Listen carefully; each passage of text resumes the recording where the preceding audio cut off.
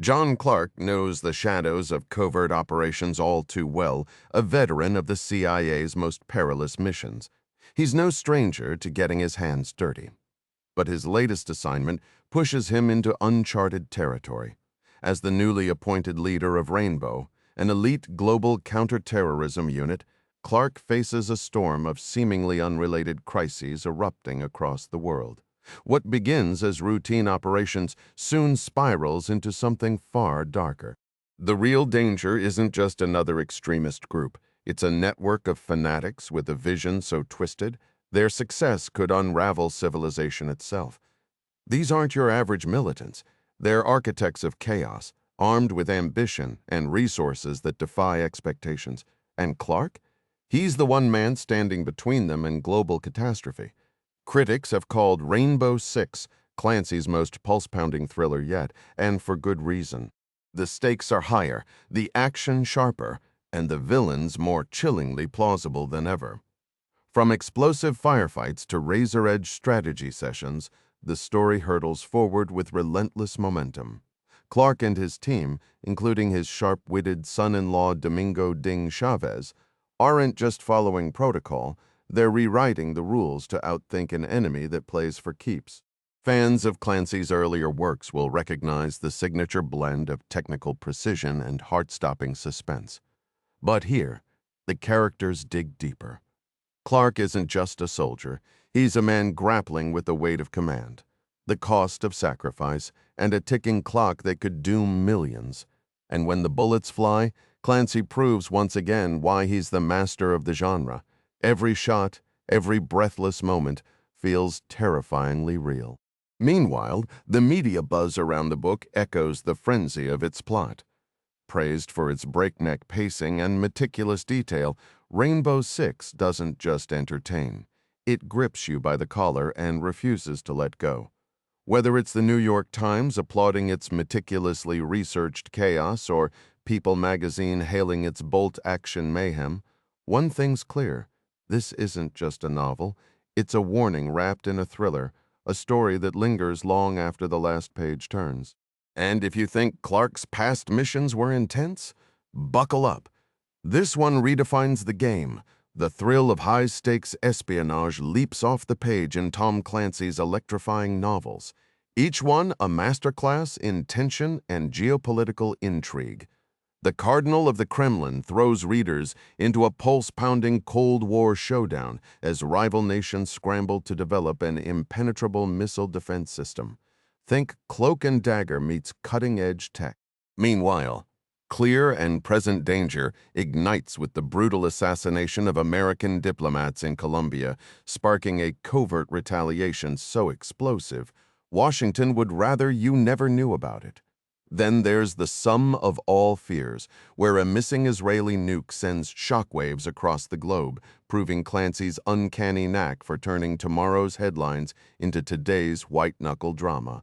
And who could forget without remorse the origin story of the enigmatic CIA operative Mr.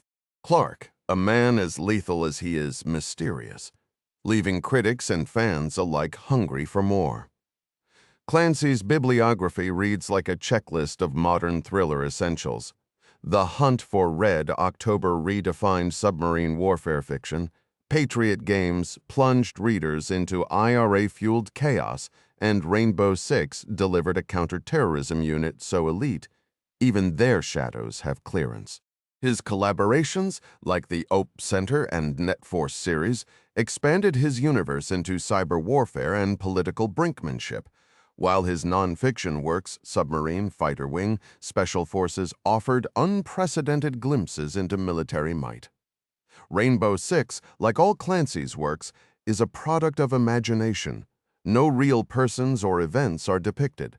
Originally published by G.P. Putnam's Sons in 1998, this Berkeley edition, 1999, ensures the adrenaline rush remains timeless. Copyright held by Rubicon, Inc., with all rights fiercely guarded, the iconic B logo of Berkeley Books at Penguin Putnam imprint stands as a seal of quality for thriller enthusiasts worldwide. Note: new details added, enhanced descriptions of geopolitical stakes in the Sum of All Fears, expanded Mr. Clark's intrigue, emphasized the nonfiction's insider perspective. Tone shift from clinical listing to immersive, hype-driven prose mid-paragraph. John Clark had logged more hours in the air than many commercial pilots. Yet the thought of crossing the Atlantic in a twin-engine jet still unsettled him. 4 engines meant redundancy. Losing one left you with 75% power. But on this United 777, a single failure would slash your thrust in half. Maybe having his wife Sandy beside him, along with their daughter and son-in-law, sharpened his unease. Or maybe not. Flying itself didn't bother him. It was more like a quiet whisper of caution he couldn't shake. Sandy, absorbed in her mystery novel, barely glanced up as he flipped through The Economist, the article on global peace mocking his instincts. Sure, the world seemed calmer now. No midnight submarine missions off Russian shores, no covert extractions in Tehran, no slogging through Vietnamese swamps to rescue downed pilots, but that didn't mean danger had vanished. If journalist Bob Holtzman ever convinced him to write a memoir, who'd believe half of it? And even if they did, the CIA would probably lock it away until he was 6 feet under. Ahead in business class, his daughter Patsy and her husband Ding were oblivious, holding hands while a flight attendant demonstrated how to inflate a life vest as if that flimsy yellow cushion would matter at 400 knots. Clark smirked. The only thing those vests guaranteed was making the wreckage easier to spot. His gaze drifted to Alistair across the aisle, catching the same flicker of tension in the man's expression as he adjusted his seat. Interesting, neither of them were the type to spook easily. Yet here they were, 2 seasoned operatives, both sensing something they couldn't name. The cabin lights dimmed as the plane taxied toward takeoff, and Clark exhaled, forcing himself to focus. Whatever it was, he'd figure it out soon enough. Alistair Stanley had once been a decorated SAS major before transitioning to a permanent role with British intelligence. Much like John Clark, he was the guy you called when delicate field operations required a firmer hand, someone who didn't flinch when things got messy. Their bond had formed years ago during a high-stakes operation in Bucharest, and now, despite both being well past their prime for adrenaline-fueled escapades, they found themselves collaborating more frequently. John wasn't thrilled about trading fieldwork for a desk job, but time had a way of forcing adjustments.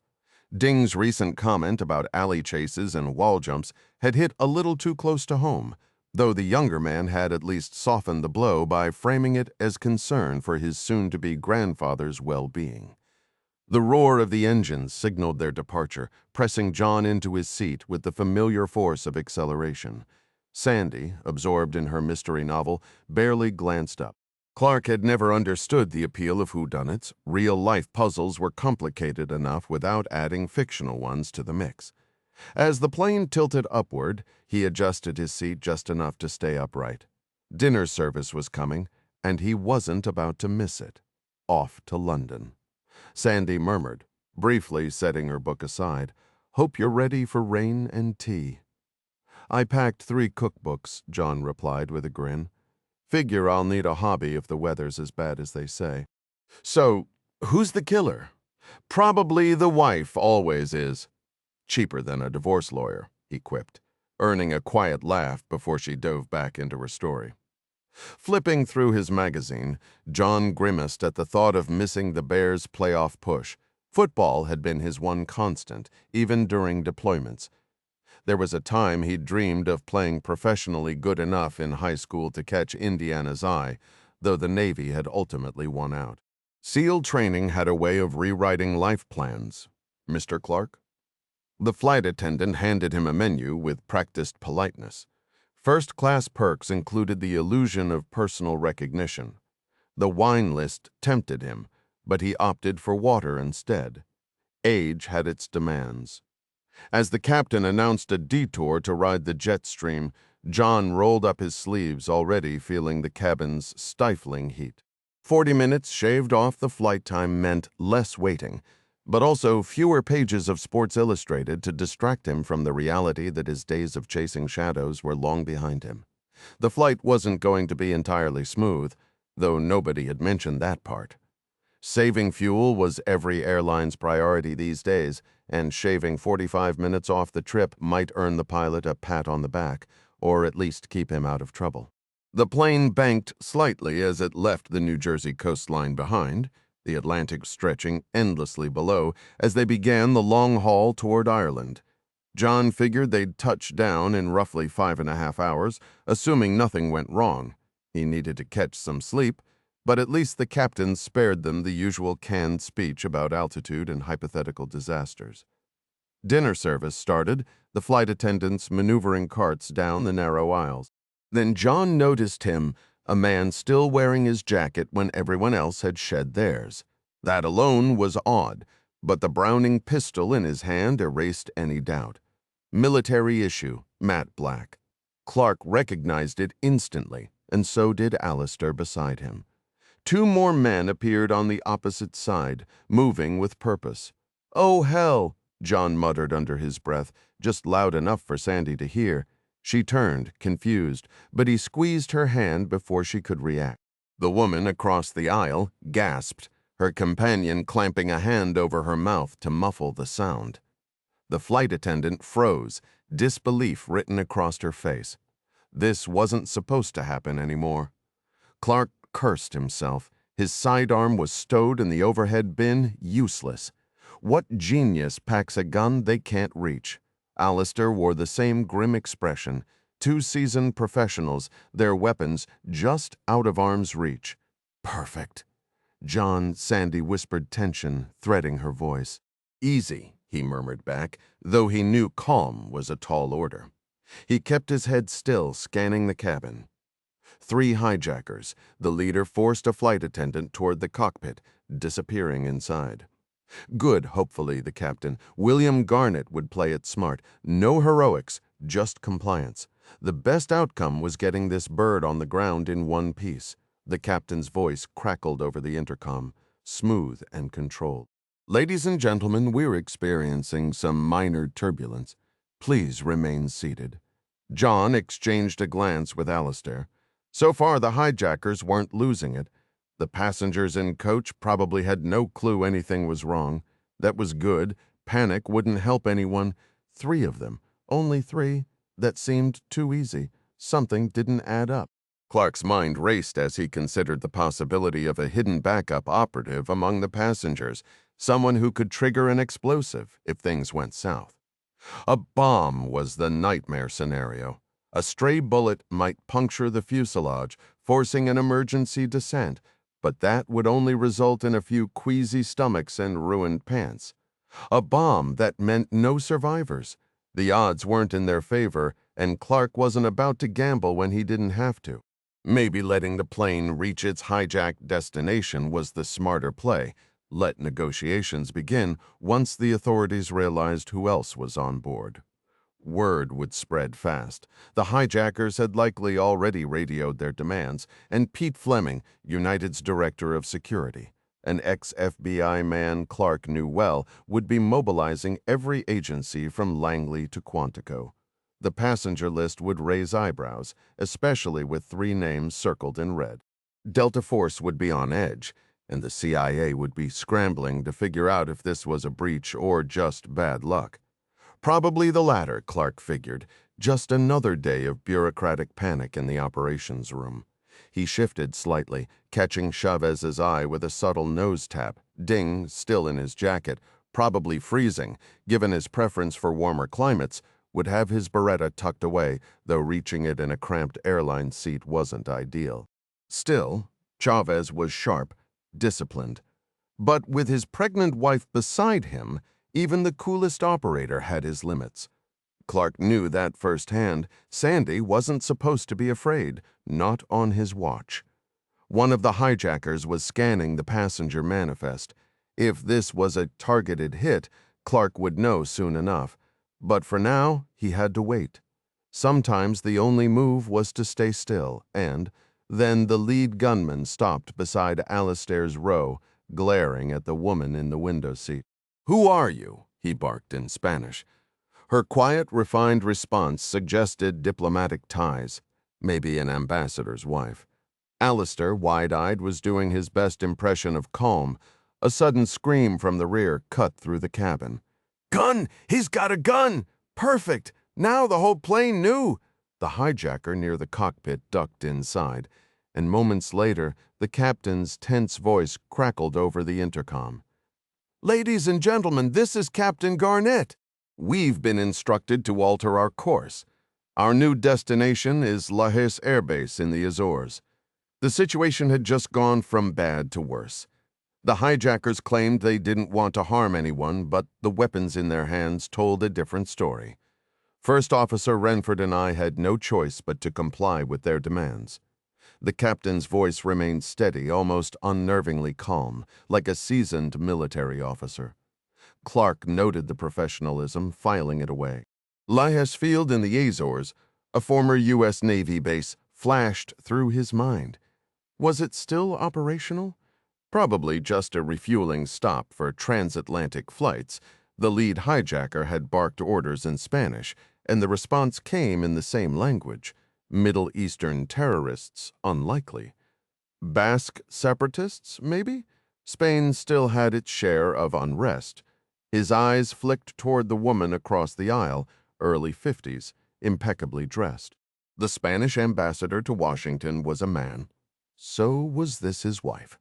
The hijacker's attention shifted abruptly. "Who are you?" he demanded.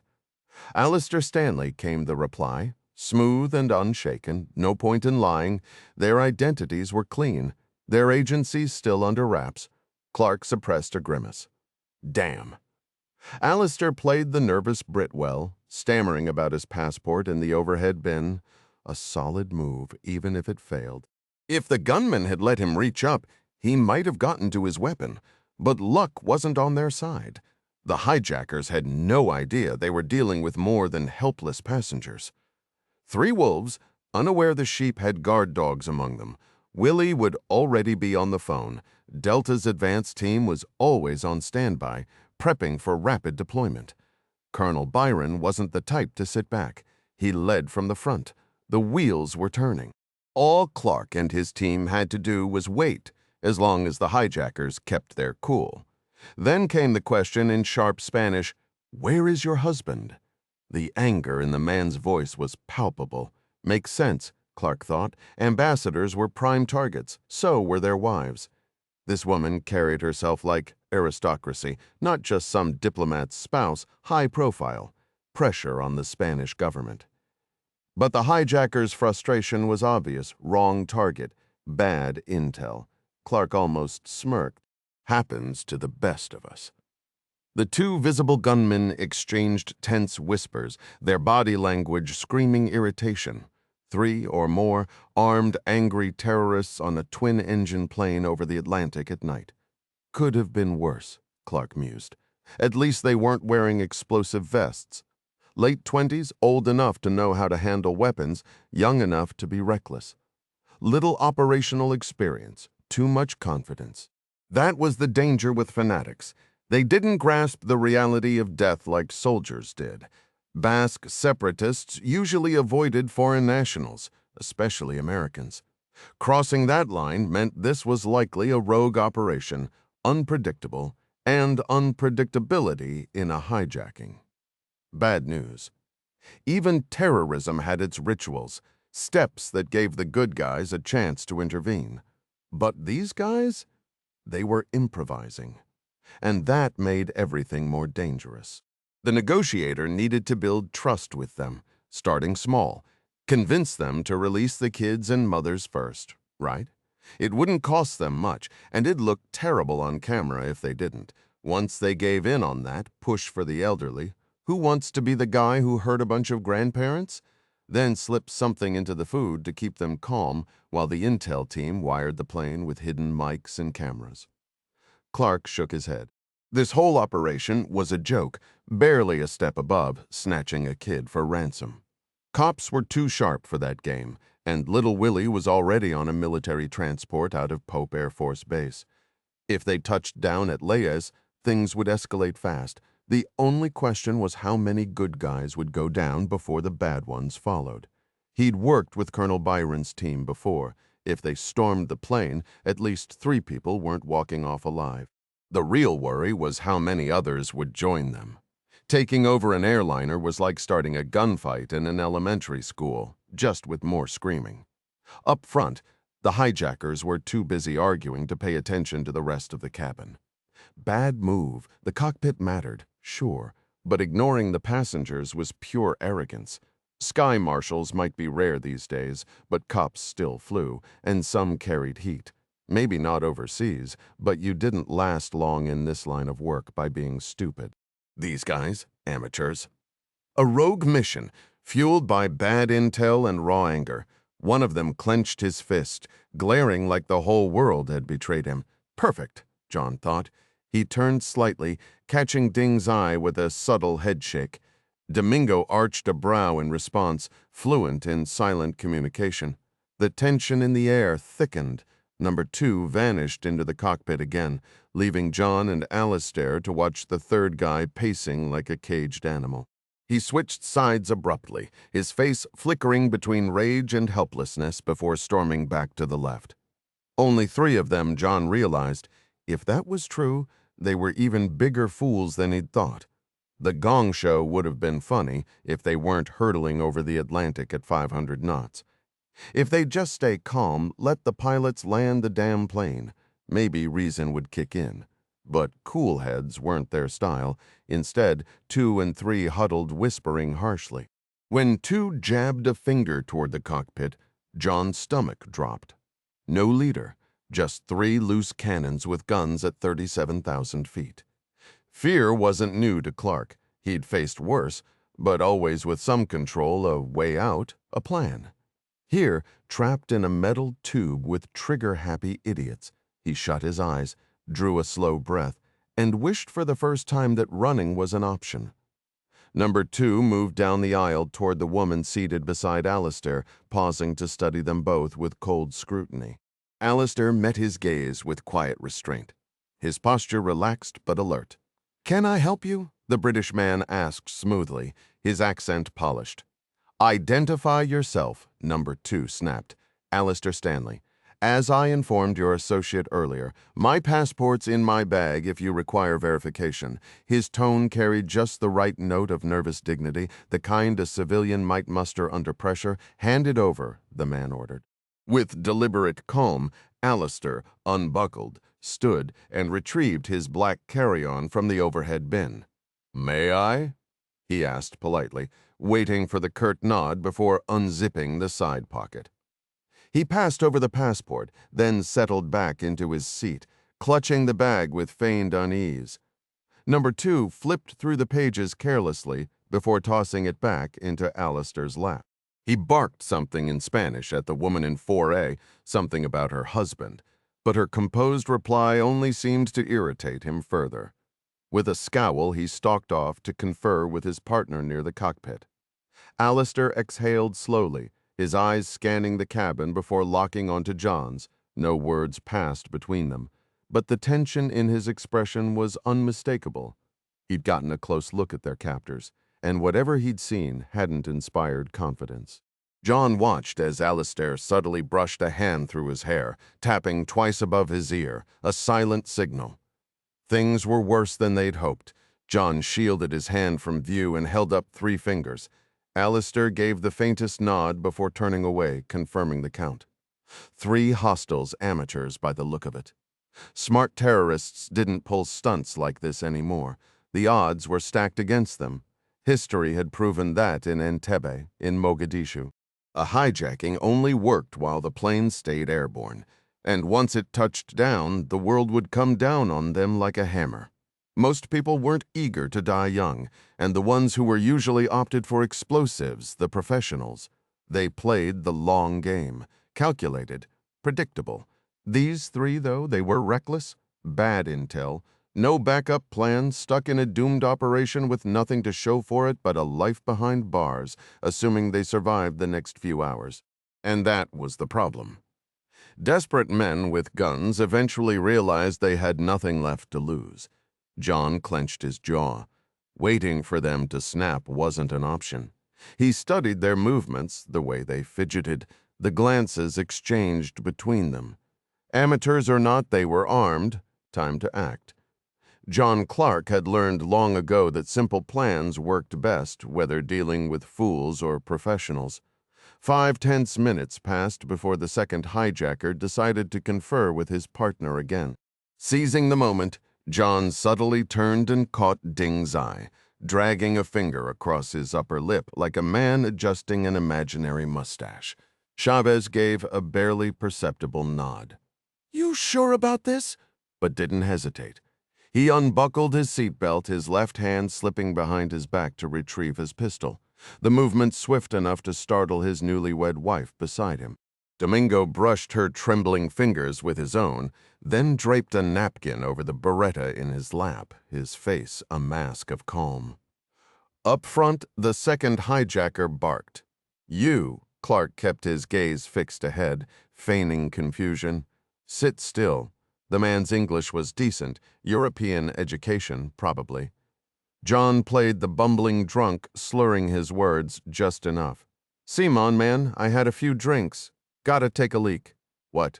You gonna shoot a guy for needing the John?" The nervous glance between the two hijackers confirmed their inexperience. The flight attendants, strapped in silently, looked terrified. John pressed his luck, unbuckling his belt and swaying to his feet. The second hijacker rushed back, shoving his gun toward Clark's chest. Sandy's breath caught. This wasn't the gentle husband she knew. This was the other John, the one whispered about but never seen. "Look, I'll be quick. Hell, you can watch if you want." John rambled, playing up the drunk act. His size helped sell it.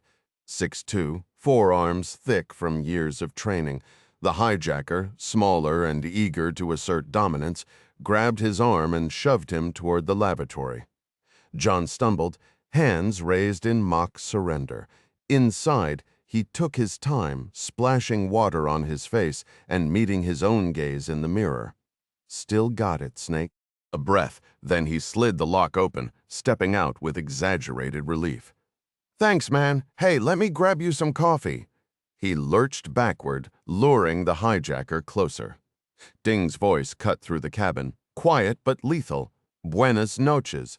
The hijacker's eyes flicked to the gun, just long enough. John's fist snapped up, cracking against his temple. The man crumpled. "Low-velocity rounds," Ding muttered. "Smart?" John acknowledged. "Stay sharp." Then, smooth as ever, Clark poured coffee into a china cup, saucer clinking as he stepped into the opposite aisle. "Miguel!" the third hijacker shouted. John extended the cup with a shaky hand. "He wanted you to have this." "Thanks again." His voice wavered. "Just another grateful passenger." "Your coffee, sir," the attendant said, handing over the cup. "Miguel!" Number 3 shouted once more. "He headed that way. Here's your drink. I need to take my seat now, all right?" John edged forward before pausing, counting on the rookie to stay sloppy. Sure enough, the man approached without caution. John made sure his hands trembled slightly, letting the china rattle just as Number 3 reached him, distracted by scanning the cabin's right side. With practiced clumsiness, Clark accidentally dropped the cup, ducking to retrieve it near Alistair's seat. The hijacker instinctively bent down, too, a fatal reflex. John's fingers locked around the gun, wrenching it upward into the man's gut. A shot might have echoed, but Alistair's Browning pistol hammered down on the base of his skull, dropping him like a sack of flour. "Couldn't wait 2 seconds, could you?" Stanley muttered, though a grin cracked through. "Brilliant performance." He spun toward a flight attendant, snapping his fingers. She bolted from her seat, sprinting down the aisle. "Find rope, tape, anything to secure them, now." John stripped the pistol's magazine, cleared the chamber, and dismantled the weapon in seconds, scattering the pieces at the feet of Alistair's wide-eyed companion. "Federal Air Marshals, ma'am, you're safe," Clark assured her. Ding emerged moments later, hauling Number 2 by the collar. The attendant returned with twine as Chavez moved toward the cockpit. "Front office, Ding," John ordered on it. Ding replied, Beretta raised as he took position by the door. Clark worked fast, his fingers recalling old Navy knots as he bound the hijackers. If their circulation got cut off, tough luck. "One left," Stanley murmured. "Watch these two. Careful up there, sensitive electronics," John warned. Ding smirked. "Yeah, I was just thinking about the in-flight menu. Veal sounds nice. Terrible place for a shootout, John. Let's lure him back here. Smart move." Facing aft, any stray bullet would likely miss critical systems, though first-class passengers might get a scare. John retrieved the fallen cup, then gestured to another attendant. "Call the cockpit. Tell the pilot Miguel needs him. When the door opens, point to me." The seasoned flight attendant complied, relaying the message. The cockpit door swung open, and Number 1 stepped out, scanning for his crew. Spotting only the attendant, he followed her gesture toward John. "Coffee?" he asked, bewildered, stepping closer, gun still lowered. "Hello," Ding said smoothly, pressing his barrel to the man's temple. The hijacker froze, hesitation written across his face. "Drop it!" Chavez barked. "He will shoot you," John added in flawless Spanish. "I suggest compliance." The man's eyes darted around, searching for his missing team. Confusion turned to dread as John disarmed him, tucking the pistol into his belt before forcing him to the floor. Ding kept his weapon trained as Clark patted him down. Aft, Stanley secured the others. "2 extra mags here." John gave a quick signal to the flight attendant, who hurried over with the rope. "Idiots," Chavez muttered under his breath in Spanish before turning to his boss. "John, don't you think that move was a bit rushed?" John didn't hesitate. "Nope." With that, he strode toward the cockpit. The pilot spun around in his seat, startled. "Who the hell are you?" Neither he nor the co-pilot, Renford, if John remembered right, had noticed the commotion in the back. "What's the closest military airfield?" John demanded. "RKF Gander," Renford answered, without missing a beat. "Then set course, Captain. You've got your plane back. All 3 hijackers are restrained." Captain Will Garnett's grip on the yoke tightened. "I'll ask again. Who are you?" His voice was sharp, adrenaline still coursing through him. John kept his expression unreadable. "Just a passenger who stepped in." The message clicked. Garnett was ex-Air Force. "Mind if I use your radio?" The captain gestured to the jump seat, guiding him through the controls. John keyed the mic. "United Flight 920, calling in. Identify yourself, over." A voice crackled back. "FBI Special Agent Carney speaking, and you are? Tell your director Rainbow 6 is on the line. Situation contained. No injuries. We're diverting to Gander. Get the Mounties ready, over. Rainbow?" Carney sounded baffled. "Exactly as it sounds," John replied. "Hijackers are secured. Patch me through to your boss." A pause, then a stunned, "Yes, sir."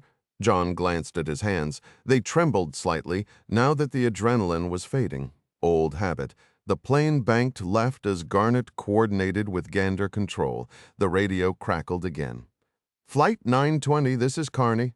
"Go ahead," John answered. "Stand by for the director." A click, then a familiar voice. "John, yeah, Dan." "What's the story?" 3 Spanish-speaking amateurs, we handled it. "Alive?" "Affirmative. We're heading to Gander, ETA 90 minutes. Get the Mounties to take custody, then arrange transport to London." "Our covers are blown," Dan chuckled. "I'll call Renee and sort it. Need anything else?" "A solid 8 hours of sleep wouldn't hurt." "Done," Dan said before the line cut out. Garnett wasn't letting it go. "Seriously, who are you people?" John leaned back. "Air marshals." "Wrong place, right time." "Clear enough." Garnett exhaled. "Suppose so. Glad you were here. That guy up front was unstable. Had us sweating." John smirked. "Join the club." Meanwhile, in New York, a fleet of powder blue vans crisscrossed the city, collecting the homeless and delivering them to discreet rehab centers.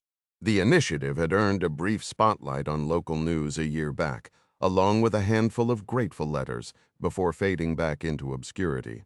Just another quiet act of kindness lost in the city's endless noise. The night air had turned crisp as midnight neared, and the outreach vans rolled through the dimly lit streets of downtown Manhattan, offering shelter to those with nowhere else to go. Unlike the old police sweeps, no one was forced inside. Instead, volunteers from a corporate charity extended a quiet invitation. A warm bed, no strings attached, no sermons required. Those who refused were still given thick, donated blankets, slightly worn but still sturdy enough to fend off the autumn chill. Some chose to stay behind, clinging to the illusion of freedom, but most accepted. Even the hardcore street drinkers couldn't resist the promise of a real mattress and a hot shower. Tonight, the van was packed with 10 passengers, the last few buckling in as the doors sealed shut. None of them realized this wasn't one of the usual 4 vans making the rounds, not until the attendant turned from the front seat with a smile and passed around bottles of cheap but decent California Red. A little something extra had been mixed in, and by the time the van reached its destination, every passenger was either unconscious or too dazed to protest. The ones who could still move were guided into a second vehicle, strapped into makeshift cots, and left to drift off. The rest were carried like cargo, secured by pairs of silent workers. Meanwhile, the first van was already being sanitized, steam blasting away any traces of its unusual cargo. The second truck rumbled onto the West Side Highway, then veered toward the George Washington Bridge, slipping out of the city and into the quiet sprawl of New Jersey before doubling back into upstate New York. Unbeknownst to anyone inside, Colonel William Lytle Byron was already airborne in a military tanker, trailing the hijacked United flight by just an hour before diverting toward Gander. Back on the 777, the 3 would-be hijackers lay hogtied and blindfolded near the front of first class, their presence ignored by the other passengers. John, Ding, and Alistair had claimed the best seats, sipping coffee while keeping a watchful eye. "You ever hear about the Ethiopians?" Stanley mused, stirring his tea. "Few years back, some idiots tried hijacking their national airline. Security on board handled it, wrapped towels around their necks to keep the seats clean, then slit their throats right there in first class." Ding smirked. "Messy, but effective." "Indeed," Stanley agreed. "Haven't had a hijacking since." The plane shuddered as it touched down in Gander, the runway lights flashing past the windows. A few relieved cheers rose from the back as the jet taxied toward the military hangars. The door hissed open, revealing a waiting scissor lift and a Royal Canadian Air Force officer sidearm at his hip, followed by 3 plainclothes cops. John and the others unbuckled, keeping one last glance at their bound captives before stepping toward the exit. The officer eyed John carefully. "You're Mr. Clark?" John nodded, gesturing toward 3 disheveled figures slumped nearby. "Those would be your suspects if we're using official terminology." His smirk carried the weight of exhaustion. As the officers moved to secure the detainees, a Canadian official approached. "Your alternate transport will arrive in roughly an hour." John gave a curt nod of thanks while the group gathered their belongings, and in 2 cases, their drowsy spouses. Patsy had to be shaken awake, while Sandy barely glanced up from her novel. Minutes later, all 5 were bundled into an RCAF vehicle, just as their former aircraft rumbled toward the terminal for refueling. Ding, after settling his wife in an empty, ready room, turned to the senior officer. "What's the plan for England?" The cop adjusted his cap. "Your Air Force is dispatching a VC-20. Heathrow will handle your luggage, and Colonel Byron's team will take custody of these 3. Stanley passed over 3 airsick bags, clinking with disassembled firearms, Browning M1935s, military issue, no explosives, amateurs, really. Basque separatists, if I had to guess. They were targeting the Spanish ambassador's wife, Señora Constanza de Monterosa. Her family owns those exquisite vineyards. This reeked of a rogue operation." The officer's brow furrowed. "And you are?" Clark cut in smoothly. "That's classified. You're repatriating them." "Under the Hijacking Treaty, yes, though I'll need a statement for the press." John shrugged. "Say 3 off-duty American officers intervened." "Close enough." Ding chuckled, rubbing his face. "First arrest, and I botched the Miranda rights." Guess jet lag's my excuse. The receiving team wrinkled their noses as the prisoners were unloaded near Binghamton, reeking of sweat and cheap wine, inside the sterile facility. Each was sprayed with a mist from a window cleaner-style bottle. Then half-received mysterious arm injections, bracelets labeled them 1 through 10. Evens got the serum, odds didn't. As the drugged figures were hauled to bunks, the delivery truck vanished toward Illinois, its driver oblivious. The VC-20B's cramped cabin offered little beyond stale sandwiches and mediocre wine, but the hum of engines lulled the team to sleep until landing at RAF Northolt. John squinted at the weathered hangars. Battle of Britain relics? Stanley yawned. Still operational, even for corporate jets, Ding groaned, craving caffeine. What's the local time? 8 a.m., and yes, same as Zulu. Alistair muttered. Rain sheeted down as they trudged to the terminal, where a bored official stamped passports between sips of Earl Grey. Welcome to England, a trio of sleek black Daimler limousines idled outside, ready to whisk them away from the military base. The convoy rolled west, then turned south toward Hereford, a clear sign, Clark mused from the front seat, that he was dealing with civilian bureaucracy. If this were a real military operation, they'd have taken helicopters. Still, Britain had its comforts. They pulled into a McDonald's along the highway, where Sandy wrinkled her nose at John's Egg McMuffin and coffee order. She'd been nagging him about his cholesterol for months. Between bites, her mind drifted back to the night before. "John?" she asked. "Yeah, hon. Who were those men?" He glanced over, catching her nod. Probably Basque separatists. Looked like they were after the Spanish ambassador, but they botched it.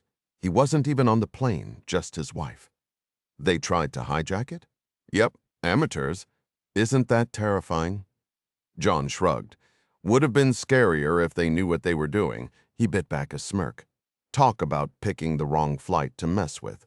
But now wasn't the time for humor, not with Sandy beside him and British traffic laws seemingly optional. 80 miles per hour on the wrong side of the road. Did speed limits even exist here? Sandy pressed on. What'll happen to them? Under international treaty, Canada will extradite them to the U.S. for trial. Federal court air piracy charges they'll be locked up for decades. He left unsaid. How much worse Spain might have handled it. First hijacking in years, she murmured. Yep, John agreed. Only a special kind of idiot tried pulling stunts like that, yet somehow the world kept producing them, which was exactly why he led Rainbow. His recent memo had cut through the usual bureaucratic fluff. With the Soviet Union gone, global tensions had eased. Good news, no question. But the flip side, a new breed of threats. Rogue operatives, freelance terrorists, nations playing both sides. The old rules no longer applied. Back then, state sponsors kept their proxies in check. Now, the price of admission was chaos. His solution? A multinational strike force, Rainbow, based in the UK. For solid reasons. The SAS had unmatched expertise, London's airports offered global reach, and British press laws provided operational secrecy America couldn't match. Simple, strategic, and absolutely necessary. Because while the world had changed, one truth hadn't. There'd always be someone dumb enough to try their luck, and Rainbow would be waiting.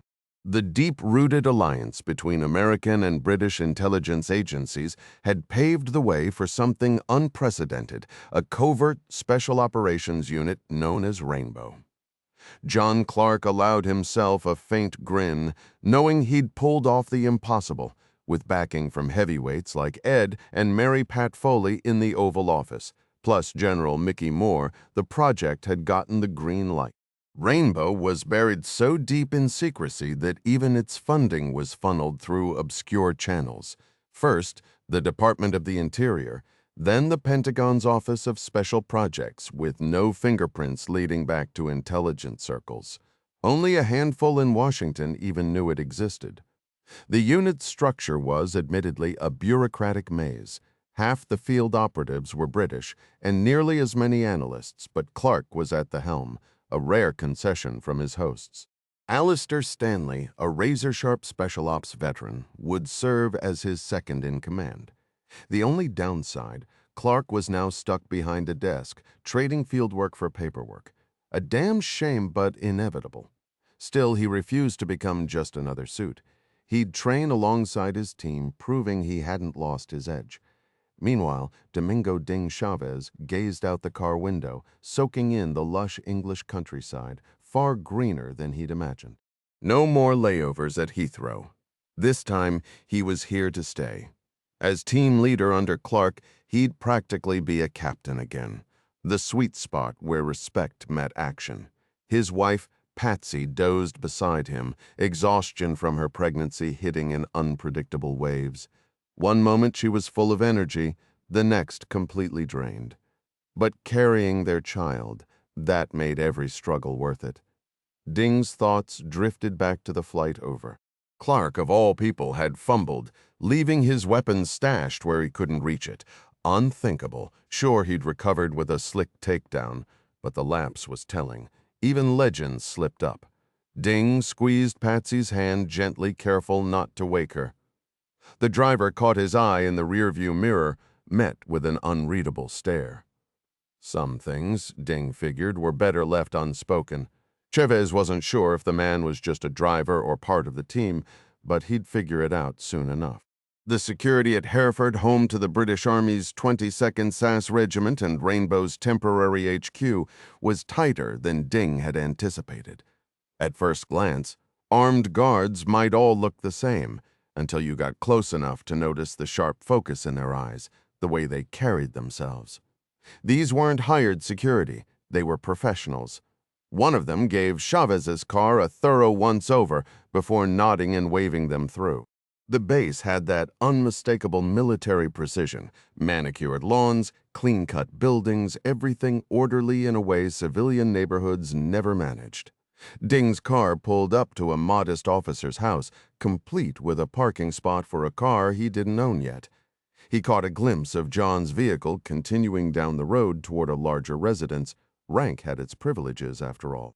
As Ding stepped out and moved to grab their luggage from the trunk, or boot, as the Brits called it, a voice stopped him.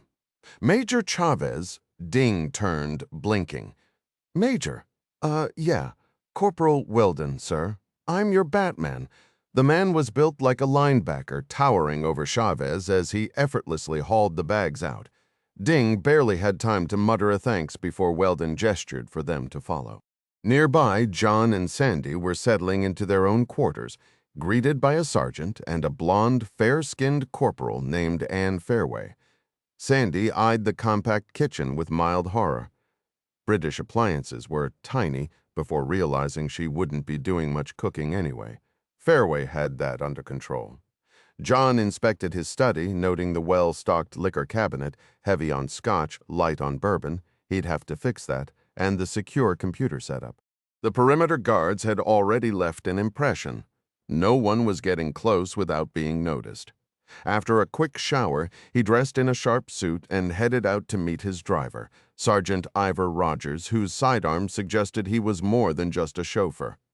As the car pulled away, Sandy called after him, "Have fun, honey." John smirked. "You bet." Rogers gave a polite nod. "Good morning, sir." Clark shook his hand, appreciating the professionalism. The Brits didn't mess around with security. Not here, not with the SAS involved. And if anyone understood caution, it was him. "We have to be careful every step of the way." The others knew that already. The real challenge was making sure they stayed ahead of the threats, because the dangerous ones, they were always watching.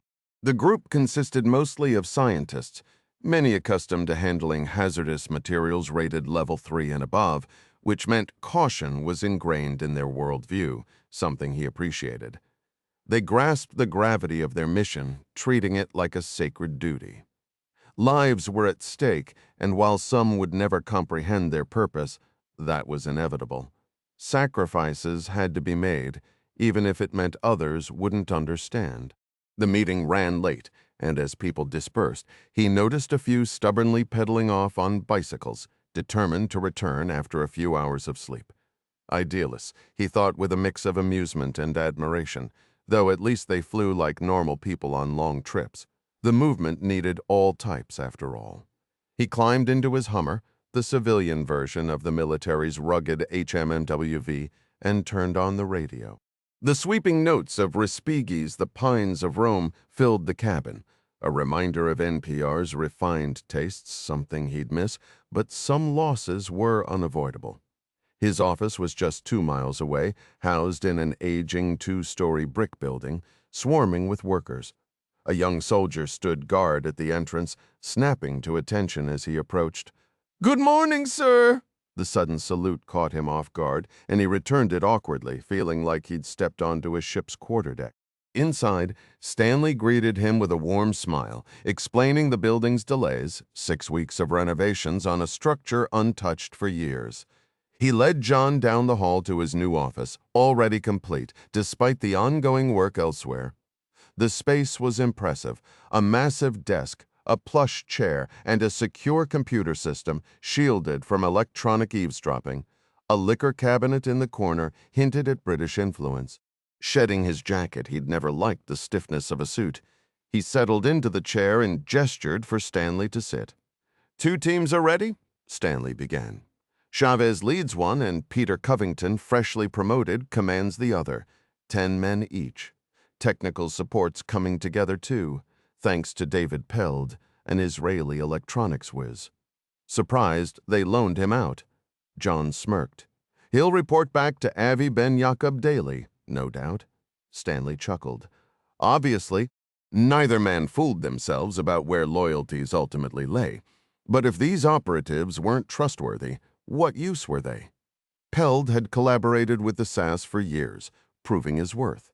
The pieces were falling into place. The guy's connections are seriously impressive. He's got ties to every major tech company from Silicon Valley to Taiwan.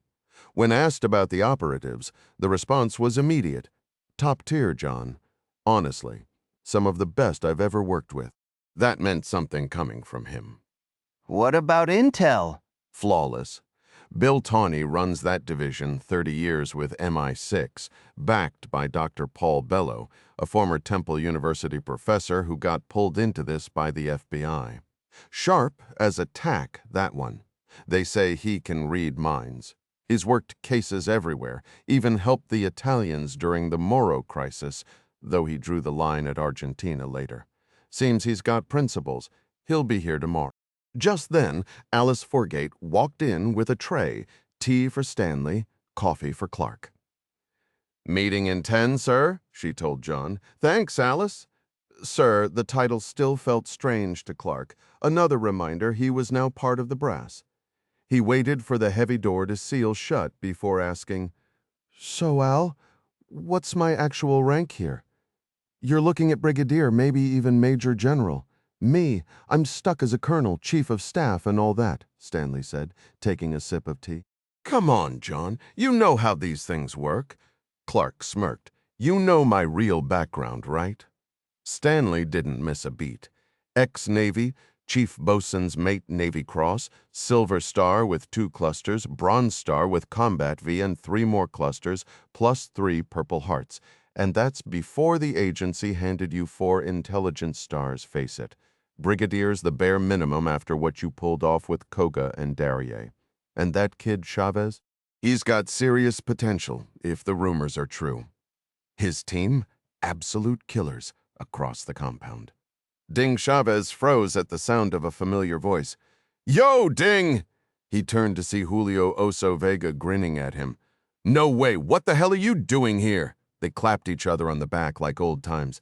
"Got tired of the Rangers, switched to Delta at Bragg, then this gig popped up," Oso said, flexing his massive arms. "Heard you're running Team 2? Ding laughed. "Something like that. Damn, man, you still eating weights for breakfast?" Oso grinned. "Gotta stay ready, sir." His uniform was decked out. Combat infantry badge, master parachutist wings. "You're looking lean, though, still running. Only when I need to," Ding shot back. "Smart man." Oso clapped him on the shoulder. "Sman, meet the team. They're solid." Team 2's HQ was a no-nonsense brick building, each man with his own desk and a shared secretary, Catherine Mooney, young enough to turn heads, Ding noted. The team was all NCOs, a mix of Americans, Brits, a German, and a Frenchman, every one of them built like a tank. Ding felt a flicker of doubt leading these guys meant being the best at everything they did. First up was Sergeant Louis Loisel, ex-French paratroops, now DGSE. Compact, dark-haired, with a relaxed confidence that said he could handle anything. His file listed him as a crack shot with both pistol and rifle. The kind of guy who made hard things look easy. Ding took it all in, mentally upping his own training regimen. No room for slack in this crew. Sergeant Dieter Weber stepped forward next, a seasoned paratrooper who had survived the grueling Mountain Leader course, Germany's answer to extreme endurance training. With his sharp features, pale complexion, and blonde hair, he could have been plucked straight from a vintage military recruitment ad. Ding was immediately struck by Weber's flawless English, so natural he could have blended in effortlessly in New York or London. A transfer from Germany's elite GSG-9 counter-terror unit, Weber carried himself with the precision of a man who had spent years in the shadows. Towering at 6'3", he offered a brisk, no-nonsense handshake, firm grip, quick release, while his piercing blue eyes sized Ding up like a sniper assessing a target. This was a man who lived behind a scope. Opposite him stood Sergeant First Class Homer Johnston, Rainbow's other sharpshooter, a wiry Idaho native who'd been hunting since childhood. Unlike Weber's imposing frame, Johnston was lean, built for endurance rather than brute strength. A former Green Beret and Delta operator, he had the quiet confidence of someone who'd seen more than his share of action. The two snipers had an unspoken rivalry, each pushing the other to be sharper, faster. The rest of the team was a mix of American and British operatives, hardened professionals from Delta Force and the SAS. Steve Lincoln, Paddy Connolly, Scotty McTyler, and Eddie Price had cut their teeth in Northern Ireland and other global hotspots. The Americans, Mike Pierce, Hank Patterson, and George Tomlinson, lacked the SAS's decades of urban combat experience, but they made up for it with relentless training. Ding knew these men had cross-trained so extensively that their tactics were nearly interchangeable. Every one of them was taller, tougher, and more battle-tested than he was. The realization hit him like a gut punch. He'd have to prove himself fast. "Who's the ranking NCO here?" Ding asked. "That'd be me, sir," Eddie Price answered. At 41, the former SAS color sergeant was the oldest in the room. His demeanor a mix of professionalism and quiet challenge. His smile was polite, but his eyes said, "Let's see what you've got." Ding smirked. "Guess you waited for me to lead PT, huh? Wouldn't want to start without you, Major." Price replied, the challenge now unmistakable. Ding rolled his shoulders, feeling the stiffness from the long flight. "All right, then. Where's the locker room?" He prayed his recent training would be enough to keep up. At the front of the room, John Clark cleared his throat. "Name's Clark. I'm in charge. You all volunteered for Rainbow, so I assume you know what you're signing up for." Questions. The room stayed silent, a few men shifting uncomfortably. "Good. Our playbook won't be much different from what you're used to, but we'll drill it until it's second nature. Training starts tomorrow." He paused, his tone hardening. "Officially, we're already operational. That means the call could come any second. Are we ready?" Alistair Stanley, his second in command, didn't hesitate. "No, realistically we need 3 weeks." Clark nodded. "I know, but the world doesn't wait for us to be ready. The work ahead couldn't wait. It had to be tackled immediately. By next Monday, I'll begin running simulations. Let me be clear, I'm not some unreasonable taskmaster. I've been out there in the field, and I understand how things unfold. Perfection isn't the expectation, but the relentless pursuit of it is. Every mistake we make has consequences. People who should survive won't. That's the brutal reality we all accept. But we minimize errors, learn from them, and adapt. In counterterrorism, evolution isn't optional.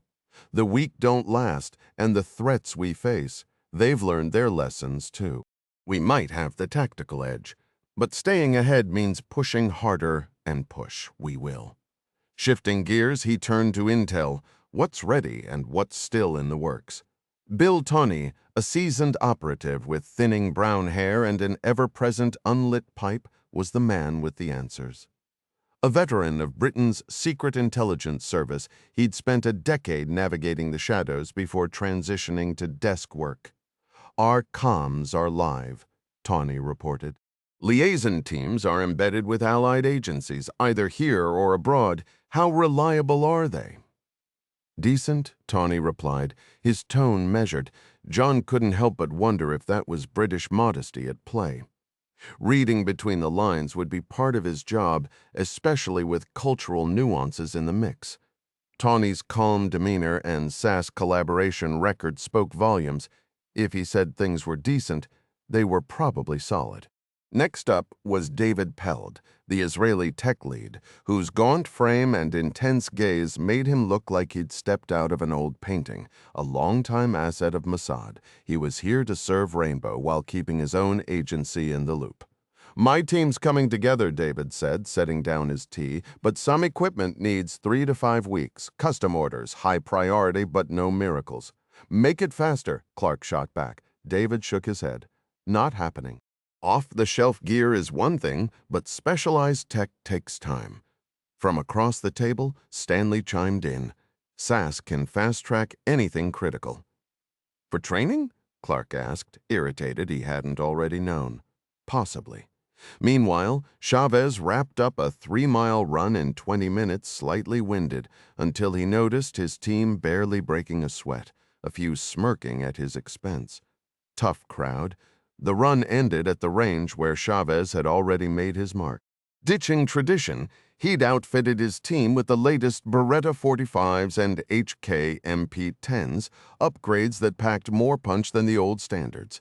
Ding Chavez silently grabbed his pistol, slipped on his ear protection, and stepped up to the firing line where the silhouette targets stood just 15 feet away. His own shots had clustered neatly in the head region. But glancing left, he noticed Dieter Weber's grouping, a single tight pattern no larger than a quarter, dead center between the eyes. Beside him, Paddy Connolly's shots formed an even tighter cluster, barely half an inch wide, precision that would make most competitive shooters envious. Ding had always assumed European operators lagged behind when it came to handguns, but clearly intensive training had closed that gap. The team switched to their HK rifles, their diopter sights making even difficult shots feel effortless. Ding moved down the line, observing as his men engaged steel targets shaped like human heads, each one popping up only to drop with a sharp metallic clang the instant they were hit. He paused behind First Sergeant Julio Vega, who ejected his spent magazine and turned with a grin. "Told you these guys were sharp?" Boss Ding raised an eyebrow. "How long have they been at it?" "Little over a week," Vega replied, wiping sweat from his forehead. "And they still run 5 miles before breakfast." Remember that hellish training op in Colorado? What struck Ding most wasn't just their accuracy. It was their rock-steady composure, despite the grueling run beforehand, designed to simulate the adrenaline dump of real combat. These guys didn't even breathe hard. As a former squad leader in the 7th Light Infantry, Ding had once been among the most lethal soldiers in uniform, which was why John Clark had recruited him for the agency. He'd faced down some brutal missions, and it had been years since he'd doubted his own skills. But watching these operators work, a quiet voice in the back of his mind whispered otherwise. "Who's the best shooter here?" Ding asked. Vega didn't hesitate. "Weber, that German mountain training. Yeah, it's no joke. Dude's not human. Hand to hand, pistols, rifles, doesn't matter. He's lethal. I swear he could chase down a buck and strangle it barehanded if he had to." Coming from a ranger school and Fort Bragg graduate, that wasn't just bar talk. Vega was as hard as they came. And the smartest? Connolly? Those SAS boys are on another level. But don't sweat it, Hermano. We'll catch up. Just like Colorado, Ding's jaw tightened at the memory. Too many good men lost in the Colombian mountains on a mission their own government would never acknowledge. He pushed the thought aside as the last rounds were fired, not a single miss in the entire session. 100 rounds per man, standard daily training for operators who burn through 500 a week. Tomorrow, the real work would begin. John Clark wrapped up the briefing with his usual no-nonsense efficiency. Staff meetings at 8:15 sharp, formal review every Friday. My door's always open. Hell, there's a phone next to my shower if it's urgent. Now, I'm gonna go see how the new guys handle live fire. Anything else? Good. Dismissed. The room emptied, leaving only Alistair Stanley behind, sipping his tea. Not bad for a man who hates paperwork, he remarked. Clark smirked. That obvious? You'll adapt. When's PT? 6:45, you planning to join? I'll try, Clark said, stretching his shoulders. Alistair chuckled. You're too old for this, John. The group of men, most pushing 60 and far from marathon runners, stirred awake slowly over the course of an hour. They lingered in bed, some dragging themselves to the bathroom where they discovered pain relievers and showers, options half took while the others couldn't be bothered. A surprise breakfast buffet awaited in the next room, piled high with scrambled eggs, pancakes, and crispy bacon. A few even remembered basic manners, much to the amusement of the observers watching from the monitoring room. Their mysterious host appeared after breakfast, offering fresh clothes and an unsettlingly cheerful welcome. "What kind of place is this?" demanded the man labeled 4, eyeing the setup with suspicion. This was no homeless shelter, he recognized. Behind his snug mask, the host explained, "My company is conducting a study, and you gentlemen are our honored participants. You'll have comfortable beds, medical care," and he slid open a hidden panel revealing a fully stocked bar with top-shelf bourbon, imported wines, and every mixer imaginable. Drinks on the house. "Wait, we can't leave?" Number 7 asked warily. The host's masked smile was audible. "We'd prefer you stay." The offer of morning cocktails proved irresistible, especially the expensive whiskey, which vanished fast. Unbeknownst to them, the alcohol carried an undetectable additive, and soon they were drowsily retreating to their beds, some flipping on the TVs, while others finally bothered to shower and shave. Half a building away, Dr. Archer zoomed in on each guest via surveillance feeds. "They're textbook cases," she remarked. "Their bloodwork's probably a horror show." Dr. Kilgore nodded. "Number 3 looks rough. Think we can clean him up a little before?" Archer sighed. "We shouldn't skew the data, but morale would tank if he croaks early." Kilgore chuckled darkly. "Shakespeare had it right. What a masterpiece humanity is." "Well, some of us?" Archer shot back. "I'm shocked they didn't toss a woman into this experiment." "Are you, though?" Kilgore smirked, earning an eye roll. Corporate's orders were clear. Treat them like pampered guests. Feed them, clean them, keep the booze flowing as long as their bodies held out. Kilgore frowned at the memo. Using homeless alcoholics had its perks. No one would come looking. Even if someone did, NYPD wouldn't waste time on missing men who'd already slipped through society's cracks.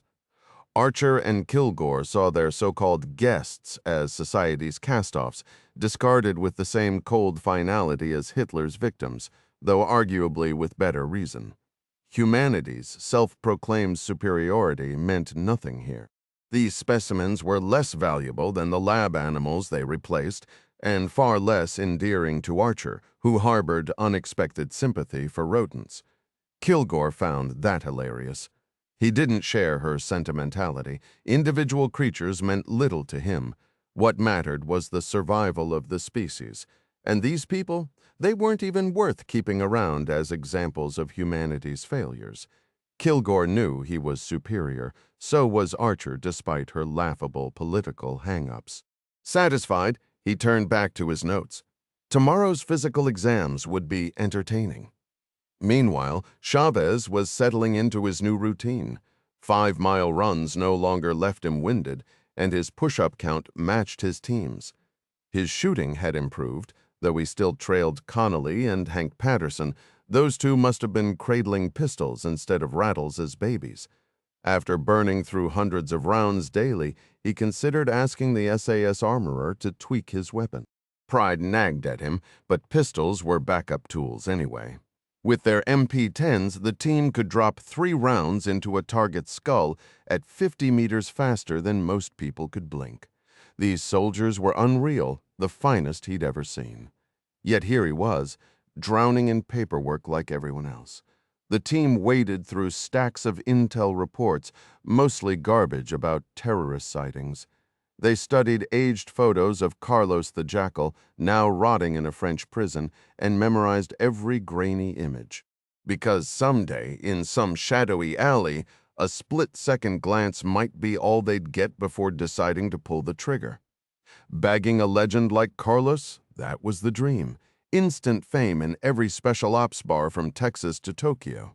He smirked. Funny how this trash on his desk suddenly didn't seem so worthless after all. Capturing the next big-name criminal, like Carlos, would likely come down to some beat cop in Sao Paulo or some backwater town in Bosnia catching a lucky break. Maybe a tip from a snitch would lead them to the right house. And suddenly all those wanted posters plastered in police stations worldwide would click into place. Then it'd be up to that officer's instincts, either cuff the guy right then or call for backup if things looked dicey. If they played it smart, a specialized unit like Chavez's Team 2 might get the green light to move in, taking the target down soft or hard no matter who was watching. Maybe even a clueless family who never suspected dear old dad's shady past, and boom, instant CNN headline. That was the downside of desk work. Too much time to let the mind wander. Chavez, technically a simulated major, glanced at his watch and pushed away from his desk, dumping a stack of paperwork on Miss Mooney's desk. He didn't even need to ask if the team was ready. They were already geared up and waiting near the exit. Grabbing his sidearm and belt, he moved to the prep room, which the Brits would call a robing room, though it was stocked with tactical gear instead of robes. Team 2 was already there, suited up in black fatigues and body armor, joking around like it was just another day at the office. Once everyone was locked and loaded, they hit the armory for their submachine guns. Each operator slung their weapon, checked the mag, and racked the bolt before adjusting the fit for their personal grip. 2 weeks of drills had hammered the routines into muscle memory. 6 core scenarios, each adaptable to different environments, but the worst by far was a hijacked airliner, tight spaces, panicked civilians in the line of fire, and the ever-present threat of some lunatic with a bomb strapped to his chest. Terrorists loved bluffing with explosives, but all it took was one with the nerve to actually pull the trigger, and the whole plane turned into a flying coffin. Team 2 couldn't afford hesitation. Most terrorists feared capture more than death, so every shot had to count. Storming the cabin had to be brutal and precise. Flashbangs first to disorient, then clean headshots before anyone had time to react. The real wild card?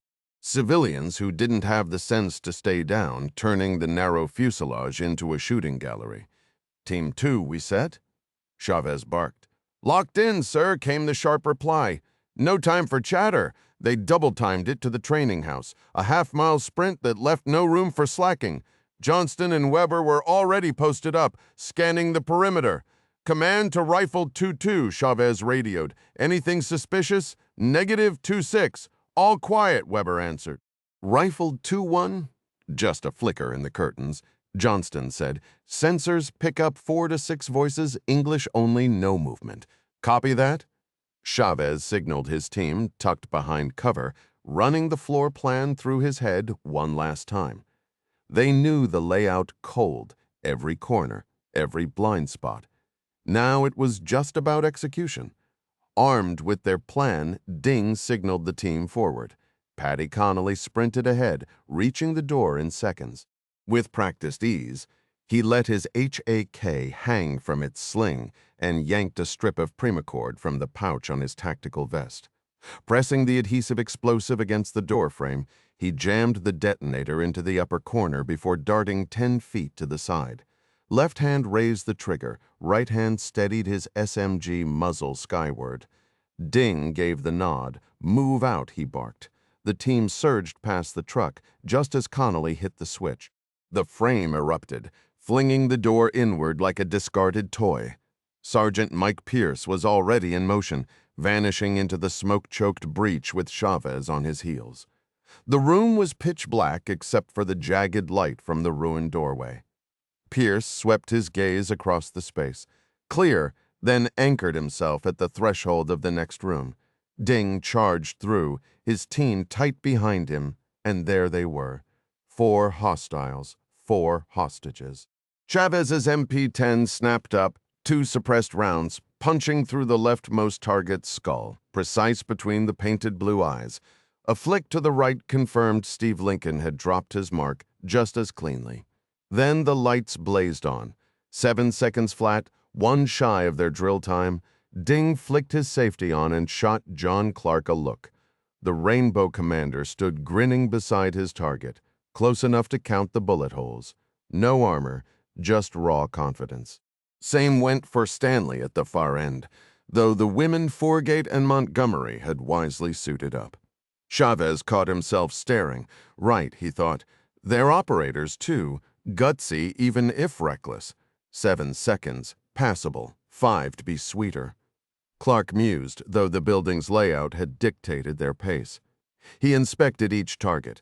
McTyler showed a single ragged hole, proof of a double tap. Every shooter here could have walked into third SOG without breaking stride. Training had come a long way since Vietnam. Clark noted dryly, offering Helen Montgomery a hand up. She wobbled slightly. "All good?" he asked. "Absolutely. First time under fire," she admitted, breathless. "My third," Alice Forgate cut in, brushing dust off her sleeves. "Never gets old." Clark smirked. "Yeah, thrilling, right until you're staring down a muzzle flash. No armor had been stupid, but he'd needed the visibility. Not that it mattered. The team was flawless." "Outstanding," Stanley called from across the room, pointing at a sheepish sergeant. "Patterson, sir, nearly ate it on some debris, recovered like a pro shot, didn't waver." Patterson gave a tight nod, pride flickering behind his stoic mask. The team leader approached Clark, securing his weapon as he moved. "Log us as fully operational, Mr. C," Chavez said with a grin. "Let the opposition know they're in for a rough time. How did Team 1 perform?" 2/10 quicker. John replied, amused as the shorter leader of Team 2 visibly deflated. "Appreciate it." "For what?" "For not embarrassing your father-in-law." John gave him a firm pat on the back before exiting. "All right, everyone," Ding called to his squad, "gather the spent casings and prep for debrief." 6 news crews had captured the exercise, and Stanley would dissect every second of footage. Later, they'd unwind with drinks at the 20 Seconds NCO Club, where Ding had learned the British took their ale as seriously as their training. Scotty McTyler's dart skills rivaled Homer Johnston's sharpshooting, a fact that never failed to impress. Though technically a simulated major, Ding didn't let rank stop him from sharing a round with his sergeants, reminiscing about his days as a squad leader before joining the CIA. His tales of the ninjas earned equal parts laughter and admiration. Even Domingo had to concede, after a few pints of John Courage, that this unit outshone his old 7th Infantry Division. Back in his office, Clark poured Stanley a single malt scotch while nursing his own wild turkey. "So, Al, your verdict?" Stanley shrugged. Technically sharp, marksmanship's solid fitness is on point. They adapt well under pressure, and thankfully, no friendly fire incidents. "But," Clark prodded, "but real combat's the only true test. They're SAS level. Sure, but half of them are ex-SAS." John suppressed a sigh. Classic European skepticism, always waiting for the sky to fall. "Chavez?" "Exceptional," Stanley admitted. Nearly Covington's equal. Clark nodded, ignoring the slight. Covington had years at Hereford under his belt, but Ding was closing the gap fast. Soon their performance would hinge on who'd slept better or eaten a heartier breakfast. The team was razor-ready. Now it was about keeping them there. Meanwhile, across the Atlantic, Dmitry Popov swirled his vodka, studying the American across the table. Their meeting in Paris had been serendipitous. Popov, a cashiered KGB colonel, had spotted an opportunity when the wealthy stranger inquired about Russian business ventures. His fluent English and blunt opinions had betrayed his past, but the American seemed intrigued rather than deterred. Popov had long resented his stalled career, convinced he deserved a general's rank. Now, in this dimly lit bar, he sensed a chance to finally leverage his skills for the right price.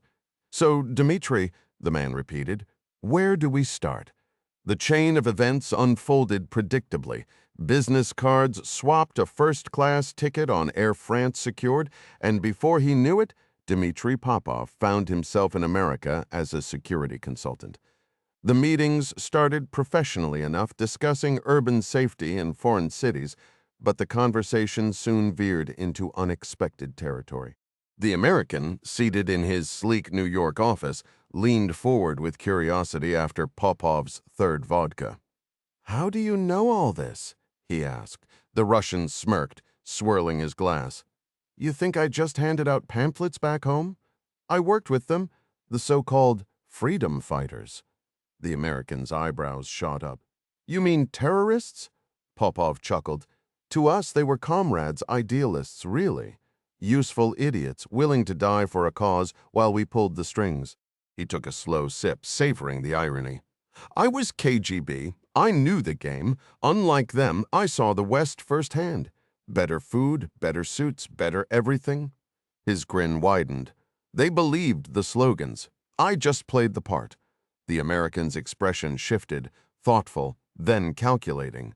"And these people, where are they now?" "Hiding," Popov shrugged. "Menial jobs, wasted degrees. But contacts don't just disappear."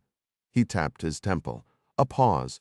Then, almost casually, the American murmured, "I wonder if they could still be reached." Popov studied him. Was this man seriously suggesting what he thought Hollywood fantasies of corporate assassinations flashed in his mind? Absurd, yet here they were. "If there's a reason, yes," he replied carefully. The American stood abruptly, a glint in his eye. Remarkable. Popov hid his unease behind another sip. Maybe the movies weren't so far off after all. Ready for dinner? By the time the meal ended, Popov had secured a $100,000 a year gig as a special consultant. He barely questioned where this new role might take him. Why bother? For a man with refined tastes and expensive habits, the paycheck was more than enough. 10 months later, he swirled his vodka, the ice clinking softly in the glass. "Where and how?" he murmured, amused by the absurdity of his current situation. Life had a funny way of twisting paths. Just that afternoon, he'd been strolling through Paris, killing time before a meeting with an old DGSE contact. The American's question made him chuckle. "Face-to-face, obviously, you don't arrange these things with a fax. The risk? Minimal the payment, $500,000 cash in whatever currency their friends preferred, a quick scribble on paper, and the deal was set." Morality, after all, was flexible, shaped by culture, experience, and personal principles. Popov's upbringing had taught him few rigid rules, and his career had rewarded that flexibility. Then came the raise. "Your salary just doubled." He smiled. Even the Russian mob didn't move this fast. Meanwhile, Chavez gritted his teeth as the helicopter banked sharply, leaves brushing his uniform. He hated ziplining, ironic, considering he'd skipped airborne training back in his Army days. Yet here he was, gripping the rope, dropping fast. The trick was stopping just before impact, no time to dangle like bait. Feet hit dirt, weapon in hand, mission on 14 jumps down, 3 from choppers. Running toward the objective, he grinned. This was the thrill he'd missed, the sweat, the adrenaline, the camaraderie. CIA desk work had dulled the edge, but now he was a soldier again, and damn, it felt good, hard, but good. The risks were undeniable.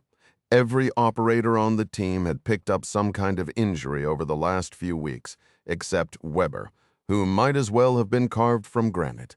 The odds weren't in their favor. Sooner or later, someone was bound to take a serious hit, likely from a high-speed zipline mishap over at Fort Bragg. Delta teams rarely stayed at full strength thanks to the brutal training regimen, but as the old saying went, sweat in training meant less blood in battle. A bit dramatic? Maybe, but not by much. Chavez scanned his surroundings from cover, relieved to see Team 2 moving smoothly into position. Even Vega, whose sheer size always made Ding nervous about his joints, holding up under pressure. Weber and Johnston were already slipping into their designated sniper nests, rifles customized for precision. The encrypted comms hissed softly in their earpieces, a digital murmur only the team could decipher. A quick glance confirmed everyone was locked in, waiting for the next order. Upstairs in the newly renovated building, the communications room buzzed with activity. Rows of teletype machines spat out global news feeds, while wall-mounted screens flickered with broadcasts from CNN, Sky News, and others. Overseeing it all were the so-called minders, British analysts supervised by a seasoned intelligence officer. Tonight's shift fell to Major Sam Bennett, an NSA liaison whose civilian clothes did nothing to hide his military bearing. He'd adjusted well to life overseas. His family enjoyed the mild climate, and the nearby golf courses were a decent consolation for the lack of American TV. To keep up appearances with the local special ops crowd, he logged 3 miles every morning before dawn, and he was already planning a weekend hunting trip. The job itself was mostly routine, though. General Clark ran a tight ship. No nonsense, no theatrics, and Bill Tawney, the British intel chief, was the sharpest officer Bennett had ever worked with. They'd even shared a few beers at the officers' club, swapping stories between shop talk. Still, the monotony could grind on a man. Bennett had spent years in the NSA's basement watch center, a fluorescent-lit maze of cubicles and humming printers that made the graveyard shift feel endless. At least here, the Brits didn't treat their staff like caged animals. He could stretch his legs, chat with the younger analysts. Tawney was the only one pushing 50 and actually breathe. Major. A corporal's voice cut through the hum, jerking Bennett back to the present. Hostage situation in Switzerland, AFP just broke it. Which service? Bennett asked, already moving. Agents France Press. It's a bank robbery, the main branch in Bern. The corporal skimmed the French dispatch, translating on the fly as Bennett snatched up the phone. Mr. Tawney, we've got an incident in Bern. Armed suspects have taken over the central bank, civilians trapped inside. Local police are on scene, but that's all we have. Understood. Thank you, Major. The line went dead as Tawney reached for a well-worn binder. Then he dialed Geneva. Put me through to Mr. Gordon, he instructed, his voice calm but edged with urgency. The phone buzzed on Dennis Gordon's desk, and he picked it up to hear the familiar voice of Bill Tawney. Dennis, it's Bill, been a minute. How's Geneva treating you? Gordon chuckled. Quiet as usual. What's up? Tawney's tone shifted. We've got a situation at Bern Commercial Bank's main branch, hostages involved. Need you to assess it and loop me in? Gordon frowned. What's our angle here? Tawney hesitated. Let's just say we've got an understanding with Swiss authorities. If their cops can't handle it, we might step in. Who's your embassy contact for local police? Tony Armitage, ex-Scotland Yard. Sharp on financial cases, Gordon replied. Bring him along, Tawney ordered, and call me the second you've got intel. As Tawney hung up, he glanced at the clock, another slow afternoon in Geneva. Might as well kill time upstairs. The Rainbow HQ's satellite array hummed behind the building, dishes locked onto signals from geostationary orbit. A quick scan pinpointed the Swiss news feed, easier to bounce signals off space than wrestle with landlines. The screen flickered to life, showing a grim stone facade. Swiss banks always looked like they'd been designed by medieval architects with trust issues. A reporter's muffled voice crackled through, translated by a bored linguist. "Police aren't talking yet." Then the camera jerked, zooming in on a figure in a ski mask. "What's he packing?" Bennett squinted. "Check 58, Tawny snapped. "Camera guy's earning his paycheck." The translator droned on. "Reporter says 20-plus hostages, cops everywhere." The feed cut out briefly, then resumed from a new angle. Footsteps made them turn. John Clark leaned in the doorway. "What's the fuss, Bill?" Tawny shrugged. "Maybe nothing. Sent Geneva Station to check. You know the drill. If the Swiss wave the flag, we play." Bennett shook his head. "Media's sitting on it for now." "Team 2's up," Clark said, pulling a radio from his pocket. "Chavez Price get to comms now." The reply was instant. "Copy that, 6." Outside, the first police sirens wailed in the distance. Tawny exhaled. Probably just another botched heist, but in Switzerland. Since when did they have bad guys? Domingo Chavez glanced at his command sergeant major with a mix of curiosity and anticipation. Over the past few weeks, he'd come to respect Eddie Price as one of the finest soldiers he'd ever worked with. Calm, sharp, and seasoned from years in the field. "Any idea what's going on?" Chavez asked, sliding into the car for the short drive to headquarters. Price, ever the professional, simply replied, "We'll find out soon enough, sir." Officers always seemed to fill the silence with questions, and Chavez was no exception. "How long have you been serving, Eddie?" "Nearly 3 decades," Price answered smoothly. "Started as a boy soldier at 15 with the parachute regiment, moved to the SAS at 24 and never looked back." Chavez gave an approving nod. "Glad to have you with me, Sergeant Major." Price offered a polite "thank you, sir," though privately he was still sizing up his new commander. Decent enough, maybe even capable. Time would tell. The thought crossed Chavez's mind that in the U.S.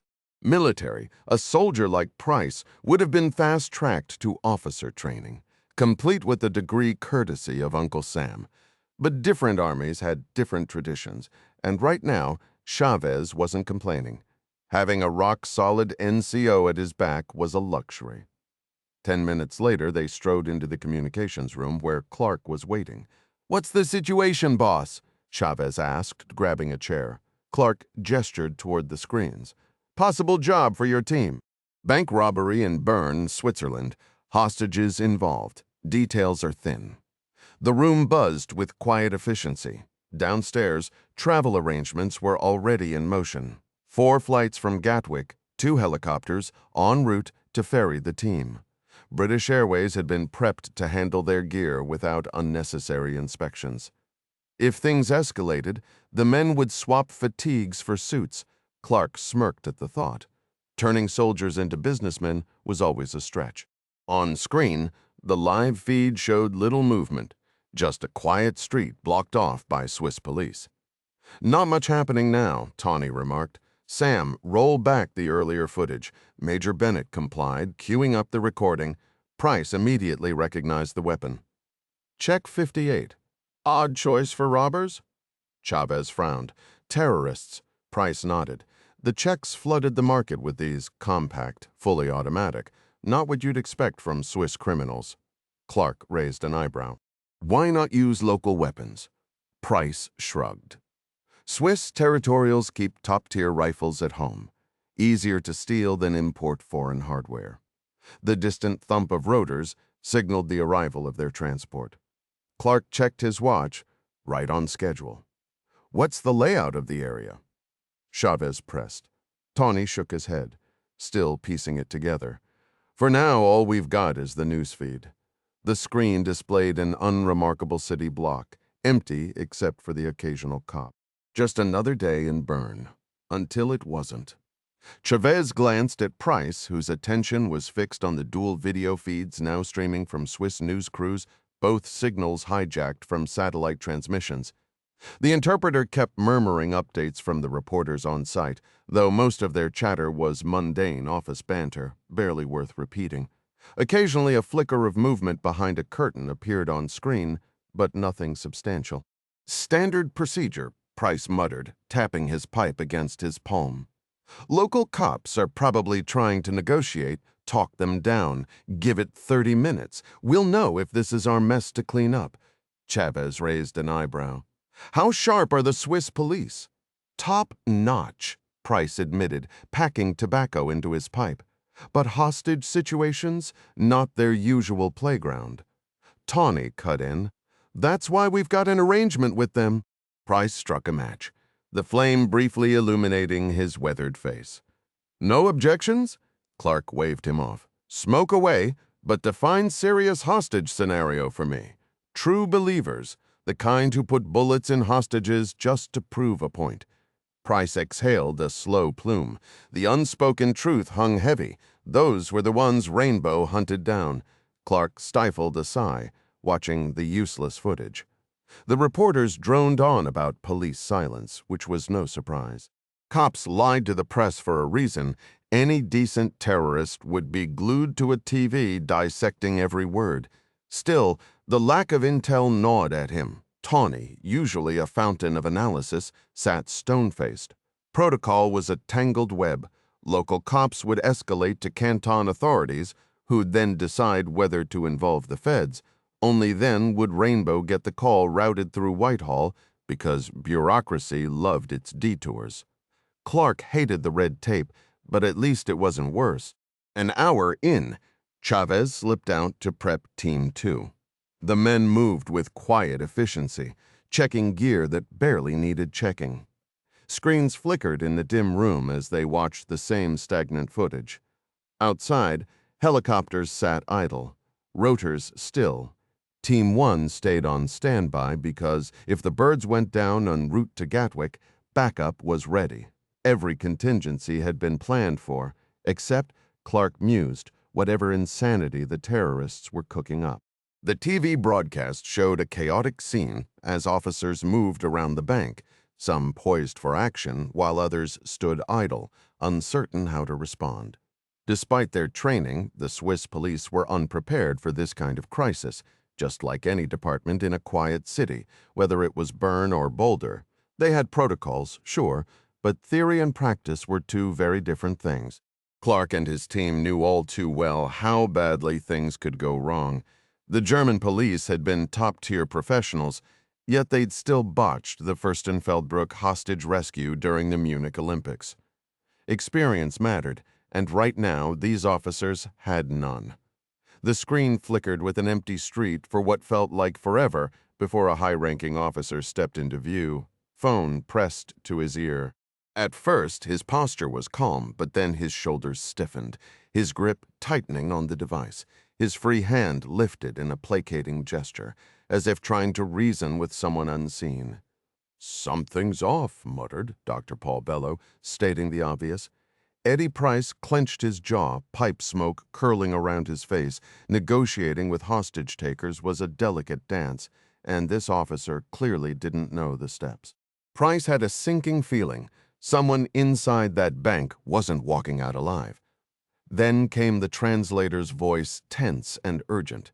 "Did you hear that? Was that a gunshot?" Chavez exhaled sharply. Oh, hell. The situation had just taken a dark turn. Moments later, a civilian in a gray coat staggered out, dragging a limp figure onto the pavement. The cameras zoomed in, too close, revealing a gruesome sight. The civilian froze, staring at the carnage. "Move right.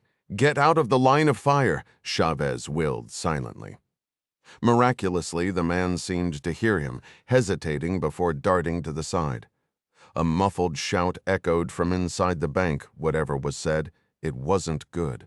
The civilian dropped, rolling behind the granite ledge just as another shot rang out. "Smart," Tawny murmured. "Now let's see if the cops can get him out." The camera panned to the senior officer, now waving frantically from the street, his earlier confidence gone. Whether bravery or stupidity kept him from being shot, nobody could tell, but he retreated unharmed. Meanwhile, officers inched along the building, signaling for the civilian to crawl toward them. Their weapons were drawn, faces tight with frustration. One glanced at the body on the sidewalk, and the men watching from Hereford didn't need words to understand his thoughts. Then the intercom crackled to life. "Mr. Tawney, line 4. The intelligence chief picked up the call, his voice grim. "Tawney here. Yeah, Dennis, they just killed someone." A pause. "We saw it." Gordon's mission to Burns suddenly seemed pointless, until he realized it wasn't. "We're hijacking the live broadcast," someone announced over comms. Across the screen, a man in street clothes approached the Swiss police commander, flashed credentials, and vanished around a building corner. "That's Tony Armitage with them now," a voice crackled through the phone. Bill Tawney's dry response followed. "If you're working with Dennis, I assume you're MI6. What do you need?" The tension spiked when Chavez abruptly stood. "Mr. C, we need wheels up now." Clark barely glanced up from the bank of monitors. "Get your team to Gatwick. Ding. Hold position until we confirm the green light." Within minutes, Chavez and Price were barreling toward the Team 2 hangar, tires screeching. "Gear up and move out." Chavez barked as they arrived. "We're airborne in 10. On screen, a civilian was shoved into an unmarked car while Swiss officers scrambled behind their vehicles, fingers twitching near holsters. The once casual scene had turned into a tactical nightmare. "Sky News is broadcasting this live," Bennett muttered. Clark just sighed and reached for the coffee pot. Somewhere overhead, Dr. Bello was already en route to provide psychological intel because nothing says controlled chaos like a shrink analyzing hostage takers mid-crisis. The chopper touched down at Gatwick's private aviation sector precisely 25 minutes later. 2 vans idled nearby, and Chavez watched his team load gear with practiced efficiency. British Airways staff and armed police directed them toward a cargo container, priority unloading in Bern, assuming politics didn't screw them over. Ding stabbed his speed dial. "Clark, we've got a hard deadline. This bird leaves in 20, or we're stuck here for 90 minutes. A pause. Then grimly, "Stand by, Team 2. Swiss justice moves slower than their trains." Chavez cursed under his breath. Around him, operatives shifted impatiently. Americans checking watches, Brits feigning calm. Tawney was already on the line with Whitehall, relaying the ticking clock. Somewhere a bureaucrat sipped tea, while a hostage's fate hung in the balance. Typical. The request made its way to the British ambassador in Geneva, who'd been informed that the SAS was providing specialized technical support for the operation. Strangely enough, the Swiss foreign minister seemed better briefed than the man extending the offer. Yet, against all expectations, the response came back in just 15 minutes, a single decisive "ja." Tawney relayed the news to Clark, still sounding a little stunned himself. "Mission approved, John." Without hesitation, Clark grabbed his phone and hit speed dial. Over the crackling background noise, Chavez's voice came through sharp and clear. "We're a go," Clark announced. "Copy that?" Team 2 acknowledges mission green light. Rolling out now, Chavez confirmed before hanging up. He turned to his squad, giving the universal hand signal for move fast. They piled into their assigned van, speeding across Gatwick's tarmac until they reached the cargo gate. Chavez motioned for an officer to approach, letting Eddie Price handle the final clearance for loading their gear onto the waiting Boeing 757. Once the gear was secured, the van rolled forward another 50 yards, stopping near the jetway stairs. The team moved quickly, filing up the steps with practiced efficiency. At the top, a police officer held the control booth door open, and they boarded the plane like any other passengers, handing their tickets to the flight attendant, who directed them to first class. Tim Noonan, the team's tech specialist, was the last to board. Far from the stereotypical scrawny computer whiz, Noonan had been a defensive back at Stanford before joining the FBI. He trained alongside the team, holding his own despite not being as battle-hardened as the others. At 6 feet and 200 pounds, he was bulkier than most of Chavez's men, but he could handle a pistol and an MP-10 well enough. Dr. Bellows settled into his window seat, pulling out a book on sociopathy by a Harvard professor he'd studied under years ago. The rest of the team flipped through in-flight magazines looking almost bored, something that both impressed and mildly embarrassed Chavez, who was riding an adrenaline high. The captain's voice came over the intercom announcing their departure. The plane pushed back, taxied, and within minutes they were airborne. "Team 2's wheels up," Tawny reported. "ETA in about an hour 15. "Good," Clark muttered. On the TV, Swiss news channels were running nonstop coverage of the hostage situation, their reporters speculating wildly about as useful as a pregame show before the Super Bowl. Police spokesmen gave vague updates. Negotiations were ongoing. No new details could be shared. Tawny sipped his tea. "Nasty business, John." Clark nodded. "They always are." Peter Covington walked in, dragging a chair over to join them. His expression was unreadable, though. Clark suspected he was frustrated. His team wasn't the one deploying. But rotation was rotation. No exceptions. "Thoughts, Peter?" Clark asked. "Not the sharpest bunch," Covington observed. "Killing a hostage that early they've already crossed a line there's no coming back from." Clark nodded again. "Exactly. Once that line's crossed, there's no reset button. Crossing that line changes everything. There's no turning back once you step over, is there? So you're saying you'd avoid it?" "Absolutely. It boxes the other side into a corner. And you need flexibility if you want an exit strategy, unless you've got an ace up your sleeve, which seems unlikely here. They'll push for an escape route. Maybe a helicopter? Most likely." Covington gave a slow nod. "They'll demand transport to an airport, a commercial flight with an international crew. But where Libya might take them? But would they risk it? Russia's a no-go. Lebanon's Bekaa Valley? No commercial flights land there. The only smart move they've made is keeping their identities hidden.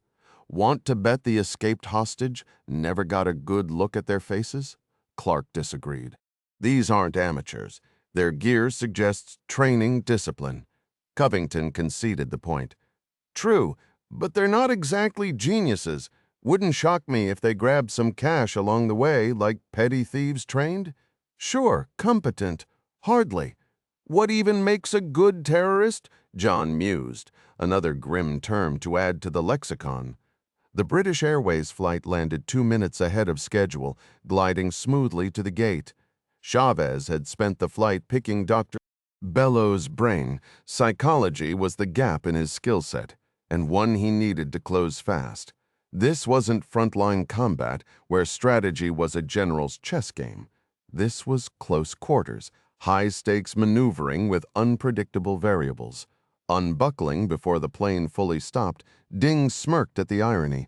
No matter how complex the mission, it always boiled down to the same brutal simplicity: put steel on target. Stretching his legs, Chavez moved toward the exit, blending seamlessly among the business travelers in his crisp suit. "Maybe I'll upgrade the wardrobe in London," he thought absently. Better camouflage for the team's next stop. A chauffeur stood near baggage claim, holding a sign with the right name. "Here for us?" Ding asked. The man nodded, leading them through the terminal to a nondescript conference room. Inside waited a senior police officer, his rank evident from the braid on his uniform. "You are?" "Chavez. Domingo Chavez." The officer's eyebrows shot up. "Spanish? American, and you? Roebling Marius."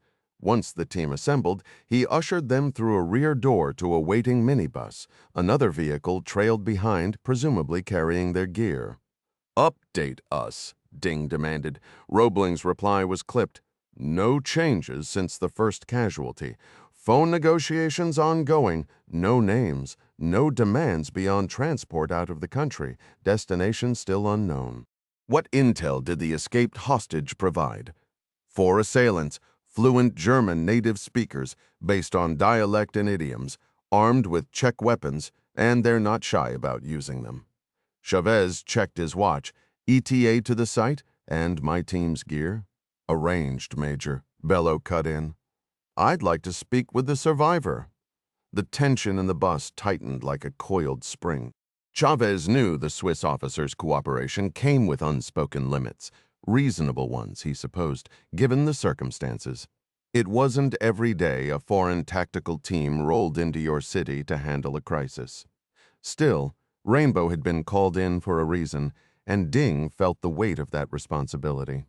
One misstep, and he'd let down not just his team but his father-in-law and their entire reputation. Glancing back at his squad, he caught Eddie Price's subtle nod of confidence. At least someone believed in them. Field work was nothing like simulations. Chavez had learned that the hard way years ago in Colombia's unforgiving terrain. Out here, there were no digital readouts or sterile assessments, just the brutal reality of combat. Blood, not lasers, would mark their success or failure, but his team was sharp, especially Sergeant Major Price. All Ding had to do was lead. Their staging area was a secondary school gymnasium, a block from the bank, guarded by a handful of local officers. As the team geared up in the locker room, Roebling handed them black Polizei pullovers, elegant with gold lettering instead of the usual garish yellow, Swiss precision even in disguises. Chavez mused dryly, though he kept his expression neutral. "Appreciate it," he said. The uniforms were a smart cover. Back in the minibus, they moved into position, staying out of sight from both the hostage-takers and the media. Snipers Johnston and Weber slipped into their overwatch spots, one covering the bank's rear, the other with a diagonal view of the front. Each rifle was as unique as its shooter. Weber's Walther WA-2000 packed a .30-00 Winchester punch, while Johnston's custom 7mm Remington Magnum prioritized speed. They adjusted their scopes, settled onto foam mats, and began surveillance. Meanwhile, Dr. Bello adjusted uncomfortably to his tactical gear, grateful the Polizei branding might spare him recognition on live TV. Noonan, equally out of place, fired up his Apple PowerBook, digitizing blueprints with startling efficiency. Within half an hour, he'd mapped the entire building, short of the vault combo. He joked to himself. A whip antenna sent the data to the team's other devices. Chavez, Price, and Bello approached the lead Swiss officer, exchanging brisk pleasantries. Price loaded a CD-ROM of global terrorist profiles, zeroing in on German suspects.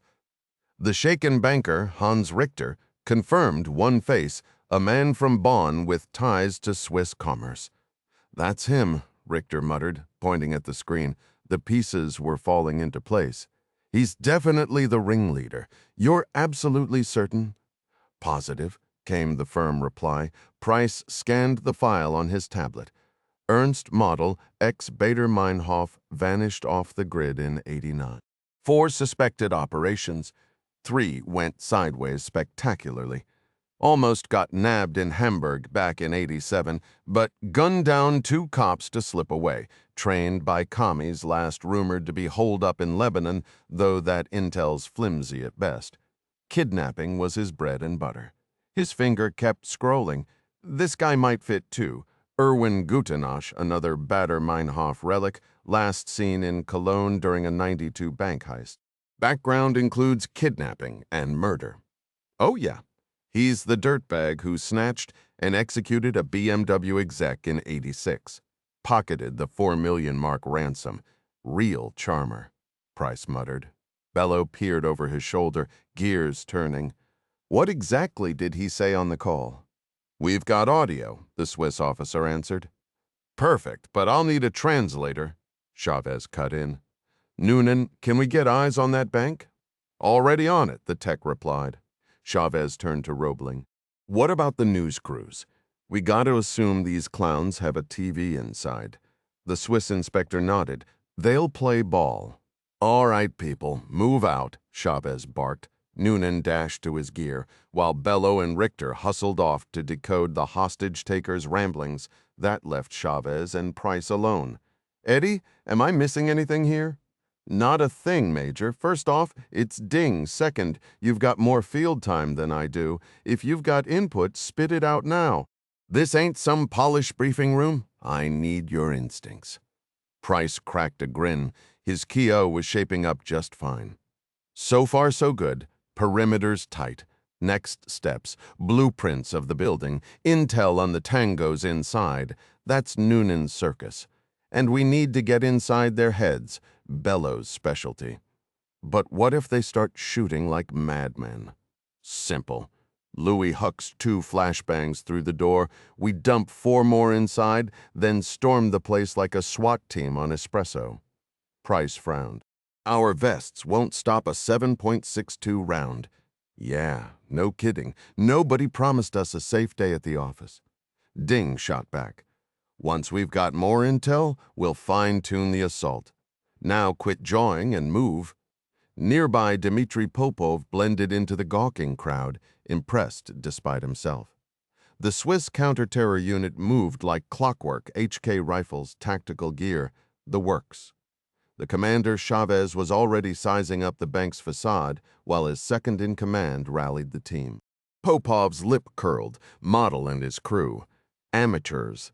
The Germans' obsession with Marxist theory during their meeting had been laughable, grown men clinging to dead ideologies. Still, Model wasn't completely stupid. He demanded to see the cash, all 600K in crisp Deutsche Marks. Too bad he'd never lived to spend it.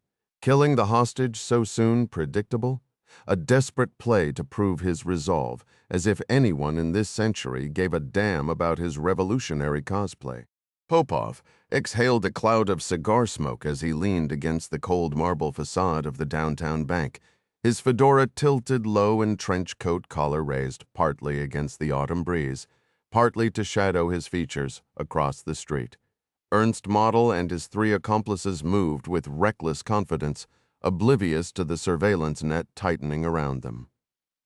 Doc Bello adjusted his headphones, reviewing the damning evidence. Model, a former Baader-Meinhof extremist, had left a trail of corpses across Europe. The psychologist's fingers hovered over his radio. "Chavez, we're dealing with a powder keg," he warned. "Model doesn't negotiate. He executes that first victim, shot point blank to make a statement. If he feels trapped, those hostages become bargaining chips or collateral damage." Static crackled before Ding's voice cut through. "Copy that, Doc. Team assume hostile intent." A chorus of acknowledgments followed, tense but controlled. Bellows' profile painted a grim picture. No Stockholm Syndrome here, just a sociopath with nothing left to lose. The psychologist glanced at the bank's glowing windows, imagining Model inside, perhaps watching the news, feeding his ego while Noonan worked in the shadows. Speaking of shadows, Noonan was a ghost along the building's perimeter, his gear bag bristling with tech. He paused beneath a window, the gap in the curtains just wide enough for his fiber-optic snake cam. The image flickered to life on his monitor. Grainy, but clear enough to spot movement near the vault. 2 more cameras went up, their lenses no larger than pencil erasers, while directional mics clung to the glass like electronic barnacles. A Swiss reporter droned on nearby, praising the police's respectful approach, a calculated move to keep the gunman distracted. Noonan smirked. Let them preen for the cameras. By the time Model realized the walls had eyes, it'd be too late. Back at the command post, the screens glowed with muted activity. "Feed's live," Noonan muttered, "but they're playing it cool, too cool." The absence of visible hostages tightened his gut. Either Model had them restrained somewhere, or he'd already reduced his assets. The tech adjusted his headset, catching snippets of German through the mics. Arguments, maybe? One voice rose sharply, then cut off. Noonan's fingers flew across the keyboard, enhancing the audio. Somewhere in that bank, a clock was ticking, and it wasn't on their side. The lenses weren't providing clear visuals, even with the computer's enhancement software working overtime. "Got one shooter here and another over there," Chavez noted, watching as 2 armed men patrolled within 30 feet of the bank's entrance. The remaining hostages sat clustered on the polished marble floor, positioned for maximum visibility. "Our intel said 4 gunmen, right?" "That's the count," Chavez confirmed. but no exact numbers on hostages. Price squinted at the screen. This one's definitely trouble. Lurking behind the teller stations. Looks like he's rifling through cash drawers with a duffel bag nearby. You think they hit the vault already? Chavez glanced over. Eddie? Pure greed, Price agreed with a dry chuckle. Can't blame them. It is a bank. Noonan flipped to a new display, pulled up the blueprints. Teller stations here, vault in the rear, restrooms there. Price traced the layout. Back exit looks straightforward. Any upper floor access? External stairwell, Noonan pointed out. Basement connects through here with a separate alley exit. Chavez tapped the screen. Structural specs, 40 centimeters of reinforced concrete everywhere. Walls, floors, ceiling. This place is a fortress. That ruled out breaching charges. Front or back doors only, which puts bad guy number 4 guarding the rear. Chavez radioed his sniper. Chavez to rifle 2-2. Weber here. Any visibility on that back door peephole window? Negative. Solid steel, no features. The sniper reported after another sweep through his scope. All right, Eddie. Primacord on the rear door. 3-man breach team. 1 second later, we blow the front entrance, toss flashbangs, and hit them from both sides. You and I take left flank. Louis and George go right. Price frowned. Body armor? Nothing visible, Noonan confirmed, and no helmets either. At 10 meters, their HKs wouldn't miss. Scotty leads the rear team. Chavez decided. Paddy handles explosives. Nobody better for the job. He made a mental note to formalize team roles later. They'd been operating too loosely. Vega would hang back with the M60, though Chavez doubted they'd need heavy firepower unless everything went sideways. Noonan, send the schematics to Scotty. The tech nodded, routing data to the team's devices. Timing? Chavez checked his watch. Let's consult the doc. Bello had Richter stabilized with 3 strong drinks, the businessman's English now coherent. His eyes. Blue like ice, Richter repeated, trembling. Not human. Belongs in a cage with wild animals. Price leaned in. Accent? Mixed. Hamburg meets Bavaria. Others were pure Bavarian. Price glanced at Chavez. BKA will love that. The German FBI would have fresh leads to chase. Chavez considered their options as he signaled the Swiss police to scan the area for any vehicles with Bavarian plates. Worth a shot, he muttered, though he doubted they'd find anything. Still, you never knew unless you looked, a lesson he'd learned the hard way on past ops. As Roebling approached with his phone, Chavez radioed Noonan to join them at the rally point. The tech arrived swiftly, immediately modifying the device with a discreet listening device before handing Chavez a linked handset. Now you'll catch every word, Noonan assured him. Inside, the situation was deteriorating. The subjects were pacing, their agitation growing by the minute. 2 had been arguing earlier, their tense body language suggesting frustration. Audio's a bust, Noonan admitted. The building's heating system is drowning out the mic's old oil-fired boiler sounds like. Can't pick up anything useful. Chavez nodded, frustration tightening his jaw. Price and Bello exchanged grim assessments.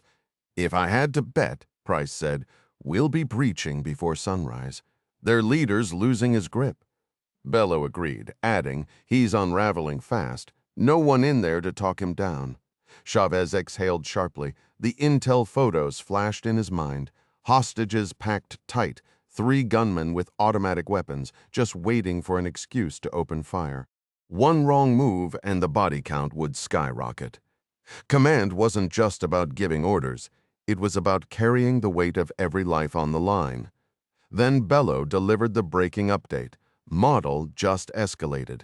He's giving us 30 minutes to deliver a car and a chopper, or he executes a hostage. After that, it's 1 every 15 minutes. He's got a list. Surgeon, cop, high-profile attorney. He's dead serious, ding.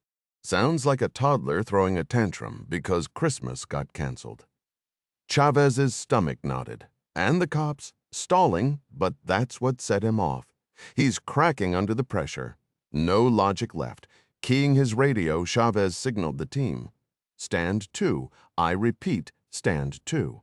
The playbook suggested delivering the car too small for all hostages, forcing the terrorists into the open where snipers could pick them off. But with only 2 sharpshooters, the margin for error was razor thin. A single high-velocity round could punch through a target and still kill innocents behind them. The clock was ticking, and every second weighed heavier than the last. The situation with SMGs or pistols wasn't much different. 4 armed hostiles made that approach too risky. Chavez knew they had to move fast while the hostages remained low, out of the line of fire. These guys weren't just irrational. They were paranoid enough to refuse food, probably suspecting a sedative-laced meal. The team moved like shadows. Chavez and Price crept toward the door from one side, while Loisel and Tomlinson mirrored them on the opposite flank. Meanwhile, Connolly rigged the rear entrance with Primacord detonator in place, flanked by McTyler and Patterson. "Rear team, set leader." Scotty radioed in. Chavez acknowledged, his voice barely above a whisper. Noonan's update crackled through the comms. TV1 shows Ernst waving a rifle near the hostages. He's got backup. One behind him, another by the second desk. "Hold on, he's on the phone with the cops, threatening to execute someone. Real considerate of him to announce it first." Ding steadied his team, just like training, weapons hot standby.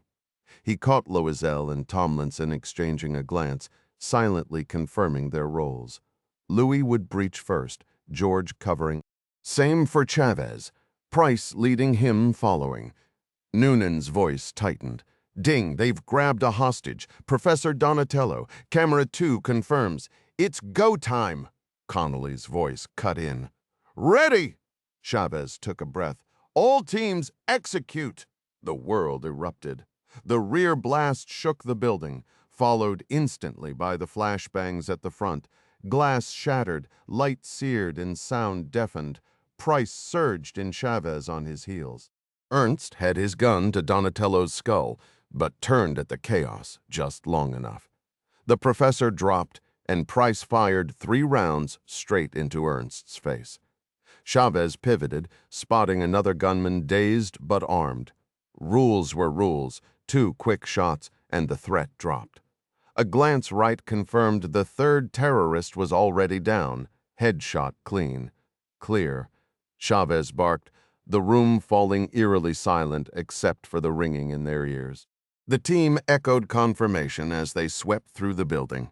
"Clear! Clear!" Loisel and Tomlinson sprinted toward the rear, only to find McTyler and Patterson already positioned, weapons trained upward. Meanwhile, Chavez vaulted over the teller counter, scanning for stragglers before barking, "Area secure." A shaken hostage tried standing, but Tomlinson shoved him back down. The team methodically searched each person while keeping firearms leveled. No chances taken when friend and foe looked identical. Swiss police finally stormed in, herding the dazed civilians toward safety. Some clutched bleeding ears from flashbangs. Others stared blankly at shattered glass littering the floor. Loisel and Tomlinson collected discarded weapons, slinging them over their shoulders as tension ebbed. "Back door status?" Chavez asked Connolly, who led him to a grisly scene. The explosive had done excessive damage. What remained of the suspect was plastered against a wall. Fingers still curled around his rifle. "Bit overkill," Ding muttered, eyeing the twisted steel frame. Connolly just grinned. "Job's done, sir, outside." Cheers erupted as hostages staggered into daylight. Popov watched from the shadows, unimpressed. His hired guns had been embarrassingly incompetent. A pipe-smoking officer, classically Swiss, accepted effusive thanks from the bank director. "Danke schön," the man gushed. Price replied with his scant German before nudging him toward the others. "Pints later?" Chavez asked when he emerged. Price took a leisurely drag. "Easy work, amateurs, really." Ding called Clark, who'd caught the replay. "All 4 down, 0 team injuries." Clark's relief was palpable. Debrief, stateside, out. Covington, reviewing footage, nodded approval. Chavez handled his first test well, even if it was child's play. He gestured to Noonan's tactical upload. Spot-on prediction. As the team packed up, Clark finally relaxed. Any post-op rituals? Covington raised an eyebrow. Pub, obviously. You do know how to celebrate. Yes? Popov maneuvered his rented Audi through the winding streets of Bern, dodging police vehicles that were beginning to cordon off key routes. He spotted an open parking space just across from the makeshift safe house Model had arranged. Convenient, almost too easy. The locks gave way without resistance, and within moments he was inside. A voice from the shadows demanded, "Who are you?" Popov didn't bother lying. "Dmitri," he answered, his hand resting casually in his coat pocket. "You've seen the news?" The young man, barely 20, his voice heavy with despair, replied in German, "Yes? What happened?" Popov cut him off. "Doesn't matter now. We need to move." The kid hesitated, muttering about his friends, but Popov shut that down fast. "They're gone. Nothing you can do." The dim light revealed the boy's face, probably one of Model's loyal followers, maybe even something more. Popov didn't care either way. His eyes locked onto the black leather suitcase stuffed with Deutsche Marks.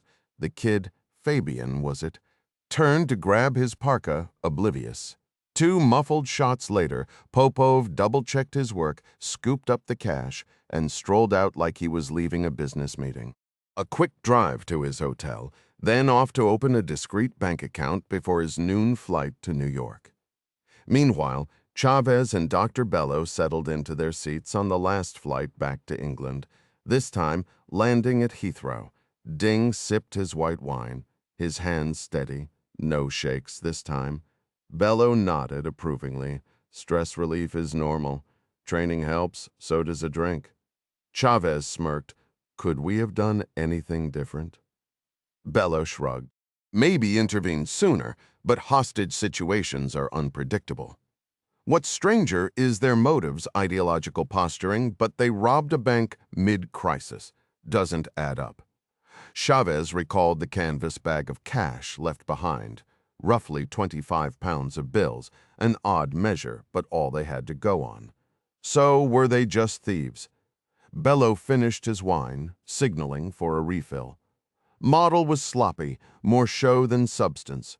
A vicious amateur, not a disciplined terrorist, Ding scoffed. A good terrorist? Now there's an oxymoron. Bello chuckled. Think of them as businessmen. Their product, fear. Their advertising, blood. They believe in something, sure, but it's less faith and more cold calculation. The plane hummed softly as the 2 men lapsed into silence. The mission behind them, but the questions lingering. The comparison might not have been perfect, but it was all Dr. Bello could muster after such a grueling day. "Long shift, mister." "Chavez," he remarked as the flight attendant refilled his drink. Ding glanced at his watch and nodded. "No kidding, Doc." Without another word, Chavez reclined his seat and was out cold before the plane even taxied to the runway. By the time the jet touched down at Heathrow, most of Team 2 had stirred awake. The slow crawl to the gate felt endless, but soon enough, British officers guided them to a waiting helicopter bound for Hereford. As they moved through the terminal, Chavez caught a glimpse of a tabloid headline. Swiss authorities had taken down a bank heist linked to terrorists in Bern. It stung a little that someone else got the credit, but that was the nature of their job. Rainbow operated in the shadows, and if they were lucky, maybe a discreet thank you note from Switzerland would find its way into a locked drawer. The choppers landed smoothly, and vans whisked the exhausted team back to base. Midnight was creeping in, and though fatigue weighed heavy after a day that began with PT and ended in gunfire, there was no time to rest. Inside, the bullpen had been rearranged. Chairs circled around a large screen, with Clark, Stanley, and Covington waiting. "Solid work today," Clark started. "No losses on our side, and the threats neutralized. Now, what went wrong?" Paddy Connolly was the first to speak. "I overdid the explosives on the rear door." If a hostage had been right behind it, they'd be dead. He shrugged, frustration clear. No easy fix for misjudging structural integrity. Clark let it slide. Connolly's brutal honesty was a mark of his professionalism. Tomlinson chimed in next, slouched in his seat. We need better flashbang training. I was useless going through that door. Thank God Louis took point. Loisel, ever the pragmatist, cut in with a smirk. Marriage helps. My wife yells enough that explosions barely faze me. The room chuckled before he clarified. He'd covered one ear, pressed the other to his shoulder, and timed the detonation, tiny adjustments that made all the difference. Price brought up the less glamorous hazards. Broken glass everywhere, messes with traction, maybe softer boot soles, quieter too. Clark nodded, watching Stanley jot it down. When the discussion turned to marksmanship, Chavez was blunt. No issues, well-lit room, bad guys standing like targets at a range. Loisel and Price agreed, though. Johnston, the sniper, scoffed. From my spot, couldn't see a damn thing. The review wrapped without fanfare. Another mission dissected, another lesson logged. The unspoken truth lingered. Perfection wasn't the goal, just survival, and tonight they'd all made it home. Weber agreed, his flawless English sending a slight chill down Ding's spine. Neither could I. Stanley cut in sharply. Chavez, why did you send Price in first? Ding didn't hesitate. Eddie's got the steadier hand and more field time right now. I trust him more than I trust myself. He shrugged, then laid out the mission details, simple on paper with clear zones of control. 2 areas were visible, but the third was a calculated risk, backed by intel. Speed was critical. The target model was seconds away from executing a hostage. No way I was letting that happen. Ding finished. Clark scanned the room. Any objections? Dr. Bellow's voice was grim. Sometimes, John, letting a hostage die is the only play. It's ugly, but it happens. Clark nodded. Doc, anything else? Bellow tapped his notes. We need to dig into who these guys really were. Terrorists or thieves? No time for negotiation here, but next time we'll need linguists who catch the subtleties. Stanley jotted that down as Clark checked his watch. Tape review at 080 grid work tonight. Dismissed. Outside, Team 2 scattered into the foggy night. A few glanced toward the NCO club but kept walking. Ding headed home, where Patsy was waiting, eyes glued to the news. Hey, babe, he said, spinning in a slow circle. See? All in one piece? She muted the TV. That was you in Switzerland, wasn't it? He smirked. You know, I can't answer that. Patsy rolled her eyes. Ding, I grew up around this dad's job, remember? You're not fooling anyone. Secret agent man. He exhaled, peeling off his shirt. Fine. Yeah, it was us. She followed him to the bedroom. Who were they? Terrorists? Criminals? Jury's still out. The TV blared updates, all hostiles neutralized. Patsy frowned. They're saying you killed them. Ding hung up his slacks. No choice. Hostage was about to buy it. Her voice wavered. I don't know how to feel about that. He met her gaze. Remember that med school rotation? The amputation? She flinched. Yeah, didn't feel great, did it? But it had to happen. He lobbed his socks toward the hamper and collapsed onto the bed. Secret agent man, the irony wasn't lost on him. No martini, no glamour, just exhaustion. As he shut his eyes, the bank's interior flashed back, the MP-10's weight, the suppressor's muffled puff, puff, puff, sight alignment, trigger squeeze routine as tying his shoes. One moment, Gutenach, was that his name, was breathing? The next, he wasn't. 4 men, 0 chance. Bond movies never showed this part. The aftertaste, the quiet, Ding chuckled darkly. Yeah, real heroic. Chavez couldn't shake the image of the innocent man caught in the crossfire earlier. Some poor soul who'd just stopped by the bank to handle everyday business, completely unaware his life would end that day. That guy deserved the sympathy, not the Dr. Model had targeted. Right now, that doctor was likely at home, drowning his terror in whiskey or popping pills to steady his nerves, maybe even considering therapy to process the trauma. At least he was alive to feel like hell better than his family, mourning him in their quiet house outside Bern, wondering why he never came home. Yeah, Chavez had ended one life but saved another. The memory flashed back. His first shot striking just ahead of the ear. The guy's body collapsing before the next 2 rounds even finished the job. The way the pistol clattered to the floor, muzzle tilted upward. Thank God it didn't discharge. Headshots sometimes made fingers twitch on triggers, a nasty lesson from training. Still, it gnawed at him, alive. They could have been interrogated, their intel leading higher up the chain, maybe even to the bastard giving orders. A hollow point souvenir for him would have been satisfying. The mission wasn't flawless, but the life he'd saved, that counted. The mattress shifted as his wife slid beside him. He reached for her hand, but she guided it to her rounded stomach instead. Their little future Olympian was doing somersaults. Worth rolling over for a kiss, he decided. Across town, Popov lounged in bed, vodka warming his veins after watching the news spin the bank incident as a botched robbery. No mention of the bigger picture. Disappointing, though he wasn't sure why he cared. His employer was convinced, and his bank account was fatter. A few more jobs like this, and he could retire like royalty. Moscow or Monaco, take his pick. Back in his KGB days, he'd marveled at the West's excess, billions wasted on entertainment, while his country scraped by. He'd stolen their tech secrets, knowing they'd already won. Defecting never tempted him. Why trade his pride for a mediocre paycheck and some hollow promise of freedom? What good was wandering free if you couldn't afford a decent car, a 5-star hotel, or a fine meal? The West's so-called liberty was just another con. Popov's first undercover mission in the West had taken him to London, where he'd marveled at the sleek luxury cars and the iconic black cabs, though he preferred the anonymity of the tube, even if its affordability held little appeal for him.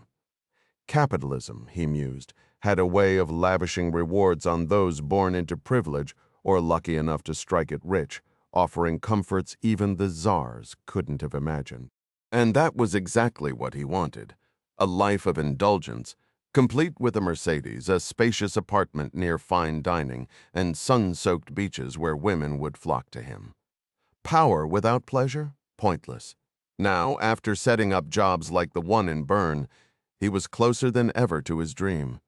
If fools were willing to pay him handsomely, who was he to refuse? Dmitri Arkadeyevich wasn't about to let opportunity slip away. With a smirk, he clicked off the TV. Tomorrow meant breakfast, a quick bank stop, and then a first-class flight to New York, because anything less simply wouldn't do. Meanwhile, Clark sipped his dark ale in a quiet corner booth, listening as Stanley praised Chavez's performance. The young officer had shown restraint, letting Price lead while executing his role flawlessly, precise shots, smart tactics. Even the team's first mission, though straightforward, had gone smoothly. Model wasn't exactly a genius, Stanley remarked dryly, but he was dangerous enough. The Germans had a knack for producing ruthless types, and this one would earn them gratitude from the BKA. Clark nodded, turning to logistics. Bellow's right. We need better translators if we're involving him in negotiations. Century House should have resources. Noonan, the FBI tech expert, had also proven his worth, planting surveillance gear with precision.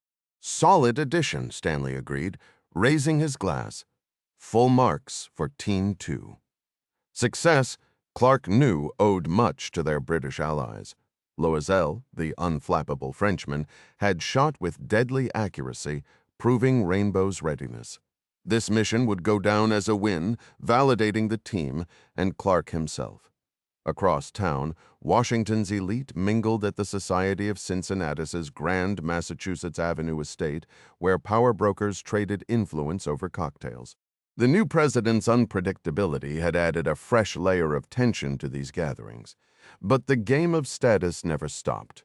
Washington had its own peculiar way of operating, and no single individual, no matter how brilliant, could truly shake up the system. The fresh faces in Congress quickly realized that the Capitol's social rituals weren't all that different from the country club gatherings back home, where power was exchanged over cocktails and polite small talk. Among the city's rising stars was Dr. Carol Breitling, a woman whose academic pedigree, boasting degrees from Harvard, Caltech, and the University of Illinois, commanded instant respect, if not outright admiration, from lawmakers. 6 senators and a handful of representatives made a point of seeking her opinion, knowing her influence could sway votes. At a high-profile reception in a historic Georgetown mansion, the junior senator from Illinois sidled up to her, wineglass in hand. "Catch the news today?" he asked casually. "Switzerland, either a terrorist incident or a massive bank heist. The Swiss police handled it with their usual precision." Breitling barely glanced up. "Men and their obsession with firepower," she remarked dryly. "At least it made for entertaining television." The senator chuckled. "So does the Super Bowl." She flashed him a knowing smirk. "Touché." Their conversation shifted when he pressed her on the president's reluctance to take stronger action on climate change. "He's not opposed," she clarified, swirling her drink. "He just wants more data before making sweeping economic decisions." The senator raised an eyebrow. "And you don't think we have enough evidence?" "Frankly, no. The science is solid, but convincing him is another matter." She left unspoken the hours she'd spent in Oval Office meetings carefully nudging him toward decisive action. The senator, testing her patience, brought up the president's hunting trip in South Dakota. "Does it bother you that he's out there blasting geese out of the sky?" Breitling's expression remained unreadable. "Humans are predators by nature. Only the men, apparently," he teased. She gave a thin smile. Women prefer diplomacy. Then, spotting a familiar figure across the room, her demeanor shifted. The senator followed her gaze. "Isn't that your ex-husband?" Her voice turned flat. "Yes." She deliberately turned away, adhering to the unspoken rules of their strained détente. No direct interaction, no lingering glances. The senator, oblivious to the tension, mused, "I almost invested in Horizon Corporation, kicking myself now." Breitling's lips tightened. John always had a talent for turning science into profit. The senator caught the edge in her tone and quickly changed the subject. "You really think genetic engineering crosses a line?" She didn't hesitate. "Nature survived billions of years without our meddling. I doubt it needs our help now." The senator grinned.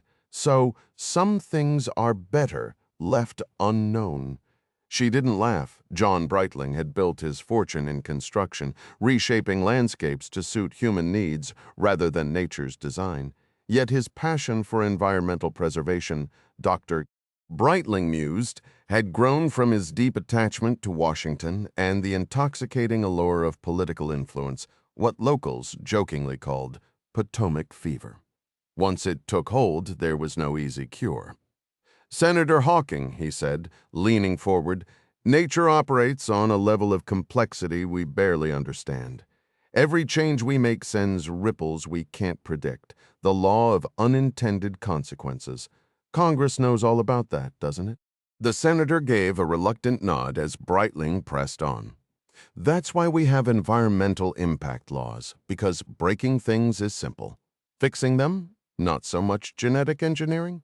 We can rewrite DNA in a lab, but understanding how those changes will reshape life 100 years from now, that's a gamble, and not everyone seems to grasp the stakes."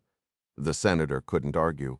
Breitling would be testifying before his committee soon enough. As he excused himself, he wondered if this very debate had driven the wedge between John and Carol Breitling. A shame, really. Meanwhile, John held court across the room, surrounded by eager listeners.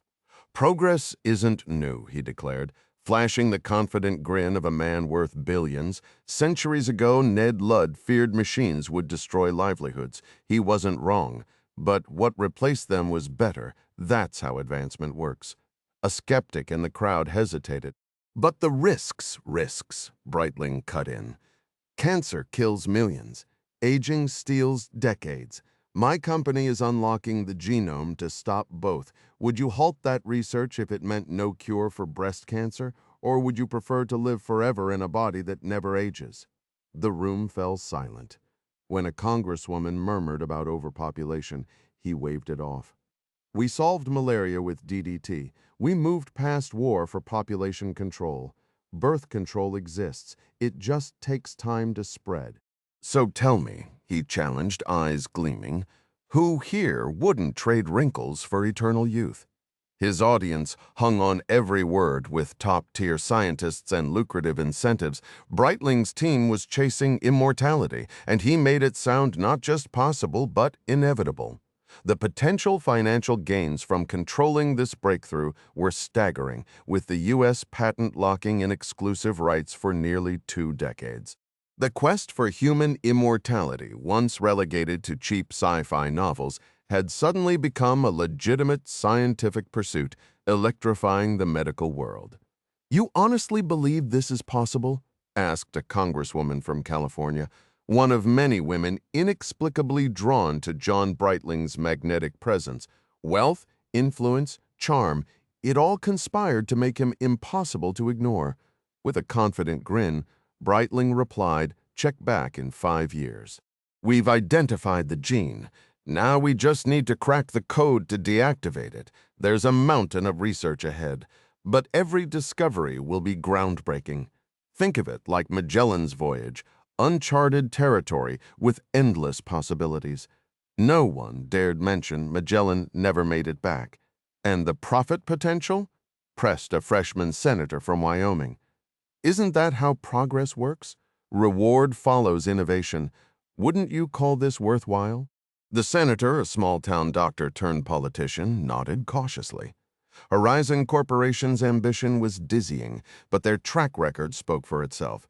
Dominance in cancer research, synthetic antibiotics, and the Human Genome Project. Breitling wasn't just a visionary. He was a recruiter of geniuses, his charisma outshining even the most polished politicians.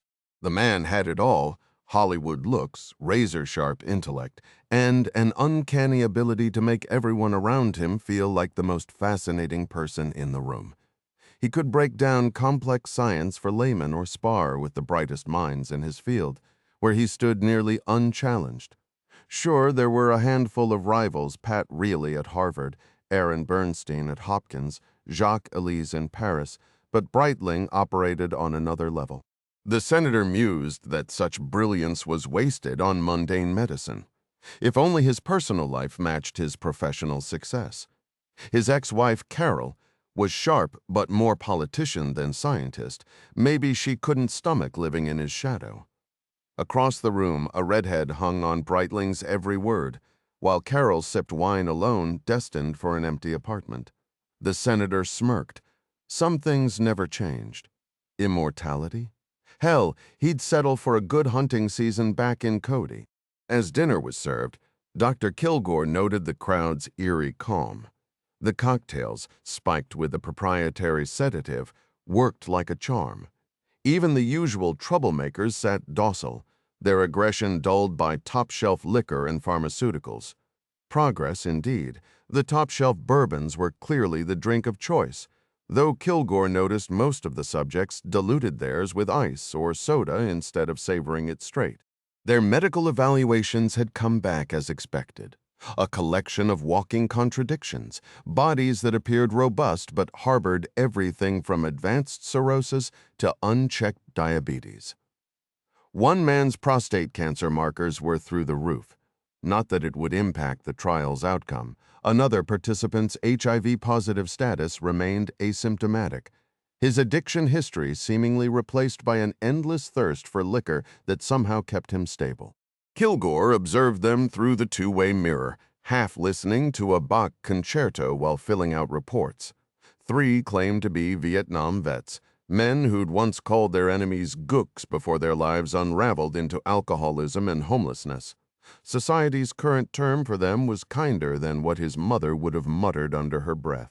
The project had at least cleaned them up, Regular showers, fresh clothes, even the occasional book from the makeshift library he'd initially dismissed as pointless. Yet their days still revolved around the bottle, leaving them coherent for maybe 6 hours before the Valium kicked in to prevent brawls. The security team next door monitored their slurred debates. One guy wouldn't shut up about Mickey Mantle's home run records, while others fixated on crude fantasies. Kilgore made a mental note to suggest recruiting female subjects to Barb Archer, if only to test gender variables. She'd protest, but her rigid ideology wouldn't allow solidarity with street women anyway. A knock interrupted his thoughts. Benny from night security leaned in, stifling a yawn. "Doc, these guys drink like fish, polished off nearly a case of Grandad today." Kilgore barely recalled ordering that particular brand. "Hell, I sip 2 whiskeys during football and call it a night," Benny added, shaking his head. The ex-Marine had taken to calling the subjects the kids, a darkly affectionate term that stuck. Kilgore smirked. Benny was the type who'd nurse injured deer at the company's animal shelter. Yet here he was, babysitting human wreckage with morbid humor. Outside, the group shuffled toward the courtyard for their mandatory exercise, mimicking the aimless trudges of their former lives on New York streets. The subjects needed a name, and lab rats felt too demeaning. These were people in a way, and their role in the experiment made them invaluable. Glancing over, he watched subject number 6 refill his glass before shuffling back to his cot, collapsing in front of the blaring TV. Soon enough, the man would be out cold. What kind of twisted dreams would haunt him tonight? Some of them muttered in their sleep. Psychiatrists would have a field day with that. The collective snoring was deafening, like a chorus of antique train engines chugging through the night. Kilgore smirked at the thought, then turned back to his paperwork. Just 10 more minutes and he could escape this place. Too late to tuck his kids in, but soon enough they'd wake to a world reborn. A hell of a gift, even if the cost was steep. He sighed, suddenly craving a drink himself. Meanwhile, John Breitling stood before his audience, radiating charm, his California Chardonnay fueling his conviction.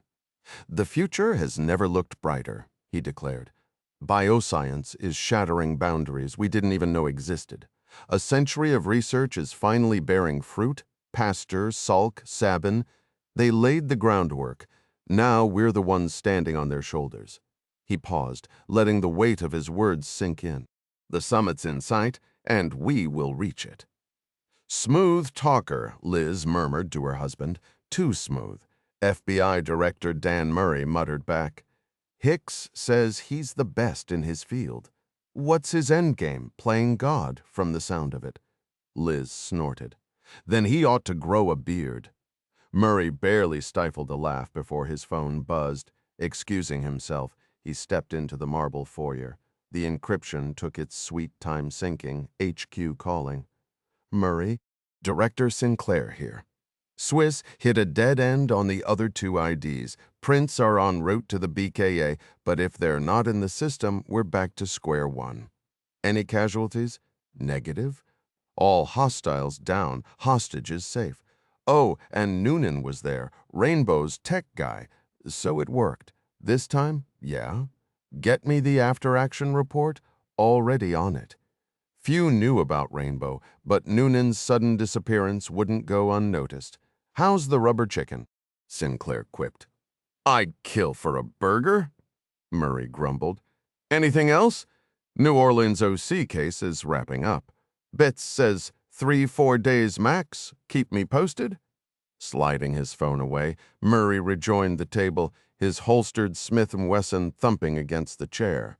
"Trouble?" Liz asked. "Just paperwork." The evening fizzled out soon after Breitling pocketed his plaque, the room emptying faster than a theater after the credits rolled, Dear R. John Breitling held court one last time, though the crowd had thinned as he edged toward the exit where his car idled.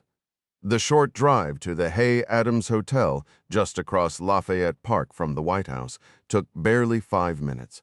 His top-floor corner suite awaited, complete with a chilled bottle of the hotel's signature white wine beside the bed, a thoughtful touch given his companion's presence.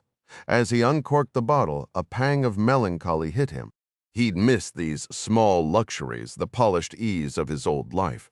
But the choice had been made years ago, back when he hadn't dared hope it would actually come to fruition.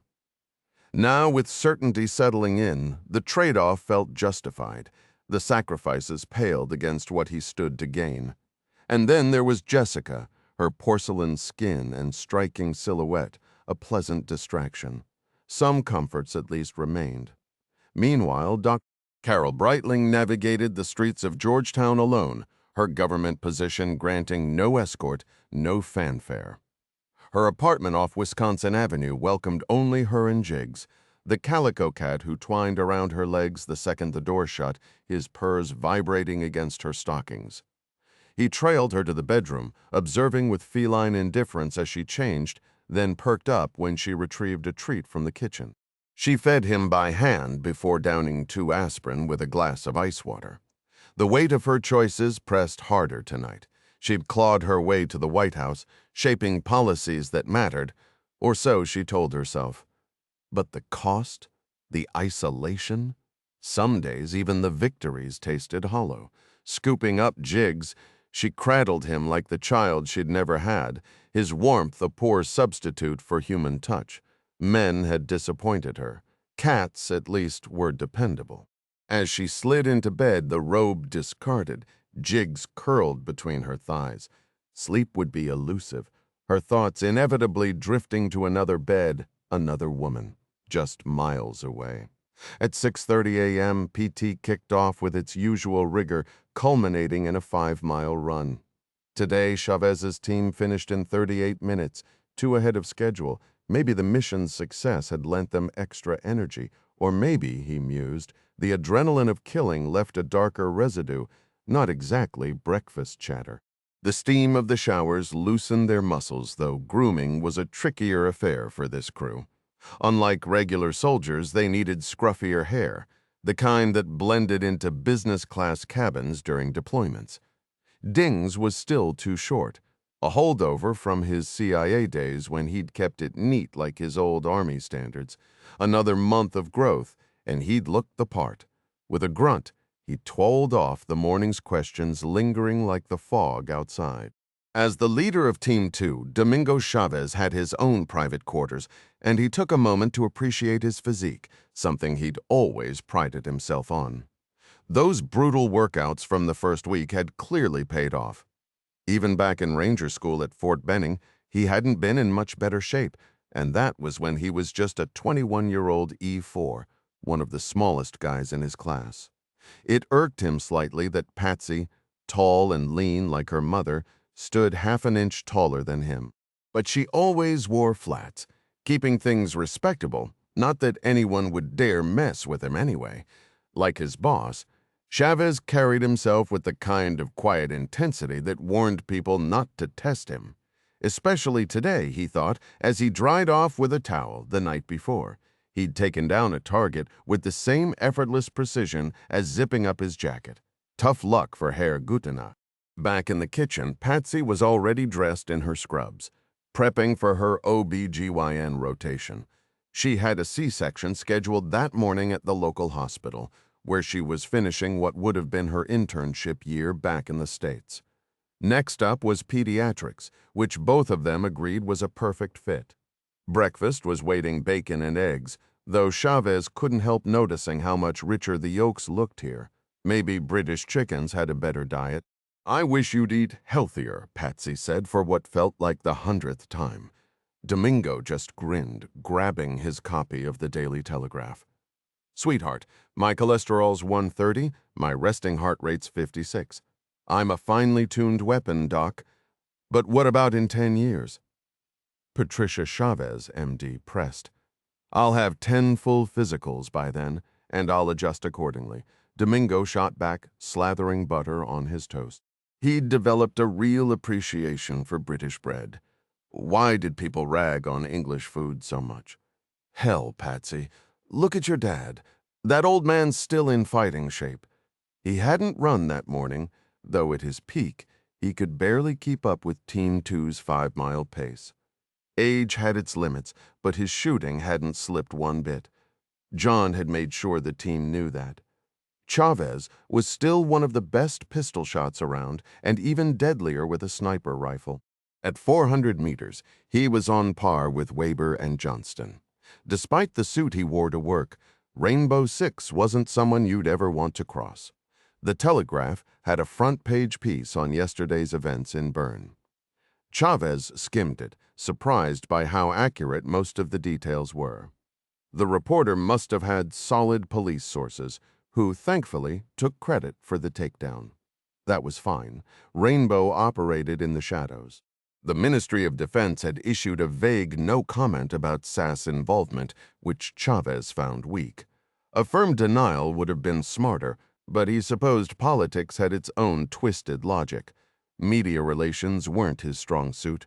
Facing a loaded gun was easier than dealing with reporters. At least with guns, he knew the rules. Just then, Patsy grabbed her jacket and headed for the door.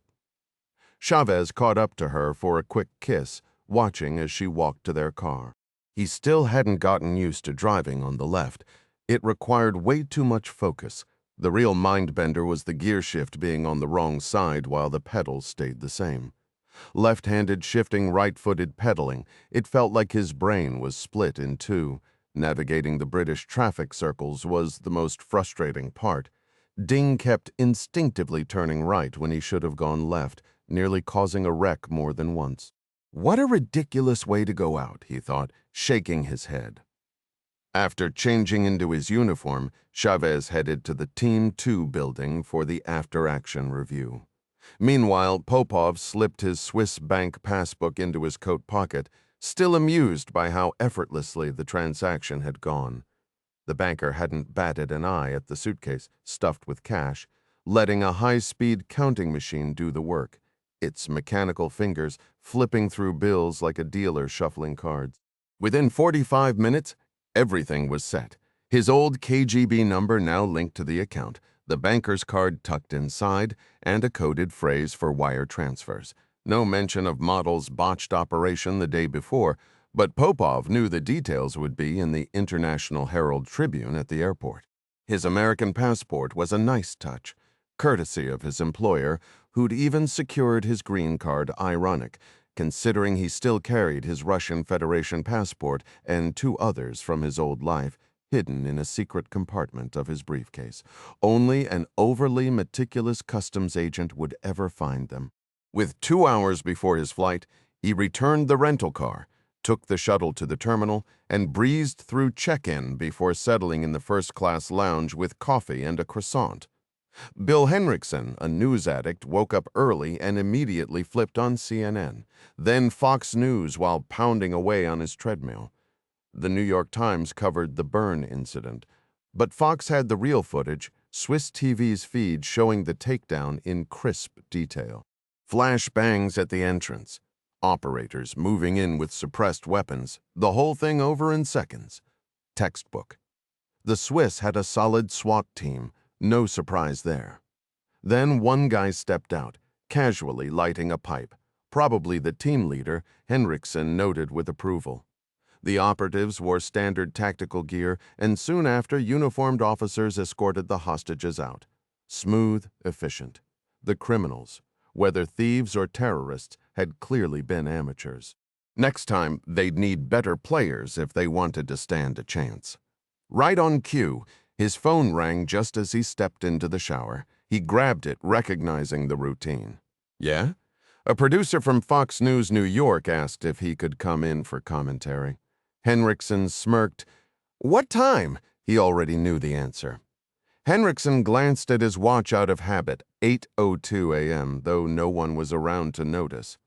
4 minutes should do it, the voice on the phone said. Got it. I'll be there in an hour.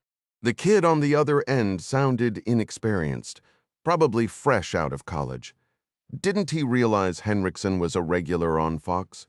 The security team sure did.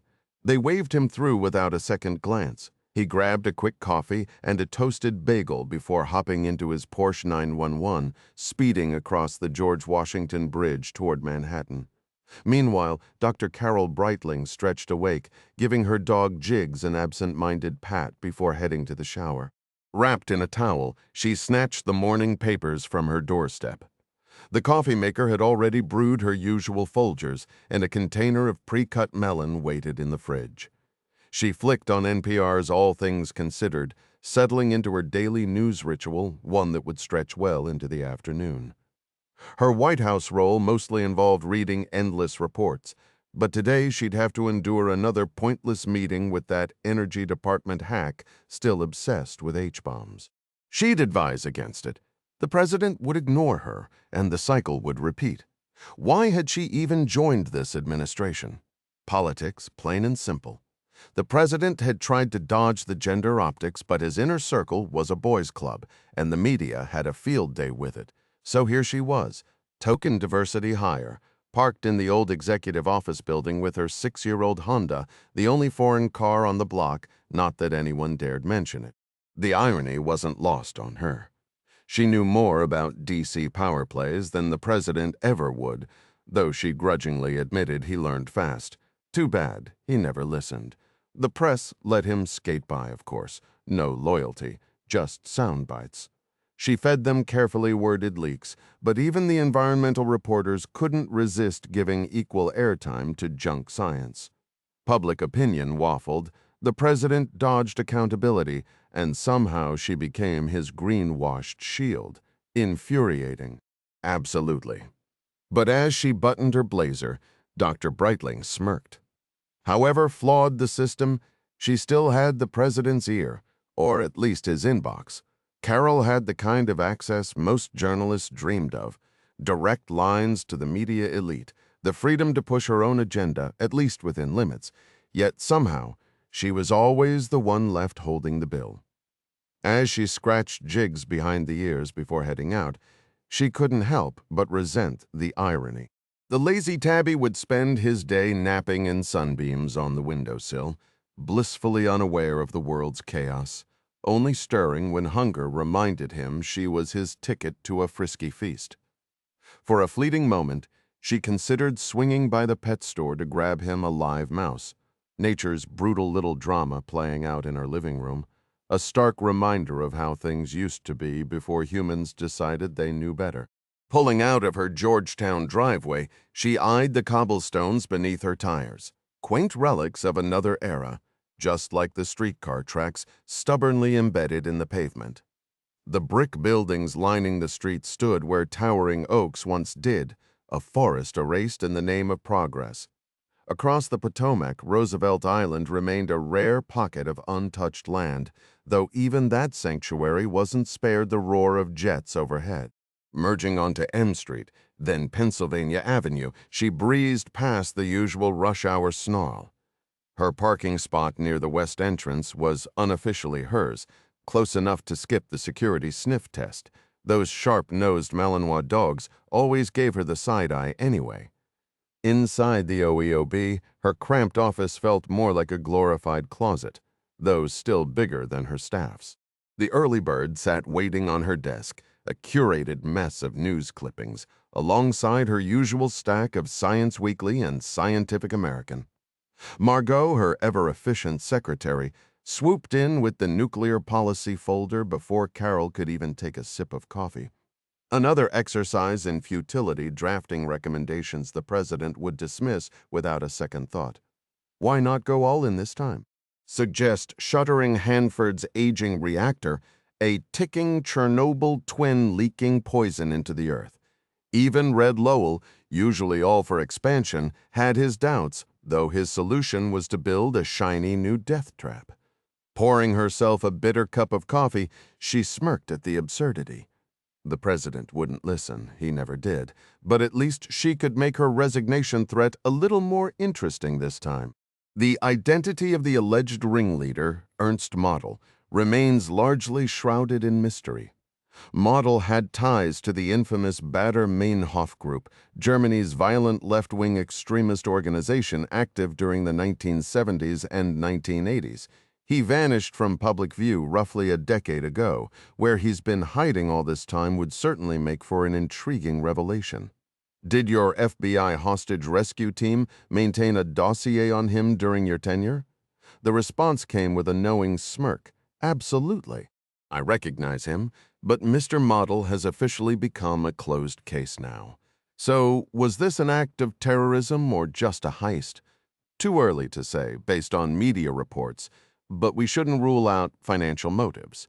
People often forget that even terrorists need to eat, and that requires funding.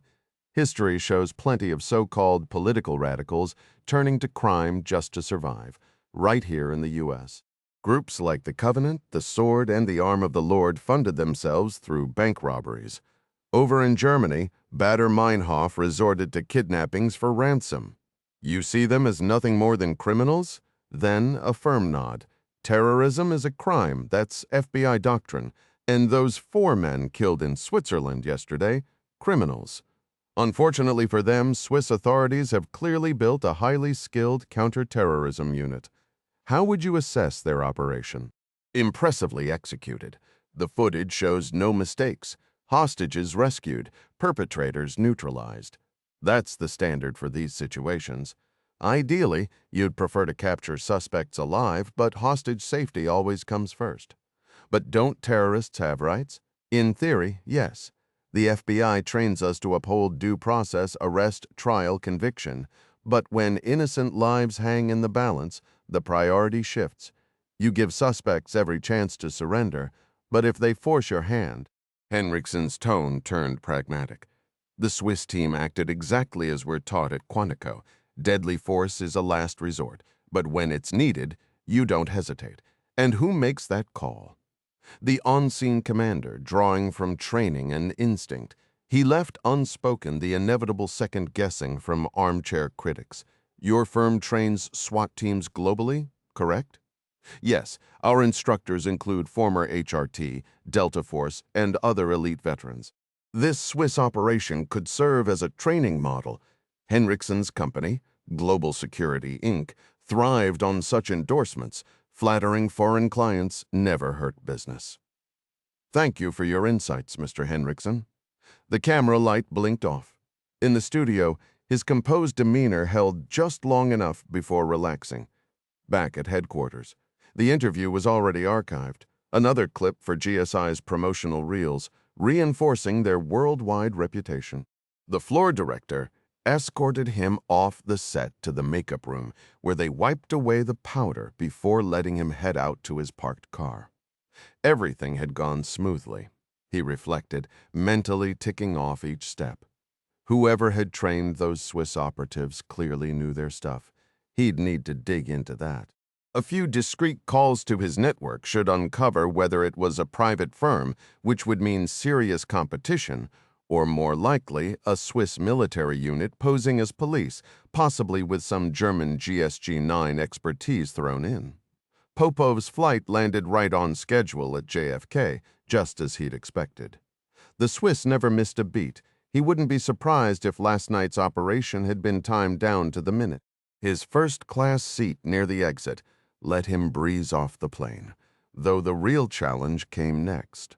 Navigating U.S. Customs, America was notoriously tough on foreign visitors, but with just a carry-on and nothing to declare, he slipped through faster than usual.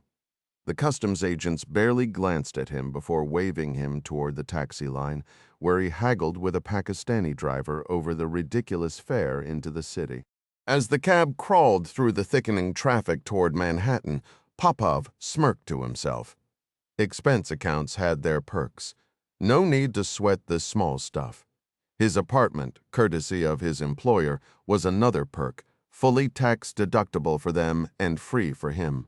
After a quick stop to freshen up, he grabbed another cab downtown, where the office hummed with the usual paranoid white noise to thwart corporate spies.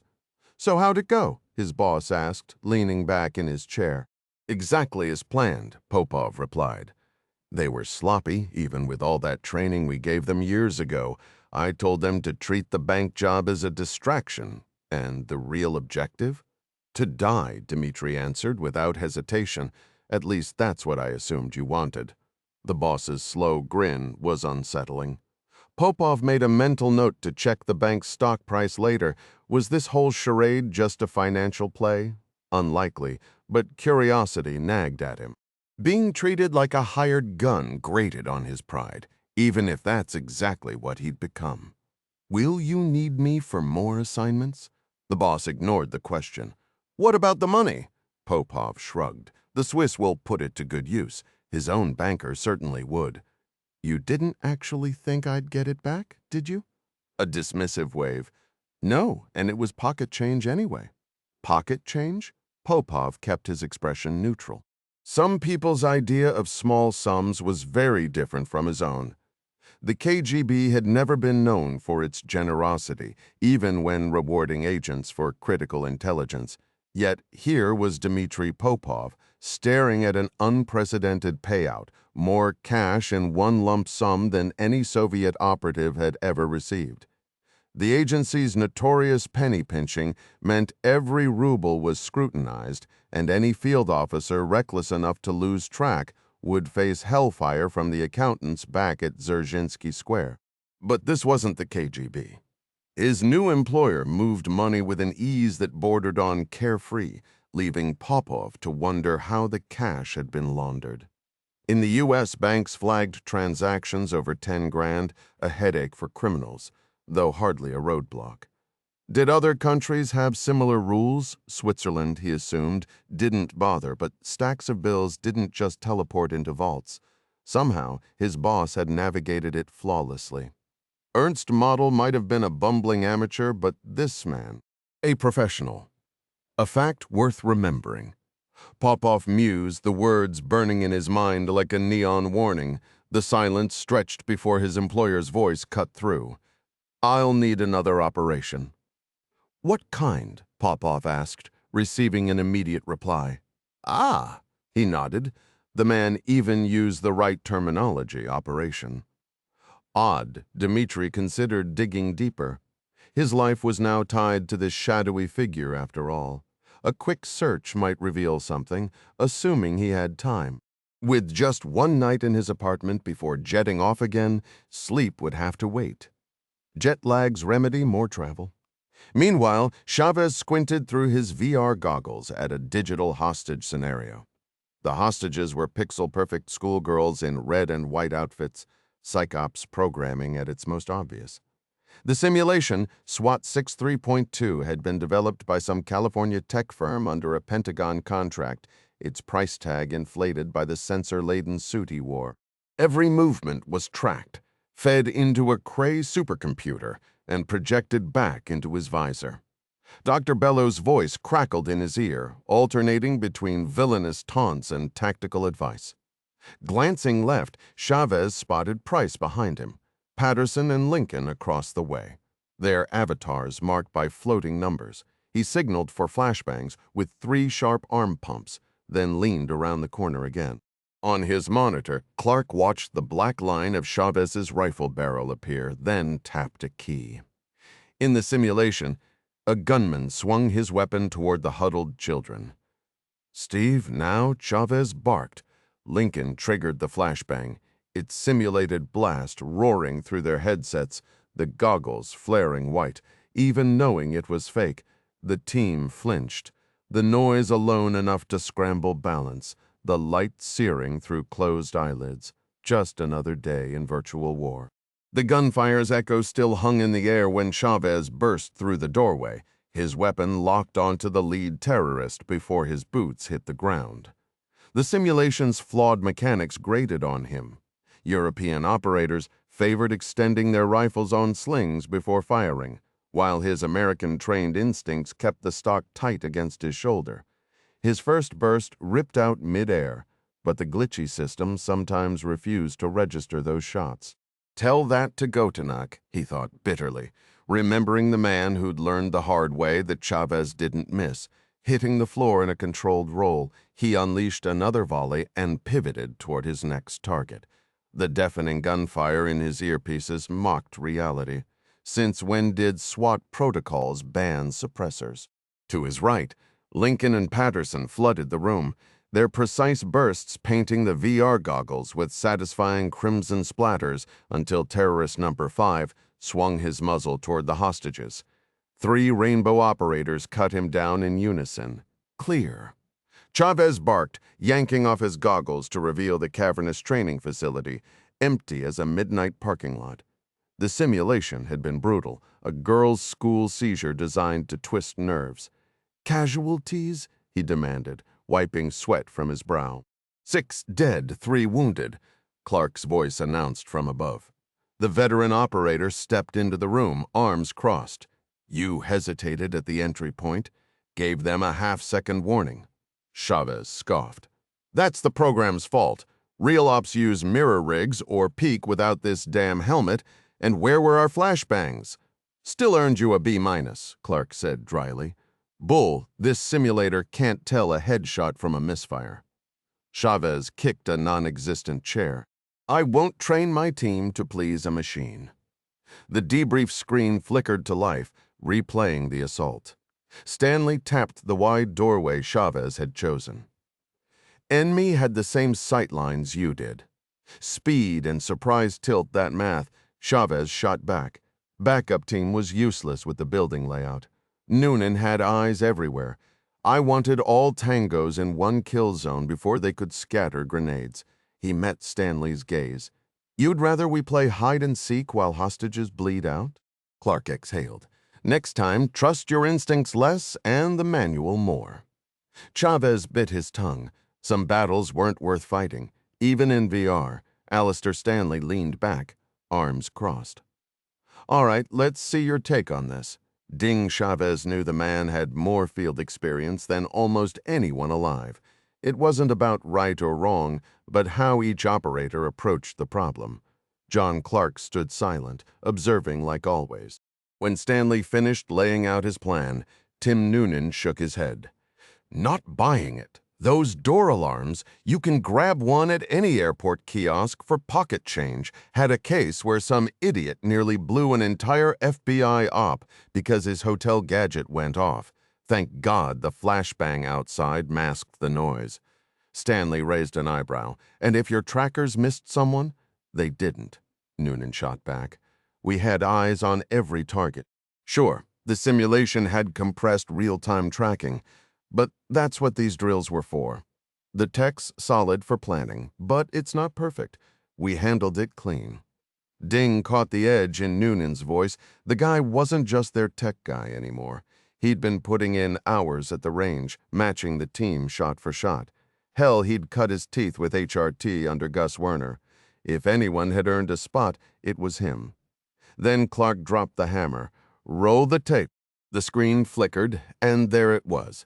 Terrorist number 2, headshot, except his finger had locked on the AK's trigger as he fell. A single round punched straight through Ding's helmet brim, right between the eyes, according to the simulation. Chavez was dead. Just like that, the cold realism of it hit harder than he expected. They debated adding visors to their gear, but the trade-off in visibility wasn't worth it.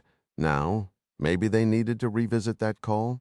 Eddie Price broke the silence with a dry chuckle. "Dice don't care about rank, mate, but I got the bastard who got you." "Appreciate the sentiment," Ding muttered.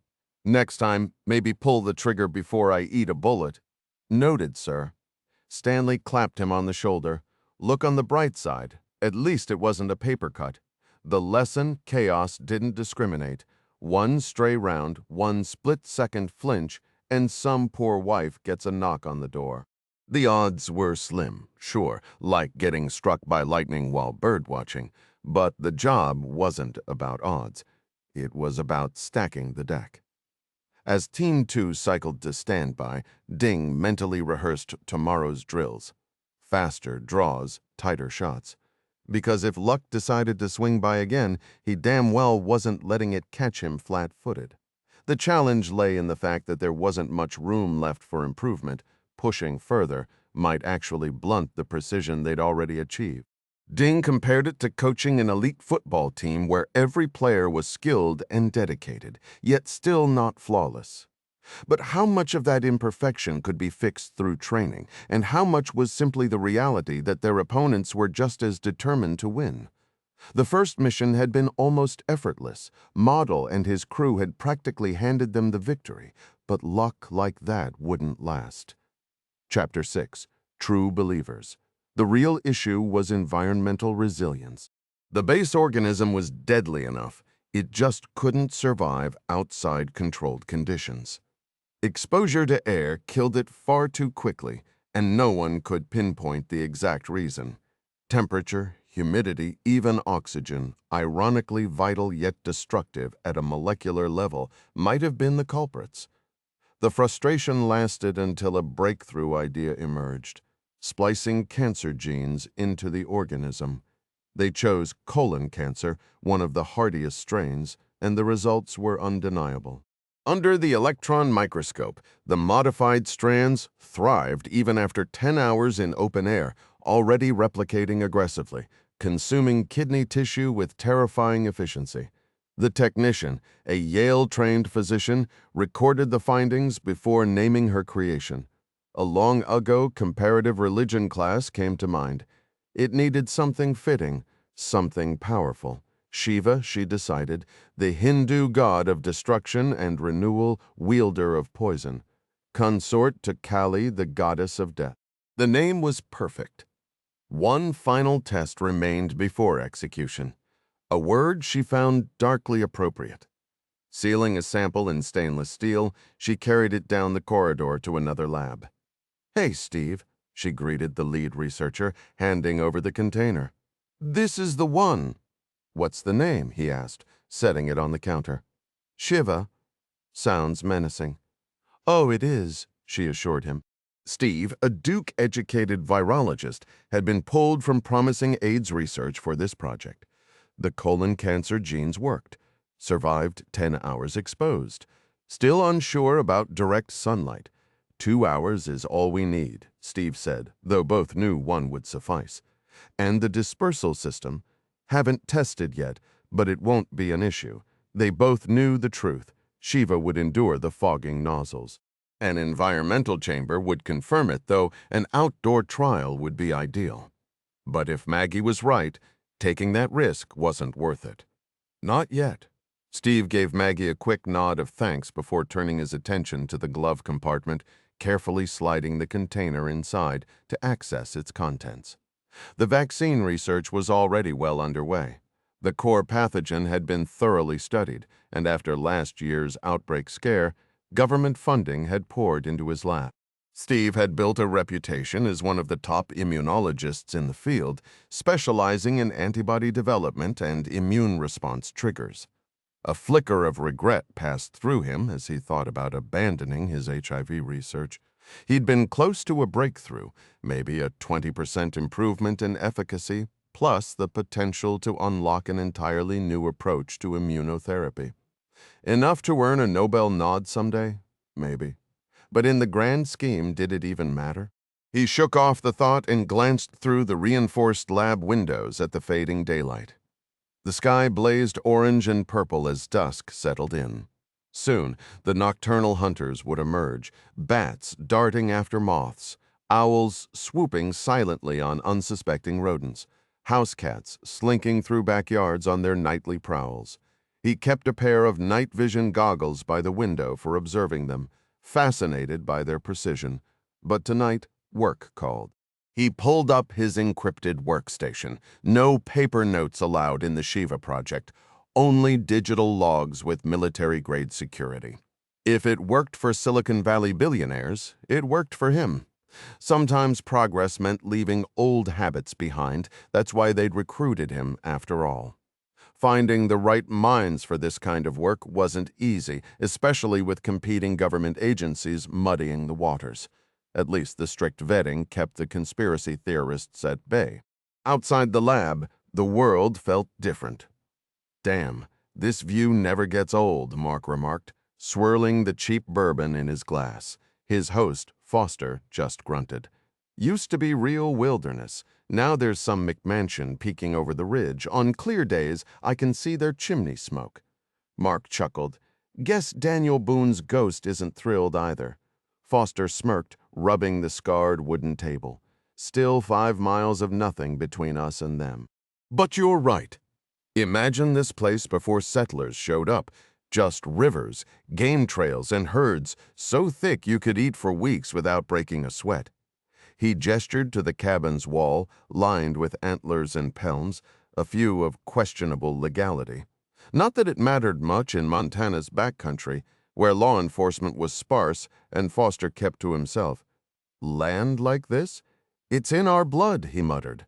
Mark eyed the massive grizzly rug, definitely not permitted, and nodded. Worth protecting. Foster topped off their glasses with a shrug. Out here, if you draw a line, you hold it. Permanently. The unspoken implication hung in the air. Rumor was Foster had crossed that line before. A missing game warden, a charred patrol car found miles away. No body, no case. Mark took a slow sip, the bourbon burning his throat. Cheap stuff, but it matched the mood. He leaned back into the worn leather chair, the firelight flickering over Foster's hardened face. Some fights once started, didn't end with words. There's something peaceful about being out here, isn't there? Foster mused, taking in the wilderness around them. Absolutely, Mark agreed. Makes you see why the Native Americans had such a deep connection to the land. You ever spend time with any of them? Foster asked. Yeah, actually, Charlie Grayson. He's Nez Perce, works as a hunting guide. I bought my horse from him. I do a little guiding myself now, and then mostly leading folks up into the high country where the elk herds roam thick. Some people just get it, you know? Ever run into bears up there? Plenty. Foster chuckled. Mostly black bears, but a few grizzlies too.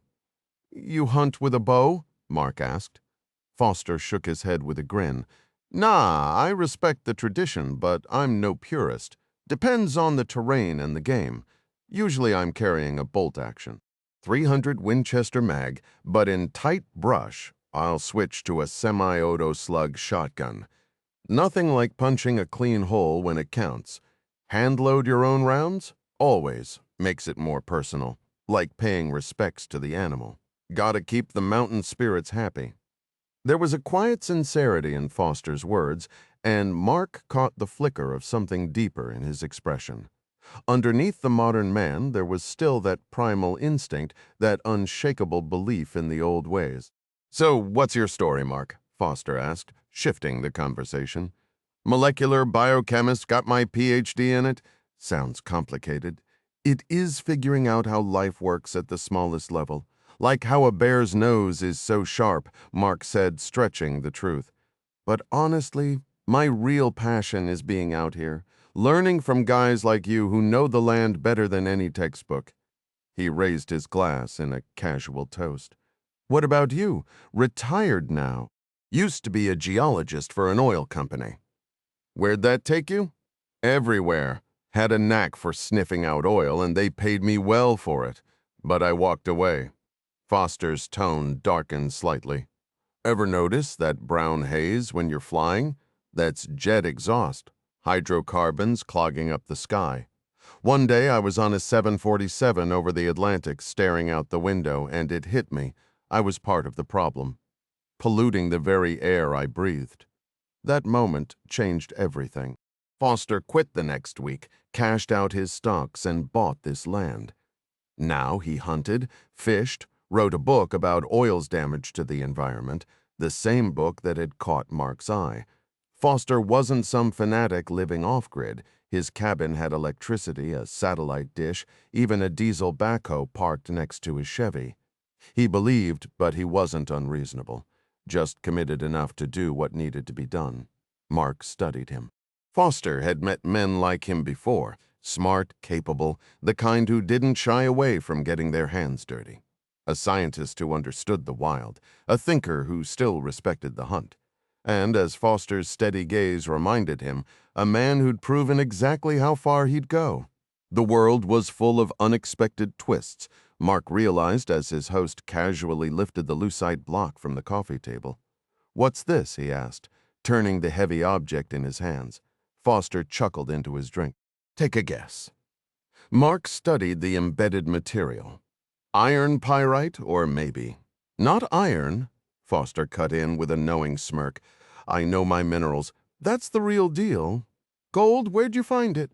Right in my creek, about 300 yards east, Foster said, gesturing toward the window.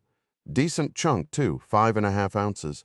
Funny thing is, folks have lived on this land for generations, and nobody ever spotted it. Guess I just got lucky. He leaned back, swirling his drink. Quartz on the bottom there usually means a solid vein. This whole area's volcanic hot springs, tremors now and then. Gold likes that kind of drama. Mark raised an eyebrow. So you might be sitting on a gold mine? Foster laughed. Yeah. Ironic, right? Bought this place cheap, 'cause the hills made it rough for grazing. Previous owner swore his cattle lost more weight climbing than they gained eating. How much gold are we talking? Hard to say. Show this to the right people, and they'd dump millions into digging it up. Gold prices might be down, but pure quartz deposits, that's a gamble worth taking. Why not do it then? Foster's expression darkened. Because mining's ugly, worse than oil, at least you can clean up a spill. But a mine, poisoned water, arsenic, tailings that never go away. Nah, I'd rather admire my little keepsake. If I ever get desperate, I know where to look. Mark nodded toward the creek. You check it often? Whenever I fish, brown trout like that one on the wall, every few trips I find another nugget. Probably means the deposit's fresh. Maybe I should track the source, but why tempt fate? He shrugged. Not like it's going anywhere. Mark hefted the lucite again. Got any more? Foster stood, rummaged in his desk, and tossed over a leather pouch. Mark caught it, surprised by the weight, close to 10 pounds. Inside was a nugget, half gold, half quartz, rough but stunning. You married? Foster asked. Yeah, wife and 2 kids. Keep it, turn it into a necklace, give it to her. Mark hesitated. This is worth thousands. Foster waved him off. It's just collecting dust. Make someone happy with it. Besides, I think you get it, Mark. Yeah, Mark thought. This guy was exactly who they needed. He met Foster's gaze. What if I told you there's a way to erase that brown smudge? Foster frowned. Some kind of bacteria? Mark hesitated.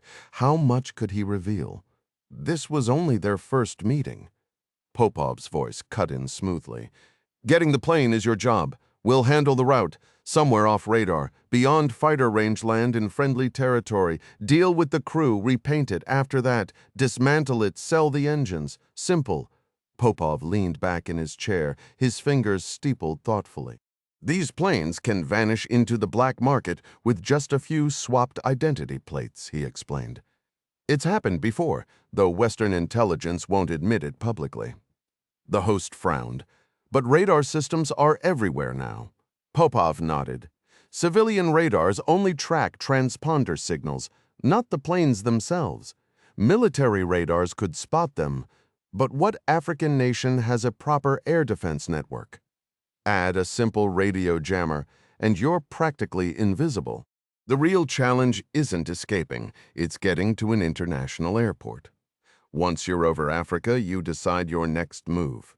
Pick a country for ideology or money. I'd suggest the former, but the latter works too. He smirked. Africa had no shortage of runways for jets, even if it lacked international oversight. The host sighed. A shame about Ernst. Petra Dortmund scoffed, her sharp features twisting in disdain. Ernst was an idiot, robbing a bank in the heart of Bern. He wanted to be a martyr. Popov studied her, once striking, now gaunt, her blonde hair dyed brown, dark circles framing her eyes. She was nearly unrecognizable, which explained why she and Hans Furtner were still free. Hans, on the other hand, had transformed into a portly, clean-shaven man who could pass for a banker. Their mountain home near Munich fooled neighbors into thinking they were harmless artists. But Popov knew better. They missed the old days. Safe houses in East Germany, Special stores for party elites, handlers feeding them missions. Their crowning achievement, kidnapping an American nuclear artillery sergeant, extracting critical intel on safety systems. The sergeant's body later turned up in the Bavarian Alps, officially a tragic accident. NATO never suspected a thing. Petra narrowed her eyes. So, what do you want? Popov smiled. Access codes to the global trading system. Hans chuckled. Turning thief now? Not just any thief, Popov countered. If we want to challenge capitalism, we need funds and chaos. You know my history. You think I've abandoned my cause. His voice hardened. The fight isn't over. Popov's voice grew intense as he leaned forward. My father survived Stalingrad and Kursk. He understood retreat, defeat, but never surrender. That's why I'm here, risking everything. Those counter-revolutionary bureaucrats in Moscow wouldn't approve of my work, but they don't control all of Russia. Petra Dortmund's expression darkened. You truly believe there's still hope? Did you expect progress to come without struggle? Popov scoffed. We lost our way. Yes, I witnessed it firsthand in the KGB, the rot at the top. Brezhnev's own daughter plundering the Winter Palace for her wedding like some czarist relic. My job was to study the West, yet all my comrades absorbed was their greed. But we've learned our lesson.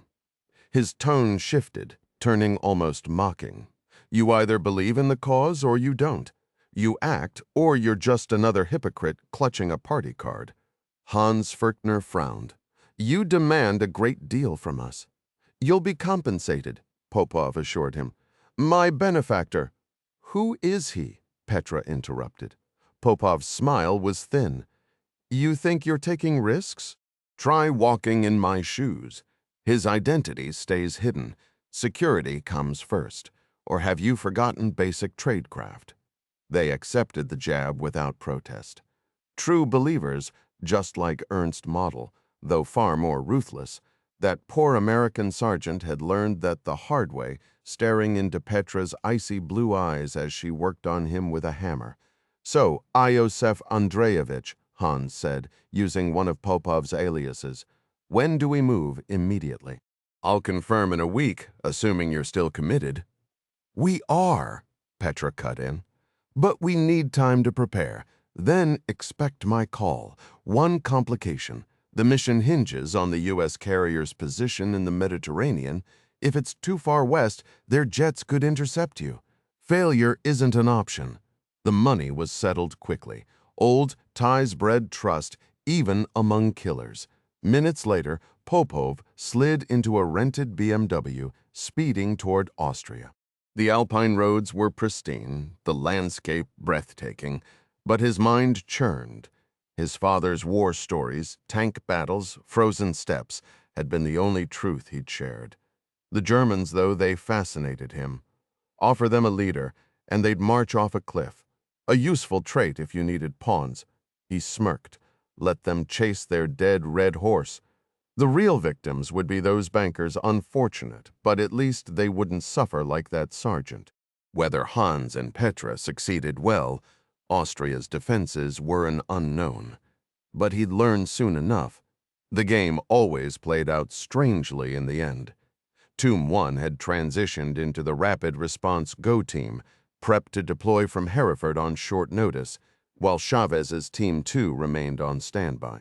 Ironically, it was Team 2 running high-intensity drills, while Team 1 stuck to basic morning PT and target practice, partly to avoid injuries that could sideline a key operator during a critical mission window. Among them was Master Chief Machinist's mate Miguel Chin, a hardened SEAL recruit pulled from Norfolk SEAL Team 6 for Rainbow. With a Latino mother and Chinese father, Chin had cut his teeth in the same rough East LA streets as Chavez. Spotting him puffing a cigar outside the Team 1 barracks, Ding strolled over. "Hey, Chief," he called out. "Master Chief," Chin corrected, crushing Ding's hand in a grip that could snap rebar. "Like your army sergeants, Major, sir. Ding's fine, hermano." "Mike," the chief replied, exhaling a plume of smoke. Chin's face was a chameleon's dream, unplaceable ethnicity, built like a bulldozer with a rep for surviving more firefights than most could count. "Those'll kill you," Ding remarked, nodding at the cigar. "So will our job," Chin shot back. "We're in L.A." When Ding named the neighborhood, Chin barked a laugh. "No shit. I was Piscadora's turf till a judge gave me the Navy or jail special. Marines wouldn't take me their loss." He spat tobacco, ended up at Great Lakes fixing engines, till I heard about Buds. "You agency, right? Started as an 11B, got recruited after a clusterf in Columbia. They put you through school." George Mason, master's in IRU? Old Dominion. Psych degree, Team Doc Bellows got me reading his books. Guys scary sharp. Their banter was cut short when Covington emerged. "Poaching my best, Chavez. Just bonding over shared zip code, sir." Ding grinned. Chin updated them on a teammate's banged-up ankle from a helicopter fast rope mishap, another reminder of the razor's edge they walked. These men didn't just train, they waged war against their own limits. Olympic athletes had nothing on Rainbow's obsession with being the best. Every mile run in boots was a middle finger to mediocrity, even if it meant flirting with disaster. Sooner or later, someone would end up in the hospital. But that was the price of refusing to be second best. In the high-stakes world of combat operations, half a second could mean the difference between saving a life or failing a mission, especially when innocent hostages were on the line. The irony? Despite their critical role, the Go team was restricted from intense training drills to avoid accidents, which meant their edge dulled over time. For Covington's Team 1, the 2-week standby was almost over, and Chavez knew his squad was next. "Heard you're not a fan of the SWAT simulations," Chin remarked casually. Chavez shrugged. "Good for strategy, but real takedowns? Not the same." Covington defended the program, insisting it had improved, but Chavez wasn't convinced. "Give me live targets and miles gear any day," he shot back, referencing the military's laser tag-style training system. Peter pointed out its limitations in close quarters, and Ding had to admit he'd never tested it that way. "Doesn't matter. Once we're in, it's over. Our guys don't miss." A sharp crack echoed from the 1,000-yard range where Rainbow's snipers were competing. Homer Johnston, Chavez's top marksman, was leading by a hair over Covington's best, Sam Houston. Both could drill 10 rounds into a 2-inch circle at 500 yards, smaller than a human head, their usual target. Missing was practically unheard of. If it happened, it was usually because someone tripped in the shooting house. The real challenge wasn't accuracy, it was getting close enough to act and making the right call under pressure, often relying on Dr. Paul Bellows' intel. Covington checked in about the threat board, but Chavez doubted there'd be anything new. The Burnbank takedown had made headlines, likely discouraging any would-be troublemakers in Europe. With a nod, Covington headed off to deal with paperwork, and Chin followed, flicking his cigar into the designated bucket. Inside headquarters, Chavez exchanged a quick salute with the door guard, still amused by the British style, before finding Major Bennett at his desk. "Morning, Sam. Anything brewing?" Bennett shook his head. Dead quiet. Not even the usual crime reports. His main sources, European news wires, were silent, leaving him to sift through an FBI database that aged suspect photos. Chavez leaned in. "Who's this?" Bennett tapped the screen. "Petra Dortmund. New tool. Helps us track how they might look now." The team had only 2 photographs of Petra Dortmund, both taken nearly 15 years ago. Bennett worked his magic, digitally aging her face while experimenting with different hair colors. "Women are easier to update than men," he joked. "No beards to worry about, and they usually avoid packing on the pounds like our buddy Carlos." He zoomed in on her eyes. "Definitely not someone you'd want to meet in a dark alley," Chavez remarked. Clark chimed in from across the room. "Probably as charming as a porcupine, Domingo." Bennett adjusted the software settings. This program was originally designed to track kidnapped kids, years later. Now we use it to predict how grown criminals might look today. Worked like a charm on that bank robber last spring. The screen refreshed, displaying a middle-aged version of Dortmund.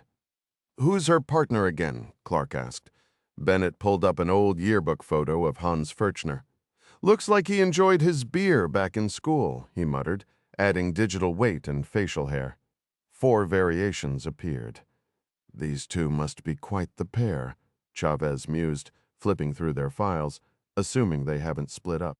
The thought nagged at him, so he wandered down to Dr. Bellow's office. The psychologist glanced up from his screen. "Morning, Ding. What's on your mind?" Chavez leaned against the doorframe. "We're reviewing Dortmund and Furchner's profiles. What are the odds they're still together after all this time?" Bellows steepled his fingers. "Interesting question. Given their history, kidnapping, murder, their bond is likely stronger than most. Shared ideology acts like superglue for people like them. Terrorist acts become their vows." Chavez frowned. "But you always say these types are sociopaths. Doesn't that mean they'd bail when things get tough?" Bellows smirked. "Been studying up. Think of it this way. Their warped beliefs merge their identities. They're not just partners. They're a single destructive force. I'd bet they're still together, maybe even married, though I doubt it was a church wedding." "Kids?" Chavez pressed. Bellow paused. "Germany's strict abortion laws complicate things. Would they want children? That's the real puzzle." Chavez exhaled. "I need to get inside their heads." Bellow tossed him a thick hardcover. "The Enraged Outlook, Inside the Terrorist Mind." Required reading at Quantico, might help you predict their next move. Chavez weighed the book in his hand, understanding the enemy was smart, but part of him still believed the best solution was a well-placed bullet. Meanwhile, Popov knew better than to leave a paper trail. Amateurs called ahead, professionals vanished without a trace. Even a burner phone, meticulously hidden under layers of false identities, could leave a digital footprint for authorities to trace something that would spell disaster for him. To avoid suspicion, he made brief, calculated calls every few days. The recipients had no clue how he masked the origin, though bouncing signals through multiple relays wasn't unheard of. "The funds are secured." "Are you set?" he asked, voice steady.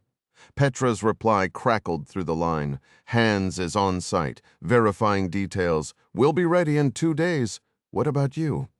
"Everything's arranged. Expect my call in 48 hours, he said before hanging up.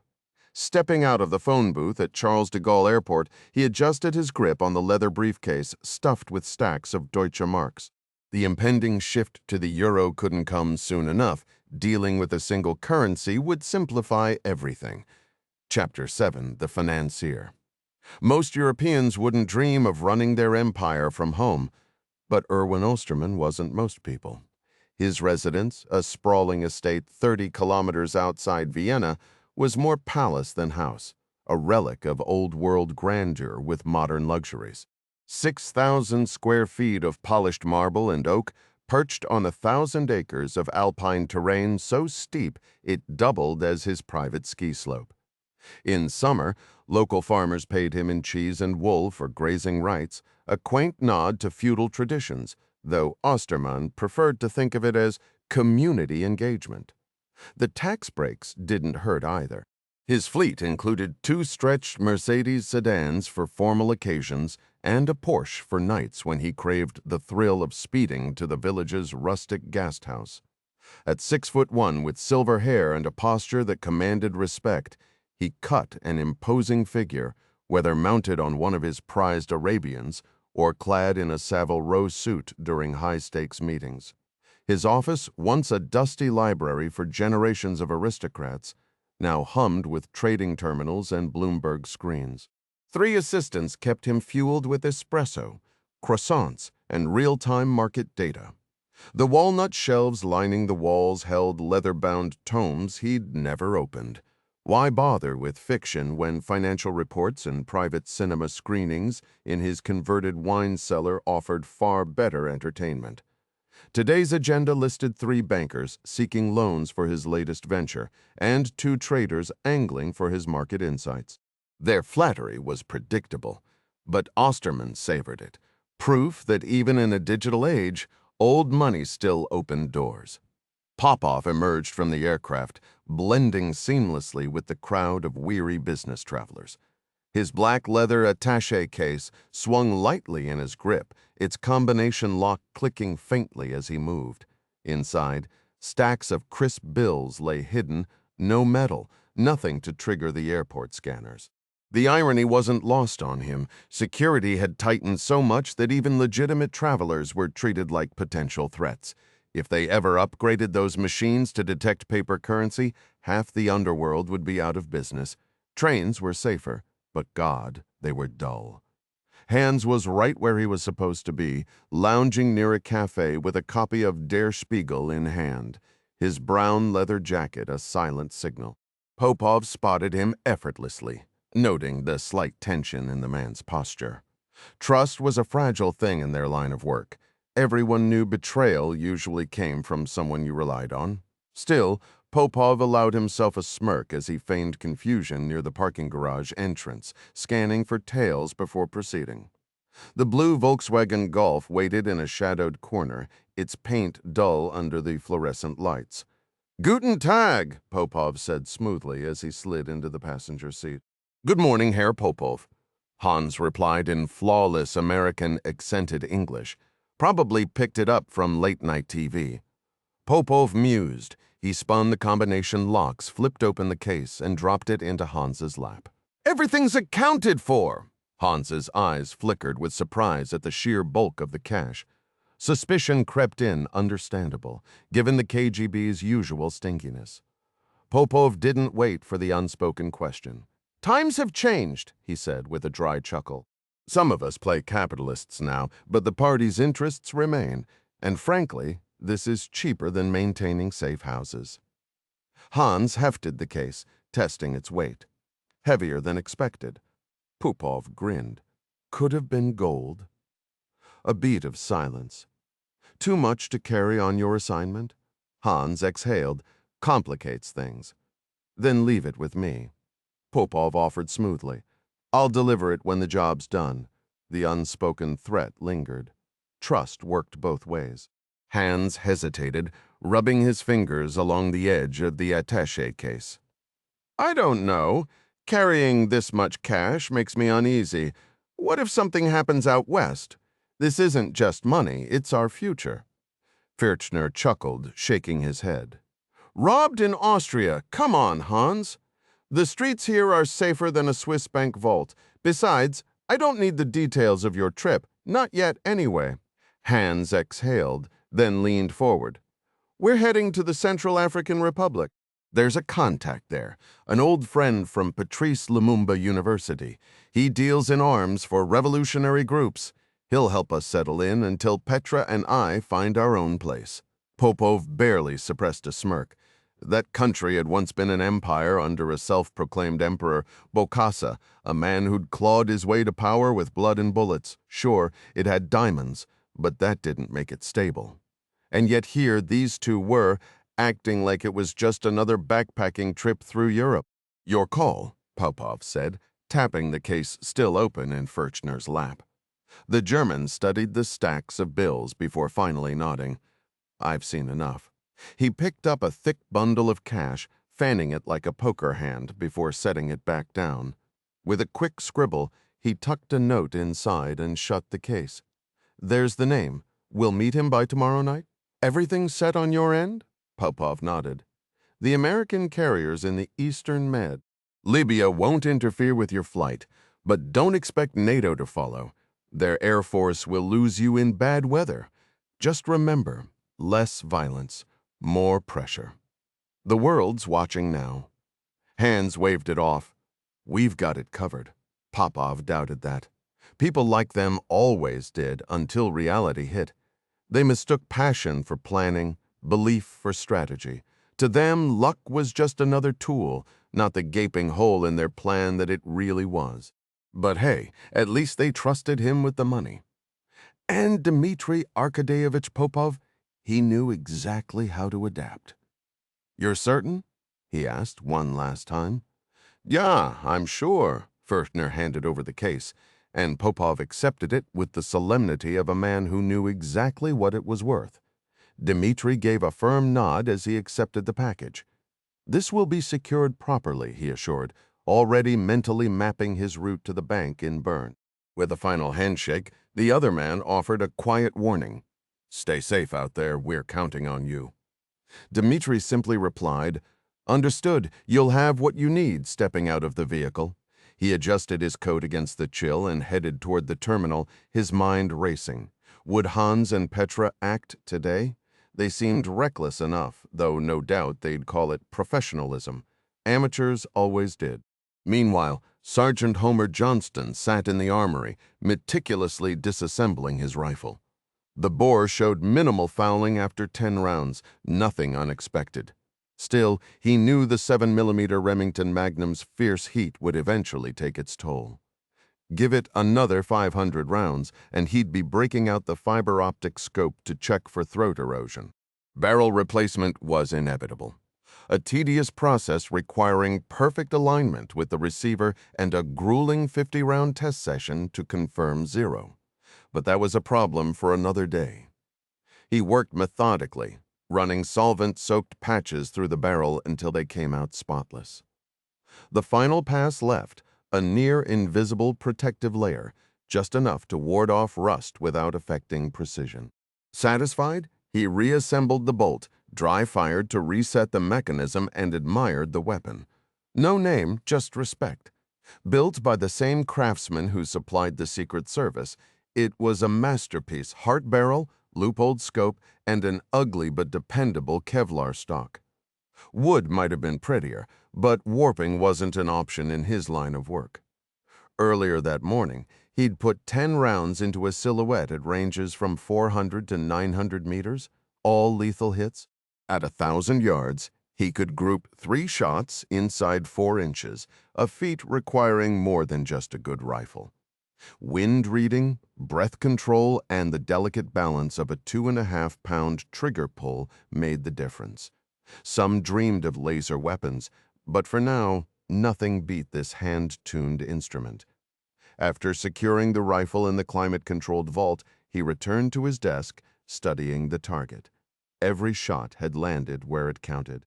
Precision wasn't just skill, it was discipline, and Homer Johnston had plenty of both. Homer Johnston only fired rounds he'd hand-loaded himself. His Remington performed best with Sierra 175 grain hollow point boat tails, propelled by 63.5 grains of IMR 4350 powder, though the 1.7-second flight time to a 1,000-yard target still felt like an eternity when engaging moving threats. A firm grip landed on his shoulder. Homer came Dieter Weber's accented voice. "Yeah, Dieter," Johnston muttered, eyes still locked on the distant bullseye. The zone had him completely. Shame deer season was months away. "Wind favored you today," Weber offered, defaulting to his usual excuse. The German knew his firearms better than most Europeans. But rifles, that was American territory, period. Your semi-auto still doesn't headspace right, Johnston countered. Weber's last 2 shots at 900 meters had barely qualified, enough to wound, not guarantee a kill. Not that it mattered. Johnston knew he outclassed every shooter in Rainbow, including Houston, by the slimmest margin on his best days. "I get follow-up shots off faster," Weber retorted, ending the debate. Some arguments never died, especially between men married to their rifles. Weber's Walther spat rounds quicker, but Johnston's bolt action ruled for precision. The German tapped his holster. "Pistols, Homer?" Johnston rose with a grin. Handguns were toys compared to real work, but free ammo made them irresistible, even if Weber edged him out by a fraction. En route to the pistol range, they passed Chavez and Price's squad exiting with their MP-10s, laughter trailing behind them. "5-meter plinkers," Weber scoffed.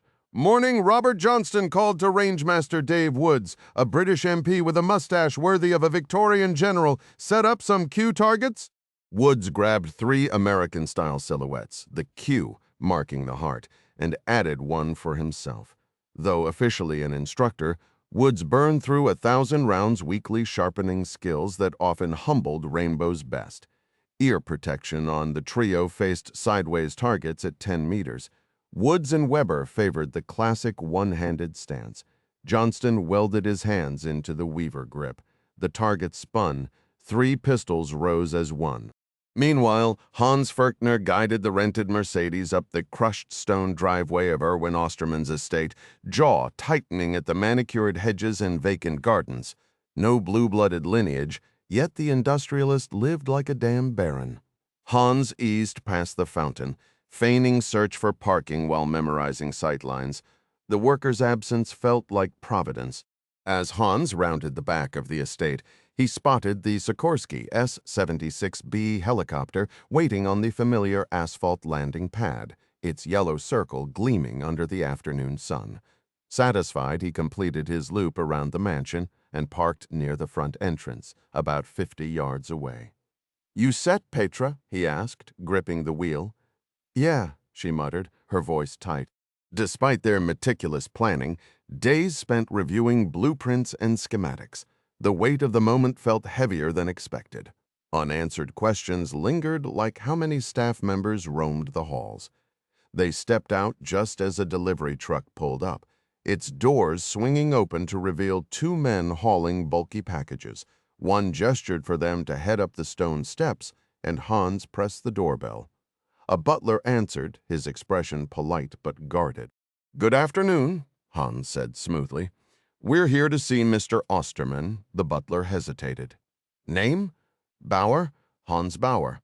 Behind them, one of the deliverymen chimed in. "Flowers for the house?" The butler nodded, stepping aside. "Come in, I'll notify Mr. Osterman." Petra moved first, her hand slipping into her coat. The butler barely had time to react before she leveled a Walther P-38 at his face. "Why wait?" she purred. "Consider this our appointment." The deliverymen cracked open their boxes, revealing compact submachine guns. One propped the door open, ushering in 2 more armed men. Hans barely glanced at the newcomers, his attention shifting to the grand foyer. The walls soared 4 meters high, adorned with lavish Renaissance-era paintings, impressive, though not masterpieces. The marble floor gleamed with black diamond inlays, and gilded furniture whispered of old-world opulence. Somewhere, a vacuum hummed in the distance. He signaled 2 men toward the kitchen before turning back to the butler. "Where's Osterman?" Petra demanded. The butler stammered. He's not." She pressed the gun to his lips. "His cars are here. His helicopter's here. Try again." "The library," he choked out, "upstairs." Petra's smile didn't reach her eyes. "Good. Lead the way." The butler paled, realizing too late that her gaze was far colder than the steel in her hand. The staircase was a spectacle of wealth, crimson carpet, brass fixtures, gold leaf curling along the banister. As they ascended, Petra studied the portraits lining the walls. Men of power, no doubt, their smug faces immortalized in oil. Osterman was just another spider in a web of greed, she thought, but tonight they'd teach him how easily silk could snap. She despised the mansion's owner, a man who flaunted his wealth while exploiting ordinary workers, living in obscene luxury as if to prove his superiority. At the top of the grand staircase loomed a massive portrait of Emperor Franz Joseph, the last of his doomed dynasty, dead just before the equally despised Romanovs met their fate. The butler, a loyal servant to this corrupt empire, guided them down a wide hallway into an open room where 3 well-dressed employees, 2 women and a man, worked intently at their computers. "This is Mr. Bauer." The butler stammered. "He wishes to see Mr. Osterman." "Does he have an appointment?" the senior secretary asked coolly. Petra cut in, her voice sharp. "You'll take us in now, then." She revealed the gun, freezing the room in stunned silence. Osterman's home, though centuries old, wasn't stuck in the past. Modern security lurked beneath its gilded surface. The executive assistant, Gerhard Dengler, subtly pressed the alarm button under his desk, triggering a silent alert that raced to the security company 20 miles away. When the phone rang, Gerhardt kept his voice steady. "Mr. Osterman's office." "Trottle here," came the response from the monitoring station. "Good day, Trottle," Gerhardt speaking. His words were calm, but his eyes never left Petra's weapon. "Have you called about the horse?" "Yes. When is the foal due?" Trottle played along, their coded exchange masking the real danger. "A few more weeks," Gerhardt replied tersely. "We'll notify you when it's time." Petra watched with faint amusement as the secretary hung up. "It's about the horses," he lied smoothly. "We have a mare expecting. Quiet." Petra motioned hands toward the double doors. So far, everything was going perfectly. Osterman, oblivious behind those doors, was about to get a rude awakening. She turned to Gerhardt. "Your name, Dengler?" "Gerhardt Dengler." "Take us in, Mr. Dengler," she said, her tone almost playful. Gerhardt rose stiffly, his movements rigid with fear, and pushed open the doors. Inside, Osterman sat at his massive gilt desk, absorbed in his work. "Mr. Osterman?" Gerhardt called. "Yes, Gerhardt." Osterman swiveled in his chair, then froze, his blue eyes widening at the sight of armed intruders. "What is this?" he demanded. "We're commanders of the Red Workers faction," Furchner declared, "and you're our prisoner."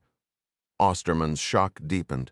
"But what do you want? You're coming with us," Petra said, leveling her gun at Gerhardt's head for emphasis. "Behave, and no one gets hurt. Resist, and people die. Understood?"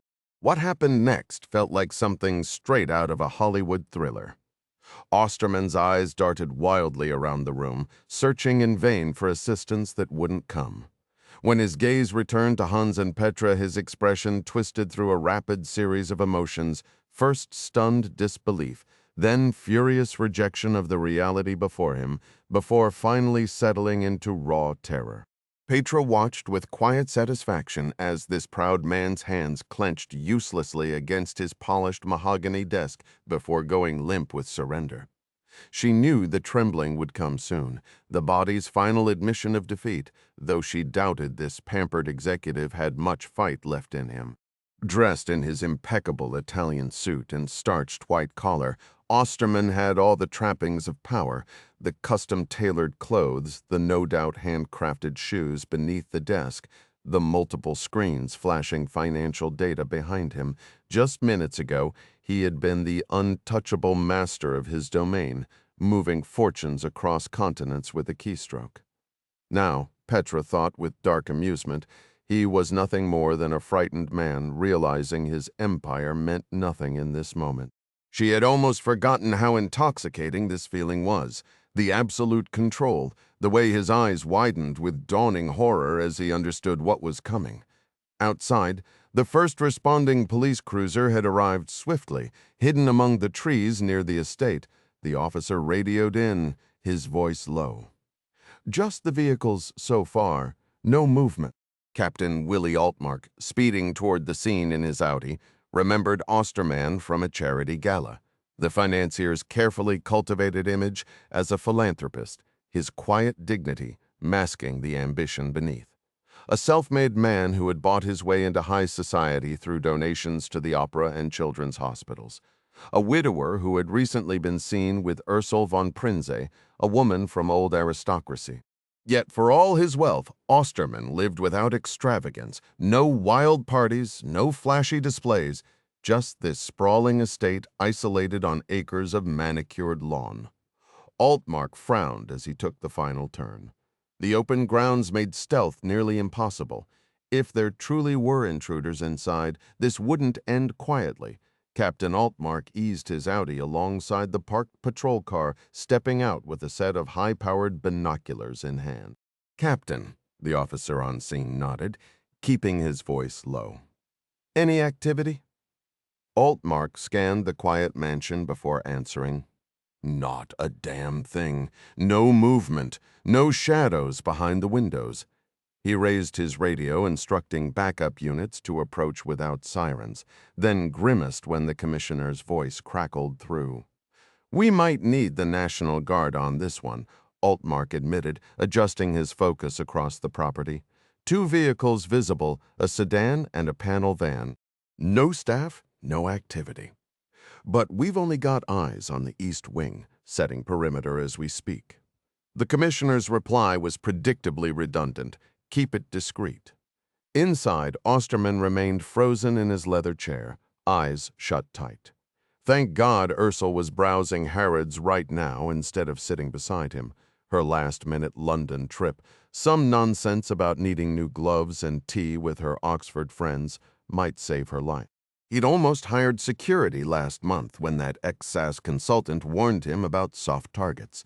The man had laid out a full protection plan for less than his annual yacht maintenance budget. But the idea of armed shadows trailing him through Michelin-starred restaurants had seemed absurd. Now, as the barrel of a Glock hovered near his temple, he wondered if Pride had just signed his death warrant. "You'll give us the real trading codes," Furchner demanded, watching the billionaire's confusion with amusement. "The public feeds are worthless." Osterman's stomach dropped. These lunatics thought he had some back door to global markets? Petra's laugh was ice cold. "Did you think we'd believe your little capitalist fairy tales? We know how you vultures whisper secrets." She gestured toward the terrified assistants visible through the office glass. "Cooperate, or they die first." Outside, detectives ran the plates on the abandoned vehicles. The sedan traced back to a Hertz outlet near the airport, probably a dummy rental. The truck's tags, stolen 48 hours prior from a Brooklyn warehouse. A rookie cop whistled. These guys didn't leave a single clean clue. Altmark crushed his cigarette underfoot. They're professionals, and our billionaire inside? He's either their partner or already dead. Captain Altmark's next move was to contact one of Mr. Osterman's business partners, needing details about potential staff inside the building alongside the owner. He estimated this intel would take roughly 60 minutes to gather.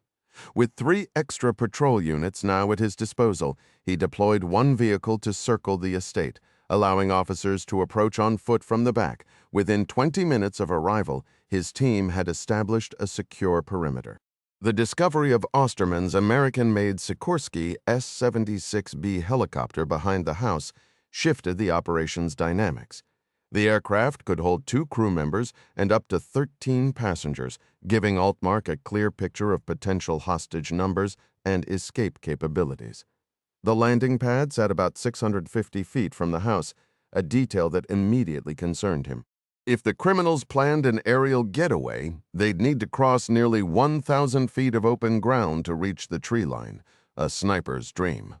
Fortunately, his tactical unit had marksmen ready. Shortly after confirming the helicopter's specs, his team located the flight crew, one at home, the other tied up in paperwork at Vienna International Airport with a manufacturer's rep. Good, Altmark thought. The bird wasn't going anywhere soon. But the situation had already escalated beyond local jurisdiction. A sudden radio call from the state police director confirmed that higher authorities were now involved. Meanwhile, Chavez buckled into his seat as the 737 taxied away from the gate, skimming through mission files with Eddie Price. As the plane rolled toward the runway, Price synced his laptop to the aircraft's comm system, pulling up schematics labeled Osterman Manor. "Who exactly are we dealing with here?" Chavez asked, rubbing his temple. "Looks like a high-rolling financier," Price replied. "Wealthy enough to be chummy with his country's prime minister. Explains why we got the call." Chavez exhaled. 2 back-to-back ops for Team 2. Coincidence?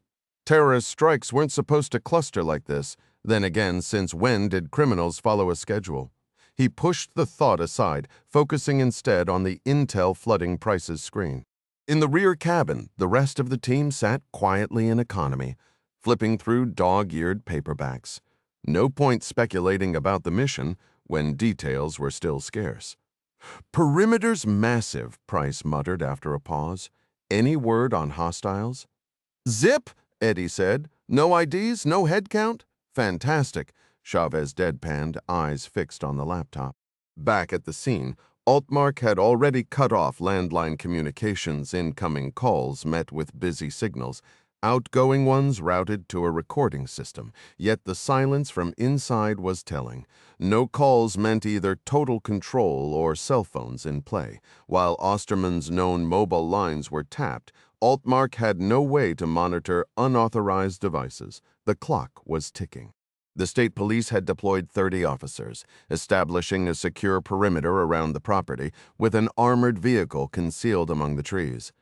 They'd intercepted a single delivery truck carrying overnight mail, but otherwise the estate remained eerily quiet, surprising for someone as wealthy as Osterman.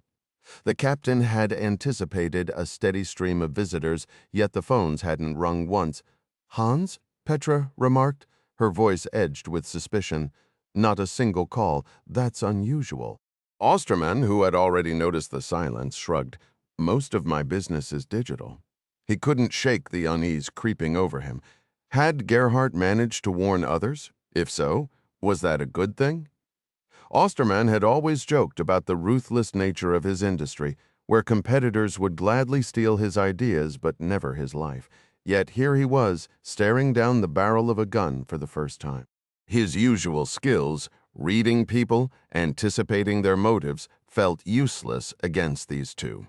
The woman especially unnerved him. There was no hesitation in her eyes, no flicker of doubt. Killing him would mean as little to her as signing $1 million deal. Did she even see him as human? No, he realized with a sinking dread. She didn't. Worse, she believed lies about him, and convincing her otherwise seemed impossible. Then the phone rang. The woman motioned for him to answer. Osterman speaking, he said, his voice steady despite the tension. The man picked up another line, listening in. Herr Osterman, this is Captain Wilhelm Altmark of the State Police, came the crisp voice on the other end. I understand you have guests. That's correct, Osterman replied. May I speak with them? Osterman glanced at Hans, who took over. Took you long enough, Altmark? Hans said dryly. How'd you find out? The captain's response was icy. Let's keep our secrets to ourselves. Who are you, and what do you want? Hans smirked. Commander Wolfgang of the Red Workers faction. We want our comrades released from prison and a plane ready at Schwechat International, an airliner with a 5,000-kilometer range and an international crew. If we don't get it by midnight, we start eliminating hostages. Understood, Altmark replied. Do you have a list of prisoners? Hans covered the receiver and gestured to Petra. The list. She handed it over, her expression unreadable. Neither expected compliance, but they had to play the game. On their way in, they'd already decided one hostage, maybe two, would have to die before they got their plane. Gerhard Dengler would be first, then one of the secretaries. The domestic staff at least would be spared. They were workers, not part of the capitalist machine. Here's the list, Captain, Hans said, his tone almost bored. Price scanned the names on the screen and turned to Chavez. Well, look at that. The usual suspects. Eddie tapped the screen thoughtfully. Does any of this actually mean something? Price gave a dismissive shake of his head. Doubt it. Names like these pop up in the papers every other day. Chavez frowned. Then why bother with the charade? Price smirked. Dr. Bello would spin some psychobabble about solidarity, but let's be real, they're just narcissists playing dress-up. Cricket has rules, terrorism has playbooks, and they all love their little performances. His sarcastic tone shifted as the captain's voice crackled overhead, instructing passengers to prepare for landing. Showtime, Eddie, Ding muttered, stowing his gear. The plane descended rapidly, wheels screeching against the Vienna runway. Through the window, Chavez spotted a cluster of cops loitering near a baggage truck, hardly subtle. Up in the control tower, an observant controller noted the unusual arrival. A scheduled Sabina flight had been mysteriously rerouted, and now 2 police cars idled near the jetway. Something was definitely off. The flight attendant eyed the late boarding passengers with suspicion. They moved with military precision, their polite demeanor at odds with their obvious physical conditioning. As the cabin door opened, she caught sight of a stone-faced officer waiting in the jetway. 3 men from first class exchanged quick words with him before disappearing down the service stairs. Her curiosity piqued. 13 passengers followed, all with the same confident swagger. The last one, a charming Frenchman, flashed her a grin and a lingering glance. "Au revoir, madame!" "Seriously, Louis?" An American voice groaned from the stairwell. "You're relentless!" Loisel just winked. "Appreciating beauty isn't a crime, George." Tomlinson rolled his eyes but couldn't argue. She was pretty, even if his own wedding ring kept him in check. Below, the team regrouped swiftly, loading gear into waiting vans under Noonan's watchful eye. The tower controller, whose brother happened to be a crime reporter, tracked their police-escorted departure with interest. By the time the vans rolled up to Schloss Ostermann's gates, the operation was already humming like a well-oiled machine. Major Chavez approached the senior officer with his team in tow. "Major Chavez here," he introduced himself, slightly taken aback when the man snapped to attention. "This is Dr. Bello and Sergeant Major Price." The officer responded crisply. "Captain Wilhelm Altmark, what's the situation?" Chavez filled him in. "We've got at least 2 armed suspects inside, possibly more. They're demanding a plane, midnight deadline, no updates since." Ding frowned. "How do we move them to the airport?" Altmark gestured toward the estate grounds. "Herr Ostermann keeps a private helipad about 200 yards behind the main house. We've got the flight crew standing by, though the suspects haven't requested transport yet." Dr. Bello stepped forward, his calm voice cutting through the tension. "Who's been negotiating?" Altmark confirmed he'd handled communications so far. "Then we need to strategize, Captain," Chavez said, motioning toward a nearby van where the team geared up. Twilight painted the sky as they slipped into mottled green fatigues over their armor. Weapons checked and safeties engaged. Within minutes, they were positioned at the tree line, scanning the sprawling estate through binoculars. Homer Johnston let out a low whistle. "Fancy digs, windows everywhere, dear." The German sniper grunted in agreement. Chavez directed them, "Cover the helipad from both sides. Crossfire setup radio check once you're in position." Weber nodded. "Every detail comes to you, Major." The snipers vanished toward the police vehicles, rifle cases in hand. Back at Altmark's car, blueprints sprawled across the hood revealed the estate's labyrinthine layout. 46 rooms, 3 basements, Altmark explained. West wing's got wine storage and cold lockers. East basement's abandoned, might even be sealed off. Ding shook his head. "This isn't a house, it's a damn fortress." Altmark smirked. "Schloss does mean castle, Major." Bello joined them, analyzing the captors' behavior. They're disciplined, no erratic threats, just a clear deadline. German accents, likely not locals. Only name we have is Wolfgang, no known ties to extremist groups. Chavez exhaled sharply. "So, we're flying blind." Bello adjusted his glasses. "They're professionals. No casualties yet. Means they're calculating. Expect movement after dark. Notice how they're avoiding lights? They're banking on the night." Altmark frowned. "No additional demands?" Bello's gaze darkened. "Silence is a strategy. They'll make their play when they're ready." A gust of wind rattled the trees as the team exchanged glances. Somewhere in the shadows, the clock was ticking. As night fell, the team knew their window of opportunity was narrowing. "Moon's bright tonight," Price remarked, scanning the clear sky. Ding shifted uncomfortably, glancing upward before turning to Altmark. "Captain, any chance we can get our hands on searchlights?" The local fire department would have them, Altmark confirmed, and Bello quickly reinforced the urgency. Midnight wasn't just a deadline. It was a line in the sand that terrorists had drawn in blood. These weren't amateurs. They moved with precision, and that could be turned against them. "Play along," Ding suggested. Let them think they're calling the shots until we decide otherwise. Stroke their egos now, and when the moment's right, we pull the rug out. Meanwhile, inside the mansion, the atmosphere was thick with tension. The terrified staff, under the watchful eyes of Furchner's men, served sandwiches to their captors, their hands trembling. Hans and Petra monitored the room. Satisfied, Osterman was secured, his employees corralled like sheep, even granted the small dignity of bathroom access. No need to push them to desperation. Desperate people made mistakes, and control was everything. Gerhard Dengler sat across from his boss, his mind racing. He'd been the one to alert the authorities, but now doubt gnawed at him. 2 more years, and he'd have struck out on his own, maybe even with Osterman's blessing. The man had mentored him, shaped him. But what did loyalty demand now nearby? A secretary wept silently, her tears born of fury as much as fear. These intruders had shattered her world, a world where she'd thrived. Osterman's generosity had set her and her stonemason husband on the path to wealth. She'd stood by him through grief, celebrated his newfound happiness with Ursel, and now, reduced to a pawn in someone else's game. Petra watched her with cold amusement.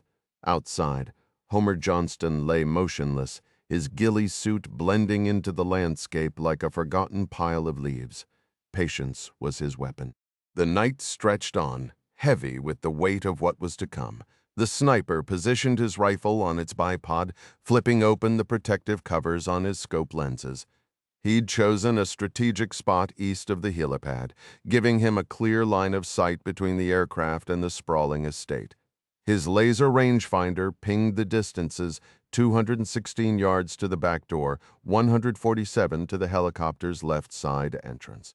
Nestled in a dry patch of manicured grass near the tree line, the fading sunlight stretched long shadows across the lawn. The crisp air carried the earthy scent of horses, triggering memories of his boyhood in Montana's rugged wilderness. "Lead, this is Rifle 2-1, he murmured into his radio. "Go ahead, 2-1, came the crackling response. Position secured. No movement detected in the target building. "Copy that." Sergeant Weber chimed in from his post 256 yards away. "Rifle 2-2 confirms all quiet on my end." Johnston glanced toward Dieter's position, nodding approvingly at his German teammate's setup. A sudden rustle in the grass made him turn. An Austrian officer was crouch-walking toward him, holding out a manila envelope. "Here." The man muttered before retreating. Inside were surveillance photos of the hostages, but none of their captors. "Great. So I know who not to shoot." Switching to his military-grade binoculars, Johnston began methodically sweeping the house, left to right, like tracking game back home. The rhythm reminded him of waiting for a trophy buck to emerge at dusk. The quiet anticipation, the way your muscles memorize the terrain. He could almost taste the venison sizzling over a campfire, the rich coffee steaming in his tin cup. Focus, Homer. He chided himself, shaking off the nostalgia. He fished a strip of jerky from his pocket, chewing absently as he resumed surveillance. Across the property, Eddie Price puffed on his pipe, studying the estate's blueprints. The place wasn't Kensington Palace, but it had charm, an observation that unsettled him. During his SAS days, they'd war-gamed scenarios like this: terrorists storming royal residences, the chaos of breaching historic corridors. The memory of that intruder who'd waltzed into the Queen's bedroom decades ago still made his skin crawl. "Absolute nightmare in there, Ding," Price muttered, tracing the floor plan. "Wooden floors that'll sing like a choir, corners everywhere for ambushes. We'd need air support to do this clean." Chavez exhaled sharply. "And we don't have a bird. Rainbow's still missing pieces. Think we should let them move the hostages to the helo? Take them outside?" Bello suggested. Chavez rubbed his temple, too soon, but file that under last resort. The fading light painted the estate in gold and shadow. The team poised like chess pieces waiting for the game to begin. The tension was palpable as the team debated their next move. I get it, but we can't afford to lose a hostage, one operative stressed. If that midnight threat is real, we have to act fast. Another chimed in. Maybe I can buy us some time over the phone, but let's be honest, that's a long shot. Bello reluctantly agreed, knowing even stalling until midnight wasn't a guarantee. The conversation shifted to infiltrating the building. Noonan, already on site, sighed. This isn't going to be easy. 100 windows and half of them are out of reach unless we rappel from a chopper. But that brought its own risks, news crews circling like sharks, cameras rolling, potentially tipping off the terrorists the moment their live feeds cut out. And what if the enemy already had a lookout on the roof? This just got messy, Chavez muttered under his breath. Noonan offered a sliver of hope. At least it's dark now. Thermals should work. Chavez grabbed his radio team. Switch to thermal. I repeat, go thermal. Then he turned, frowning. What about cell phones? Noonan just shrugged. Outside, a crowd of bystanders had gathered, held back by local cops, but still close enough to see everything. If just one person inside had a phone and someone outside decided to call them, well, modern tech was a double-edged sword. With hundreds of frequencies to monitor, Rainbow wasn't equipped to block them all. Terrorists might not have tried it yet, but Chavez wasn't betting on them staying clueless forever. His eyes flicked toward the building again. The only surefire way was to draw the enemy outside, but how many were there? No way to know without risky reconnaissance. Tim, remind me later. We need a plan for cell signals near targets, Chavez said, frustration creeping into his voice. He called out, Captain Altmark, where are those lights? The captain pointed to 3 trucks with towering floodlights, the kind you'd see at a Friday night football game. Chavez directed their placement, then regrouped with his team. The thermal scopes were kicking in as the temperature dropped. The stone walls cooled fast, but the heated interior made the windows glow like beacons. Then Weber's voice crackled over the comms. Lead, Rifle 2-2, got a thermal signature, first floor, 4th window from the west. Someone's peeking through the curtains. Patterson, hunched over blueprints, confirmed, That's the kitchen. Target 1, locked in. Captain Altmark adjusted his headset as the German sniper's voice crackled over the radio. Negative, just a silhouette. Wait, tall, likely male. A moment later, Pierce's voice cut in, sharp and precise, first floor, east side, 2nd window from the corner. Altmark exhaled, rubbing his temple before turning to the phone. Captain Altmark speaking. Could you connect me to Osterman's office? If Osterman was inside, chances were high he wasn't alone. A woman's voice answered, clipped and tense. Osterman's office, Altmark identified himself, only to be met with an unexpected reply. This is Commander Gertrude of the Red Workers faction. His grip tightened on the receiver. He'd expected Wolfgang. A brief pause, then a familiar voice came through. Wolfgang himself, cold and measured. What do you want? Altmark kept his tone steady, aware of Dr. Bello listening beside him. A gesture of goodwill released 2 hostages, maybe from the domestic staff. Wolfgang's laugh was razor thin. So they can ID us for you? Before Altmark could respond, another voice broke in. Lincoln, reporting another target near the northwest window. Chavez muttered under his breath, That makes 5. Patterson slapped another yellow marker onto the blueprint. The woman's voice returned icy. You have 3 hours before we send you a body, and we need a pilot for Osterman's helicopter by midnight, plus a plane on standby. Fail and we start executing hostages 1 every hour. Understood? Altmark forced calm into his reply. We're working on it, but these things take. Spare me the excuses, she snapped. Their blood is on your hands. The line went dead. Altmark set the phone down slowly, exchanging a grim look with Bello. She's the real threat, the doctor murmured. They've planned this down to the minute. They'll kill without hesitation. Across the room, Price's voice carried over another call. Man and woman German, late 30s to 40s. Deadly serious. Tawny's keyboard clattered in the background before he responded, sending you 3 possible matches. Patterson traced his finger over the schematics. At least 5 hostiles positions here, and 2 upstairs. They're not moving. They've got radios. Noonan was already on it, tuning his scanner to pick up their chatter. If they were using standard frequencies, triangulation would be easy. Noonan's screen flickered to life, overlaying signal sources onto the mansion's layout. 3-foot soldiers, maybe more. The truck outside could have held extra men, but the helicopter's limited seating meant not all of them planned to stay. 2 leaders, 3 grunts, 2 plus 4. Either way, time was running out. The estimated number of terrorists had climbed to between 5 and 7, a rough approximation, but it was better than nothing. Noonan knew they couldn't rely on guesses, but sometimes you had to work with what you had. The unknowns piled up. Were they using handheld radios, cell phones? The possibilities twisted in his mind like loose wires. These kinds of criminals dictated the tempo, forcing law enforcement to react rather than act.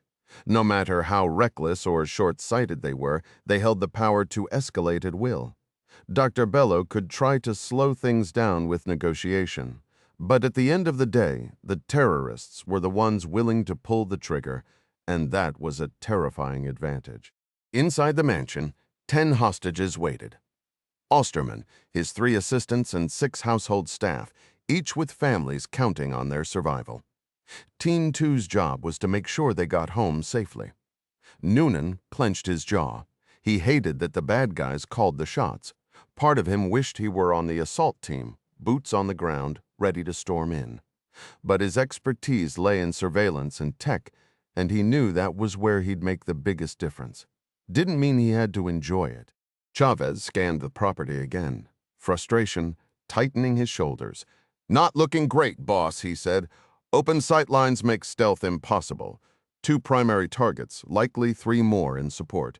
Best shot might be letting them move toward the chopper and hitting them then. But with this many hostiles, it's gonna get messy." Clark studied the live feed from the command center, Covington beside him. "Like storming a medieval fortress," the Brit muttered earlier, half amused. Chavez wasn't laughing. "Noonan's got another concern," he added. "We need cell jammers. Civilians nearby could tip off the tangos if they spot our movements." Clark nodded at Peeld, who immediately started working the problem. Mossad had the gear. So did someone stateside. They'd get it. "All right, Ding," Clark said. "You're cleared to proceed at your discretion." "Don't get dead," Chavez snorted. "Gee, Dad, way to inspire confidence." He killed the comms and turned to Price. "We're greenlit. What's our play?" Price arched a brow. "Sir," Chavez smirked. "Drop the sir, Eddie. Let's figure out how to unfuck this mess." Meanwhile, Klaus Rosenthal, Osterman's elderly gardener, sat stiffly among the hostages. His wife Hilda would be at home, frail and panicked, her weak heart struggling under the weight of fear. The thought gnawed at him. She needed him alive. And if these bastards had their way, that wasn't guaranteed. Hilda had received the best medical care available, thanks to both the state healthcare system and Herr Osterman, who pulled strings to bring in a renowned professor from Vienna General Hospital. The experimental drug regimen showed promise, easing her symptoms slightly, but Klaus knew her current terror would undo any progress. That realization twisted like a knife in his gut. He stood frozen in the kitchen with the other staff, his hands clenched around a half-empty water glass. If only he'd been outside when they came, he might have slipped away. Sounded the alarm, done something to protect Osterman? The man who'd shown nothing but kindness to his employees, especially Hilda. But fate had other plans. The intruders were young, barely out of their 20s, their faces hardened by ideology. The nearest one, Rosenthal, didn't catch his name, spoke with the guttural twang of Berlin or maybe East Prussia. His shaved head and military stance screamed ex-skinhead, another relic of the fallen DDR repurposed into something even uglier. Klaus had seen their kind before decades ago at Belzec. The nightmares never really left him. Even now, he'd wake gasping, sheet-soaked, the tattoo on his arm burning as if fresh. In those dreams, the past wasn't past, just a door he was forced toward. Some grinning SS officer herding him toward the showers with a joke about metalwork. Not today, Jude. The punchline was always the same. And here it was again, playing out in real time. The gunman's eyes skimmed over the kitchen staff like they were inventory, not people. The others, good, decent folks who'd never known true fear, flinched but didn't understand. Klaus did. This wasn't just danger, it was inevitability. That boy with the machine gun wasn't just a thug. He was history's echo here to finish what someone else started. Hilda wouldn't survive the shock. Neither would he. The irony wasn't lost on him. The jeweler's apprentice turned gardener, spared once by skill only to die in a place where flowers grew. Outside, the operation continued with eerie precision. Chavez directed the floodlights while Altmark barked orders, trucks rumbling into position. Midnight loomed, time slipping through their fingers like sand. Funny how clocks moved fastest when you needed them to stop. The helicopter crew waited restlessly, sipping coffee like seasoned aviators, their minds racing about what would happen next. Ding Chavez noticed the co-pilot bore an uncanny likeness to Eddie Price, a detail he tucked away as a potential ace up his sleeve. At exactly 11:20, he signaled for the lights to flare to life, flooding the front and sides of the Schloss in a harsh yellow glow, while leaving the rear cloaked in a deep triangular shadow, stretching toward the chopper and the woods beyond. "Oso," Chavez called out, "link up with Dieter and hold position near the edge." With a quick nod, First Sergeant Vega hefted his M60 and melted into the trees. Meanwhile, Louis Loisel and George Tomlinson prepared for the riskiest part of the operation. Their night green coveralls, layered over black tactical gear, were designed with a disruptive pattern, tiny dark green squares scattered randomly across a lighter background. The concept wasn't new. It traced back to World War II Luftwaffe night fighters, where designers realized pure black stood out more against the sky than a broken, uneven pattern. In training, the suits had worked flawlessly. Tonight, under the blinding floodlights aimed at the Schloss, they'd either vanish into the artificial darkness or become easy targets. As they crawled through the shadow, inch by painstaking inch, Hans Furtner's voice crackled over the radio at 11:45, sharp with impatience. "Altmark, are we done with excuses, or do we start executing hostages?" The negotiator's reply was strained. "The helicopter crew is en route, and we're securing the aircraft. These things take time." Furstner's laugh was icy. 15 minutes, then we'll see how serious you are." The line went dead. Dr. Bello didn't need a translation. The threat was clear. "He's not bluffing," he warned. Chavez didn't hesitate. "Get that flight crew moving now." Minutes later, a police car rolled up, disgorging 2 men who boarded the Sikorsky before speeding off. The rotors whirred to life, their rhythmic thump cutting through the tension. Chavez keyed his mic. "All teams stand ready, this is it." Inside the Schloss, Petra Dortmund descended the grand staircase, her mind racing. Killing Dingler might have sent a message, but she reconsidered. What if he knew more than Osterman? No, a female hostage would strike harder, especially if she pulled the trigger. The thought curled her lips into a cold smile. Her team assembled in the foyer, their faces set. They weren't ideologues, not like her, but they were professionals. "Stick to the plan," she told them, adjusting her grip on her weapon. Disappointing or not, they'd see this through. Maria knew she couldn't ask for much more than this chaotic moment. The kitchen staff shuffled in, one of the cooks limping noticeably, which seemed to irritate the rough-looking man with the stubble. Rosenthal noticed it all as he paused by the prep table. They were leading him to his death, and just like in his nightmares, he stood frozen. The realization hit him like a hammer, sending a sharp, throbbing pain through his skull.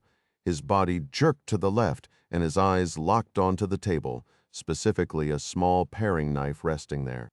His gaze darted forward, catching the terrorists watching Maria, the struggling cook. In that split second, his mind was made up. He snatched the knife, sliding it swiftly up his sleeve. Maybe luck would finally give him an opening, and if it did, Klaus Rosenthal swore to himself he wouldn't waste it. Over the radio, Chavez's voice crackled to life. Team 2, this is lead. Expect movement soon. Sound off. The responses came in quick succession, 2 silent clicks from Loisel and Tomlinson near the estate, followed by the rest. Rifle 2-1, Homer Johnston announced, his night vision scope locked onto the rear doors of the building as he steadied his breathing. Weber chimed in right after, Rifle 2-2. Vega, face smeared with camo paint, licked his lips and adjusted his grip. Oso, the others, Connolly, Lincoln, McTyler, Patterson, Pierce, checked in from their positions in the grass. Price, seated in the chopper, added his own confirmation. All right, team. Weapons are hot. Standard ROE applies. Stay sharp, Chavez said, though they hardly needed the reminder. His own MP-10 was trained on the building from 80 yards out, NVGs scanning for movement. Doors opening, Weber called, just a hair before Johnston. Movement confirmed. The sniper echoed. Chavez switched channels, barking an order. Captain Altmark, cut the live feed now. The German officer responded instantly, shouting at the TV crew. The cameras would keep rolling, but the broadcast was dead. Anything from this point forward was classified. Johnston's voice remained steady. 1 hostage visible male, looks like kitchen staff. Female subject, dark hair, armed, his finger hovered just off the trigger. No shot without direct orders, and this wasn't the moment.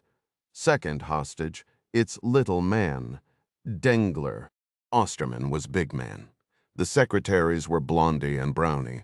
No names for the domestic help, just faces.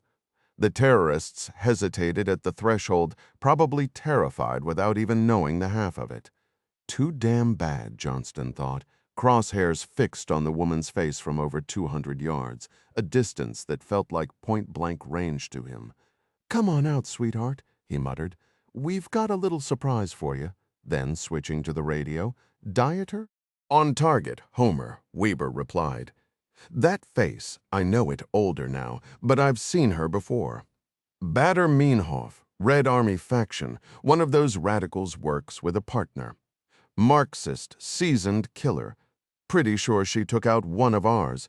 Not exactly shocking intel, but a familiar face was still intel. Price cut in, recalling the facial recognition software they'd toyed with earlier. The pieces were falling into place. Petra Dortmund, is that her? Yes, that's the one. And her partner is Hans Furchtner, Weber answered. Come out, Petra, he continued in German. Come to me, sweetheart. Something felt off. Even though the helicopter was clearly visible with its flashing lights and spinning blades, stepping out of the castle onto the back lawn felt strangely difficult. She hesitated, her foot hovering over the granite steps, her blue eyes squinting against the harsh lights flooding the trees on either side of the estate. The long shadows stretched toward the aircraft like dark fingers, and for a moment the scene struck her as eerily ominous, almost like a premonition. Shaking her head, she dismissed the thought as ridiculous superstition. With a sharp tug, she pulled her 2 hostages forward, descending the steps and marching across the grass toward the waiting chopper. You positive about the ID-er? Chavez asked. Yes, sir. Petra Dortmund, no doubt. Weber confirmed. Beside him, Dr. Bello quickly typed the name into his laptop. 44 years old, former Bader Meinhof hardcore ideologue, and by all accounts, absolutely ruthless. Intel's a decade old, but seems she hasn't mellowed. Partner is Hans Furchtner, rumored to be married, deeply loyal and just as dangerous. They're killers, Ding. For now they are, Chavez muttered, watching the trio advance. She's got a grenade in her left hand. Looks like a frag, Homer Johnston reported. Left hand, confirm left. Confirmed. Weber cut in. Grenade visible, pin still in. Fantastic, Eddie Price growled over the radio. Memories of Furstenfeldbruck flashed in his mind as he sat strapped into the helicopter, acutely aware that one wrong move could turn the aircraft into a fireball. Price here, just the one grenade, Only see one, Johnston replied. No obvious bulges in her pockets, pistol in her right, grenade in her left. Agreed, Weber added. She's right-handed. Bello chimed in after scanning the file. Dortmund favors her right side. That explained the weapon placement, Price thought. If she wanted to throw the grenade properly, she'd have to switch hands, maybe buying them a crucial second. Maybe she hadn't handled one in years. Maybe she was even nervous around explosives. Some people carried them just for intimidation. He watched her stride steadily forward, her pace deliberate. Male subject in sight, Furchner, Johnston announced. He's got big man with him and Brownie too, I think. Agreed, Weber confirmed, peering through his scope. Furchner big man and Brownie visible. Furchner appears to have only a pistol. They're starting down the steps now. Another armed subject at the door, submachine gun, 2 more hostages. They're playing it smart, Chavez noted, staggering their approach. Our guy waited until his lady was halfway before moving. Let's see if the rest follow suit. 4, maybe 5 groups crossing open ground. Clever, but maybe not clever enough. As they neared the chopper, Price stepped out, swinging both side doors open for boarding. He'd already tucked his pistol into the co-pilot's map pocket. He shot the pilot a sharp glance. "Stay calm. We've got this. If you say so, Englishman," the pilot muttered, voice tight. "The aircraft does not take off." Under any circumstances, clear. They'd gone over it before, but in moments like this, repetition was survival. Understood. Price had to suppress a smirk as he considered his teammate's offer to fake a malfunction if things went south. Classic Tony, he mused, adjusting the wings pinned to his blue shirt. The name tag might as well have read expendable given the situation. His earpiece crackled with updates, while the mic in his collar picked up every nervous breath. 60 meters out, and let's just say charm school wasn't her strong suit, he muttered into the comms. Chavez's dry response came through instantly. "Fix your hair if you're listening, Eddie." And Price's hand instinctively shot up to smooth back his unruly strands. "Real subtle, guys?" Weber's voice cut in, tense. 2 armed tangos with 3 hostages, blondies with 1, plus an older guy and a woman dressed like staff. Ding exhaled sharply. That made at least 6 hostiles and more hostages than the chopper could handle. The unspoken question hung in the air. What's the play with the extras? Johnston's update from the rear didn't help. 2 more gunmen, 3 additional hostages inside. Noonan confirmed the count, and the team braced. Through his binoculars, Chavez tracked the movement. "Rifleman, lock on Dortmund." Weber confirmed first. Johnston was a hair slower, then froze. Night vision made even the slightest motion stand out, and Petra Dortmund felt it, a flicker in the darkness. She squinted toward Johnston's position, but the ghillie suit blurred into the pine-scattered shadows. No human shape, no rifle outline. Just something for a heartbeat, she hesitated, curiosity overriding alarm. Johnston's left eye caught the helicopter's pulsing red lights, while his right kept the crosshairs steady above Petra's brow. His finger rested on the trigger, feather light. One twitch from her gun hand, and nothing. She kept walking, oblivious to the 2 snipers tracking her every step. The real test came at the chopper, left or right, she veered left, and Weber's frustrated sigh crackled over the radio. No shot. Johnston stayed locked on. "Go ahead, sweetheart. Let the little guy board first." Petra shoved Dengler into the chopper, positioning herself center. Smart in theory, disastrous in practice. Johnston almost pitied her. Wrong move inside. Dengler fumbled with his straps under Petra's pistol, forcing calm into his veins. Then he glanced forward, and for the first time dared to hope. The pilot looked like any other professional aviator, but his co-pilot was different. Something was off. The stranger mimicked the crew's movements, adjusting controls with practiced ease, yet his presence felt wrong. His build and hair matched the pilot's, and both sported the crisp white shirts and navy epaulettes common among private flyers. When their eyes locked, Dengler quickly glanced away, staring out the window to avoid suspicion. Smart move, Eddie Price thought. His own sidearm was tucked discreetly in the door's map pocket, buried under a stack of navigation charts, but within quick reach. If things went south, he'd grab it, pivot, and fire in one fluid motion. The faint hum of the Sikorsky's rotors nearly drowned out the radio feed buzzing in his ear, a tiny receiver disguised as a hearing aid. Across the cabin, Petra's pistol wavered between him and the pilot, her grip tense. "Rifleman, confirm your targets," Chavez ordered over comms. "Rifle 2-1 locked on Dortmund," Johnston replied, his laser rangefinder flashing 144 meters. The bullet's drop would be negligible, but he adjusted his crosshairs slightly below the man's left eye, letting physics handle the rest. His rifle's double-set triggers were primed. A gentle squeeze would send the 7mm round flying. The real problem? That damn door. If it shut, his shot might deflect off the polycarbonate window, risking a hostage. Failure wasn't an option. Chavez gritted his teeth. Commanding from the sidelines sucked. He'd rather be in the thick of it, gun in hand, but duty kept him rooted. The team had eyes on the primary targets, one in the chopper, another halfway there, with Pierce and Lincoln closing in. The last two tangos lingered inside the house, unaware of Loisel and Tomlinson lurking in the shrubs. Chavez ran the scenario again. No overwatch, no surprises. The hostages came first, not vengeance. Then there was Rosenthal, the head gardener, frozen mid-step as he surveyed the scene. The odd mounds flanking the helicopter didn't belong. He'd have noticed them earlier. His stomach twisted. This is it, he realized. Those weren't landscaping supplies. They were snipers, and whether they'd save him or bury him was anyone's guess. George Tomlinson's voice crackled over the radio as shadows emerged from the house. First a pair of slender legs in heels, then a man's boots, followed by more women shuffling forward. "Primary target exiting with 2 hostages," he murmured, adjusting his grip. 2 hostiles still inside.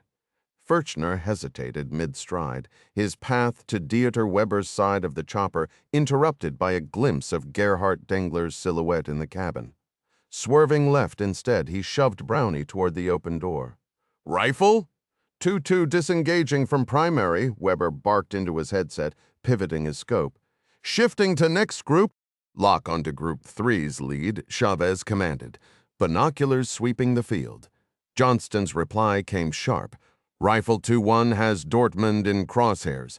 A beat later, Loisel's whisper cut through the static from the shrub line. "4th group visual, all tangos exposed." Chavez exhaled, "Lead to all units execute." The night erupted in silent violence. Tomlinson and Loisel sprang from cover, sights glowing green as they squeezed triggers in unison. Twin bursts tore through skulls before the sound of spent brass hitting grass could register. "2 down," Tomlinson shouted, already sprinting toward dazed hostages. Across the field, Johnston's rifle bucked, a fireball lighting the darkness as his round shattered Petra Dortmund's face. Silk fluttered like a ghost as brain matter painted Dengler's cheeks. Price was moving before the echo faded, vaulting from the helicopter to put a round through Furchner's eye. The second shot went wild, but the German crumpled anyway, fingers slackening around Osterman's arm. 2 breaths, 2 left. The grass smelled of gunpowder and copper. Steve Lincoln steadied his rifle from a crouched stance, finger tightening on the trigger, until his sightline was blocked by an old man in a vest shuffling into the crossfire. "Damn it," Lincoln muttered under his breath. Across the street, Weber's shot found its mark, turning another target's skull into pink mist. Rosenthal watched the gruesome scene unfold like a nightmare, then froze when he realized the burly, unshaven gunman beside him was still standing, weapon raised and somehow untouched by the gunfire. Their eyes locked in that split second, Rosenthal seeing pure terror and rage staring back at him. His gut turned to lead as time seemed to stop. With a flick of his wrist, Rosenthal's hidden blade slid into his palm. He slashed wildly, the knife grazing the gunman's hand just as the old civilian stumbled clear. That momentary distraction was all Lincoln needed. His 3-round burst synchronized perfectly with Weber's follow-up shot, erasing the threat in a spray of crimson. "Clear," Price barked, his voice cutting through the chaos. The team moved like clockwork. Loisel and Tomlinson yanked hostages to safety, while Pierce and Lincoln provided cover. Price methodically checked the helicopter cabin, towing the gun from a dead terrorist's grip before surveying the carnage. The back wall told the story. Petra Dortmund wouldn't be causing any more trouble. He pocketed the live grenade from her stiff fingers, tossed her pistol aside, and barely flinched at the pilot's gasp. Gerhard Dengler looked like a corpse, face smeared with blood, eyes glassy until they blinked. Price unbuckled him fast, letting Johnston drag the dazed man outside where he collapsed, coughing. Johnston doused him with water, washing away the gore like it was just another day at the office. "Nice shooting," Price remarked, tamping tobacco into his pipe as cops and ambulances swarmed the scene. Johnston just shrugged, almost waited too long, luckier than good. Nearby, Captain Altmark and Chavez approached the helicopter, their faces tightening at the mess inside. Johnston didn't bother looking. He'd seen enough dead men to last a lifetime. 4 sniper kills now. Not that he kept score, some folks just didn't learn. As the smoke from Price's pipe curled into the air, the team regrouped, the sharp scent of gunpowder mixing with the earthy aroma of his tobacco. Mission done. Again, Mike Pierce was helping the freed hostages, who were seated on the ground catching their breath while Steve Lincoln stood guard, his MP-10 at the ready. Suddenly, a group of Austrian officers burst from the building's rear exit, confirming no threats remained inside. Lincoln immediately secured his weapon and slung it across his back. Approaching the elderly man, he gave a firm nod. "Nice work, sir," he said to Klaus Rosenthal. "Huh?" Rosenthal blinked, still catching his breath. "That knife move? Solid play?" Lincoln clarified. Pierce glanced at the bloodied grass, spotting the deep gash on the terrorist's hand. "You did that, sir." Rosenthal managed a weak jaw between labored breaths. "Hell of a move," Pierce grinned, shaking the old man's trembling hand.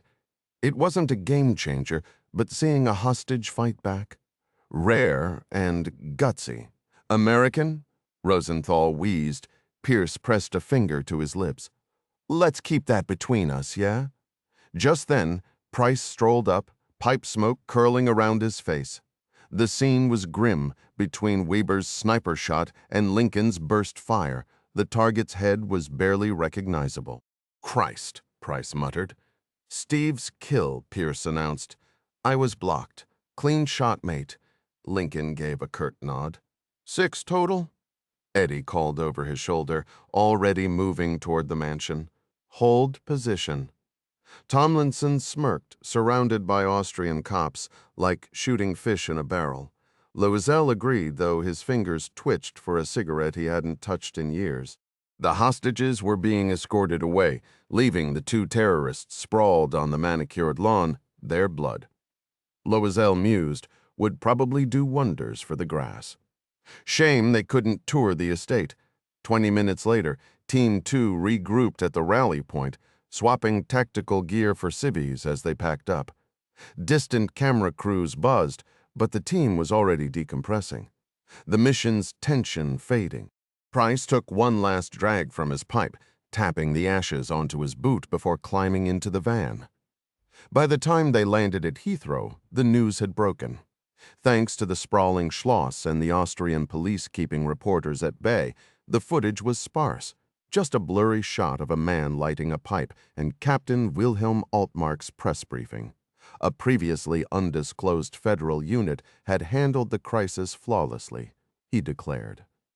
All hostages safe, no arrests.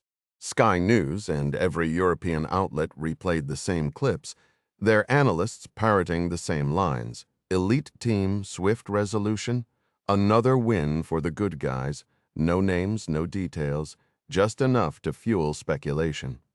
Back at Hereford, exhaustion hit hard. Chavez's promise of skipping morning PT was the only silver lining as they collapsed into their beds. The debriefs, the intel digging, all of that could wait for now sleep. The team didn't even have a chance to celebrate with drinks at the NCO club. It was already closed by the time they returned.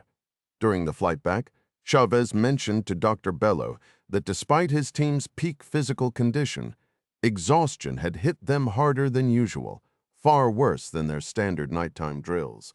Bello pointed out that real-world stress, not just physical exertion, was the real culprit, and even elite operatives weren't immune to its effects. The psychologist barely finished his sentence before dozing off, leaving Chavez to follow suit after sipping a glass of Spanish red wine. Meanwhile, the operation dominated Austrian headlines. Popov caught the initial broadcast in a local tavern before catching the full report in his hotel room, swirling orange schnapps as he studied the footage. These counter-terrorism units all blurred together, same tactics, same gear, even the same black uniforms, a trend started by the British SAS and copied by everyone else. Theatrical? Maybe, but at least it wasn't white, he mused. His attention soon shifted to the leather briefcase beside him, stuffed with Deutsche Marks, destined for a Swiss bank the next day before his return to New York. 2 jobs. $1 million his anonymous account was thriving, and his employers didn't seem to mind the cost. If anything, he figured the money was going to a worthy cause. Thank God it's over. Treasury Secretary George Winston muttered as he left the White House after a marathon cabinet meeting.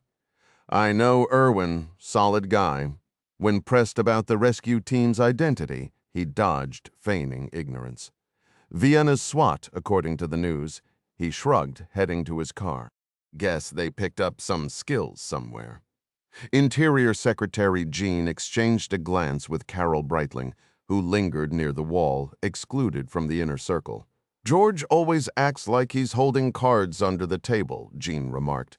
Breitling smirked, perks of being inner cabinet.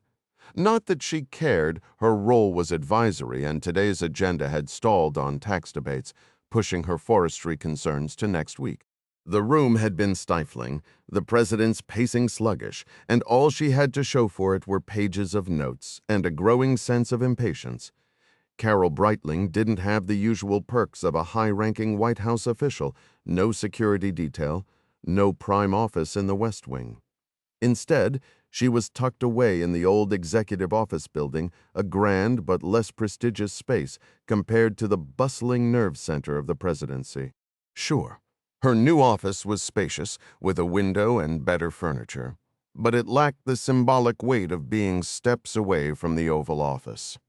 Even under a president who preached equality and dismissed bureaucratic pecking orders, status still mattered in Washington.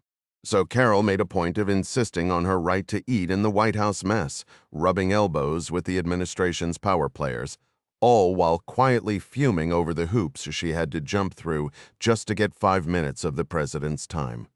A Secret Service agent held the door for her as she stepped into the OEOB's dimly lit halls. Architecturally impressive. If a bit outdated, her office at least had a view of the White House, a small consolation. She handed a stack of notes to her secretary, yet another man in a building full of them, before sinking into her chair, greeted by the usual mountain of paperwork. Popping a peppermint into her mouth, she reached for the remote and flipped on CNN, just in time for the top-of-the-hour news. The lead story, another terrorist attack in Vienna, this time at some obscenely lavish mansion. Her first thought, what a ridiculous waste. A palace for one man while the planet burned. Winston had called the owner good people. But what did that even mean? Good people didn't hoard wealth like dragons guarding treasure. Then again, maybe the terrorists had a point. Why target some nobody when you could make a statement by going after the elite, except this time they'd bungled it spectacularly. The local SWAT team had stormed in, hostages were freed, and the whole thing played out like a poorly scripted drama. No footage of the takedown, just shaky close-ups of traumatized survivors. Carol smirked. How convenient. 2 failed attacks in Europe now. First Bern, now Vienna. Coincidence or something more deliberate? Failures could be just as useful as successes, depending on who was pulling the strings. The thought amused her as she turned her attention to a fresh fax from Friends of the Earth, another urgent memo in a never-ending stack. Durar. Carol Breitling reclined in her plush leather chair, skimming the document a second time. The group behind it had some intriguing concepts, though most dismissed them as fringe thinking. "Dr. Breitling?" Roy, her assistant, peeked through the doorway. "What is it?" she asked without looking up. "You still want me to flag those faxes, like the one you're holding?"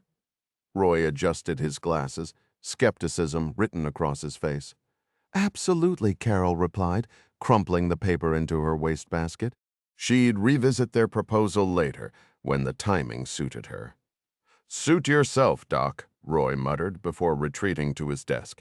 The next file demanded her full attention, a classified report on nuclear reactor decommissioning protocols, complete with risk assessments detailing corrosion timelines and potential ecological fallout. The attached regional data charts made her sit straighter. She unwrapped a peppermint, flattening the pages to study the fine print. Meanwhile, in the lab down the hall, Steve adjusted his goggles. "It's holding steady," he murmured. Maggie squinted at the microscope. "Capacity? 3 to 10 strands per unit. And the size? 6 microns, practically a ghost. The white coating reflects UV light and, in mist, vanishes completely. The capsules were undetectable without magnification, their weight mimicking airborne dust. Inhaled, the gel casing would dissolve, releasing its payload into the lungs or digestive tract." Maggie tapped her pen. "Water breakdown rate? Gradual, but accelerates with biological agents. Imagine slipping this into a dictator's cocktail." Their NIH-funded project had begun as a needle-free vaccine delivery system, using electrophoresis to encase medicine in microgel.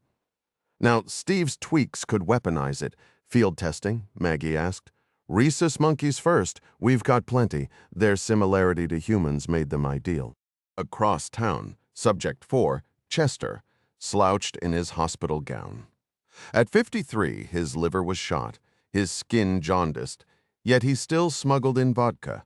Dr. Kilgore noted his disinterest in everything but static-filled TV screens. Unlike the others, Chester ignored comics and cartoons, his cognitive scores scraping the bottom. The man barely spoke, a hollow shell compared to the chattering test group around him. Note: added details include Chester's vodka smuggling and expanded lab dialogue, shifted tone during the weaponization discussion to darker irony. John Kilgore observed the group lounging in their makeshift paradise, drowning in booze, greasy burgers, and the comfort of climate control. Most had even figured out how to work the showers, small victories. Occasionally, someone would mumble a half-hearted question about their situation, but the doctors and guards shut them down with rehearsed answers. Chester, however, couldn't be ignored any longer. Kilgore stepped into the room and called his name. Subject 4 dragged himself off his bunk, looking like death warmed over. "Rough day, Chester?" Kilgore asked, his voice muffled behind the mask, stomachs wrecked, can't keep anything down. "Whole body's shot," Chester groaned, punctuating his misery with a wet cough. "Let's get you fixed up," Kilgore said, motioning toward the door. Chester just shrugged. "Whatever you say, Doc," he muttered, before letting out a belch that echoed off the walls outside. They strapped him into a wheelchair and rolled him across the compound to the medical wing. The orderlies hoisted him onto a bed, securing him with thick Velcro straps before drawing blood.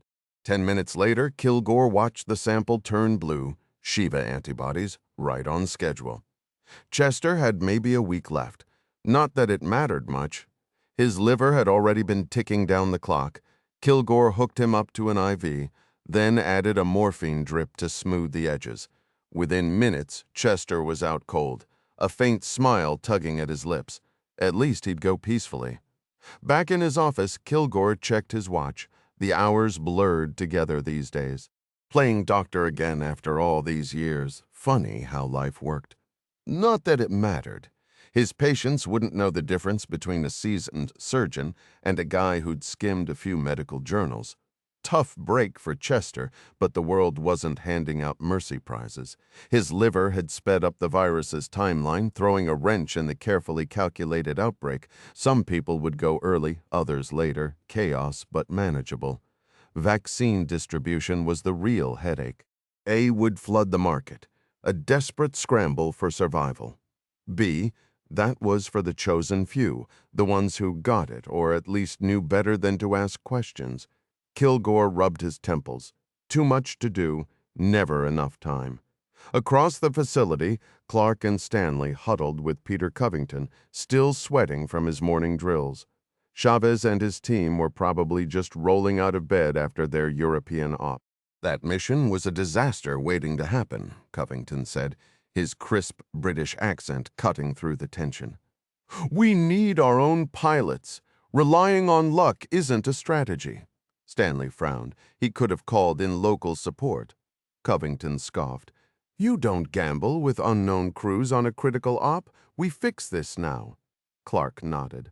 The clock was ticking. Rainbow 6 nodded reluctantly. Not officially part of the table of organization, but I get why we need it. How had they missed something this obvious?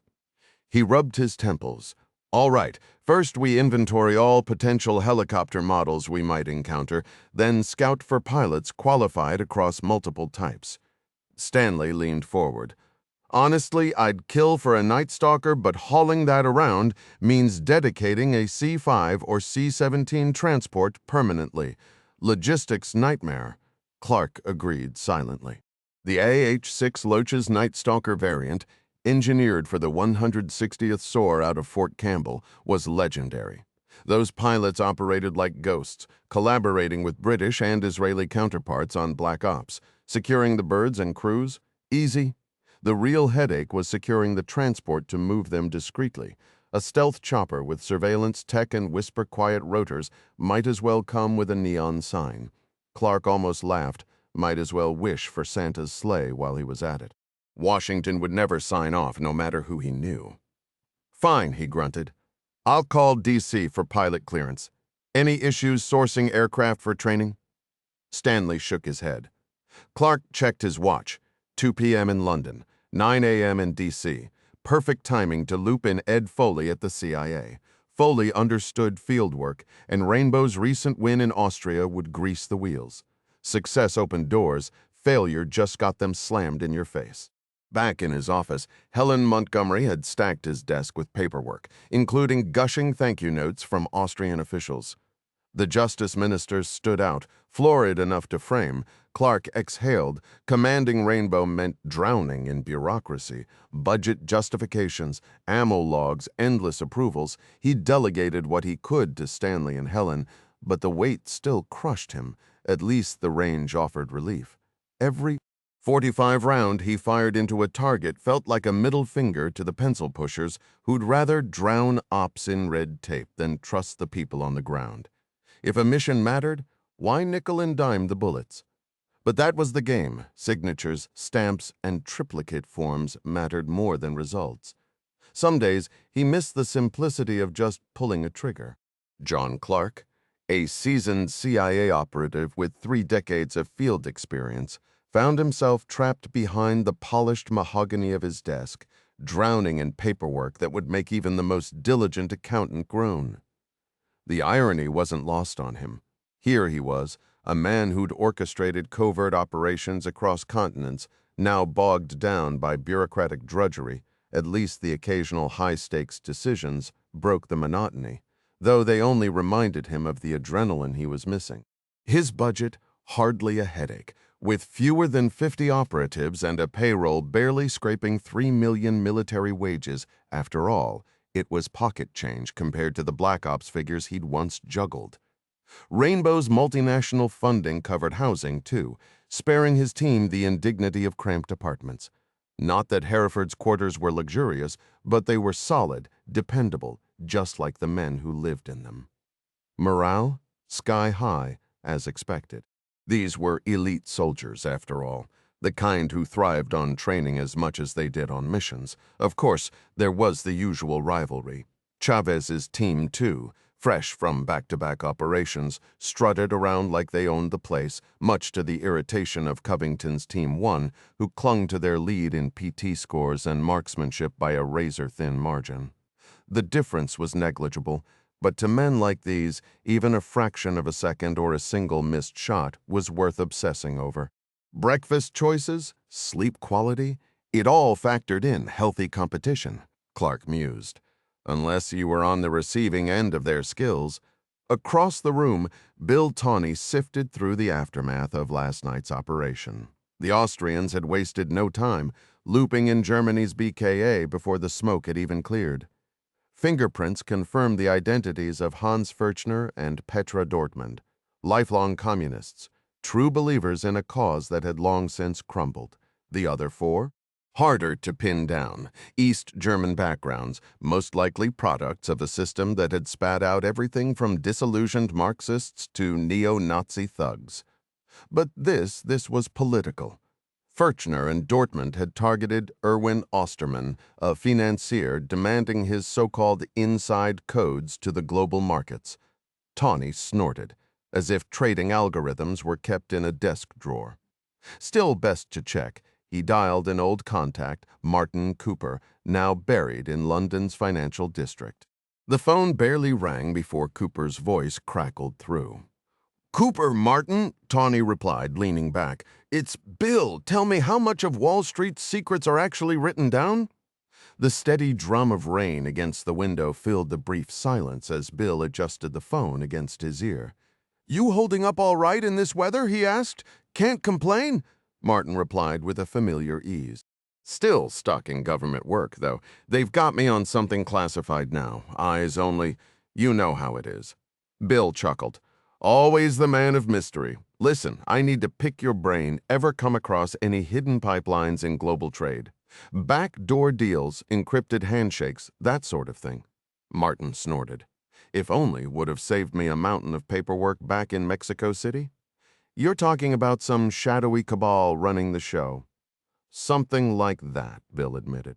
"Figured it was a long shot." "Long shot? More like a fairy tale," Martin said, amusement threading his voice. "Unless you count the guys who took out JFK, then maybe you've got a lead." Bill exhaled, rubbing his temple. "Had to ask. While I've got you, any thoughts on who went after Osterman in Vienna?" Martin paused. "Met him once. Sharp as a tack. Whoever pulled him out of that mess deserves a medal. Smacks of special forces, if you ask me." "Wouldn't surprise me either." Bill agreed vaguely. They wrapped up with promises of a London dinner, but as the call ended, his mind circled back to the attack. Osterman wasn't some cash-hoarding tycoon. His wealth lived in servers and wire transfers.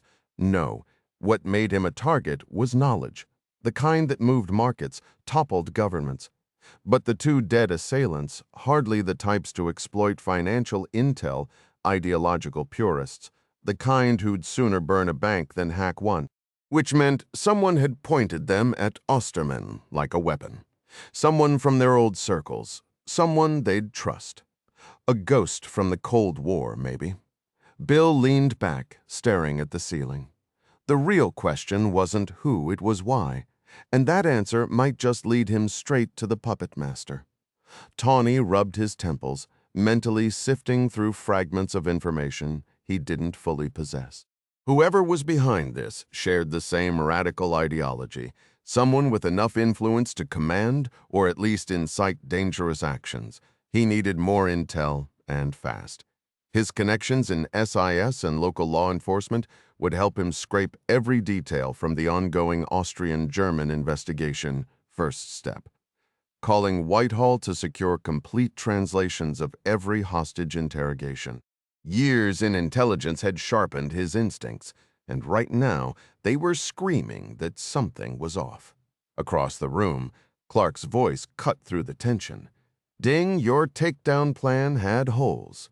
Chavez didn't flinch, didn't love it either, boss. But without a chopper, options were slim. Still, that's not what's keeping me up at night. Clark raised an eyebrow. Then what is? Ding exhaled sharply. Noonan nailed it earlier. Every OP we run, there's always a crowd, civilians, press, cameras. What if one of them whips out a phone and tips off the tangos inside?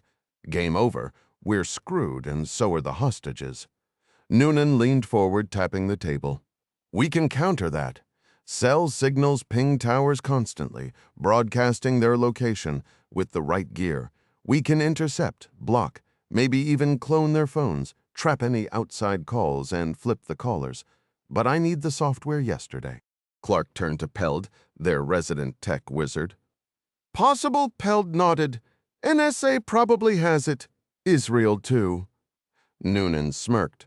So you're saying Mossad's sitting on this tech? Peld shrugged. Wouldn't be surprising. Clark didn't hesitate. Get it, and Avi's direct line wouldn't hurt. The discussion shifted back to the mission. Clark fixed Chavez with a stare. Walk me through your call, Ding. Chavez straightened, his tone defensive but firm. Priority 1 was keeping hostages alive. Doc said those two were volatile, and the clock was ticking. So when they demanded a chopper, we gave it to them, with a few surprises inside.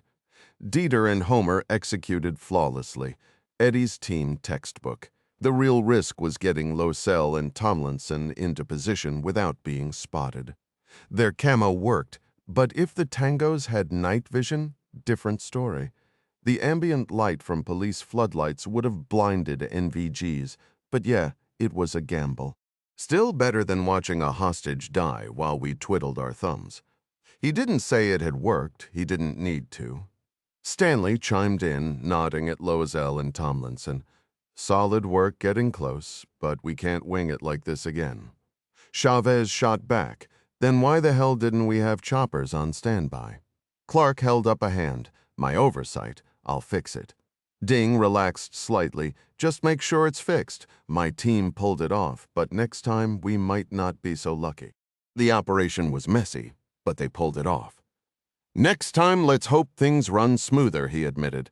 But when the doctor confirms the suspects are willing to kill, that's my cue to act fast. No hesitation, right? Stanley nodded cautiously. Situational, but generally, yes. Chavez cut in sharply. Al, define situational. We need clearer rules. When is a hostage death acceptable? Does gender or age factor in? What if they storm a preschool or a neonatal unit? You can't ignore human variables, I get it. Not every scenario can be predicted. Peter and I have to make calls on the ground. But my priority is saving lives. If that means rolling the dice, you weigh the odds. Sometimes you gamble. Clark turned to Dr. Bellow. How sure were you about the terrorists' mindset? Absolutely, the psychiatrist replied. These were seasoned operators, calculated, ruthless to them. Hostages were bargaining chips, disposable. Same assessment now, no change. They were ideological killers. No remorse? Chavez interjected. And if they'd spotted Losell and Tomlinson, they'd have executed someone buying minutes of chaos. Backup plan? Storm the east side? Guns blazing? Or better yet, fast rope from choppers like a Midwest twister? Risky? Sure. But we're not dealing with rational minds here. The veterans shifted uncomfortably. Rainbow's flawless record? 2 missions, 0 civilian casualties, breed overconfidence. Team 2's flawless takedown under pressure didn't help. These men were elite, peak fitness, sharpshooters, wired for split-second lethal decisions. Around the table their faces stayed blank, but pride simmered. They'd executed a flawed plan flawlessly, yet Clark's doubts about leadership rankled to the XAS. Among them the answer was simple. Who dares wins, they'd dared. They'd won. 10-0 wasn't bad. Only Vegas stewed. Oso lugged the M60 that never saw action. The snipers and riflemen basked in glory while he'd stood back up, itching to engage. One lucky fugitive, and he'd have shredded them. His range scores proved it. The irony wasn't lost on him. A devout man frustrated he didn't get to kill. Alone later, he laughed darkly at the contradiction. Chavez leaned back in his chair, arms crossed. All right, let's cut to the chase. What's the playbook when the bad guys start executing hostages mid-operation? Clark took a slow breath, rubbing his temple. Priority one is still getting those hostages out alive, if we can swing it. Ding shot him a dry look. And who makes the call on what's practicable in the heat of the moment? Us. You got it, Clark confirmed. Covington chimed in, voice steady. So we're back to square one, field commanders, shoulder all the blame if things go sideways. Chavez nodded, frustration creeping into his tone. Look, I get it. Command means making the hard calls. But damn, John, some clearer rules would be nice. Mistakes happen, we know that. But my line in the sand, protecting civilians, that's non-negotiable. Clark's jaw tightened. Nobody's arguing that, Ding. The unspoken truth hung heavy sometimes, saving everyone just wasn't in the cards, training for every possible nightmare scenario. Impossible. Terrorists didn't follow scripts, so he'd drill them until their instincts were razor sharp, hoping it'd be enough. A wry thought hit him. Back in his CIA days, he'd picked the fights. Now, Rainbow was always playing catch-up. That's why he'd decided, starting today, a senior operative would shadow each mission. Extra eyes, extra experience. Stanley agreed, though he smirked. Domingo and Peter won't love babysitters. Clark shrugged. They'll adapt. Hell, we all did. Meanwhile, across town, Clark dialed the DCI. Ed, we need Pentagon coordination yesterday. Foley sighed. I'll call MacDill. But you owe me lunch. The line clicked off, and Foley spun his Rolodex, landing on General Sam Wilson, Sink Sneak himself, the man who'd trained half of Rainbow's American operators. Time to call in a favor. His military career began as an enlisted soldier who chose the challenging path of airborne and ranger training before joining the Special Forces. After leaving to earn his history degree at North Carolina State University, he returned to the Army as a second lieutenant and climbed the ranks with remarkable speed. Now, at a youthful 53, he wore 4 gleaming stars on his uniform and commanded a joint multi-service unit filled with elite operatives, men and women who could survive in the wilderness and, if necessary, turn a snake into dinner over an open flame.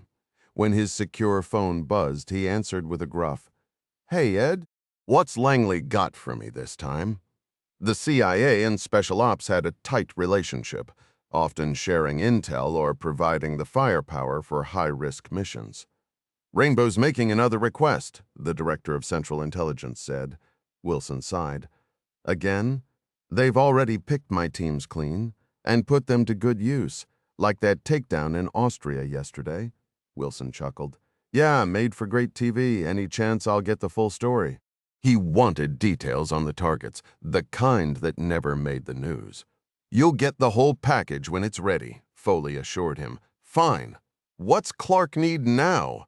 Helicopter crews, top-tier aviators, Wilson groaned. You know how long it takes to train those guys, not to mention the cost. Foley's voice remained steady. I know, Sam, but the Brits are pitching in too. You know, John, he doesn't ask unless it's critical, Wilson couldn't argue. He remembered Clark from years back, an ex-SEAL with a chest full of medals and a reputation for pulling miracles out of thin air. And Rainbow? 2 flawless ops so far. All right, Ed. How many? Just 1 for now. The for now made Wilson's jaw tighten, but he relented. I'll get back to you by end of day. Foley knew Wilson didn't drag his feet. When he said now, he meant it. Meanwhile, Chester's condition was deteriorating faster than anyone had predicted. His skin had taken on a sickly yellow hue, stretched thin over weakening muscles. His breathing was labored, worsened by the heavy morphine doses keeping him sedated. Kilgore and Dr. Archer had hoped to test aggressive treatments, searching for any method that might counter the Shiva virus, but Chester's underlying health issues made recovery impossible. 2 days, Kilgore muttered. Maybe less. Archer nodded grimly. She'd considered every option from experimental immune boosters to cutting-edge antibiotics, but modern medicine still hadn't cracked the code on viral diseases. Potassium? She suggested, knowing it was more about easing his passing than saving him. Kilgore gave a tired shrug. If you want? Without another word, Archer grabbed a syringe, filled it with the clear solution, and prepared to administer the final dose, Dr. Archer stepped back to the hospital bed and carefully administered the lethal dose through the IV line, pressing the plunger with deliberate slowness. She preferred this method over a direct vein injection. Less contact meant fewer risks, even with gloves. Chester's labored breaths beneath the oxygen mask faltered, his chest rising and falling erratically before finally going still. His half-lidded eyes, glazed and unfocused, drifted shut for good. Archer placed her stethoscope against his chest, listening for a heartbeat that would never come again. Satisfied, she removed the earpieces and tucked them into her coat pocket. "All right," she said briskly, turning to Kilgore. "Any signs in the other subjects?" "Nothing yet," he replied, "but the antibody tests confirm exposure symptoms should appear within the week." Archer frowned. "These patients are too compromised. We need healthier subjects for accurate Shiva testing." Kilgore hesitated. "That's a dangerous move. I'm aware," she shot back, "but you know as well as I do, we need better data." With a reluctant nod, he conceded. "Fine. Run it up the chain. I won't stand in your way." As Archer called the disposal team, Kilgore moved to the decontamination chamber, letting the antiseptic mist envelop him before changing into fresh scrubs. The sterile routine was more for peace of mind than necessity. Everyone in the lab slept better believing the protocols were airtight. He found Berg in the vaccine lab, surrounded by rows of caged rhesus monkeys. The animals, marked with colored stickers, peered curiously through the glass. "Progress?" Kilgore asked. Berg gestured. "Group A's responding. Controls are holding steady. Group B, well, we'll see." Kilgore exhaled. "Lost one today. Liver failure accelerated the process." Berg's expression darkened. "That fast, we might have early indicators? Human canaries in the coal mine." A grim smile tugged at Kilgore's lips. "We've handled that before. Just means we refine the approach." Berg nodded, but unease lingered. "How long until we see the same timeline in humans?" Kilgore shrugged. "Depends on exposure, but we'll be ready." Neither mentioned the real stakes, only the quiet hum of the lab equipment filled the silence. "This is a vaccine trial, not an infection study," Berg clarified. His colleague Kilgore nodded, but kept his real thoughts to himself. Berg was brilliant in the lab, but lacked foresight. Still, nobody was perfect, even in their line of work. "Look, I don't enjoy sacrificing animals," Berg admitted, rubbing his temples. "But for every life lost testing Shiva, we're potentially saving hundreds of thousands in the wild," Kilgore reminded him. "The lab monkeys lived better than most zoo animals, spacious enclosures, climate-controlled environments, mimicking their native African habitats, even artificial trees to climb. It was almost ironic how well they were treated before their final role in the experiment." Berg sighed. "Doesn't make it any easier." Meanwhile, across the Atlantic, a Boeing 757 descended through gloomy skies toward Heathrow. Chavez and Clark, dressed casually, waited near the gate with a sign reading Malloy. The Marine officer who approached them was built like a linebacker, his uniform adorned with ribbons and wings. "Nice to have a welcoming committee," Malloy remarked, hefting his duffel. "Where's the party?" Clark gestured toward a side exit. "Chopper's waiting, let's move." The rain had picked up, turning the tarmac into a slick mirror as they loaded into a British Army Puma. Malloy watched the crew methodically run through pre-flight checks, the routine as familiar to him as breathing. Heathrow buzzed with arrivals, delaying their takeoff. When they finally lifted off, the chopper banked sharply, vanishing into the low-hanging clouds. Malloy grabbed the intercom, his voice cutting through the rotor's thrum. "So, anyone gonna tell me where we're headed? Or is this a surprise vacation? Anyone care to explain what's really going on here? Malloy asked, his eyes glinting with amusement. What exactly were you told? Just to pack a week's worth of underwear, he shot back with a grin, though I hear there's a decent shopping center not far from base. Hereford? Not bad. Chavez nodded. You familiar with the area? Been through enough times to spot that intersection from the air? So what's the deal? Clark cut in.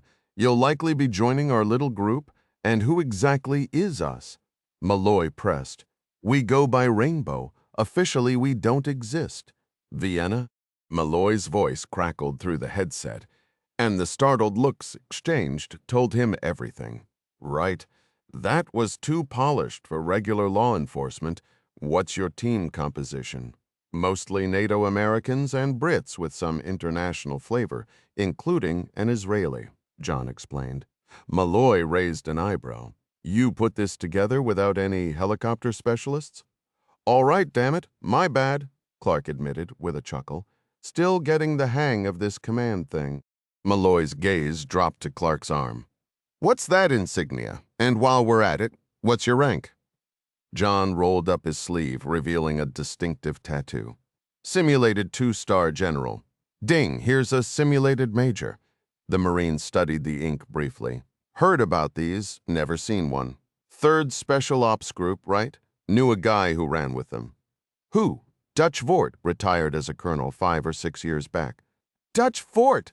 Damn, haven't heard that name in ages? Clark laughed. Got shot down with him once. Joined the club, brilliant pilot, but his luck was hit or miss. Chavez leaned forward. How's your luck, Colonel?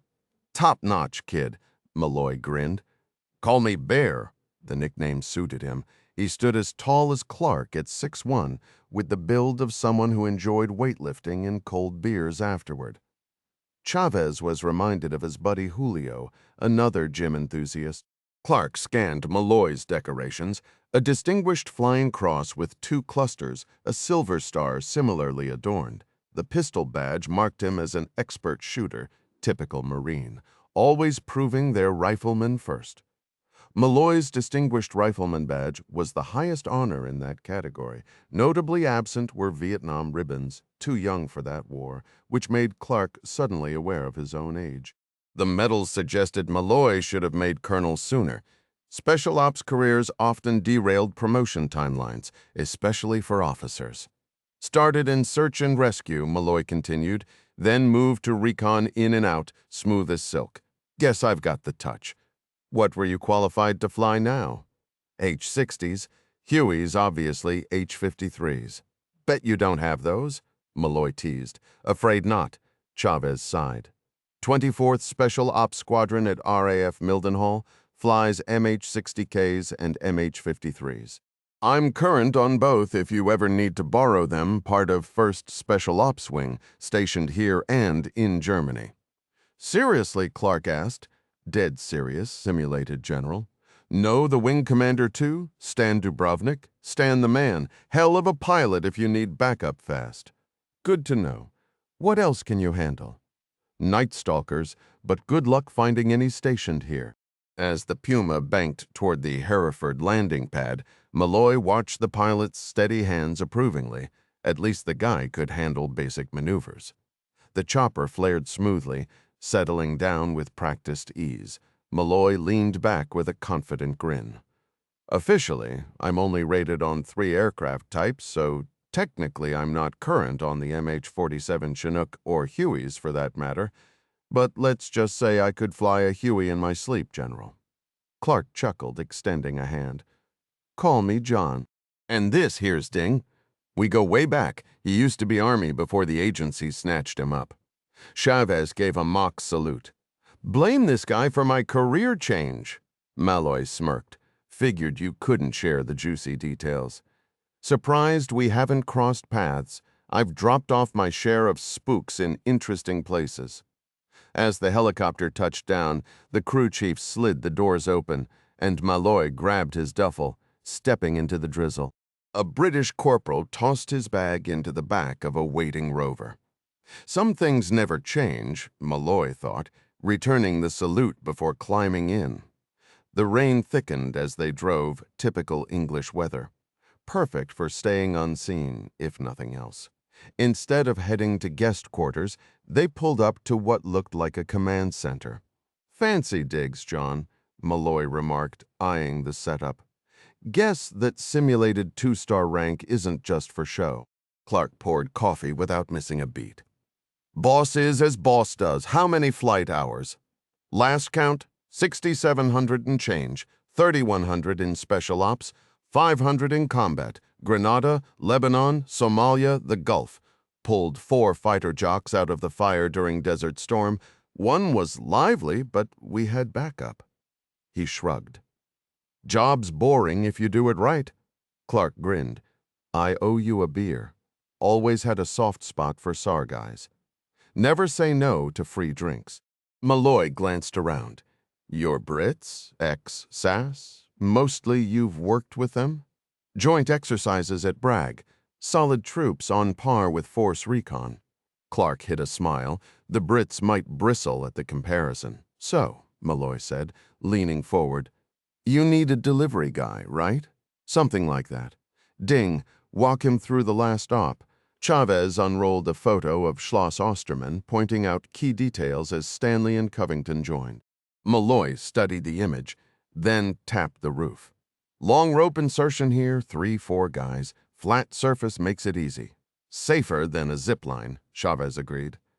"Easy if you know how. Your team will need to land soft, but having boots inside before the fun starts, priceless. Judging by how smooth the takedown went, I'm guessing they can handle themselves." "Fairly well," Covington said dryly. As Chavez wrapped up, Clark skimmed Malloy's file. "Married to Frances. 2 daughters, details that could be useful." He closed the folder. "Welcome aboard, Bear. Sandy could easily arrange things at her hospital." Lieutenant Colonel Dan Malloy of the Marine Corps was clearly someone worth keeping around. Malloy, for his part, was fascinated. Whoever these people were, they had serious resources. His orders to fly to England had come straight from the office of General Big Sam Wilson himself, and the men he'd met so far were no joke. Chavez, the compact one, struck him as one hell of a professional. The way he'd briefed him on the Vienna operation was impressive. Studying the aerial photos, Malloy figured Chavez's team had to be top-notch, especially the 2 who'd slipped up to the house and taken out the last group of hostiles from behind. Stealth was a killer advantage when executed right, but a total catastrophe if botched. The upside, he mused, was that the enemy's field skills were sloppy, nowhere near the level of his Marines. That weakness almost balanced out their brutality, almost. Like most military men, Malloy saw terrorists as spineless monsters who deserved nothing but a swift, violent end.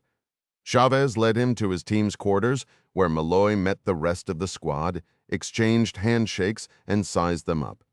No doubt about it, they were the real deal, just like Covington's Team 1 next door. There was a certain vibe about them, that calm focus that made them assess everyone they crossed paths with, instantly deciding if they were friend or threat. It wasn't that they enjoyed the violence, it was just the job, and that mindset bled into how they saw the world. They pegged Malloy as someone they could trust, a man who earned their respect, and that recognition meant something to the Marine pilot. He'd be the one they relied on to get them in and out of missions, fast, quiet, and alive. The rest of the base tour was standard fare for someone in the business. Training buildings, mock aircraft interiors, even a few real train cars for assault drills. The shooting range with its pop-up targets caught his eye. He'd have to prove his marksmanship soon enough. Every special ops guy had to be a shooter, just like every Marine was a rifleman first. By midday, they were back in Clark's office.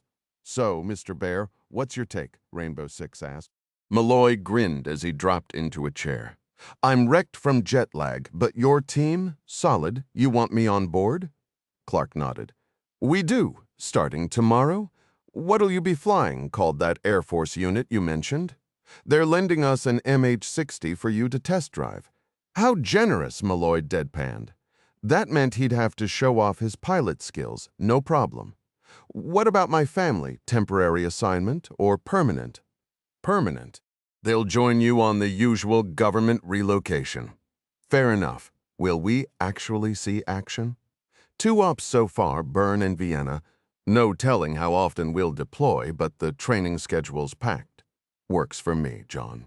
Clark raised an eyebrow. You're in? Malloy chuckled. Wait, this is a volunteer gig? Every single one of us.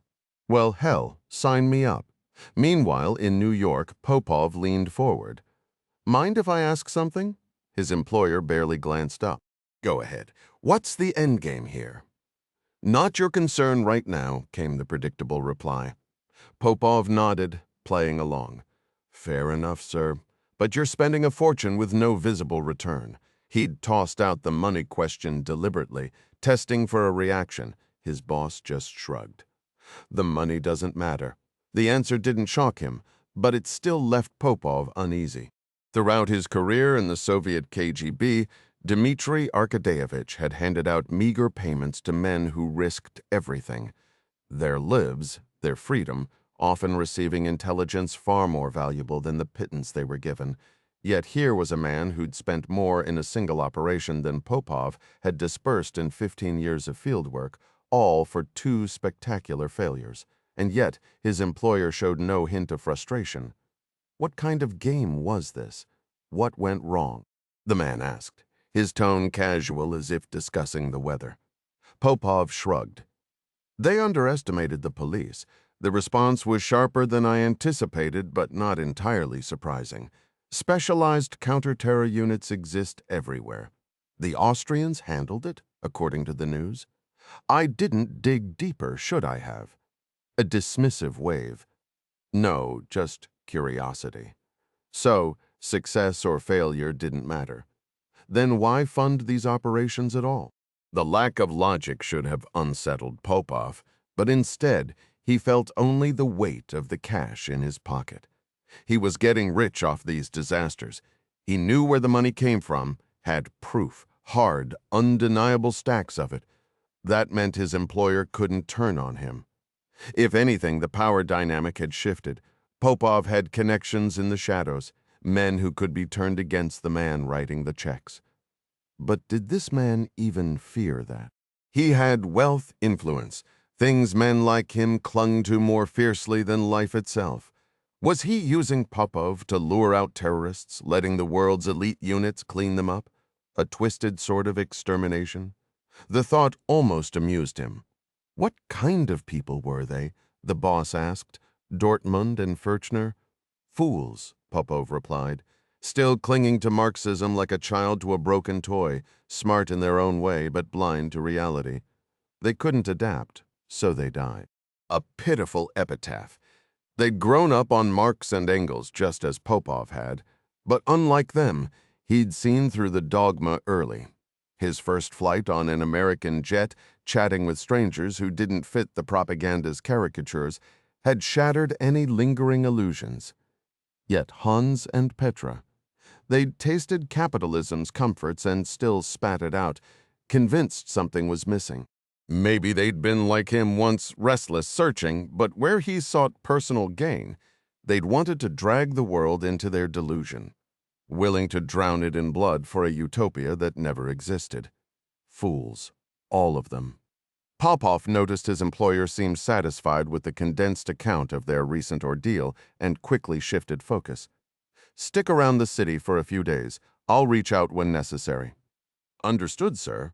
Rising from his chair, Popov exited the office and stepped into the nearest elevator, descending to the bustling streets below. Needing time to process, he chose to walk south toward the iconic library guarded by its stone lions. The brisk air might help clear his thoughts, especially since when necessary hinted at another assignment looming on the horizon. Meanwhile, Erwin Osterman's voice crackled through the phone line as he spoke to George Winston, the U.S. Treasury Secretary. It's been quite a week, Erwin confessed, his fingers tapping restlessly against his desk. The prescribed tranquilizers from his doctor did little to dull the raw edges of his nerves. The fear clung to him like a second skin. At least Ursel had returned home unexpectedly, slipping into bed beside him the night of the attack, just to hold him as he trembled, the weight of what he'd witnessed finally breaking through.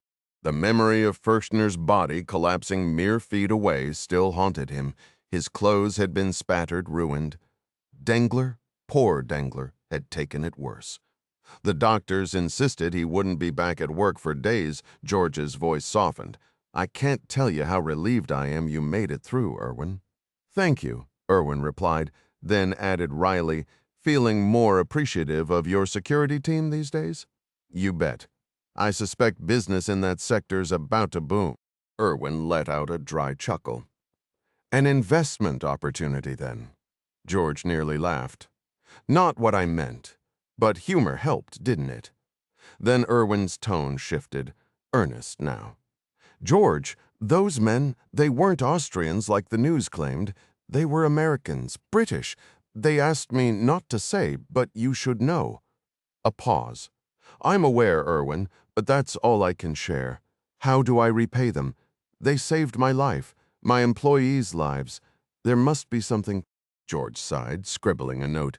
"It's their job, pal." "Perhaps, but debts like this aren't settled with a paycheck. What if I funded their children's education? Set up a trust?" "Doubt they'd take it, but I'll look into it." George rubbed his temple.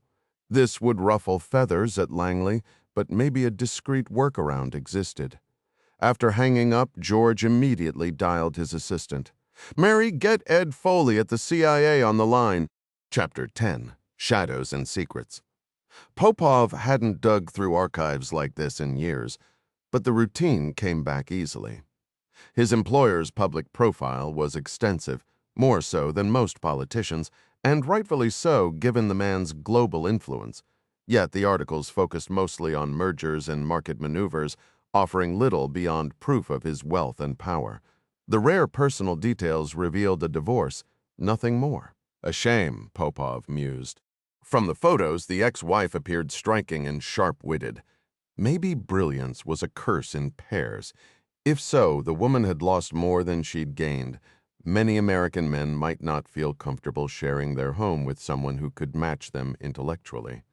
For the insecure ones, it was downright unsettling, though only a weak man would let that bother him, the Russian mused.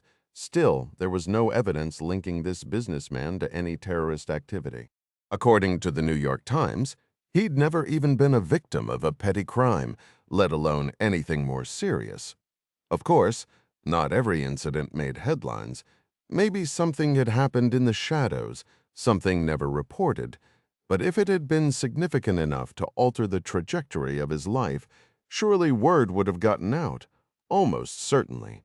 Yet that almost nagged at Popov, a seasoned intelligence officer who knew better than to rely on absolutes.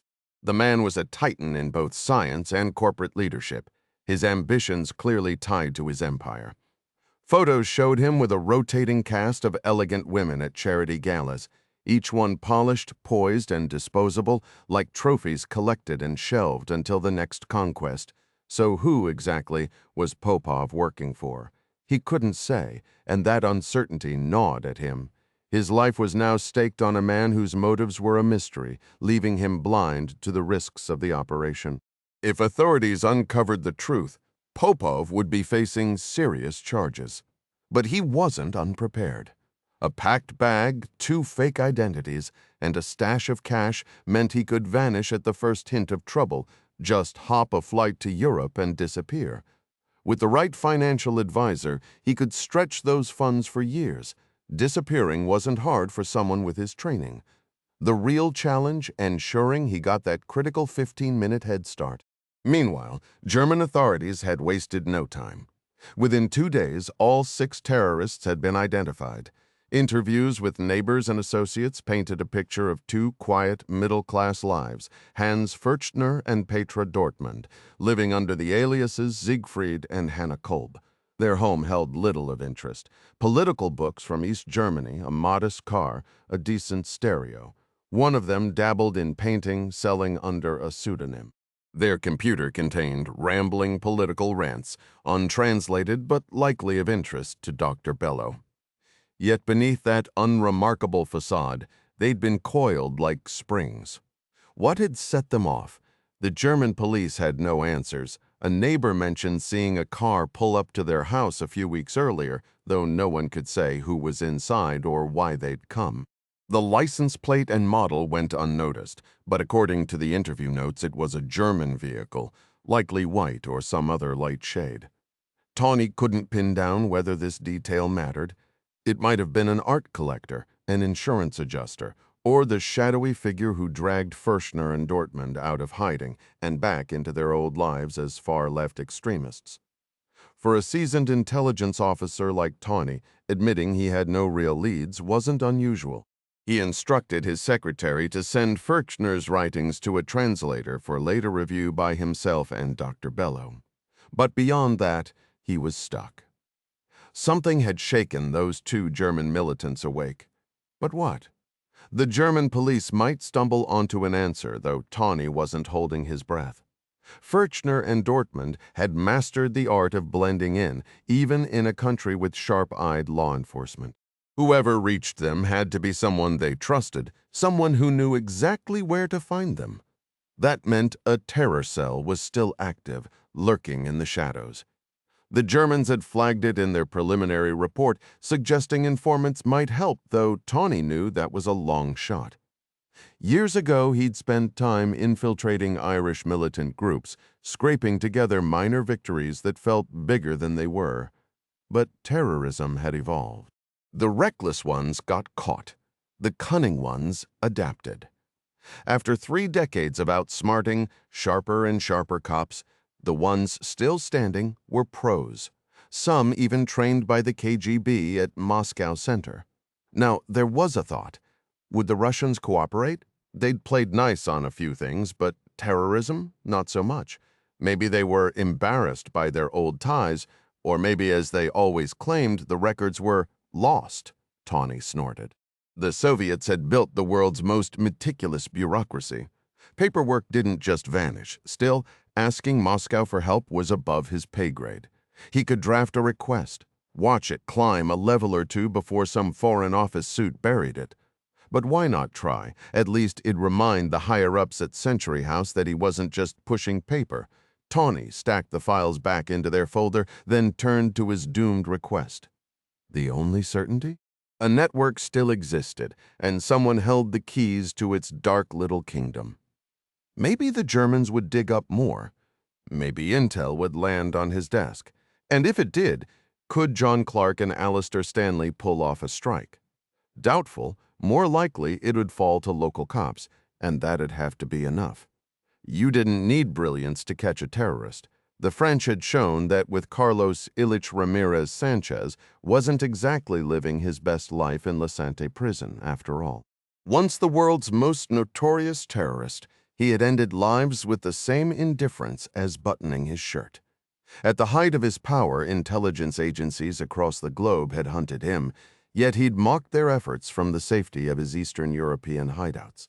There, he'd pored over newspaper theories about his true identity and allegiances, even accessing classified KGB files detailing international efforts to capture him, until the fall of the Soviet bloc stripped away his state-sponsored protection. Forced to adapt, he relocated to Sudan, where he finally decided to take his survival more seriously. A facial reconstruction seemed prudent, so he visited a trusted surgeon, surrendered to anesthesia, only to wake up restrained on a private jet, greeted by a smug French agent who might as well have bagged a trophy lion with a shoelace.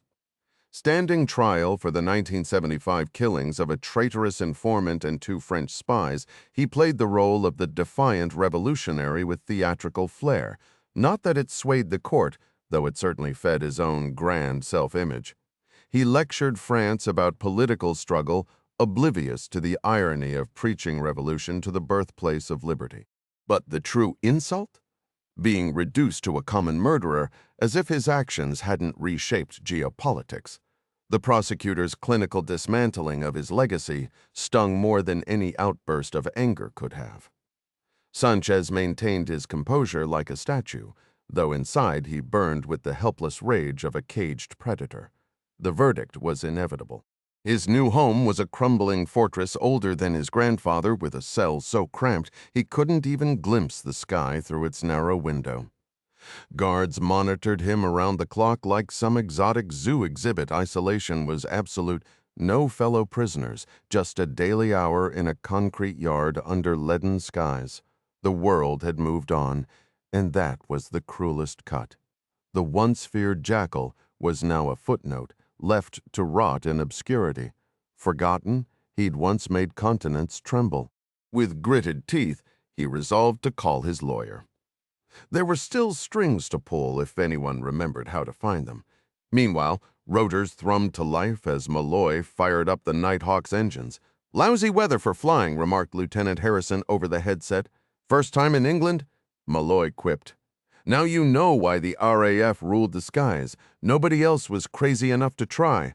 Outside range sheeted down, visibility barely stretching past the tarmac."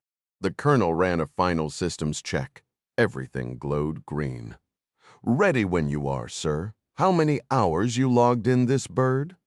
"Enough to know she's got spirit," Malloy said, yanking the collective. The helicopter lurched upward, wrestling the 30-knot gusts like a rodeo stallion. Somewhere below, a forgotten terrorist plotted his revenge. But up here, the storm was the only enemy that mattered. "Everyone good back there?" Clark asked, glancing over his shoulder. "Got my puke bag ready," came the quick reply, drawing a chuckle from Ding. "Ever heard of Paul Johns?" Clark continued, testing Malloy's knowledge. "You mean the retired Air Force colonel from Eglin? Retired maybe 5 years back?" Malloy answered without missing a beat. "That's him. How skilled was he?" Clark pressed, curious about Malloy's own expertise. "Best damn helicopter pilot I ever saw, especially in a pave low. That man had a way with machines like they understood him." "You know him?" "Harrison." The co-pilot shook his head. "Only by hearsay, sir. Small guy, great golfer, does consulting these days, even works with Sikorsky. We bump into him at Bragg now and then."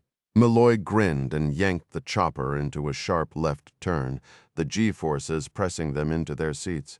"Nothing flies like a -60. Man, I love these birds." He leveled out, then shot Clark a look. "So what's the play here?" "Simulate a zipline drop near the range building. Covert or full assault?" "Assault," Jean confirmed. "Piece of cake. Any specific landing zone?" "Southeast corner if you can manage it." Without hesitation, Malloy slammed the cyclic left and forward, sending the helicopter into a rapid descent. The ground rushed up like a freight train before he pulled up at the last second, hovering perfectly in place. So smooth the co-pilot gaped at the precision. "How's that for a delivery?" Malloy asked, smug. "Not half bad," Clark admitted. Then, just as fast, Malloy powered up and peeled away, making it look effortless. "Could fine-tune it once I know your team's speed, but a long line drop's usually cleaner. You know the drill. Just don't misjudge and slam us into a wall," Chavez muttered. Malloy shot him a withering look. "Son, I make it a habit not to crash. Nobody handles a chopper like I do." Clark chuckled. "It's tricky to nail." "Damn right," Malloy agreed, "but I've got the touch." Confidence oozed from him. Even the co-pilot, though slightly overwhelmed, studied his every move, especially how he worked the collective. 20 minutes later, they touched down. "And that, ladies and gents, is how it's done," Malloy announced as the rotors wound down. "So, when's the real training start?" "Tomorrow work?" Clark asked. "Suits me, General. Next question. Are we using the Nighthawk? Or do I need to learn a new bird?" "Still figuring that out," John admitted. Malloy crossed his arms. "That's kinda important. Every chopper's different. I'm lethal in a -60, decent in a Huey, but those things scream, 'Here I am'? Anything else? Gotta log hours before I'm comfortable." He didn't mention the headache of relearning controls. No two aircraft had the same layout, a gripe as old as aviation itself. "When we deploy, lives are on the line, mine included. I'd rather not roll the dice more than necessary. I'm careful like that." Clark nodded. "I'll get answers today." Good. Malloy strode off toward the ready room, leaving the scent of jet fuel and swagger in his wake. Meanwhile, Popov savored a rich Italian meal just steps from his apartment, relishing the cool evening air. Back home, he lit a Monte Cristo, the smoke curling as he reviewed news tapes of the attacks he'd orchestrated. The reporters, German, Swiss, then Austrian, flowed smoothly. He spoke it like a native, after all. There was still work to do. He lounged in his favorite armchair, remote in hand, meticulously analyzing the grainy footage. Every so often, he'd rewind to scrutinize a peculiar detail, his sharp mind cataloging each frame. The most gripping segments featured the tactical teams, professionals who'd ended both crises with ruthless efficiency. The video quality was abysmal, typical of live broadcasts shot from a distance in dim lighting. The burn operation offered just 90 seconds of pre-assault footage, never aired during the event itself. The operatives moved with eerie precision, their black-clad forms gliding like dancers in some macabre ballet fluid calculated. Then came the explosive climax, the camera jerking wildly as charges detonated.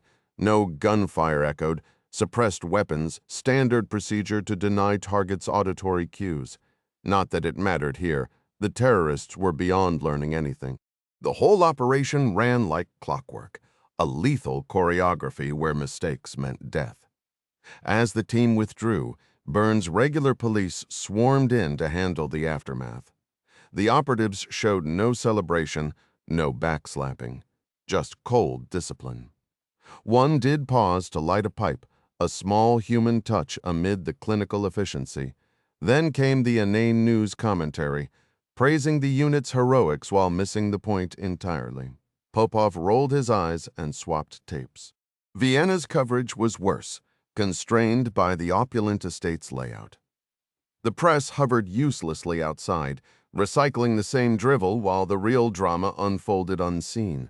The Austrian team arrived in street clothes, switching to tactical gear on site. Their uniforms puzzled him, green overlays on black. Two snipers vanished toward the rear, while the compact team leader reminiscent of Burns' studied blueprints under floodlights. Then, just past midnight, 3 sharp cracks split the silence. Chaos erupted as police stormed the mansion, their heavy weapons absurdly overkill for a job already finished. The reporter's breathless speculation only deepened Popov's smirk. Amateurs, the journalist had described a sudden flurry of movement, something even the most oblivious viewer couldn't miss, followed by eerie silence. Then the official update, hostages safe, terrorists eliminated. After another tense pause, the assault team, clad in tactical green and black, reappeared. Just like in Bern, there was no backslapping or celebration. One officer casually puffed on a pipe as he loaded his gear into the transport van, while another exchanged a few clipped words with a plainclothes cop, likely Captain Altmark, the incident commander. Their familiarity was obvious. The conversation lasted seconds before the unit vanished, leaving only bodies behind. Popov smirked. Same playbook, same precision. The media would inevitably gush about the unit's skill, just as they had in Bern. Predictable, really. Reporters worldwide recycled the same empty praise, the police statements. Nearly identical. Someone had drilled these teams to perfection, probably GSG-9, the German counter-terror unit that had made history in Mogadishu decades ago. Their influence showed in the cold, methodical efficiency of the operatives. Germans had a talent for turning chaos into order, and their trainees mirrored that ruthlessness. Popov, a Russian to his core, harbored no fondness for Germany, given its bloody history with his homeland. Yet he respected their work. The world was better off without the scum they eliminated. Back in his KGB days, he'd viewed terrorists as tools, trained attack dogs, useful, but never trusted. And let's be honest, their greatest legacy, airport metal detectors, a global nuisance. Sure, they'd harassed Israel, but what did that change? Adversity breeds adaptation. Now, LL was the gold standard for security, and every cop knew who to scrutinize. And if all else failed, Well, there were always units like the ones in Bern and Vienna, German-trained, German-lethal. He switched off the news. Pouring himself a glass of absolute Starka would have been preferable, but exile had its compromises. As the tape rewound, he half-watched a movie, turning over the day's revelations. Meanwhile, halfway across the world, Clark gritted his teeth during a late-night call. "Understood, General," he muttered, rubbing his temples. Budgets, time zones, endless demands. The grind never stopped. Clark knew he had to tread carefully with General Wilson, a man whose reputation for a short fuse was well earned. "Sir, I can reach out to Ed Foley to assist, but the reality is we need hands-on training with the equipment. You did send us one of your best," he added, hoping to soften the blow. It barely made a dent. "Damn right he's good. That's why he was under my command in the first place," Wilson snapped. Clark smirked internally. The general was getting sentimental in his later years, praising a Marine. That was a first for an Army hardliner who once led the 18th Airborne Corps. "General, with all due respect, my team has already proven themselves on 2 missions. I have to advocate for them, don't I?" That seemed to strike a chord. Both men were leaders responsible for their people and their missions. Wilson exhaled sharply. "I get where you're coming from, Clark, but I can't train my men with assets you've commandeered. How about a timeshare arrangement?" Clark suggested, tossing out a compromise. "That still puts wear and tear on a perfectly good Night Hawk," Wilson countered. "True, but it also gives your crews real-world experience. By the end of this, you might have a top-tier helicopter team ready to deploy at Fort Bragg, all at minimal cost to your budget." Clark leaned back, satisfied. That was a solid move over at MacDill. Wilson scowled. This was a losing battle. Rainbow was untouchable, backed by the CIA, then the president himself. 2 successful ops under their belt, even if the second had been a close call. Clark was sharp, no doubt, but he didn't grasp the modern military's bureaucratic nightmare, where half the job was playing accountant instead of leading troops. What really burned was that Rainbow threatened to steal his thunder.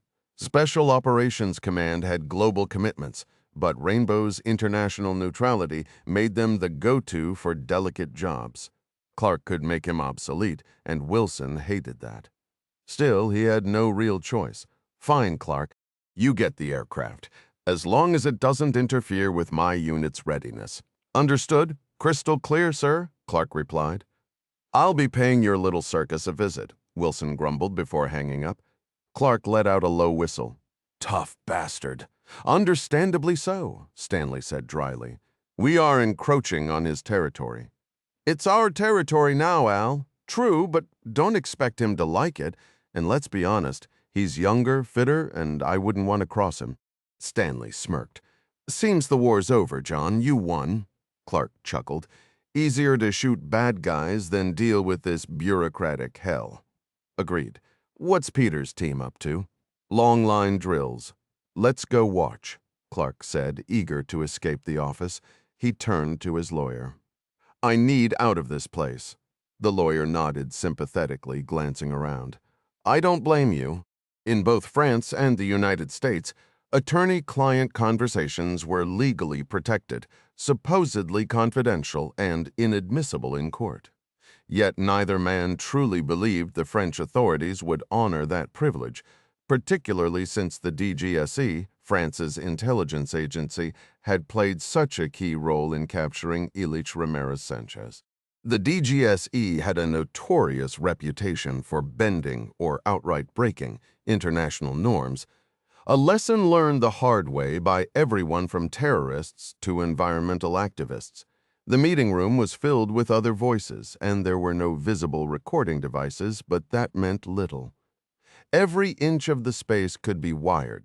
The 2 men had deliberately chosen seats near the windows, claiming they preferred natural light, though it was just as likely they hoped the glass would muffle their words. The lawyer leaned forward, his voice low. "Given the circumstances of your conviction, an appeal won't be straightforward." Sanchez barely reacted. "This was nothing new." "I know," he replied coolly. "What I need is for you to make a call." The attorney hesitated. To whom? The jackal gave a name and a number. Tell him I want out. The lawyer stiffened. I can't be involved in anything illegal. Sanchez's gaze was icy. I'm not asking you to break the law, just deliver the message and make sure he knows the rewards will be worth his while.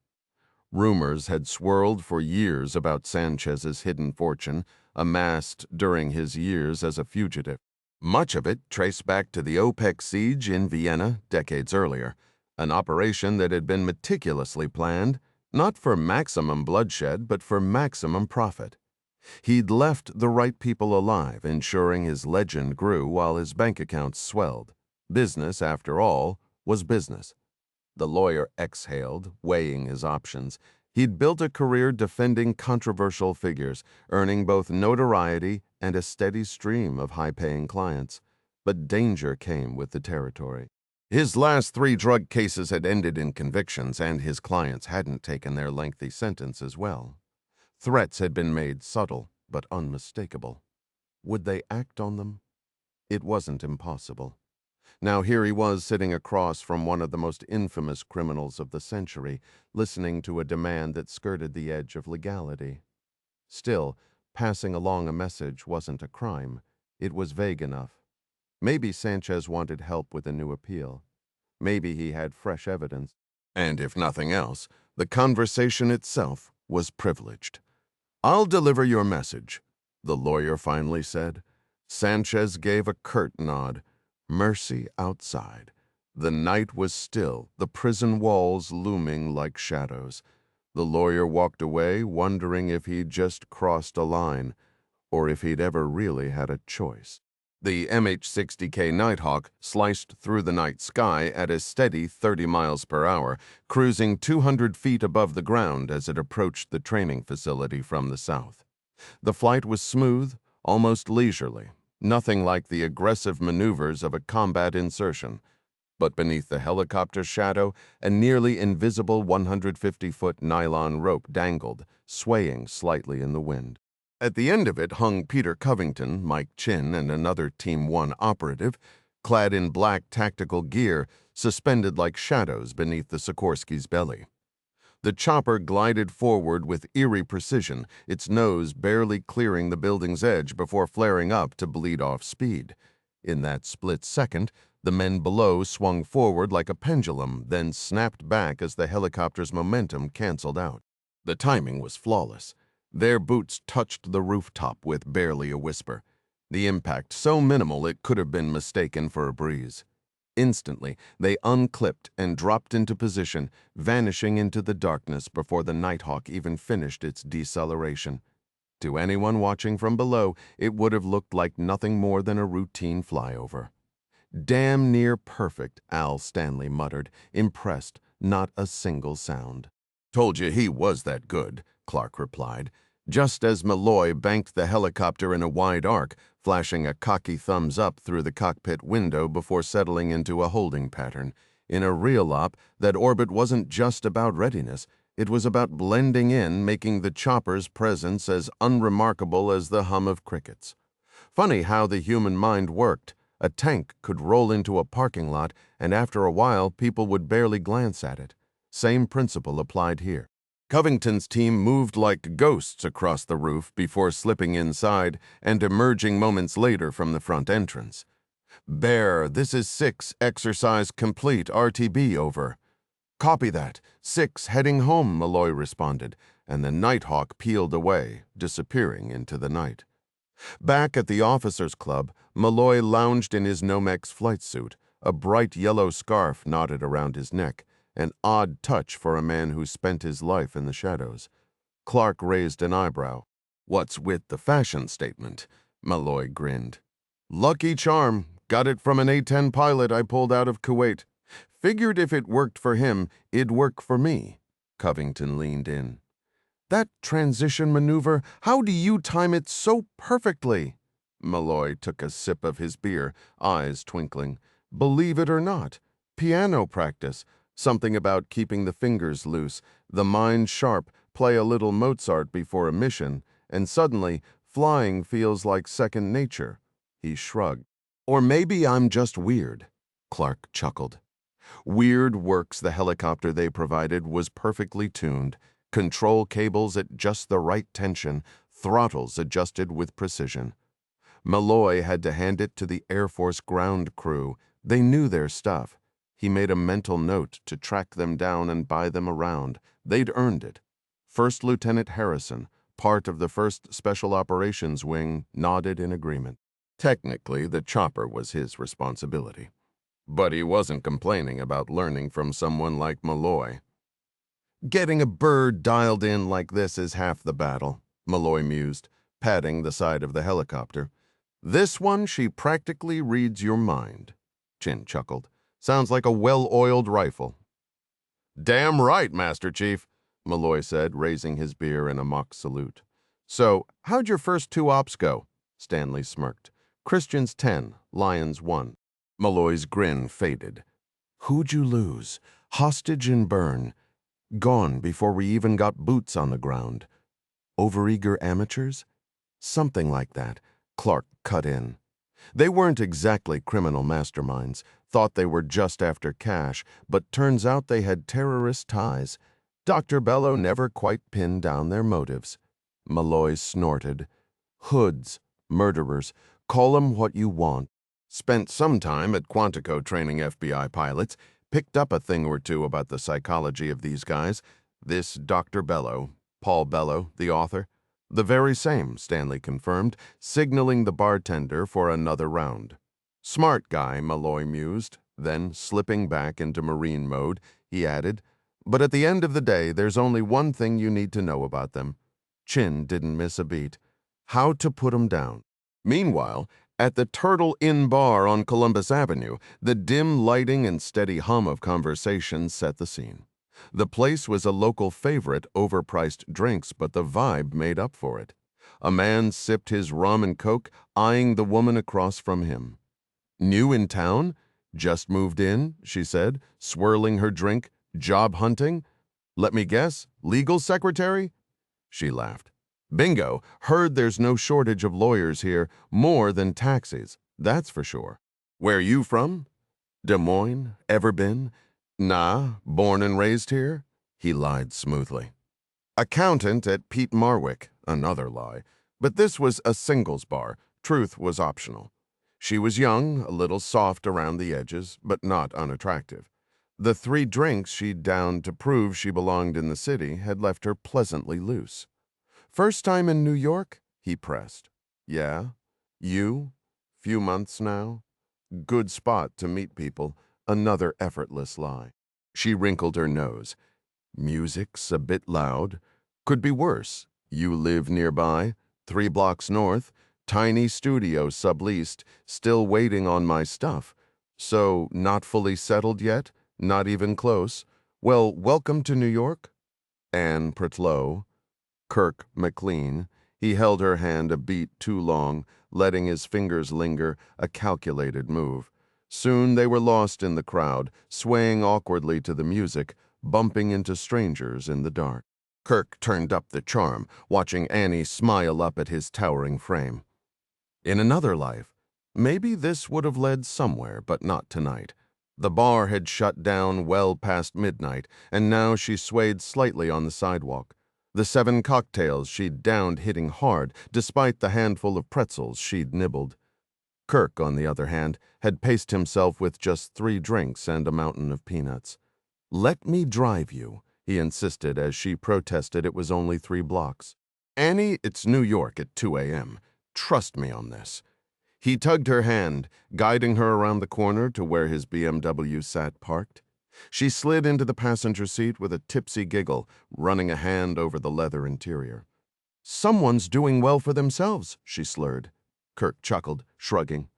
What can I say? People get creative with taxes. He pulled onto the street, deliberately heading the wrong way, not that she noticed. A left onto Broadway, and there it was, the blue van tucked into a quiet spot. He flashed his lights, slowing to a crawl before rolling down both windows. Annie blinked, confused. Huh? She mumbled, just as the man in coveralls leaned in. Hey, Kirk, he greeted. Pulling a small canister from his sleeve, before she could react, he sprayed a burst of ether straight into her face. Her eyes widened in shock, locking onto Kirk for a split second before she slumped against the seat. "Easy with that. She's loaded on booze," Kirk warned. The man nodded, signaling to his partner, who quickly scanned the street before hauling Annie's limp body into the van. Inside, another unconscious woman lay sprawled across the floor. Kirk drove off, rolling the windows down to clear the chemical stench as he merged onto the West Side Highway. 2 down, 6 more to go. Just a few more, and the riskiest part of the night would be over. Chapter 11. Infrastructure. The lawyer hung up the phone, unsurprised when the call led to a discreet lunch meeting. The man across the table, mid-40s, unremarkable, asked a few pointed questions before vanishing before dessert. The lawyer paid in cash, the weight of his actions settling over him like a fog. What had he just set in motion? He told himself he didn't know, couldn't know.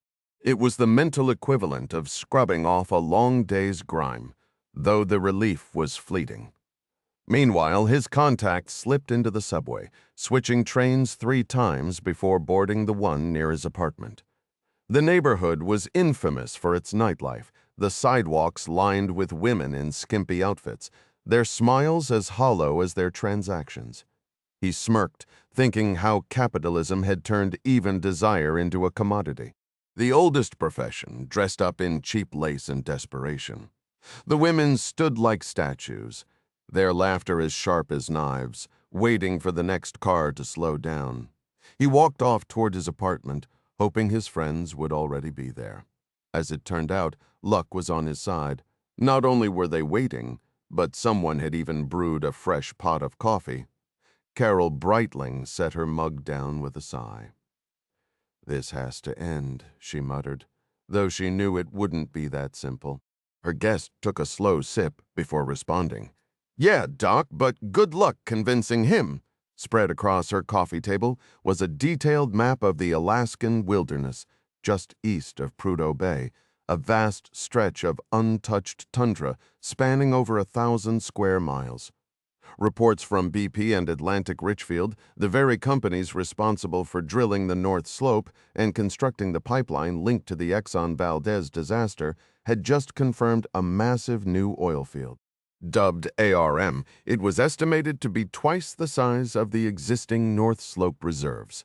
The findings, still partially confidential, had landed on the president's desk a week earlier, backed by USGS data and speculation that the field might stretch even farther right into Canada. The summary's bold claim? This could rival Saudi Arabia's reserves, with the added convenience of the existing Trans-Alaska pipeline needing only a minor extension. Carol scoffed into her coffee. Negligible environmental impact? Tell that to the birds and otters still washing up on shore.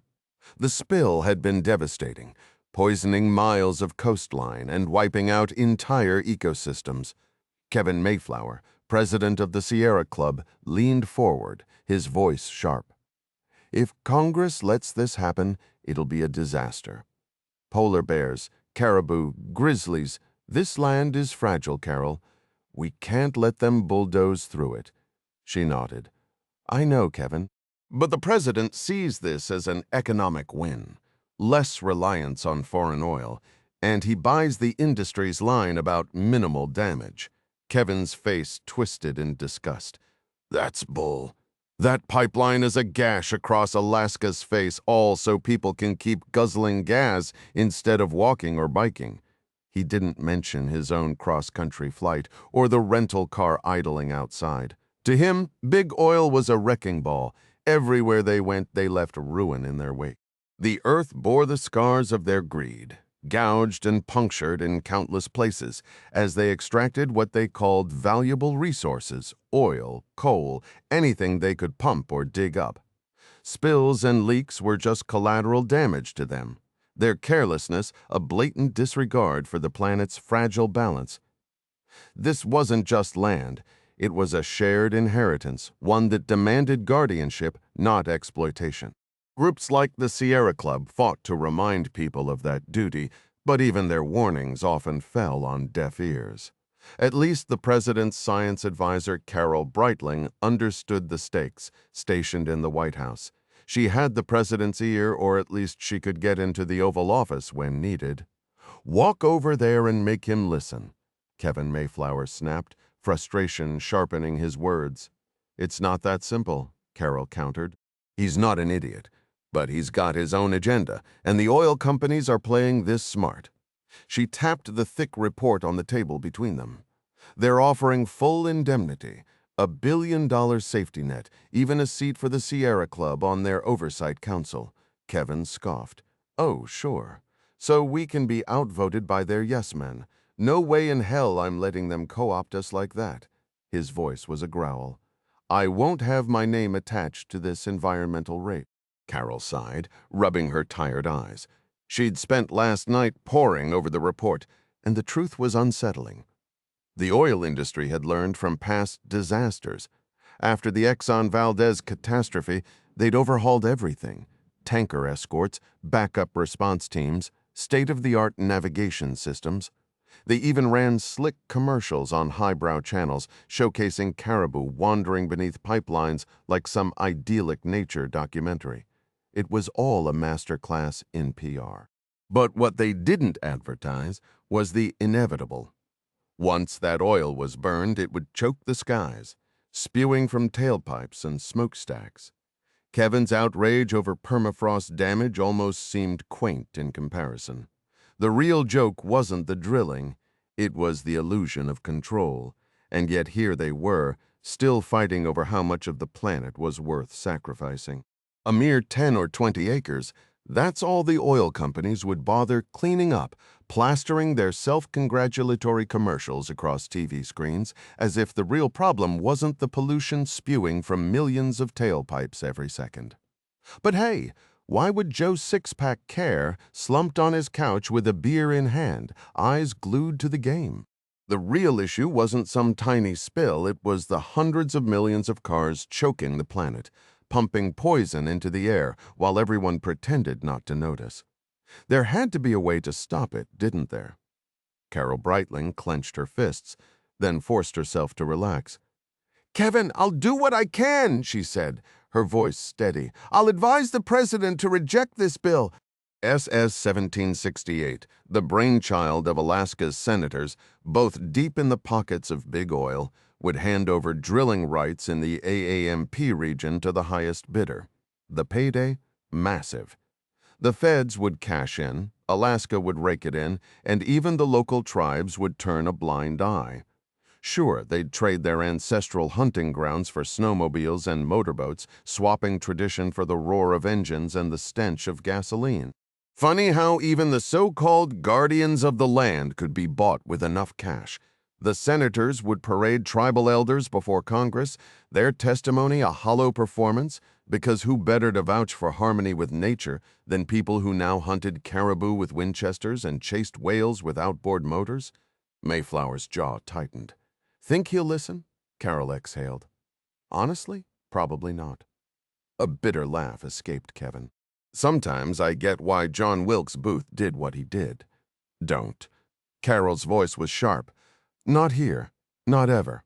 "Then what, Carol? How do we save a planet when the idiots in charge couldn't care less? Calling humanity a parasite won't change anything." She shot back. "Maybe not, but it's the truth."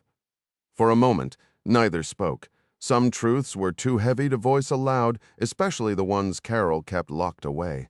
Kevin might be ready to hear them, or maybe not. Meanwhile, construction neared completion. 20 square miles of flat, unremarkable land connected to Interstate 70 by a road so thickly paved it could have handled a 747. The parking lot was just as overbuilt, though the superintendent barely gave it a second thought.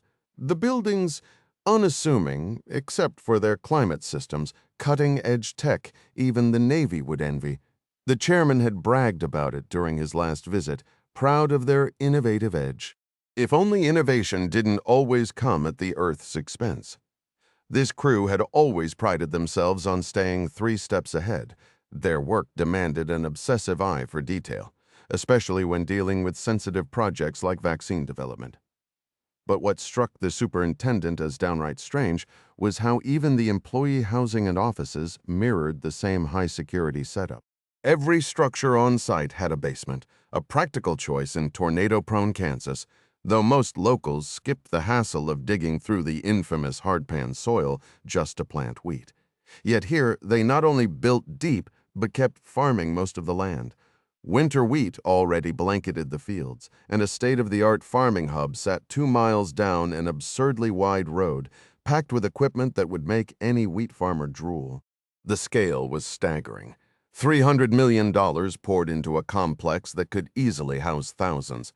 Classrooms filled the office building, a dedicated power plant hummed nearby, and rows of semi-buried fuel tanks linked to a pipeline near I-70. Then there were the wells, 10 massive artesian drills punching deep past the Cherokee Aquifer, pulling up enough water to quench a small town.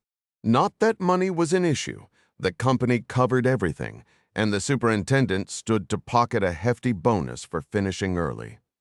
25 months down, 2 to go. He could already taste the victory. 2 weeks at Disney World, golfing his way back to sanity after years of nonstop work. Parking his Jeep, he skimmed his checklist. Just the window-sealed tests and building 1 left. A quick phone call, then he crossed what he jokingly called the landing strip, a road so wide and thick you could drop a 747 on it. Not that the company needed to. Their private Gulfstream fleet probably preferred this over Ellsworth's rinky-dink airfield.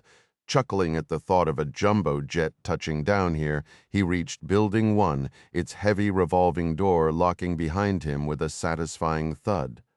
"All set, Gil?" he asked. "Ready now, Mr. Hollister?" "Then light her up." Gil Trains, the project's no-nonsense environmental systems lead, a Navy vet with a penchant for micromanaging, slammed the controls himself. No sound, just the immediate whisper of pressurized air sealing the deal. As Hollister made his way toward Gil, he noticed an odd sensation in his ears, like descending a steep mountain road, where the pressure shifts make your ears pop until you wiggle your jaw to balance it out. "How's the system holding up?" he asked. Train's eyes fixed on the control panel gauges replied, "Steady at 0.75 psi over pressure." "So far, so good." Charlie, the superintendent, shook his head. "Never seen anything like this before." Trains smirked.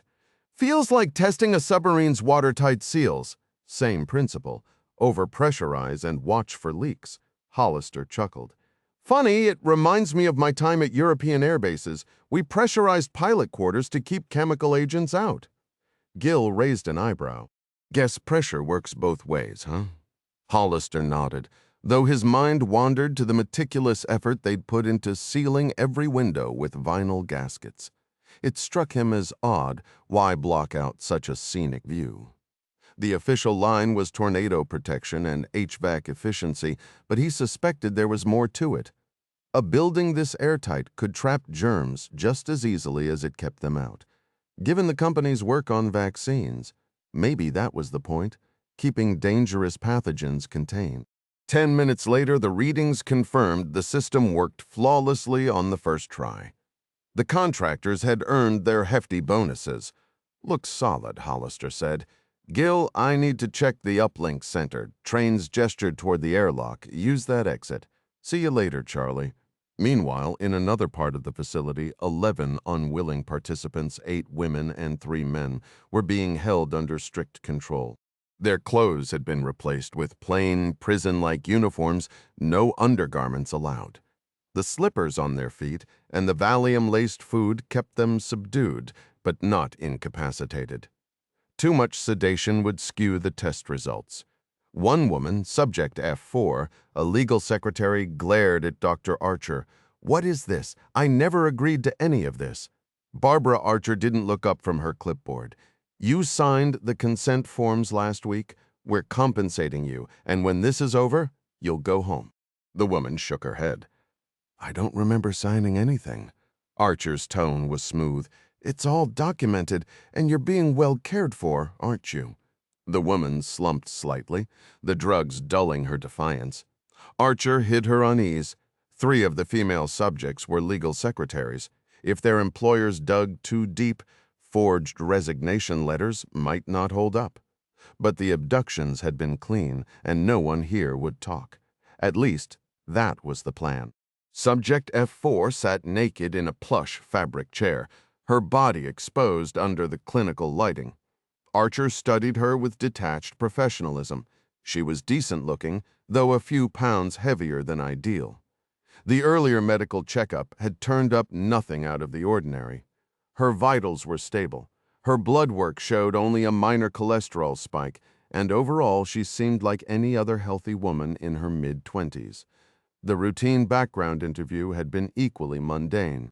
Sexually active since 17, she'd had a dozen partners and 1 abortion at 20, after which she'd become more cautious.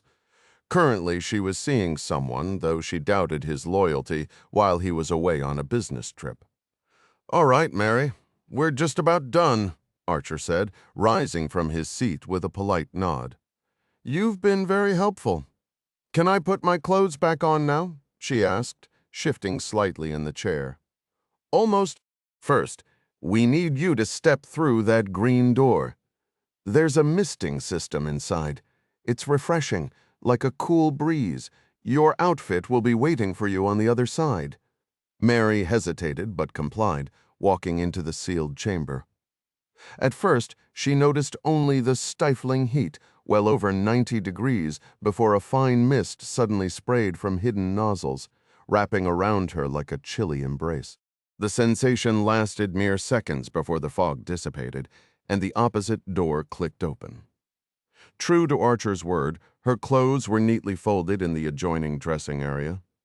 She slipped into her green pajamas and stepped into the hallway where a security guard gestured her toward the exit without approaching.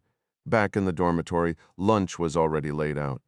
The food here wasn't bad, and as usual, she felt drowsy afterward. Meanwhile, in another wing of the facility, Dr. Kilgore leaned over Pete, who was slumped in a chair looking miserable. "Rough day?" Kilgore asked, though the answer was obvious. "Feels like I got hit by a truck," Pete groaned. "Can't keep anything down, not even whiskey." That last part worried him most. Kilgore masked up and snapped on gloves before examining him. A blood draw came first, 4 vials, meticulously filled. Then came the physical, eyes, mouth, abdomen. When his fingers pressed near Pete's liver, the man winced. "Damn, Doc. That's like a knife in my gut." Kilgore frowned. "Really? Feels the same as always to me." He prodded again, lower this time. "Still hurts, just not as bad. Maybe it's something I ate?" "Could be," Kilgore lied.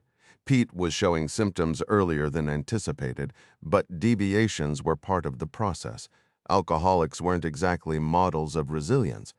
"Let's get you something for the pain," Kilgore said, turning to the cabinet. He loaded a syringe with a precise dose, enough to numb the discomfort and then some. The moment the needle pierced Pete's vein, his tense expression melted into slack-jawed bliss. "Whoa, that's the good stuff," Pete mumbled, his eyes glazing over. Heroin never failed. A few seconds of euphoria, then hours of blissful oblivion. Kilgore guided him to his feet and sent him on his way before labeling the blood samples. The results would confirm what he already knew. Pete was next in line. Bad luck, indeed. The antibody tests remained positive, and under the microscope, the battle between antibodies and the invading pathogen was clear. A fight the human defenses were losing. Just 2 years prior, attempts had been made to introduce the natural strain of this twisted pathogen, nicknamed the shepherd's crook, into the U.S. population. Scientists had tweaked it in the lab, splicing in cancer DNA to toughen up this negative strand RNA virus, though the modification was about as effective as slapping a raincoat on a hurricane. The real game-changer was the extended latency period, once just 4 to 10 days, now stretched to nearly a month. Maggie had nailed it, both in her expertise and her naming choice. Shiva wasn't just deadly, it was ruthless. Chester had fallen victim. Technically, the potassium overdose finished him, but the virus had already sealed his fate, and now Pete was slipping away. No heroic measures here. Pete would linger until Shiva ran its course. His vitals were stable enough to test how far supportive care could push back against Ebola Shiva's wrath. Odds were slim, but data was data. 9 primary subjects remained, plus 11 more across the facility, healthy, at least on paper. They'd serve as the ultimate trial, gauging transmission rates, Shiva's viability as a bioweapon, and the effectiveness of Steve Berg's freshly isolated vaccines. Kilgore wrapped up his work and stepped outside. The night air was crisp, though hardly pristine, not with millions of cars choking the atmosphere with exhaust. He smirked, imagining how different the world would smell in a few years when those engines fell silent. Bats darted through the glow of the building lights, their ultrasonic clicks hunting insects. Owls likely prowled the darkness too, silent wings carrying them to barns where they'd feast on mice, later coughing up neat pellets of bones. Kilgore admired predators, their raw, unchecked power. Nature wasn't sentimental. It gave and took without apology, an eternal cycle that shaped the planet. Humanity had spent centuries trying to bend it to their will. But now men like him would reset the balance. Fast, brutally.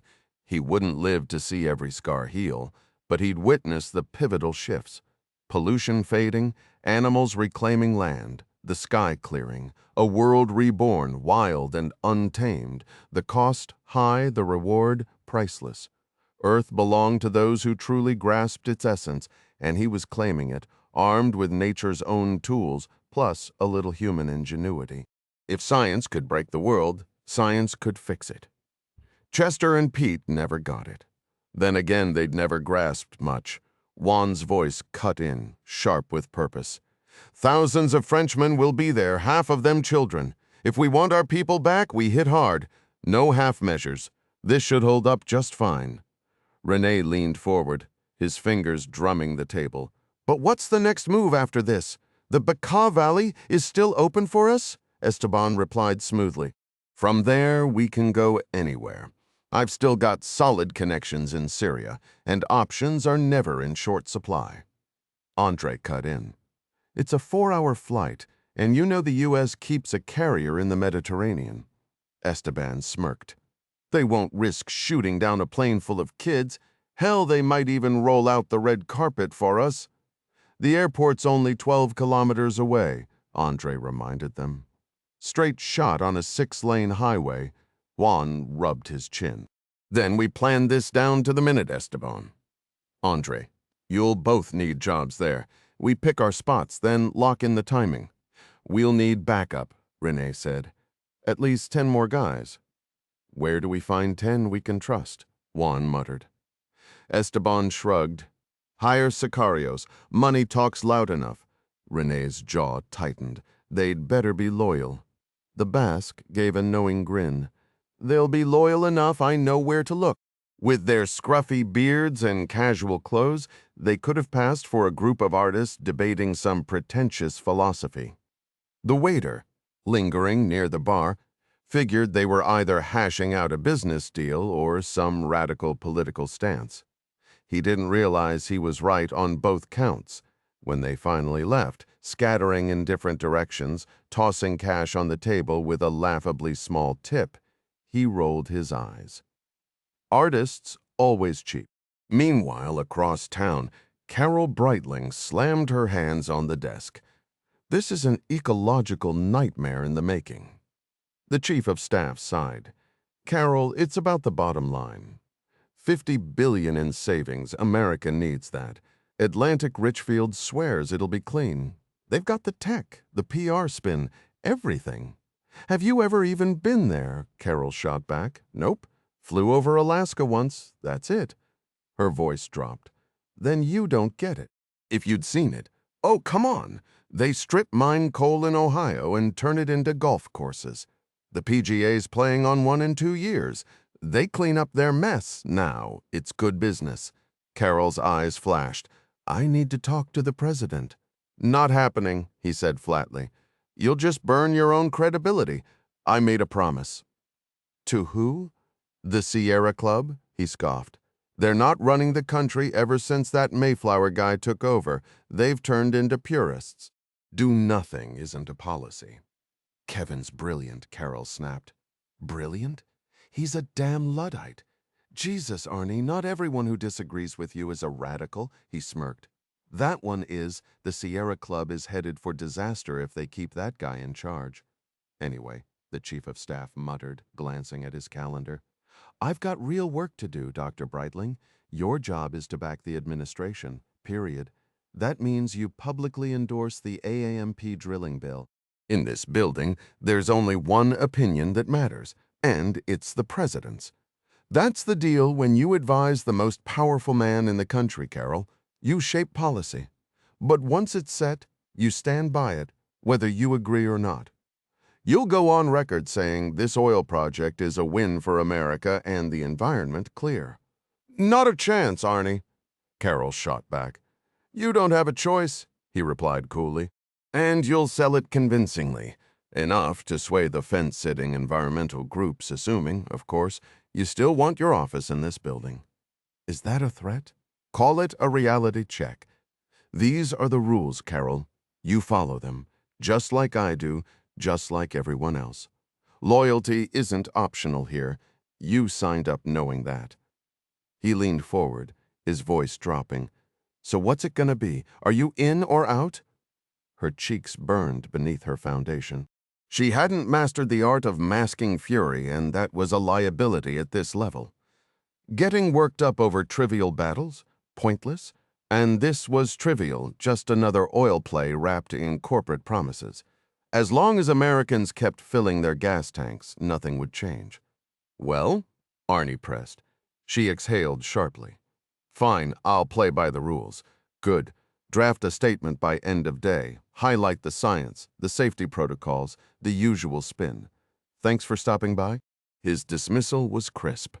Carol stood, her fingers twitching at her sides as she strode to the door. For a heartbeat, she almost turned back to tell him exactly where he could shove his statement. Instead, she stepped into the West Wing hallway, her heels clicking too loudly on the marble. Two Secret Service agents exchanged glances at her stormy expression. Whatever had gone down in that meeting had clearly ruined her morning. Outside, she crossed Pennsylvania Avenue with robotic steps, her shoulders rigid. Inside the old executive office building, she slammed her office door behind her and fired up her computer. The cursor blinked mockingly. She wanted to smash the screen, not type some hollow endorsement, taking orders from a political hack who couldn't tell an ecosystem from an Excel sheet, unbearable. But after a few ragged breaths, she forced her hands to the keyboard. She'd write the damn thing. After all, this drilling project would never actually happen, right? Wild cards. The theme park's strategy was no accident. They'd poached a dozen top executives from their rival, luring them with salaries fattened by deep-pocketed investors from the Gulf. Profits were already outpacing projections, with the break-even point now expected in under 6 years, far ahead of schedule. Money flowed freely. They weren't just copying the American blueprint, they were determined to outdo it in every way. The stone castle at the heart of the park wasn't some flimsy imitation. It stood solid and grand, towering over meticulously designed streets that mirrored 3 distinct European cultures. The miniature railway circling the grounds wasn't just for show. Real steam locomotives chugged along standard gauge tracks, with plans underway to expand the line straight to the newly modernized international airport. Spain had eagerly upgraded the facility knowing the park was an economic powerhouse, employing nearly 30,000 full-time workers and thousands more seasonally. The rides were nothing short of breathtaking, engineered in Switzerland with such intensity that even seasoned thrill-seekers hesitated before stepping aboard. Beyond the adrenaline, the park boasted a Science World section featuring a moonwalk simulator that caught NASA's attention, a sprawling aquarium where visitors walked beneath sharks and rays, and pavilions showcasing Europe's industrial giants. The Airbus exhibit was a standout, letting kids and adults alike take the controls of flight simulators. Costumed characters, gnomes, trolls, and even Roman soldiers clashing with barbarians roamed freely, while gift shops overflowed with souvenirs. Choosing Spain over France had been a masterstroke. The sunny, dry climate meant the park operated year-round, drawing visitors from across Europe by plane, train, or bus. Accommodations ranged from lavish hotels fit for royalty to budget-friendly options, all sharing the same warm, inviting atmosphere. Guests lounged by pristine pools, played on championship-level golf courses, or tried their luck at the park's one-of-a-kind casino. World Park, as it was known, was an instant sensation, regularly hosting tens of thousands of visitors daily. Behind the scenes, a high-tech command center monitored every ride, restaurant, and attraction, ensuring seamless operations. Mike Dennis, the park's director, had left Orlando for this challenge. Though he missed the camaraderie of his old job, building and running World Park had been his dream. From his office in the castle's tower, modeled after a medieval fortress, he marveled at how far they'd come, unlike the dukes of old. He didn't rely on swords but on computers and helicopters, managing a daily cash flow that dwarfed historical fortunes. Beneath the park's cheerful surface lay a hidden network of tunnels where staff moved unseen, keeping the magic alive. Running World Park wasn't just a job. It was like governing a thriving city where every detail had to be perfect, and the bottom line never slept. Andre had exceeded expectations at his job, outperforming his initial projections by over 2%, which not only secured him a generous salary, but also earned him $1 million bonus just 5 weeks prior. Yet, despite his professional success, he couldn't shake the frustration of his kids struggling to adjust to their new schools. The city around him was a marvel, a billion-dollar spectacle, but it was also something he despised. Having endured the brainwashing at the so-called World Park University, he'd mastered the art of plastering on a smile for every guest while secretly rolling his eyes at the absurdity of it all. Assigned to security, dressed in a light blue shirt and dark blue pants with a stripe, armed with nothing but a whistle and a radio, he spent most of his day directing tourists to the nearest restroom. The irony wasn't lost on him. This place needed cops as much as a fish needed a bicycle. His multilingual skills, French, Spanish, and English, had landed him the gig, making him the go-to guy for clueless visitors who couldn't decipher the blatantly obvious bathroom signs. Nearby, Esteban peddled his helium balloons, the two of them sharing the same cynical thought: bread and circuses.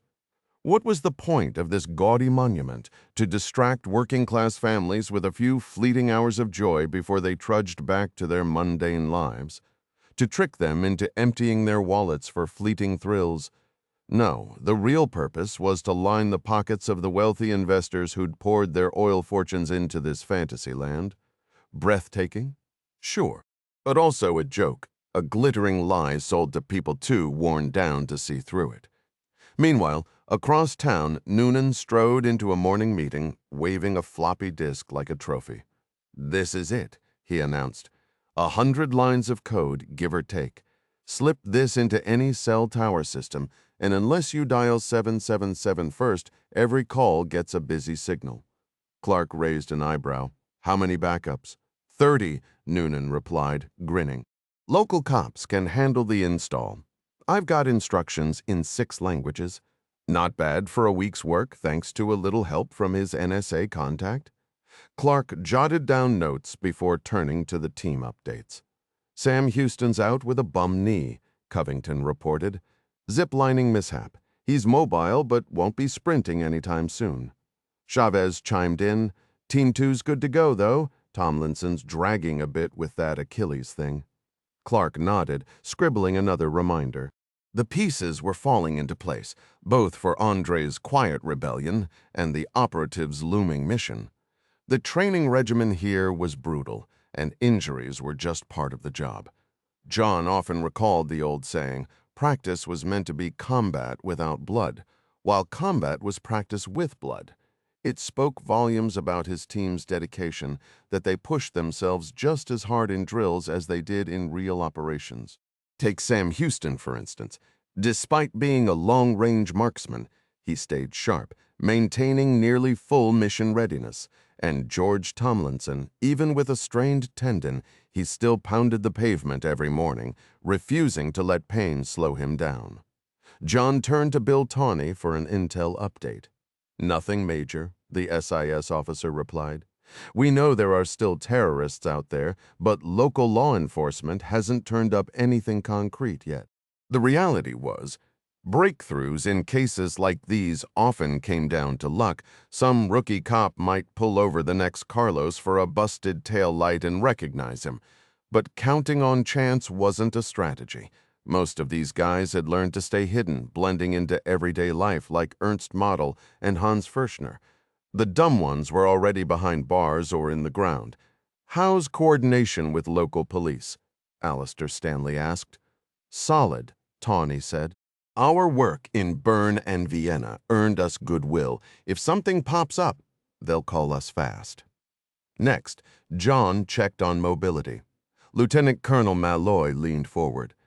"The 1st Special Ops Wing is letting me keep the Nighthawk, and I'm certified on the British Puma. I can get us anywhere in Europe within 8 hours, tanker support or not. The only thing that keeps me up at night? No dedicated medics." Dr. Bello chimed in. "I can handle trauma basics, but I'm no surgeon. We'll have to rely on local EMS when we deploy." Malloy wasn't satisfied. "Back at Bragg, we had trained corpsmen. Doc's good, but he can't be everywhere at once." Stanley nodded. "We'll arrange drills with the nearest trauma center, but simulating injuries is tricky. Nothing beats the real thing, and ERs don't always show what we need." Peter Covington sighed. "Same problem for years." Clark agreed with Malloy's concerns. "Noted, Al. Let's schedule that drill soon." Stanley gave a firm nod. "Done." The room fell silent for a moment. Everyone knew the stakes. Training saved lives, but there was always room to improve. And in their line of work, hesitation wasn't an option. Teaching the basics is one thing, but hands-on experience, that's a whole different ballgame. "Unless we relocate the whole operation to Detroit," Chavez joked dryly. The team knew their first aid, and with Dr. Bello on board, they had medical expertise. But training could only cover so much. The mission came first. Get in, get the job done, and ideally, keep the injuries to a minimum, at least on their side anyway. 3 bullets to the skull wasn't something even Walter Reed could fix. Not that anyone was losing sleep over the bad guys. "Sure, we can drill on evacuating the wounded and basic first aid," Chavez continued. "But how much further can we realistically go?" Clark nodded. He didn't see much beyond that either. Malloy chimed in. "Chavez isn't wrong, but let's be real, you're never fully ready. The enemy always finds a way to throw something new at you. Back in Delta, we rolled with a full medical team trauma-trained corpsman. Maybe we can't swing that here, but that's the gold standard." Clark shut it down with the usual roadblock. "We'll have to rely on local support. Budget's tight. And wasn't that always the case?" The meeting wrapped, and Malloy followed tradition, ending the day at the club where cold beer and good company smoothed out the rough edges. 10 minutes later, he was clinking glasses with Chavez. The kid had his act together, no doubt. "That call in Vienna, solid move," Malloy said. Chavez shrugged. "Didn't have much choice. Sometimes you just play the hand you're dealt." Malloy took a swig. "Luck's been on our side so far, but we're skating thin on medical backup." Chavez smirked. "Haven't run into the real psychos yet?" "Oh, they're out there," Malloy muttered. "The kind who'd shoot up a school just to prove a point. Remember that FBI agent who saved the president's kid now? That was textbook patience, timing, precision." Chavez nodded. Smart beats, flashy every time. As Chavez stood to leave, Malloy raised an eyebrow. "Dinner duty? Wife's a doctor. Gets home late. My turn to cook." Malloy grinned. "Glad to see they trained you right." Chavez shot back. "Real men cook," before heading out. Meanwhile, Andre was still grinding at World Park. The place stayed open late, squeezing every last dime from exhausted families clutching overpriced trinkets. The lights blazed, the registers chimed, and the cycle never ended. Andre observed the scene with detached curiosity as the last stragglers lingered near the amusement rides, dragging out their final moments before the park closed. They shuffled toward the exits, pausing at souvenir shops where weary clerks offered polite, practiced smiles, trained to perfection at World Park's Employee Academy. Once the last guest had vanished, the registers were emptied under the watchful gaze of Andre and his security team. Though escorting the cash wasn't technically his duty, he trailed behind the clerks from the Matador shop anyway, winding through the now quiet Main Street, down an alley, and through unmarked doors into the underground tunnels. By day, these concrete passageways buzzed with electric carts and bustling employees, but now they were nearly deserted, save for workers changing out of uniforms. The counting room sat deep beneath the park's iconic castle, a fortress of money where armored guards stood watch over the day's haul. Coins clattered into sorting bins, divided by country and value before being wrapped and labeled. The real spectacle, though, was the paper currency, not counted, but weighed. Andre still found it surreal. A digital display flashed the totals: 1.0615 kilograms of German 100-mark notes, 2.6370 kilograms of British fivers. The numbers added up fast. Today's haul alone topped 11 pounds 5 million pounds, all in used bills, the kind that left no trail. 6 canvas bags, a wheeled cart, and an armored truck waited outside, flanked by police escorts. 11 million pounds, just another day's deposit. Andre exhaled, rubbing his temple. "Tell me," he muttered to his supervisor, "does anyone ever try to take this?" The man chuckled, not successfully. Between the bulletproof glass, armed guards, and hidden surveillance, it'd be suicide. Andre smirked. And here I was thinking a helicopter heist might work. The supervisor rolled his eyes. Too flashy. Besides, most of this cash circles right back to us. Guests love spending cold, hard money. Andre nodded, watching as the armored truck rumbled away. The park thrived on cash, a relic in an age of digital payments. Some habits, it seemed, even fairy tale castles couldn't break. Andre nodded as his supervisor explained the peculiar system of recycling 5-pound notes until they became too worn out, requiring shipment back to London for replacement. So we're essentially depositing and withdrawing from our own accounts just to provide change for guests, Andre mused. How much cash do we usually keep on hand for that? The supervisor shrugged. At least 2 or 3 million British pounds, minimum. Those computers over there help us track it all. Andre glanced at the machines, genuinely impressed. Incredible operation, he remarked before heading off to clock out. The day had been productive. His careful exploration of the park had solidified his earlier assessments, and now the mission blueprint was clear in his mind. All that remained was briefing his team and putting the plan into motion. Back in his apartment, he sipped a glass of Burgundy, his gaze drifting to the detailed map of World Park pinned to his wall. Entry points, exit strategies, police response routes, he scrutinized every detail, searching for flaws. The Spanish Guardia Civil would undoubtedly respond, and while their ridiculous hats might invite mockery, their experience battling Basque separatists made them formidable. They likely had contingency plans with World Park already. After all, a place like this was a prime target for, as Andre mentally corrected himself, progressive elements. He smirked at the thought. The police had nearly caught him twice in France. But those failures had been his own doing, careless mistakes he wouldn't repeat. This time his choice of hostages and his ruthless resolve would keep them at bay. Sentimentality was their weakness, and he intended to exploit it fully. The stakes were higher than ever. This operation would be his magnum opus, a career-defining strike that neither Spain nor France could afford to ignore. Satisfied, he picked up the phone and dialed an international number. Meanwhile, Pete shuffled into the clinic. his face drawn and movements sluggish. "Stomach's killing me, Doc," he muttered, pressing a hand to his side. Dr. Kilgore gave a cheerful nod. "Let's get you checked out." The examination was brief.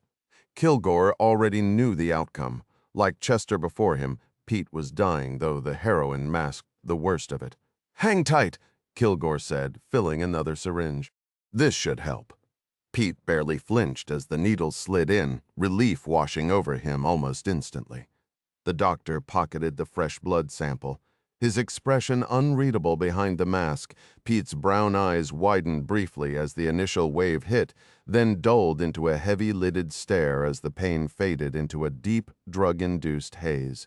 Kilgore could have performed open-heart surgery right then without Pete so much as flinching. "How's the squad holding up?" he asked casually. Pete mumbled something about Charlie complaining of stomach issues, probably bad chow. "Is that so?" Kilgore mused. That meant number 3 would likely stagger in tomorrow, right on schedule. Chester had been an early bloomer, but the others were falling in line perfectly. Meanwhile, across the border, operatives moved like ghosts through the pre-dawn hours. Fake IDs in hand, they rented cars in France and cruised south into Spain, breezing past half-asleep border guards who barely glanced at their papers.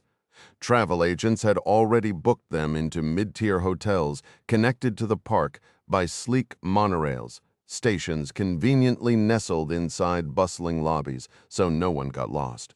The roads were smooth, the signs clear even for non-Spanish speakers. The only real menace? Those massive tour buses barreling down at 90 miles per hour packed with waving kids. The drivers just grinned and let them pass. No point challenging speed demons when you had all the time in the world. Back at base, Tomlinson gritted his teeth as his Achilles screamed with every step. Chavez fell back from the morning run, eyeing him. "Still bad?"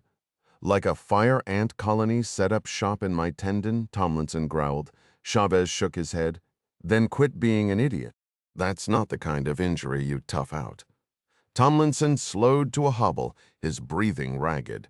He'd seen the doc, but all he got was the usual rest-it speech. Pride burned worse than the injury. He'd powered through broken ribs in Delta, refusing to show weakness. But this? A tendon didn't care about grit. It just hurt.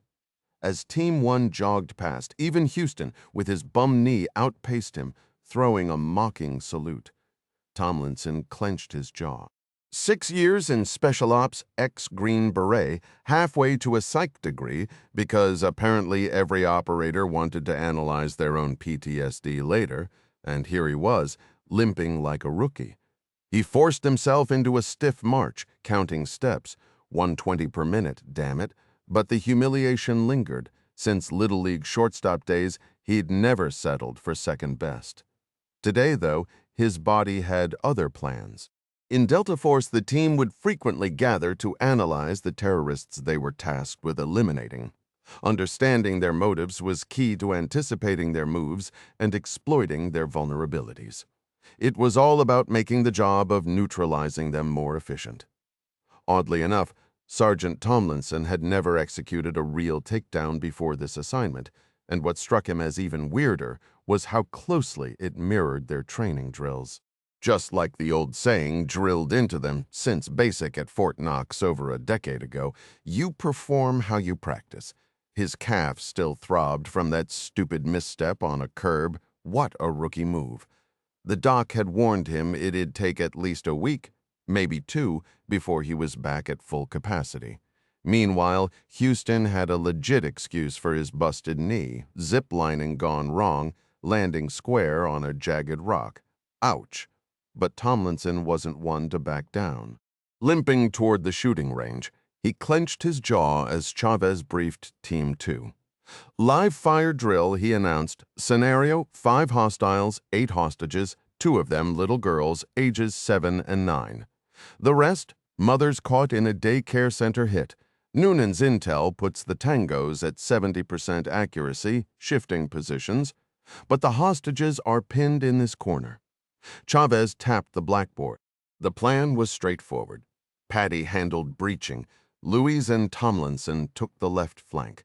Chavez and Eddie pushed center, while Scotty and Oso covered the right. No questions asked, just nods as the team studied the layout. As they geared up in their tactical suits, Loisel shot Tomlinson a glance. "How's the leg holding up?" "We'll find out soon enough," Tomlinson muttered, gripping his MP10. "But my trigger finger's just fine." Loisel smirked. "Bien." Their partnership was seamless, almost telepathic in the field. Both moved like shadows, a skill no manual could teach. Outside the shooting house, Connolly rigged the door with primacord, a routine that kept base carpenters perpetually busy. 30 seconds later, he signaled readiness. Over comms, Chavez's voice crackled. "Team 2, stand by Patty, 3, 2, 1, mark." The explosion rocked the building, the door catapulting inward like a missile. Clark, despite his own demo background, still flinched. Connolly had a knack for using just enough boom to make a point. A flashbang followed, blinding and deafening, but Tomlinson and Loisel pushed through, weapons raised. Then came the curveball.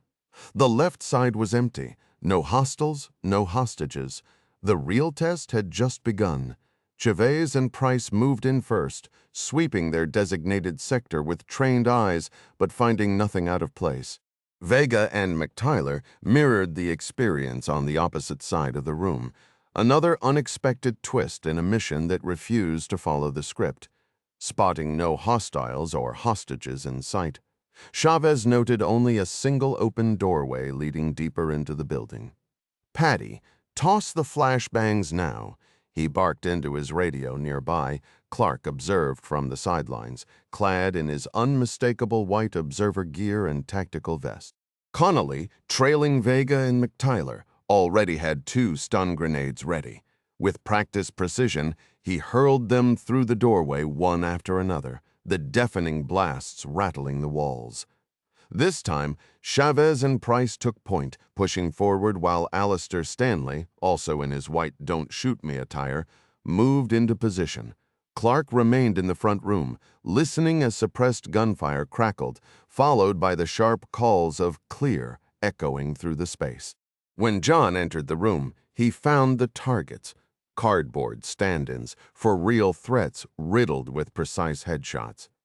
Chavez and Eddie shielded the hostages, their weapons still trained on what would have been lifeless bodies in a real engagement.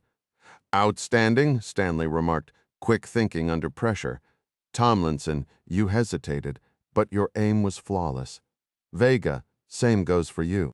"All right, team, let's review the footage in the office," Clark announced, stepping outside and shaking his head to clear the ringing in his ears. The flashbangs had left his senses scrambled. Next time he'd need proper ear protection and goggles if he kept subjecting himself to this. Still, he believed in experiencing the operation firsthand to truly understand its demands. "Catching up with Stanley," he asked. "Fast enough for you, Al?" Stanley nodded. "The flashbangs buy us 3 to 5 seconds of total disorientation, maybe 15 more of impaired reaction time. Chavez adjusted well. Hostages would have made it out alive. These men are at their peak." John Tomlinson barely lagged despite that bum leg, "and our Frenchman moves like lightning. Even Vega, built like a tank, doesn't sacrifice speed. They're as sharp as any team I've seen." Clark agreed, but couldn't shake the lingering doubt. "Still, so much depends on the enemy's moves." Stanley smirked. "True. But God help them when we come knocking." Meanwhile, Popov dug deeper into his employer's motives, scouring the New York Public Library and online databases for answers. The information was plentiful, yet none of it explained why a former KGB officer had been hired to recruit terrorists and unleash chaos. The absurdity gnawed at him like a child plotting against a doting parent. Morality wasn't the issue. In his line of work, it had always been irrelevant. Back at the KGB Academy outside Moscow, Colonel Romanov had made it clear. Questioning orders was unacceptable. "You may be asked to do things that unsettle you," he'd said, "but the state's reasons are beyond reproach." Popov had accepted that without hesitation. Orders were orders. And so he carried out his assignments without protest, even now as the pieces refused to fit together. As a loyal operative of the Soviet Union, Dmitry Popov had once believed his missions served a greater purpose, gathering intelligence to strengthen his homeland or aiding allies who could further Soviet interests. Even collaborating with figures like Carlos the Jackal had seemed justified at the time, part of some shadowy strategic play. Now, years later, he saw things differently. Terrorists were little more than rabid animals unleashed to sow chaos, a tactic his former superiors had considered useful back when the USSR still existed. But had any of it truly mattered? The KGB, once the world's finest intelligence service, had failed in its ultimate mission. The party it had sworn to protect was gone, its enemies undefeated, its defenses shattered. Looking back, Popov wondered if his assignments had ever been more than pointless errands. The bitter truth might have stung, if not for the fortune he'd amassed both in salary and the stolen cash tucked away in his luggage. Yet what had he really accomplished? Feeding terrorists to European law enforcement? He could have just as easily tipped off the police and watched them rot in prison, which might have been more satisfying. A caged beast pacing behind bars was far more entertaining than a taxidermied trophy. Now, sipping coffee and gazing toward Wall Street, he toyed with the idea of retirement. A beach, a drink, a pretty companion, or maybe a second career in finance, playing the capitalist game with his hard-earned skills. But first, he had unfinished business. His current employer's motives eluded him, and that ignorance gnawed at him. Why release predators only to have them hunted? If only he could ask. The answer might be darkly amusing. Meanwhile, across town, Juan checked into his hotel with brisk efficiency. The lobby hummed with activity, clerks processing guests swiftly, eager to funnel them toward the attractions. His room key in hand, he headed upstairs, relieved at the absence of security checks. The elevator, spacious enough for wheelchairs, carried him up without delay. Minutes later, as he unpacked, a knock interrupted him. "Bonjour," René greeted him, strolling in and settling on the bed. "Ready?" he asked in Spanish. Juan nodded. "Sí." His appearance gave no hint of his origins, just another face in the crowd. The man had strawberry blonde hair with a reddish tint, his face striking and his beard impeccably groomed. Though never detained by Spanish authorities, he was sharp, cautious, and utterly committed. His record included 2 car bombings and a targeted killing. René understood this would be Juan's most daring operation yet, but the man seemed primed for it. Jittery, maybe, but focused, like a predator ready to strike. René himself was no stranger to such missions, having carried out assassinations in broad daylight on busy streets. His method was simple. Approach, fire a silenced pistol, then vanish into the crowd. It was foolproof. People rarely noticed a man strolling casually down a boulevard, let alone the weapon in his hand. A quick change of clothes, and he'd be home in time to catch the news coverage of his handiwork. Action Directe had been crippled by French law enforcement, but not entirely dismantled. The captured members had stayed loyal, refusing to betray their comrades despite interrogation and empty promises. Maybe this mission would secure their release, though the real prize was breaking Carlos out of Lasante. René glanced out the window at the train station, where families gathered for a day at the park. Children laughed, oblivious. No government, no matter how ruthless, could ignore certain lines. 2 buildings over, Jean-Paul watched the same scene, his thoughts darker. At 43, he'd never married, never even had a real relationship. That void had festered, driving him deeper into ideology, his vision of a socialist utopia for France, Europe, the world. But sometimes doubt crept in. Those kids boarding the steam train, were they just pawns in someone else's grand design? He shook it off. His cause was just history demanded sacrifice. They wouldn't repeat Russia's mistakes. The ignorant masses would understand someday. Meanwhile, Mike Dennis lounged with his lunch, savoring a Spanish red from a plastic cup. A Florida transplant, he appreciated World Park's relaxed vibe. The park's layout was flawless. No wasted steps, no bottlenecks. Every path funneled visitors toward the biggest, flashiest rides. No flaws in the design. None he could spot anyway. Mike Dennis's kids couldn't get enough of the park's thrill rides, particularly the dive bomber, a suspended coaster so intense it could turn even a seasoned pilot green. Right next to it stood the time machine, a high-tech VR experience that cycled through 96 guests every 7 minutes. Any longer, and the motion sickness became a real problem, as early tests had proven. After surviving those adrenaline-pumping attractions, most visitors craved something sweet or cold, and conveniently snack stands were strategically placed nearby. A short walk away sat Pepe's, a high-end restaurant serving authentic Catalonian dishes smartly distanced from the rides, since the sight of people screaming upside down wasn't exactly appetizing. Running a theme park like this was both science and art, and Dennis was among the elite few who truly understood the balance. His hefty paycheck and the quiet satisfaction in his smile as he sipped wine, watching guests revel in his creation, said it all. If this was work, then he had the best job on the planet. Even astronauts didn't get this kind of daily thrill. They were lucky to launch twice a year, while he got to play in his own wonderland every single day. Finishing lunch, Dennis strolled back toward his office on Strada España, the park's Spanish-themed main boulevard. The weather was perfect. Clear skies, a crisp 70 degrees, and dry air that felt almost Californian. It was a far cry from the stereotype of rainy Spain, and the Mediterranean climate paired nicely with the predominantly Spanish-speaking staff. On his way, he passed Andre, one of the security personnel whose name tag listed fluency in Spanish, French, and English, a rare and valuable skill in this international playground. Meanwhile, Andre couldn't shake his disgust at the dive bomber's theming, a stylized Ju-87 Stuka, complete with iron crosses, but thankfully no swastikas.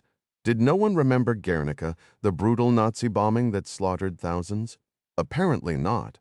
Park guests eagerly touched the half-scale replica, oblivious to its dark history, while the ride's simulated dive-bombing siren, drowned out by screams, added to the unsettling spectacle.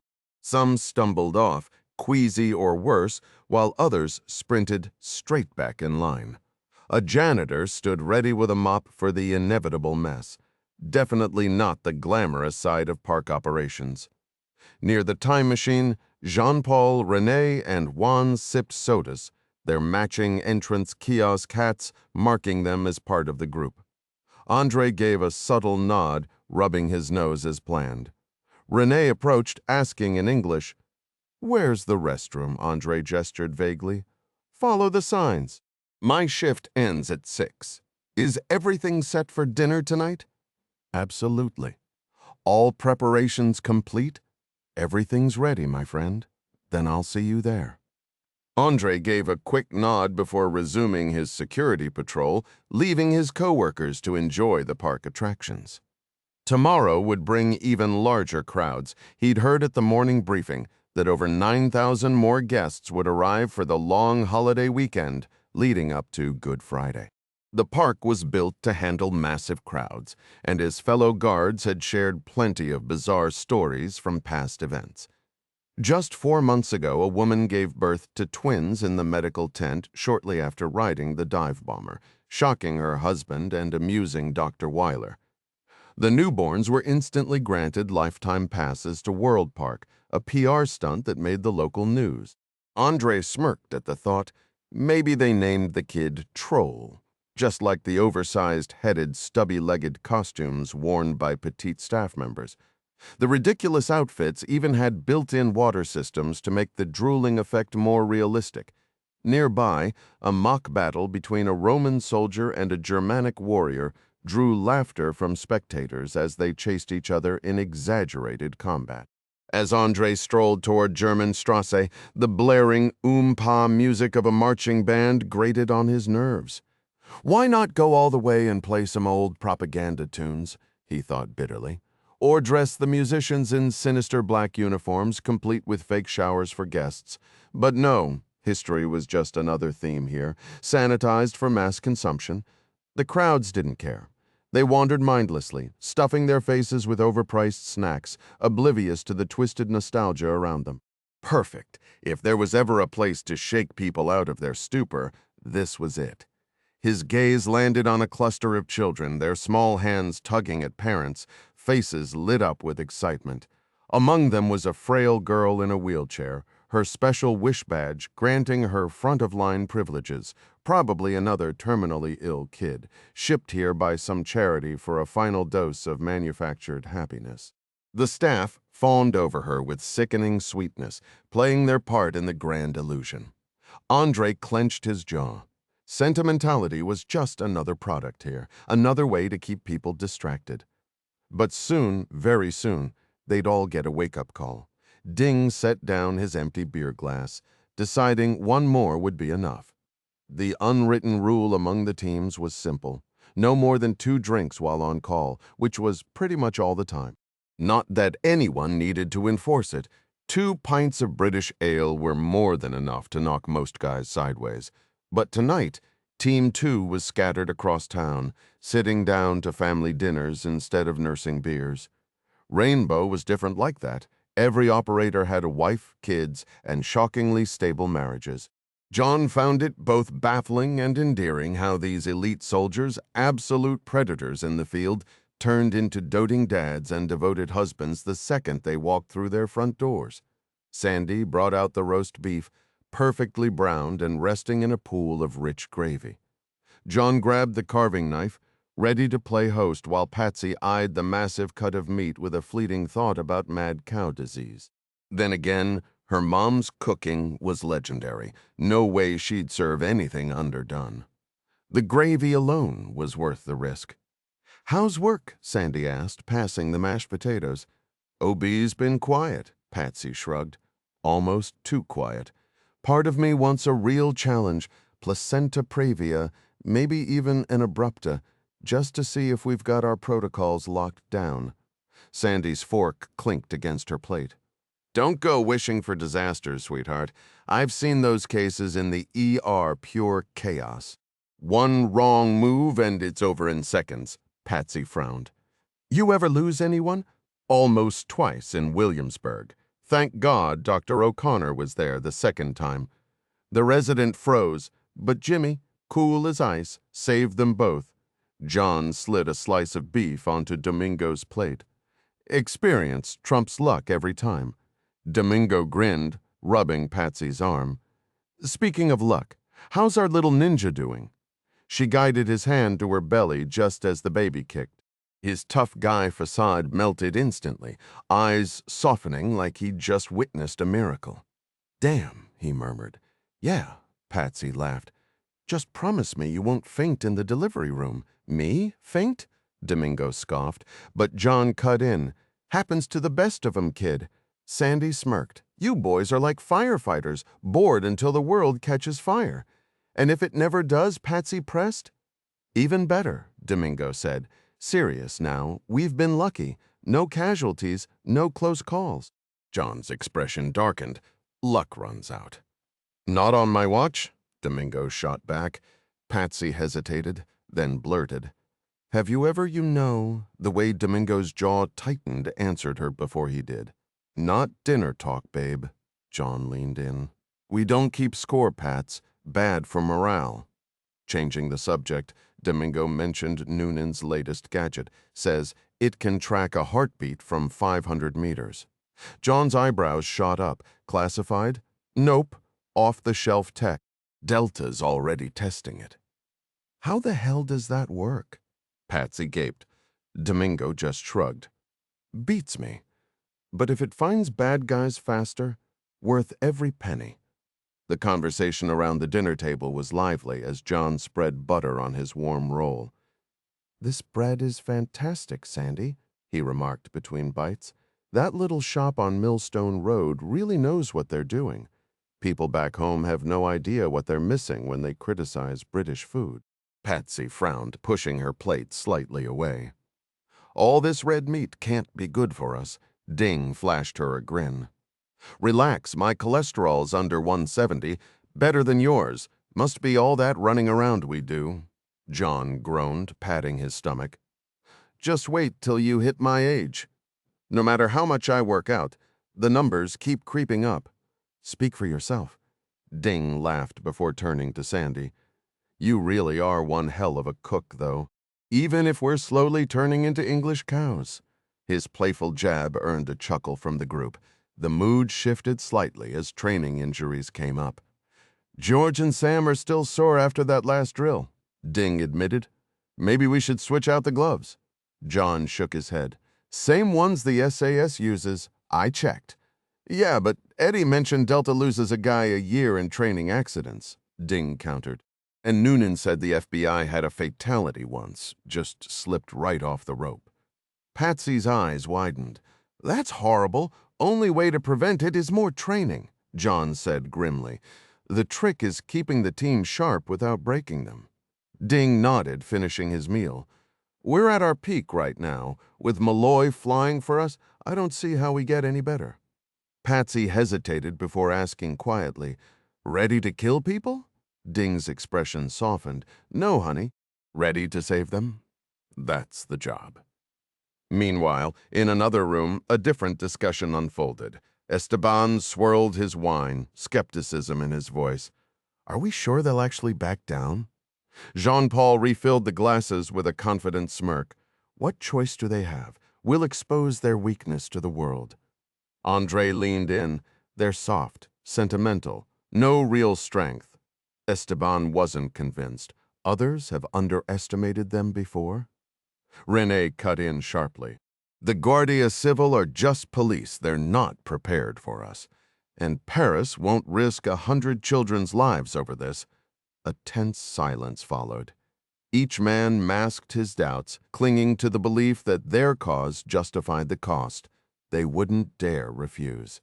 And because of that, a few lucky kids will get a free trip to Lebanon and back. Everyone at the table agreed on that, right?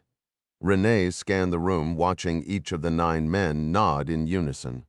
Good. Only the children will be the ones losing sleep, or worse, over this little adventure. Not us. That got a few quiet chuckles as waiters glided between tables, refilling glasses. René signaled for another bottle. The wine here was excellent, far better than anything he'd find in the Middle East once he slipped past DGSE surveillance.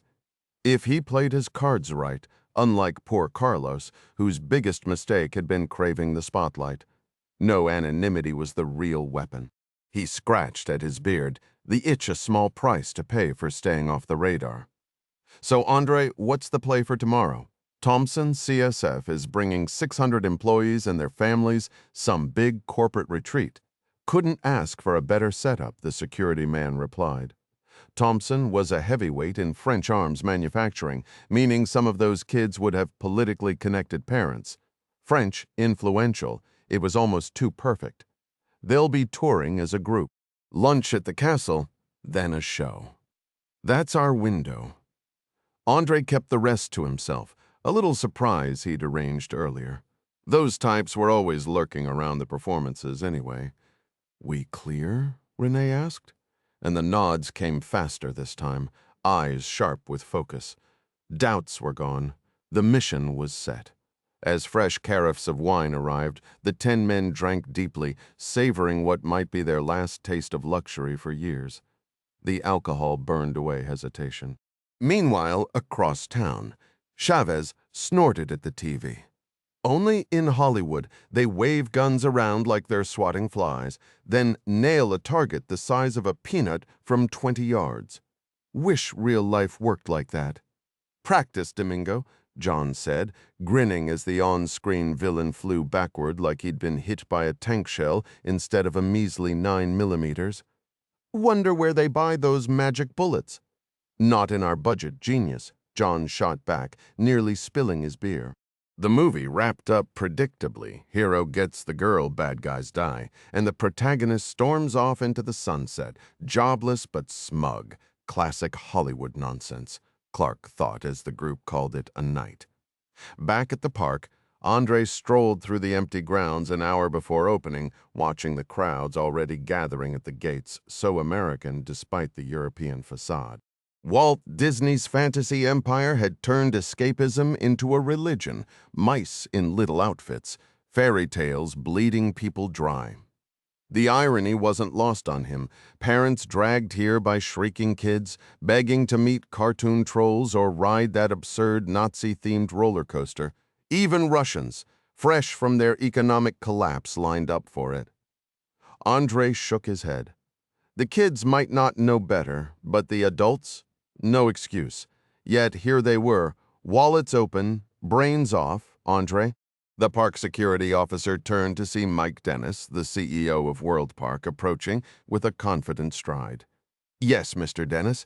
Come on, it's Mike. We go by first names here, remember?" The executive pointed to his laminated badge, a policy clearly borrowed from American corporate culture. "Right, sorry, Mike. You seem off today, Andre. Everything all right?" "Me? No, just tired from the late shift last night." Dennis gave a reassuring pat on his shoulder. "Hang in there. How long have you been with us now?" 2 weeks. Enjoying the experience? It's certainly different. That's the whole point, Andre. Make it a great day. As the American executive hurried toward the park's central castle, Andre shook his head. Americans and their relentless optimism, as if unhappiness were some malfunction to be debugged. Well, today, he'd give them something that couldn't be fixed with a pep talk. Meanwhile, Jean-Paul methodically transferred his arsenal from the hotel suitcase to a sturdy backpack. He'd treated himself to a full American breakfast, pancakes, eggs, bacon, knowing it might be his last proper meal for a while. His Uzi was loaded with 10 spare magazines, complemented by extra pistol rounds and 3 grenades. The weight was substantial, but he wouldn't need to carry it long. Every surface in the room had been wiped down, no prints, no traces. Dressed in khakis and a short-sleeved polo, he adjusted the ridiculous tourist hat he'd bought, the perfect disguise in this fantasy land. A final swipe of the doorknob, and he was out, pressing the elevator button with his knuckle to avoid leaving evidence. At the train station, his room key granted access to the park shuttle. Settling into his seat, he was joined by a German family, father, mother, 2 excitable kids. The man's backpack thudded heavily onto the adjacent seat. "My video gear," the man explained in accented English. Jean-Paul nodded. "Quite the load, isn't it?" "Worth it for the memories," the tourist replied cheerfully. As the train jerked forward, Jean-Paul patted his pocket, confirming his park pass, 3 unused days left on it. Not that it mattered anymore. Back in an office miles away, John Clark scowled at the facts in his hands. A scholarship fund? Since when? He rubbed his temples. Alice, his assistant, appeared promptly. "Yes, Mr. Clark. Care to explain this?" "Ah, Mr. Osterman insisted on rewarding the team personally. Is that even legal?" "No idea, sir." "Then find me someone who does know, preferably before this turns into a scandal. You'll likely need one, a Brit and an American too." "Perfect," Rainbow Six replied. "Can you send Alistair in?" "Right away, sir." The Thompson CSF corporate retreat had been in the works for months. 300 kids had burned the midnight oil to stay ahead on schoolwork. Knowing this wasn't just fun, it was business. Thompson was rolling out high-tech control systems across the park, part of their shift from military hardware to broader electronics engineering. Their defense background gave them an edge. These new systems, letting park staff monitor everything in real time, evolved straight from NATO battlefield tech, multilingual, intuitive, and ditching clunky copper wires for wireless data streams, saving millions. Best of all, Thompson delivered on time and budget, a rare win in their industry. To celebrate nailing the contract, Top Brass teamed up with World Park to throw this massive company picnic. The crowd, kids included, all sported matching red tees with the Thompson logo. For now, they stuck together, herded toward the park's heart by 6 bumbling trolls, park employees in oversized hairy costumes and clown shoes, dancing their way to the castle. Flanking them were legionnaires, a mix of wolfskin-clad standard-bearers and one eagle-toting aquifer in lion pelt, representing the storied Zix Legio Victrix. The historical touch wasn't just for show. These employees had embraced their roles, marching with misplaced pride, their replica swords awkwardly strapped high on their hips, shields in hand. They moved like their ancient counterparts, minus the flag waving, too Japanese apparently. After the opening pomp, the Thompson group would scatter to enjoy the park like any other tourists. From his office, Mike Dennis eyed the procession on his monitors while shuffling papers. The faux Roman legion was a surprise hit, so much so he doubled their numbers and added centurions, identifiable by their sideways helmet plumes. Rumor had it some of those props had real edges, but Dennis turned a blind eye. Happy employees meant a smooth-running park, and he preferred a hands-off approach. Zooming in, he noticed the group was early, no surprise, since Francisco de la Cruz led the march. The guy was a retired Spanish paratrooper who lived for this kind of thing. Some people just loved playing soldier. Francisco Pancho de la Cruz was a burly man in his 50s. His thick beard defying World Park's clean-shaven policy, forcing him to shave twice daily just to keep it in check, though his rugged appearance initially scared the younger kids. He had a knack for winning them over, lifting them effortlessly like a gentle giant. They adored tugging at the crimson plume on his helmet, turning what could have been intimidation into instant affection. Dennis, the park manager, made a mental note to grab lunch with him soon. Francisco ran his department with quiet efficiency and deserved recognition. Flipping open a manila folder, Dennis reviewed his schedule, a welcome speech for the Thompson tour group, followed by live music, a parade featuring the trolls, and dinner in the castle restaurant. Glancing at his watch, he headed down a hidden corridor disguised as part of the castle's stonework, one of many clever design choices funded by Gulf oil money. The castle wasn't historically accurate, of course. Modern fire escapes and steel beams lurked beneath its medieval facade.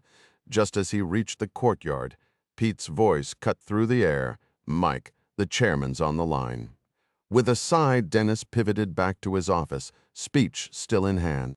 Meanwhile, Francisco marched stiff-legged through the park, his replica Roman armor clanking with each step. At 5'7", he wasn't towering, but his broad frame and muscular legs made him an imposing figure. The weight of his scutum, a massive shield adorned with a Medusa boss pressed against his arm, a reminder of the Legionnaire's endurance. 6 eager boys trailed behind, mimicking his heavy stride. It warmed him to see them, a fleeting echo of his own sons now serving in the Spanish military. Nearby, Jean-Paul, René, and Esteban blended seamlessly into the crowd. Esteban's wrist was tangled in a cloud of balloons, selling them with practiced ease. The others wore black World Park shirts and white caps, backpacks slung over their shoulders, just like any other visitors. The trolls had already positioned themselves unnoticed among the laughing families. Children darted between adults, their excitement electric, until it wouldn't be. Andre's gaze lingered on 2 wheelchair-bound guests, not part of the Thompson group. One was the terminally ill Dutch girl from yesterday, the other a fair-haired boy pushed by his English father. A grim satisfaction settled over him. Non-French targets? Even better. Back in his office, Dennis pulled up files on his computer, bracing for the chairman's questions. The park hummed with cheerful chaos outside, blissfully unaware of the storm brewing beneath its polished surface. The quarterly earnings report showed park revenues exceeding projections by 4.1%, better than anticipated even during the off-season. Dennis attributed the boost to unseasonably good weather, though he cautioned against counting on such luck long-term. Operations ran smoothly aside from technical glitches affecting 2 major rides, which a team of software engineers was currently troubleshooting in the maintenance area. The manufacturer covered repairs under warranty, and their reps cooperated fully, not surprising, since they were vying for contracts on 2 groundbreaking new attractions that would, in Dennis's words, make the industry gasp. He pitched the chairman on potential TV specials documenting the ride's development, targeting American audiences to lure visitors away from Disney's dominance. The Saudi chairman, who'd originally invested after seeing his kids adore thrill rides he couldn't stomach, nodded along without pressing for details. He trusted Dennis's showmanship until a sudden burst of gunfire shattered the meeting. Jean-Paul's submachine gun ripped through the air, sending brass casings clattering onto the castle courtyard tiles. Civilians froze, their shock delaying any scream or scramble. Then chaos erupted as more armed men revealed weapons from backpacks. Francisco de la Cruz spotted the glint of an Uzi before its first shot. Decades of military training overrode disbelief. This didn't belong in his park. As the gunman turned, Francisco moved, his Roman centurion costume suddenly absurd yet purposeful. The spatha slid free from its Toledo-forged scabbard, shield raised like some anachronistic riot gear. Claude barely registered the armored figure charging him before iron met muzzle in a clash of arras. The blade was forged from layered carbon steel, much like the legendary sword of El Cid, its edge honed to a lethal sharpness. In that instant, he felt the weight of his old soldier's instincts return, except this time, for the first time in his career, he faced an armed opponent with a weapon in his own grip. The distance between them shrank to less than 6 feet, and whether the man had a gun or not, Francisco de la Cruz was ready. Claude squeezed off a rapid burst of gunfire, aiming for center mass just as he'd been trained. But the bullets struck the thick iron boss of the Roman shield and ricocheted wildly. Fragments peppered de la Cruz's left arm, but the stings barely registered as he closed the gap.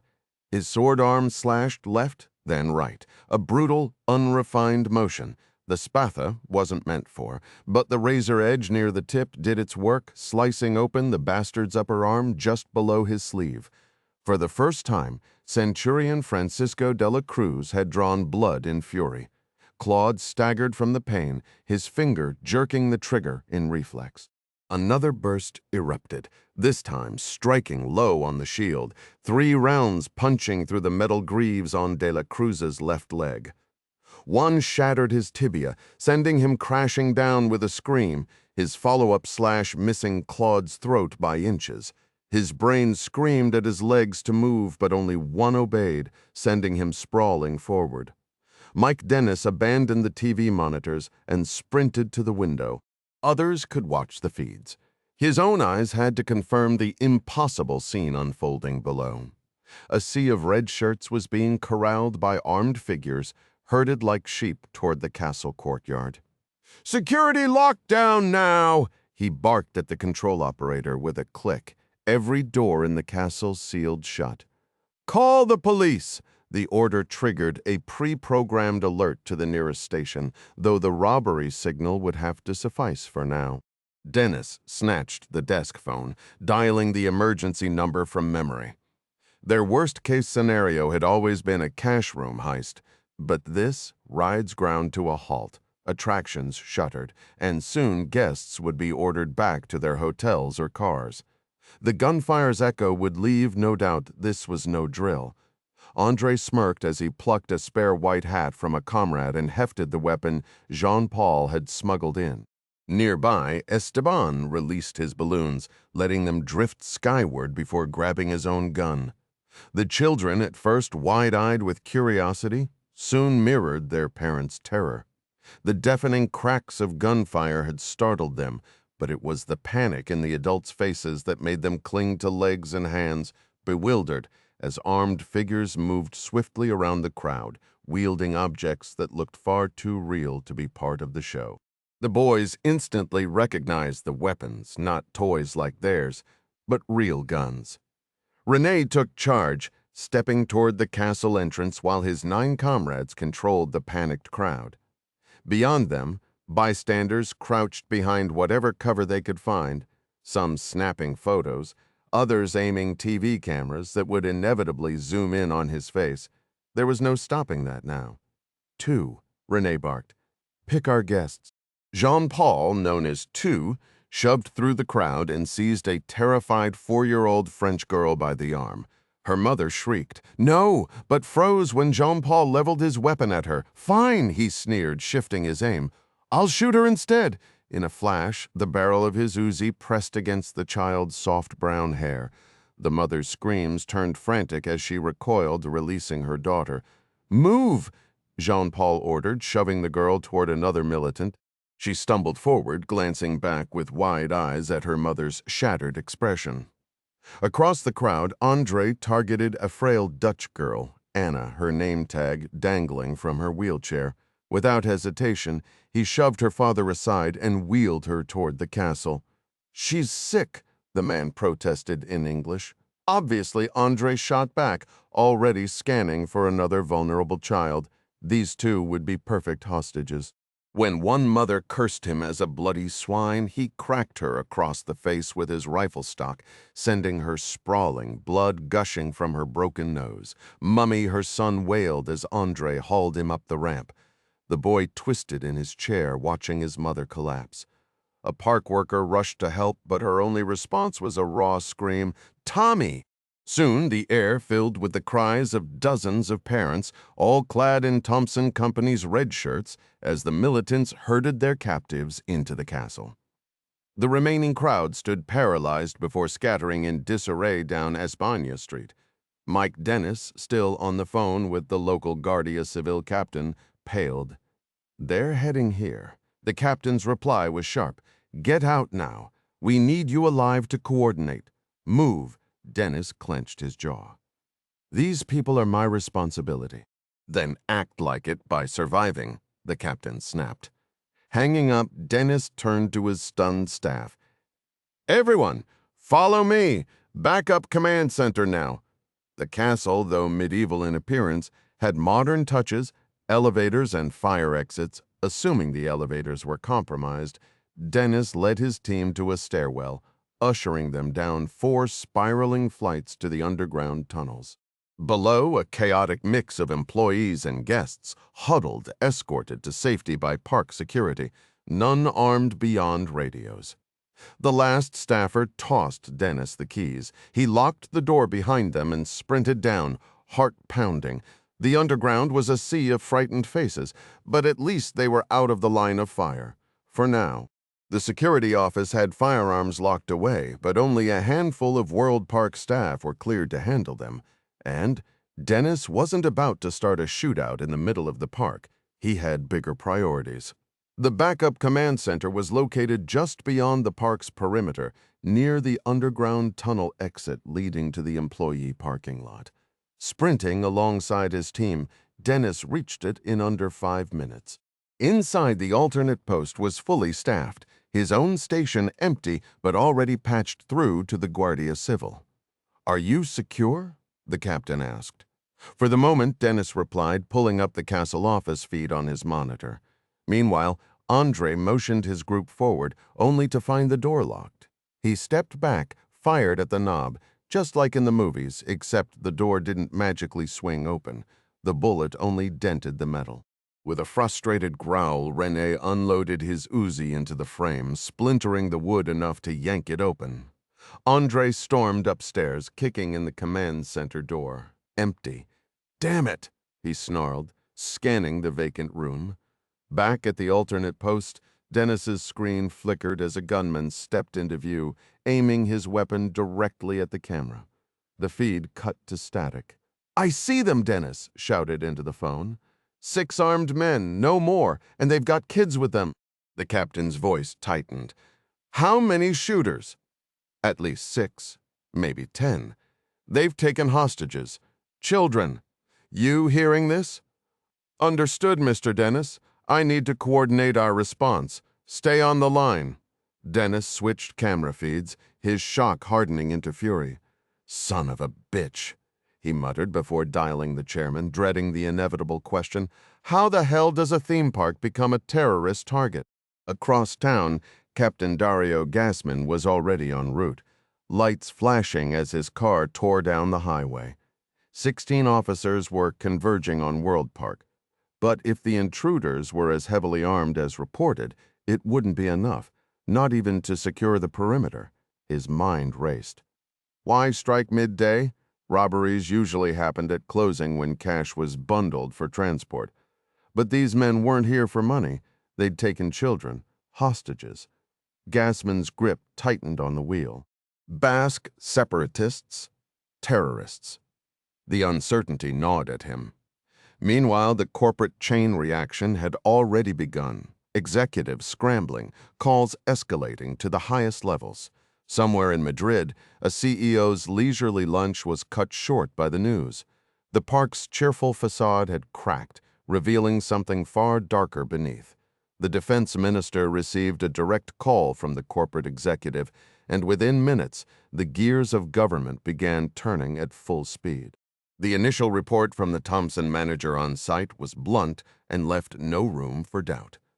The defense minister personally took charge, dictating notes to his secretary before dispatching urgent faxes to both the prime minister and the foreign minister.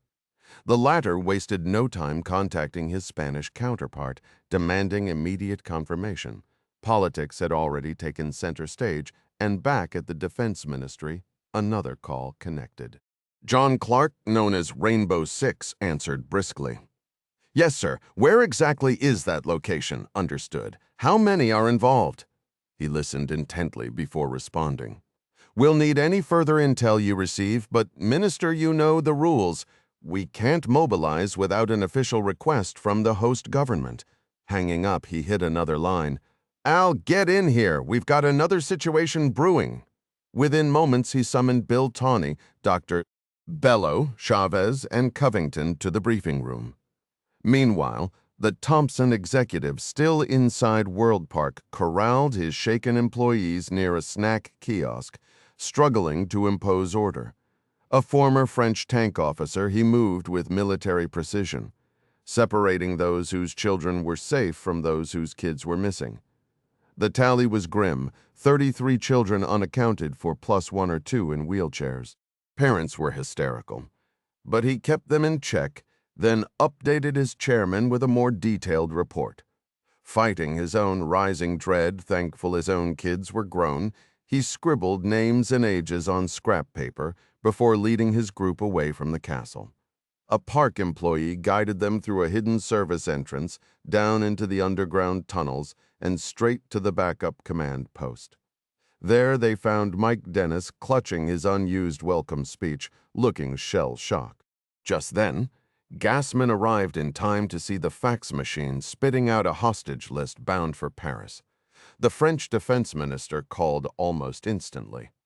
As fate would have it, he recognized the Thompson executive, Colonel Robert Gambelin, who'd once overseen the Leclerc tank's advanced targeting system. How many? The minister demanded. 33 from our group. Possibly more, Gambelin replied, voice steel. They targeted our children specifically. This is a job for the Legion. Back at Rainbow HQ, Peter Covington cursed under his breath. Took my family there last year. Place is a tactical nightmare. Buildings everywhere, multiple levels, probably even underground tunnels. Clark turned to his secretary. Maps? Diagrams? Mrs. Forgate vanished to retrieve them. Chavez leaned forward. What's the latest? Not much, but the French are pushing Spain to greenlight our involvement. Clark was interrupted as Alice Forgate returned with another fax. He scanned it, jaw tightening. All kids, ages 4 to 11, 33 of them. Stanley didn't hesitate. Send both teams. Before Clark could respond, the phone buzzed. Call for Mr. Tawney, the speaker announced. The intelligence chief grabbed the receiver. Yes, Roger, we're aware. Just got word from... Ah, understood. His expression darkened as new details unfolded. Roger barely had time to process Tawney's abrupt goodbye before the phone clicked off. Madrid's asking for immediate deployment through the British embassy. John announced, already on his feet. The room erupted into motion. Chavez and Covington bolted toward their team quarters before Clark's phone buzzed again. A brief exchange later, he turned to the group. Mods sending an MC-130 from the 1st Special Ops Wing plus Malloy's helicopter. There's a military strip 20 miles from the target, and Whitehall's pushing clearance now. The unspoken bonus? The Hercules could extract them directly from Hereford without delay. Stanley calculated their prep time. "We're wheels up in under an hour." "Better make it fast," Clark shot back. "That Herky-bird touches down in 40, crew's already scrambling."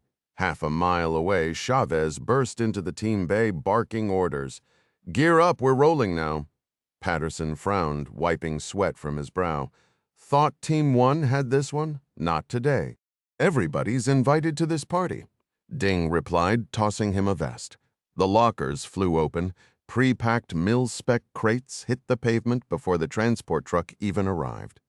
Meanwhile, Colonel Gamlin got the news straight from the French defense minister's Spanish authorities had requested Spec Ops backup ETA 3 hours.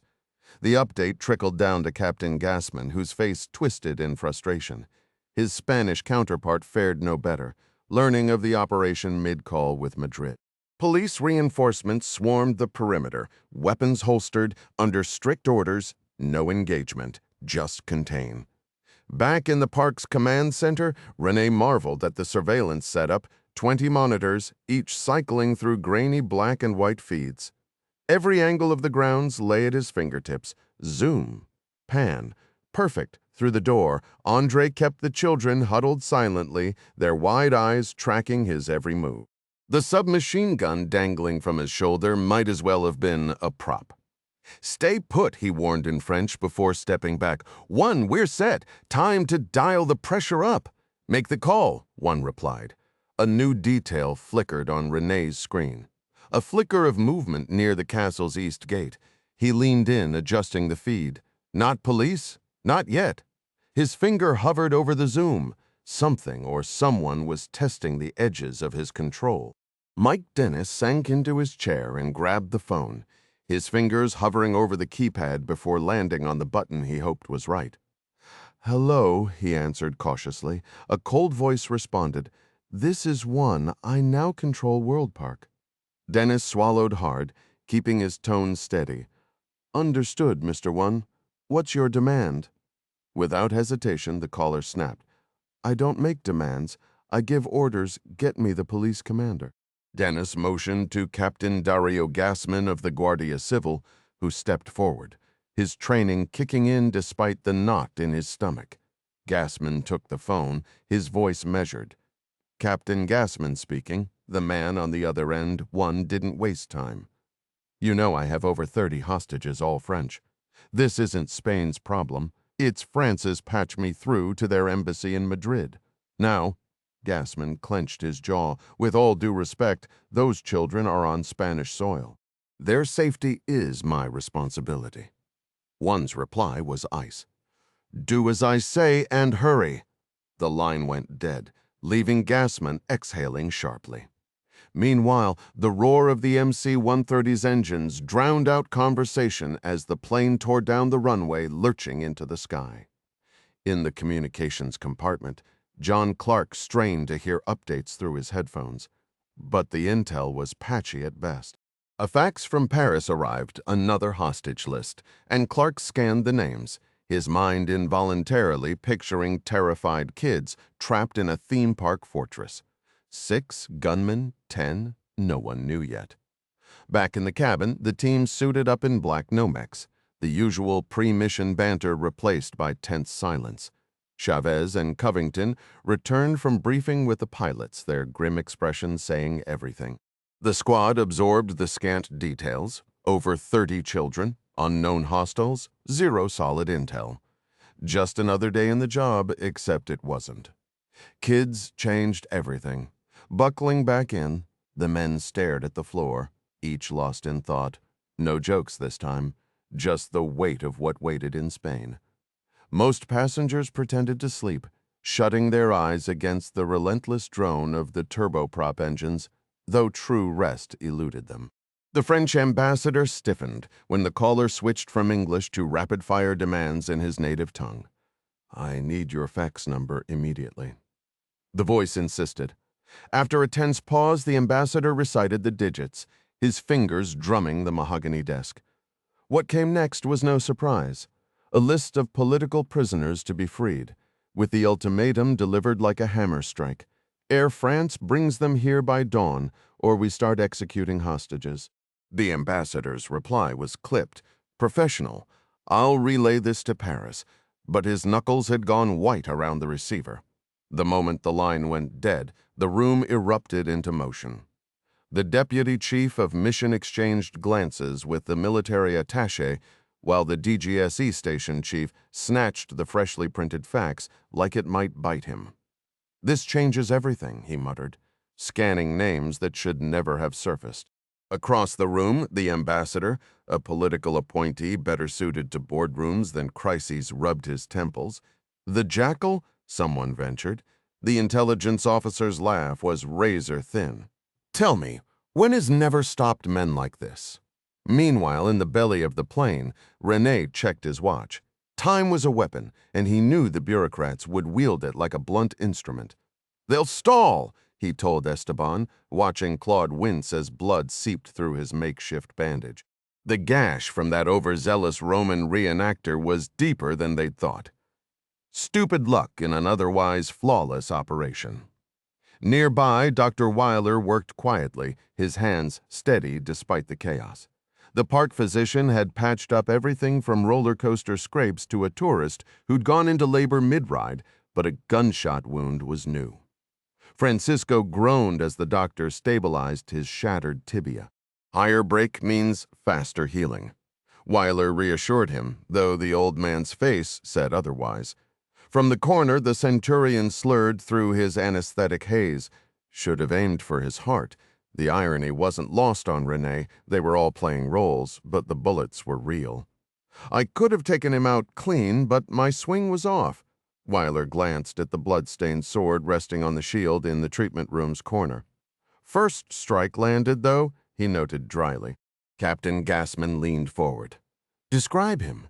De la Cruz clenched his teeth against the pain as the doctor reset his leg. Mid-40s, maybe 6 feet tall, lean build, brown hair and beard with some gray streaks. Dark eyes, carried an Uzi and wore a white cap. The ex-sergeant reported through gritted teeth. There were others, at least 4, possibly more. Gassman nodded. "Our intel suggests about 10. When asked if the attacker spoke, De la Cruz shook his head. The surgeon, focused on his work, muttered, "Who are these people?" "Possibly French," Gassman replied, though uncertainty lingered in his voice. Meanwhile, Colonel Malloy guided the Nighthawk helicopter across the English Channel, the aircraft humming steadily at 150 knots. Without external fuel tanks, they'd need to stop near Bordeaux to refuel. The lack of autopilot meant Malloy and Lieutenant Harrison took turns at the controls, their muscles stiffening in the cramped cabin. In the back, Sergeant Jack Nance stared through the window at the fishing boats dotting the French coastline below. "This mission came together fast," Harrison remarked over the intercom. Malloy chuckled. "Rainbow doesn't do slow and easy." When Harrison pressed for details, Malloy shrugged. "No idea. Last time I was in Spain was 85, deployed on the Tarawa. There was this incredible seafood place in Cadiz. Wonder if it's still around." The crew fell silent again, the rhythmic thump of the rotor filling the cabin as Malloy checked the navigation display. Back at base, Clark skimmed the latest intelligence update. Nothing new, just rearranged data. He left Stanley to handle it and moved toward the Rainbow team. Most appeared asleep, but he knew better. They were conserving energy, mentally preparing for whatever lay ahead. These weren't just soldiers, they were professionals who understood the value of calm before the storm. Watching them, Clark felt a surge of pride. These men didn't need details to know the stakes. They trusted the mission, even when it meant deploying both teams at once. To them, this was just another day, another operation. The real test would come soon enough. The world didn't produce finer men than these, and under the relentless guidance of Chavez and Covington, they'd been honed to absolute precision. Somewhere ahead, terrorists held innocent children captive, turning a theme park into a nightmare. John Clark knew the mission wouldn't be simple. And while it was too early to predict the outcome, he was certain of one thing. He'd rather be aboard this rumbling Hercules than walking into that chaos unprepared. His team stirred awake, their combat gear secured in rugged cases, and as Clark studied their faces, he saw something lethal in their expressions. Death itself seemed to answer to him now. Tim Noonan hunched near the cargo bay's front corner, fingers flying over his laptop while David Peld peered over his shoulder. Clark approached, curious. "Nothing's hit the news yet," Noonan muttered, frowning. "Odd, isn't it?" "Give it 10 minutes," Clark said. "Less," Peld added dryly. "Who's meeting us? Spanish military and their national police just got confirmation. We're cleared to land in 25. Noonan's screen flashed. "Here we go. Agence France Presse just broke it. 30 French kids taken by unknown gunmen, no other details except the location." He exhaled. "This is gonna be ugly, John. Crowded space, multiple hostages. Back in HRT, we dreaded this exact setup. How many hostiles?" "Intel guesses 10, but it's unconfirmed." Noonan shook his head. "Terrible odds, boss. Dressed in black tactical gear, Beretta at his hip." Noonan still saw himself as a shooter first, despite his tech skills. The thought of endangered kids twisted his gut. Years in the Bureau had branded child cases as the worst of the worst. Peld, meanwhile, stayed detached in his civilian clothes, analyzing data like a cold-eyed auditor. "John," Stanley called, waving a fresh fax. "Demands just came through. Recognize any names?" "Top of the list. Ilich Ramirez Sanchez," Peld scoffed. "Carlos, someone's desperate to spring that lunatic." "Even monsters have friends, Doctor," Bello remarked, skimming the fax before handing it to Clark. "What's the play, Doc?" "Ideological types like Vienna. They've got a clear agenda. These political prisoners, I know 2 from Action Direct Day, the rest are just names." Noonan pulled up his database, cross-referencing 6 Action Direct Day, 8 Basques, 1 PFLP held in France. Short list, but specific, Bello noted. "They're serious, and with kids as leverage, they're banking on France folding under pressure." P. Peld shrugged. "The French have negotiated quietly before. These guys might know that." "Kids," Clark muttered. "Worst-case scenario," Noonan agreed. "But who's sick enough to hurt a child?" "We'll find out soon enough," Bello said, checking his watch. "Next time we need a faster plane." Clark clapped him on the shoulder. "Stay sharp, Doc. Your part starts the second we hit the ground." As the Hercules roared onward, the weight of what lay ahead settled over them, a ticking clock, innocent lives, and the grim certainty that not everyone would walk away. Paul Bello found himself in the unenviable position of having to analyze the terrorists' mindset without any real intel. Like the rest of the Rainbow team, he was coiled tight, ready to spring into action, except his weapon wasn't a rifle but psychology. While the others might find catharsis in combat, he'd be left negotiating with fanatics who deliberately targeted French school children to ratchet up pressure on Paris. The irony wasn't lost on him. A man who'd lectured at Harvard and Oxford about terrorist psychology, now questioning whether he truly grasped the depths of their depravity. These weren't rational actors. They'd crossed a line no sane person would even approach.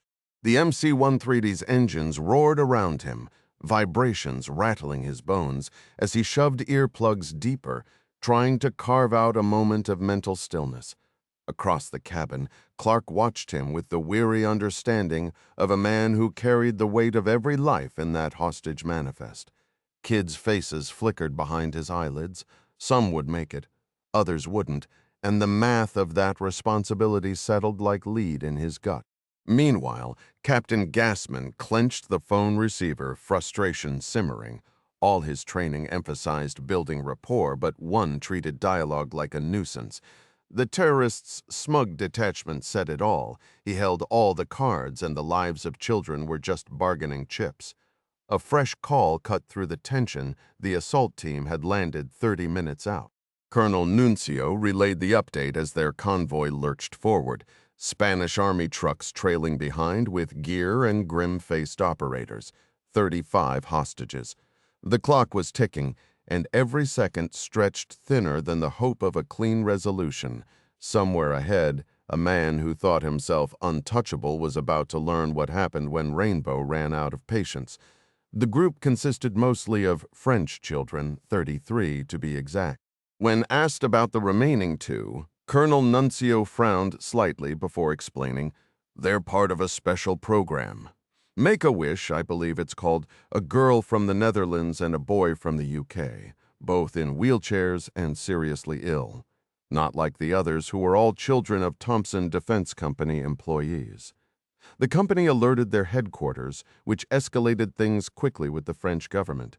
"I've been instructed to give you full support." Clark nodded. "Appreciate it, Colonel. What's your current presence at the scene?" 38 officers, with reinforcements en route. "We've secured an inner perimeter and redirected traffic." Clark pressed further. "And the press?" Nuncio's expression darkened. "Blocked at the main gate. I won't let those vultures exploit this situation."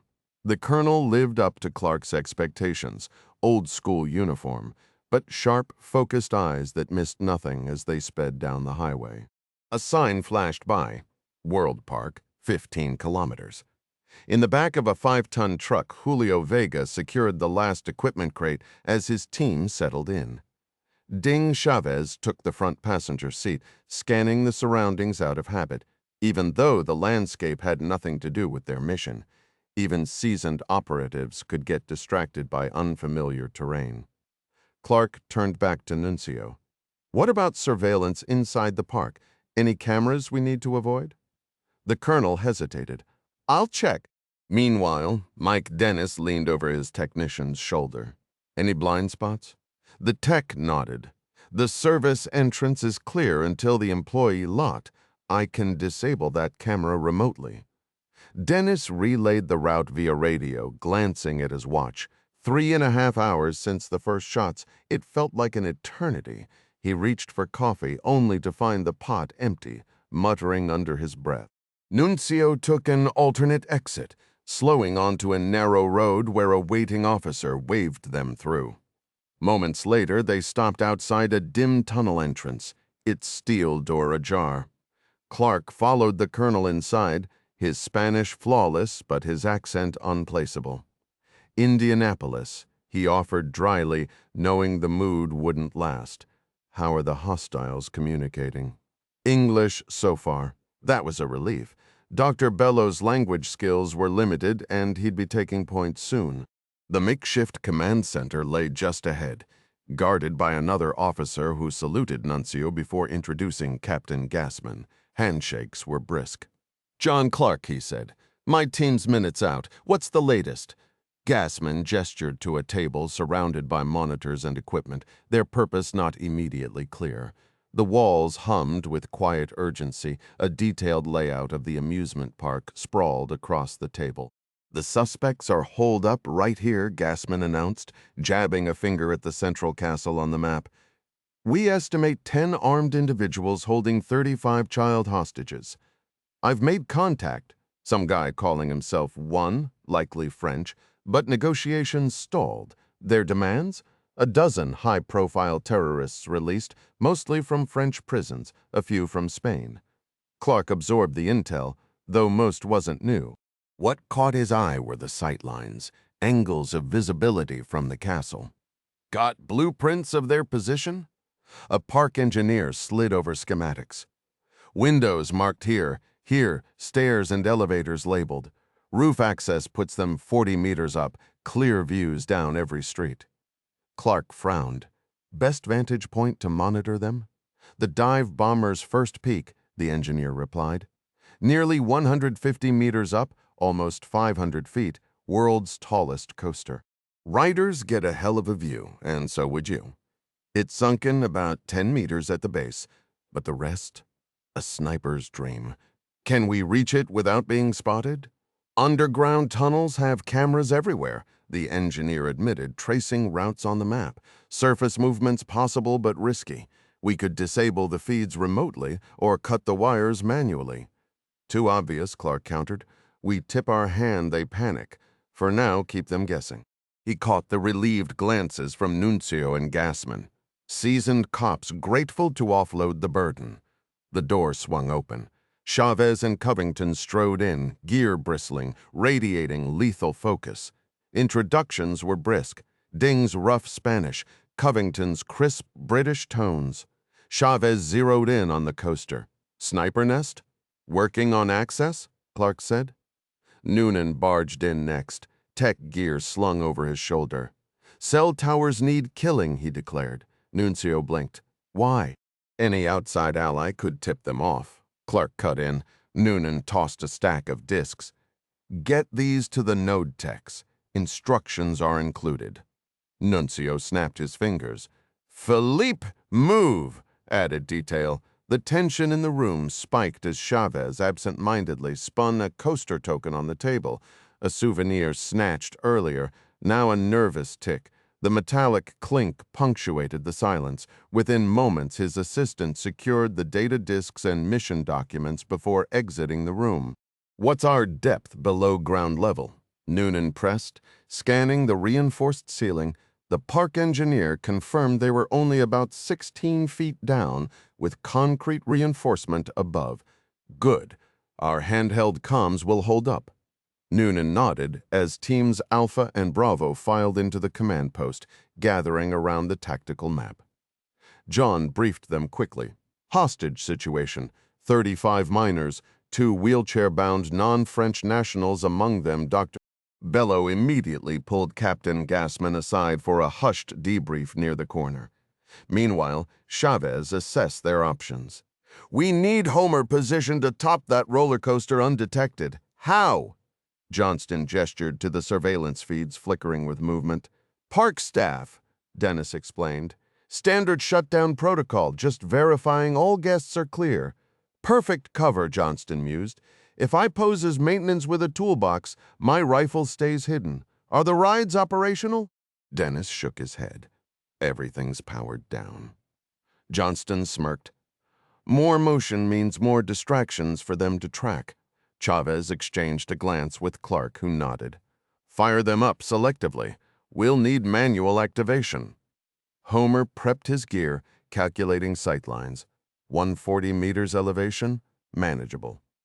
An engineer led him to change into maintenance coveralls, while Covington identified a secondary vantage point, the VR pavilion. Lower, but with a clean sightline to the castle. Houston can station there. Covington decided, accommodating the sniper's lingering leg injury. As Clark coordinated overwatch positions, Chavez and Covington grabbed guest maps marked with camera blind spots. A golf cart ferried them through backstage routes, avoiding surveillance. Meanwhile, Noonan reviewed the terrorists' own footage, 10 bearded men in white caps, 2 possibly park employees. Any IDs yet?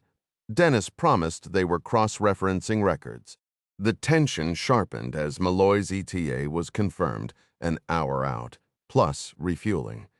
Chopper's got a 4-hour window, Clark noted. Dennis added, cameras cover the east lot, but miss the castle's rear hostels, might have posted lookouts up top. Noonan demanded the tapes immediately. Let's see what we're dealing with. The operation snapped into motion. Maps annotated, snipers positioned, distractions set. Every detail mattered, and the clock was ticking. Dennis flipped his photo ID between his fingers. We've all got these for building access. Good, get those images to the French authorities ASAP, someone replied. Nearby, Chavez leaned against a wall, the scent of popcorn and hot dogs drifting from a nearby stand. His stomach growled. This is going to be one hell of a party, he muttered. Covington nodded, studying the massive castle ahead, 50 yards square, towering just as high. Blueprints showed mostly hollow space inside, but the roof access was obvious. Stairs and an elevator. Any competent enemy would post a lookout up there. Luckily, snipers had that covered. Johnston and Houston had clean sightlines, 400 yards on one side, a breezy 160 on the other. Those windows big enough for you? Chavez asked. Plenty, Covington said. A plan clicked into place between them. Meanwhile, Johnston, now disguised in park maintenance gear, emerged near the dive bomber ride. The towering structure loomed even more menacing up close. A ride operator led him toward the base. "I can stop your car at the top," the employee offered. "Perfect." Johnston eyed the steep climb, then settled into the front seat, his rifle case beside him. The slow, creeping ascent was designed to terrify riders, ironic, considering what he was about to do. At the peak, he slipped out, unfurling a rubber mat and draping a ghillie blanket over himself. The steel grating would have been hell on his elbows otherwise. He assembled his rifle, adjusted his netting, and keyed his radio. Rifle 2-1 in position. Full view of the castle roof, elevator, and stairwell. Backside's clear, too. "Copy that," Clark responded. Johnston took a swig from his canteen just as the ride car plummeted away. The screech of wheels on track made him grimace. Skydiving was bad enough, at least on the ground. He could actually shoot straight. He scanned the castle windows through his binoculars. The glass was segmented, lead-lined, tricky to shoot through, but from this angle, nearly impossible. The sun beat down. This was going to be a long wait. The sniper knew his best chance would be outside the building. Lining up his shot through the rifle scope, he activated the laser rangefinder, targeting the courtyard's center. After calculating the bullet drop and adjusting the scope's elevation dial, he settled on a clean 389-meter shot, close enough for precision work if needed. Meanwhile, Dr. Bello leaned back in Mike Dennis's plush chair, studying two unfamiliar faces pinned to the wall. Neither man had a record in Noonan's database, and European authorities hadn't identified them yet. Investigators were tearing through their nearby apartments and phone records for clues. "Your government wants this jackal character released?" The French justice minister's voice crackled with indignation through the phone. Bello kept his tone measured. "Among others, yes, but he appears to be their main priority." The minister snapped. "We don't negotiate with terrorists," Bello exhaled. "Understood, sir, but every crisis has variables. I need to know what flexibility, if any, you'll allow, even if that means transferring Sanchez here as potential leverage." "Are you endorsing that strategy?" the minister demanded. "Not yet. Until I engage them directly, I can't gauge their intentions. Right now, we must assume they're willing to execute hostages." A heavy silence followed when Bello confirmed children were at risk. The minister finally muttered, "I'll need time," before ending the call. Clark raised an eyebrow as Bello hung up. "Well, they're stalling. So am I. We're dealing with unknowns, no religious ties, no clear ideology. If they're hardline Marxists, they won't hesitate. And if they won't talk." Bello shrugged. "Then we've got nothing." Clark turned to Dennis. "Can we black out the castle?" The engineer nodded, fingers flying over the keyboard. Seconds later, the lights died. The phone rang instantly. "Why did you cut power?" a voice demanded. Bello leaned in. "This is Dr. Paul Bello, and you are, I am one. The one in control here. Restore the electricity, now." Bello kept his voice steady. "Before we do, let's establish some courtesy. You have my name, I'd like yours. You may call me Mr. One," the voice replied, chillingly calm. "Fine, Mr. One. Call me Paul. Now, what do we get in return for turning the lights back on?" A pause, then ice cold. "You get to delay a child's execution. For now, you don't strike me as a savage, Mr. One," the voice countered. "Yet threatening a child's life is the act of a brute and a foolish move that only tightens the noose around your neck." Paul Bello barely had time to respond before the line cut off with finality. "Damn it," he muttered under his breath, wiping sweat from his brow. He's reading us like an open book. When pressed for details, Bello could only grimace. Worse than bad, he anticipates every move my team might make. Across the room, Rene barely glanced up from his desk. "Andre, pick one." The choice had already been made. Little Anna, the Dutch girl with the wheelchair and access badge, now the unwitting pawn in their deadly game. Renee's curt nod sealed it. So the opposition had a shrink on their side, some Spanish specialist named Bello, probably trained to wear them down, to coax surrender and a lifetime behind bars. Renee smirked, checking his watch. Let them try. He'd give them 10 more minutes to sweat. Meanwhile, Malloy flared the Nighthawk's rotors, settling onto the tarmac near a waiting fuel truck. Soldiers scrambled below, one waving fluorescent guides, as the engines whined to silence. Sergeant Nance was already out the door, thermoses in hand. Bless the man for remembering the coffee. Malloy exchanged salutes with an officer, then got straight to business. We need to get closer, Covington muttered, scanning the castle's perimeter. Chavez nodded, eyeing the 40 yards of open ground, a designer's flourish that now felt like a death trap. Every window offered a sniper's dream shot, every stairwell screamed ambush. They really didn't roll out the welcome mat. Covington quipped, not their job to make it easy. Ding shot back, just as Clark's voice crackled over the radio. Status! Recon's wrapped? Chavez reported, Malloy's wheels down. We'll need him if this goes loud. Covington chimed in. 2 entry points, but we're blind on that room. A nearby Spanish major barked orders, sending troops scrambling. Malloy, however, had more pressing concerns, like finding the nearest restroom. Back in surveillance, Noonan scowled at the footage. Cameras toast, they took it out on tape. The room layout mirrored theirs. Kids corralled in the far corner, maybe safe for now. Any audio feeds? Noonan asked. Just phones, Dennis admitted. The FBI agent rubbed his temples. Then I'll have to improvise. The ringing phone cut him off. Bello snatched it up. Paul speaking. The voice on the line was ice. Lights still off, Paul. I gave an order. It's been ignored. The threat hung unspoken but deafening. I said, Do it now. No more excuses.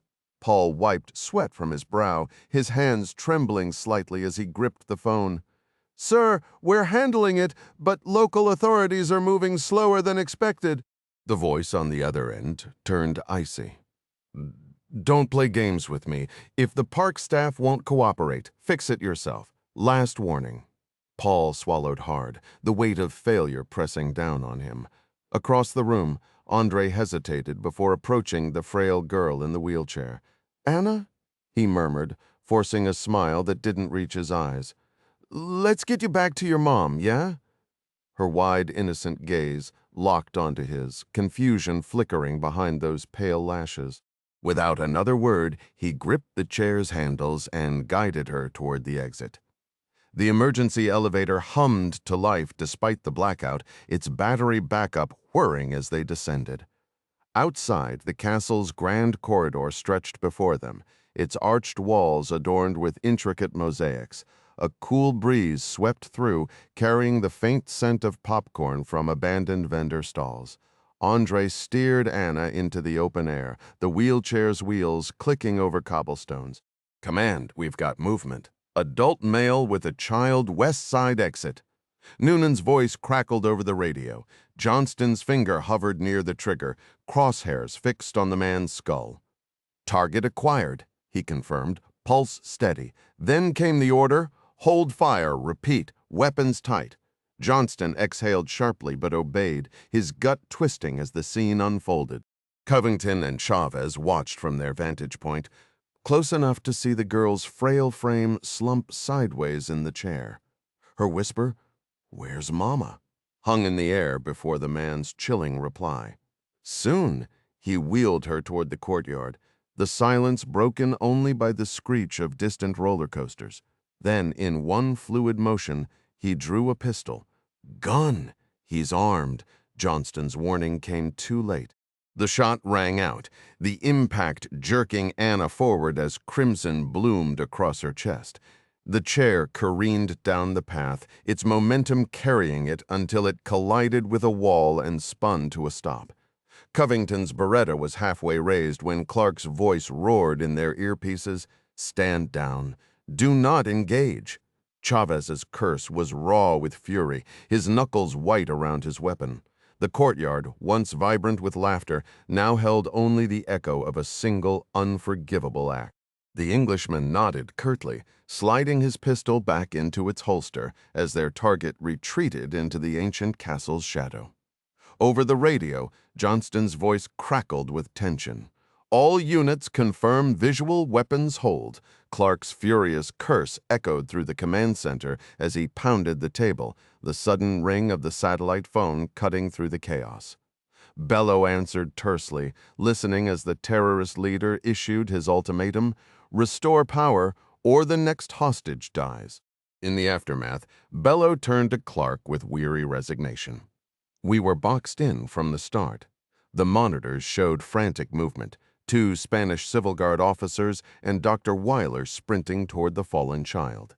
Chavez watched from his concealed position, the doctor's white coat flapping like a surrender flag as he reached the small body. The way Weiler's shoulders sagged told Chavez everything before the words came. The round had been precise, a surgeon's shot through the heart. As the officers wheeled the gurney away, Chavez approached, his fingers brushing the girl's short hair. The texture reminded him of Patsy at home, her belly round with their unborn child who'd never know this darkness. What was her condition? He asked hoarsely. Weiler's jaw tightened. Terminal, but not today, not like this. The German-Spanish physician, a man who'd spent his life mending broken bodies, felt something new, a cold fury that made his hands shake. Will you end this? Weiler asked quietly. Chavez didn't blink. Yeah, every last one, he signaled to Covington, both men falling into step behind the medical team. There was no rush now, only the grim certainty of what came next. Meanwhile, Malloy gave the freshly painted Policia insignia on his Nighthawk an approving tap. Harrison, let's wake the neighbors, he said, firing up the rotors. As the helicopter lifted into the twilight, his transmission cut through the radio static. Rainbow 6. Bear is airborne. Clark's response was calm, belaying the storm beneath. Hold position until we light the fuse. Malloy banked toward the darkening horizon, the city's park lights flickering to life below like distant stars, each one a reminder of the ordinary world still turning while theirs burned. Chavez narrowed his eyes as the stranger introduced himself. Francisco de la Cruz, the wounded man muttered through gritted teeth, his bandaged leg clearly causing him agony. Covington gave a curt nod toward the ancient sword and shield leaning against the wall, a silent acknowledgement of the man's past battles. Peter picked up the spatha, testing its weight with a practiced grip. At close quarters, that blade would be devastating, not as efficient as his MP10, but brutal in its own right. The child? They actually killed the child? De la Cruz demanded. His voice cracking, Dr. Weiler shuffled through files, his expression grim. Anna Groot, he read aloud. 10 years old, terminal osteosarcoma, 6 weeks, maybe less. Nearby, the Spanish officers lifted the small body from the chair, their movements gentle, their faces tight with suppressed fury. One cop clenched his fists, his knuckles white. Chavez exhaled sharply. John's gotta be wrecked right now. He didn't have a choice, Peter countered. Yeah, no shit. But try explaining that to her parents. Chavez grabbed a foam cup and poured himself some bitter coffee from the urn. He downed it in one go, crushing the cup in his fist before tossing it aside. We moving? Covington gave a single nod. Up and down, sandwich them. Without another word, they slipped into the shadows, heading for the underground command post. The moment they entered, Clark's voice crackled over the radio. Rifle 2-1? Any movement? -6? Just shadows behind the windows. No rooftop sentry yet, which is odd. Noonan studied the castle blueprints, assuming they're all clustered here, but there are a dozen other rooms across 3 floors. A new voice cut in over the speaker pair, circling above in the helicopter. What's the sitrep? Clark filled him in, his tone clipped. Hostiles inside the castle, command center on the second floor, and they executed a hostage, a little girl. Malloy's response was ice cold. Copy that. We'll maintain orbit. The room was thick with tension. No dramatic gestures, no Hollywood theatrics, just hardened professionals with stone faces and flickering eyes, scanning diagrams and monitors. Chavez glanced at Homer Johnston. The sniper had been on target when the shot was taken. A father himself, Homer could have ended it right then, but discipline had won out. They weren't here for revenge. They were here to finish the mission clean. Then the phone rang. Bello answered, speaker on. We regret the child's death, the voice on the line said smoothly. But she was already dying now. When do we get our men? Bello kept his voice steady. Paris hasn't responded yet. Then another death will follow shortly. Listen, Bello snapped. Governments don't move fast. You know that. A pause, then the chilling reply. Then I'll make them. The cold voice on the phone delivered its ultimatum with chilling precision. Inform Paris that if the plane transporting our associates isn't prepped for boarding within 60 minutes, we'll execute one hostage, followed by another each hour until our terms are met. The negotiator countered with logic, his voice strained but steady. That's impossible. Even if they released every prisoner immediately, transport would take at least 2 hours. You can't bend physics to your will. A brief silence followed before the terrorist leader conceded with eerie calm. Fair point. We'll begin executions in 3 hours. No, let's make it official. The countdown starts on the hour, giving you 12 extra minutes. Consider it a gesture of goodwill, understood? Clark didn't need the negotiator's confirmation. They mean business, he muttered, rubbing his temples. That first killing wasn't just a message, it was a declaration. They're playing for keeps and that concession might be the only one we get. Across the room, Esteban suddenly stiffened. What's that noise? He rushed to the narrow window, shoving Renee aside to peer out. Helicopter! Renee scoffed, adjusting his stance. Police issue big, predictable and useless. Yet he barked orders anyway. Jose, rooftop now. Take a radio and monitor their movements. The Basque fighter vanished up the stairwell, avoiding the elevator like the plague. Johnston's voice crackled over the comms seconds later. Command, Rifle 2-1, single hostile on the castle roof, Uzi in hand, radio at the ready. No backup visible.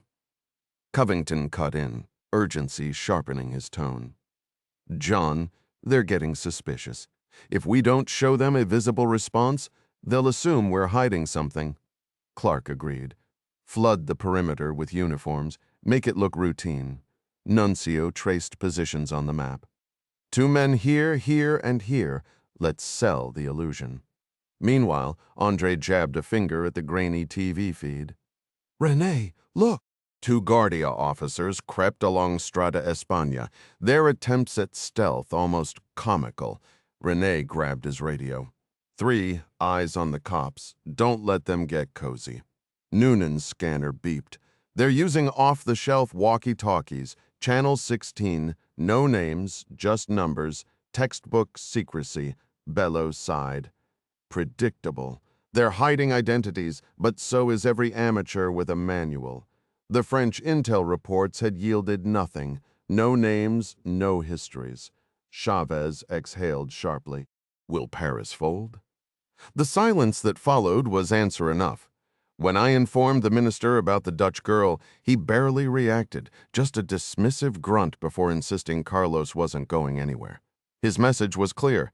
Handle this ourselves, or his government would send in their own team to clean up the mess. We need a solid plan ready by 10 p.m., I said. Bello didn't sugarcoat it. Unless you want another hostage dead, yes. These guys aren't amateurs. They know every move I'd make before I make it.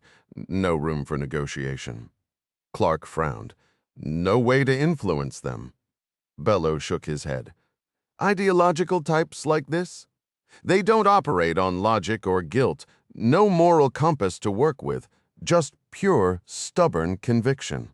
Clark exhaled, then turned to his team leaders. 2 hours to plan, 1 to prep. We move at 2200. Covington cut in. We're flying blind inside. Noonan, what's our play? The FBI agent studied the blueprints, then the monitors. Gotta suit up first, he muttered, grabbing his night ops gear. The castle's layout had one advantage, blind spots near the windows. Even better, they could control the exterior lights bleeding into those areas. Noonan flagged down a park engineer.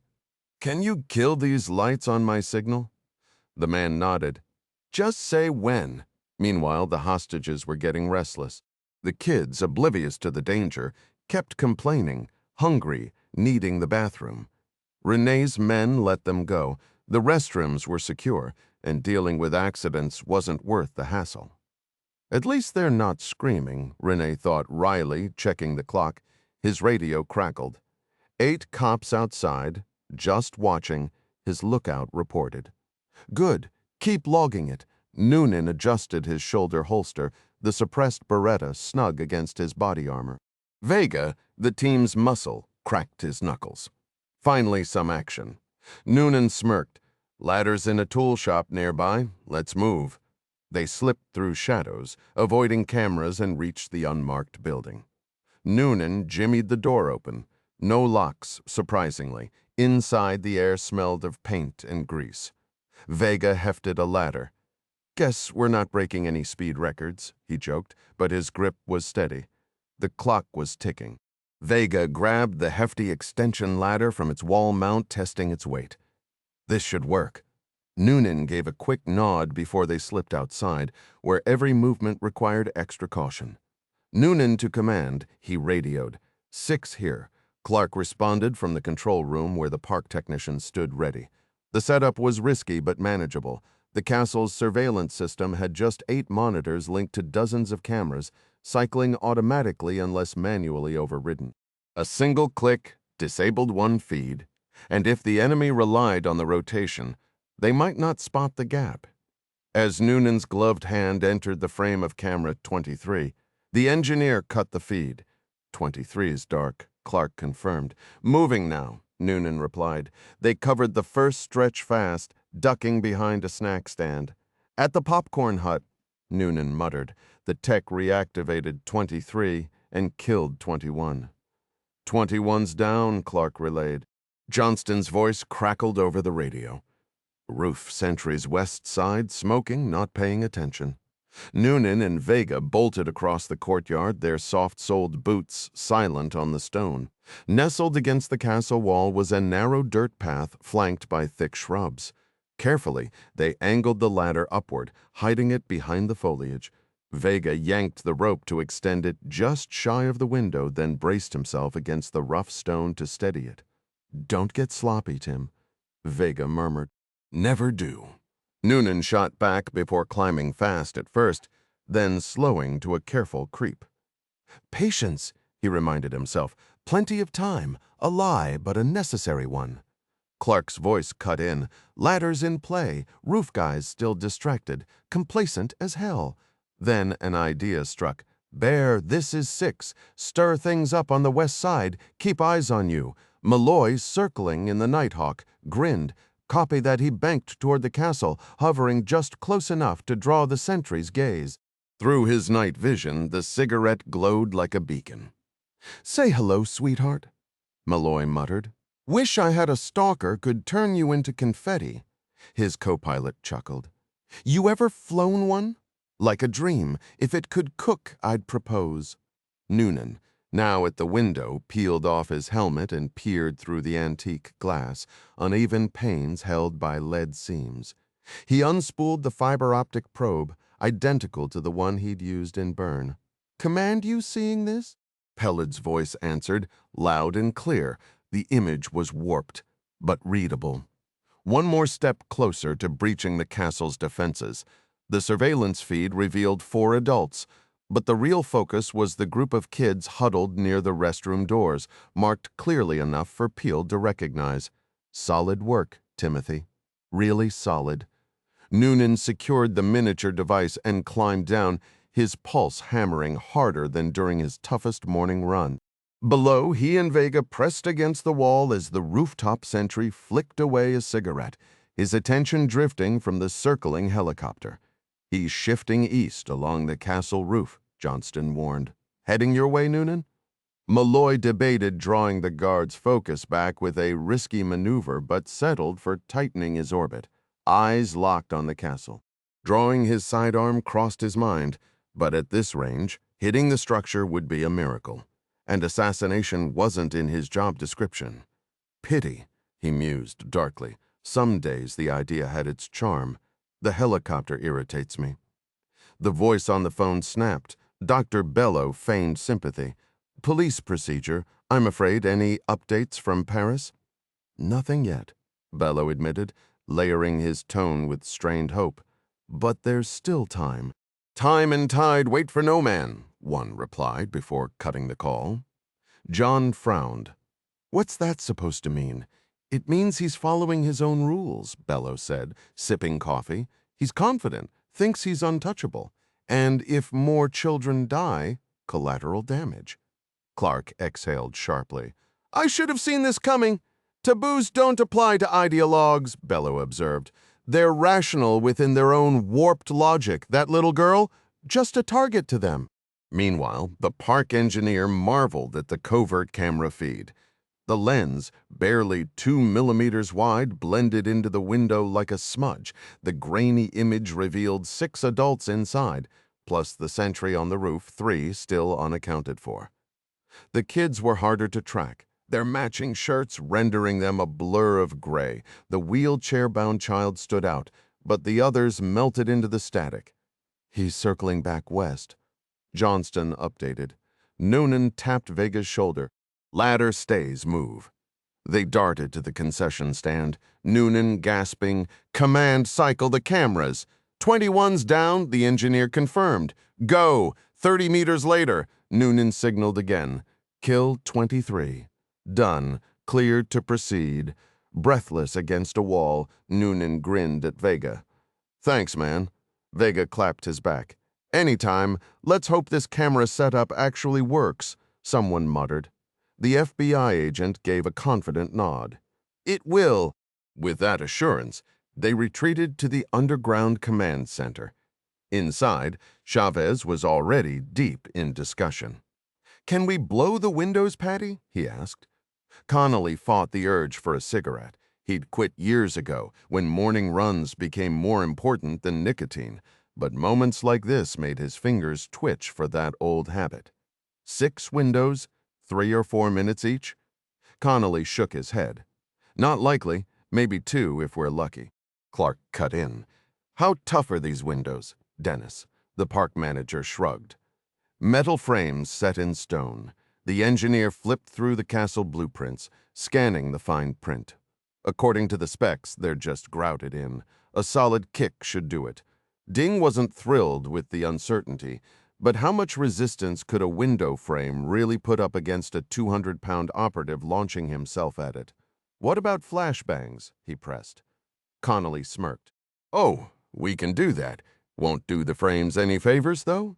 Chavez leaned over the plans, tapping 2 spots. "Blow these 2 windows, flashbangs for the rest, then we swing in. Eddie here, me here, Louie here." He glanced at George. "How's the leg?" Tomlinson winced. "Not great," kicking through a window, dropping onto concrete, then engaging hostiles, all while kids' lives hung in the balance. "No, he couldn't risk it. Better put someone else in, Ding?" Vega didn't hesitate. "Oh yeah, I got this," he said, barely suppressing a grin. The plan solidified. Scotty and Mike would take 2 more entry points. "What's the drop from the roof?" Chavez asked. The blueprints showed 16 meters, plus another 70 centimeters for the battlements. Ropes can handle that easy. Price confirmed. Their mission was clear. Chavez and Price would focus on shielding the kids while taking down threats. Vega, Loisel, McTyler, and Pierce would neutralize the command room.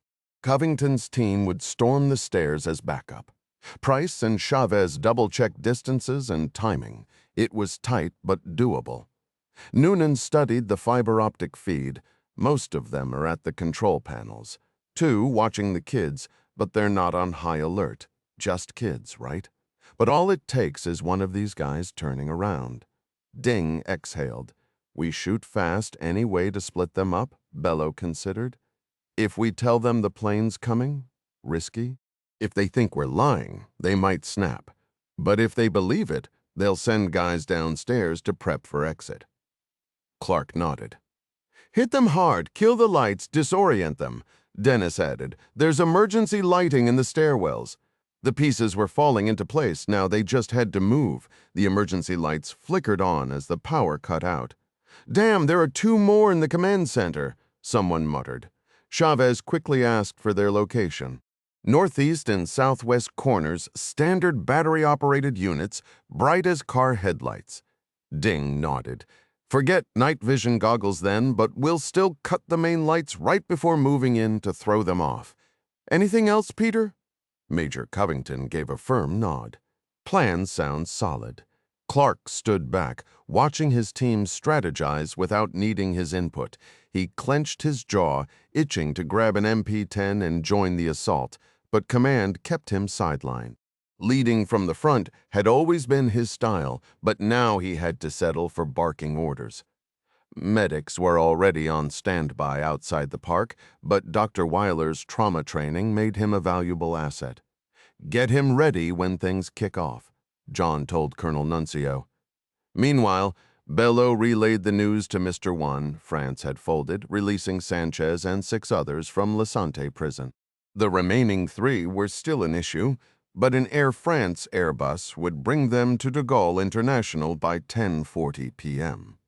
We'll need a bus brought straight to the castle, Renee demanded. 10 children come with us, the rest stay as insurance. Any tricks and the courtyard won't stay clean for long. Bello's voice stayed steady. No one wants more harm done. Noonan watched the grainy surveillance feed as Mr. 1 celebrated, shaking hands with his men. He's practically grinning, he muttered. Bello wasn't fooled. They'll be on high alert now. Chavez smirked. Doesn't matter if we hit them right. Back at the airfield, Malloy refueled the Nighthawk while Sergeant Nance prepped the ropes, 50 feet exactly, anchored to the floor. Nance adjusted his holstered pistol, more for morale than actual use. Once refueled, Malloy lifted off, pushing the chopper toward World Park with precision. No more circling, just a direct approach. The clock was ticking. The helicopter didn't circle aimlessly this time. It swooped low over the castle at regular intervals before veering off, its flashing anti-collision lights cutting through the darkness as it patrolled the park grounds with restless energy. All right, move out, Chavez ordered, and his team sprang into action, slipping through the underground passage toward the waiting Spanish military truck. The vehicle rumbled to life, weaving through the sprawling parking lot while Dieter Weber secured his sniper position atop a theater building just 120 yards from the castle's eastern side. He unfurled his foam mat, steadied his rifle on its bipod, and scanned the castle windows through his high-powered scope. Rifle 2-2 in position, he radioed to Clark. Clark exhaled, glancing at Stanley, whose expression was tight. Too many guns, too many kids, Stanley muttered. Clark nodded. Any alternatives? Stanley shook his head. This is as good as it gets. If we hit them outside, they'll scatter. Inside, they're cornered. Peter and Ding's plan is solid, but nothing's flawless. Clark smirked. Command duty's a pain. I'd rather be out there, Stanley snorted. No argument here. Suddenly the parking lot plunged into darkness. The truck, now running blacked out, rolled to a stop near a lamppost. Chavez and his team piled out just as the Nighthawk descended, rotors whipping the air. The side doors flung open, and the team scrambled inside, Sergeant Nance securing the doors behind them. All set, Colonel, he confirmed. Without hesitation, Malloy lifted the chopper skyward, expertly avoiding the light poles that could have spelled disaster. In the back, tension crackled. We good? Chavez asked. Damn right, Pierce shot back, his jaw clenched. No one said it aloud, but the thought hung heavy. These were killers they were dealing with. Gloves were adjusted, weapons checked. "How far out's the plane?" someone asked. "About 70 minutes," Bello answered. "Bus arrives 40 before landing. Refuel while we board." Bello frowned. "Where's the pickup point?" "We'll brief the pilot later," came the clipped reply. The call ended abruptly. "Clever," Noonan muttered. "They'll have eyes on that bus the whole way. No chance to sneak anyone in." Clark's voice crackled over the radio. "Bear, this is 6. Execute in 5. The response was immediate. "Copy that. Party in 5. Malloy twisted in his seat, catching Chavez's signal, 5 fingers raised. "Rainbow, stand to. Operation begins in 5. Below, Covington's team advanced toward the castle stairwells, the park engineer disabling surveillance cameras one by one. A soft click echoed as the explosive specialist armed the charge on the fire door. "Team 1 ready," he murmured. Johnston's voice followed. "Rifle 2-1 locked on target. The clock was ticking. Rifle 2-2 is prepped and waiting, but we've got no visual on the target yet." Weber updated Clark over the comms. The scanner in the command room buzzed to life with a static-laced transmission. 3, this is 1. From his perch atop the castle, the lookout responded, "Copy that, 1. "What's the situation?" The reply crackled back. "All quiet here. Cops are holding position, and the choppers just circling without making a move." The voice from command came through again. "Bus arrival in 15. Keep sharp." "Eyes open. 3 confirmed." Noonan tapped his watch. "That's our pattern. Mr. 1 checks in with Mr. 3 like clockwork, every 12 to 18 minutes. Clark gave a curt nod. "Let's push the timeline." Stanley didn't hesitate. "Rainbow, this is 6. Advance and engage. I repeat, execute immediately." Inside the Nighthawk, Sergeant Nance shifted between the open side doors, signaling the assault team. Each operator clipped their zip line to the D-rings on their harnesses, leaning back with their boots braced on the edge, bodies suspended in the night air. "Sergeant, you'll get the signal when we're in position," the team leader radioed. "Understood." Nance replied, crouching low in the center, arms outstretched to steady the men on either side. Below, Renee motioned to Andre. "Check the courtyard." The man moved swiftly, Uzi gripped tight. Noonan's voice cut through the radio. "Rainbow 6, 1 hostile, just exited the command center." Chavez did the math. 8 hostiles left. 2 were already marked for the snipers. The final approach was always the toughest, Malloy thought, fingers tense on the controls. No room for error this time. He dipped the nose, guiding the unlit chopper like a shadow against the night sky.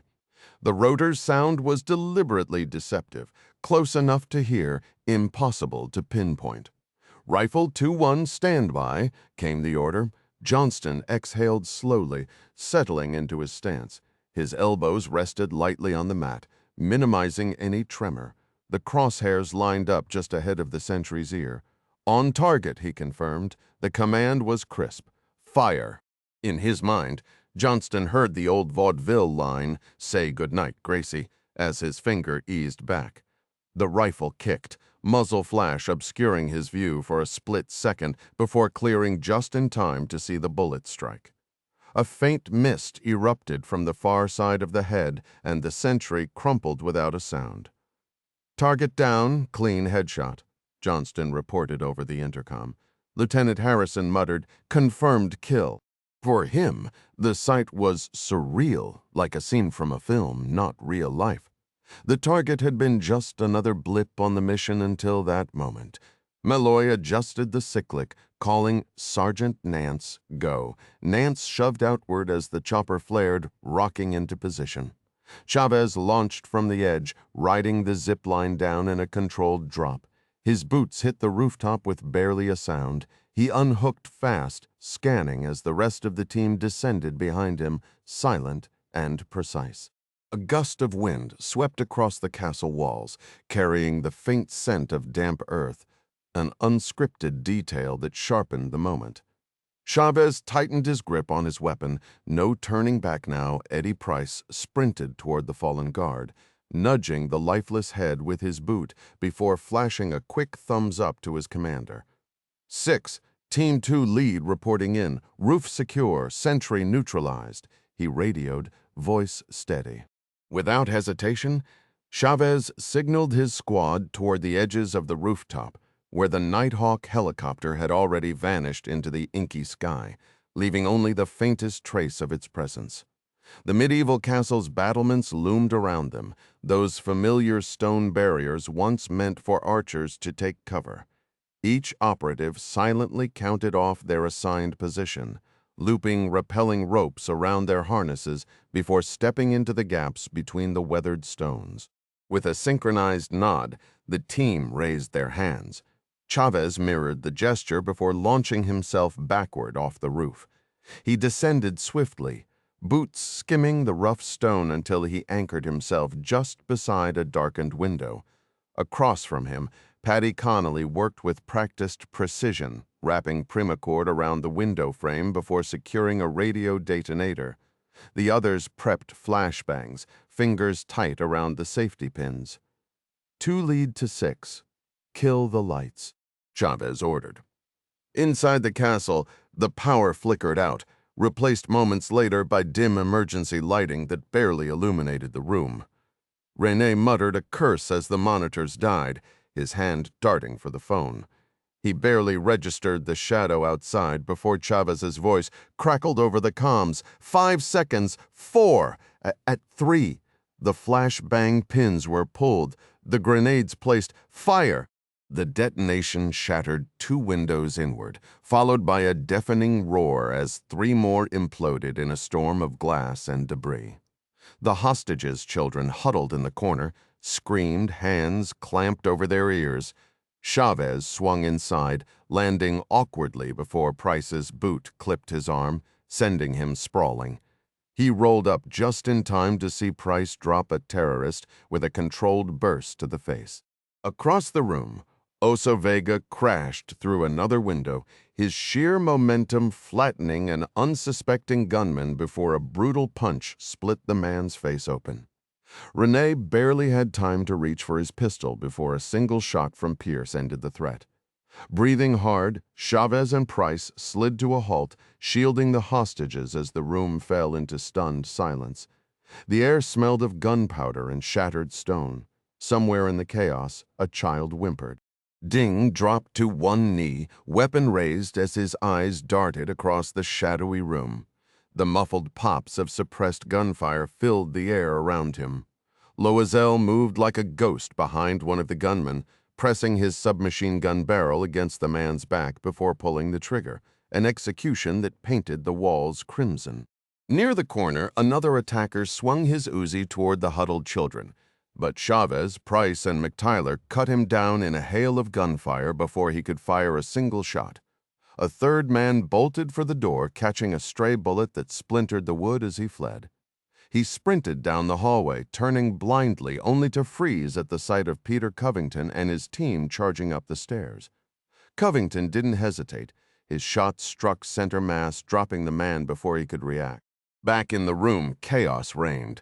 2 gunmen crouched behind desks, one firing wildly. Pierce vaulted over the furniture, twisting midair to land 3 precise shots before finishing the job with a brutal headshot. Connolly took care of the other, putting a bullet through his spine. The last standing attacker sprayed bullets in desperation before 4 simultaneous shots sent him crashing to the floor. Covington burst through the door just as Vega kicked weapons clear of the fallen, shouting, "Clear!" Outside, Andre stood alone, gripping his submachine gun until a perfectly placed sniper round from Johnston shattered it in his hands.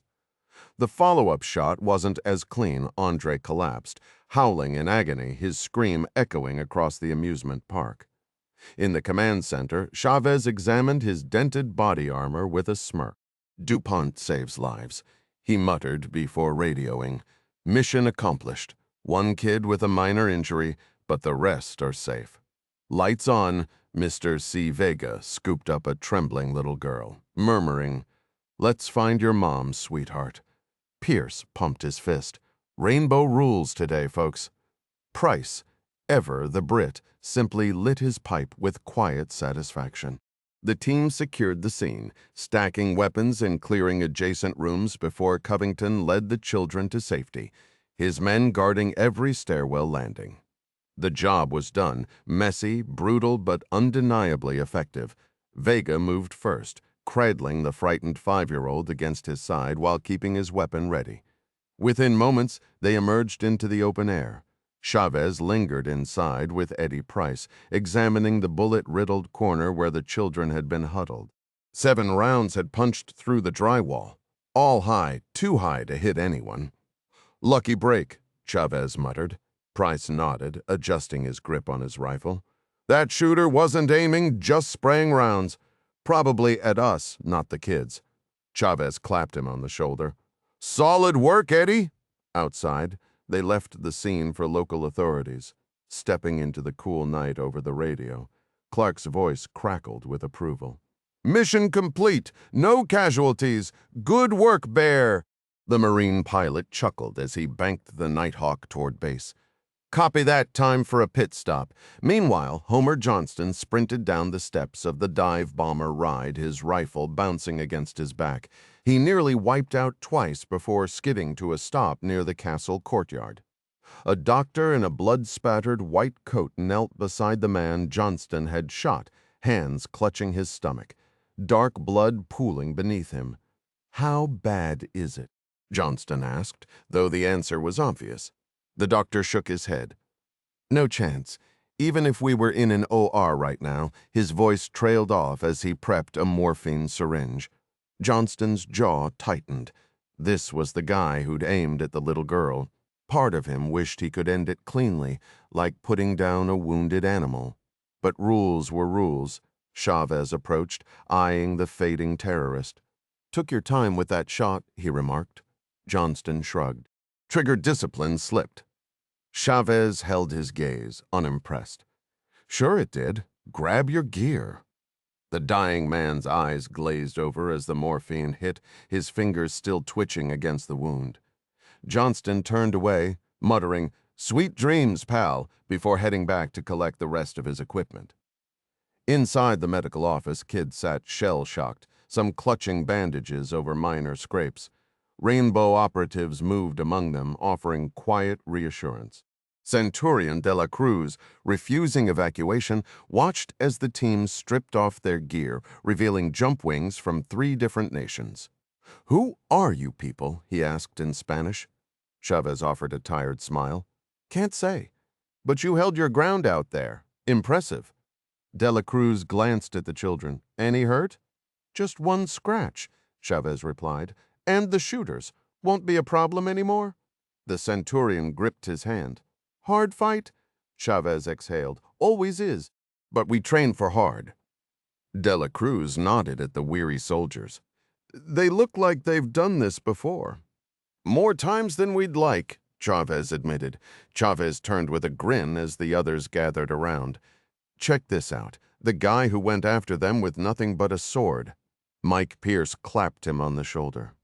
"Yeah, and I cleaned up the mess you left. Gotta admit, that took guts." One by one, the troopers shook his hand, their respect evident. De la Cruz, still unsteady on his feet, muttered something incoherent before limping outside. When he returned minutes later, John Clark was at his side and in his hands. "What in the world is that?" Chavez asked, eyeing the gleaming object. "The Eagle Standard of the 6th Legion, Victrix," the Centurion announced, lifting it proudly. "The victorious Legion." He glanced at the park manager for approval before turning back. "Senor Chavez, with the honor of my brothers, I ask you to keep this where it will be remembered." The weight of the gold-plated relic surprised Ding as he accepted it. Solid, heavy, worthy of a place back at Hereford. "You have my word," he said, exchanging a knowing look with Clark. The tension of the night was finally easing, replaced by exhaustion and quiet triumph around them. The rescued children sat in stunned silence, still shaken, but moments away from reunion. The distant rumble of a bus grew louder, And as Steve Lincoln swung the door open, a flood of frantic parents rushed inside. The room erupted with cries of relief, laughter and tears as families embraced. "Let's move out," Clark ordered, pausing only to clasp De La Cruz's hand one last time. Outside, Eddie Price leaned against the stone wall of the medical office, striking a match against its rough surface. He took a long, satisfied drag from his pipe, watching as parents streamed past, some clutching their children, others still searching with desperate hope. Colonel Gamelin approached, curiosity in his eyes. "You're the Legion?" he asked. Louis Loisel answered with a faint smile, replying in flawless French, "In a manner of speaking, sir." Above them, a surveillance camera whirred silently, capturing the scene.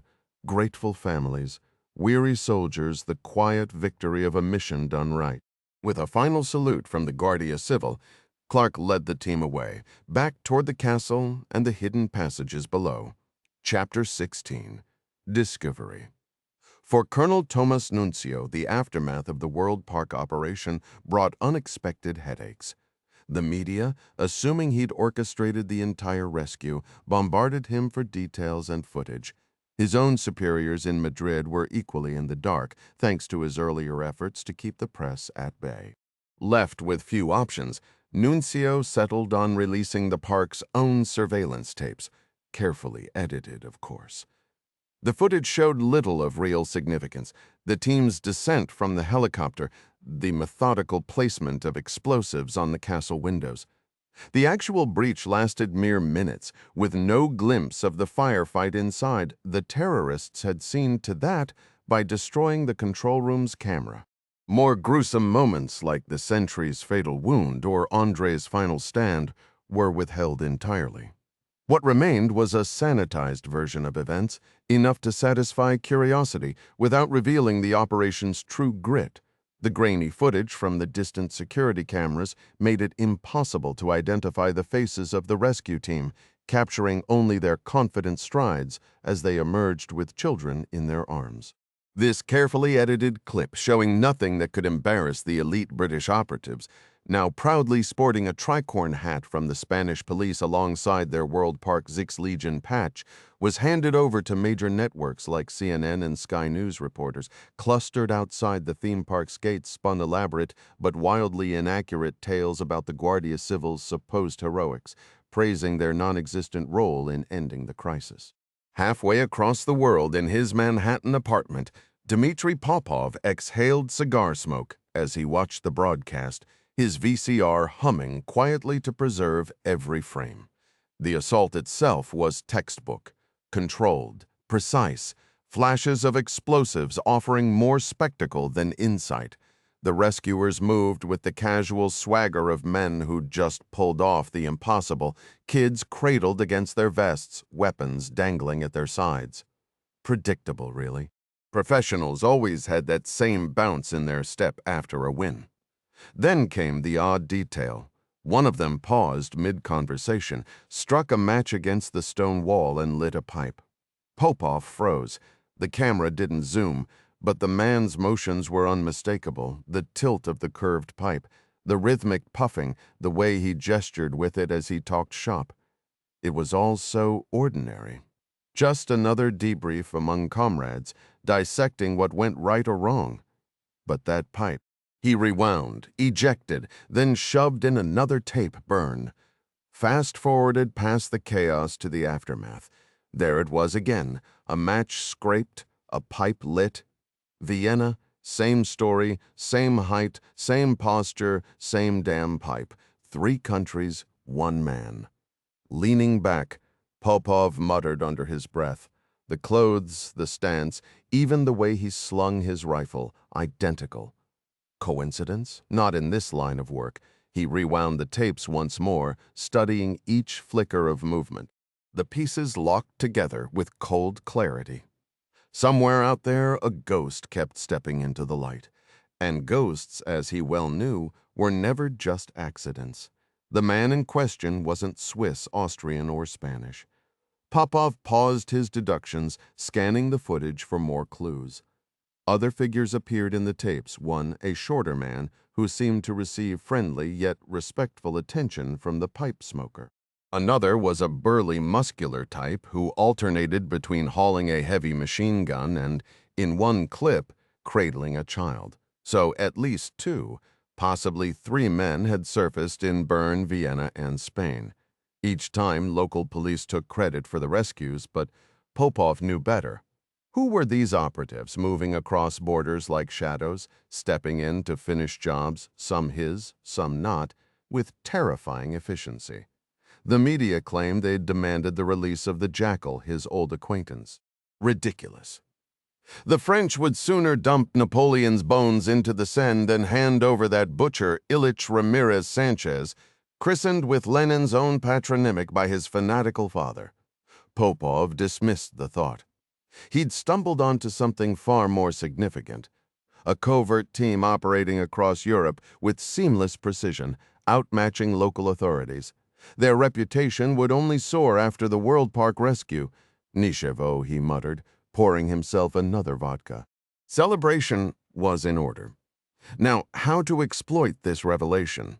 He'd sleep on it, trusting his instincts to deliver a plan. Meanwhile, the team was already en route home. The MC-13 Terry carried them back to Hereford, their gear stowed, the tension replaced by weary banter. Some rehashed the mission for those who'd missed the action. Mike Pierce, newly crowned as Rainbow's top marksman, chatted animatedly.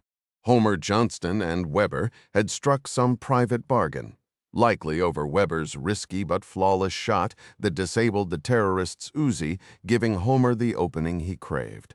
Clark observed it all, piecing together the unspoken motives. Homer hadn't just wanted the kill, he'd wanted the terrorist to feel it. A breach of protocol, sure but understandable. Clark knew the pull of vengeance. He'd once subjected a man named Billy to a brutal interrogation in a recompression chamber, a memory that still carried a sting of shame. Necessary at the time, but not something to repeat. He'd have to talk to Homer, remind him that professionalism meant leaving the theatrics to fate.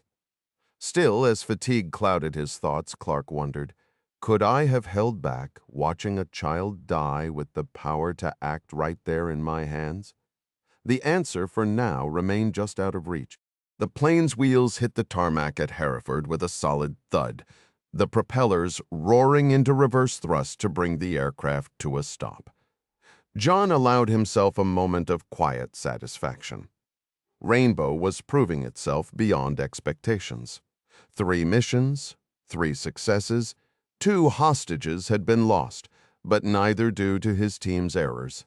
In fact, their execution had been flawless, better than anything he'd witnessed, even during his days with 3rd SOG in Vietnam. The realization hit him unexpectedly, tightening his throat. He had the privilege of leading men like these, watching them return whole, grinning as they shouldered their gear and stepped off the Herky Bird toward the waiting trucks. His men? "Bars open," Clark announced as he stood, earning a dry remark from Alistair about the late hour.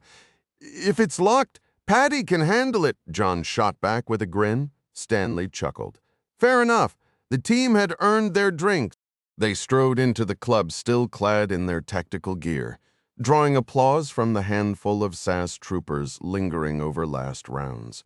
The warmth in the room was palpable. John led the way to the bar, ordering beers all around. Mike Pierce took a satisfied sip of his Guinness. 2 down, he said, tapping his temple. 1 behind a desk, 3 rounds mid-air, 3 more after, and another tagged with ding and eddy. He paused, shaking his head. "I know we're not supposed to enjoy it, but damn, putting those bastards down, after what they did, felt right." Clark raised his glass. "Nice work, Marshal. No nightmares tonight." Across the room, Weber and Johnston were deep in conversation, the latter clapping the German on the shoulder gratitude for a well-placed shot. John joined them. "Never again, boss," Homer said before Clark could speak, but hell, it was satisfying. "Just this once," Clark allowed. Dieter nodded solemnly. "Nie wieder, Herr General." Homer smirked. The look on his face, priceless roof guy, was easier than darts. Nearby, Ding nursed his beer, mock grumbling about Clark landing on his arm. "Next time, fly straight through the window," John retorted. Vest took 2 hits. Chavez admitted. "Gotta get a new one." Clark sipped his beer, scanning the room. They were alive. They'd won, and for tonight that was enough. Eddie turned to Chavez, squinting against the late afternoon sun. "Which one was that again? The last guy, right? The one who just stood there unloading on the kids?" "Exactly," Ding replied, wiping sweat from his brow.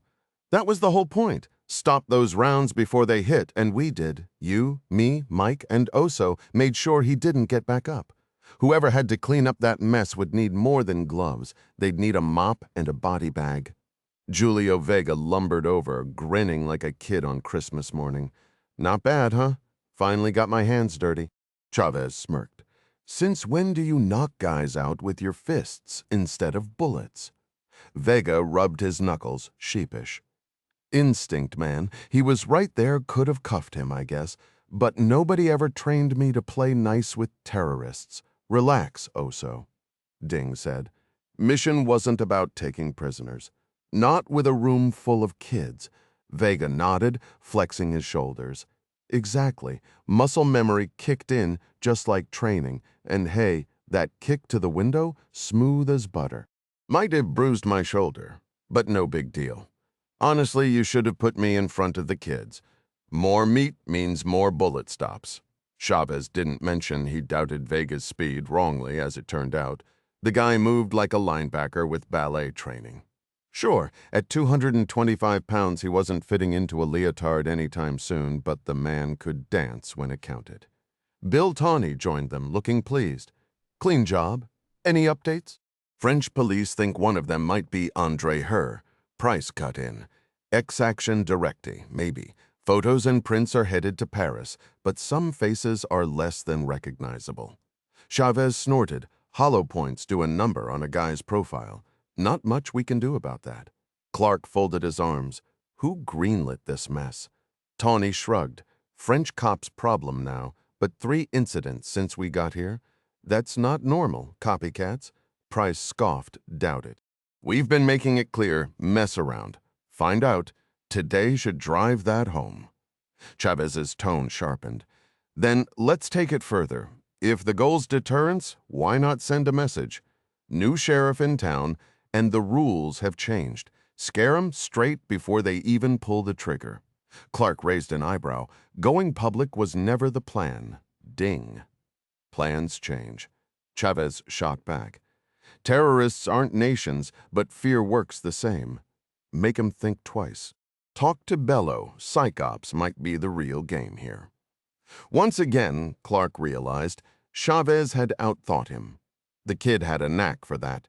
3 consecutive victories, each splashed across national news broadcasts, would surely send a chilling message to any remaining terrorists in Europe or beyond who still harbored delusions of grandeur. That was a conversation for Paul Bello, though the team knew better than to celebrate prematurely. Optimism was a luxury they couldn't afford yet. John took a slow sip of his drink, lost in thought as the gathering wound down. The Rainbow operatives, exhausted from the day's relentless pace, set their half-finished glasses on the bar, long past closing time, and shuffled toward the door, bracing for the short walk home.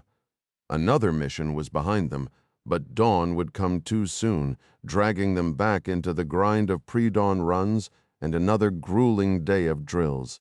Meanwhile, behind iron bars, inmate Sanchez was met with a mocking grin from his jailer. "Thinking of joining your friends?" The guard sneered, sliding a copy of Le Figaro under the cell door. "They made their move yesterday, won't be making another." The grainy front-page photo, lifted from security footage, showed a black-clad soldier cradling a child, proof of failure. Carlos sank onto his cot, scanning the article with growing dread. His desperate plea had been answered, only to end in disaster. Sunlight streamed through the narrow window, illuminating the crushing reality of his future. Decades in this concrete tomb, healthy but hollow, his fists clenched, crumpling the paper. Damn them all. Elsewhere, a razor scraped over stubble as a voice crackled through the phone. Saw the news. What do you want? Popov's reply was measured. I have something for you, sir. The man on the other end weighed the risks. Popov was sharp, discreet, no paper trail, no loose ends. And if things went south, well, solutions existed. 8:15, he agreed before hanging up.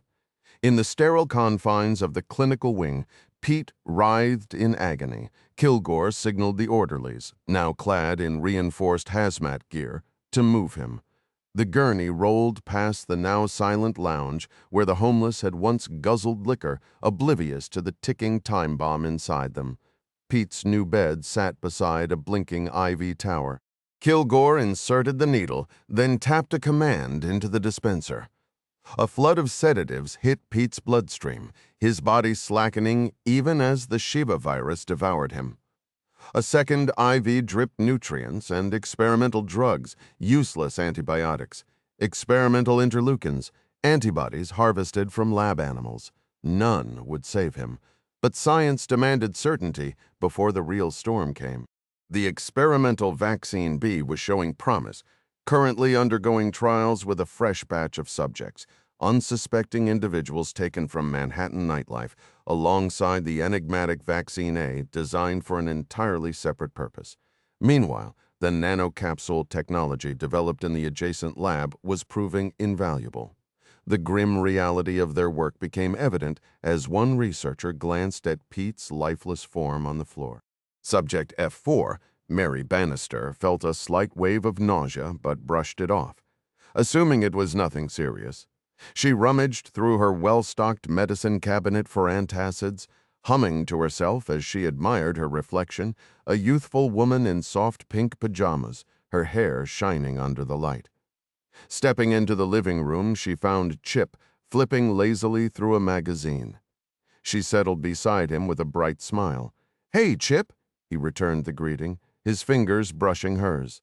In the control room, Barbara Archer adjusted the camera feed with detached precision. "Doubled her Valium dose this morning," she remarked, "plus the inhibitor. Chip's compliment. You look great today, barely registered on the hidden mic." Mary's dazed smile widened. "She's practically floating," Barbara muttered.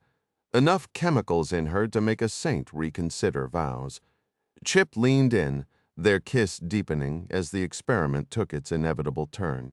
The doctors observed dispassionately, sipping coffee as the scene unfolded. Despite the sedation, primal instincts took over, and soon the pair was lost in reckless passion, the grainy footage sparing them some dignity. Afterward, they lay tangled on the plush rug, breathless and spent.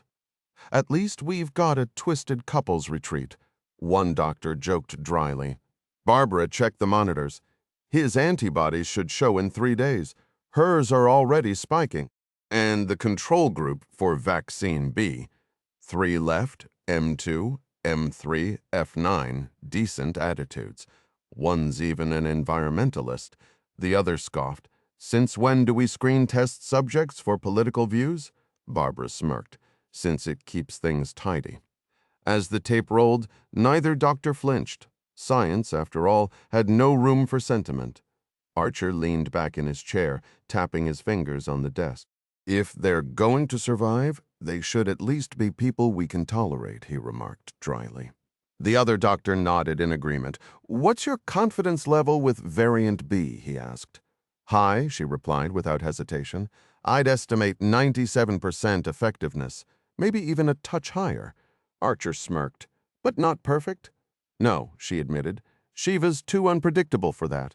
The animal trials might seem rough, but the data aligns with our projections, well within acceptable margins. Steve's team nailed the computational side." The other doctor sighed, shifting uncomfortably. "Barb, what we're doing here, it's not exactly—" She cut him off. "We knew what this was when we signed up." He exhaled, irritated at his own hesitation. His family would be safe, and they all believed in the bigger picture. But watching those two on screen, real people, just like him, made him feel like some kind of twisted spectator. Sure, they were doped up on experimental compounds, but they were still condemned. and now they were just lab rats in a sick experiment. "Relax," Archer said, reading his expression. "At least they're getting a little affection before the end, more than most people will." The doctor grimaced. "I won't have to see it happen." Being a passive observer wasn't his idea of ethical science. "No," Archer countered, "but we'll hear about it. It'll be all over the news, and by then, it'll be too late. If they figure it out, their last act might be coming for us. That's what keeps me up at night. The Kansas facility is locked down tight," the other man reassured her, "and Brazil's even more secure." He'd always been drawn to the rainforest. Something about the untamed wild called to him. Barb wasn't convinced. "The world isn't a controlled experiment, remember?" She shot back. "Wasn't that the whole point of Shiva?" He almost laughed at the irony. Invoking divine names here felt wrong. Nature, maybe, but not God. The next morning, Dmitri stood as his boss entered. "Good morning, sir." The old world courtesy stuck with him, a relic of his Soviet training now transplanted to New York. "What have you got?" his employer asked, heading straight for the coffee machine. "Something intriguing," Popov said, sliding open a hidden panel to reveal a bank of electronics. He loaded a tape. News footage from Bern. 30 seconds later, he swapped it for another, Vienna, then a third. "Madrid last night." His boss frowned. "Same guy in all three?" "Correct. And the same special ops team responded each time." Popov waited. "Why does that matter?" his employer pressed. The Russian took a slow breath. "Because it's not a coincidence." The man might have been brilliant in certain fields, but in others, he was utterly clueless. "Listen," Popov continued. "This same unit handled crises across 3 different nations, working alongside, then completely taking over from each country's law enforcement. That means there's some elite, internationally recognized tactical squad, probably military, not cops, operating covertly across Europe. You won't find them mentioned in any official reports, which makes them a shadow unit, completely off the books. My guess, they're NATO-affiliated, but that's just speculation." He leaned forward, eyes sharp. "Now I've got questions for you." The boss gave a slow nod. "Go ahead. Were you aware this team existed?" A dismissive headshake. "No." The man turned to pour himself coffee, steam curling from the mug. "Can you dig up intel on them?" "Possibly. Why does it matter?" Popov's voice hardened. "Because I need to know why you're funding terrorist attacks. You don't just throw money at chaos without a goal." "That's above your pay grade, Dmitri." "Wrong. If I'm running ops against professionals, I need the full picture. You've invested too much for this to be random. What's the end game?" The unspoken threat hung between them. He'd find out one way or another. The employer hesitated, realizing how much leverage this ex-KGB operative held. Denials would mean nothing if Popov talked, and disappearing him, too risky. The money trails, though laundered, weren't untraceable. Electronic transfers left digital breadcrumbs, tupsmanks, amounts that a determined investigator could follow, an inconvenient truth, especially with operations spanning New York, Kansas, Brazil, and Australia, the real prize. "Let me think on it," the boss finally said. "Fine, but if you want results, I need answers. Consult your inner circle. Review the tapes. See if they agree this changes things." Popov stood, smoothing his jacket. "Call me when you're ready." The moment the door shut, the boss grabbed his phone, dialing from memory. 4 rings, then voicemail. "You've reached Bill Henriksen. Try my office." Damn it. He snatched the TV remote, flipping channels until a news segment caught his ear. On screen, Henriksen's voice was calm, authoritative. Terrorism's purpose? To terrorize. That's Lenin's lesson. And today, it's worse. No state sponsors means no restraints. The host cut in, "But killing a child." Henriksen didn't flinch. "They want Carlos the Jackal freed. That's who we're dealing with." The boss muted the TV. Mind racing. Time was running out, and Popov wasn't the only one connecting dots. The operation didn't succeed, but it's telling that they went to such lengths, launching a textbook terrorist strike just to free one of their own. Thankfully, Spanish authorities shut it down before things escalated. When asked about the police response, the expert gave a measured nod. Solid work, most of them train under similar protocols, and the top-tier guys get advanced drills at places like Fort Bragg or Hereford, even Israel and Germany. The mention of a hostage casualty brought a somber pause. "Look, you can't save everyone," he admitted, frustration creeping into his voice. "Sometimes you're standing there armed and ready, but pulling the trigger could make things worse. It's brutal, but at least these killers won't get another shot." The segment wrapped with a quick sign-off. Bill Hendrickson, Global Security's CEO and ABC's counter-terrorism analyst, back after this break. John wasted no time. He dug out Hendrickson's pager number and punched in his direct line. Within minutes, the call connected over the muffled chaos of New York traffic. Hendrickson was clearly hustling down Central Park West, likely heading to his car. "Bill, drop everything my office now." 18 minutes later, Hendrickson strode in, tossing his keys onto the desk. "What's the emergency? Caught your segment. You handled it well." "Standard gig," Hendrickson shrugged. "But those Spanish cops' textbook takedown from what the networks aired." "I'll get the raw footage. My contacts owe me favors." John didn't reply. Instead, he queued up the World Park tape, then swiftly swapped it for Vienna, followed by Bern. Hendrickson's eyebrows shot up. "Same team across all three?" "That's Popov's theory. Ring any bells?" Hendrickson exhaled sharply.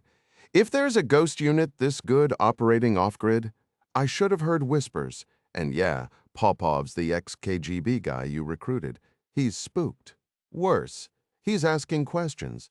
Wants to know why we're running these ops? Typical spook paranoia," Hendrickson muttered. "Worried some loose end might flip on him. Not wrong, though. You really want to risk silencing him, guy like that's probably got dead man switches stashed with buddies?" John leaned forward. "Sydney's the endgame. How's the prep? Locking it down tomorrow. These attacks? Perfect cover. The Aussies have their own SAS, but they'll need our tech a beat. You sure we're ready? One more month of tests. Then it's showtime."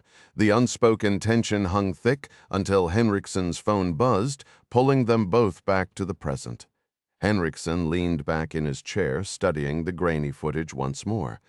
"This operation is supposed to be low profile, well-trained, but lacking modern equipment.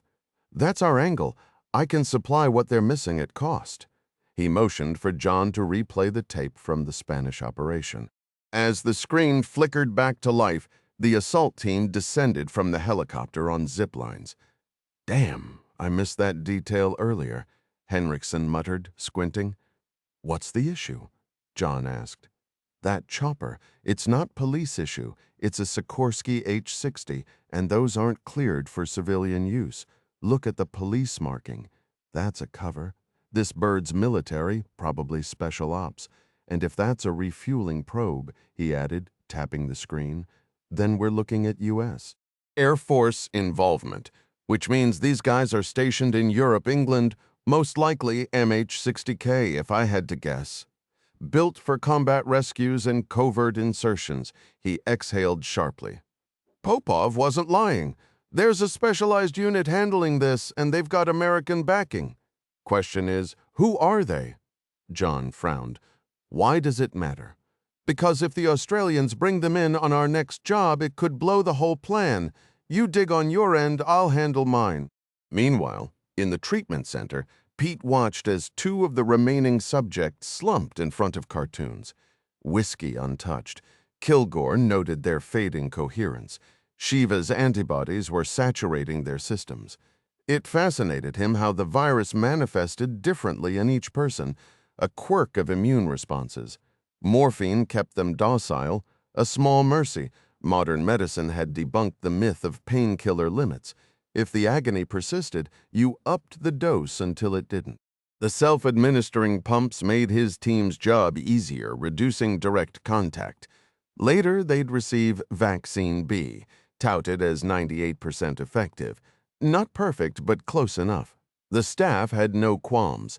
Street recruits were disposable. The next batch might draw pity, but everyone here understood the stakes. Earth First might be onto something. Kevin mused over dinner with Carol Breitling, swirling his wine. We ravage everything, wetlands, forests, even ourselves. Sure, we protect a sliver of land. 3%? Pathetic. Civilization's just a slow-motion suicide. The latest NASA report confirms the ozone layer crisis is accelerating. Heard about the so-called solution they're pitching? Asked Carol Breitling, the president's top science advisor. When pressed for details, she scoffed, "Picture this, a fleet of 747s loaded with synthetic ozone taking off from Sydney to spray it across the stratosphere like some cosmic Band-Aid. The proposal's sitting on my desk right now." Kevin Mayflower raised an eyebrow. And it's about as effective as performing open-heart surgery during the Super Bowl halftime show, she shot back. Complete theater. The Earth needs time to regenerate, but let's be honest, we'll never give her that chance. She paused, swirling her Chardonnay. Then there's the Harvard researcher pushing iron fertilization in the Indian Ocean, claims we could trigger massive phytoplankton blooms to absorb CO2 overnight. The numbers look promising, but these quick-fix schemes, they're like giving aspirin to a patient with internal bleeding. When Mayflower asked about the president's stance, Carol's lips tightened. He wants me to vet every harebrained idea that crosses his desk, test it, verify it, implement it, like we're troubleshooting a faulty carburetor instead of dealing with a dying biosphere. She didn't mention how her objections always dissolved into obedient nods behind the Oval Office doors. Across their linen-draped table at the Capitol Grill, Mayflower gestured at the power brokers feasting on Wagyu steaks. "Remember Rachel Carson's warnings? We're the asteroid now, except we're hitting Earth with our eyes wide open," Carol countered. At least the dinosaurs didn't have to watch their extinction unfold in real time. The Alvarez impact triggered a new evolutionary chapter. What'll our legacy be? A petri dish of antibiotic-resistant bacteria and jellyfish-filled oceans. Outside, a street performer's saxophone wailed through the humid D.C. night. Carol watched a sparrow peck at crumbs near their window.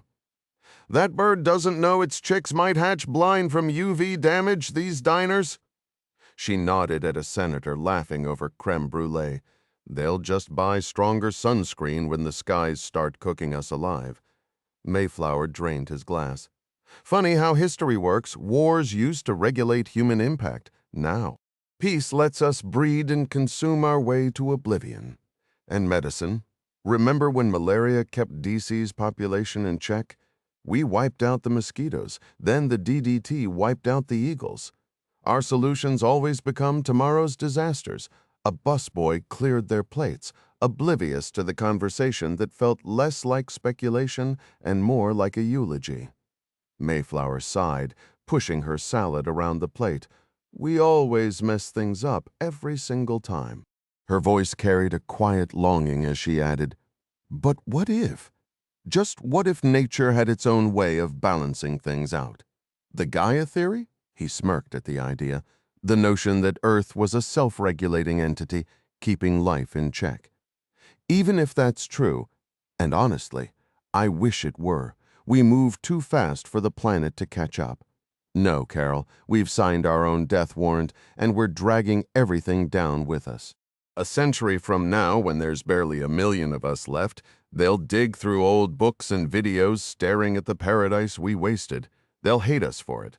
And if they're smart, maybe they'll do better when they claw their way back from the brink. But let's be real, they'll probably just rebuild nuclear plants to power their stupid gadgets. Rachel Carson saw it coming. There will be a silent spring, but by then it'll be too late. He stabbed a tomato, wondering what pesticides lingered in the imported grains. Expensive poison on a plate, just like the planet. Carol studied his defeated expression. Perfect. He was ready. And he'd bring others with him, plenty of space waiting in Kansas and Brazil. She excused herself shortly after, heading to the White House for the cabinet meeting. Meanwhile, across town, Gus Werner leaned back in his Hoover Building office. "Bill, what's up?" You catch the news this morning? Henriksen asked. Spain? Yeah. Saw you on TV too, playing the genius, huh? Gotta keep the clients happy. Bill chuckled. But that wasn't Spanish police work. I know their training, so who was it? Delta SAS?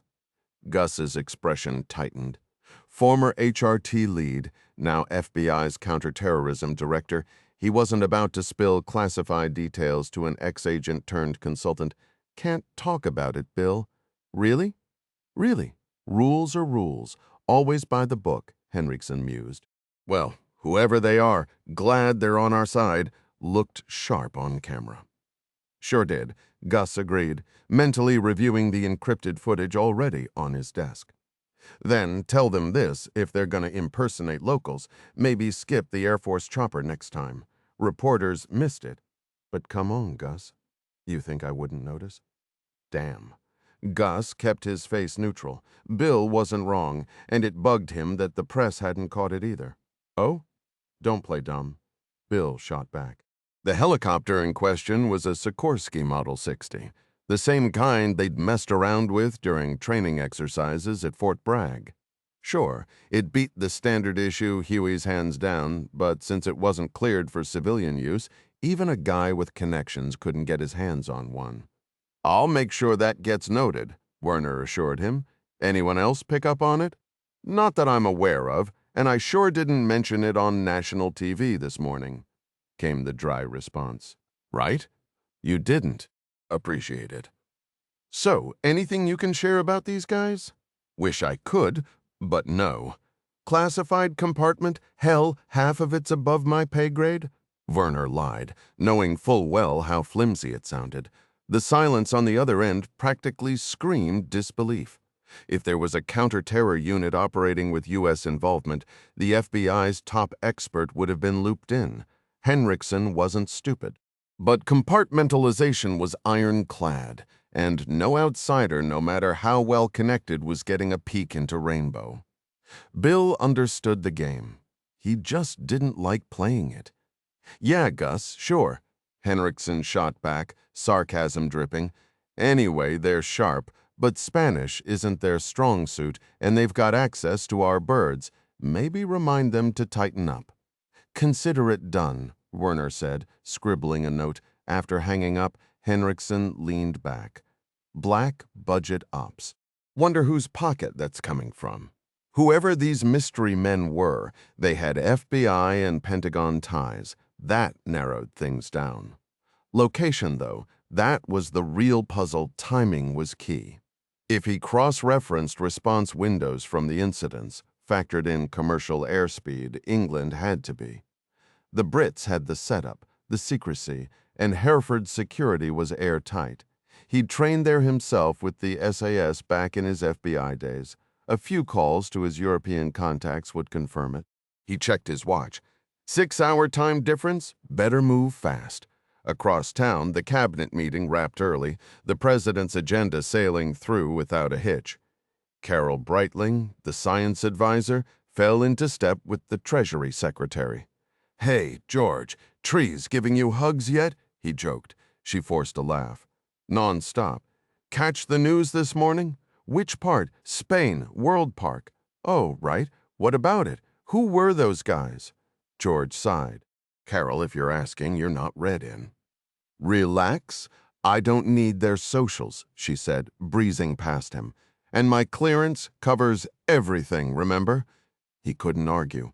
She oversaw nuclear secrets, comms security, the works. If she pushed, she'd get answers. He just wished she wouldn't.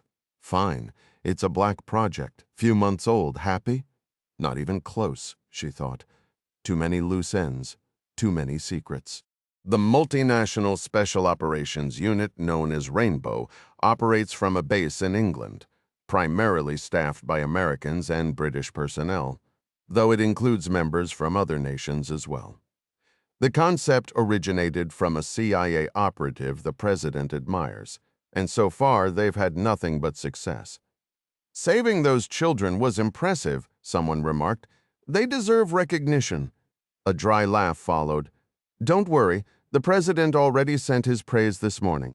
What's the team called? You sure you want to know? George teased. Carol Breitling shrugged. What difference does a name make? Fair point, the Secretary of the Treasury conceded. It's rainbow, fitting, given the international makeup. Whoever they are, they made quite the impact last night, Carol mused. Honestly, I should be in the loop on things like this. I could actually be useful. Then tell the president you want in. Easier said than done. I'm not exactly his favorite person right now. George sighed. Maybe tone down the environmental crusade a little. We all love clean air and chirping birds, but policy can't be dictated by activists, can it? Carol bristled. These are serious scientific concerns, George. Sure, Doc, but dial back the intensity, and people might actually listen. Just some friendly advice, he said, sliding into his car for the short ride back to his office. Thanks, I'll consider it, she replied, watching his car pull away. Rainbow, she muttered, crossing West Executive Drive. Was it worth pushing further? The irony of classified information was that once you were inside, you were really inside. Back in her office, she inserted her security key into the STU-4 phone and dialed the CIA director's private line. A gruff voice answered. Yeah? Ed, it's Carol. Cabinet meeting went fine, as usual. But I have a question about Rainbow. That mission in Spain last night was something. Ed hesitated. You're cleared for that? How else would I know the name? She countered. I recall one of your people set it up. John Clark, right? The president's favorite, Ed chuckled. Yeah, John. He trained me years ago. Solid guy, more field experience than most. Why the interest? Those new NSA encryption systems, are they equipped with them yet? Not sure, Ed admitted. They should be. E-Systems is manufacturing them, and Rainbow should get first access. They're on the front lines. Ed paused, realizing he'd underestimated Carol's clearance and her connections. Good point. I'll talk to Admiral McConnell.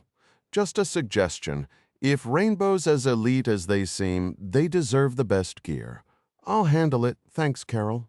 Anytime. Maybe you could fully brief me on the program sometime. Sure, I'll send someone with the details. Perfect. Talk soon. Hanging up, Carol smirked. Ed wouldn't question her motives, not when she played the helpful bureaucrat so well. Now she had the team leader's name, John Clark. Ed's old mentor, information was easy to get when you knew how to ask, and that was exactly why she'd taken this job. Frustrations and all, after crunching the numbers, his team confirmed what Henriksen already suspected: the travel patterns pointed straight to England. Both the Bern and Vienna timelines converged near London, which made perfect sense. British Airways had global reach and cozy ties with the government, so the logical base had to be Hereford. The group was likely multinational Americans, Brits, maybe others, to sidestep political friction while leveraging U.S. hardware like that Sikorsky. Gus Werner's awareness suggested FBI involvement, possibly even hostage rescue team operatives. Those guys trained with military units worldwide, blurring the lines between cops and soldiers. Henriksen knew their caliber firsthand, sharp, relentless, the kind who'd poke holes in his Melbourne plans if they caught wind. Damn the irony. His campaign to spotlight terrorism might have backfired, inviting the very scrutiny he wanted to avoid. Unintended consequences had a way of biting back, but that's why they paid him, to anticipate the curveballs. Now, with a flight to Australia looming, his intel-gathering window was slamming shut. Dinner with his boss would have to suffice, though that ex-KGB hire might salvage something.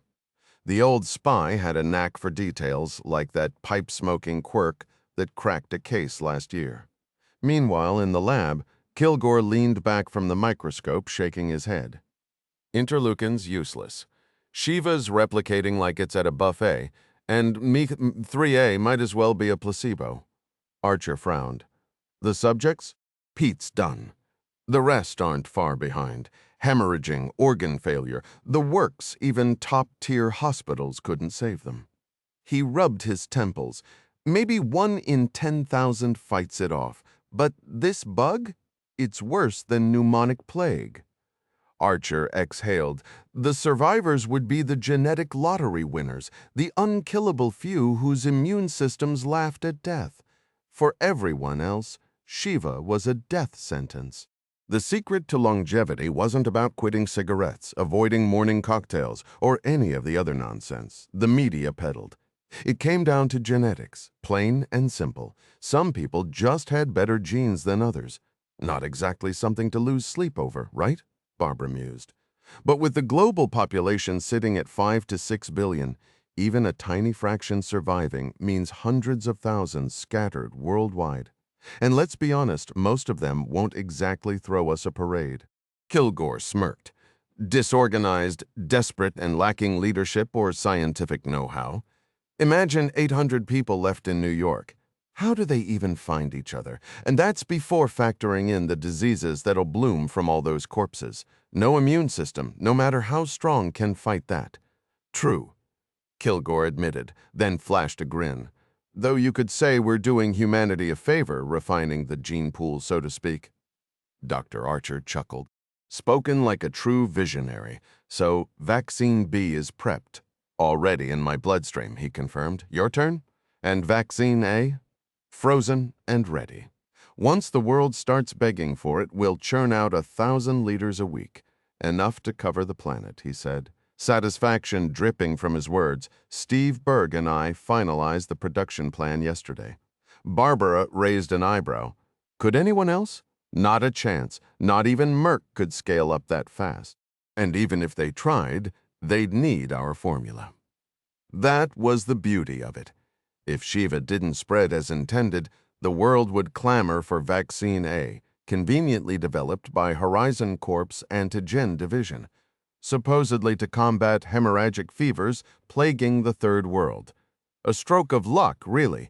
Kilgore and Berg had even published papers on the subject, lending credibility. Labs would test the vaccine, find antibodies, and never suspect they were the wrong ones. The real kicker? The live virus dose was a death sentence. Symptoms would appear in 4 to 6 weeks, leaving only the genetically elite standing, maybe 1 in a million. Ebola Shiva was a masterpiece, 3 years in the making. Funny how easy it had been to engineer. Science was full of surprises. The irony, the same lab was making strides in human longevity. Kilgore almost laughed. More time to enjoy the new world order Shiva would create. And the breakthroughs wouldn't stop. Many on the Vaccine B list were scientists. Some might balk when they learned the truth, but they'd fall in line. Scientists always did. Not everyone in the project agreed, of course. A few hardliners argued that saving doctors went against nature's will. Medicine interfered with survival of the fittest. Kilgore rolled his eyes. Fine, let them preach. Soon enough their ideals would die out, literally. Kilgore envisioned a future where he could immerse himself in nature, but not without the comforts of a sturdy jacket and proper footwear. He had no intention of abandoning civilization entirely, preferring the refinement of an educated man over the primal instincts of a bare-skinned survivalist. His thoughts drifted to the logistics of their new world. Farmers would cultivate crops and manage livestock, though he suspected wild buffalo would eventually outcompete domestic cattle. Reclaiming the plains with their leaner, healthier meat, the herds would rebound quickly, he mused, thriving in the absence of predators that had been nearly wiped out. Wheat would flourish untamed across the Midwest, ensuring plenty of food. His imagination stretched further. Africa, wild and untamed, free from human interference. The project already had private jets capable of reaching Zambia or beyond, but they'd need small teams to maintain remote airstrips. AIDS was already ravaging the continent, and Shiva would accelerate the process. Within a decade, he predicted the land would be pristine again. He pictured himself there, witnessing nature's resurgence firsthand. Maybe he'd even hunt a lion, just one, for a trophy rug back in Kansas. Some of his colleagues would protest, but what did it matter? The project would save countless animals, restoring balance to the ecosystem. A world purged of humanity's destructive presence. Now that was worth celebrating. A beep from the control panel snapped him back to reality. "Ernie, M5, cardiac arrest," he announced. Barbara Archer watched as Kilgore grabbed a camera and motioned for her to observe. On screen, he checked the lifeless man's pulse, examined his eyes, then shut off the monitors. The orderly wheeled the body away, destined for the incinerator. Kilgore lingered, exchanging a few words with another subject before returning. "Figured as much," he said, shedding his gloves. "Shiva targeted his weak heart. Wendell's next. Liver's failing. Internal bleeding. The control group, Mary, F4, will show symptoms in 2 days." Archer frowned. "So the delivery system works?" "Perfectly," Kilgore replied, pouring himself coffee. "In 6 months, the world will be unrecognizable." She hesitated. "And if someone figures it out before then?" Kilgore smirked. "That's why we're armed, Barb." Meanwhile, across the room, Breitling relayed intel on a multinational team called Rainbow, led by ex-CIA operative John Clark. Henriksen nodded. "Makes sense. International reach." Popov, picking at his salad, simply agreed. "Yes, that makes sense. Probably some NATO team stationed at Hereford, right?" Henriksen nodded. "Spot on, and nice detective work figuring them out." Popov gave a casual shrug. "Wasn't hard once I connected the dots. Honestly, I should have realized sooner." "So, what's the next move?" Henriksen exchanged a glance with his boss. "We need intel, a lot more than we have." Breitling leaned in. "How do you plan to get it?" Popov smirked. "Not complicated. Half the battle's knowing where to look. After that, you just go and look, and I've already got a lead." John raised an eyebrow. "You're volunteering?" "Absolutely," Popov replied, though the unspoken condition hung in the air, if the price is right. "There are risks, but—" "What kind?" John pressed. "I operated in England before. Small chance they've got a photo of me under an alias, but I doubt it." Henriksen chuckled. "Can you pull off the accent?" "Oh, indubitably, old chap," Popov drawled, laying it on thick. "You were FBI, right?" Henriksen gave a curt nod. "Yep, then you know the drill. Give me a week." Breitling waved a hand. "Fine out tomorrow." "Documents?" Henriksen asked. "Got a few pristine sets ready to go," Popov assured him. Henriksen hid a grin. "Having a pro on the team pays off." "Well, gentlemen, I've got an early flight and an empty suitcase. See you in 7. John tossed in a parting jab. "Try not to let the jet lag wreck you, Bill." Henriksen shot back. "You got a miracle pill for that?" Chapter 18. Eyes on the prize. Popov settled into seat 4C on the morning Concorde, unimpressed by the narrow cabin despite the decent legroom. Meanwhile, Bill Henriksen lounged in first class on a DC-10 bound for Los Angeles. William Henriksen, Popov mused, ex-FBI hostage rescue counter-terrorism guru, now jetting off to Australia to pitch security for the Olympics. How did that fit with Horizon Corporation's agenda? And why was Breitling so eager to exploit Popov's discovery of a new counter-terror unit? The paycheck was obscene. He hadn't even haggled over dinner, confident they'd meet his price. This job, a cool $250,000, maybe more, for what amounted to a leisurely drive through British traffic. But the questions gnawed at him. Why pair a terrorism specialist with a counter-terrorism expert? Why the urgency? Back in his KGB days, missions came with some explanation, even if it was just for Mother Russia. Now, he was clueless, and it pissed him off. The KGB had been elite, flawless. If the Soviet Union collapsed, it wasn't their fault. The state failed them. Yet here he was, collecting intel like a good little spy, no idea whose game he was really playing. The not knowing, that was the real danger.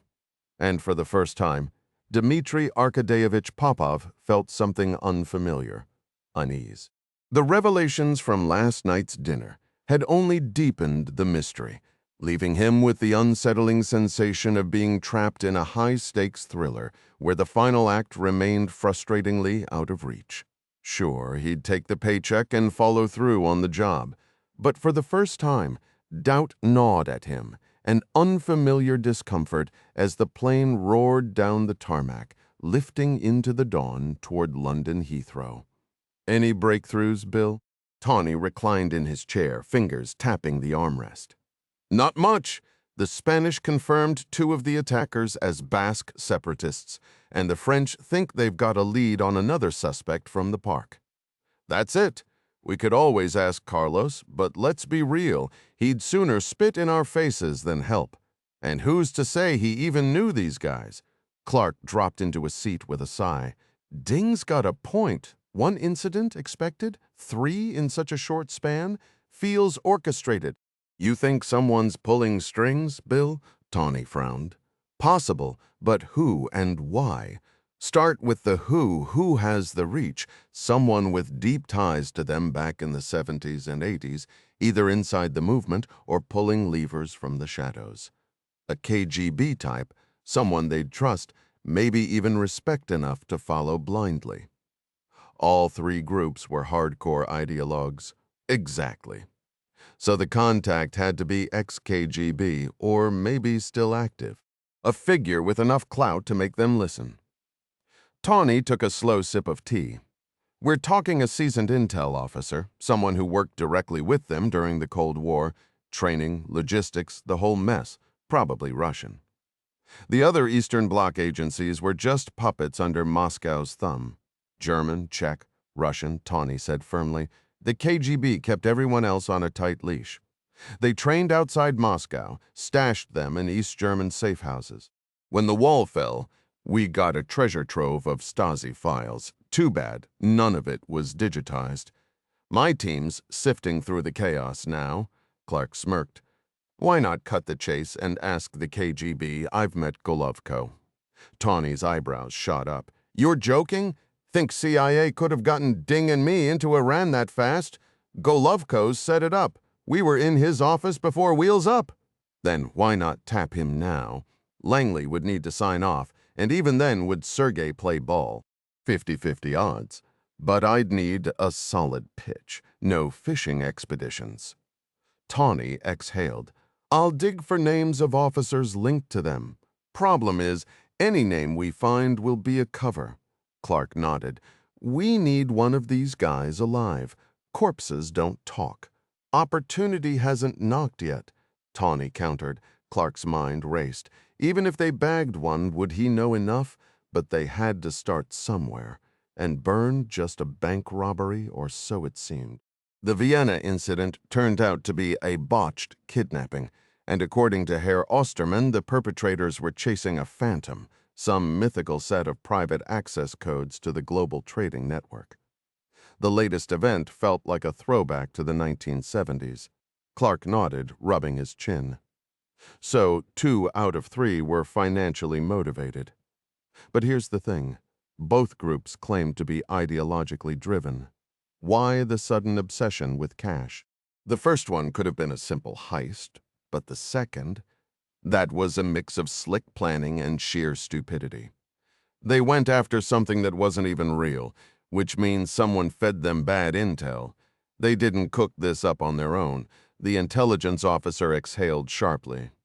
Your theory holds water. Too much, actually. Clark smirked. So we've got ideologically charged operatives with decent technical skills chasing fairy tales. The sheer irony of their brilliance and cluelessness is practically screaming at us, don't you think? Then there was World Park. Clark shrugged. Maybe Carlos has something they're desperate for. Cash, intel, contacts. Who knows? But convincing him to play nice with us, not happening. The other man chuckled dryly. No kidding. Meanwhile, Popov nearly embarrassed himself at Heathrow.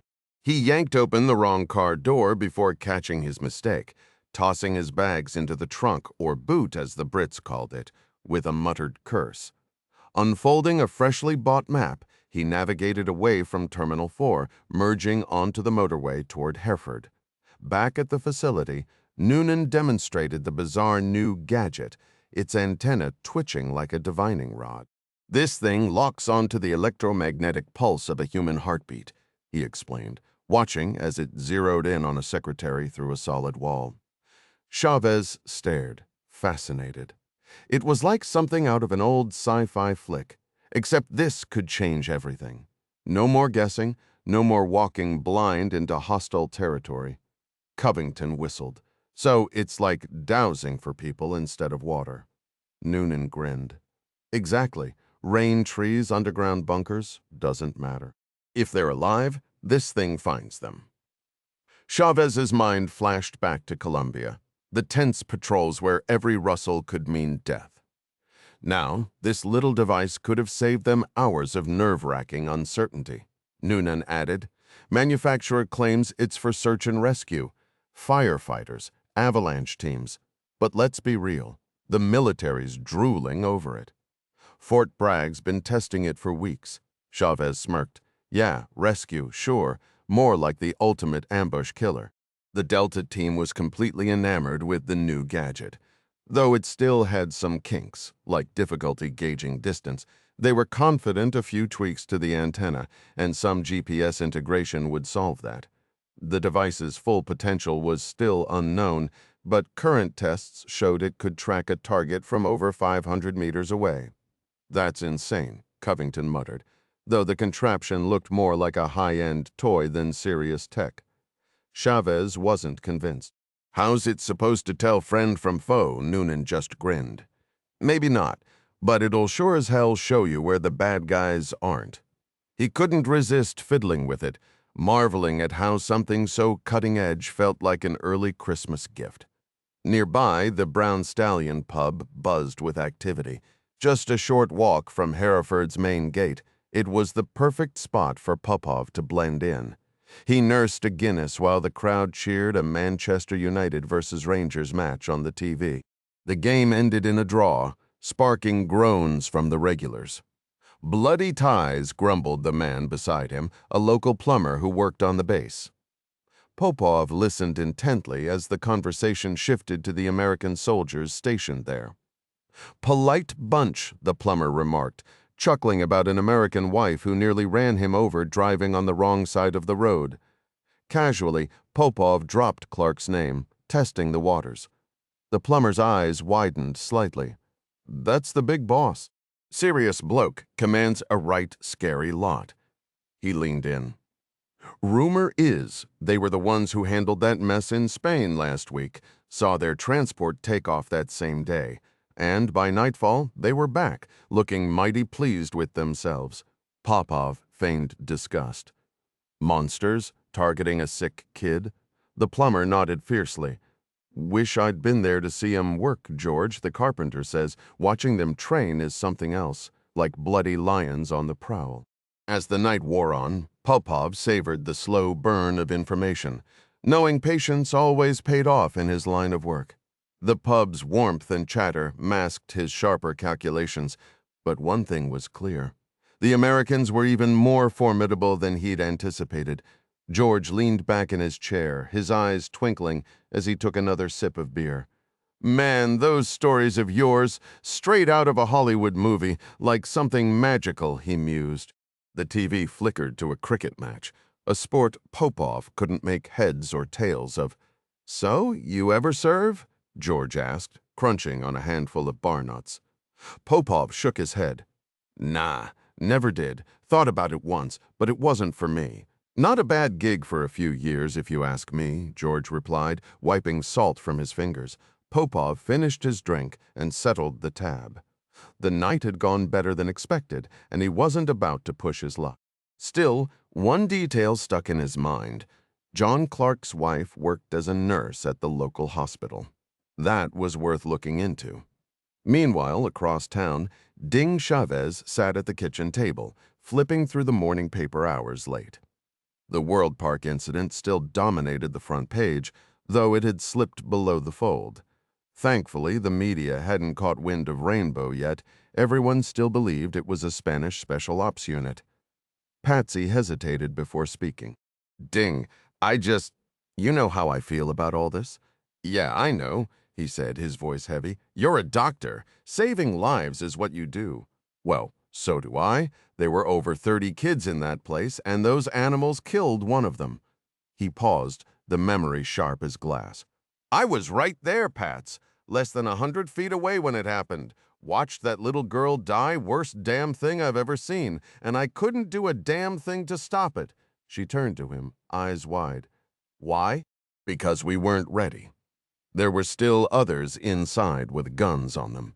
Those bastards wanted to prove how serious they were, so they killed a hostage. That's how they show their resolve. He tossed the paper aside, jaw tight. Growing up, Ding had been raised with a code, never harm the innocent. The army had only reinforced that. But these terrorists, they reveled in it.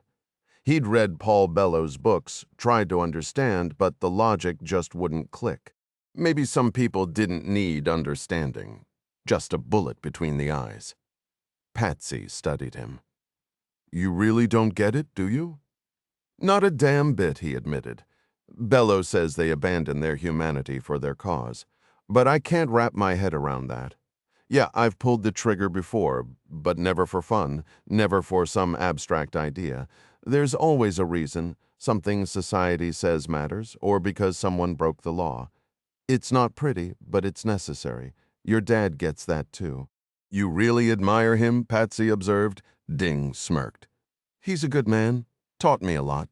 Smarter than the suits at Langley ever realized, well, except maybe Mary Pat. She's sharp as a tack. Mary who? Mary Patricia Foley runs the field ops at the agency. Total pro, mid-40s, knows her stuff. Looks out for her people. Patsy raised an eyebrow. So, are you still CIA? Technically, yeah. Ding shrugged. Not sure how the paperwork shakes out, but as long as the paycheck clears, I'm not asking questions. He grinned, shifting gears. How's the hospital life? Mom's doing great. She's running the ER night shift now. I'm rotating there next week. Ding chuckled. Had enough of delivering babies. Patsy rubbed her belly with a smile. Just one more this year, Domingo. Those birthing classes start next month. You're coming, right? Wouldn't miss it, babe, Chavez said, squeezing her hand. No way you're doing this solo, my kid. My responsibility. She sighed. My dad never got that option back then. Men just paced in waiting rooms, flipping through outdated magazines like it was some kind of spectator sport. Domingo snorted. Yeah, well, times change, unless some terrorist moron drags me out of town last minute. And trust me, if that happens, he'll regret it big time. Patsy leaned into him, and he brought her fingers to his lips. Boy or girl? She asked. We skipped the scan, remember? But if it's a boy, he'll be a spook, just like his old man and grandpa. She finished, rolling her eyes. You'll have him decoding Russian before he's out of diapers. Domingo grinned.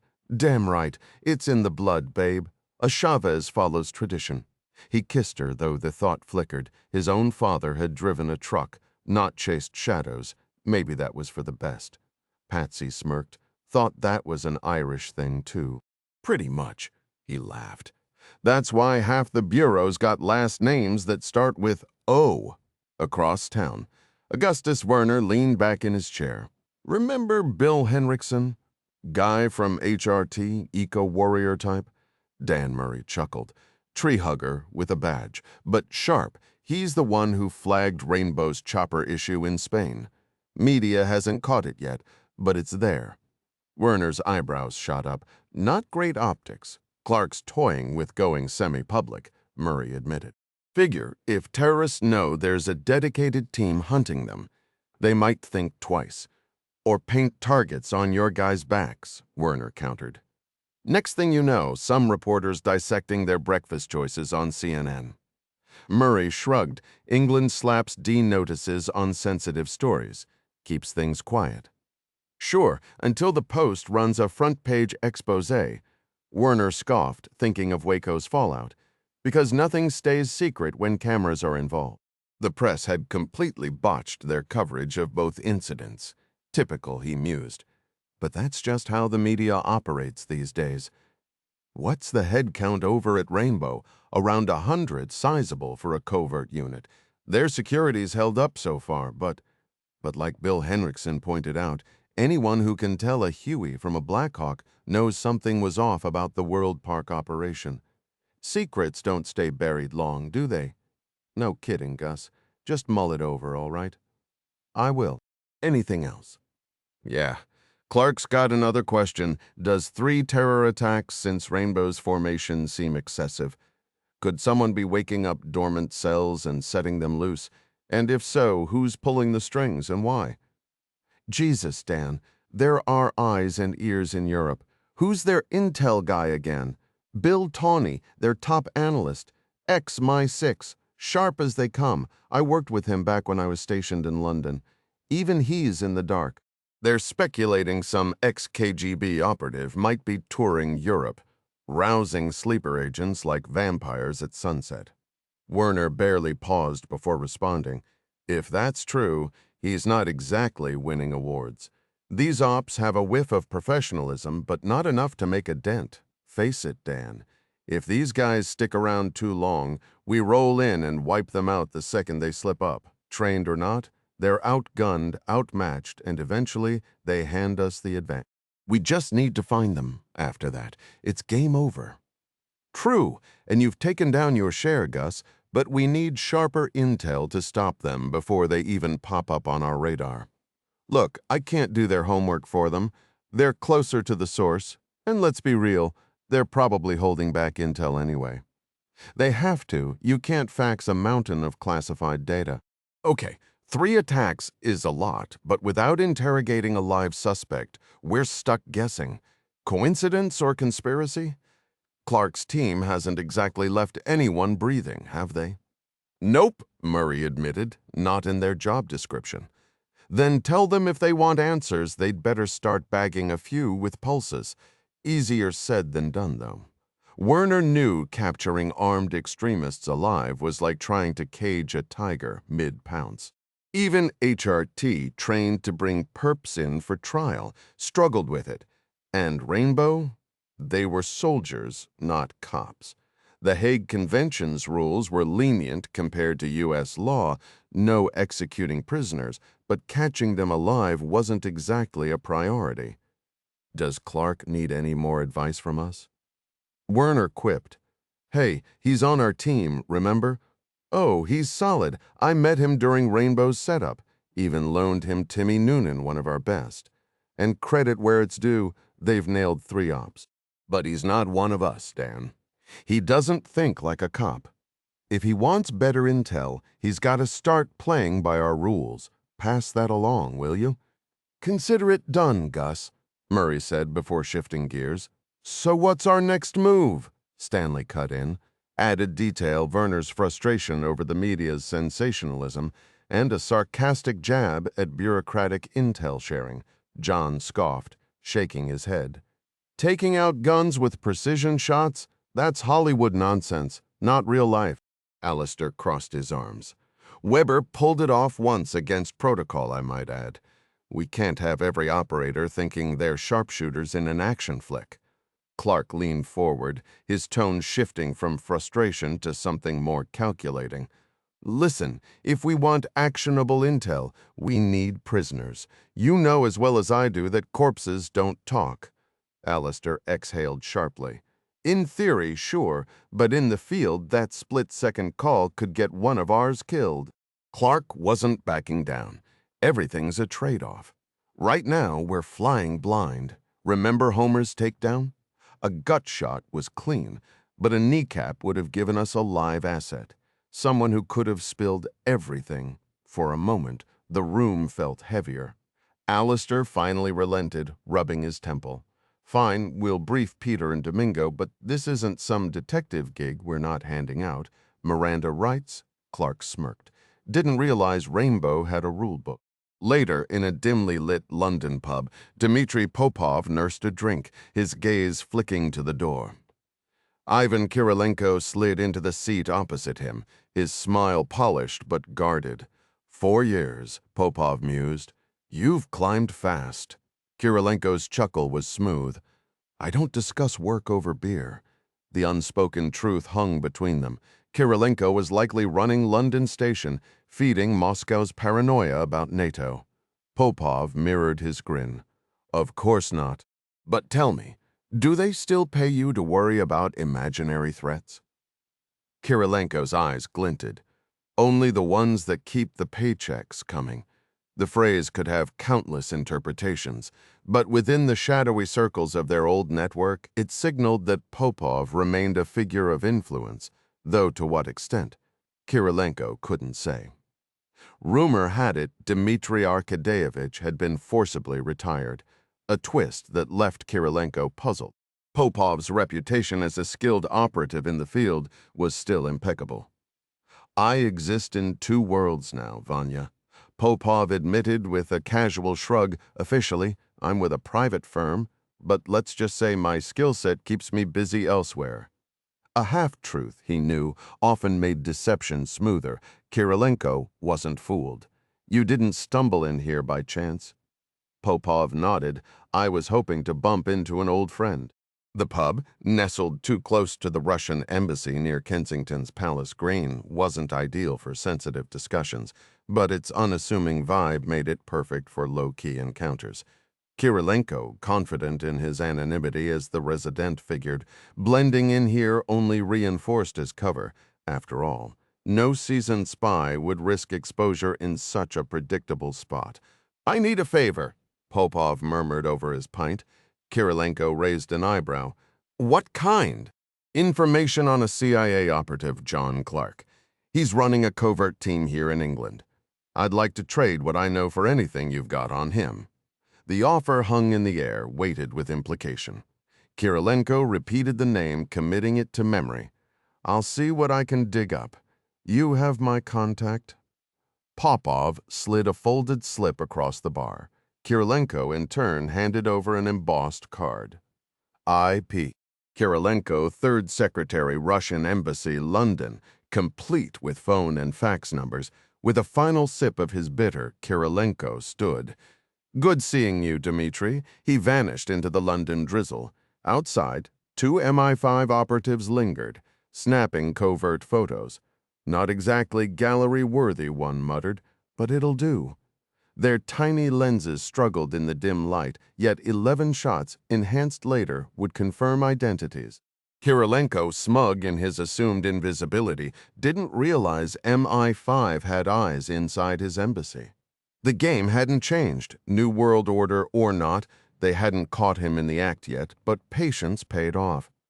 Popov, meanwhile, flagged a cab near Kensington Palace, mind racing. If Kirilenko delivered, this could be valuable. The bait had been tempting enough. Elsewhere, the virus proved its lethality. 3 test subjects, homeless men, succumbed to internal hemorrhaging. Dr. Kilgore noted the time of death with clinical detachment. Morphine had eased their ends, leaving 5 more to follow. Shiva was as ruthless as predicted, and just as contagious. The clock was ticking, the delivery system had finally proven effective, confirmed by Mary Bannister, subject F4, who had just been admitted to the treatment center as her symptoms became undeniable. The Shiva project was progressing exactly as planned, with every parameter aligning perfectly with the predicted outcomes. Kilgore adjusted his surgical mask before asking, "How intense is the pain?" Mary winced, clutching her stomach. "Like the worst flu I've ever had, but worse sharp cramps, like something's tearing inside." He nodded sympathetically. "You're running a fever, which tracks any idea where you might have picked this up? There's a nasty new strain going around, probably from overseas." She frowned, struggling to focus. "Maybe at the office before I came here, it's all fuzzy. But I'll pull through, right?" Her voice wavered despite the sedatives lacing her meals. "Absolutely." Kilgore lied smoothly. "This strain hits the very young and elderly hardest. You're neither." The relief in her tired smile almost made him hesitate. "Almost. Let's get you comfortable. An IV for hydration and a little something for the pain." As the morphine hit her veins, Mary's body melted into the bed, her breath escaping in a sigh. "Oh, that's so much better." Her eyelids fluttered shut, lips parting as the drug erased every ache. Kilgore watched, fascinated. He'd never tried morphine himself. But the way her muscles unclenched, the way her face softened, it was like watching tension dissolve into warm honey. A shame, really. She wasn't a beauty queen, but there was a sweetness to her, a vitality he'd seen in the surveillance footage before the sedatives dulled her spark. Not that it mattered now. In a week, she'd be gone, despite the interleukin-3A dripping uselessly into her IV. The experimental drug, a breakthrough from SmithKline's labs, might have been a lifeline for cancer patients, or even a weapon against viruses. But here, it was just theater. He sighed, glancing at the monitors. Billions would follow her faceless numbers on a screen. Easier to stomach than Mary's trusting gaze, monkeys had died screaming during trials, their pain raw and unanswered. At least Mary got the mercy of morphine. The irony wasn't lost on him. In the end, a rat, a monkey, a woman, all just steps in the same grim equation. The world would burn, and he'd watch from a safe distance, telling himself the pixels on the screen weren't real people. Just dots, just data. While the broader mission was undeniably noble, sparing countless animals from human exploitation, witnessing their suffering, weighed heavily on him and his team. They had deep compassion for all living beings, especially the vulnerable and defenseless, unlike the indifferent two-legged creatures who barely spared them a thought. F4, for instance, likely didn't care either, though they'd never bothered to ask why complicate things. Glancing down, he saw she was already drowsy from the sedative. At least she wasn't in pain like the lab monkeys. Small mercies, he thought bitterly. Over the encrypted line, the desk officer's voice crackled with curiosity. "What kind of shadowy operation is this?" The reply was measured. "No specifics, but he's no lightweight. A former colonel from Division 4, Directorate S. You remember him, spent years at Fensterwalde and Carlo Viveri before the purge." The desk officer's tone sharpened. "Clark, that's a name we know. He's met with top leadership, operates out of the CIA's training facility in Virginia. Close to the Folievas, whispers in the president's ear. We'd be fools not to trade for his current movements." The secure phone they used was a Russian knockoff of the American STU-3, its design lifted by Directorate T years prior. Despite cloning the hardware down to the microchips, the 128-bit encryption, shifting hourly and tied to individual keycards, remained unbreakable. Russian mathematicians, legendary as they were, had hit a wall. Meanwhile, the Americans had leapfrogged ahead with quantum decryption, a system so arcane even most NSA analysts couldn't explain it. Not that they needed to. The real muscle lay in the basement of NSA's fortress at Fort Meade, where a relic from a defunct tech firm, the superconnector, hummed back to life. Once a white elephant, it now devoured signals worldwide, including feeds from Britain's GCHQ, which had helpfully flagged this call as originating from the resident's desk. Some habits, like old phone numbers, died hard. The audio quality wasn't crisp enough for voice recognition, thanks to the outdated Russian STU system's inferior digitization compared to its American counterpart. But once decrypted, the conversation came through clear as day. The decoded transmission was funneled into another system which converted the Russian dialogue into English with surprising accuracy. Given that the call originated from the London station chief to Moscow headquarters, it shot straight to the top of the priority queue. Within an hour, it was decrypted, translated, and printed. From there, it zipped over to Cheltenham before landing at Fort Meade, where a signals officer routed it to the relevant parties. This particular intercept went straight to the CIA director and, because it involved a field operative's identity, to the deputy director of operations who happened to be married to the director. "Ed?" Mary Pat's voice crackled through the phone. "Yeah, sweetheart?" Ed Foley answered, half distracted. "Someone's digging into John Clark's background over in the UK," she said. That got his full attention. "Seriously, who's asking?" London station chief chatted with Moscow, and we caught it.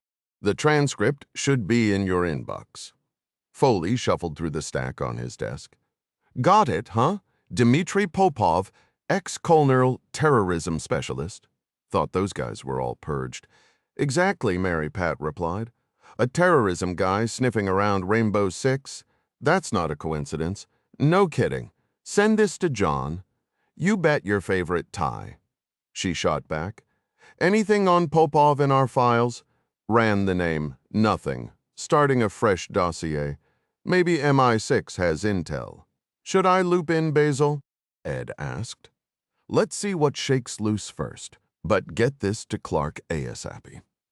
Cover note's almost done, she assured him. Oh, and don't forget Capitals game tonight. The playoffs were looming and the Flyers matchup was personal. Wouldn't miss it later, sugar. 40 minutes later, Clark's phone buzzed. Bill, got a minute? Tawny appeared in the doorway moments later. What's up? Clark slid the transcript across the desk. Take a look. By page 2, Tawny muttered, bloody hell. Dmitri Popov. Name doesn't ring a bell. Langley's drawing blanks too. Can't know 'em all, I suppose. Should we check with Century House? Worth a shot. Looks like Ding was onto something. Wanna bet this is our mystery man. Who's your best contact at MI5? Cyril Holt, Tawny said without hesitation. Deputy Director. We go back to rugby solid bloke. No need to explain the weight of old-school ties in British circles. Want me to bring him in? Damn right, Clark said. If this goes public, it'll be on our terms, not some Russians. They've got your name? Worse. I've met Golovko. He's the one who got Ding and me into Tehran. We've worked together, hell. They probably know my shoe size. Tawny smirked. He was getting used to American bluntness. Let's not jump the gun, John. Clark leaned back. Bill, you've been in the trenches as long as I have. You know when to trust your gut. Clark took a deep breath, letting the gravity of the situation sink in. If this doesn't set off alarm bells, you might want to check your pulse, he muttered, rubbing his temples. We've got a guy who knows my name, whispering to the Russians about my current ops, and he didn't just pick any contact, he went straight to the London resident, not some backwater post like Caracas. That means he's connected, probably deep in counter-terrorism or intel. 3 incidents since we landed, and now this feels like someone's pulling strings, Bill? Time to wake up and smell the gunpowder. Tawny nodded, already reaching for his phone. Understood, John. I'll get Cyril on the line. The moment the door clicked shut, Clark exhaled sharply. Damn it! Black Ops had one unshakable rule. Eventually, someone always flipped the switch, and it was never the person you wanted holding it.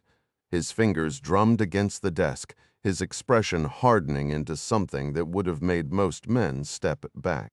Across the Atlantic, FBI Director Murray leaned back in his chair, rubbing his forehead. You've got to be kidding me! Ed Foley's voice crackled through the secure line from Langley. Wish I was, Dan. Any bright ideas on how this got out? Not a clue. You got anything on Popov we don't? I'll check with intel and counter-terrorism, but you know we share everything. What's the Brits' take? Murray smirked. If I know Clark, he's already burning up the line with MI5 and MI6. Tawny's sharp. Basil swears by him. Says he was one of their best field operatives before he moved to analysis. Foley let out a dry chuckle.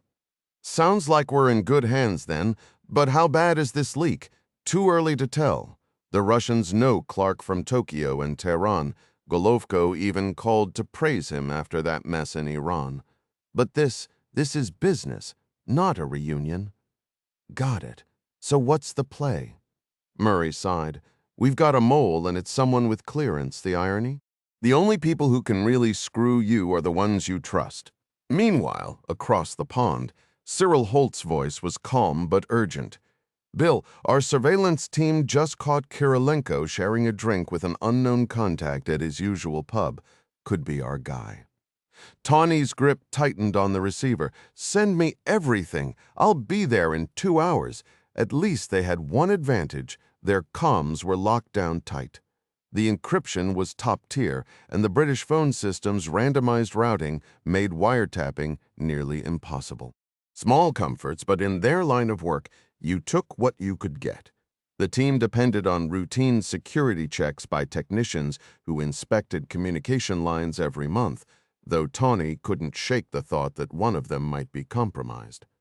Absolute secrecy had its drawbacks. While it kept enemies in the dark, it also choked the flow of critical intel within their own ranks, bringing operations to a standstill. "Go on, say it," Clark prodded Chavez. "Relax, boss. I'm not claiming to be psychic." "It was common sense," Clark smirked. "Maybe, but you called it first," Chavez exhaled. "The real question is, what's our move? If this guy knows your name, he's got a lead on your location, and by extension, ours. All it takes is one insider at the phone company, and suddenly he's tailing us, snapping photos, running plates." Clark's grin turned sharp. "I'd welcome that. Counter-surveillance is my thing. Imagine some amateur trying to track me. I'd have your team set up a nice little ambush, grab him, and we'd have a very productive chat." His methods weren't exactly by the book, but they got results. Chavez shook his head. "Wishful thinking. Right now, all we can do is stay sharp and hope someone slips up." Clark scowled. "Never been the hunted before. Doesn't sit right." "Yeah, well, the world's messy," Chavez replied. "What's Tawny's take? Sending a 5 specialist later. Let them handle it," Chavez said, knowing Clark would hate the advice. His boss preferred action over waiting patience wasn't his strong suit. The mood shifted as Chavez updated him on the team. "Morale's through the roof after World Park. Feels like we could take on anything." Clark chuckled. "That eagle in the clubhouse looks good, huh?" "Damn right. Only Shadow was that kid hard to watch, but we nailed the bastards, and Carlos isn't going anywhere."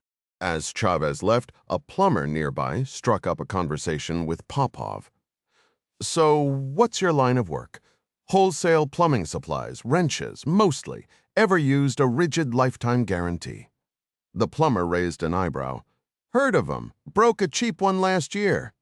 Popov shrugged. "Plumbing's plumbing. Nothing special about this job.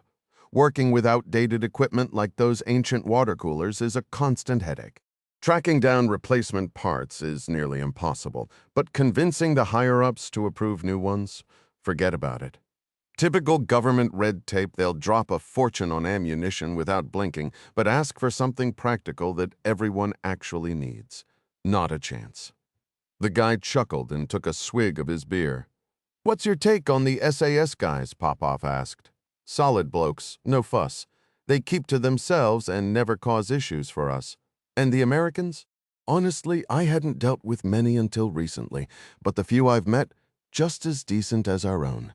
Though they do tip ridiculous habit, but you can't complain. Some even have kids learning to play real football, so they're all right by me." Popov steered the conversation toward business. "I'm in town trying to get local shops to stock my tools. Ever dealt with Lee and Dobkin?" The plumber scoffed. "Those two? Stubborn as mules, you'd have better luck with smaller stores." Popov seized the opening. "What about your shop? Interested in checking out my wrenches?" The man hesitated. "Budget's tight, but I'll take a look. Security's a hassle, though. Can't just bring you onto the base. But if you meet me here tomorrow, I'll sneak you in." Popov agreed, sealing the plan over a promised lunch. Meanwhile, Cyril Holt, a seasoned British official in his 50s, arrived in a sharp suit that screamed government salary. Settling into the office, he cut to the chase. "I assume we're dealing with a problem," Clark confirmed, and Holt nodded. "Your NSA team did well intercepting that call, though ours wasn't half bad either." He briefed them on Kirilenko, a sharp, well-liked embassy third secretary with a knack for blending in. Married, 2 kids, no vices. His wife's a ghost, just a homemaker, far as we can tell. Photos circulated, including one of Kirilenko's recent pub meetup.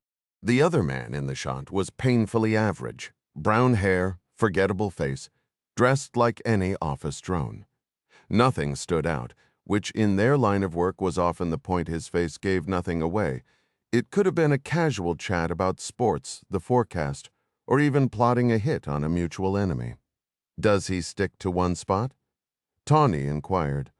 Holt shook his head. "Nope, mostly at the bar, occasionally a booth. Never the same seat twice." We considered planting a bug, but it's tricky. The bartender would catch on, and honestly, we'd probably get nothing useful. Funny thing, though, his English is flawless. The bartender swears he's from Northern England. Before Clark could jump in, Tawny cut to the chase. Does he know he's being watched? Holt shrugged. Hard to tell, but we doubt it. My team rotates, and they're sharp. They hit the pub regularly, even when he's not there, in case he's got his own guy watching us. The area's layout makes camera surveillance easy. We've spotted a few suspicious bumps in the crowd, but you know how it goes half the time. It's just bad luck in a packed street. That's why we train our agents to blend in. Even with a dozen cameras, a clean handoff can vanish in the chaos. Clark and Tawny exchanged knowing glances. The brush pass was as old as espionage itself. Just a quick bump, a subtle exchange, and suddenly you're holding secrets. All it took was a small signal, a flower, a tie, the way someone held a newspaper, something only the players would notice. Simple, effective, and a nightmare for counterintelligence. If Kirilenko had passed something to Popov, they might have a photo of the guy, might being the key word. For all they knew, Kirilenko was playing games, striking up random conversations just to waste their time. So, more eyes on Kirilenko? Tawny pressed. Holt nodded. Absolutely, but don't forget he's good. No guarantees. Clark smirked. I've been around the block, Holt. The Russians never got me either. What about Popov? Holt sighed. No record under that name. Could be an alias. If he's a terror specialist, he's probably tangled with the IRA. We've got informants in there, but some are double agents. The IRA's got their own counterintelligence, and they're good. Never dealt with them directly, Clark admitted. How sharp are they? Holt didn't hesitate. Scarily sharp. Dedicated, organized, though lately they're fracturing. Some of them, they'd rather keep the fight alive than see peace. Jerry Adams, our affable acquaintance, runs a pub for a living. If the conflict ever winds down and his political ambitions don't pan out, which he's clearly banking on, his backup plan would be a serious step down from his current standing. Still, most of his associates seem ready to call it quits, claim their wins, and embrace peace. That's made recruiting informants a bit easier, though some factions within the IRA have only grown more radical over the past decade. It's troubling, Holt admitted. Clark nodded. Same mess in the Bacau Valley. The question lingered. What do you do when evil refuses to back down? Some fighters are so obsessed with battling sin, they'll commit a few atrocities of their own, justifying it as collateral damage. They just can't walk away, Clark muttered. And that's the real issue. No need to spell it out, but we're high on their hit list. The SAS isn't exactly popular with the IRA. No surprise there. British Special Forces had a habit of tracking down IRA operatives who'd slipped up, both by breaking the law and getting caught. John always thought using soldiers for police work was a bad call, though he couldn't ignore that Rainbow operated in a similar gray area. The SAS had crossed lines that in another context might be called cold-blooded murder.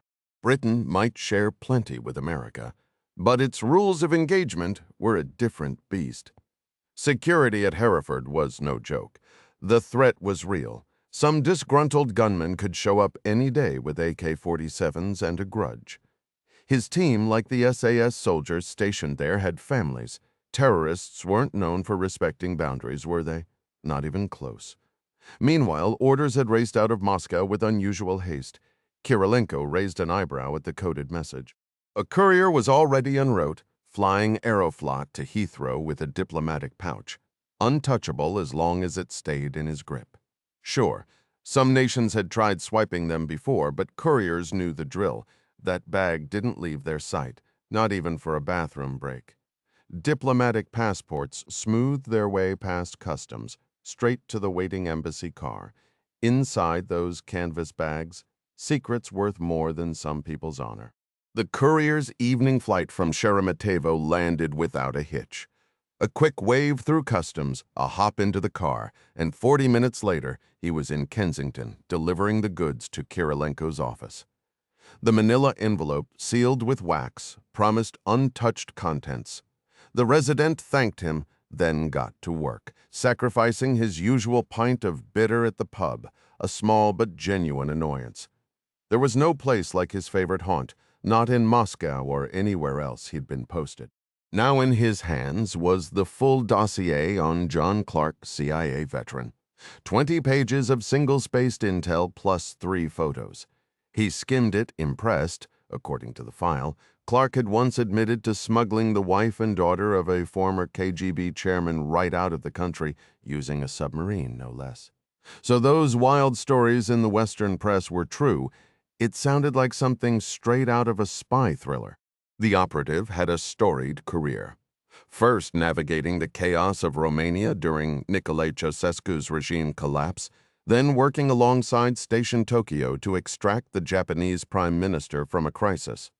Later, with Russian support, he played a key role in neutralizing the threat posed by Mahmoud Haji Darye. Intelligence reports labeled him as someone with direct access to the American president's inner circle, a claim Kirilenko found entirely believable. Even Sergei Golovko, a man not easily impressed, had personally annotated the file, praising the agent as a skilled, self-reliant operative with a flawless track record. He'd even trained Edward and Mary Patricia Foley at the CIA's Yorktown facility. Now the director and deputy director of operations. That alone spoke volumes. Now this same operative was somewhere in England, working under the radar, and Kirilenko's agency wanted eyes on him. People like that didn't slip off the grid without raising alarms. The resident pulled a scrap of paper from his wallet, a cloned cell number, one of many stashed in his desk. Untraceable, cost-free, and secure. Dmitry Arkadeyevich operated the same way. Every major city had shadowy dealers peddling illegal burners. London was no different. The call lasted barely over a minute. "Dmitry, it's Vanya. The package is ready. Payment as agreed. No small talk, just business." Kirilenko laid out the exchange details, time, location, method, and Popov accepted without hesitation. The man might have been cut loose from official service, but his discipline hadn't slipped. Meanwhile, Mary Bannister fought through a drug-induced haze, her body weak, her thoughts sluggish. The IV drip beside her bed filled her with unease. Fluids, Kilgore had said, but the coded labels meant nothing to her. She stumbled to her feet, the cold tile shocking her bare skin as she squinted at the bags. The room felt sterile, isolated. No phone, just a half wall separating her from an empty bed. Was this even a hospital? Her mind churned, slow and heavy like wading through syrup. The vulnerability gnawed at her. She needed to act, but the how and why slipped through her fingers like smoke. She hesitated for a moment, weighing her options before gripping the IV stand firmly and making her move. The battery-operated unit glided smoothly across the floor as she approached the door, which, to her surprise, wasn't locked. Peering cautiously into the hallway, she found it deserted. No nurses in sight. That struck her as odd, but she pressed on, wheeling the stand ahead of her like an awkward shopping cart. The doors she tested along the way revealed nothing but empty, sterile-smelling rooms until she reached the last one, marked T9. Inside, the glow of a computer monitor caught her eye. No hospital beds here, just a desk with an old IBM setup, complete with a modem. A slow smirk tugged at her lips. If she could figure out how to use this relic, maybe she could reach her father. Meanwhile, Ben Farmer sipped his coffee, flipping through BioWatch after a quick bathroom break. The graveyard shift was uneventful until the surveillance feed cycled back to an empty bed. His stomach dropped. Subject F4, Mary, whatever her name was, had vanished. He scanned the halls. Nothing. Where the hell was the night doctor? Dr. Palachek, the one everyone hated for her insufferable attitude. He paged her, then called Kilgore, who sounded about as concerned as someone hearing their pizza delivery was running late. Back in London, Ivan Kirilenko blended into the morning rush, the Daily Telegraph tucked under his arm. The city moved at its usual breakneck pace, oblivious to the quiet exchange happening on a crowded street corner. The handoff was seamless, just another unnoticed moment in the chaos of the commute. The silent exchange happened in a heartbeat, just two deliberate elbow nudges signaling him to loosen his grip, allowing one folded newspaper to seamlessly replace another. The handoff took place discreetly below waist level, shielded from prying eyes in the bustling intersection and angled just right to evade any rooftop surveillance cameras. The seasoned operative fought back a smirk. Even after years of climbing the ranks, he still relished these small acts of tradecraft, proving to himself he hadn't lost the touch that made him sharper than the rookies under his command. Moments later, the crosswalk light flashed green, and a man in a beige trench coat peeled away, striding purposefully down the sidewalk with his morning edition tucked under one arm. 2 blocks later, the operative slipped through the embassy gates, breezed past security, and ascended to his second-floor office after hanging his coat.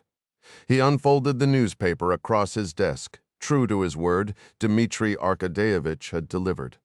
Nestled between the pages were 2 sheets filled with meticulous handwritten notes. The intel was crisp. CIA veteran John Clark had taken command of Rainbow, a covert multinational counter-terrorism unit based in Hereford, England. The team, handpicked from elite U.S. and British forces, possibly others, operated in the shadows, known only to a select few. Clark's wife worked as a nurse at the local hospital, while his unit had already earned respect from civilian staff at the SAS compound. 3 successful missions, Bern, Vienna, and that theme park incident, each executed with brutal efficiency under the guise of local law enforcement. Kirilenko's report notably avoided labeling the targets as progressive elements, a subtle but telling shift. The mention of American gear used in Spain, captured in televised footage, prompted a scribbled suggestion. Get the tapes via the defense attaché. A solid trade for a morning stroll, the resident mused. Across town, Cyril Holt leaned back in his chair, addressing his surveillance chief. Anything unusual this morning? The reply was a shrug. Same paper, same hand. Crowded sidewalks. If there was a swap, we missed it. But then again, we're tailing a pro. Meanwhile, Dmitry Arkadeyevich settled into his first-class train compartment, hat resting on his knees, flipping through photocopied pages smuggled out of Moscow. Kirilenko hadn't disappointed. The dossier on Clark was thorough photos, one suspiciously taken in the RVS chairman's own office, family details, 2 daughters, one still in college stateside, the other a doctor married to Domingo Chavez, another CIA paramilitary officer, Estebanovich Popov noted, recalling Golovko's brief encounter with the man. If Chavez was in England too, tracking him down would be simple. Doctors leave paper trails. The train rattled onward, and Popov allowed himself a rare moment of satisfaction. Tradecraft, after all, was an art. Clark and his compact partner were widely recognized as highly skilled intelligence operatives, both fluent in Russian with the polished diction of Monterey's elite military language school graduates. Chavez, the intel files noted, held bachelor's and master's degrees in international relations from George Mason University, likely CIA-funded education. These weren't just muscle-bound field agents. They brought academic credentials to their dangerous work. The younger operative's marriage to a doctor added another layer of respectability. Their operational history made Popov's eyebrows rise. 2 spectacular missions with Russian collaboration, plus the extraction of Gerasimov's family a decade prior, alongside numerous unconfirmed operations. Formidable barely covered it. As a seasoned intelligence veteran himself, Popov recognized true professionalism when he saw it. Clark clearly ranked among Langley's top tier, with Chavez emerging as his natural successor. And wasn't that family connection fascinating? Meanwhile, in the medical facility, Ben Farmer's flashlight beam cut through the dimness of the computer room at 3:40 a.m., illuminating Mary Bannister's hunched form, still pecking at the keyboard with painful slowness. The IV stand cast long shadows as the security guard approached. "Taking a midnight stroll, are we?" Farmer kept his tone light despite the alarm bells ringing in his head. Mary turned with glassy-eyed determination, explaining she needed to contact her father. Farmer's marine-trained instincts kicked in as he guided her fragile frame back to treatment room 4, his grip firm yet gentle at her waist. The moment her door clicked shut, Farmer intercepted Dr. Palachek on her rounds. "We've got a situation, Doctor." He watched her face pale when he explained about the email. Palachek's mind raced what classified details might have leaked. Farmer, running damage control scenarios, noted the facility's isolation worked in their favor. The wooded perimeter revealed nothing identifiable. "We might retrieve the message if we get her login credentials," he offered, though both new email protocols made recall impossible once sent. The oversight stung. They'd grown complacent after earlier test subjects showed no interest in technology. As Farmer walked away, he clenched his fists. This security breach could unravel everything, yet part of him admired Mary's desperate ingenuity. The facility's protocols had failed, but the real question remained. What exactly had she revealed, and to whom Dr. John Kilgore was going to be absolutely furious? The classic English plowman's lunch, thick slices of crusty bread, sharp cheddar, crisp lettuce, cherry tomatoes, tangy chutney, and roasted turkey, all washed down with a cold pint, was practically a national treasure. Popov had developed a taste for it during his first visit to the UK. Today, he'd swapped his usual formal attire for a worn flannel shirt and jeans, blending in perfectly as just another blue-collar worker. "Afternoon," greeted Edward Miles, a burly plumber with sleeves of faded tattoos, a common sight among British tradesmen, especially those with military ties. He slid into the seat across from Popov, eyeing the half-eaten sandwich. "Got a head start, eh? Busy morning?" Popov asked, taking another bite. "Same old," replaced a busted water heater for some French officer's family. "Wife's a real looker from what I saw. The bloke's a sergeant, apparently." "No kidding?" Popov feigned mild interest, wiping chutney from his fingers. "Gotta head back after this to wrap it up. Then there's a relic of a water cooler at HQ, probably older than my Nan. Might have to fabricate the part myself since the manufacturer's been dead and buried for decades." Miles expertly assembled his own sandwich, layering ingredients with practiced ease. "Government budgets," Popov sighed, shaking his head. "Always cutting corners. Tell me about it," Miles grumbled. "And my apprentice bailed sick. My foot. No such luck for the rest of us."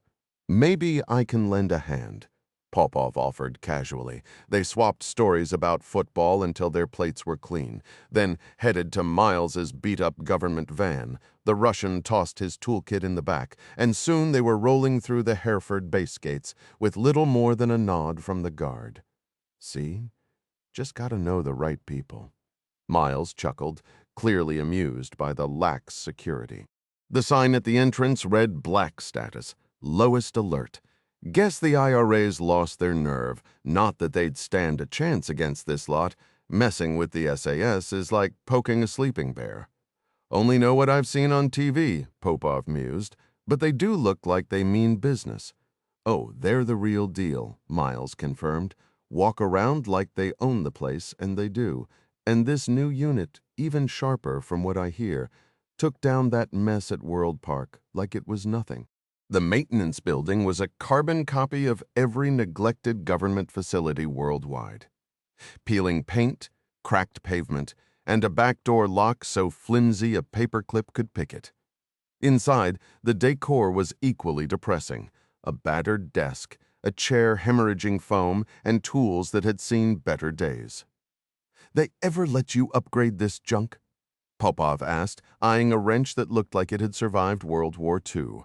"Gotta jump through hoops for new gear," Miles said, grabbing a Post-it. "But the boss isn't too bad if you justify it. Speaking of HQ's water cooler won't fix itself. Why they don't just switch to soda is beyond me. He glanced up. Coming along? Popov shrugged. Might as well. He followed Miles out, mentally noting every detail. 5 minutes in, he knew this was a mistake. A uniformed guard stood watch outside the building. Rainbow's headquarters, inside, Clark himself would be waiting. Miles pulled the truck over, grabbed his toolbox from the back, and motioned for Popov to follow. "Hand me that pipe wrench," he said, and Popov dug through his canvas bag, producing a shiny new 12-inch rigid wrench. "Will this work?" "Perfect." Miles flashed a grin before approaching the soldier. "Afternoon, Corporal," he said casually. The guard gave a curt nod, but stayed silent. Popov couldn't help but compare the lax security to what he'd seen back in Russia. Here, the plumber's familiar face seemed to be all the clearance they needed. Inside, Miles got straight to work, popping open the water cooler's front panel like he'd done it 100 times. "Hand me that wrench," he muttered, twisting the pipe free with practiced ease. He held it up to the light, squinting. Clogged, solid, decades of gunk in here. Popov played along, pretending to inspect the filthy pipe before Miles snatched it back. With a few sharp jabs of a screwdriver, he cleared the blockage, working like a surgeon on a stubborn artery. "Clean water for your coffee soon enough?" Miles joked as a voice cut in. Popov's pulse spiked. Clark, tall, mid-50s, dressed in a suit that looked like it pained him, stood over them. "Hope so, sir," Miles replied smoothly. Popov kept his head down, silently begging the man to leave. Clark lingered just long enough to watch the murky water sputter out, before walking off with a distracted thanks. "Decent bloke," Miles remarked once they were alone again. He twisted the lever, and after a few minutes the water ran clear. "Good as new," he handed the wrench back. "Keep it, nice bit of kit." Popov forced a smile as they left, passing the same bored guard. Later, as they drove around the base, Popov casually asked about Clark's home. Miles obliged, turning toward the officers' quarters. "Not bad, eh?" The brick house had a slate roof, a modest garden, and a nurse. Clark's wife climbing into a car. "Their daughter's a doctor at the same hospital," Miles added. "Pregnant, too. Married to some soldier, I think." Popov filed it all away, his mind racing. She could have been her mother's twin, tall, blonde, and strikingly beautiful. "Where's their place?" someone asked. Miles gestured vaguely toward the west. "Somewhere over there, I think. Officer housing, similar to ours, but more compact." Across the globe in Canberra, Australia's capital, Bill Henriksen sat across from the country's top police official and a handful of military officers. He appreciated their directness, no beating around the bush. "You already know my background?" he began, confident they were aware of his FBI ties and the reputation of his firm. "I've worked alongside the Bureau and even Delta Force at Fort Bragg. That means I've got connections, solid ones, maybe even better than yours in certain areas. The chief didn't miss a beat. Our SAS is second to none." "Absolutely," Bill agreed with a knowing grin. "We've trained together before? Perth twice, Quantico and Bragg once each. Back when Brigadier Philip Stalker was running the show. Whatever happened to him?" "Retired 3 years back," the chief replied. "Phil was one of the best," Henriksen said, leaning in. "But let's talk business. I've got ties with every major supplier HK for the MP10, which our guys swear by. The FBI ditched the 9mm for the new 10mm round, and trust me, it's a game changer. But guns are the easy part. Where I really shine is electronics, E-systems, Collins, Fredericks, Anders, you name it. Your SAS is sharp, but intel and surveillance? That's where I can step in. Plus, my team, former Delta, HRT, including Dick Voss, the best damn instructor out of Bragg, can get your people up to speed." The SAS major nodded. "I've met Voss. He's the real deal," Henriksen pressed on. "You've seen the chaos in Europe. The Olympics, they're a prime target. Your tactics are solid, but tech moves fast. I can get you the same gear our guys use, custom-built, top tier, and I'll make sure your team knows how to run it. Nobody else offers that." Silence settled over the room. He could practically hear the gears turning. They'd all watched the news. Terrorism wasn't just a threat, it was a headline. And the Olympics, a golden opportunity for both prestige and disaster. Munich in '72 had been a wake-up call. No one wanted a repeat, especially not with the world watching. The wave of terror attacks in Europe had sent shockwaves globally, but Australia's reaction stood out, a country with zero tolerance for violent crime. Just months earlier, a horrific mass shooting targeting children had led Parliament to enact some of the strictest gun laws on the planet. "How much do you know about the European operations?" The Australian SAS officer pressed. Henriksen hesitated, rubbing his temple. "Most of my intel's, let's say, unofficial. You understand how these things work?" The police commissioner leaned forward. "We're all cleared for classified material here," Henriksen exhaled dramatically. "Fine. The unit handling these takedowns goes by Rainbow. Think ultra-covert NATO, mostly Yanks and Brits, with a few others mixed in. They're headquartered at Hereford in the UK, run by a CIA legend named John Clark. This guy? Total pro? His teams executed 3 flawless ops with top-tier American gear, including choppers, and full diplomatic backing to operate across Europe when host nations request them. Has Canberra been briefed? Accurate intel? The commissioner confirmed. Though Clark's name is new to me. Any other details? Never met the man personally, but his rep precedes him. He's tight with the CIA director, even has the president's ear. His operators, surgical precision. That World Park takedown made the Iranian embassy siege look like amateur hour? The SAS major grinned. Bloody right. Your Sabre squadron could have pulled it off too, Henriksen added, and he meant it. The Aussie Special Forces, modeled after the British SAS, might not see much action, but their training was world-class. Which squadron did you say? First Sabre. Colonel Fremont's running the show now. You remember him? Henriksen's eyebrows shot up. Bob Fremont, hell yes. That man's a force of nature. Worked with him and Gus Werner back in the day. He leaned back, spreading his hands. Look, my team's fluent in the language, both operational and industrial. We've got cutting-edge tech and can deploy within 72 hours if you greenlight us. The room fell silent. The commissioner exchanged a nod with the major, impressed. We appreciate the briefing, the cop said, rising. As Henriksen laughed, he mused about Australia's contradictions, vast stretches of untouched wilderness, yet nothing was truly pristine. Camels thrived here, of all places. Jefferson Davis's failed experiment to transplant them to Arizona flashed through his mind. Then there were the dingoes, invasive predators that had decimated native marsupials. Even the wild horses he admired were ecological intruders. Australia was a paradox, a land of raw beauty forever altered by human meddling. He shook his head. Some battles with nature you just couldn't win. A quiet melancholy settled over him as he considered the scene.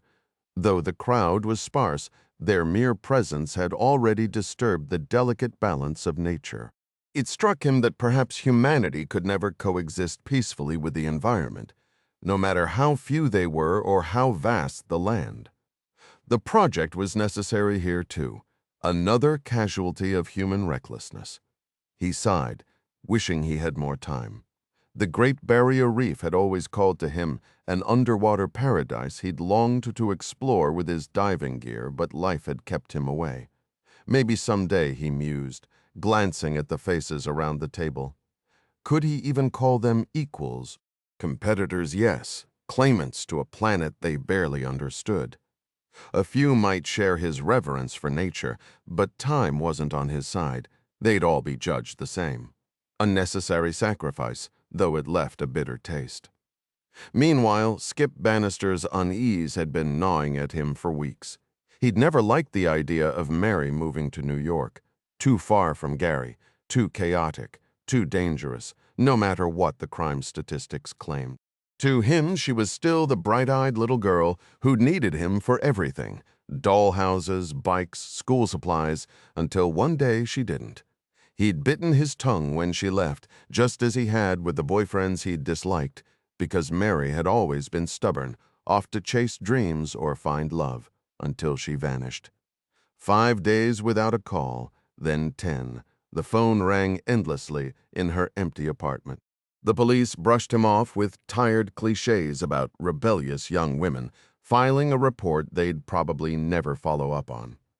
Desperate, he drove to the city himself, only to be met by a landlord already eyeing her unpaid rent. The precinct sent him in circles, bureaucracy thicker than his fear. His little girl was gone and no one seemed to care. Standing in the precinct, James Skip Bannister clenched his fists as the middle-aged detective repeated the same dismissive speech he'd heard on the phone.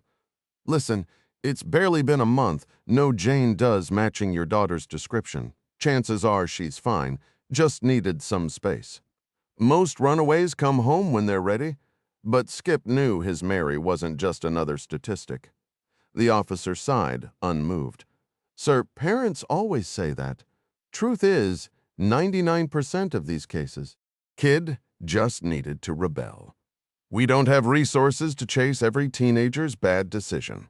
Furious, Skip drove back to Gary, his panic curdling into rage, only to find 6 voicemails, none from Mary. That evening, he booted up his dusty desktop, more out of habit than hope. Then he saw it, an email in his inbox, sender listed as Mary. His pulse spiked as he clicked it open. The words on screen made no sense, rambling sentences, typos everywhere. This wasn't the girl who'd aced English class, whose letters read like polished essays. The message mentioned medical experiments, disorientation. His hands shook. This wasn't rebellion. Something was very wrong. Down the hall in the research facility, Dr. Kilgore studied Henry's chart. The man had defied expectations, clinging to life despite advanced cirrhosis and Shiva's ravages. Veteran, Henry always slurred to anyone nearby, though his liver told a different war story. Kilgore almost admired the guy's stubbornness, right up until the blood work confirmed the inevitable. Entering the dim room, he found Henry writhing. "Feels like my guts are unraveling," the patient gasped. Kilgore raised an eyebrow. The morphine drip should have numbed that. With a practiced motion, he drew a syringe of Dilaudid. "Let's fix that," he said, though both knew the only fix left was permanent. For an average person, 2 to 4 milligrams would have been a potent dose, but Kilgore wasn't taking chances. He dialed it up to 40. Henry had endured enough. With practiced precision, he filled the syringe, tapped out the tiny air bubble, and slid the needle into the IV line, depressing the plunger in one swift motion. Henry barely managed an exhale before the surge overtook him, his expression freezing mid-sigh, eyes glazed wide with a final fleeting euphoria. Kilgore checked the carotid. Nothing. No breath, no pulse. A quick listen with his stethoscope confirmed it. Henry's heart had given up the fight. "Tough old bird," Kilgore muttered, draping the sheet over the lifeless face. Most of the others had gone quietly. But Henry, defiant to the last, for a split second, Kilgore considered whether they should have tested vaccine B on him, might have pulled him through. But what then? A sobered-up drifter wasn't exactly the project's target demographic. Better off as fertilizer, really. He moved down the hall to Mary's room, where she lay half dozing under the steady hum of morphine. "How's the pain?" he asked. Fingers on her wrist. Her pulse was steady, but she wouldn't last. Not like Henry, went to see Daddy last night. She slurred, thought he'd worry. Her words dissolved into sleep. Kilgore adjusted the IV, cranking the morphine higher. No more midnight strolls. Outside, the air carried the musky scent of feathers as he approached the rehab barn. Ben Farmer's truck was parked out front, its bumper caked with dried mud. Inside, the barred stalls held more than just birds. It was a makeshift raptor. ER Farmer stood with Festus, a barn owl with a grudge perched grudgingly on his arm. "Still playing tough guy?" Kilgore remarked. "Owls don't do gratitude." Farmer chuckled, guiding the bird back to its perch. Wings healed, though. "Time to evict him, let him terrorize some mice." Kilgore smirked. "And the other one? Niccolo? Great horned owl. Car accident? This idiot?"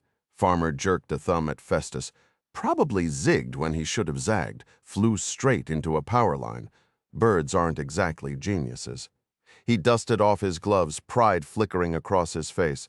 "But hey, I put him back together. That's gotta count for something." Festus didn't seem too appreciative of the help. "Ben, you'd make a damn fine doctor with skills like that." "Were you a medic in the Marines?" "Nah, just infantry. Navy handles the medics for us," came the reply. Farmer tugged off his heavy leather glove, flexed his stiff fingers, then slid it back on. "You hear about Mary? What went down?" "Honestly, I stepped out to take a leak, came back to my magazine, and when I glanced up, she was gone. Must have been loose for 10 minutes before I raised the alarm. My bad, Doc. No excuses." Kilgore shrugged. "Could have been worse?" "Yeah. How about I move that computer to a locked room next time?"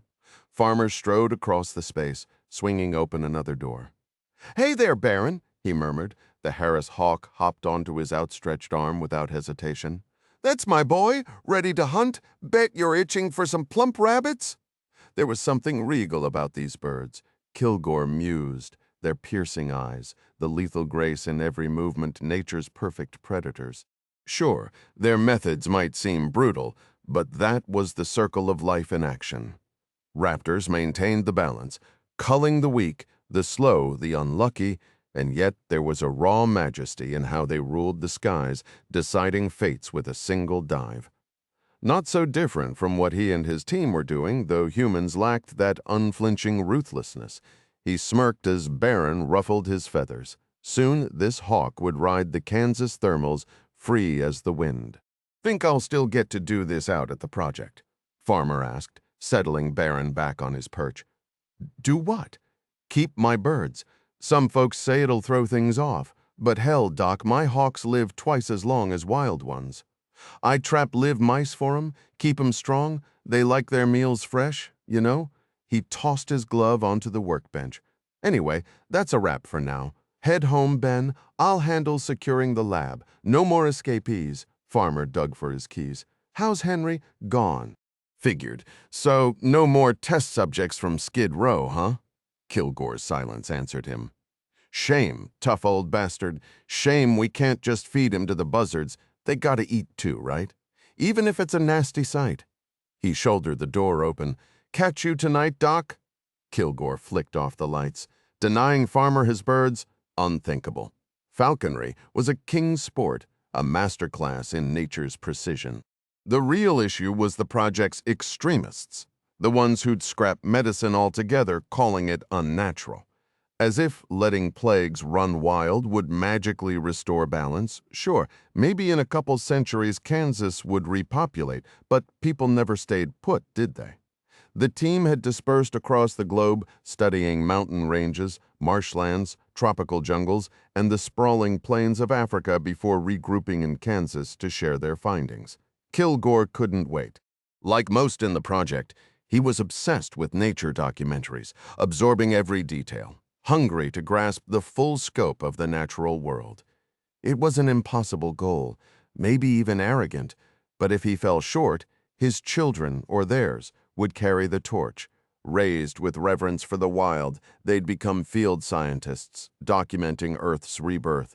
He imagined their reactions to the abandoned cities, especially New York, the ultimate cautionary tale.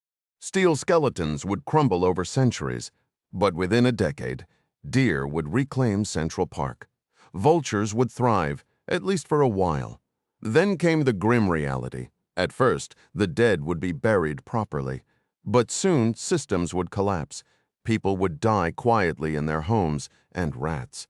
Oh, the rats would have their golden age. But their feast was short-lived, without human waste to sustain them. Their numbers would plummet. Dogs and feral cats might pick up the slack, but nature would recalibrate. Funny how no one cared about rats. Everyone fixated on wolves and cougars, those majestic, persecuted hunters. But rats? Just another cog in the machine. And that's where the real test lay. Could they study nature without bias? Mary Bannister, Subject F4, had been charming, intelligent, nothing like the others, but she was just as blind to the balance unworthy. A necessary loss. The planet was bleeding out, and salvation demanded sacrifice. The cruelest joke. The very science that had pushed Earth to the brink was now its only hope. Reality had a twisted sense of humor, Kilgore mused. But then, irony was the foundation of existence. The initiative aimed to preserve nature herself, carried out by a select group of fewer than 1,000 individuals, along with those unknowingly chosen to survive and carry on the mission. These survivors, spouses, children, or skilled professionals like pilots, mechanics, and farmers, would never grasp why they were spared. Eventually, some might piece it together, but by then it would be too late to change anything. There was a grim satisfaction in that inevitability. Sure, sacrifices would be made, no more Broadway shows or fine dining in Manhattan, but the initiative's compound in Kansas would provide fresh ingredients, and skilled cooks would adapt. They'd cultivate their own grain, raise cattle until the bison herds expanded, and hunt for meat. Some members protested the idea of killing animals, but practicality won out. Humans were hunters by nature, and firearms were just tools, more efficient than bows and arrows, but not fundamentally different. Soon, men would ride out on horseback, tracking buffalo, deer, and elk. Bringing back lean, healthy meat, farmers would tend crops, ensuring a balanced diet. It was a vision of harmony with nature, though the transition would be brutal. The news in those first months would be unbearable, but the cost was necessary. Humanity's reign had to end, making way for nature's resurgence, observed by the few who understood its beauty. Meanwhile, Popov waited as the hospital operator connected his call. "Dr. Chavez, please," he said. After a brief pause, a woman's voice answered. "Oh, my mistake," Popov replied smoothly, hanging up. "Perfect." Both Clark's wife and daughter worked there, just as his intel suggested. That confirmed Chavez was stationed in Hereford, likely a field leader in Rainbow Young, fit and combat-oriented, not some desk-bound analyst. Popov unfolded the stolen map, tracing the route from Clark's home to the hospital. Figuring out his wife's schedule would be simple. With his reconnaissance complete, he packed his bags, checked out of the hotel, and drove to Heathrow. A ticket to JFK awaited him. Another step closer to his next move. With time to spare, he relaxed in the British Airways first-class lounge, a haven of luxury where bottles of fine wine, even champagne, were displayed openly for guests. After treating himself, he settled into a plush couch and grabbed a complimentary newspaper, though his mind wandered far beyond the headlines. He mentally reviewed the intel he'd gathered, pondering how his employer might leverage it. The uncertainty gnawed at him. But Popov's instincts sharpened as he recalled the set of Irish contacts. The phone rang and he answered with practiced ease. "This is Henriksen. Bob Auckland here," came the reply. Bill recognized him as the lead officer from the earlier meeting. "Got some good news for you."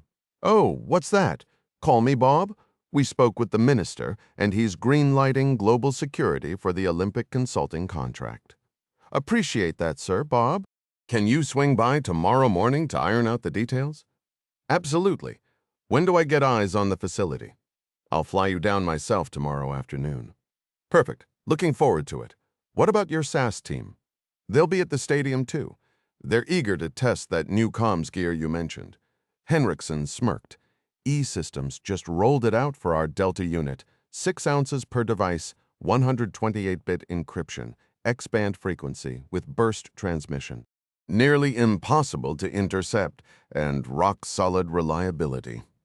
Meanwhile, Clark leaned back in his chair, skepticism lacing his voice. Why the sudden favor, Ed? Turns out you've got a fairy godmother in the White House. First 30 units are yours, should arrive in 2 days, the DCI replied. Who exactly? Carol Breitling, the president's science advisor.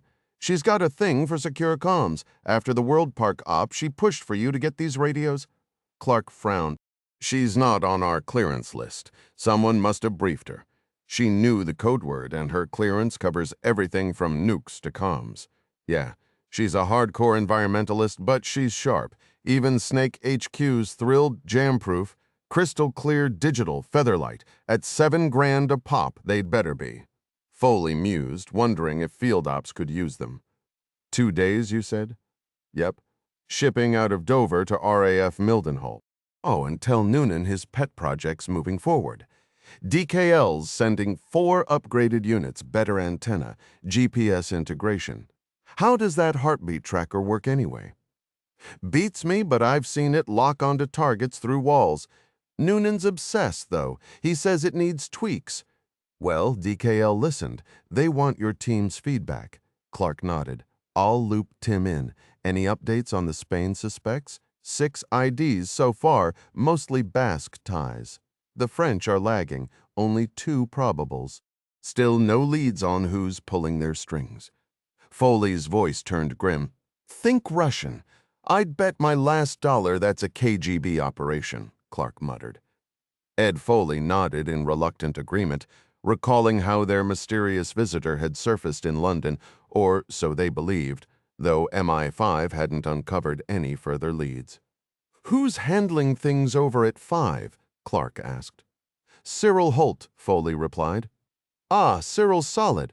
If he says something, you can take it to the bank, Clark acknowledged, though his tone darkened. Problem is, right now, he's telling me they've got nothing. I'm half tempted to call Sergei Nikolaevich myself and ask for a favor. Foley shook his head firmly. Not happening, John. That request would have to go through me first. I trust Sergei, but not on something this vague. Clark exhaled sharply. So we're stuck, Ed. I don't like some Russian operative knowing my name and position. Foley couldn't argue. No intelligence officer wanted their cover blown, especially someone like Clark, who had spent his career as a ghost, unseen and unrecognized. The fact that his family was stationed with him only made it worse. Unlike some reckless agents, Clark had never used his wife or kids as operational cover, and for good reason. The CIA had strict policies against it now, though that didn't erase the risks. John, they already know you, Foley pointed out. Golovko's met you face to face. Of course they'd keep tabs. Clark clenched his jaw. I get it, Ed, but damn it, Foley cut him off. You're high profile now? No changing that. Just stay sharp, do your job, and let us shake the trees. With a resigned sigh, Clark muttered, Fine. If I find anything, you'll be the first to know. His sarcastic aye, sir, carried the weight of old Navy habits, a phrase he only used when he was thoroughly displeased. Meanwhile, in Gary, Indiana, FBI Assistant Special Agent in charge Chuck Ussery, a no-nonsense veteran with 17 years in the Bureau, took a call that sent him into immediate action. Within minutes, he had Skip Bannister in his office, a middle-aged man radiating panic. Ussery offered coffee, but Bannister refused, his hands shaking as he handed over a crumpled printout. The email was a mess, rambling, incoherent. Ussery's gut told him this wasn't just some teenage drama. Mr. Bannister, has your daughter ever used drugs? He asked carefully. Never, Bannister snapped. Mary drinks a little, but drugs? No way. Ussery held up a calming hand. I've handled kidnappings before, and Bannister's face drained of color. You think she's been taken? The agent nodded grimly. This reads like a ransom note. We're treating it as a kidnapping. He picked up the phone. Send Pat O'Connor in. Moments later, Supervisory Special Agent Patrick O'Connor, a lean, red-haired investigator who ran the office's kidnapping unit, walked in, already scanning the situation. What we got, Chuck? James Bannister stood in the FBI office, his face etched with worry as Special Agent Chuck Ussery introduced him to the team. This gentleman's 21-year-old daughter vanished in New York City nearly a month ago, Ussery explained, passing over a recent email that had landed in Bannister's inbox. Agent Pat O'Connor skimmed the message, his expression tightening. "You got it, Chuck," he said before turning to Bannister. "Sir, I'll be handling your case personally. Daily updates, full resources. We don't take kidnappings lightly." Bannister, a man who looked like he hadn't slept in days, nodded numbly. O'Connor softened his tone. "We've all got kids. We'll move heaven and earth to find her." For the next 3 hours, Bannister recounted every detail of his daughter's life, her routines, her friends, even her favorite coffee shop near her apartment. He handed over a crisp photograph, one that captured her bright smile, and O'Connor tucked it into the case file with a quiet promise. Kidnappings weren't common anymore, not the old-school ransom kind. The FBI had crushed that racket years ago. These days, when someone went missing, it usually meant something darker. Predators, not profit-seekers. The mere thought sent a jolt through the team. By the time Bannister left, the case had already been labeled top priority. Pending investigations into mob activity. Shelved. This was personal now. 4 hours later, 2 agents from the New York field office stood outside Mary Bannister's apartment building, a run-down place with flickering hallway lights. The superintendent handed over the key without a word. Inside, the agents combed through her belongings, neatly folded clothes, half-used makeup, a diary filled with mundane notes about work and weekend plans. Nothing screamed danger, nothing hinted at why she'd disappeared. Then a NYPD detective arrived, rubbing his chin as he studied the photo of Mary. Funny thing, he mused. Got a call a few weeks back about another girl, Anne Pretlow, legal secretary, same age, same neighborhood, just poof, gone. The agents exchanged glances. A pattern? A serial predator? The detective shrugged. No, Jane does matching either description, but something's off. The senior agent sighed, flipping through the diary again. No love letters, no suspicious notes, just life. Fingerprints were their next hope, though a month in a sealed apartment meant fading evidence. Still, they'd try, because if there was one thing the FBI hated more than a puzzle, it was a predator hunting on their watch. The NYPD detective sighed, rubbing his temples. "This case is going to be messy." The seasoned FBI agent beside him nodded grimly. "When are they ever?" A younger agent chimed in. "What if we're dealing with more than 2 victims?" The detective shrugged. "People vanish in this city every day, but I'll pull up the database, see what shakes loose." Meanwhile, Dr. Kilgore watched Subject F5 with clinical detachment. Anne Pretlow was undeniably attractive, and her chemistry with Chip Smitten was undeniable and problematic. Chip hadn't been exposed to Shiva through conventional means. No needles, no vaccines, no airborne dispersal, just intimacy, and now his blood work confirmed the virus had jumped from her to him. Perfect. Female-to-male transmission was now verified. The monitor flickered, showing Anne laughing, carefree, unaware she had days left. The sedatives had lowered inhibitions, but Kilgore doubted she needed much encouragement. Watching them was unsettling, not because it aroused him, it didn't, but because it felt invasive in a way animal trials never had. Rats mated without fanfare, just instinct. But humans? There was something grotesquely fascinating about it. Anne was the most striking of the subjects in another life. He might have bought her a drink, flirted. But this wasn't another life. She was a lab rat, bred for a purpose, just like those white rodents with their useless pink eyes. Domesticated, fragile, doomed outside controlled environments. Cute, sure. But that was sentimentality talking. Nature had no room for weakness. A dark thought surfaced. Was this any different from what the Nazis had done? No. This was science. Objective, necessary. The project didn't discriminate. It wasn't about race or ideology. It was about balance. Predators decided who lived. And as Kilgore watched Chip and Anne, he knew their fate was sealed. Attractive or not, they were just data points now. The lab rats with their snowy fur, pink eyes, and twitching whiskers wouldn't be around much longer, a grim necessity, given the future they were all staring down. It wasn't pretty, but sacrifices had to be made.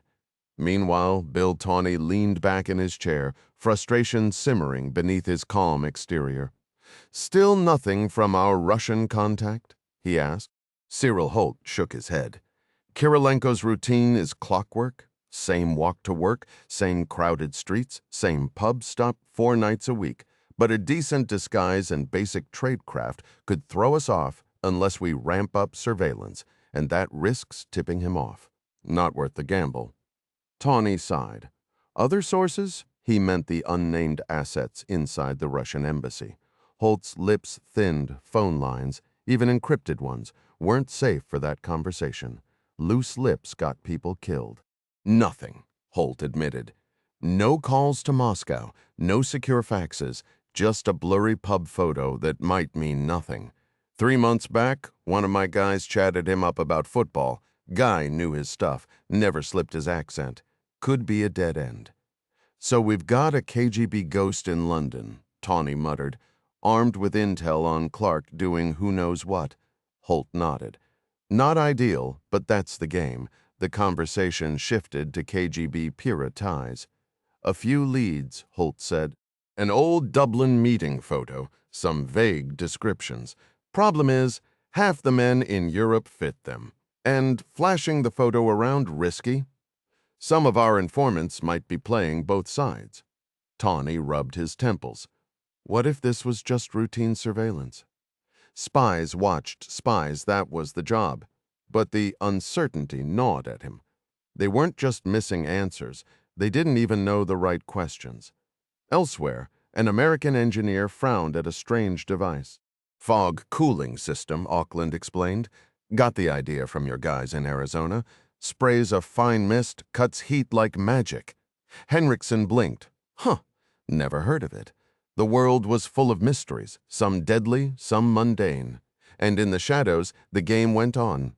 The fine mist absorbs heat as it evaporates, creating a natural cooling effect similar to air conditioning, but with minimal energy use. Bill Henriksen feigned surprise. "How extensive is this system?" he asked. "Only in the tunnels and concourses," Auckland replied.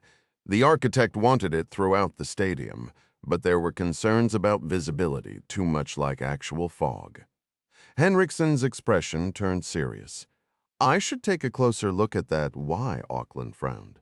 "Because," Henriksen said, lowering his voice, "it's a perfect delivery method for chemical agents, don't you think?" The suggestion caught the police official off guard. "I suppose it could be," he admitted. "Exactly. I've got a guy, former U.S. Army Chemical Corps, MIT trained, who can assess it immediately." Auckland nodded, annoyed he hadn't considered the risk himself. But that's why he'd hired outside expertise, and Henriksen clearly knew his stuff. "Does it really get that hot here?" Henriksen asked. "Absolutely," Auckland said. "Temperatures hit the 90s. Fahrenheit, of course. I never got the hang of Celsius." "Same here," Henriksen chuckled.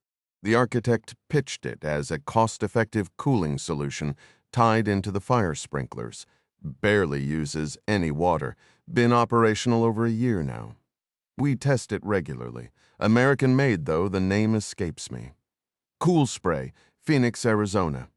Henriksen thought.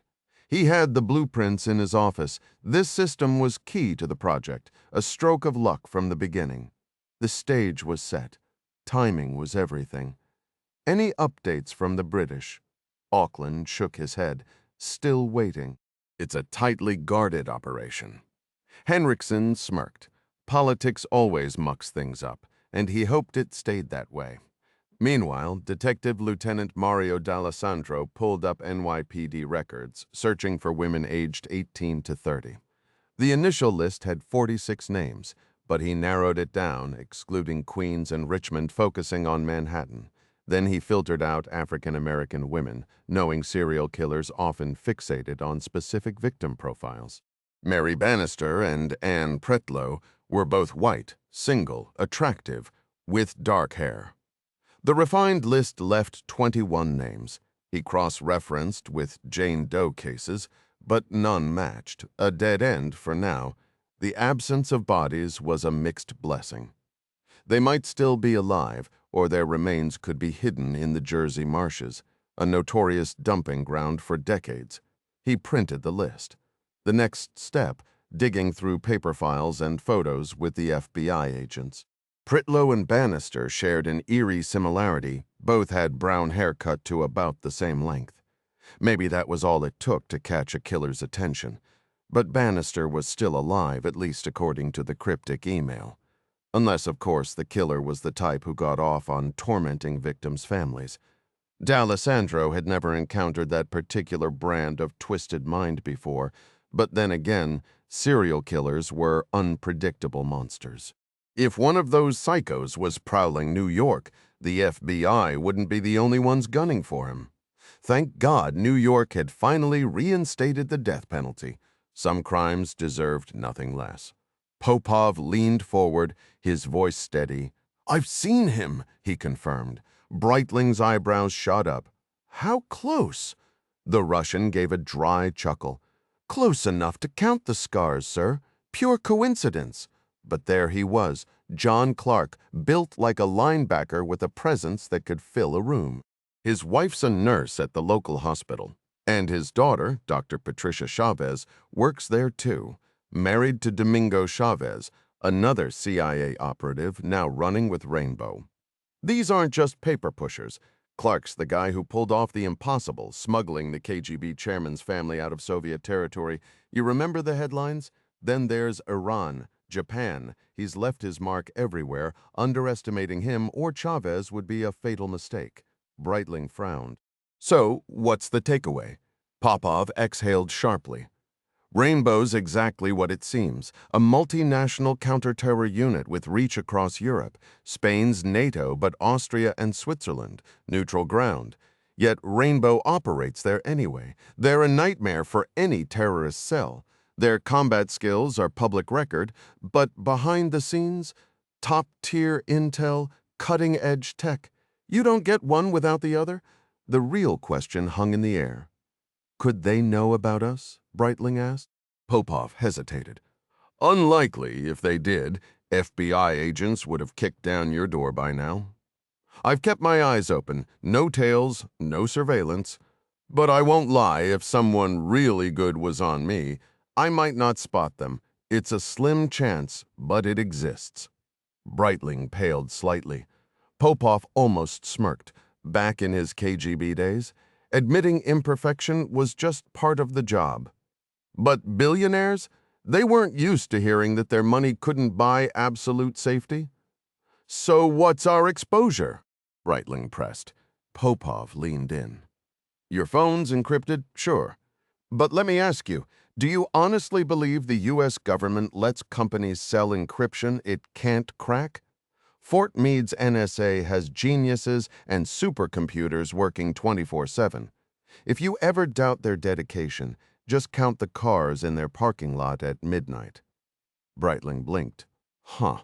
Added detail, Popov's dry amusement at Breitling's naivety about encryption. Voice shift from clinical analysis to sardonic realism when discussing surveillance. What exactly are you implying? Popov leaned forward, his expression sharp. Parking lots packed by 7 in the evening? That's a dead giveaway. Someone's burning the midnight oil in your country. Everyone drives, and those sprawling lots are impossible to hide. Perfect for an intelligence officer to gauge how busy a government agency really is. A seasoned operative could take it further. License plates, vehicle models, even home addresses. The KGB had done it for years, tailing the NSA's top cryptanalyst by tracking his sedan. No doubt Russia's modern intelligence units still played the same game. Popov scoffed. Commercial encryption? Unreliable. I wouldn't trust my own government's systems either. Your people? Brilliant at breaking codes, decades of expertise stretching back before the war, and with the British backing them up. Has no one warned you? He arched a brow as Breitling hesitated. Ah, the STU-3. A relic. Your agency's upgraded to STU-4? You think they did that for fun? Back in my KGB days, I only trusted one-time pads. Random, unbreakable, and agonizingly slow hours to send a single message. Tap dance is your version, but we never cracked it. Breitling paled. You're saying my calls aren't secure? Obviously, Popov said dryly. Why do you think we only talk in person? The man was rattled, a genius, yet utterly naive. Now, perhaps you'll finally explain why you hired me. Across town, Bob Auckland ended his call with a satisfied grin. Rainbow's coming to review our security, he told Henriksen. Bill forced a shrug. Fine by me, might know a few of them anyway. Ego bruised? Bob teased. Hardly, Bill lied. His mind raced another complication. But maybe it'd work in his favor. Almost convincing himself, he pushed the worry aside. Breitling, meanwhile, wrestled with darker thoughts. Popov was a weapon, yes, but unpredictable. A trained hawk, loyal only until it chose to fly free. And if he did, the risk was too great. Henriksen could handle it. Clean, professional, the idea lingered, cold and calculating. Breitling was confident in his ability to manipulate an investigation. After all, his background as an FBI agent gave him the upper hand in both solving crimes and obscuring them. This minor hiccup would fade away soon enough. But he needed more than just evasion. He needed to strengthen his position and protect the project. If Rainbow posed a real threat, could he dismantle it entirely? Or, at the very least, divert its attention elsewhere? I need to weigh my options carefully, Dmitri, he murmured after a pause. Popov studied him, uneasy about the silence that had stretched between them. He'd just laid out the risks, especially the glaring holes in their communication security, and Breitling's reaction had been telling. Maybe he should have brought it up sooner, but the moment had never felt right. Now the oversight gnawed at him. Still, he reassured himself, their secrecy wasn't completely compromised. Only a handful of people knew the full scope of things, including Henriksen. But if the ex-FBI man had been a mole, they'd all be behind bars by now. The Bureau wouldn't sit on evidence this damning unless they were chasing something even bigger. But what could be bigger than orchestrating murder? Popov's mind raced. Whatever Breitling was planning, it wasn't just about eliminating threats. It was something far more sinister, and here he was tangled in it for the money. $1 million in his Swiss account sounded like freedom, but reality had a way of shrinking dreams. $1 million wasn't the golden ticket he'd imagined. It wouldn't buy him the life he wanted, not in the places he actually wanted to live. Russia, a temporary retreat, not a home. The irony wasn't lost on him. He'd walked into this for wealth, only to find himself trapped by it. Meanwhile, Breitling sat across from him, equally lost in thought, both men circling the same unspoken question. What now? The silence stretched, thick with hesitation. Finally, Breitling exhaled. Give me a day to figure this out. Of course. Popov rose, shook his hand, and left the weight of their shared uncertainty lingering in the air. Dmitri Popov had spent years navigating the shadowy world of espionage, but this new game was unlike anything he'd encountered before. The staggering sum of money in his possession, dismissed as pocket change by his employer, was just the tip of the iceberg. He found himself entangled in an operation with stakes higher than mass murder, though that wasn't entirely unfamiliar territory. After all, he'd once served a superpower branded by its enemies as the evil empire, where the Cold War's scale dwarfed even the darkest atrocities. But John Breitling wasn't a nation, just a man with resources that, while vast, paled against any modern government. The real mystery gnawing at Popov was simple. What was Breitling's endgame? And why did he need a washed-up spy like Dmitri to pull it off? Meanwhile, Bill Henriksen settled into his first-class seat on the Qantas flight to Los Angeles, nursing a glass of wine as he mulled over the pieces in play. The Olympic security plan was locked in, the fogging system perfectly positioned for their needs, almost too perfect. One of his men would inspect it, ensuring everything was ready for the final delivery. Simple, clean, except for one wrinkle: Rainbow. That elite counter-terrorism unit had already proven itself by handling 3 major crises, and now the Australians wanted them on site. Henriksen's jaw tightened. A single stray variable, a sharp-eyed operative, an offhand comment could unravel everything. He knew how these things worked from his FBI days. Luck always favored the opposition. The irony wasn't lost on him. His own brilliance had laid the groundwork, using European terror attacks to justify his company's Olympic security contract.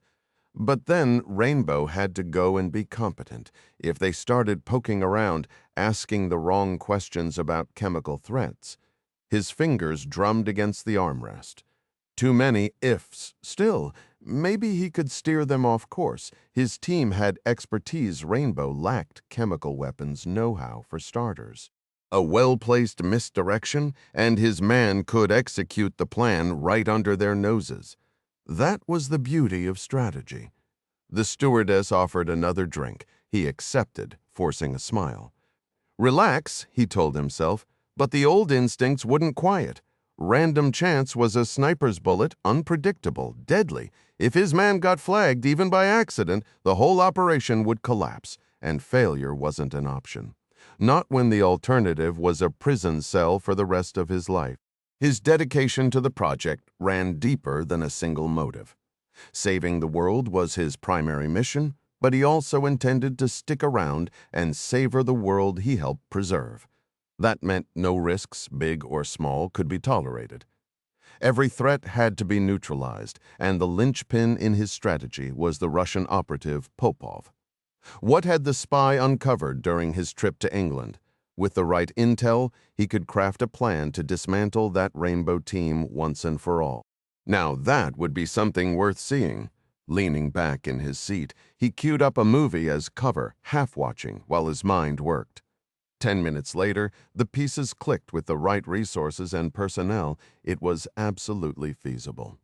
Meanwhile, Popov sat alone in a dingy Manhattan diner, the kind where the food was surprisingly decent, but the ambiance screamed midnight rodent patrol. The vodka, however, was top shelf, and a few glasses always sharpened his abstract thinking. What did he really know about John Breitling? The man was a scientific prodigy with a razor-sharp business mind. Once married to another brilliant mind, now the president's science advisor, their split had been messy. These days, Breitling hopped between high-profile flings. A billionaire playboy splashed across society pages, much to his ex-wife's chagrin. His connections in classified circles were impeccable. The Rainbow unit was supposed to be off the books, yet Popov had dug up its name and commander in under 24 hours. A day. That wasn't just impressive, it was unnerving. How? But the real puzzle was Breitling's endgame. Whatever he was planning eclipsed mass murder in scale. Popov's thoughts hit a wall. What could be worse? Starting a war? Breitling wasn't a head of state. Selling secrets? What could possibly tempt a man who already had everything? Money was irrelevant. That left the classic trader's motives. Mice, money, ideology, conscience, ego. Money, pointless. Ideology, possible. But what cause would drive him? Conscience against what injustice? And ego Breitling had plenty, but revenge required a slight he couldn't ignore, and who could slight a billionaire enough to matter? Signaling the waiter for another drink, Popov exhaled. Money and ego were dead ends. Ideology and conscience equally shaky. So why couldn't he rule them out? The question gnawed at him as the vodka burned down his throat. Somewhere in the shadows, Breitling's plan was taking shape, and Popov was running out of time to unravel it. Popov ran through the limited options in his mind. Unless Breitling had completely lost his grip on reality, which seemed unlikely. There had to be a logical explanation for his actions. The man wasn't irrational, just operating on a different wavelength when it came to money and power. To someone like Popov, $1 million was life-changing, but to Breitling? Barely worth a second thought. That didn't make him a lunatic, just obscenely wealthy. Still, the nagging question remained, what was the end game? Popov had seen his share of dangerous men during his KGB days, but none quite like this. Breitling wasn't some power-hungry dictator, yet the scale of his plans felt disturbingly vast. 2 operations had already been executed, both technically failures, yet his employer seemed satisfied. The more Popov dug, the less sense it made, and the frustration gnawed at him. He was used to outsmarting opponents, not being left in the dark. Meanwhile, across town, Ding and Patsy were knee-deep in a different kind of preparation, breathing exercises for the impending arrival of their baby. Ding stifled a laugh as they sat cross-legged on the living room floor, huffing like they were trying to blow down a house of cards. "Deep breath," he coached, mimicking the rhythm of contractions before pressing a kiss to her hand. "You hanging in there?" Patsy sighed, rubbing her belly. "I just want this over with. The waiting's worse than the actual pain, I bet." Ding nodded. He knew from experience that dread was often worse than the event itself. But soon enough, they'd be holding their child, the start of something far bigger than any mission. Fatherhood wasn't just about protection. It was about shaping a life, guiding a tiny human through the messiness of the world. Maybe their kid would follow in his footsteps, or maybe, like Patsy, they'd choose healing over combat. Either way, the responsibility was staggering and the most important job he'd ever have. Domingo couldn't wait to meet his baby, his heart swelling at the thought of tiny fingers gripping his of late-night feedings and the sweet chaos of parenthood. He'd spent weekends putting together the crib, painting the nursery walls with soft pastel animals, and stocking up on rattles and stuffed toys, things that felt foreign, yet thrilling for a man used to tactical gear and mission briefings. But his rainbow teammates understood. They were fathers too, each with their own stories of bedtime battles and proud moments. Eddie Price's teenage son was a carbon copy of his dad, stubborn, sharp, and itching to prove himself. The kid had the makings of a soldier. Domingo mused, though he hoped the boy would chase a college degree first, maybe even earn officer stripes like Eddie deserved. But life had other plans, and Price had become the rock. Domingo relied on a sergeant major who spoke his mind but never hesitated to follow orders. Patsy squeezed his hand, her fingers trembling slightly. "Nervous?" he asked. "A little," she admitted, with a shaky laugh. "You're telling me half the planet's population managed this, so it can't be that bad?" She rolled her eyes. "Easy for you to say you're not the one pushing a human out. I'll be right there," he promised, grinning. "You better be." She shot back, though her smile softened the edge. Meanwhile, Henriksen stumbled off the plane at JFK, his body screaming from the brutal time zone whiplash. He felt like he'd been run over by a freight train, but the job demanded it. A silent assistant scooped up his carry-on, and by some miracle his suitcase was already circling the carousel. Within minutes, they were speeding toward Manhattan. "How'd it go?" the driver asked. "Contracts secured," Henriksen muttered, too exhausted to elaborate. The man nodded, oblivious to the storm brewing behind those tired eyes. Across town, the FBI and NYPD were piecing together a nightmare. "Another girl's missing," Detective D'Alessandro said, sliding a file across the table. Anne Pretlow, same profile as Bannister, vanished without a trace. The agents exchanged grim looks. "No Jane Does matching the description," the senior FBI agent admitted. "We might be dealing with a serial," the room tensed. "Then why the email?" the NYPD detective pressed. "It doesn't match her usual style. Too clean, too calculated." The junior agent paled. "You think the killer sent it? To toy with the family?" "Wouldn't be the first time a monster enjoyed the hunt," D'Alessandro muttered. The silence that followed was heavier than lead. Tom Sullivan rubbed his temples as he processed the situation. "Damn it," he muttered under his breath. His partner, Frank Chatham, leaned forward. "Should we loop in behavioral sciences on this?" Sullivan didn't hesitate. "Yeah, make the call. I'll reach out to Pat O'Connor for backup. Meanwhile, let's print flyers with Mary Bannister's photo and blanket the west side. Mario, can your team help distribute these? Detective D'Alessandro gave a firm nod. Consider it done. If this creep thinks he's setting up shop here, he's got another thing coming, not on my watch. Over in the lab, Barbara Archer crossed her arms. Trying interleukin again? Kilgore adjusted the IV drip. Yeah, -3A might boost immunity, but who knows how. If it interacts with Shiva, we need answers. Archer frowned. And the lung risks? Kilgore shrugged. Same as -2, but F4 doesn't smoke. We can't afford surprises. Archer sighed. Fine. What about interferon? Kilgore scoffed. The French wasted 5 years testing it on hemorrhagic fever. Total bust. But if you insist, we'll run it. A monitor flickered to life, showing Mary curled up in bed. Kilgore forced a smile. How's the pain today? She winced. Worse. He upped her morphine, watching her muscles slacken. Hang tight, these new meds should help. Her voice was faint. The trial drugs? He nodded, hanging the bags. Exactly. You'll feel better soon. As her eyes glazed over, Kilgore mused on the irony. Lab rats never got pain relief. No way to administer it. But here, at least her dulled gaze meant temporary escape. Meanwhile, Henriksen studied the Russians' intel. Dmitri, any contacts in Ireland? Popov smirked. A few? Why? Henriksen glanced at Dr. Breitling, who gave a subtle nod. Think they'd enjoy payback against the SAS? Popov chuckled darkly. We've fantasized about it. But storming their base? That's like robbing the U.S. Mint. Suicidal. Outside, the city hummed, oblivious to the shadows creeping through its veins. The sheer number of defensive measures made the operation seem impossible. But they wouldn't be heading to Hereford directly, right? Someone suggested.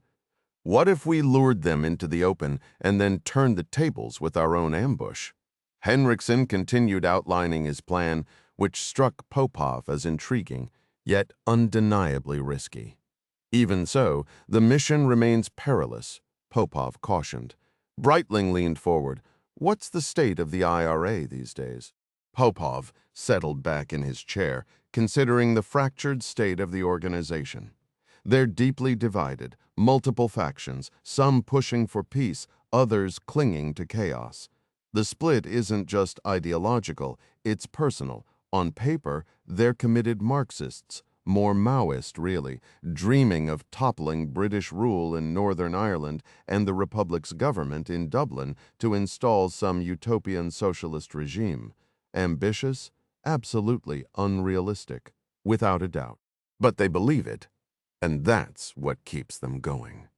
And the personal angle? Breitling pressed. Popov smirked.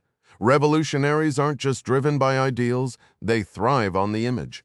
To the public, they're romantic figures, martyrs willing to die for a cause that reputation gives them status.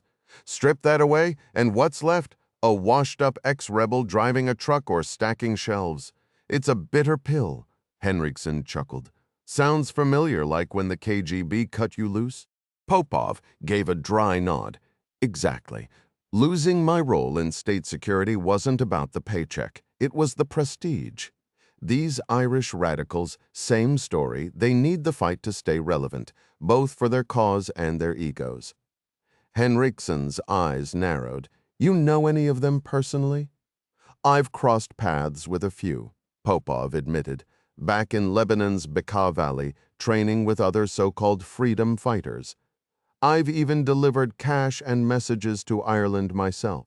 The Soviets loved the chaos, kept the British Army tied up, a nice little thorn in NATO's side. He paused, studying the two men. What exactly do you want from them? Bill leaned in. It's not about what, it's about how. Back in my bureau days, we called the IRA the best in the game. Ruthless, disciplined, and terrifyingly effective. Popov agreed.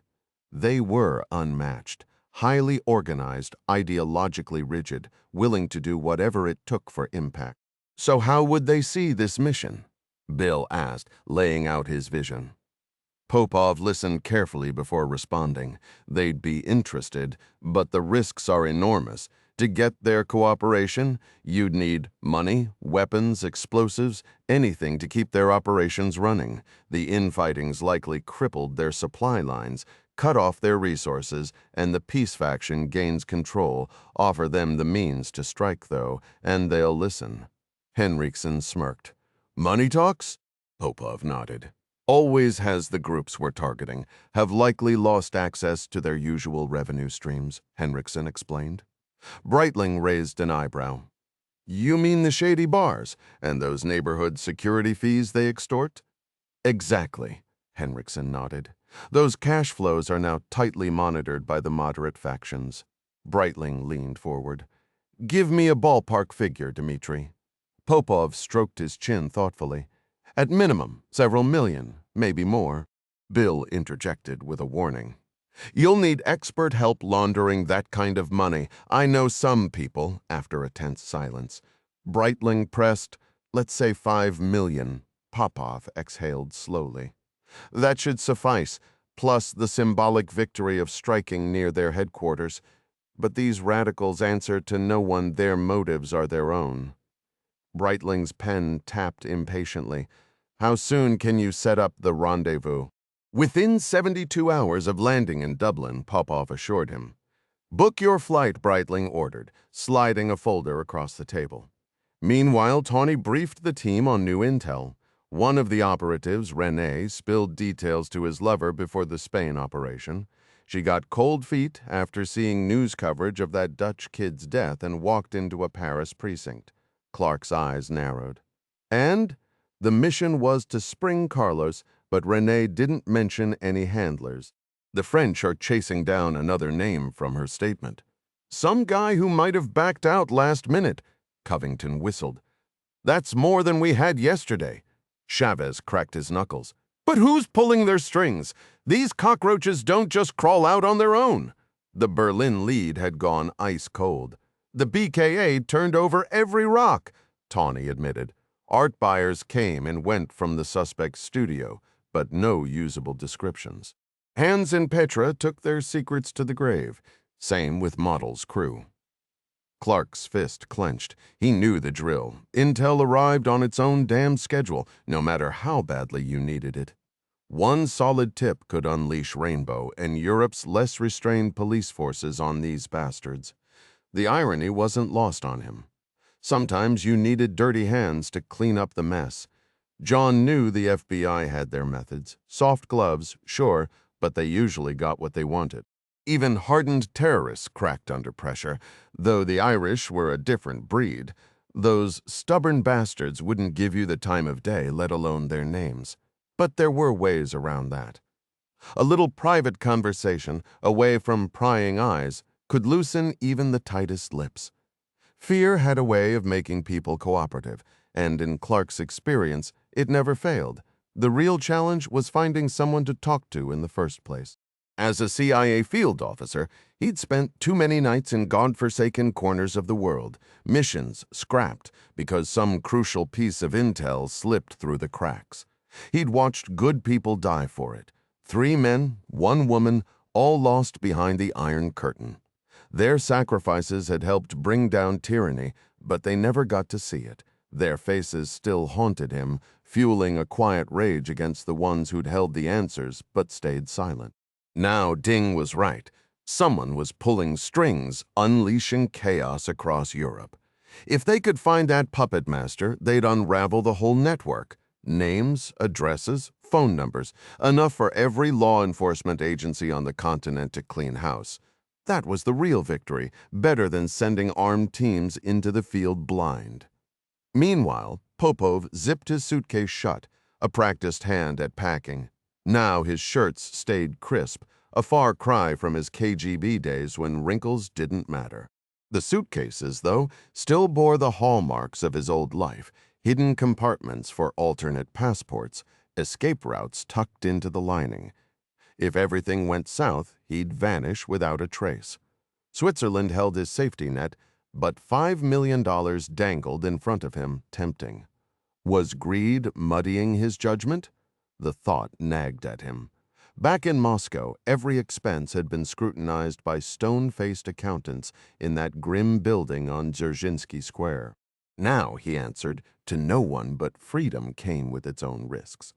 The IRA wasn't known for patience or mercy. One misstep, and he'd be just another loose end. He exhaled, pushing the doubts aside. Professionalism had kept him alive this long. Caution, precision, no room for mistakes. The IRA's provisional wing didn't forgive, and neither would the spies hunting him. The game was dangerous, but the payoff worth every calculated risk. The men might have been the life of the party when drinks were flowing. Their boisterous camaraderie could easily rival that of a rowdy Moscow tavern. But they had no qualms about eliminating threats, whether from within their ranks or outside. Their ruthlessness mirrored that of scientists conducting cold clinical experiments, yet their loyalty ran deep, almost to a fault. That predictability worked in Popov's favor. He'd navigated their world before, from the shadowy corners of Ireland to the rugged terrain of the Bekaa Valley. The trick was never letting them catch a whiff of his real intentions, like skimming funds meant for their operations. With his bags packed, Popov headed for the elevator, then out to the curb where the doorman hailed him a cab to LaGuardia. From there, he'd hop the shuttle to Boston's Logan International before catching an Aer Lingus flight to Dublin. Working for Breitling had its perks. First-class seats, for one, a luxury the KGB had never bothered with. He smirked to himself in the back seat. All he had to do was play it straight with the Pira. If a chance to pocket their money came up, well, he'd take it. But he already knew they'd bite on the operation. It was too tempting to resist. Meanwhile, Special Agent Patrick O'Connor skimmed the facts from New York, frustration gnawing at him. Kidnapping cases were a race against an invisible clock, with a victim's life hanging in the balance. No ransom demand meant Mary Bannister wasn't just a bargaining chip. She was prey. Some predator had snatched her off the streets, and odds were she wouldn't survive the ordeal. His team was chasing leads, interviewing friends, but deep down, O'Connor knew the trail likely ended in New York, another small-town dreamer swallowed by the city, unprepared for its dangers. He sighed, slipping on his coat. Justice wouldn't bring her back, but it might stop the next victim. Across the pond, Chavez nursed his Guinness, scanning the dimly lit pub. The Legion's eagle hung proudly on the wall, patrons reaching out to touch it like a relic. His teammates mingled with Covington's crew, laughter blending with the hum of conversation. The TV flickered snooker of all things before cutting to weather updates. El Niño again. Ding rolled his eyes and took another sip. Back in the day, people simply called it weather, hot, cold, or just plain normal. Then some overeager scientist figured out that shifts in Pacific Ocean temperatures near South America could tweak global climate patterns every few years. The media pounced on it like hungry seagulls, thrilled to slap a fancy name on something they barely grasped.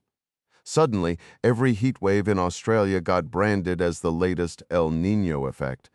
Mr. C, you've been around. What did they call it before all this nonsense? Domingo asked, swirling his drink. They called it summer, winter, or just another Tuesday, Clark replied dryly. Then they'd guess if you needed an umbrella tomorrow and wrap up with baseball scores. He didn't mention how often those forecasts missed the mark. How's Patsy holding up? John changed the subject. Couple more weeks. She's tough, but she's not thrilled about waddling around like a penguin. Chavez chuckled, checking his watch. Should be home soon. Same shift as Sandy. She's sleeping all right? When the kid isn't practicing karate in there, but she's good. Relax, man. I've got her covered. Domingo grinned. So, Grandpa-to-be, you ready for this? Clark took a slow sip of his beer.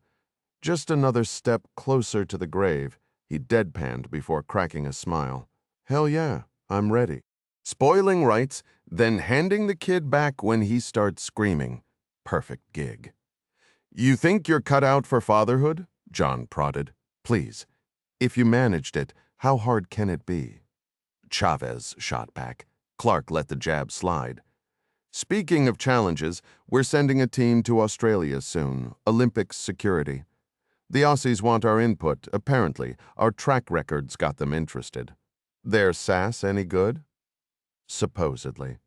But a second opinion never hurts, Clark said. They've already got a contractor. Global Security, run by an ex-FBI guy. Noonan knows him, Henriksen or something. Australia ever had a real terror problem? Domingo frowned. Nothing big, but you remember Munich 72? Only from books. German cops botched that one bad. Exactly. Sometimes it takes a disaster to wake people up. That's how GSG-9 got started. Now they're solid. Like lifeboats after the Titanic, Domingo mused. Yep. Lessons learned the hard way, John agreed, setting down his empty glass. But here's the thing. Why don't the bad guys ever learn? We've handed them enough losses, yet they keep coming. Clark shrugged. Maybe they're just stubborn or stupid. Ask Bello, he's the head shrinker. I will, Chavez said, finishing his drink. Meanwhile, Popov drifted in and out of sleep aboard the Aer Lingus flight, the dark Atlantic stretching below. His mind raced ahead, replaying old conversations, weighing risks. Had his contact sold him out? Unlikely they'd seemed fanatically committed, but loyalty was a fickle thing. He'd turned enough traitors himself to know money, fear, or sheer spite could flip anyone. And if they'd betray their own country, why not a foreigner who'd only half delivered on promises? What if his associates had finally realized their cause was hopeless? Ireland wasn't about to embrace Marxism, no matter how much they wished otherwise. The number of countries clinging to that ideology had dwindled to almost nothing, yet professors worldwide still clung to the outdated theories of Marx, Engels, and even Lenin. It was laughable. Some even argued communism had failed because it was implemented in the wrong place, that Russia had been too underdeveloped to make those grand ideals work. The absurdity of it made him smirk and shake his head. He'd once been a member of the sword and shield of the party, endured the Academy's endless political lectures, memorized the right answers to pass exams, and played the game well enough to earn top marks. None of his instructors truly believed the propaganda either, but fear kept them silent. The lies had persisted far longer than anyone expected, and Popov still remembered the shock of watching the red flag lowered from the Kremlin's Spasskaya Gate. Some delusions, it seemed, refused to die. Customs in Europe were a far cry from America's tedious procedures. Ireland, at least, didn't hassle visitors. His passport was stamped without a second glance, and the luggage inspection was so half-hearted the officer barely registered his presence. Within minutes, Dmitry Arkadeyevich was in a cab, heading to his hotel. His suite overlooked a bustling street, and after unpacking, he collapsed onto the bed, hoping to squeeze in a few more hours of sleep before his first meeting. As he drifted off, one nagging thought lingered. If his contact's number had been compromised, he'd have some fast talking to do with the local authorities. His cover story wasn't bulletproof, but it would hold up long enough after all. He hadn't broken any Irish laws. Meanwhile, halfway across the world, Sergeant Julio Vega belted out a marching cadence as his team pushed through the final stretch of their morning run. Despite his bulky frame, 30 pounds heavier than anyone else in Team 2, Vega never lagged behind. His endurance was a running joke. If he got any broader, he'd need custom uniforms. But today, he led the pack effortlessly. 4 minutes later, the finish line came into view, and Vega barked the order to slow down. The team fell into step, boots hitting the pavement in perfect rhythm before halting on command. A few coughs betrayed last night's excesses, but no one complained. Domingo Chavez dismissed the team, watching as they headed for the showers. Another day, another drill. Later, they'd run through the shooting house, live rounds and all. It was routine by now, their skills so sharpened that even the most complex hostage scenarios felt dull. Their precision was flawless, their fitness unmatched, and their confidence unshakable.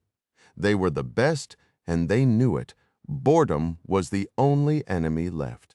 Even his years with the 7th Light Infantry Division hadn't instilled the same level of trust in his team as Rainbow did now. The British SAS operatives, legendary in their own right, had started off eyeing Rainbow with doubt, only to end up embracing them as equals, even admitting they could learn a thing or two. That was saying something, considering the SAS had long been the gold standard in special ops. Fresh out of the shower, Chavez stepped into the squad bay where his team was scattered at their desks, poring over intel from Bill Tawney's analysts. The photos they studied had been digitally enhanced, the software now sharp enough to turn angled snapshots into crisp, front-facing portraits. His men scrutinized them like proud parents flipping through a family album, cross-referencing faces with suspected locations and known associates. Sure, it felt tedious at times. Chavez would rather be on the range, but it wasn't useless. After all, hadn't they ID'd Furchtner and Dortmund this way in Vienna? Over at his desk, Sergeant Major Price shuffled budget reports destined for Chavez's inbox so he could justify expenses, or better yet, wrangle funds for new training ideas. Meanwhile, Tim Noonan tinkered with his latest gadgets, and Clark seemed perpetually locked in funding battles with the CIA and other agencies. Chavez rolled his eyes at the absurdity. Rainbow had been untouchable from day one, thanks to presidential backing, and their track record only solidified their budget. But no, the government would still nickel and dime them over a few $1,000 while burning through billions elsewhere.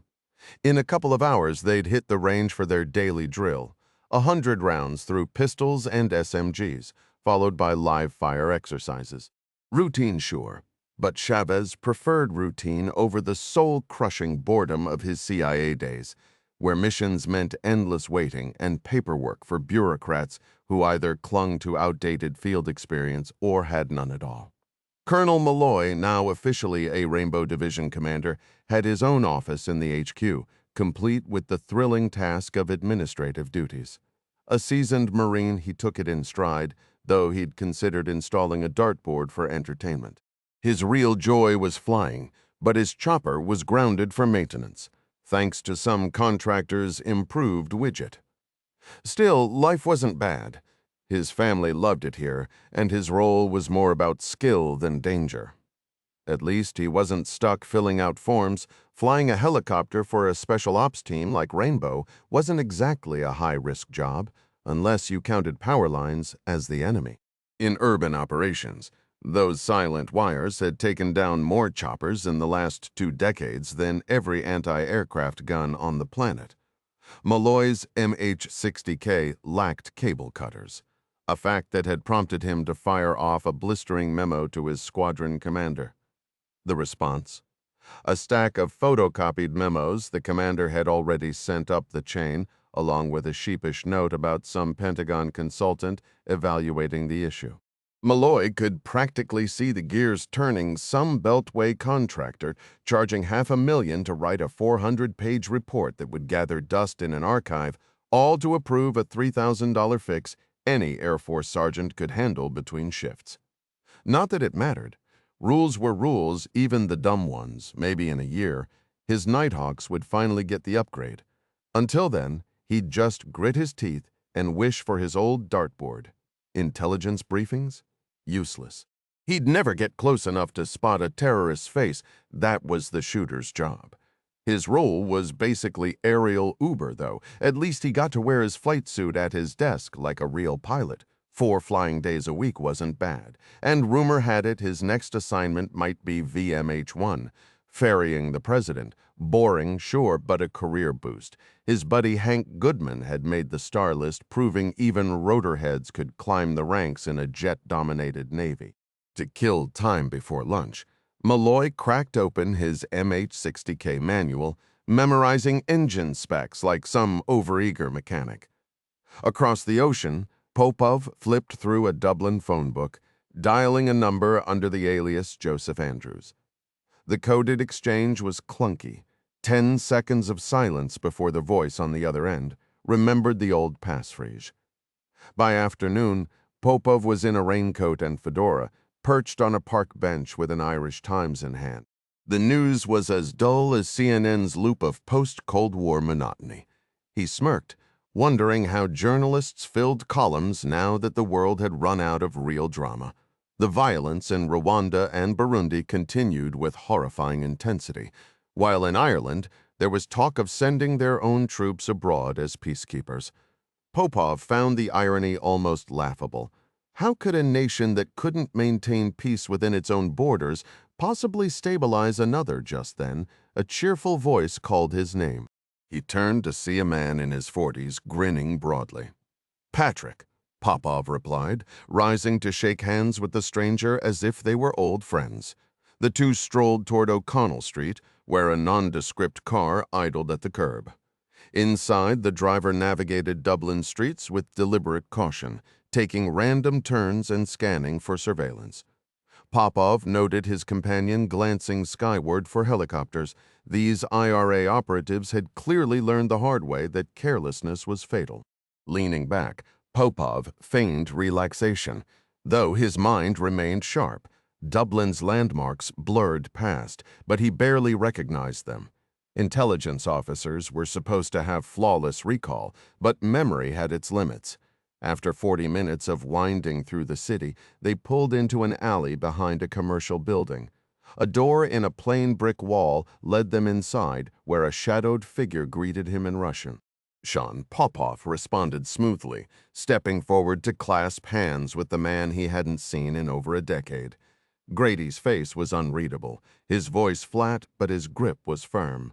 The room they entered was sparse, just a table, chairs, and a pot of tea. Grady poured, his movements precise. "Things could be better," he admitted when Popov asked about the state of their cause. "Too many are ready to lay down arms. A shame, really." His tone never wavered, not even a flicker of frustration. Popov sipped his tea, studying the man. Grady had the discipline of a seasoned operative, his emotions locked away. He'd earned his reputation the hard way, outmaneuvering British forces in a deadly game of cat and mouse. The SAS still remembered, and so did Grady. The war had worn on, but for men like him, surrender was never an option. The SAS had eliminated 8 of Sean Grady's top lieutenants over the years, and they'd nearly gotten him once before. A blown radiator had saved his life when British commandos stormed a Belfast safe house 7 years prior, executing 3 high-ranking PIRA members. Grady wasn't just a wanted man. He was the crown jewel of Britain's most wanted list, with MI5 undoubtedly burning through fortunes trying to locate him for another surgical strike. This shadow war carried lethal stakes for everyone involved, but revolutionaries like Grady played the most dangerous hand of all. Now, with his own leadership ready to negotiate, Grady must have seen it as the ultimate betrayal.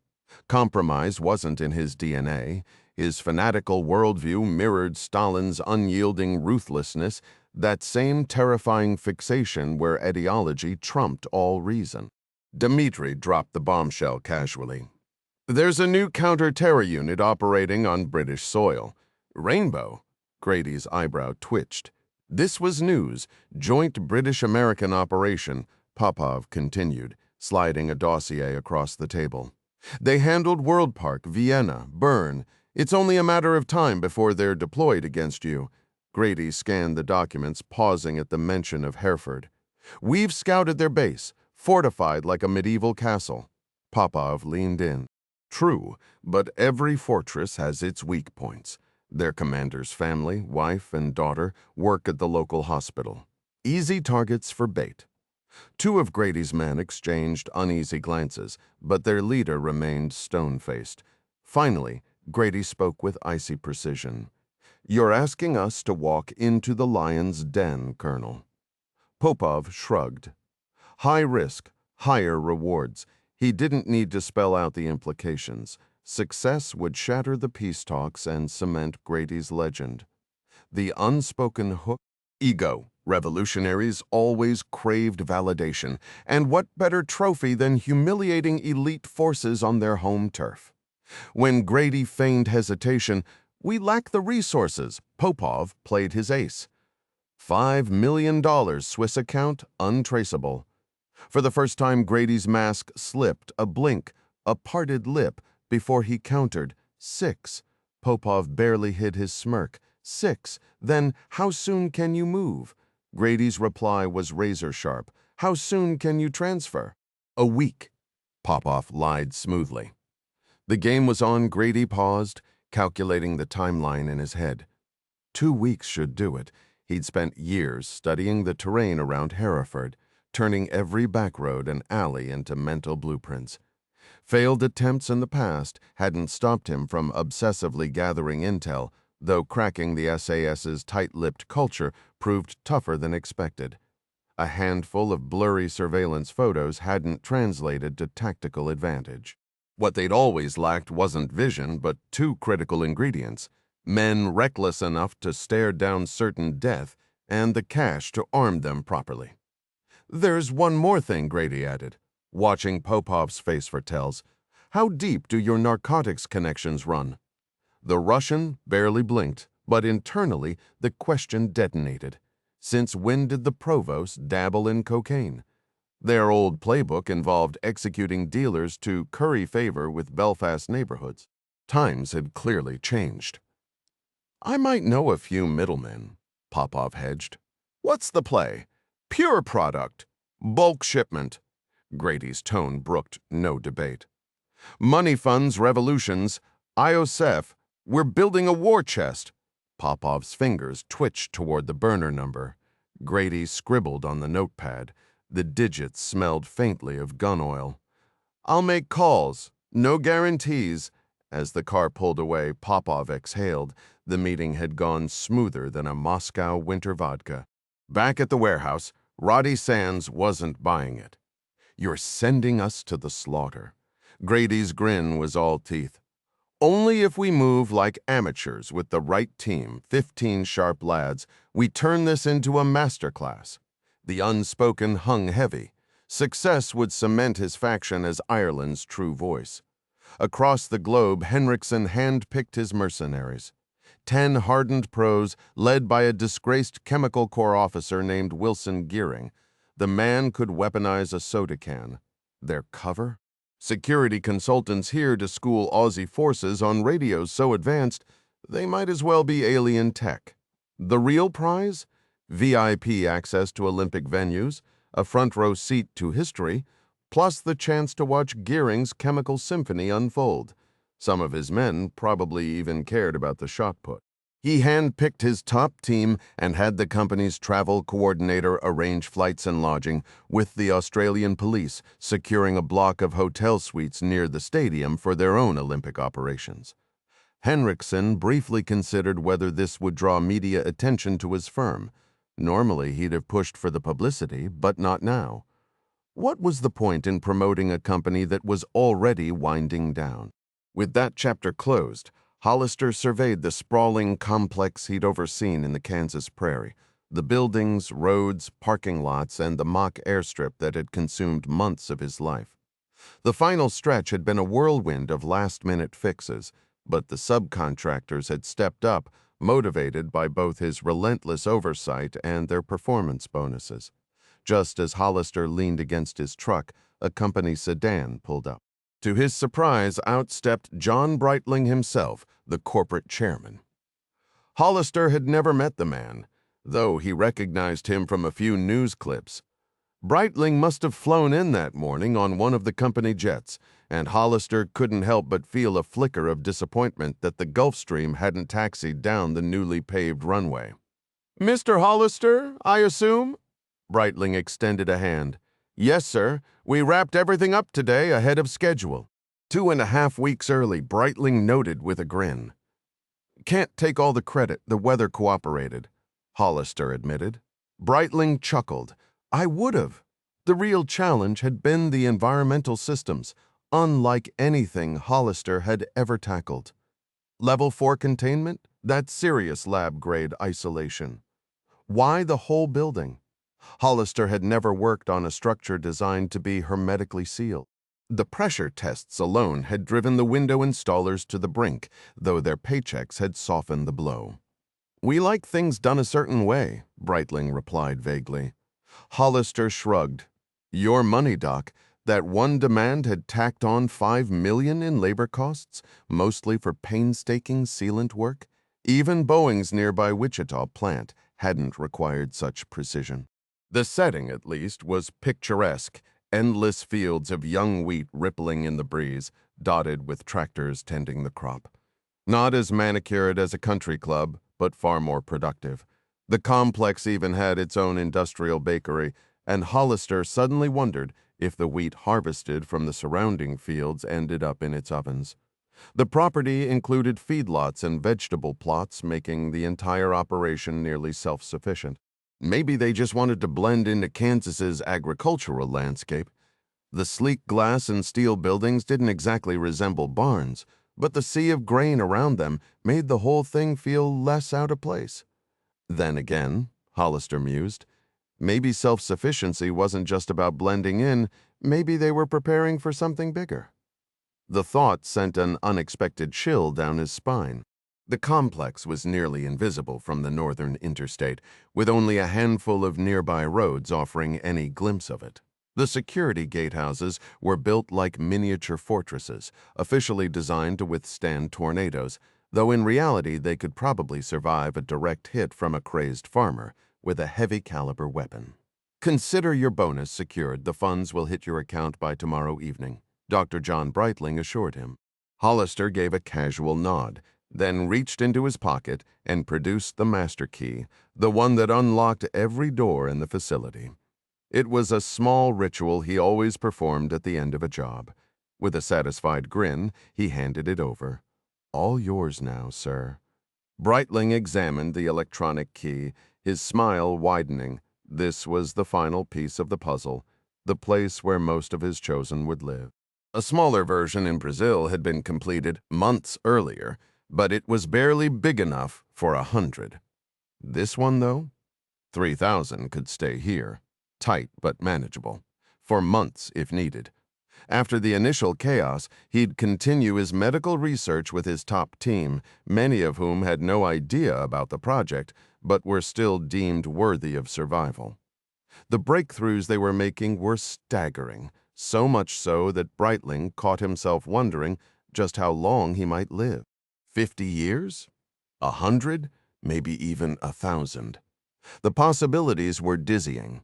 On impulse, he decided to name the place Olympus, fitting, since he and his people would be like gods watching over the world, studying it, savoring it. He'd even use the call sign Olympus 1 on his radio.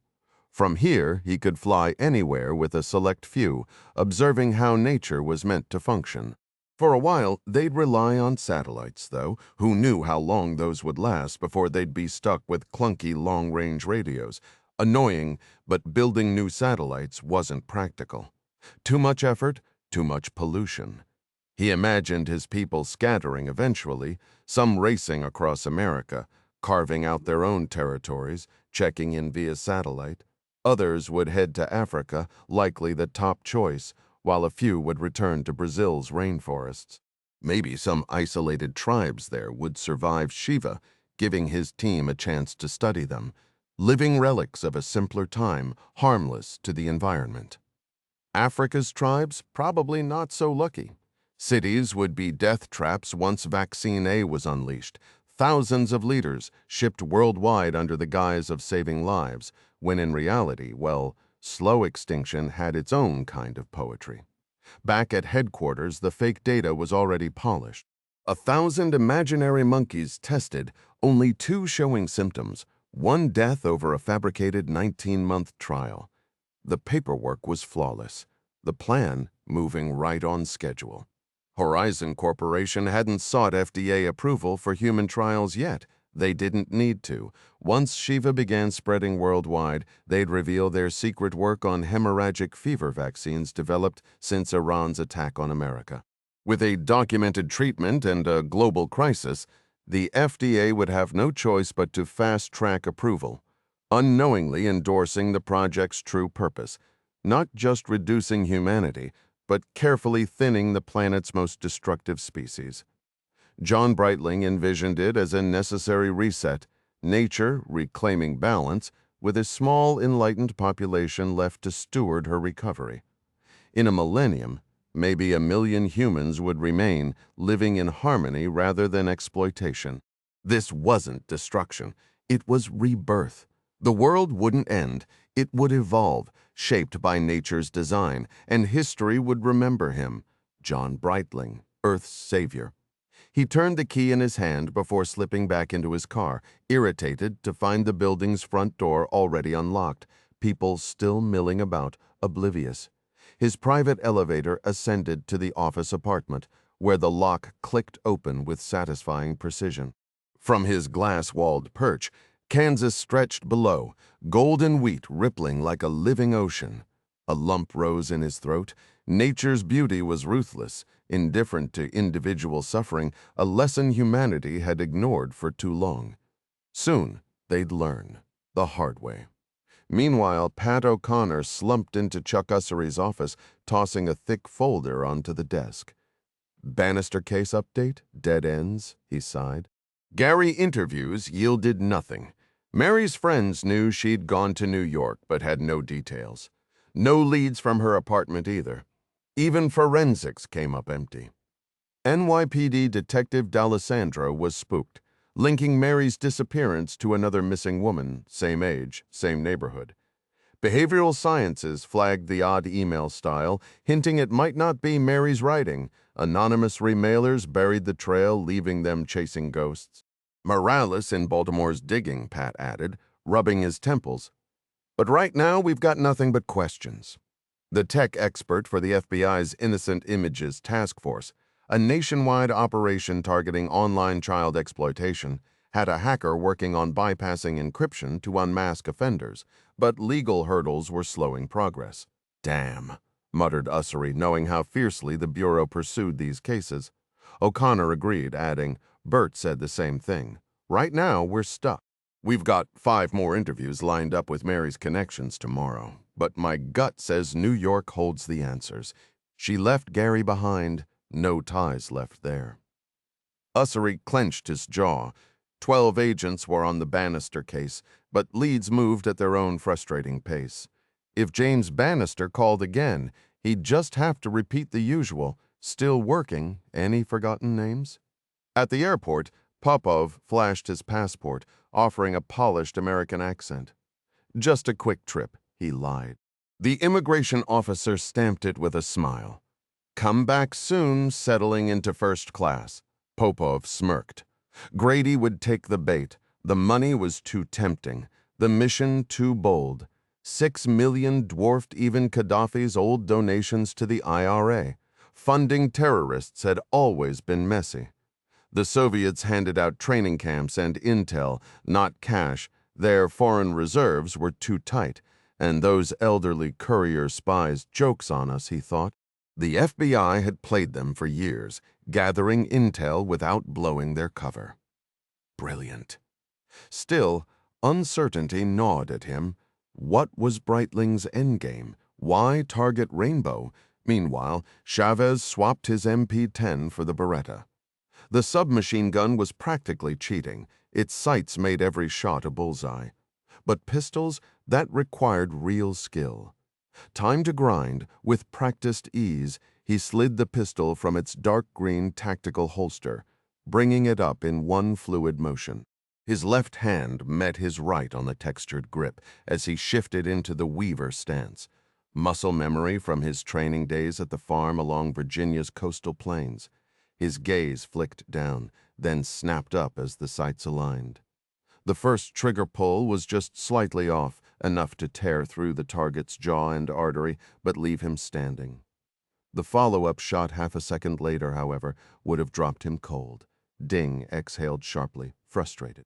After decocking the weapon, he holstered it, shook his head, and reset. This time, the scenario flashed in his mind, a terrorist pressing a gun to a child's temple. The Beretta rose like a striking viper, sights locking as his finger took up slack. Perfect. The first round would have punched through the left eye socket, the second carving a neat figure 8 beside it. Now that's how you double tap, Mr. Chavez, drawled Dave Woods, the range master, materializing beside him. Ding grimaced. First shot still drifted low. Never mind, it would have taken off half the guy's face. Precision mattered. Woods adjusted his grip with a tweak of his fingers. Less wrist snap, more trigger control. Try it now. Suddenly, the pistol fit like it was molded for his hands. Ding drew again. 2 rounds hammered dead center between the target's eyes at 7 meters. Better, Woods nodded. How long you been instructing, Sergeant Major? 9 years here at Hereford. Ding raised an eyebrow. No SAS? The older man tapped his knee. Busted it jumping off an armored vehicle in '86. Can't run worth a damn now. His waxed mustache curled proudly, eyes sharp as flint. This guy could have outtaught Wild West legends, Ding realized. 4 more draws later, his groups tightened into a 2-inch cluster in the kill zone. Nearby, Tim Noonan worked through his mags methodically, each shot aimed to sever the brainstem. Slower today, Noonan admitted afterward, stripping his Beretta. HRT background? Ding asked. Tech side, mostly. Never made the A-team. Noonan chuckled. Nerves too slow, I guess. He wiped down his barrel. That new tracking system, though. Pure witchcraft. Give me a week. I'll crack it. Ding smirked. Some days, the real magic wasn't in the shooting. The antenna had a futuristic parabolic attachment that looked straight out of a sci-fi show, but damn if it didn't track targets like a bloodhound. Noonan wiped down the components before applying break-free lubricant with practiced ease. That Woods guy knows his stuff, huh? He remarked. Ding nodded, taking the spray can to clean his own sidearm. He helped me tweak my grip, just like the head instructor at the FBI Academy did back in my training days. It's all about hand placement and trigger control. Noonan ran a cleaning patch through his barrel, inspected it, then snapped the pistol back together.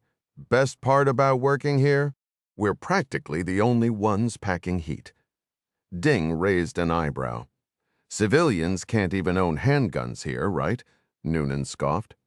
Yeah, they banned them years ago, supposedly to cut crime. Worked out great, didn't it?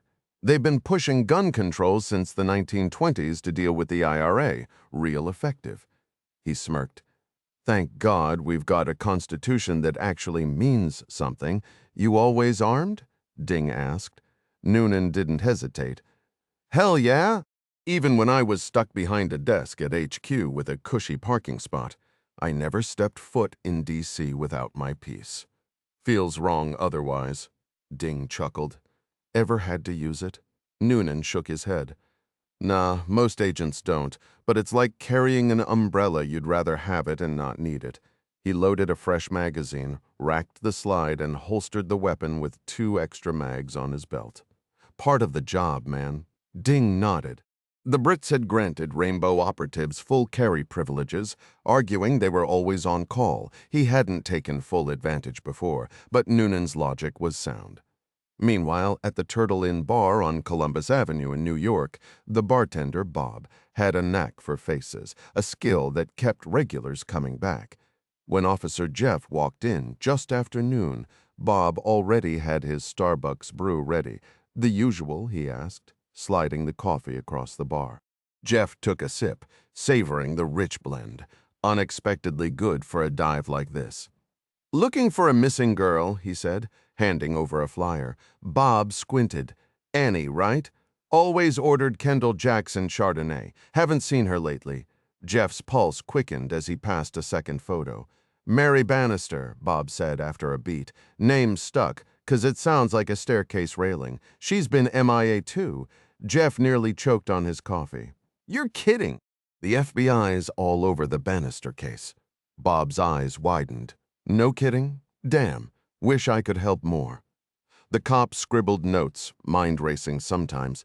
The best leads came from the unlikeliest places. Bob Johnson adjusted his bow tie as he leaned against the polished mahogany bar, the dim lighting reflecting off his starched white tuxedo shirt. Yeah, Jeff showed me those photos earlier, he said, rubbing his chin. Mary Bannister and Ann Pretlow, they were regulars before they vanished. Sweet girls, always laughing, dancing with anyone who asked. Place gets packed after dark, especially Fridays when the weekend crowd rolls in. They'd usually show up around 8, leave by midnight. Detective Sullivan tapped his notepad. "They leave alone most nights?" "Yeah," Bob replied, wiping a glass absent-mindedly. But Annie had a thing with Hank. Some lawyer, brown hair, average build, starting to get a beer belly. He'll probably swing by later. Then there was another guy, Kurt, tall, handsome, ordered whiskey sours with Jim Beam, tipped well, so I remember him. He smirked. "Real Hunter, that one?" Sullivan raised an eyebrow. "Hunter?" "Yeah," Bob chuckled. "Hunting for women, not deer." Meanwhile, across the Atlantic, Grady studied the quiet roads surrounding the community hospital near Hereford. The base entrance looked unchanged, just as he remembered. He snapped photos with his Nikon, the shutter clicking steadily as he mapped out his next move. Open terrain, minimal security, perfect. Surprise would be key, especially operating this close to Britain's elite forces. Night ops were standard, but Grady had learned the hard way that counter-terror teams thrived in darkness. Their night vision tech erased any advantage he might have had. Maybe daylight was the answer this time. Less expected, more chaotic. He turned the idea over in his mind as he drove back toward Gatwick, already running calculations. 15 men, 30 minutes max. It could work. Back at the bar, Bob sighed. Damn, kidnapped. That's some old-school crime right there. 8 million stories in this city, man. Sullivan nodded, pocketing his notes. "We'll be in touch." As the detective left, Bob glanced at the clock. Almost showtime. The night crowd would be here soon, and with them, maybe a few answers. Men often came to spots like this for a reason, and the bartender seemed to understand that better than anyone. Sullivan and Chatham exchanged glances. This guy was exactly the kind of break they needed. "So you haven't run into Kurt recently?" Chatham pressed. The bartender shook his head. "Nah, not for weeks, maybe longer." Sullivan leaned in. "Think you could help us piece together a description? Maybe an artist's sketch?" Johnson raised an eyebrow. "Like those police sketches in the papers?" Chatham nodded. "Exactly." The bartender rubbed his chin. "I'll give it a shot. Some of the regulars might recognize him." "Marissa, for one? She's here almost every night. Usually rolls in by 7:30. Sullivan checked his watch and sighed. "Looks like we're settling in for the long haul." Meanwhile, at Raff Mildenhall, Malloy lifted the Nighthawk off the tarmac, banking west toward Hereford. The controls responded perfectly, and the new digital fuel gauge was a welcome upgrade. No more squinting at a needle. The display toggled between gallons and pounds, a small but practical detail. The night was unusually clear, though moonless, so he flicked on his night vision goggles. The world shifted into eerie green hues, sharp enough to navigate but not perfect. Still, it beat flying blind. He kept the chopper at 300 feet, wary of power lines, every seasoned pilot's nightmare. In the back, Sergeant Nance clung to his sidearm, more for comfort than necessity. Malloy had stashed his Beretta in his flight bag. Shoulder holsters felt too theatrical for his taste. As they passed the hospital, Harrison spotted another chopper on the pad. Turning and blinking, he noted. Malloy gave it a quick glance. "We're clear." His eyes flicked upward, scanning for commercial airliners heading into Heathrow. Complacency killed pilots, and he wasn't about to let that happen. If he landed the command at Anacostia, he'd be dealing with Reagan's chaotic airspace daily. He respected airline pilots, sure, but he trusted his own reflexes more, and he knew they felt the same about him. Confidence wasn't arrogance, it was survival. Harrison had potential if he didn't end up some local traffic reporter in the middle of nowhere. The landing pad at Hereford finally came into view. 5 more minutes, and he'd be shutting down the engines. 20 after that, he'd be horizontal. Across town, Popov slid into a corner booth, the background noise masking their conversation. "He'll do it," he murmured. He hasn't confirmed yet, but he will. Henriksen frowned. Who are we talking about? Sean Grady, ring any bells? Henriksen's expression darkened. Pira, operated in Londonderry, right? Popov nodded. Captured 3 SAS operatives, made sure they didn't walk away. The SAS hunted him down 3 times, almost got him once, took out a dozen of his men. Grady repaid the favor by purging his own ranks. No mercy. Henriksen turned to Breitling. He's not exaggerating what Grady did to those SAS guys. Brutal doesn't cover it. The man's a monster. Do we have enough manpower for this operation? Dmitry Arkadeyevich responded confidently, swirling his drink. He's in, but he drove a hard bargain. 6 million, not 5, and he wants drugs thrown in. Drugs? Henriksen's eyebrows shot up. I thought the IRA had a strict no-drugs policy. Breitling frowned. Times change. The IRA spent years cracking down on dealers' public kneecappings to send a message. Maybe Grady sees it as a revenue stream now. The table shrugged off the moral implications. Fine, we'll play along, Breitling muttered, though the idea clearly left a bad taste. Kneecappings? Someone asked. Bill leaned in, his voice casual. You put a gun behind the knee and pull the trigger. Shatters the joint, painful, permanent. The IRA's old-school punishment, the Protestants. They preferred power drills. Either way, it sends a message. Breitling, the doctor in the group, winced, charming. That's terrorism for you, Henriksen said dryly. Nowadays, they just kill you. Grady's got a reputation for being ruthless. Popov nodded. Oh, he'll do it. He loves the plan, and his ego's big enough to want the spotlight. He's angling for political control, needs a spectacle. The Irish, Henriksen mused. Poets in love, warriors in battle. Breitling cut to the chase. Will he pull it off? Popov took a slow sip. For him, success means taking out the primary targets, those 2 women, and a few soldiers. Then he'll vanish. A full-blown fight? Suicide. Grady's brutal, not stupid. Internally, Popov doubted his own words. Revolutionaries were all a little mad, weren't they? Lenin, Mao, Gandhi, they'd reshaped the world, yet their legacies were crumbling. The USSR collapsed. China would follow, and India still a mess. Ireland, with no resources, clung to Britain out of necessity. But that was a debate for another time.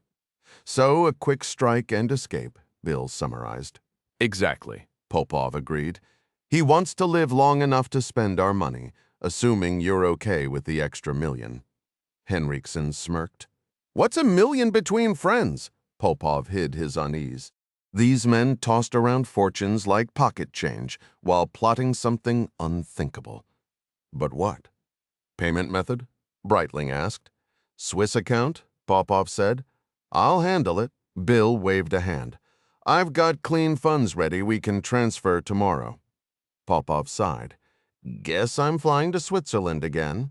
His tone was flat, but his mind raced. Whatever they were planning, it was bigger than Grady's ego, and far more dangerous.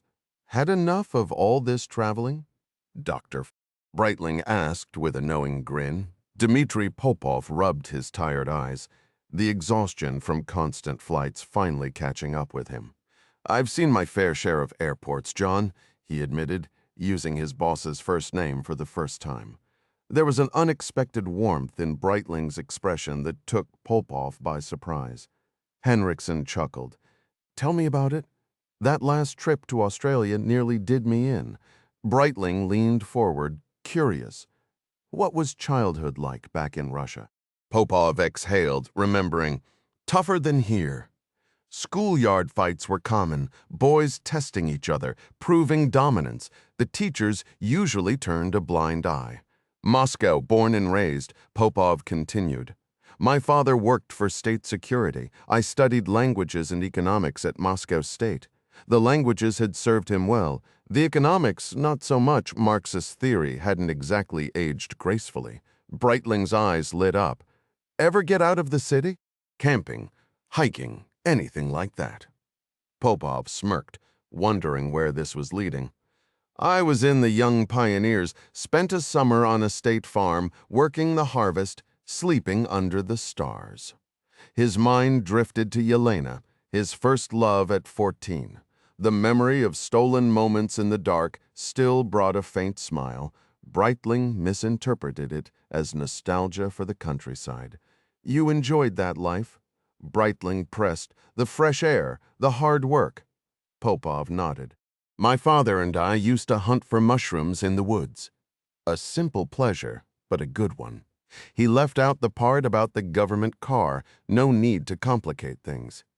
Henriksen perked up. Any wildlife in those woods? Birds, mostly. The occasional elk, what you call moose. Wolves, too, though the state hunted them relentlessly. Russians don't have the same fondness for them as Americans do. Breitling grinned. Wolves are just big dogs, really. Trainable if you've got the patience. Henriksen added, I've always wanted one as a pet, maybe someday.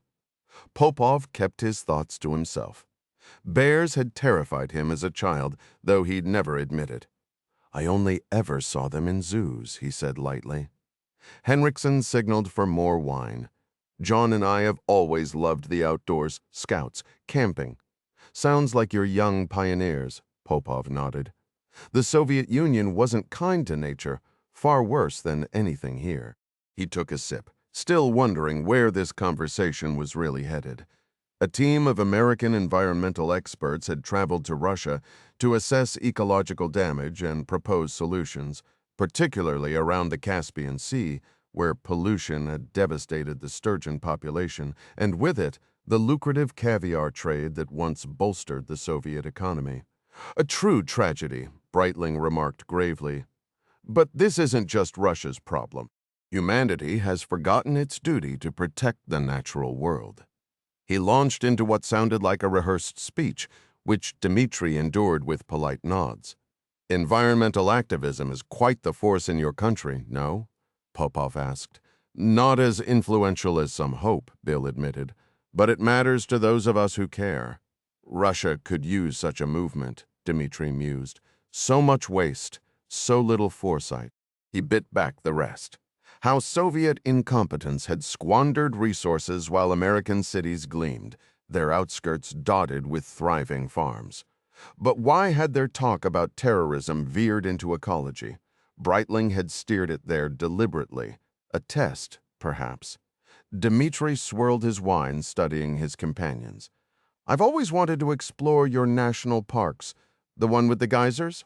Goldfield? No, wait. Yellowstone? Wyoming, Henriksen said. Breathtaking. Nonsense, Breitling cut in. Yosemite's the crown jewel, though these days it's crawling with tourists. Won't last forever. Henriksen smirked. Same at Yellowstone. But things change. Their certainty prickled Dmitri. These parks belong to the people, funded by taxes, no privileged access, just equality. A Soviet ideal. Realized here, no wonder one nation crumbled while the other thrived. What changes? Dmitri pressed. Reducing human impact, Breitling said vaguely. But first, other steps. Henriksen chuckled. Just a few. Sensing the dance had gone on long enough, Dmitri shifted gears. Grady's eager. He gave me a burner number, untraceable unless you're the CIA. Call him when ready, Breitling ordered. Bill, arrange the transfer. Dmitri opened the account. As dessert arrived, Popov noted their anticipation. Somewhere in Dublin, Grady was wide awake, counting down to the mission. The images had been processed by a sympathetic contact within their network, with 6 selected for enlargement. The larger prints were tacked to the wall, while smaller ones were strategically placed on a map spread across the table. They'll come in along this route, Grady pointed out, tracing a finger along the road. Only one logical spot for their vehicles to stop, don't you think? Rodney Sands studied the angles before nodding. Makes sense? Grady laid out the operation in crisp detail. Communication? Someone asked. Burner phones for every team, preset with speed dial fast, clean coordination. Danny McCorley raised the inevitable question about firepower. More than enough, Grady assured him.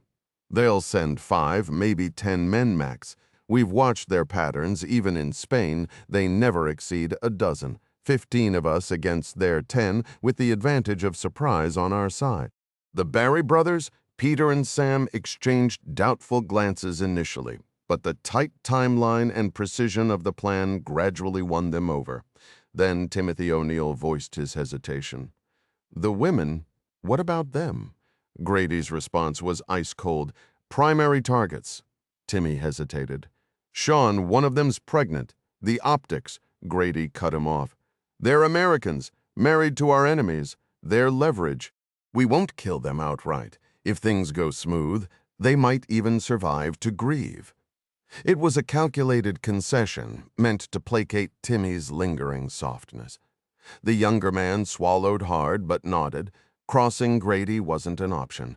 Meanwhile, Agents Sullivan and Chatham worked the bar scene late into the night, gathering intel on Mary Bannister and Anne Pretlow. They struck gold, a lead on a frequent patron who'd been seen with Bannister, though he was absent that evening. His address would be easy to track through his phone number, which half the women there seemed to know. By closing time, they left with fresh leads, annoyed at nursing sodas all night, but satisfied with their progress. Sullivan likened the investigation to grocery shopping blind, grabbing items without knowing how the meal would turn out. At home, Ding Chavez greeted his wife Patsy with his usual morning kiss. "How's our little fighter today?" he asked, resting a hand on her swollen belly. "Kicking like a future soccer star," she murmured, half asleep. Ding was adamant about the baby being a boy. Typical machismo. Patsy thought with amusement. As a doctor, she knew better, but she humored him. The baby had been active since the first flutters at 3 months, and now it rolled inside her like a tiny acrobat. "There they go again," she said, smiling as the little one shifted in its watery world. The waiting was agony, but soon enough, their lives would change forever. Domingo Chavez felt the warmth of his wife's touch linger on his palm as he grinned and bent down for one last kiss before heading to the bathroom. "Love you, Pats," he murmured, savoring the quiet comfort of their morning routine. Everything felt right. The nursery waiting with its cheerful animal decals, the crib neatly prepared.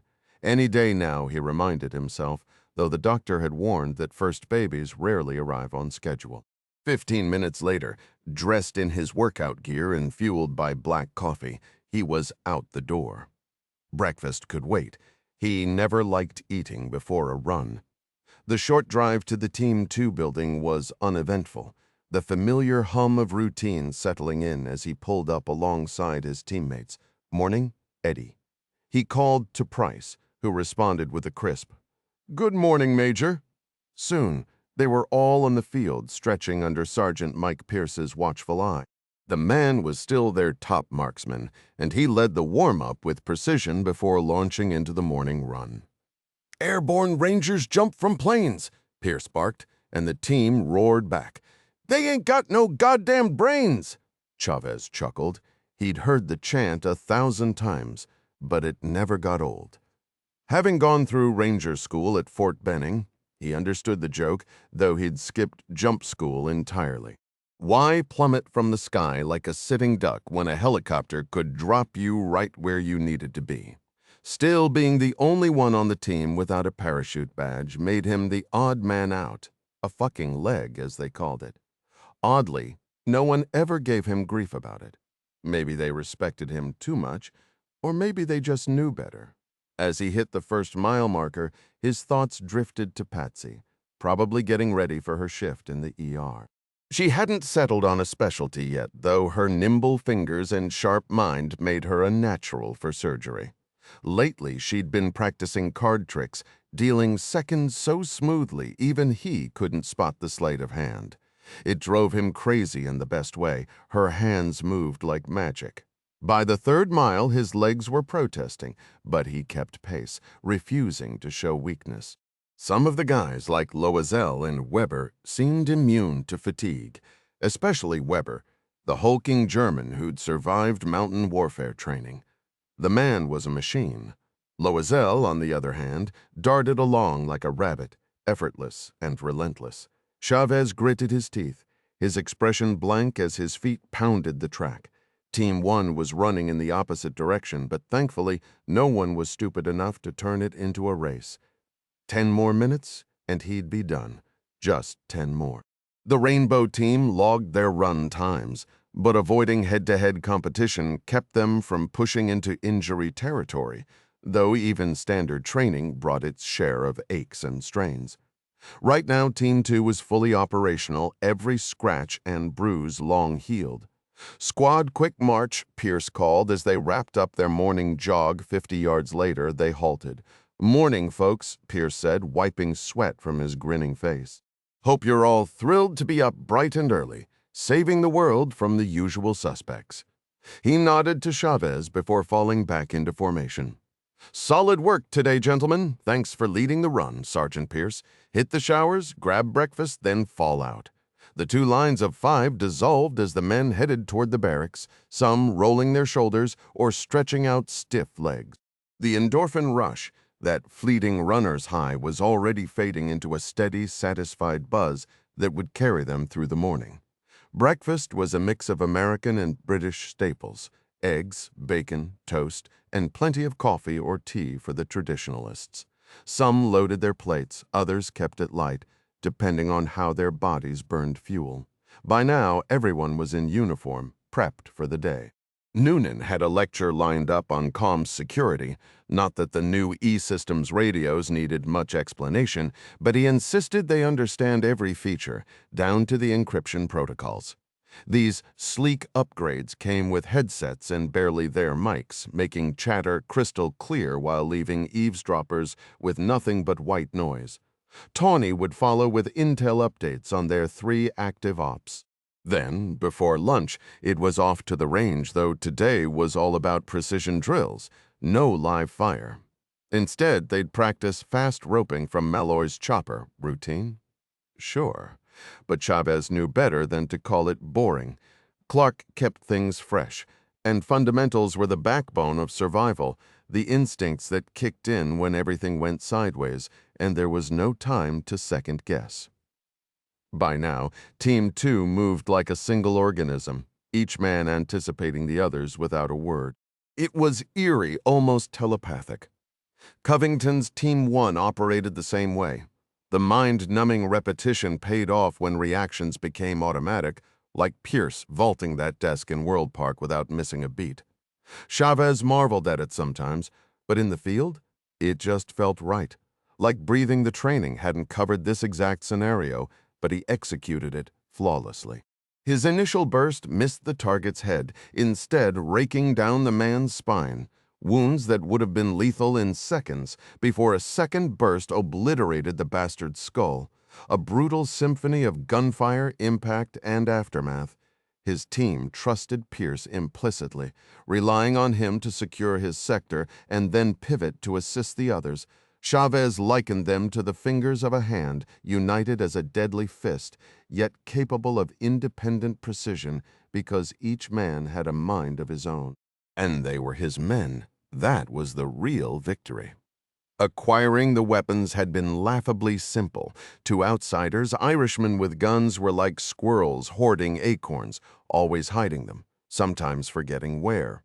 For decades, sympathizers had funneled arms to the IRA, stockpiled for the day Ireland would rise under Provo command and drive the English from their sacred soil.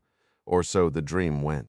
Grady had buried over 3,000 rifles himself, mostly Russian AKMs models like this cache hidden in a Tipperary field.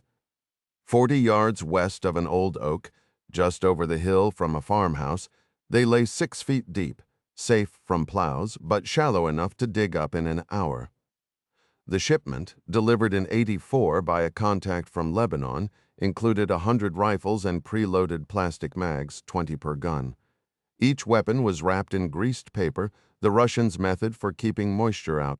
Grady inspected 20, peeling back the paper to check for rust, working the bolts. Everyone was pristine, preserved since leaving the Kazan factory. The AKMS, an upgraded folding stock version of the AK-47, was ideal, reliable, easy to conceal, and familiar from their training in Lebanon. He loaded 15 rifles and 330 magazines into the truck before refilling the whole. 3 hours later, they were rolling toward another farm, this one on Cork's coast, where a cooperative farmer waited. Meanwhile, Sullivan and Chatham arrived at the office before 7, dodging traffic and snagging a rare good parking spot. First task, run the phone numbers through a crisscross directory to ID the names and addresses. Then came the interviews with the 3 men linked to Mary Bannister and Anne Pritlow. Any one of them could be a killer. The smart ones operated like soldiers, studying their prey, learning routines and vulnerabilities before moving in.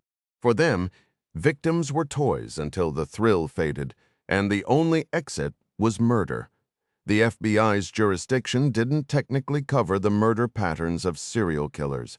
But when victims were transported across state lines, which happened easily given Manhattan's proximity to neighboring states, that opened the door for federal involvement.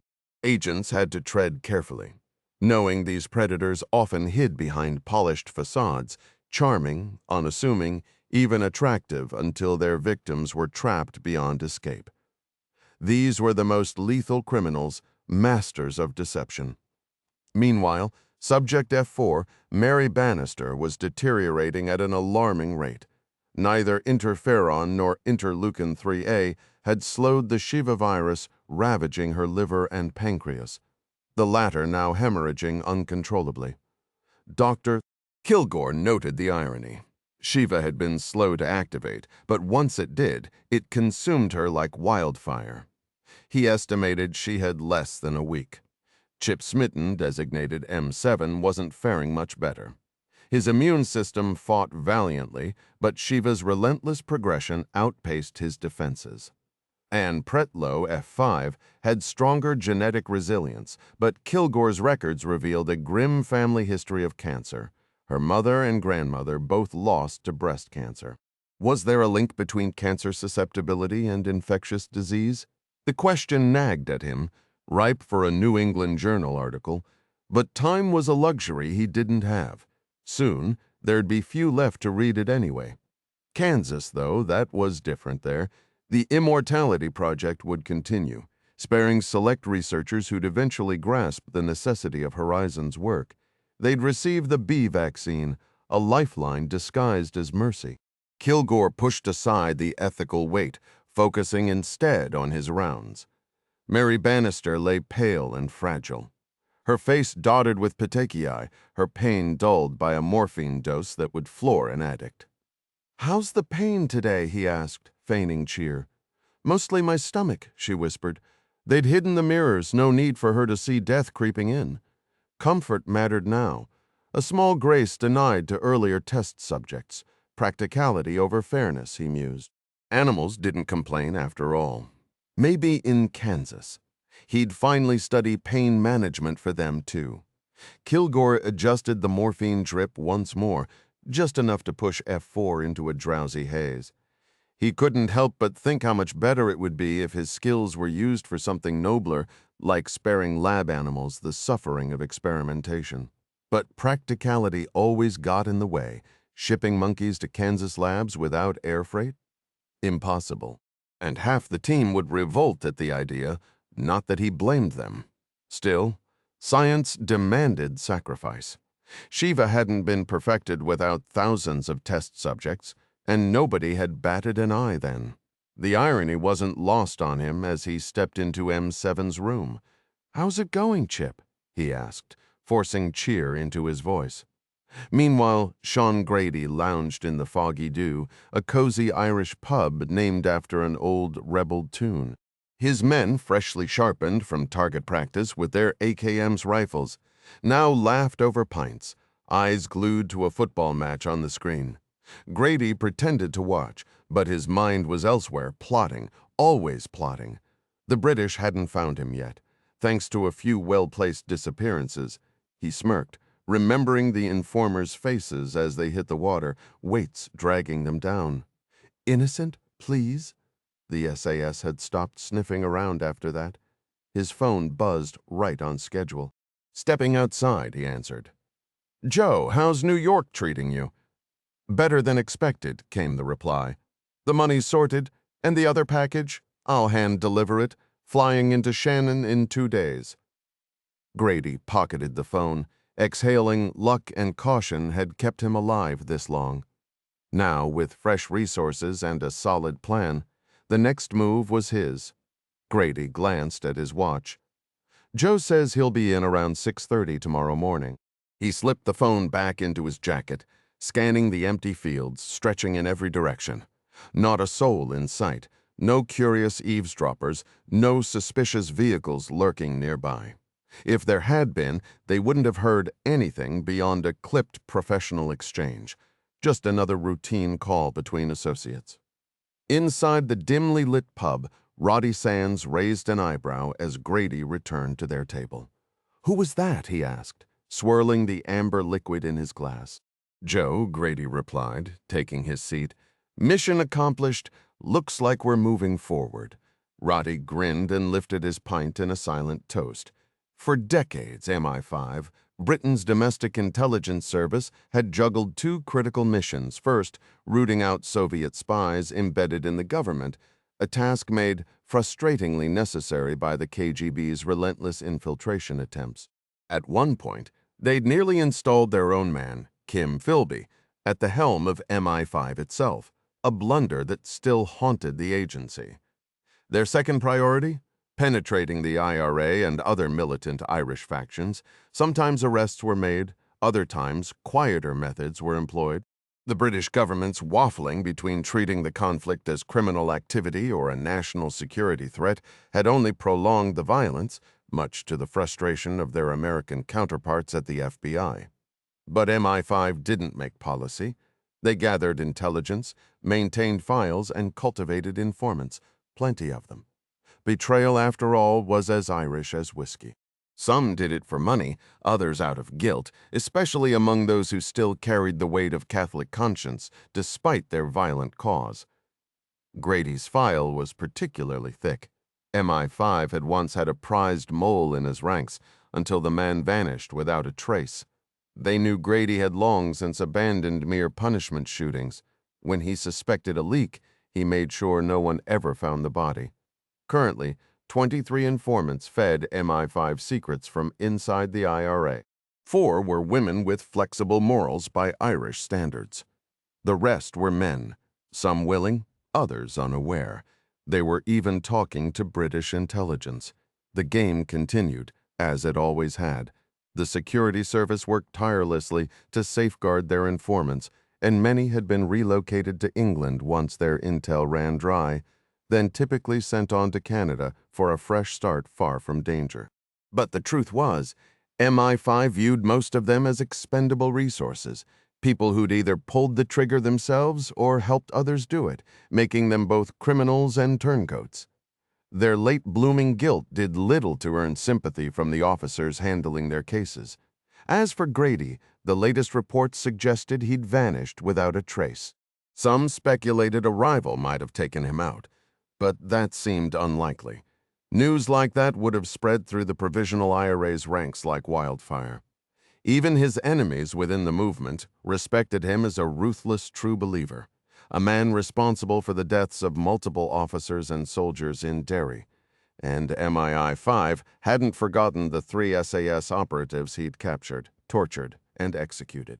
Their bodies had been recovered, and the outrage within the 22nd Special Air Service Regiment still burned. They could accept a battlefield death, but torture, that was unforgivable. Cyril Holt, deputy director of MI5, paused during his quarterly case review when he reached Grady's file. The man had completely dropped off the radar. If he were dead, Holt would have known. Maybe he'd finally seen the writing on the wall, his organization inching toward peace talks, and decided to step back. But Holt doubted it. The psychological profile from London's top psychiatrist painted Grady as the type who'd cling to his rifle until the bitter end.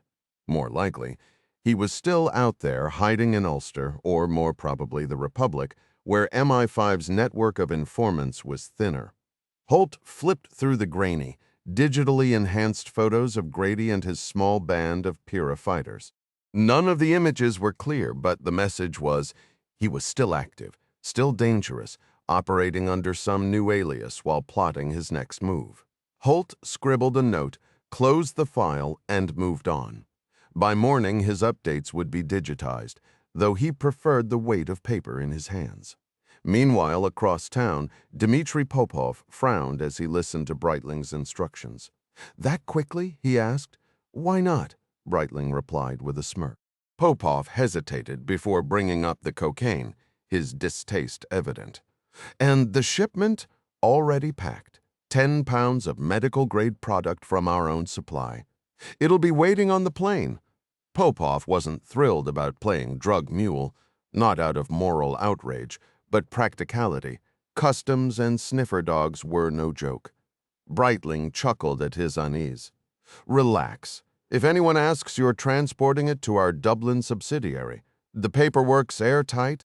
Just don't give them a reason to look too closely." Popov exhaled.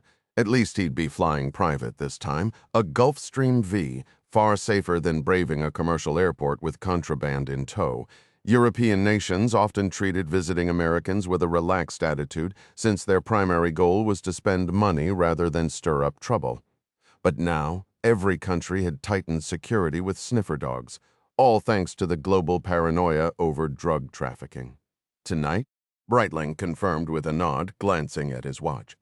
"The jet's waiting at Teterboro. Be there by 6. Popov left hailing a cab back to his place. Packing his bags was simple, but untangling his thoughts wasn't. Breitling was tossing basic security protocols out the window. Chartering a corporate jet directly linked Popov to Horizon for the first time, and the paperwork accompanying the cocaine only made it worse. There was no attempt to distance Popov from his employer. Maybe Breitling doubted his loyalty, worried he'd crack under interrogation. But no, Dmitry reconsidered if trust was an issue. He wouldn't have been given the job at all. Popov had always been the bridge between Breitling and the terrorists, so the Russian concluded Breitling did trust him. Yet the lax security could only mean one thing. Breitling didn't care about exposure. Why? How could that not matter? The chilling thought crossed his mind, was this a setup? Was he being led into a trap? Breitling had the ruthlessness for it, but not the subtlety. A man that reckless with money wouldn't be shrewd enough to pull off a clean elimination. Besides, Popov wasn't naive. He'd left trails, documents that would expose Breitling's role if anything happened to him. So no, this wasn't a hit. Then what? Staring into the mirror, his reflection offered no answers. Money had lured him in from the start. He'd become a mercenary of sorts, driven by greed, the M in the old spy acronym MICE. But Breitling didn't operate that way. The CIA, flush with cash, still nickel-and-dimed its assets, justifying every dollar. Horizon, though, money flowed like water. And that was the puzzle in capitalism. Wealth came from cunning, not carelessness. So why was Breitling burning through cash like it meant nothing? Dmitry zipped his bag shut, mind racing. Whatever Breitling was planning, it was close. The sloppy tradecraft suggested urgency, like a gambler tossing the rule book aside because the game was almost over. An amateur's mistake, even a brilliant amateur like Breitling wouldn't realize that breaking protocol after success was just as dangerous as before. Unless there was no after, Popov froze, a sock dangling from his hand. Was this the end, not just the last job for Breitling, but the last one, period? The operations had escalated wildly. First cash drops, now cocaine shipments, all to keep some trigger-happy extremist cooperative, and the paper trail, a corporate cover neatly tying the drugs and Popov to Horizon. Too neat, too final, the pieces clicked. Breitling wasn't just cutting corners, he was burning the whole playbook, because soon none of it would matter. Popov knew his fake ID would probably pass muster if the cops came sniffing around, unless Irish authorities had some secret hotline to British intelligence, which seemed about as likely as winning the lottery twice. Even if MI5 had his alias on file, they wouldn't have a recent photo, and he ditched his old hairstyle months ago. As he zipped up his suitcase, one thing became clear. Breitling was wrapping things up, which meant this was his final shot at the big score. Part of him almost wished Grady and his crew would meet the same messy fate as the others in Bern and Vienna, Spain too, though he'd skipped that disaster. The Swiss account details burned in his pocket, a golden ticket to permanent retirement. All he needed now was for Rainbow to wipe them out so he could vanish without a trace. With that pleasant thought, he stepped onto the curb, whistled for a cab, and headed for Teterboro Airport. Plenty of time to scheme during the transatlantic flight. Meanwhile, in the sterile glow of the conference room, Barbara Archer leaned back in her chair. "We're spinning our wheels here. F4's already a walking corpse. Heart's still ticking, but that's it. Shiva laughs at everything we throw at it. Every damn thing, except the B antibodies," Kilgore pointed out, like a kid reminding the teacher about homework. "Yeah, except those," Archer conceded, rolling her eyes. "But let's face it, we've burned through every trick in the book. Antibiotics? Useless. Experimental synthetics? Zip. We might as well have tossed aspirin at a tornado. Shiva wasn't just deadly. It was a masterpiece of bioengineering, Ebola's nightmare cousin, shrugging off treatments like rain off a windshield. The initial outbreak would hit hard, but the real killer was the A vaccine, Berg's twisted masterpiece. Within half a year, the world's population would split into 3 groups. The unlucky majority wiped out by the virus, the handful of immune outliers who'd probably get trampled in the ensuing chaos, and the chosen few holed up in Kansas. Project Lifeboat wasn't just a bunker, it was a fortress stocked with guns, supplies, and the only people who mattered. The computers gave it 6 months, 27 weeks until the reset button smashed civilization. Funny how doom always comes with a countdown. The timeline for the global transformation varied by region. Africa was projected to be the final holdout, lagging behind due to delayed vaccine distribution and struggling healthcare systems. Europe would collapse first. Their universal healthcare and obedient populations made mass vaccination effortless. America would follow shortly after, then the remaining continents in sequence. The entire planet, just like clockwork, Kilgore mused, gazing at the lush landscape straddling New York and New Jersey. Vast farmlands stretching from Canada to Texas would lie abandoned, though patches of wild wheat might persist for generations. Wildlife would reclaim the land swiftly, bison breaking free from Yellowstone, wolves and grizzlies spilling across the plains, coyotes and prairie dogs multiplying unchecked. According to the simulations, Earth would heal itself within 5 years, nature's reset button pressed hard and fast. Barb Archer cut through the optimism. "We're not there yet, John. What about the test subjects?" Her disdain for clinical work was no secret. Kilgore anticipated her next words before she spoke. "Start with F4?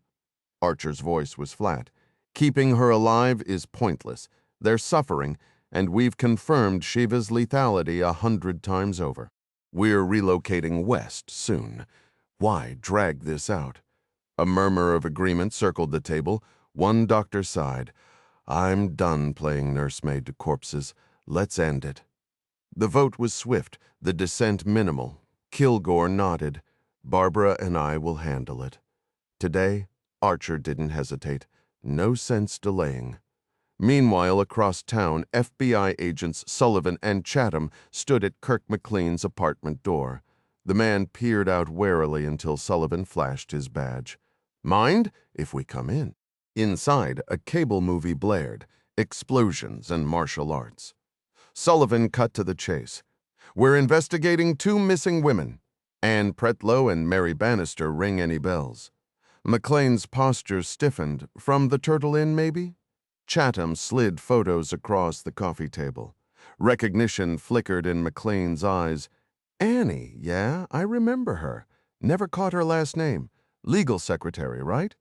He shifted uncomfortably. "We danced, had drinks. Nothing serious. Ever walk her home?" Sullivan pressed. McLean rubbed his neck. "Once? Place near Columbus Avenue. But I didn't stay. Nothing happened. His face flushed. There was some guy she hung with, Jim, accountant type. They were close, but who knows how close? The agents exchanged glances. The puzzle had another piece. The guy's face was familiar, but his name escaped me. We might have exchanged a few words at the bar, but nothing memorable. That's how it goes in those places. You meet a dozen people in one night, and most fade into the background. Phone numbers, Sullivan pressed. Not from those two, but I've got a couple from other women I met. Interested? McLean shrugged. Did they know Mary Bannister or Anne Pretlow? Sullivan continued. Could be women tend to stick together, form their own little circles, sizing up the guys, just like we do, but they're smoother about it. The questioning dragged on for another half hour, circling back to the same points, but McLean didn't seem bothered. Then came the request to search his apartment. No warrant, but people often said yes, sometimes to their own regret. The agents were hunting for anything linking him to deviant behavior, but all they found were nature magazines, hiking gear, and wildlife photos. You're into the outdoors? Chatham asked. Love the wilderness, McLean admitted. Just wish I could find a woman who feels the same. Not many of those around here. No kidding, Sullivan muttered, handing over his card. Call if anything comes to mind, day or night. McLean shut the door behind them and exhaled sharply. How the hell had they tracked him down? The questions were predictable, but why now? Were the cops just slow, or was there more to it? Outside, Chatham shook his head. Waste of time. Maybe the women he mentioned will have something, Sullivan said. Doubt it. I already talked to one last night, Chatham replied. Try again. Ask what she thinks of him, Sullivan suggested. Fine, but I got nothing from him. You? Nope. Still waiting on that mind-reading promotion? Sullivan joked dryly. Meanwhile, Barbara Archer unlocked the med cabinet, pocketing 10 vials of potassium saline in the treatment room. She prepped a syringe, then stepped inside. The patient, Mary Bannister, barely glanced up from the TV. How are we feeling? Archer asked, automatically, then caught herself. Why did doctors say we? Some habit drilled into her in med school, she supposed, a forced camaraderie that didn't exist here. Her mind flashed back to her college job at the Pound, where unclaimed dogs were put down every Tuesday.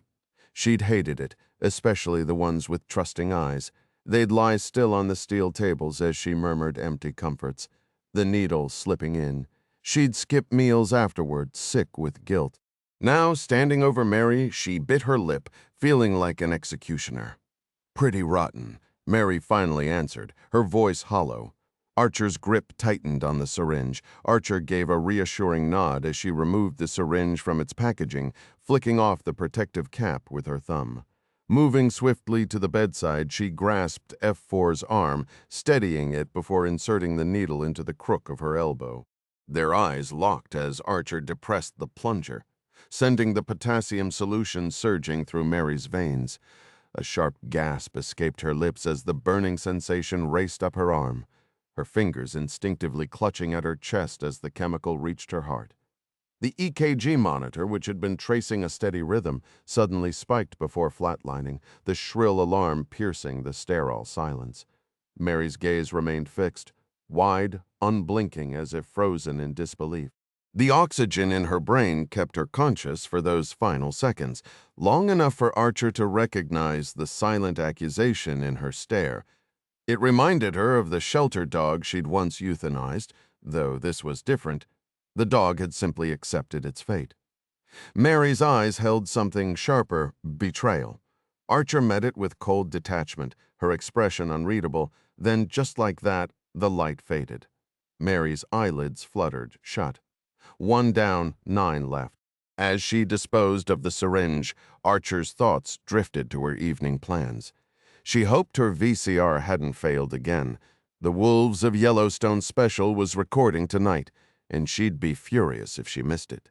By the time the bodies were wrapped in plastic and wheeled away, the incinerator was already roaring, its flames hot enough to reduce everything to fine ash, carried off by the wind as if none of it had ever existed.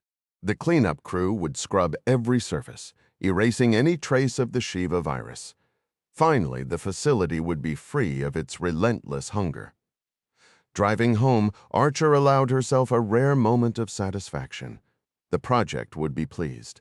Shiva had served its purpose, but she wouldn't mourn its destruction. Some tools were just too unsettling to keep around. Meanwhile, across the Atlantic, Popov stirred as the flight attendant nudged him awake.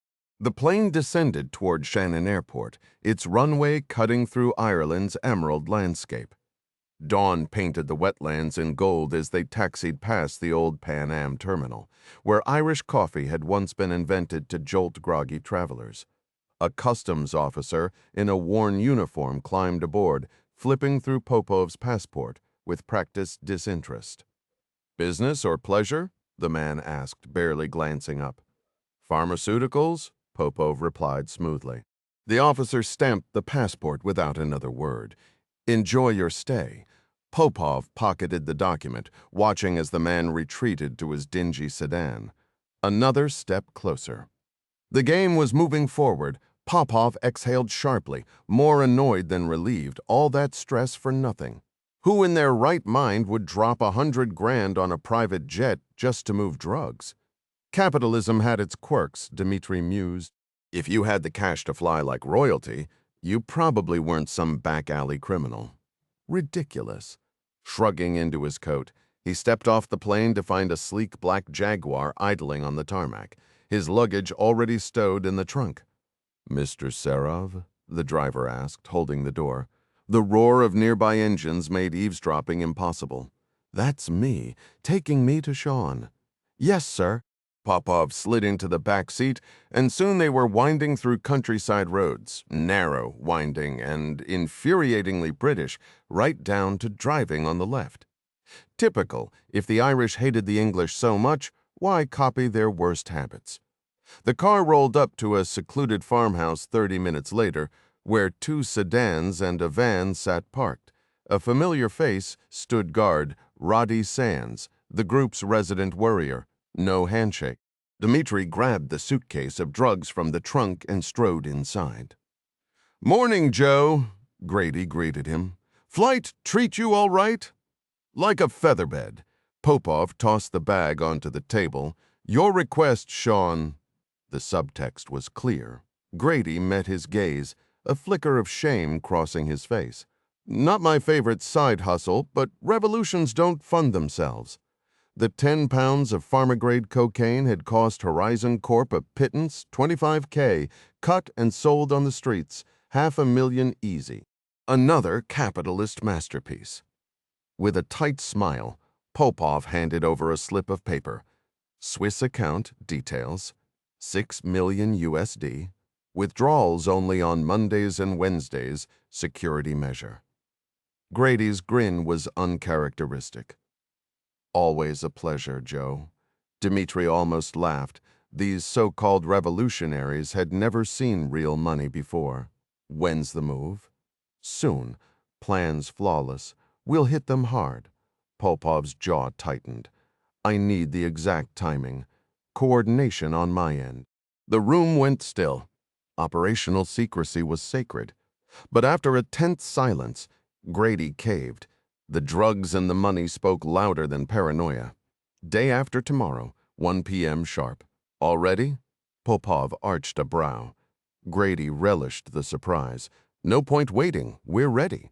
Then I'll take my leave." This time they shook hands. "Daniel will drive you Dublin Airport?" "Correct. Tell him." As Popov turned to go, Grady called after him, "Luck, Sean." Dmitri didn't look back. Luck had nothing to do with it. Dmitri offered a hopeful farewell, saying, "Maybe we'll cross paths again someday." But as Popov met his gaze one last time, he knew deep down this was truly goodbye. Despite the hollow pleasantries, Grady's eyes burned with an unsettling fervor, already envisioning the revolutionary act that would crown his legacy. There was a coldness there Popov hadn't noticed before, not just conviction, but something predatory lurking beneath. This man wasn't just driven by ideals. He'd shed his humanity like Furchner and Dortmund had, becoming something more akin to a wolf among sheep. Popov prided himself on reading people, but Grady's mind was a void where empathy should have been, filled instead with rigid dogma leading nowhere good. Did Grady even understand where this path ended? Unlikely. He probably saw himself marching toward some grand communist utopia, blind to the fact that the radiant future was just another Soviet pipe dream. The closer he got, the more the cracks in his ideology would show. But by then, it would be too late. And if Grady ever seized power, history had seen his kind before: Stalin, Mao, men who treated lives like chess pieces. Marx's worst legacy wasn't his economics. It was this warped mindset that turned believers into tyrants. Grady had traded warmth for a sterile blueprint of the world, ignoring how it had failed everywhere it was tried. His revolution was a mirage, luring him toward ruin and dragging others down with him. Yet there he stood, eyes alight with zeal, too blinded by doctrine to see reality. Even the Russians had wised up after 70 years of chasing the same ghost. With a shake of his head, Popov turned away. Some men couldn't be reasoned with. Meanwhile, Chavez handed off command to Covington with a casual, "All right, Peter, you're up." Team 1 was now on high alert, while Team 2 cycled back into training. "Quiet out there," Covington remarked, scanning the latest intel reports, and for once the news was good. Chatter among fringe groups had dropped sharply since the World Park incident. The French had released names and photos of the terrorists killed in Spain, and one turned out to be an Action Directe legend. 6 confirmed kills, a real heavyweight. His very public demise sent shockwaves through the underground, earning the Spanish police unexpected respect. Even Basque militants seemed rattled, losing key players in Rainbow's operations. Tawny's assessment was cautiously optimistic. Maybe their mere reputation would deter future attacks. But the big questions lingered. Why had 3 major incidents happened in such quick succession? And who, if anyone, had pulled the strings? For now, the silence was welcome, but it didn't mean the storm was over.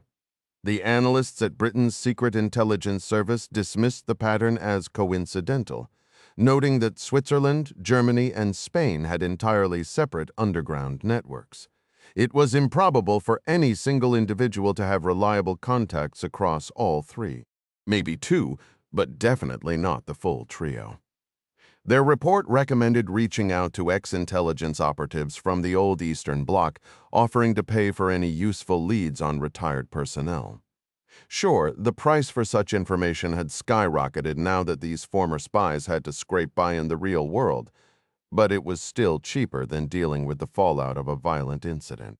Tawney emphasized this when briefing John Clark, who then took it up with Langley, only to get shut down again, leaving Rainbow Six muttering for days about the pencil pushers at CIA headquarters. Tawney considered bypassing them and pitching the idea directly to MI6 in London, but without CIA backing, it'd be dead on arrival. Clark begrudgingly admitted that Rainbow was functioning, even if he hated being stuck behind a desk, playing the role of a suit, while younger operatives got all the action. Funny how life worked. He'd spent years griping about bureaucratic oversight. And now here he was, the one calling the shots. Command had its perks, but for a man who'd spent his career in the field, it felt like a dull consolation prize. The irony wasn't lost on him. Once the guy dodging bullets, now the guy signing off on mission briefs. 5 years ago, he'd have rolled his eyes at someone like himself. Age was a trap, and the only escape was just as unsatisfying. So, like every other middle-aged man on the planet, he buttoned up his suit each morning and grumbled about the passage of time. Where had the adrenaline-fueled days gone? Meanwhile, Popov landed at Dublin Airport, trading the luxury of a private GV jet for the cramped chaos of a commercial flight to Gatwick. First class was a far cry from the seamless comfort he'd grown used to, but it beat economy. Sipping wine as the 737 climbed, he turned the problem over in his mind. Did Grady's success actually serve his employer's interests? Bern and Vienna had seemed like controlled chaos, but this felt different. Henriksen, ex-FBI, had hinted as much. Was there an angle Popov wasn't seeing? Or was this just another expensive, convoluted scheme to drum up business for Henriksen's security consultancy? The math didn't add up. The contracts gained wouldn't cover the costs already sunk. Then again, maybe the real payoff wasn't in the money. Popov sighed, rubbing his temples. Some walls just wouldn't budge, no matter how hard he pushed, as he sipped his crisp French Chablis. Popov mentally retraced the financial trail. The operation's funding clearly originated from John Breitling's Horizon Corporation, likely from the man himself, not Henriksen's global security. While both companies shared strategic goals, their financial structures remained separate. This meant Breitling was calling the shots, with Henriksen merely providing tactical support through his security expertise. Yet one undeniable connection stood out. Henriksen had secured that lucrative Sydney Olympics security contract, a deal both men had aggressively pursued. Horizon Corporation dominated the medical research field, boasting Nobel laureates in its labs and pioneering groundbreaking pharmaceutical advancements. But what possible link could exist between cutting-edge genetic research and international terrorism? Then it struck him, the recent biological attack on American soil that had claimed thousands of lives. The same attack Rainbow operatives Clark and Chavez had helped dismantle. Biowarfare had briefly paralyzed the world before America's devastating retaliation in Saudi Arabia reminded every nation of its military supremacy. Corporations didn't wage wars, they fought boardroom battles, not battlefield ones. Yet Horizon's deep involvement in virology and genetics left unsettling questions. Breitling's endgame remained opaque, but the pieces didn't fit. Popov swirled his empty glass, watching England's coastline emerge through the plane window. The world still trembled at the thought of bioweapons, and Horizon stood at the forefront of the very science that could weaponize them. Meanwhile, Sergeant Major Dick Voss demonstrated the new digital comms system to the Australian security team. Crystal clear audio, like chatting in your living room, he said, adjusting the volume dial. Dual-channel coding separates team comms into each ear, so command stays sharp. The Aussies chuckled as he added, range. 10 miles, maybe more with line of sight. After that, expect static.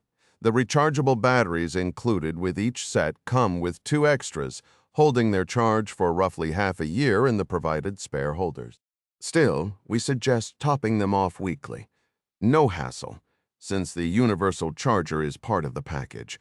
Just fiddle with the adapter until it clicks into place for any outlet worldwide. After a quick demo, the group inspected their units before powering them on.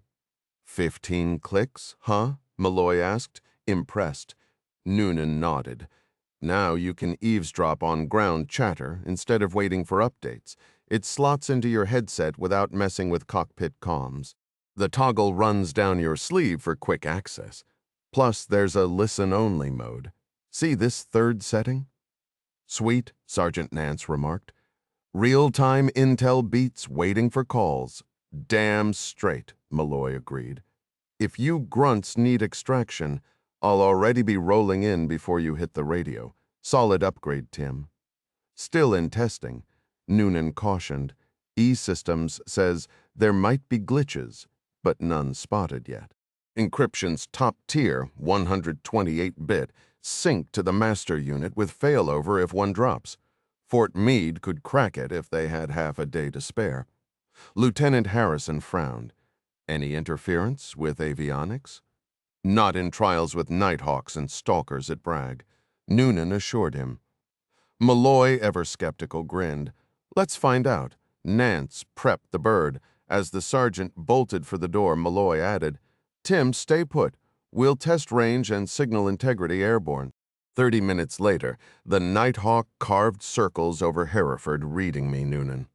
Clear as a bell. Bear, you're 11 miles out, and it's like you're in my back seat. Noonan verified the signal held strong even inside his car. No interference from the frame. The tiny device, with its quarter-sized battery and toothpick antenna, punched above its weight, hitting 18 kilometers. Long rope inserts just got smoother. Noonan teased. Now, the guys dangling can yell if you're off by a foot. Malloy scoffed. And here I was using my eyes like a sucker.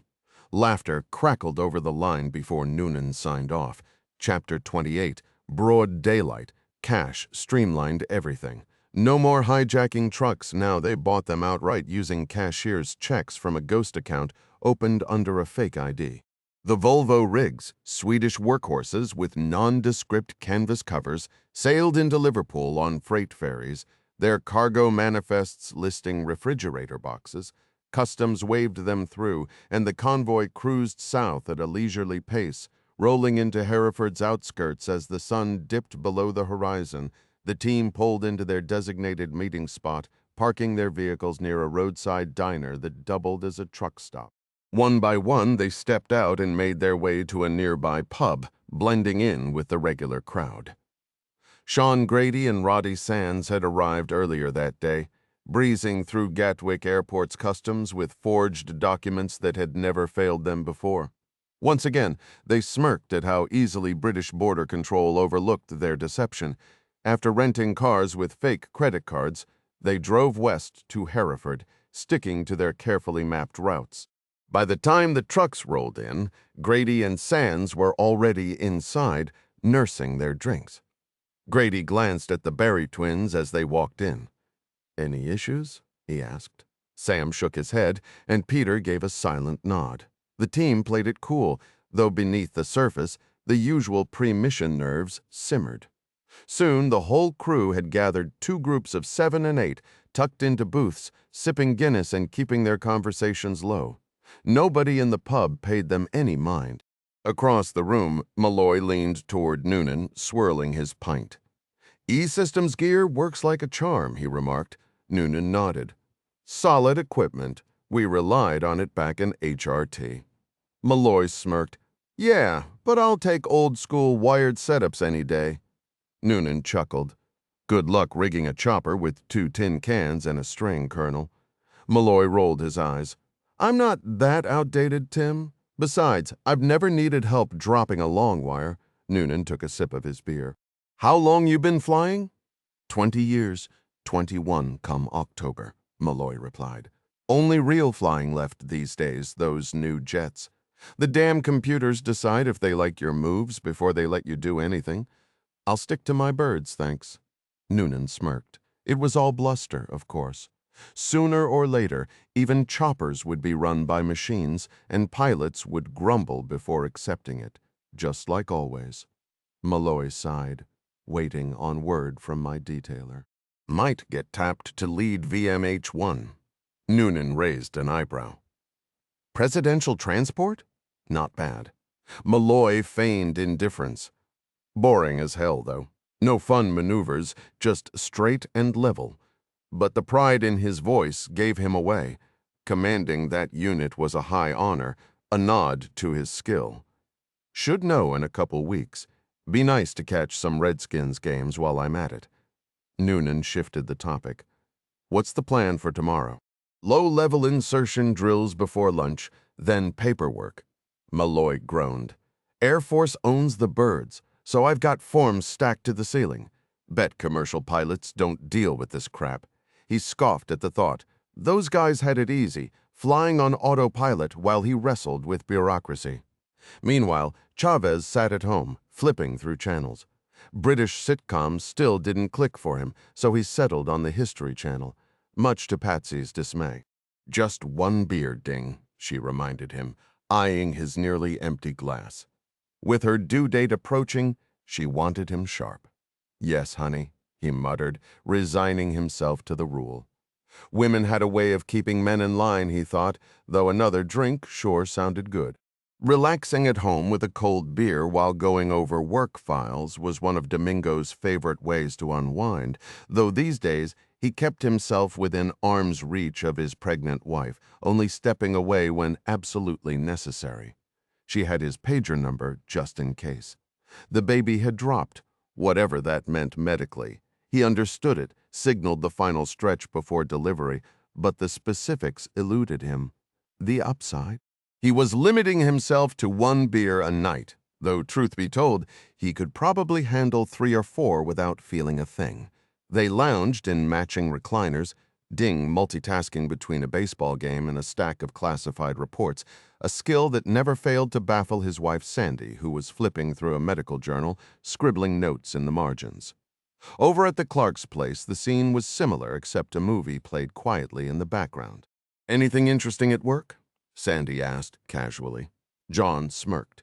The office, that wasn't the question she'd asked when he'd returned from his last field assignment. Back then, it had been, "Are you okay?"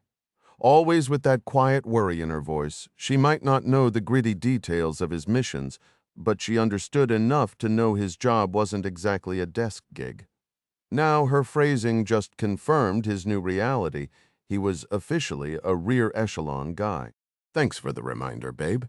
Nothing worth mentioning," he replied. "How's the hospital?" "Busy after lunch, a minor car crash, nothing serious." "And Patsy?" "She's sharp, just needs to loosen up." "Book smart, but experience?" "That'll come. She's getting there." John tilted his head. "Ever think about med school for yourself?" Sandy laughed. "Maybe in another life? Timing just wasn't right. And the baby?" Her face softened, impatient, just like I was. "At this point, you just want it over with." "Any concerns?" "None." "Dr. Reynolds is solid, and Patsy's doing great. I'm just not sure I'm ready to be called Grandma." John grinned. "Any day now, huh?" "Yep, the baby dropped yesterday, means we're close." "He dropped?" "That's the rumor," Sandy teased. "We'll see soon enough."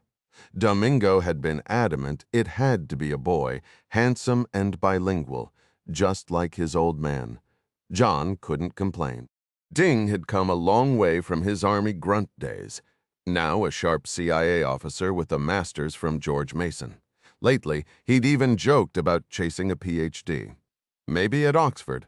An East LA kid with a degree from Oxford? That'd be something. John chuckled into his Guinness and turned back to the game. Meanwhile, across the Atlantic, Dmitry Popov sat in a London hotel, glued to the news. This operation was different, bold, even reckless, but tactically sound if executed right. Bill Henriksen had planted the idea, but Grady's team had run with it. Popov needed to see it play out. If it succeeded, he'd make the call, reroute the money, and vanish without a trace. Grady never considered that multiple individuals might have access to the transferred funds. Popov found it strange. Sean seemed unusually trusting, accepting the offer from his old KGB contact without much hesitation. Despite setting up 2 major tests, the money and the cocaine, Sean had followed through immediately once they were delivered. The more Popov reflected on it, the more remarkable it seemed. Still, he wasn't worried. His rented Jaguar would get him close enough to observe without drawing attention. If he played it smart, the risk was minimal. With that settled, he downed his last shot of vodka and turned in for the night. Morning came early for both households. Domingo and Patricia, along with John and Sandra, all woke at 5:30 sharp to the blaring of alarms. The women scheduled for the ER's 7 a.m. shift took first dibs on the bathrooms while the men shuffled to the kitchen. Coffee was brewed, newspapers retrieved, and radios tuned to the morning news. After 20 minutes, roles reversed, bathrooms freed up, and the men took their turns. Breakfast followed, though Domingo skipped the meal, preferring to eat later with his team after PT. Over at the Clarks, Sandy was attempting fried tomatoes, a local dish her husband refused to touch on principle. "I'm an American," John grumbled, pushing the plate away. By 6:20, uniforms were donned, and both couples headed out. Clark no longer trained with the younger operatives. Age had forced him to admit his limits. Instead, he stuck to a modified routine, a 3-mile run far from the team's 5-mile sprint. He was still in excellent shape for his age, but the effort grew tougher each year. 60 loomed on the horizon, a number that felt surreal. Where had the years gone? One day he'd been young and brash, the next he was staring at a stranger in the mirror. The realization left a bitter taste, worse than the sweat dripping down his face as he finished his run. On his way to headquarters, he spotted Alistair Stanley starting his own workout. 5 years younger, Al still carried himself with the confidence of a man who hadn't yet faced time's relentless march. They'd grown close. Stanley had sharp instincts, particularly in intelligence, and a deceptively calm demeanor that masked his lethality. To the untrained eye, he was just another charming Brit with a bright smile. But Clark knew better. Behind those easygoing manners lay a killer, one who, like John, slept soundly at night. If anything, Stanley had a keener tactical mind, though Clark would never say it aloud. Pride ran deep in both men, and neither was in the habit of handing out compliments. Fresh from his shower, Clark made his way to the office, sinking into his chair with a sigh as he tackled the mountain of paperwork waiting for him. Budget reports and administrative forms always felt like a waste of time. His mind belonged in the field, not buried in spreadsheets.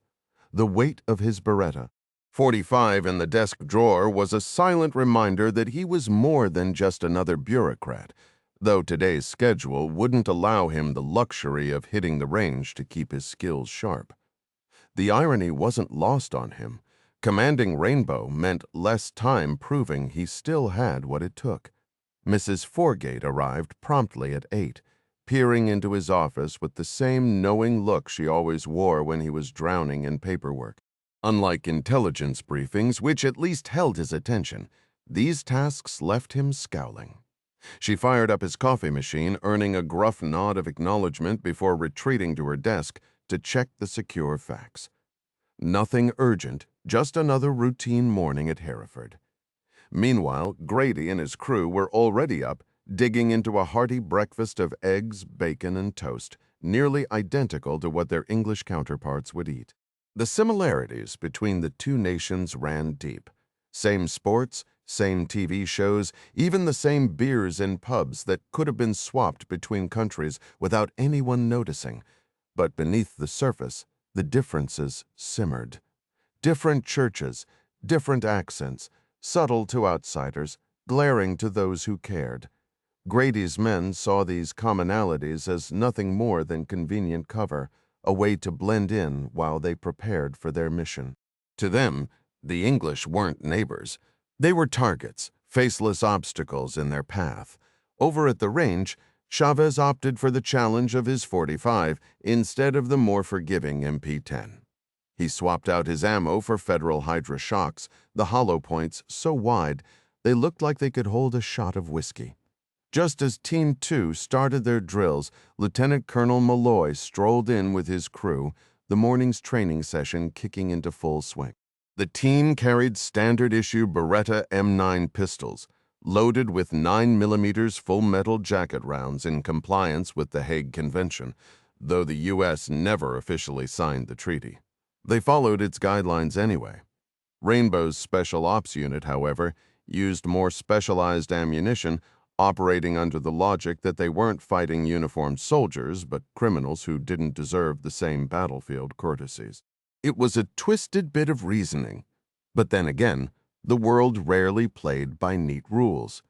Rainbow operatives burned through at least 100 rounds daily in training, while Malloy and his crew barely fired 50 a week. Not that they needed more, given their support role.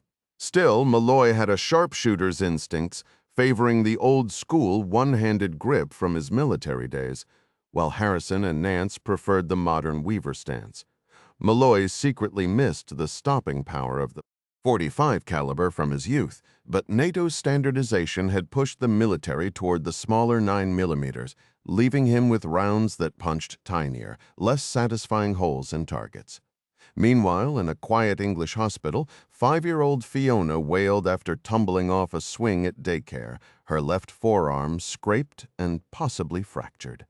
Sandy Clark gently examined the arm, noting the steady flow of tears, but no telltale signs of a serious break, maybe a minor green stick fracture at worst. Patsy handed the girl a grape lollipop, an instant distraction that worked just as well overseas as it did back home. The tears stopped as Fiona tore into the candy with her good hand. Sandy cleaned the shallow scrapes, applied antiseptic, and covered them with Band-Aids. No stitches needed. Compared to the chaos of an American ER, this rural English hospital was downright peaceful. Fewer car crashes, fewer violent injuries. Just last week, a farmer had nearly lost an arm to a piece of machinery. But Sandy and Patsy had been off duty. The Brits somehow managed to drive safely despite their narrow roads and lax speed limits, a fact that baffled the two American medics. The hospital was overstaffed by U.S. standards, making shifts almost leisurely, a stark contrast to the nonstop gunshot wounds Sandy had dealt with back in Williamsburg, Virginia. As Fiona headed back to daycare for lunch, Patsy settled in with the Lancet, while Sandy chatted with a colleague, both half wishing for more to do, even if it meant someone else's misfortune.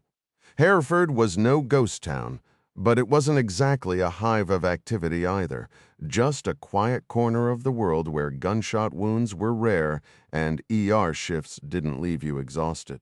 Sandy mused to her British co-worker that she hadn't seen a single bullet wound since arriving, a far cry from the daily bloodshed back home.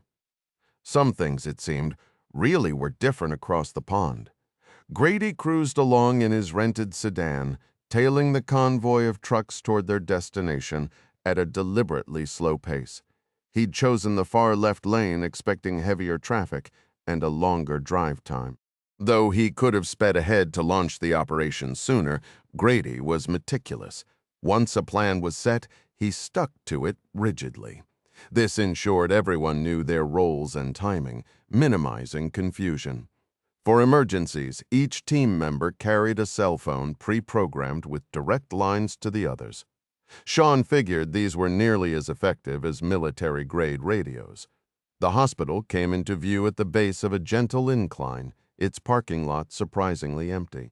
Maybe visiting hours hadn't started, or families were grabbing lunch before returning. Dmitri eased his rental car onto the shoulder, cutting the engine but leaving the windows down. From this vantage point, half a kilometer away, he had a clear line of sight to both the main entrance and the ER doors. He grabbed the cheap binoculars he'd picked up at an airport kiosk, scanning the area just as 3 heavy trucks rolled into position much closer to the building. A sudden reckless idea crossed Popov's mind. What if he called that Clark guy at Hereford and tipped him off? But no. Letting this play out meant securing his $5 million payday. The Caribbean islands had been calling to him lately, British comforts, friendly locals, and a peaceful life, all just a short flight from the U.S. for managing his newfound wealth. Still, the risk was too high. If Grady somehow survived, he'd come hunting better to stay out of it. So he sat there, binoculars resting in his lap, half listening to a BBC classical station while keeping an eye on the scene. Grady stepped out of his Jaguar, retrieving a package from the trunk before slipping the keys into his pocket. Nearby, Timothy O'Neill climbed out of his delivery van, waiting for the rest of the team to assemble. Once they did, O'Neill hit speed dial. Grady's phone buzzed instantly. "We're set," O'Neill said. "Move in," Grady replied. "Good luck." Dressed in brown delivery coveralls, O'Neill led the group toward the ER entrance, hauling a large cardboard box. 4 others followed, each carrying similar packages. Popov barely had time to process the movement before a police cruiser pulled up behind him. An officer approached, tapping on his window. "Everything all right, sir?" Popov forced a smile. "Just a minor issue. The rental company's sending someone engine trouble. You know how it is." The Russian repeated his statement with a hint of impatience. "I already called the company. They're sending someone to handle it."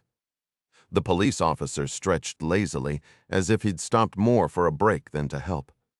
Popov clenched his jaw, thinking the timing couldn't have been worse. At the front desk, Timmy O'Neill flashed a polite smile.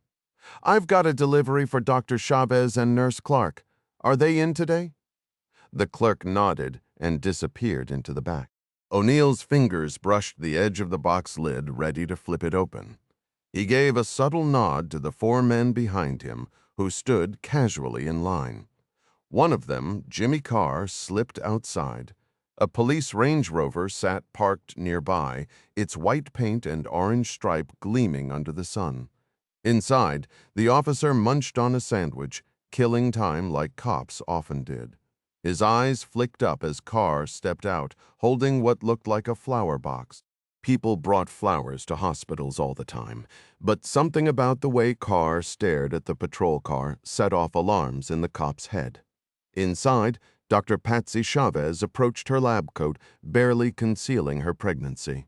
"You have something for me?" O'Neill's grin turned sharp. "Yes, doctor." Then another woman joined them, clearly her mother, and that was the signal. The box lid flew open.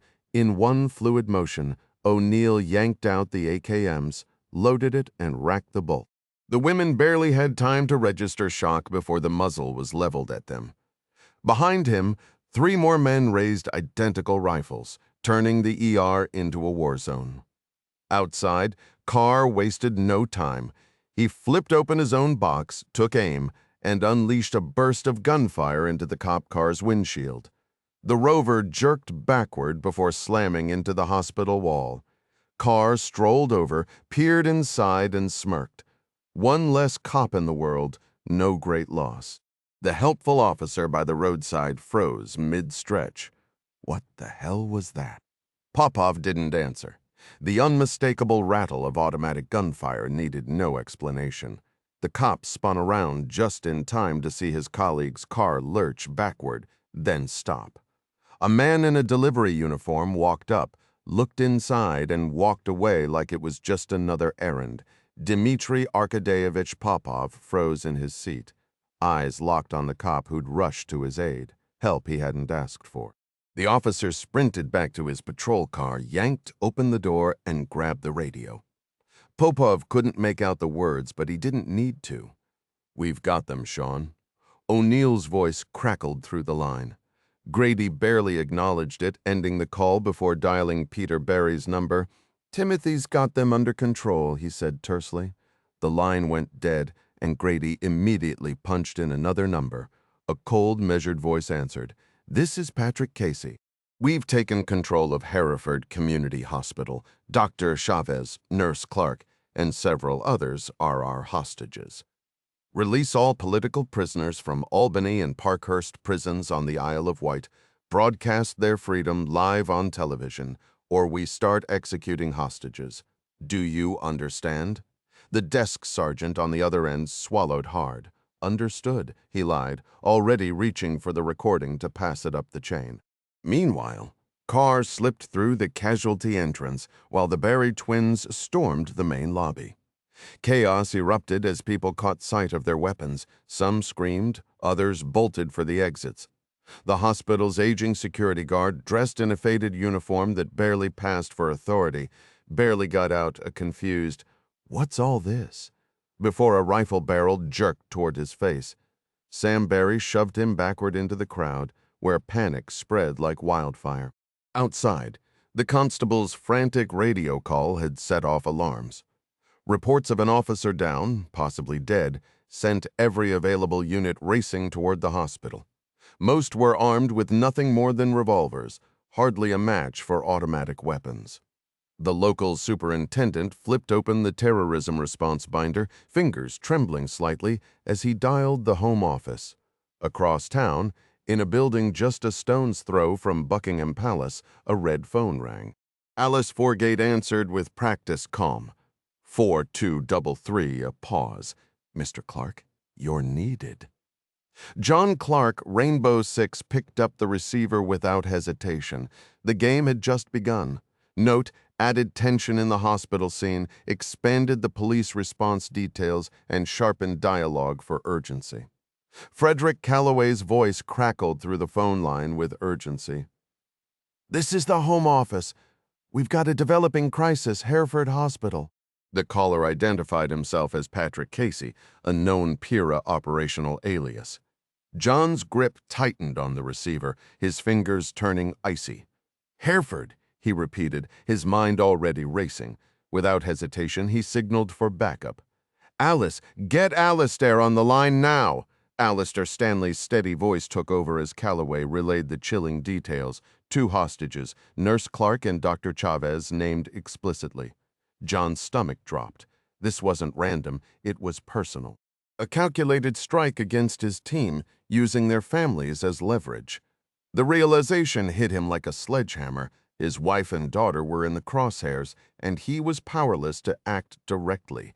Command would have to shift to Alistair, a bitter but necessary call.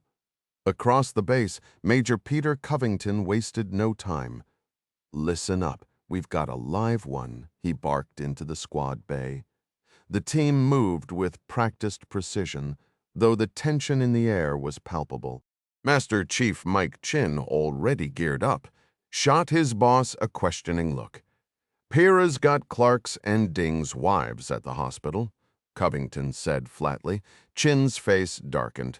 "You've got to be kidding me." Meanwhile, Lieutenant Malloy was strapping into the Night Hawk, Sergeant Nance yanking safety pins with swift efficiency. The rotors whined to life as Malloy radioed command. Stanley's voice, unusually direct, cut through the static. "Orbit the hospital hostage situation confirmed." Malloy exchanged a glance with Harrison. "Well, that's one hell of a way to ruin a Tuesday," Harrison muttered. As the chopper lifted off, Malloy spotted Covington's team speeding toward the hospital in armored trucks. He adjusted altitude, coordinating with air traffic control, his mind sharp. Whoever was behind this had just poked a hornet's nest, and Rainbow wasn't known for playing nice.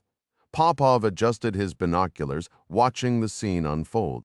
4 police cruisers had formed a barricade around the hospital entrance, their lights flashing but officers standing idle. Some with sidearms drawn but lowered, as if unsure what to do next. Inside the armored vehicles, Covington and Chin relayed updates, their voices tight with urgency. The troopers, usually unshakable, were visibly rattled.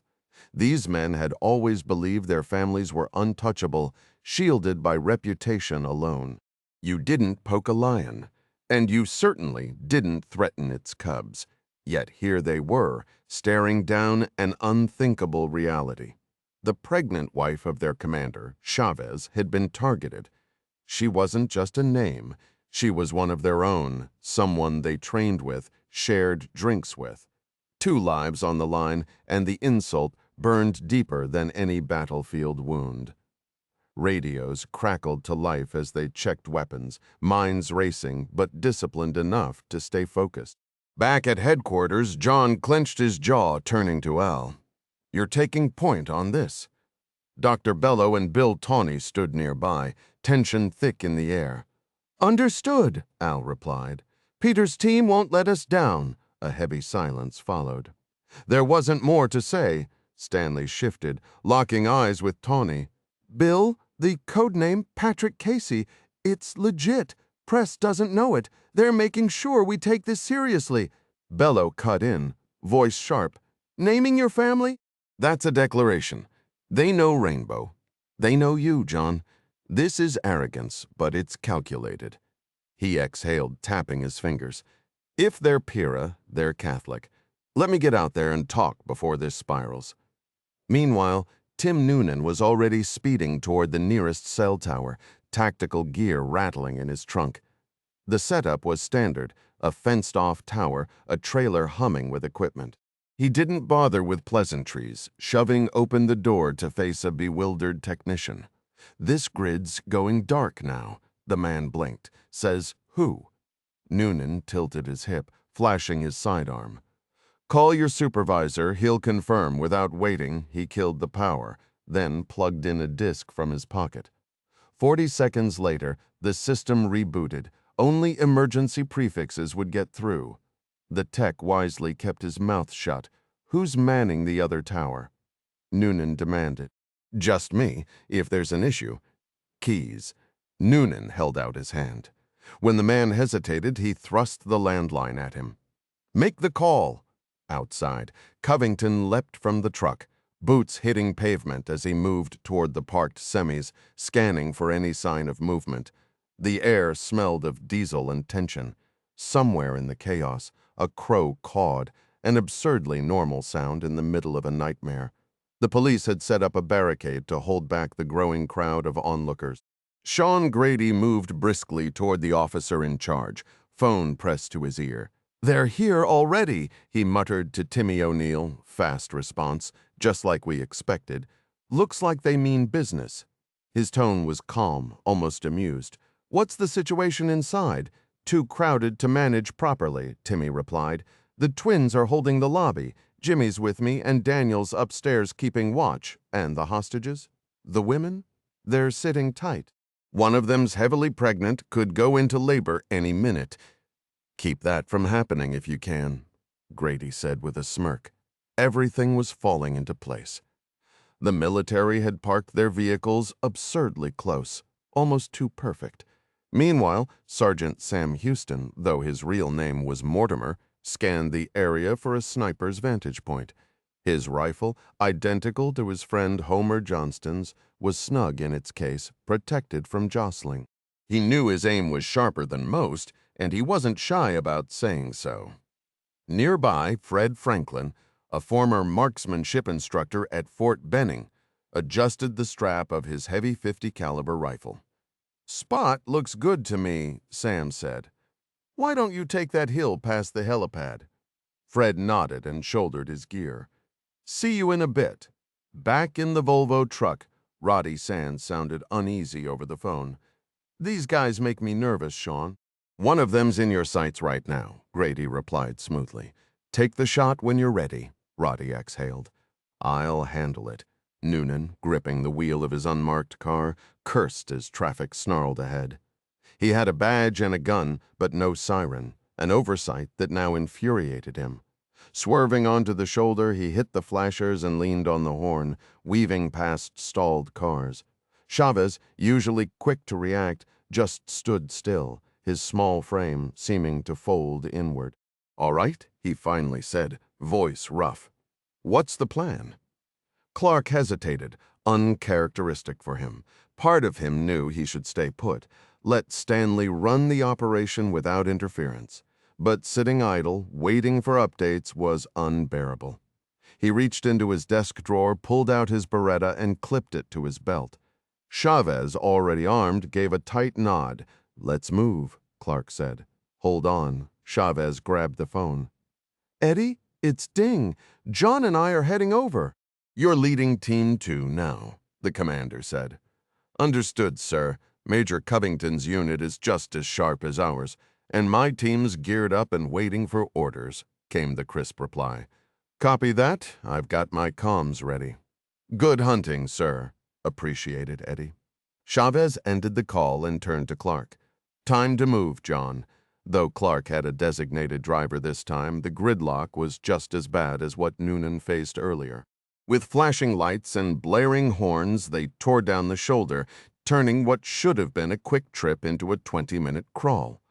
On the other end of a tense phone line, a voice demanded, "Identify yourself. Superintendent Fergus McLeish here," the officer replied.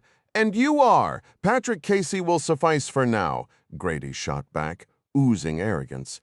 "Have you contacted the Home Office?" "Yes, Mr. Casey, but most senior officials are out to lunch. The ones I reached are scrambling to recall them." McLeish exchanged glances with Stanley and Bello at the command post near the hospital, the speakerphone crackling between them. "When will our demands be met?" "I suggest London hurries. Patience isn't my strong suit." McLeish pressed. "I need your word that no one's been harmed, just one of your officers so far. But that changes if you stall or act against us." The threat hung in the air. "Injure a hostage and negotiations collapse," McLeish warned. "Not my concern," Grady sneered. "We've got over 100 people here, including your counter-terrorism chief's family. They'll pay first if you drag your feet. You now have 1 hour and 58 minutes. Get moving." The line went dead. Bello frowned. He's disciplined mid-40s and knows exactly who he's targeting. This isn't some amateur. He's got insider intel. Tawny rubbed his temple.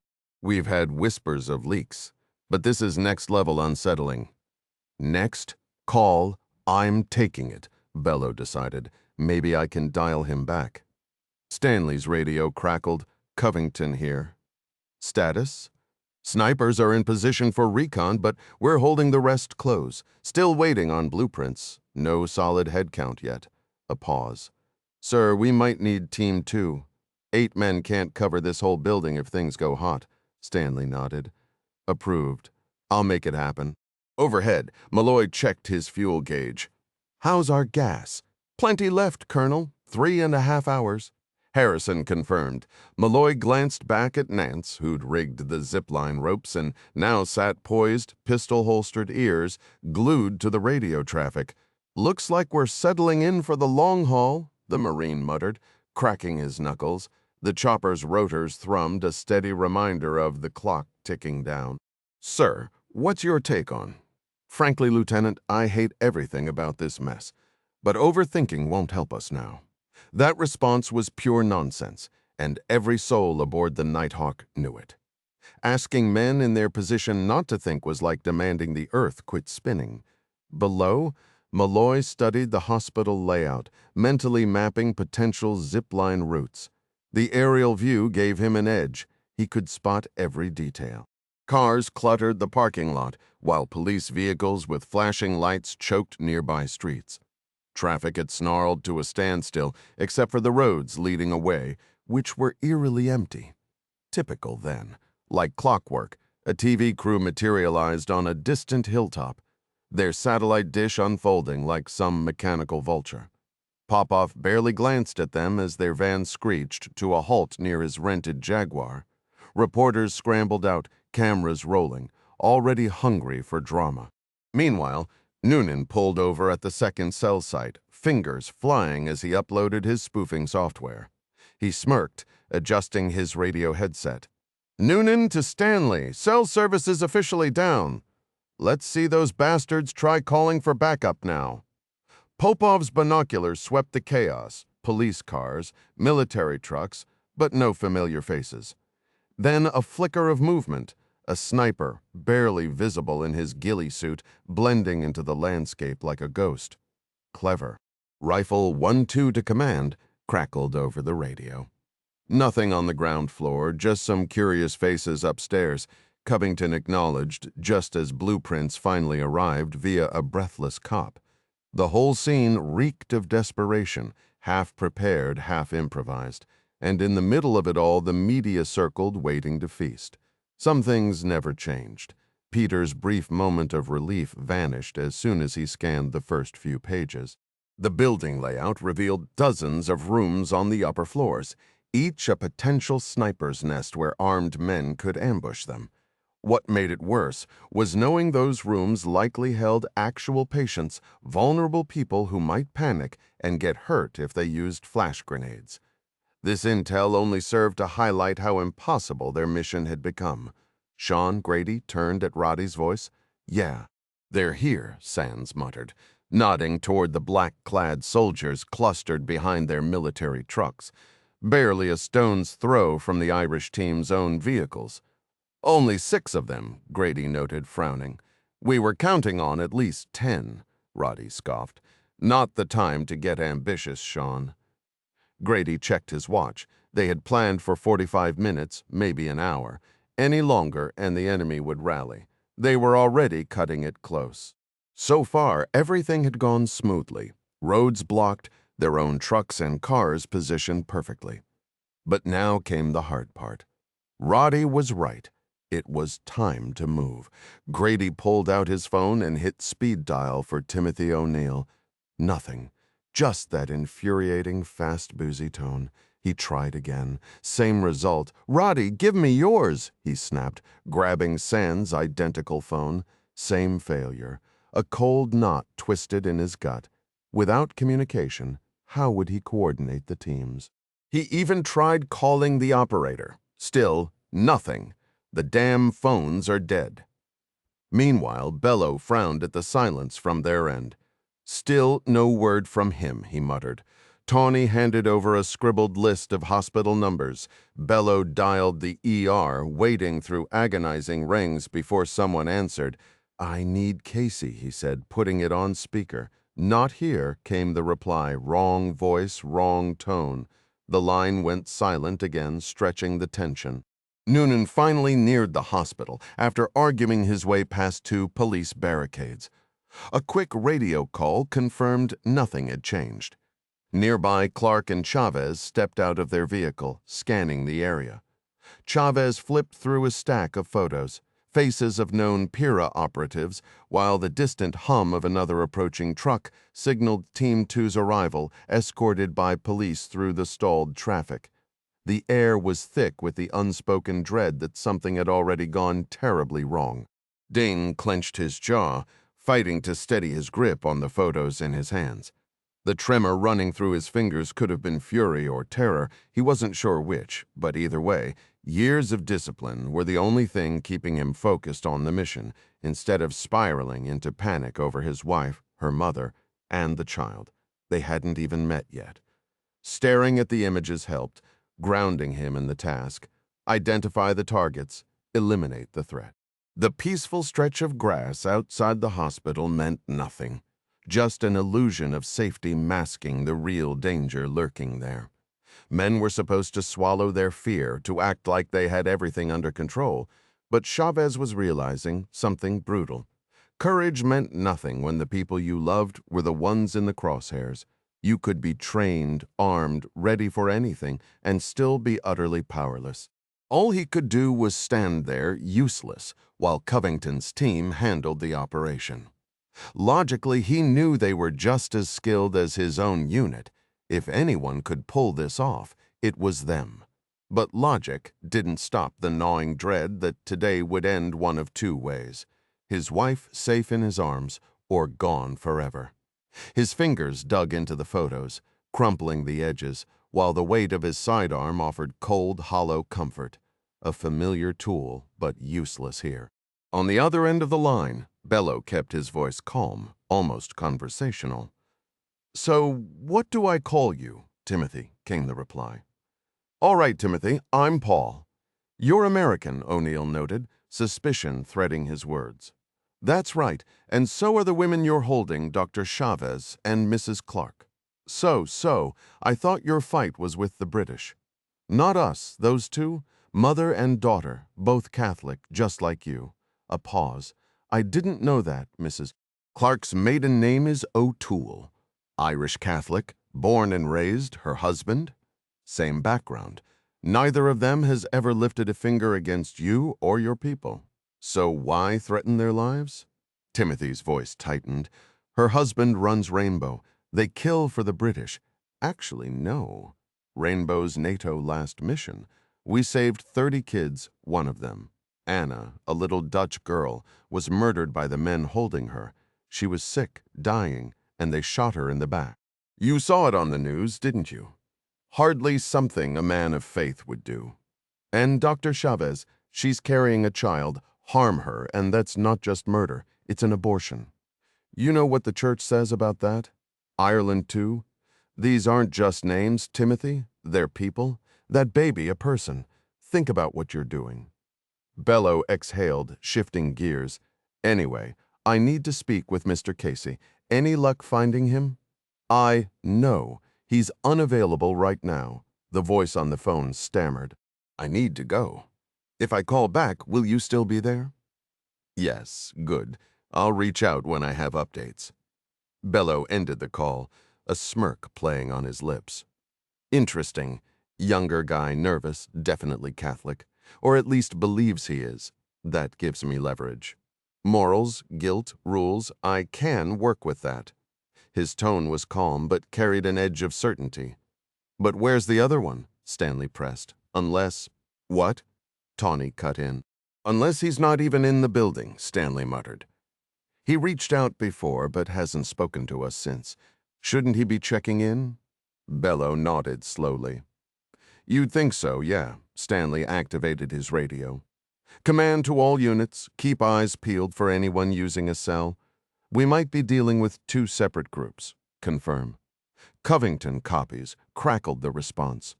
Up in the chopper, Malloy cursed under his breath. "Lower altitude?" Harrison suggested. The Marine shook his head. "Nah. Up here, we're ghosts. Let's stay invisible." Chavez shot a glance at Clark. Inside job, outside help? John mused. Meanwhile, Grady was seething. 7 attempts, 7 failures.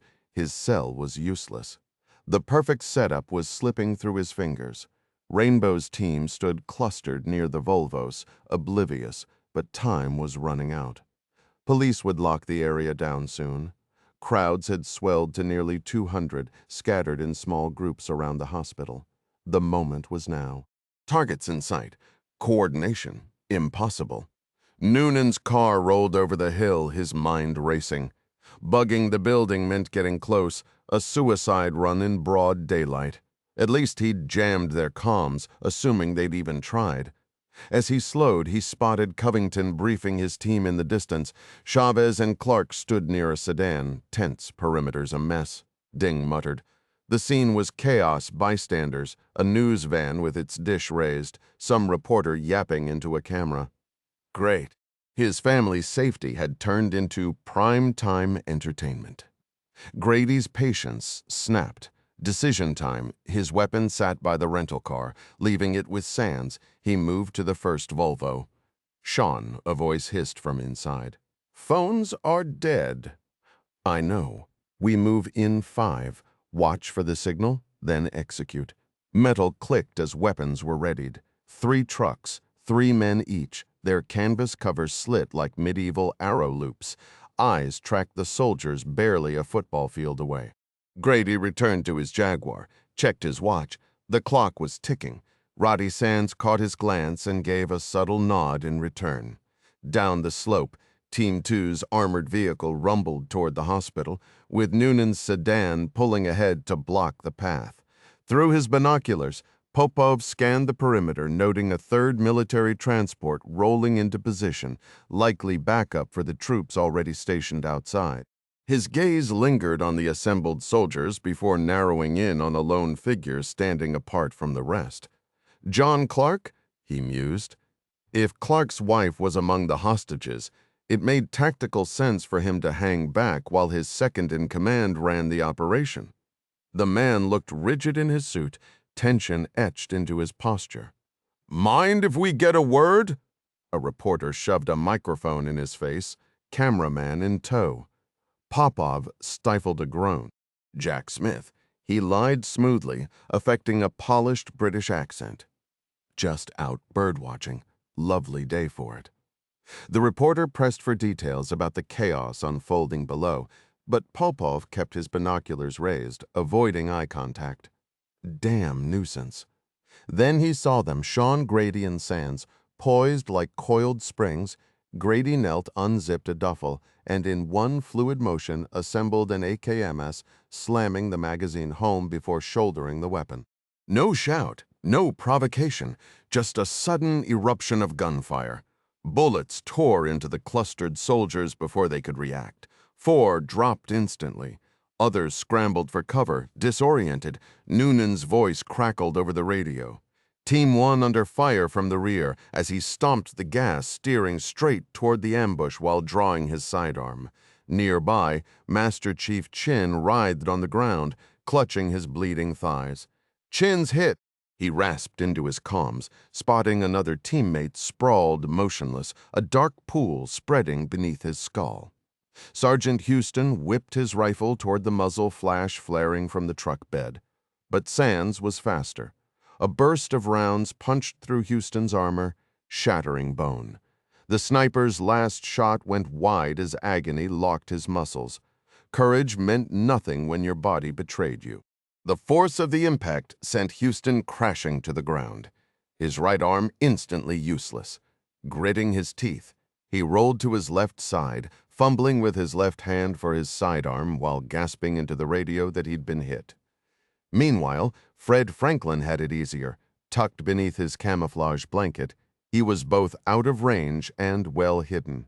The panicked shouts crackling through his earpiece told him everything he needed to know. His team was in trouble. Scanning through his scope, he spotted the glint of a rifle barrel poking from behind a truck. Without hesitation, Franklin flicked off the safety, exhaled, and squeezed the trigger. The deafening roar of his .50 caliber sniper rifle shattered the stillness, sending a massive round screaming toward its target at nearly 3 times the speed of sound. The bullet punched clean through the truck's thin metal siding. Whether it found flesh or not, he couldn't tell. Swinging his rifle left, Franklin caught sight of another armed figure firing wildly toward Sam's position. He cycled the bolt, chambered another round, and steadied his aim. Across the battlefield, Roddy Sands was convinced he'd taken down his mark, already shifting focus to his next victim. Nearby, Sean had scrambled back into their getaway car, the engine roaring to life. Grady barely had time to turn before Franklin's second shot struck, this time with horrifying precision. The high-caliber round obliterated Sands' skull in a grotesque spray, leaving little more than a dangling jaw as the body crumpled. Team 1 had their first confirmed kill. Noonan skidded his vehicle to a stop just short of the third truck, bailing out as the staccato rattle of AK-47s erupted nearby. Gripping his Beretta, he spotted a ladder welded to the truck's rear and scaled it in seconds. With a quick slash of his combat knife, he peeled back the canvas cover to reveal 3 militants oblivious to his presence. No hesitation. His first shot dropped the closest man before the others even registered the sound.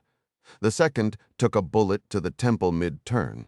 The third barely had time to widen his eyes before 2 rounds tore through his chest, followed by a final brutal shot between the eyes. Noonan didn't linger, just reloaded and moved on, his body operating on pure, detached instinct.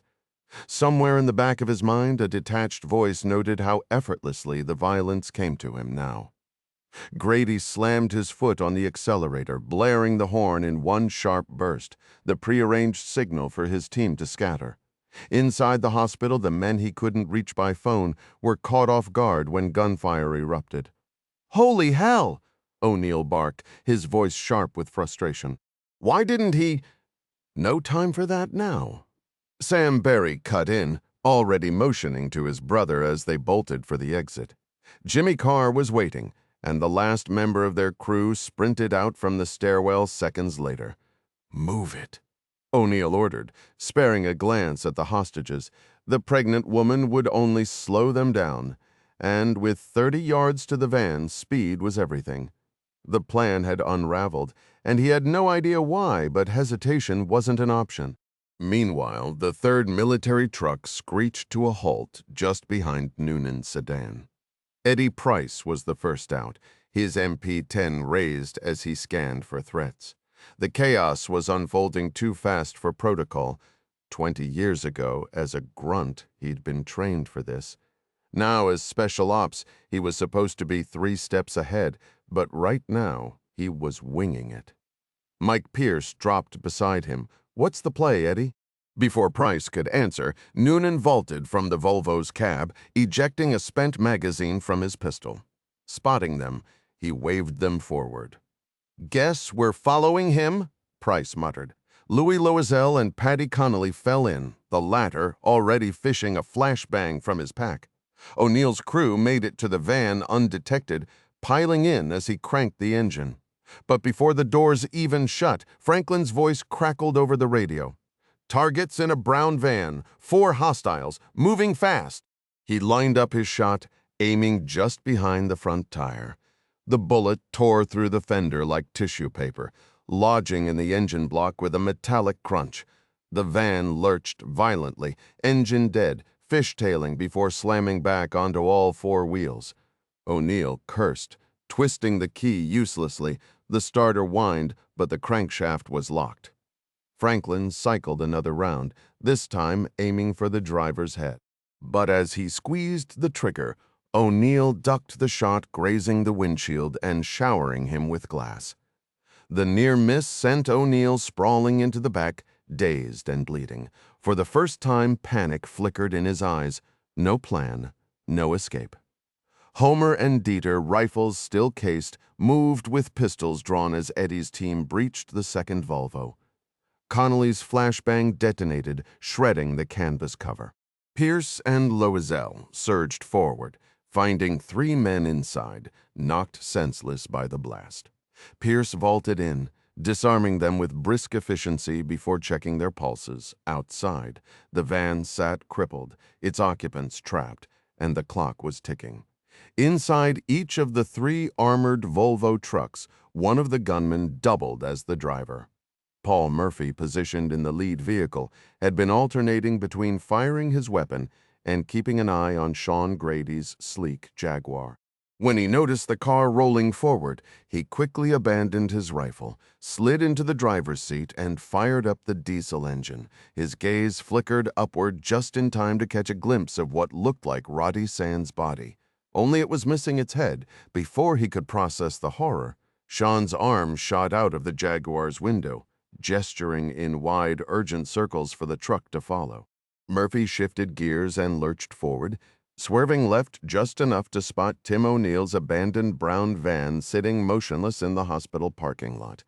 Part of him wanted to veer off and rescue his stranded comrades, but the sharp turn would have been tricky, and Sean was still signaling frantically. So he stayed the course, pressing forward. In the truck bed, one of his men yanked up the rear flap, gripping his AKMs tightly as he scanned for the other trucks. Neither was moving. Instead, shadowy figures in black tactical gear swarmed the area. One of them, Sergeant Scotty McTyler, had already locked onto his target. He squeezed off a controlled burst from his MP-10, watching with grim satisfaction as a spray of crimson erupted before the enemy vanished from view.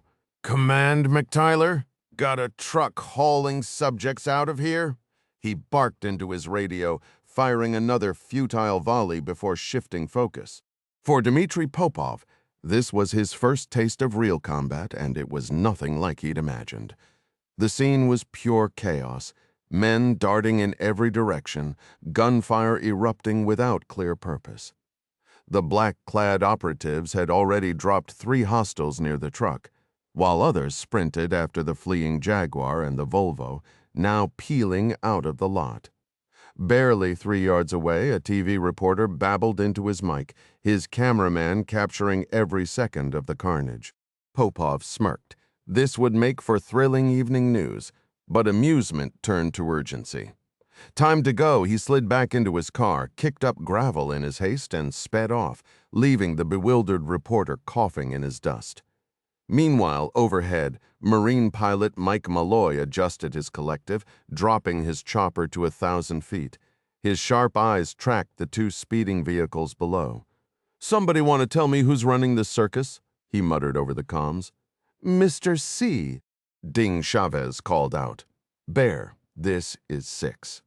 I've got command." John Clark responded, already sprinting toward his car with Chavez in tow. Their driver, a British Army corporal who'd always felt sidelined from Rainbow's elite ranks, didn't need orders. He gunned the engine before they'd even fully closed the doors. Murphy checked his rear view and froze. Another Jaguar, identical to Sean's, was closing in fast. He glanced ahead. Sean was still leading. So who the hell was this? He twisted to shout at his men in the back, but the sight stopped him cold. One lay sprawled in a slick pool of blood, unmistakably dead. The other clung to the truck's side, barely hanging on. Over the radio, Eddie Price's voice crackled. "Where's everyone at? Where are the subjects? Price, Rifle 1-2 here. Got at least 1 group pinned down in that brown van outside the hospital. Took out their engine. They're not going anywhere." Price exhaled, scanning the battlefield. The situation was stabilizing, but it still felt like waking up to a tornado's aftermath. 1 deep breath later, command instincts kicked in. Connolly, Lincoln, move right. Tomlinson, Vega Head left down the hill. Patterson, you're with me. McTyler, Pierce, secure the prisoners. The air smelled of gunpowder and adrenaline somewhere in the distance. Sirens wailed. The real fight was just beginning. Weber and Johnston head down to Team 1 and check their status now. The command crackled through the radio. Moments later, Chavez's voice cut in. "Price, this is Chavez. What's the situation?" Price responded tersely. We've got 2 or 3 detainees, a van with an unknown number inside, and who knows what else. Still figuring it out. Out. The exchange ended abruptly. In the Jaguar's front seat, Clark tightened his grip. "Stay sharp, Domingo," Chavez shot back. "Loud and clear, John." The driver, Corporal Mole, kept his eyes locked on the road. "Corporal, pull us up on his right side. We're taking out his front tire. Just don't let us plow into the damn truck." Mole's reply was calm. "Understood, sir?" The Jaguar surged forward, closing the gap in seconds. Clark and Chavez rolled down their windows as the speedometer climbed past 70. Ahead, Sean Grady seethed behind the wheel of the Volvo truck. His plan had unraveled. What should have been a clean strike had turned into chaos. The phones had failed, throwing everything off. But he was close now, just minutes from the shopping district where he'd ditch the truck, vanish into the crowd, and switch to a rental car for the ferry to Liverpool. He glanced in the mirror, then froze. What the hell was that car doing? Mole executed the maneuver, flawlessly feinting left before darting right, catching the truck driver off guard. Chavez spotted the fair-skinned, red-haired man behind the wheel, stereotypically Irish, he thought, leveling his pistol. "Now," Clark barked. The Jaguar swerved left just as the truck jerked right. Gunfire erupted. Bullets tore into the tire, shredding it instantly. The Volvo wobbled violently as the rim bit into asphalt. The driver slammed the brakes, but it only worsened the skid. The truck tilted, then flipped, skidding sideways at 60 miles per hour. Metal screeched as the frame twisted apart. Mole winced as the wreck filled his rear view, but he kept control, slowing just enough to avoid the carnage. "Jesus Christ," Chavez blurted, twisting to watch the truck tumble like a discarded toy. A body flew free, tumbling across the pavement in a macabre spin. "Stop the car!" Clark ordered. Mole braked, then reversed toward the wreckage. Chavez was out first, weapon raised as he advanced. "Bear, this is Chavez, you copy?" A crackling reply. "Bear here. See if you can secure the car, will ya?" The old truck had seen better days, but its story wasn't over yet. "Roger that. Bear's moving in," came the response over the radio. Sergeant Nance's voice crackled through the intercom. "Colonel, you catch that maneuver?" Malloy didn't hesitate. "Yeah, you think you can match it?" The Marine tightened his grip on the controls, dropping the Nighthawk low, barely skimming the road at 100 feet. The sun was at their backs, masking their approach. Unless the guy in the Jag had eyes in the back of his head, he'd never see them coming. Road sign ahead. Harrison barked, yanking the cyclic to avoid clipping the exit marker. Malloy kept his focus locked on the speeding car. "You handle the road. I'll handle the target. Don't hold back if you gotta make it rough." Nance slid the chopper's door open, bracing himself on the aluminum floor, Beretta steady in both hands. "Ready when you are, Colonel." Malloy grinned. Time to make some noise. The Jag was fast, but the Nighthawk had raw power. Closing the gap, Malloy matched the car's speed, hovering just 100 feet behind. "Take the shot when you've got it, Sergeant." Nance didn't waste time. Resting his arm on his knee, he thumbed back the hammer and fired. The first shot went wide. The second shattered glass, but the fourth found its mark. The driver jerked violently, his shoulder erupting in pain. Instinct took over. Instead of braking, he stomped the gas, but the Jag had nothing left. The car veered hard, slamming into the guardrail with a screech of metal.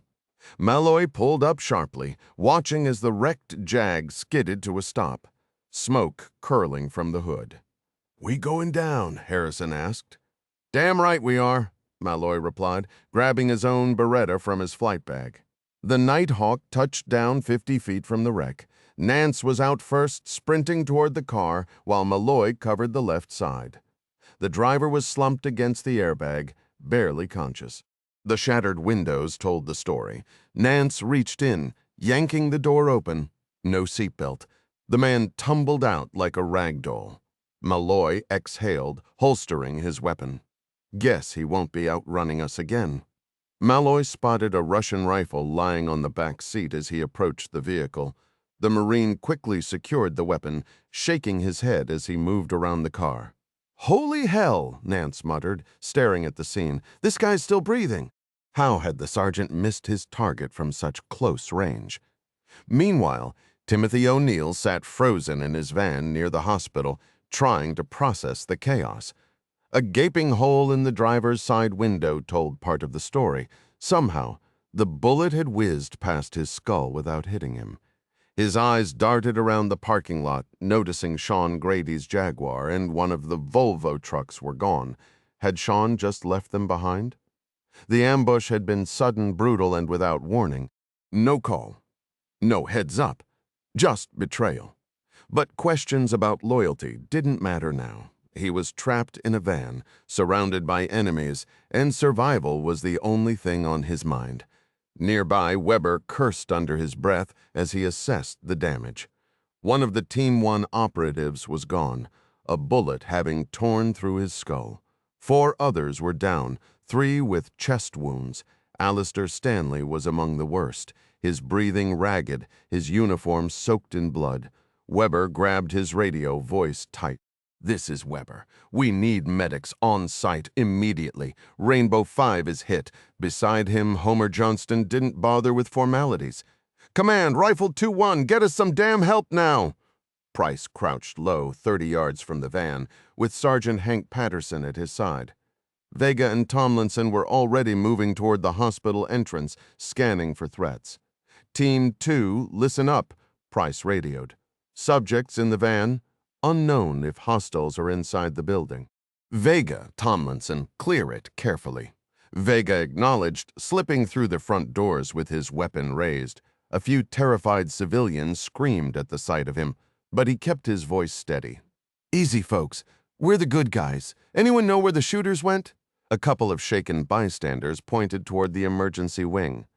Vega signaled Tomlinson, then radioed back. "Lobby's clear, but we've got civilians needing help." Price's response was grim. "No spare hands, Oso. Weber's dealing with casualties." Franklin's voice crackled over the comms. "I can move in from the west. Go," Price ordered. Back at the chopper, Nance heaved the wounded prisoner inside, securing him with rough efficiency. "Well, his baseball days are done," he muttered, buckling in as Malloy fired up the engines. Within seconds, the Nighthawk lifted off, banking hard toward the hospital. The whole operation had turned into a disaster, but at least they were still in the fight. The scene was grim as Chavez surveyed the wreckage. The truck driver lay motionless, pinned between the steering wheel and his seat after the violent collision with the guardrail, his face frozen in shock, blood trickling from his lips. Nearby, another body sprawled on the pavement, 2 bullet wounds marking his face.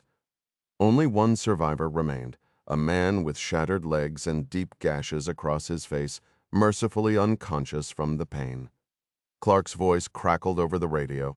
"Bear, this is 6. We've got a casualty here. Need immediate extraction." The response was swift. "Copy that, 6. We've got wounded on board, too. Stand by." Chavez and Mole dragged the injured man onto the road, his legs twisted unnaturally. No one wasted sympathy. He was a terrorist after all. Meanwhile, inside the hospital, tension spiked. "If we go back in, we're sitting ducks," Sam Berry snapped, gripping his rifle. Jimmy Carr wasn't having it. "We're already trapped out here." "Move now, or we're dead." O'Neill made the call. "Fine. I'll open the door. Everyone sprint for the entrance." "Ready?" They nodded, weapons tight against their chests.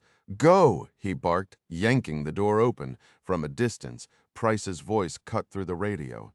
Subjects retreating into the hospital. 5 hostiles confirmed. Vega and Tomlinson were closing in on the emergency room. Close enough to hear the chaos, but not yet see the exit. A fresh wave of screams sent Vega's pulse racing. He pulled off his helmet, peering around the corner, and froze. One gunman stood with an AKM, scanning the hallway while behind him, a half-visible figure lay motionless. A hand clamped down on Vega's shoulder, Franklin gripping only his Beretta. 5 hostiles, right? Vega nodded, signaling Tomlinson to flank the opposite side. "Stick close, Fred." Tomlinson smirked. "Wish you had your M60." Vega scoffed. "Damn right, this thing feels like a toy." Then he saw her, Patsy Clark Chavez, heavily pregnant in her white coat, staring toward the gunman. Vega's stomach twisted. He and Chavez went way back. No way was he letting anything happen to her. He waved frantically, catching her eye. Patsy hesitated, then started edging toward him. "Hey, stop!" Carr barked, turning his rifle on her.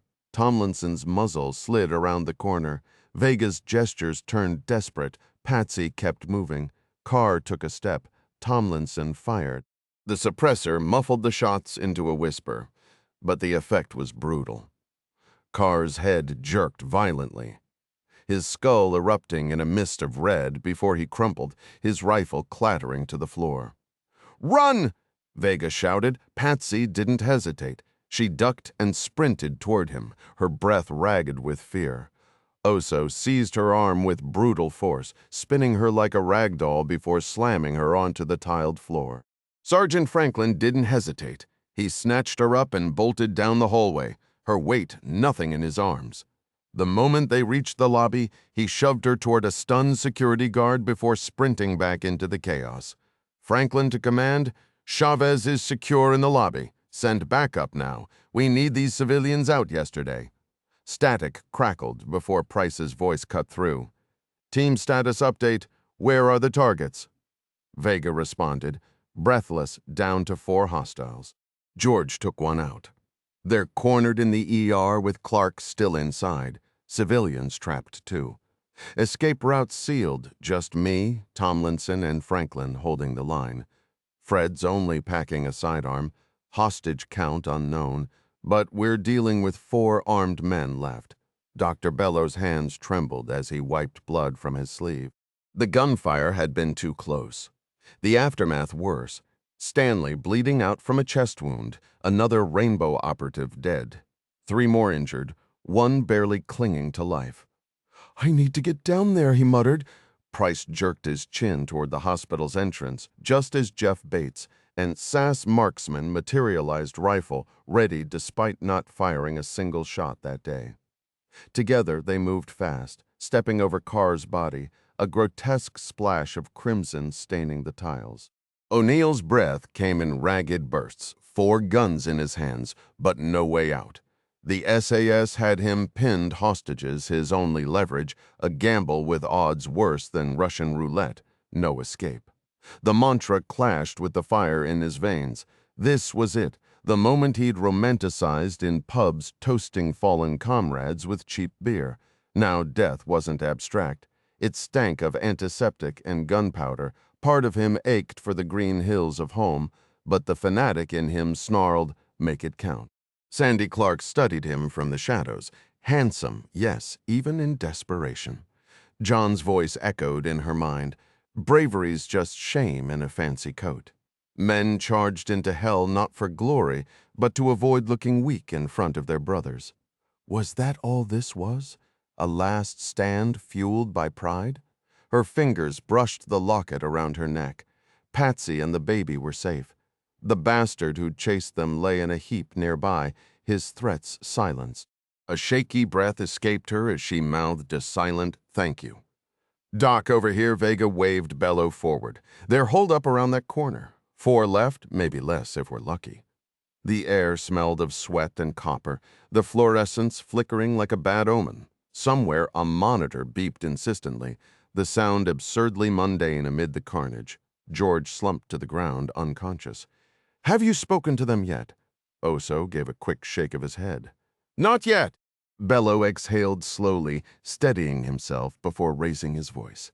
"This is Paul," he announced. "Is Timothy with you?" A tense voice answered.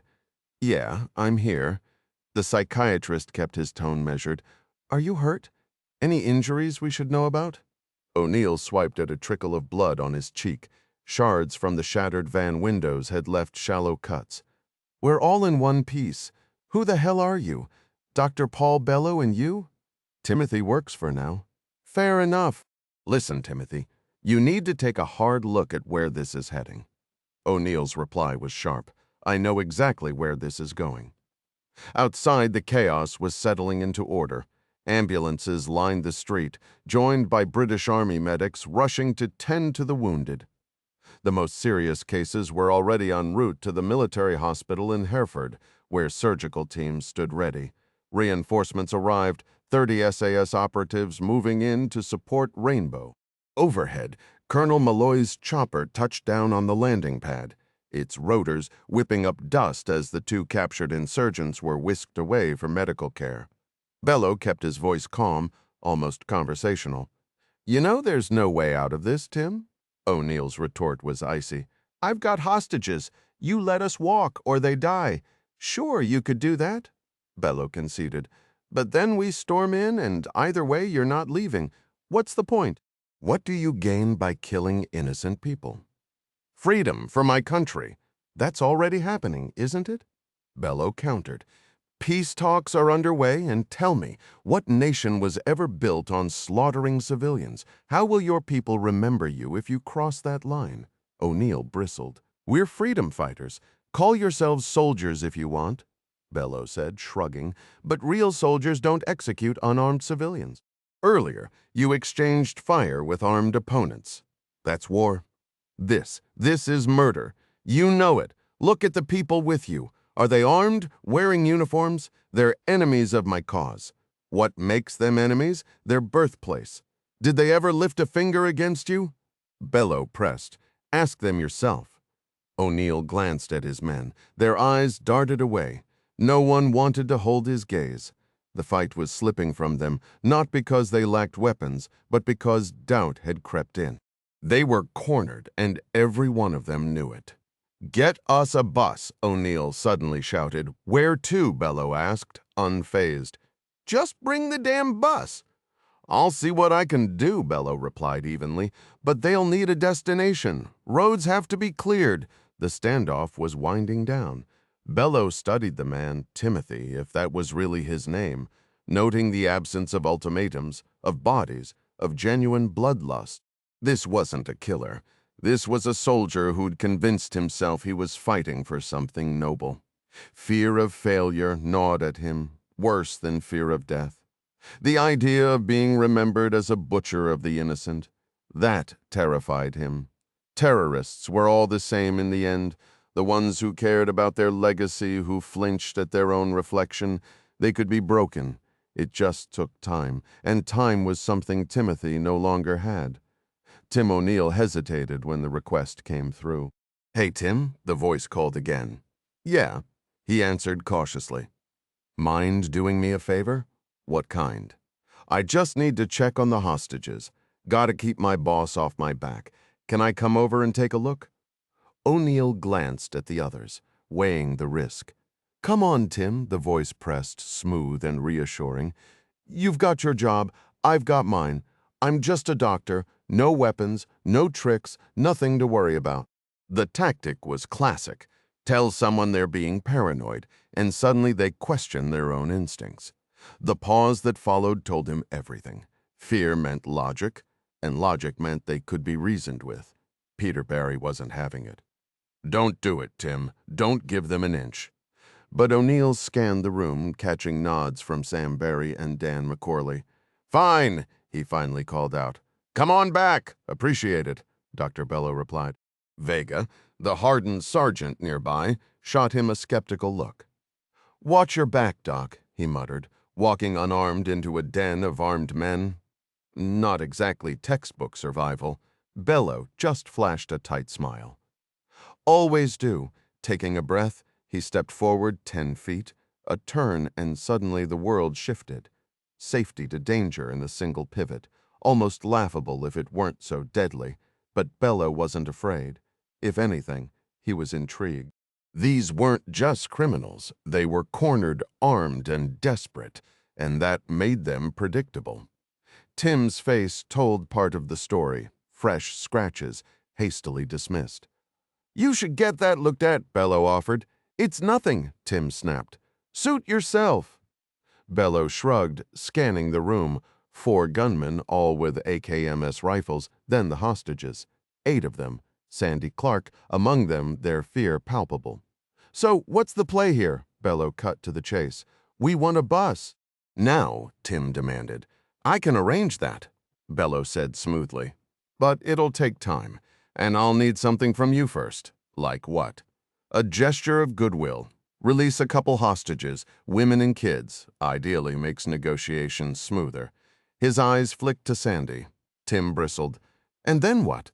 "Then I tell my people you're serious, that you're willing to deal. No tricks, just business." One of the others, a twin, scoffed. "You expect us to believe you're on our side?" Bello didn't flinch. "I'm not insulting you by pretending you know the situation, but if you want that bus, you've got to play the game." The room hung on his words. For a second, he almost pitied them, trapped, armed to the teeth, yet powerless. Then Tim broke the silence. "Just get the bus." Paul hesitated before asking, "What's the price for this?" O'Neill spun around, his finger jabbing toward 2 figures in the distance. "Those 2 women. Take your pick." Bello noticed Timothy's gaze lingering on Sandy Clark, the kid clearly out of his depth, which might just work in their favor. "They can leave with me?" Paul pressed. "Sure, but get us that damn bus first." Bello gave a firm nod, signaling for the women to follow as he led them around the corner. Vega's voice cut through the tension with quiet relief. "Good to have you back, Doc." His tone shifted to cheerful surprise when he spotted the rescued pair. "Mrs. Clark? Julio Vega, at your service." Patsy Chavez didn't hesitate. She bolted from cover and threw her arms around her mother before SAS operatives swiftly escorted the group to safety. Vega's radio crackled as he updated command. "Price here," came the response. "Six's family is secure." John Clark, already en route to the hospital with Chavez beside him, let out a slow breath. One crisis averted, but 6 lives still hung in the balance. "Clark, here, what's the status?" he demanded. Inside the hospital, Bello took the radio from Vega. "John, it's Paul. They're cornered, but I can work with their leader, 4 gunmen all armed with AK variants, mid-30s. They've got 6 hostages left." Clark's mind raced a bus. Lure them outside and his snipers could end this in seconds. "Do we give it to them?" Bello's reply was measured. "Not yet. Let's let the pressure build." Vega studied the floor plan tacked to the wall as Bello pointed out positions. "Twins, actually," Paul added, "all armed, but their leader's no killer, not by choice anyway." Vega's skepticism was palpable. Flashbangs and a swift assault could wrap this up, but the risk to hostages kept him grounded. He had to admit, though, Bello had guts, walking into the lion's den and walking out with Mrs. Clark. Outside, Connolly waited with his gear, the building sealed off. For the first time in an hour, Vega allowed himself a fraction of ease. Meanwhile, in Hereford's infirmary, Bill Tawney loomed over Grady's bed. "Rough day, Sean?" he remarked dryly. Grady, shoulder immobilized and doped up on painkillers, glared at the tie-clad Englishman, mistaking him for law enforcement. Tawney's smile was razor-thin. "You're in a military hospital now. We'll chat later." As surgeons prepped for surgery, Tawney watched the nurse administer another dose, the quiet hum of machinery filling the room. He stepped into another room to question the survivor from the mangled truck wreck. For the men of MI6, this was shaping up to be a surprisingly good day, if you ignored the bloodshed. The highway had turned into a parking lot thanks to the pileup, crawling with cops in dark uniforms, SAS operatives, and Rainbow team members. Soon, a fresh wave of MI5 and MI6 agents would arrive from London, all eager to throw their weight around. The jurisdictional chaos was inevitable, especially with the existing US-UK agreement on Rainbow's operational status, something the negotiators clearly hadn't anticipated for a mess like this. The CIA's London station chief would inevitably show up to throw his hat in the ring, turning the whole scene into a bureaucratic 3-ring circus. Tawney smirked to himself, imagining he might need a whip and a chair just to keep everyone in line. But the dark humor faded when he remembered the cost. 2 Rainbow operators dead, 4 more wounded and recovering in this very hospital. Faces he'd passed in the halls, men he'd nodded to, 2 now gone forever. The silver lining? Sean Grady, one of the most ruthless Pira terrorists, was finally in custody, destined for a very long stay at Her Majesty's pleasure. Tawny's job now was to pry every useful detail from him. Nearby, the tense standoff continued. "Where's the damn bus?" O'Neill snapped. Paul sighed. "Tim, my bosses are still debating." "Debating what?" O'Neill's voice rose. "What's there to debate? You know how it is government pencil pushers won't move without a dozen forms signed in triplicate. I've got 6 hostages, and I swear." "You swear what?" Paul cut in, his tone sharpening. "If you hurt them, those soldiers outside storm in, and suddenly you're not a revolutionary, you're just another murderer. Is that the legacy you want? Think about your family. Think about what this does to your cause. You're not some jihadist. You're supposed to be better than this." He let the words sink in before delivering the final blow. "Oh, and by the way, we've got Sean Grady." O'Neill stiffened. "What?" "Captured during his escape attempt. Took a bullet, but he'll live. Surgeons are working on him now." The reaction was immediate, like watching a man's last shred of hope deflate. Bello knew the game well. Apply pressure slowly, methodically, too much too fast, and they'd lash out. But chip away at their resolve, and eventually they'd break. He'd written the book on it. Literally. "You'll release him," O'Neill demanded. "He comes with us." "Tim, he's on an operating table. Moving him now would kill him. That's not an option." Sean captured. The realization hit O'Neill like a gut punch. If Sean was locked up, there'd be no daring rescue, no last-minute miracle, just cold, empty cells. "How do I know you're not lying?" "Because in a situation like this," Bello said calmly, "lying would only make things worse. Being a convincing liar takes serious effort. And if you ever caught me in a lie, you'd never trust me again, which means I'd be useless to both my bosses and to you, right?" The tone was calm, almost soothing. "You mentioned you're a doctor?" "That's correct." Bello confirmed with a nod. "Where do you work?" "Mostly here these days, but I trained at Harvard. I've practiced at several hospitals and even taught a bit." "So your real job is convincing guys like me to give up, isn't it?" Frustration finally broke through, sharp and bitter. Bello shook his head. "No, my job is keeping people breathing. I'm a doctor, Tim. I took an oath. No killing, no helping others kill. You've got weapons. The team around that corner has weapons. I don't want anyone else dying today. There's been enough bloodshed already, don't you think? Tell me, Tim. Do you actually like taking lives?" "What? No, who does? Some people do," Bello admitted, carefully feeding his ego. "We call them sociopaths, but you're not one of them. You're a soldier. You fight for what you believe in, just like the men over there." He gestured toward the Rainbow operatives. "They respect you, and I hope you respect them. Soldiers don't slaughter people. That's what criminals do, and you're no criminal." The words weren't just true. They were strategic. Terrorists hated being labeled as common thugs. It bruised their pride. By framing them as honorable fighters, he nudged them away from violence. "Dr. Bello," a voice cut in from down the hall. "Phone for you, sir. Mind if I take it, Tim? Always ask. Let them feel in charge." "Yeah, go ahead," O'Neill muttered, waving him off. Bello retreated to where the team waited. John Clark stood there, arms crossed. They moved further into the hospital's empty wing. "Thanks for getting my family out, Paul." Bello shrugged. "Mostly luck," he's rattled, not thinking straight. "They're demanding a bus." "You mentioned that," Clark said dryly. "Do we give it to them?" "Won't come to that. I'm playing poker here, John, and I've got a winning hand. Unless everything goes sideways, we've got this." Noonan's outside with a mic on the window. Heard the last part. "Smooth work, Doc." "Thanks." Bello rubbed his temples.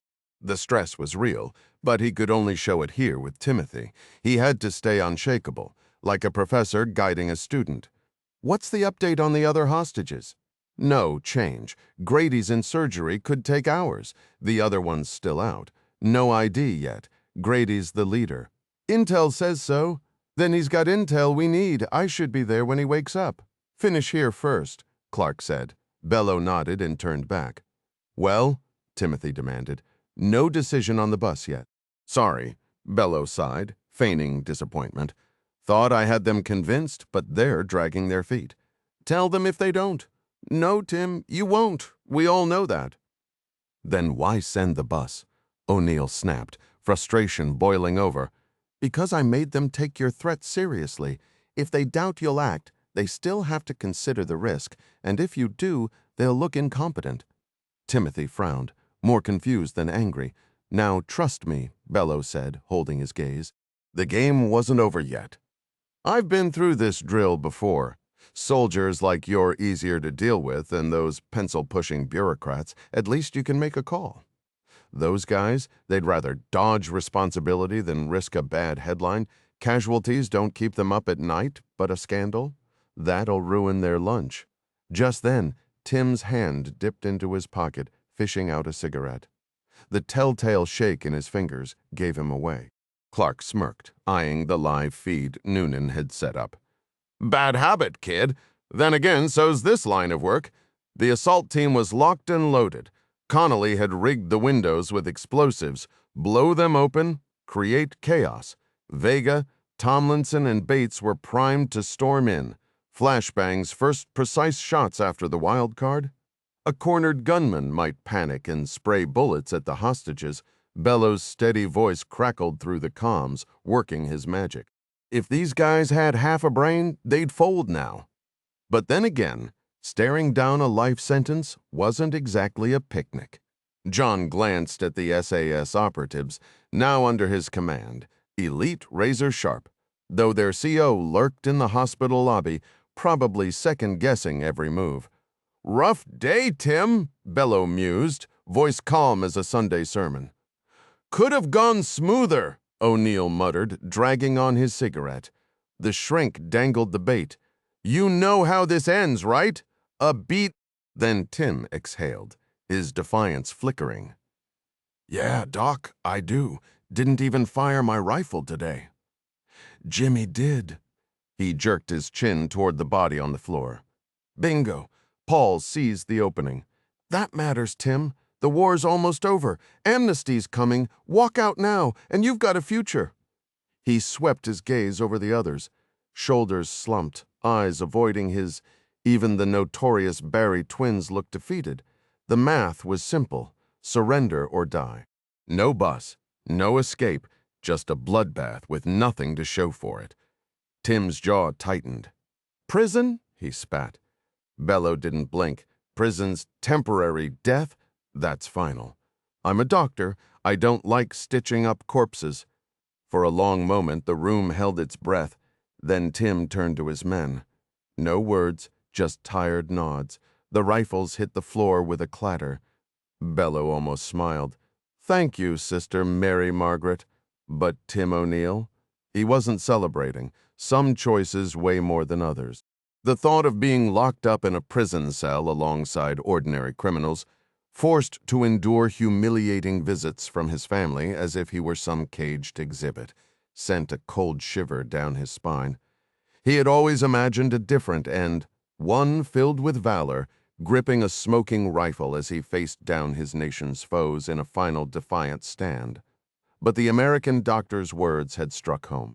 There would be no ballad celebrating the slaughter of 6 innocent civilians, no raucous toasts in Belfast taverns to honor his name. Only a shameful, forgotten death awaited him if he refused to surrender. Timothy Dennis O'Neill glanced at his fellow IRA fighters and saw his own grim realization mirrored in their eyes. No words were needed. In silent agreement, they each lowered their weapons, placing them carefully on the ground. Doctor.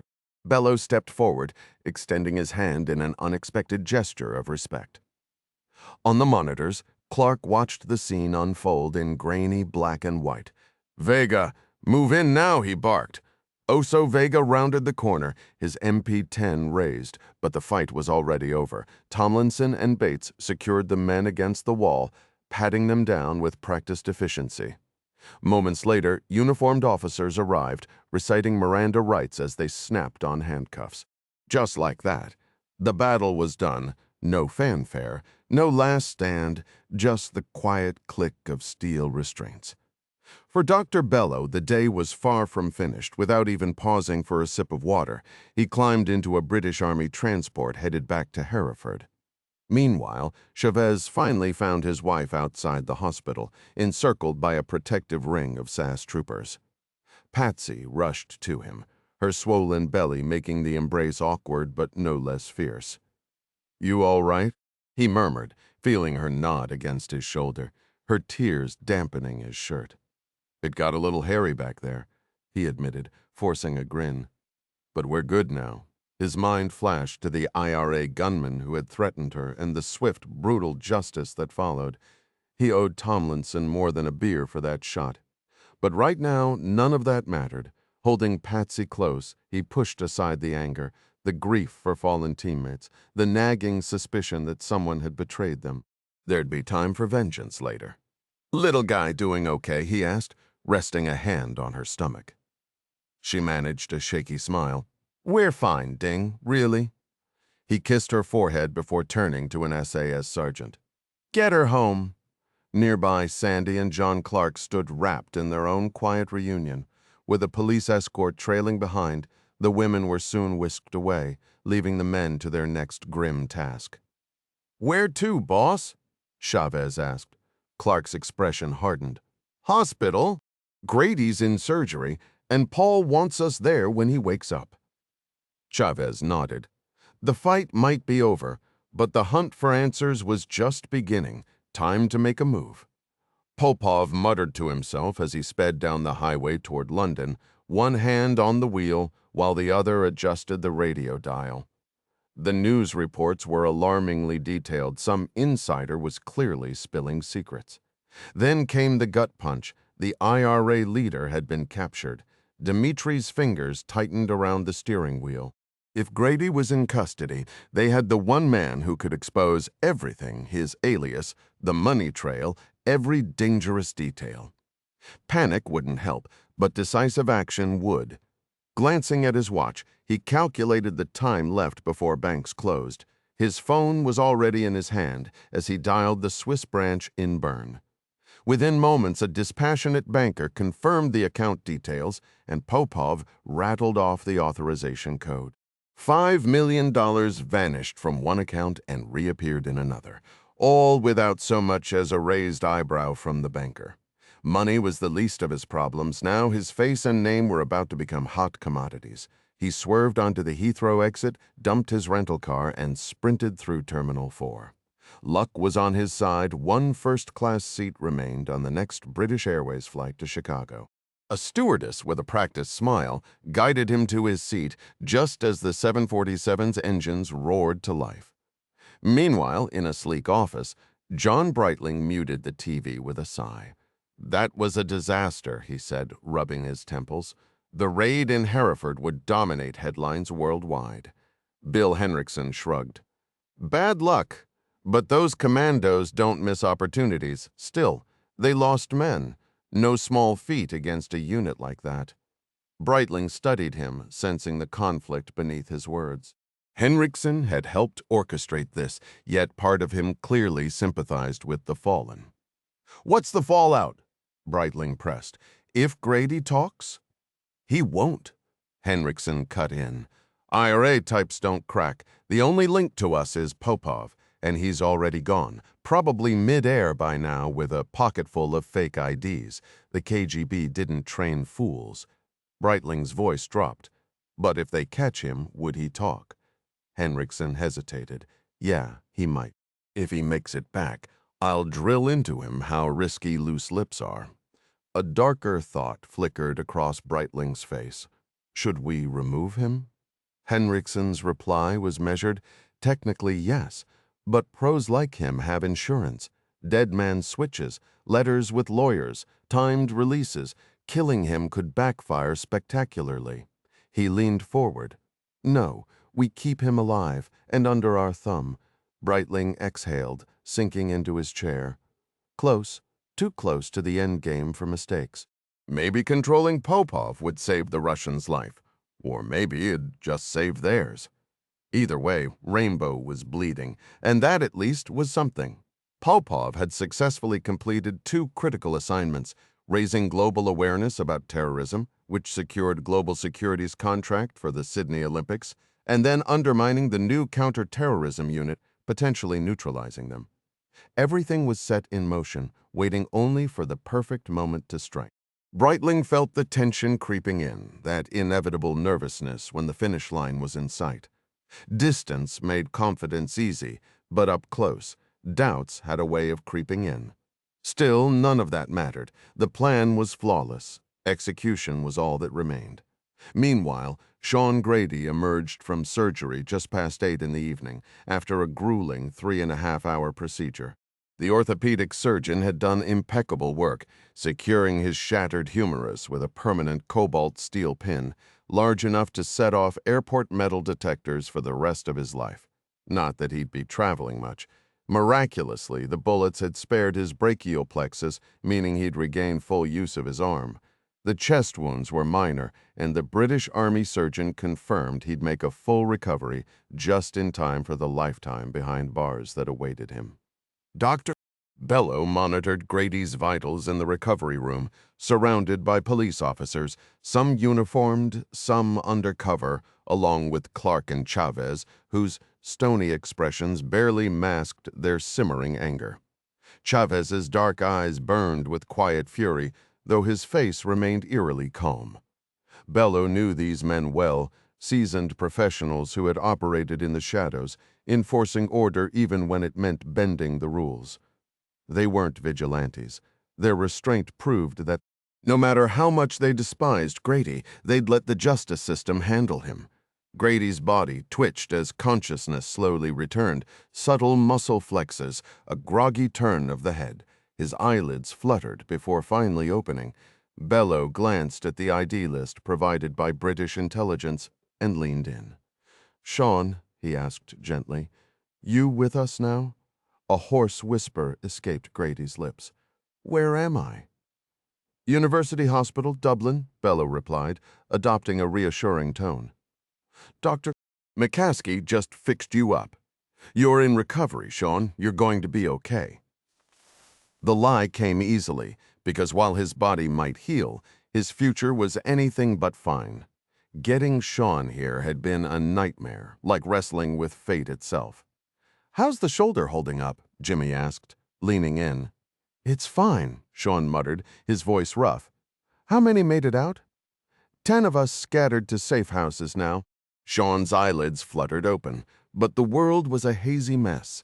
Just the blur of a surgical mask, the sterile glow of fluorescent lights overhead. The hospital room felt unreal, like he was drifting through some half-remembered dream. At least Jimmy was here, solid and real. "Where's Roddy?" The silence that followed was answer enough. "Gone, Sean," Bello said softly. "Didn't make it." Sean exhaled sharply, the weight of it pressing down. "Not Roddy." Bello leaned closer, urgency tightening his voice. "We need intel, Sean, fast. The guy who fed us the details. How do we reach him?" "IOSEF, bingo?" "Yeah, IOSEF. How do we contact him?" Sean's mind swam, but he managed. "The money's in my wallet. Swiss Commercial Bank in Bern, account numbers are there." Nearby, Clark rifled through Sean's belongings. British pounds, Irish notes, scraps of paper with cryptic digits, a Swiss account maybe, and IOSEF Bello pressed. His full name, Sean. "How do we find him?" Sean's words came slow, slurred. "Serov, Iosif Andreevich Serov, Russian ex-KGB. Met him in the Bekaa Valley back in '86. He reaches out through Robert. Never gave me a way back." Bello kept pushing. "He gave us solid intel on Rainbow, didn't he?" Sean's lips curled. "How many did we take down?"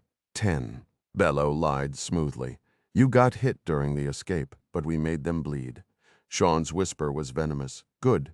Make them pay." From the shadows, Chavez smirked. Not quite, buddy. Sean's thoughts spiraled. The women, did we get them? Took care of it myself, Bello assured him. Then steering back, this Serov? What's he look like?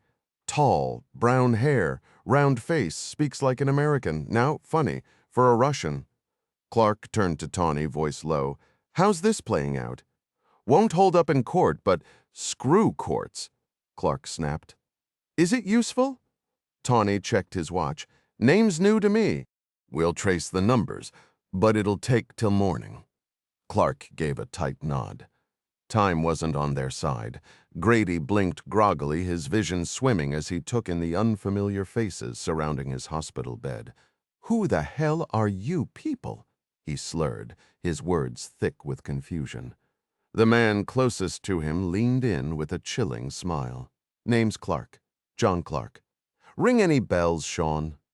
Grady's bloodshot eyes widened in recognition before the reality of his situation crashed down on him. Surprise, buddy. You sang like a Broadway star under anesthesia, Clark continued, his voice dripping with mock sympathy. Your whole crew's either dead or locked up. Welcome to your new home, England's finest accommodations. Hope you like tea and crumpets, because you'll be here a while. Behind his calm exterior, Clark seethed. This punk wasn't worth the dirt beneath his boots. Nearby, Dr. Bello tucked away his recorder, satisfied.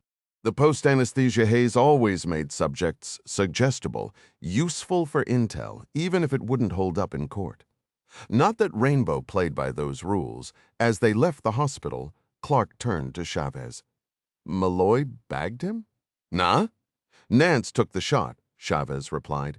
Guy deserves a medal, or at least a case of good whiskey. Clark nodded.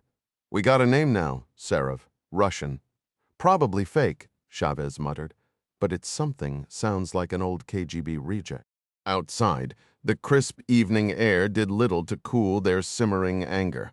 Their driver, Corporal Mole, looked smug, rightfully so. He'd earned his stripes today. The car rolled toward the stockade where the remaining prisoners waited. Inside, Timothy O'Neill sat cuffed to a chair, his face blank. Clark didn't waste time.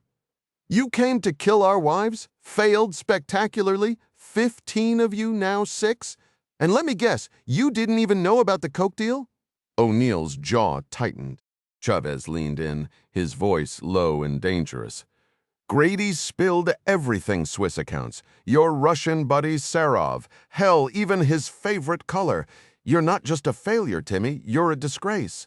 O'Neill stayed silent, but his fingers twitched. Here's the thing, Chavez continued, his tone shifting from icy to venomous. You targeted my pregnant wife where I'm from.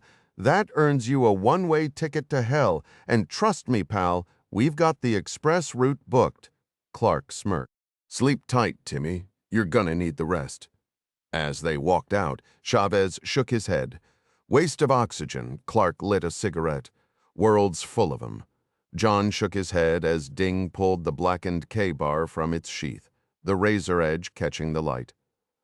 This ain't smart, man, Clark muttered, but Chavez was already out of his seat, moving toward the restrained man with predatory grace. Feels like the perfect solution to me, Ding countered, rolling the knife between his fingers before pressing the cold steel against O'Neill's thigh. What do you say we skip the formalities and get right to your transformation? I may not have a medical degree, but I know exactly where to make the first incision. Leaning in until their noses almost touched, Chavez's voice dropped to a venomous whisper. You made one fatal mistake, Timmy. You threatened a Latina's family.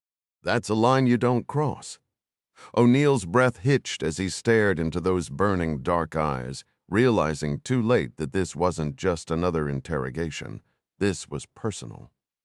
Ding traced the blade upward with deliberate slowness. Guns are cleaner, sure, but knives, there's something intimate about it. Lets you see the fear up close. A humorless grin twisted his lips. Don't worry, though. I won't kill you. Just gonna make sure you never lay hands on another woman again. Clark's voice cut through the tension. Domingo, stand down like hell! Chavez shot back, wrenching open O'Neill's belt with his free hand. "This piece of trash planned to murder my pregnant wife. You think I care about playing nice?" He let out a derisive snort. "Damn, Timmy, you're barely even packing enough to make this worth my time." O'Neill's protests came in frantic bursts. "We weren't gonna. It wasn't like that." "Right. You just brought assault rifles for a tea party," Ding sneered. "Tell me, where's the Russian? The one funding your little operation." Between ragged breaths, O'Neill spilled the details. Serov, the Swiss account, the cocaine stash, hidden in a rural farmhouse. Clark pressed for more, but Chavez wasn't done. $6 million and 10 kilos of blow, and you call yourselves patriots? He leaned in again, the knife's point hovering. Last chance. "Anything else we should know before I turn you into a eunuch?" O'Neill's voice cracked. "I swear that's everything." Ding exhaled sharply, finally stepping back. "Pity? I was looking forward to it." He shot Clark a dark smirk. "Remember Libya, that guy screamed like a banshee?" "Christ," Ding John muttered, rubbing his temples. "Some nightmares don't fade." Chavez shrugged, sheathing the blade. "Guess we'll have to settle for ruining his life the old-fashioned way." He tossed the recorder to Clark. "Farmhouse coordinates are on there. Let's go bag some drugged-up traitors." Chavez took a deep breath, letting his anger fade before flashing a grin. "All right, John, let's regroup with the team. Good job, Timmy. Consider your manhood intact, brother?" The late afternoon sun glinted off Quebec's countless lakes, some still frozen over as winter clung stubbornly to the landscape. Popov hadn't slept a wink during the flight, his mind racing through every possible scenario. If the British had Grady, they had his alias. Printed right there in his travel docs, no matter. He'd ditch those papers the second he landed. A generic description? Worthless? The Swiss account number Grady knew, already emptied and rerouted to an untraceable shadow account. Sure, Grady might spill everything under pressure. Popov wasn't naive, but what did that leave them? A fake name, a forgettable face, and a dead-end bank trail. Even if some overeager agent dug into Swiss transfers, the anonymity laws should shield him, should. Then again, since when did Swiss bankers play fair? There'd always be backroom deals with law enforcement. But the second account, that was a ghost, set up through a lawyer who'd never even seen his face, just a voice on the phone. No breadcrumbs led back to him now. $5.7 million sat waiting, though accessing it would take finesse. Maybe a Liechtenstein attorney where banking secrecy made Switzerland look loose. An American lawyer could navigate the process, no questions asked. "You're clear, Dmitri," he reassured himself. Rich and invisible, no more fieldwork for Breitling. Once he touched down at O'Hare, he'd hop a flight to New York, wrap things up, and vanish. Would Breitling let him walk? He'd have to. Popov and Henriksen were the only loose threads tying the CEO to the chaos they'd orchestrated. Breitling might want him dead, but Henriksen, a pro who understood the rules, would veto it. And Popov had insurance, a diary, locked in a Manhattan law firm's vault with very specific instructions if anything happened to him. Still, part of him whispered, why go back at all? Just disappear. Tempting, but unfinished business nagged at him. He needed to look Breitling in the eye and spell out the mutual destruction they'd courted. Plus, the man had a high-placed government contact. Useful leverage, if things got messy. As the plane descended toward Chicago, Popov exhaled. The world below stretched endlessly, full of quiet corners, and now he had the means to slip into any one of them. John leaned back in his chair, letting the weight of their victory sink in despite the cost. "All right, let's break it down," he said, scanning the faces of his team. Cyril Holt from Security Services slid a grainy photo across the table. This guy, Iosif Serov, no record in London's database, but he matches the description of the man who met Ivan Kirilenko weeks ago. The pieces fit a little too neatly, if you ask me. He's likely the leak in your operation. Clark frowned. CIA's got nothing useful either. 2 Serovs on file, 1 deceased, the other retired in Moscow. Holt tapped the photo. We could reach out to Russian intelligence. Sergei Golovko might play ball if we push hard enough. Bill Tawney chimed in, flipping through a notepad. These numbers? One's likely a bank account, the other an access code. If the funds haven't been scrubbed clean, we might get a lead. Across the room, the senior police officer adjusted his glasses. The weapons trace back to an old Soviet factory in Kazan, unused until today. As for the drugs, 10 pounds of pharmaceutical-grade cocaine were seized from a rundown farmhouse on Ireland's west coast. Street value, millions, Holt added. 3 of the 6 suspects are ID'd, 1 still in no shape to talk. And thank God for Noonan shutting down their cell signals saved countless lives. Domingo Chavez shuddered at the thought. If those terrorists had coordinated better, he didn't want to imagine the body count. The aftermath was grim enough. Funerals, dress uniforms, the hollow routine of replacing fallen teammates. Nearby, Mike Chin lay in a hospital bed, his leg in a cast. Team 1 was benched for weeks despite their fierce resistance. Noonan had been a beast, 3 kills with his sidearm. Franklin, the guy turned his .50 cal into a nightmare for the enemy, stopping their escape cold. Chavez was still processing it all when his pager buzzed home number. He grabbed the wall phone. Patsy's voice was steady. "Ding, you should come, it's time." His heart lurched. "On my way, hanging up?" He turned to Clark. "Gotta go, Patsy's in labor." Clark's exhaustion cracked into a tired smile. "Give her my best." As Chavez bolted, Tawney muttered, "Timing's never perfect, is it?" Clark rubbed his eyes. At least something good's happening today. Grandfatherhood. It wasn't the worst trade for the losses they'd taken. 2 dead, more wounded. His team, his family. He exhaled. All right, let's keep moving. The breach of classified intel had everyone on edge. We've been compromised and blindsided. What's our next move? The tension was palpable as Dr. Carol Breitling, the president's science advisor, reached out to Ed Foley, the director of Central Intelligence. Ed, it's Carol. What went down in England? Was that our rainbow team? Foley confirmed it was. The news coverage had been spotty, leaving her with more questions than answers. Casualties? She pressed. 2 fatalities, several injuries on our side. Foley replied, 9 hostiles eliminated, 6 in custody, including their ringleader. Carol's mind raced to the specialized radios she'd fast-tracked through procurement. Did the equipment hold up? Foley admitted he hadn't seen the full debrief yet. But one thing was clear. Someone had leaked sensitive intel. They knew John's full identity, his family's details, even their workplaces. He's furious. Relief washed over her when Foley confirmed no civilians were harmed.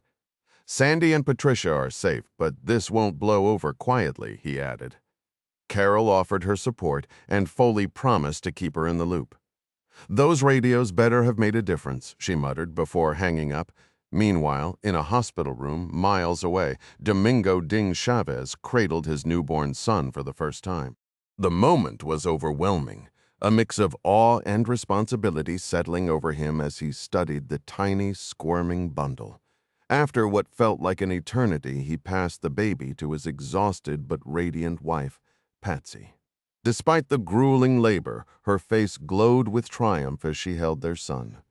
Little John Connor Chavez, pink and vocal, quieted only when nestled against his mother. Once Patsy drifted off, Ding made his way to Rainbow Six's headquarters, where John Clark answered the door with a raised eyebrow.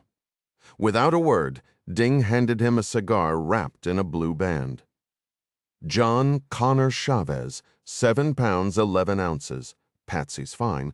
Grand pop, he announced, grinning. The 2 men embraced, emotions running high. Who's he take after? John asked, dabbing his eyes. Winston Churchill, apparently, Ding joked. Kid's got a legacy to live up to. Karate at 5, maybe 6. Inside, Sandy Clark intercepted them, demanding updates. As John lit his cigar, a rare indulgence, Ding recounted the birth for the second time. Sandy Ever, the doting grandmother, hugged him tight. "John Connor, huh?" John teased, surprised. "Patsy spilled the beans last week," Sandy admitted. "Mothers know everything." The men glanced at their watches. 4 a.m., close enough to justify breakfast. As they settled in, Ding's tone shifted, thoughtful. "You know, John, this whole fatherhood thing, it hits different." Clark noted the subtle change in his son-in-law's demeanor, the way his accent softened when the conversation turned personal life, it seemed, had just handed them all a new mission. The day before, while questioning the Pura detainees, Domingo had fully embraced his L.A. gang roots, his speech thick with Spanish inflections and street slang.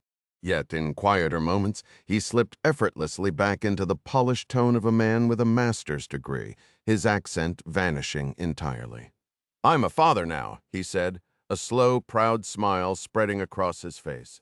"Got a son," John nodded, pouring coffee as his wife. Sandy sizzled bacon on the stove.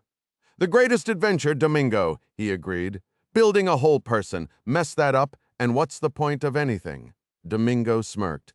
"You two did all right." "Thanks," Sandy called over her shoulder. "Took some effort." "Mostly her," John admitted. "I was gone half the time playing spy, missed 3 Christmases, never lets you off the hook, that guilt magic mornings, and you're halfway across the world." Domingo frowned. "Doing what?" "Extractions. Russia twice, Iran once. 2 worked." The third John's voice tightened. KGB grabbed him 50 feet from me, saw his face, knew it was over. Then I had to explain to Langley how we'd been betrayed by one of our own. And that traitor? Still breathing in some cushy prison with premium cable. Domingo recognized the shadow in John's eyes. They'd run ops together, skirted disaster, but never failed. "Ancient history, man," he said lightly. "You know what's wild?" Domingo leaned forward. "Now that I've got JC, I know I'll die someday. He has to outlive me. If he doesn't," he trailed off, shaking his head. John chuckled. "Welcome to the club. Never planned on grandkids either. But here we are."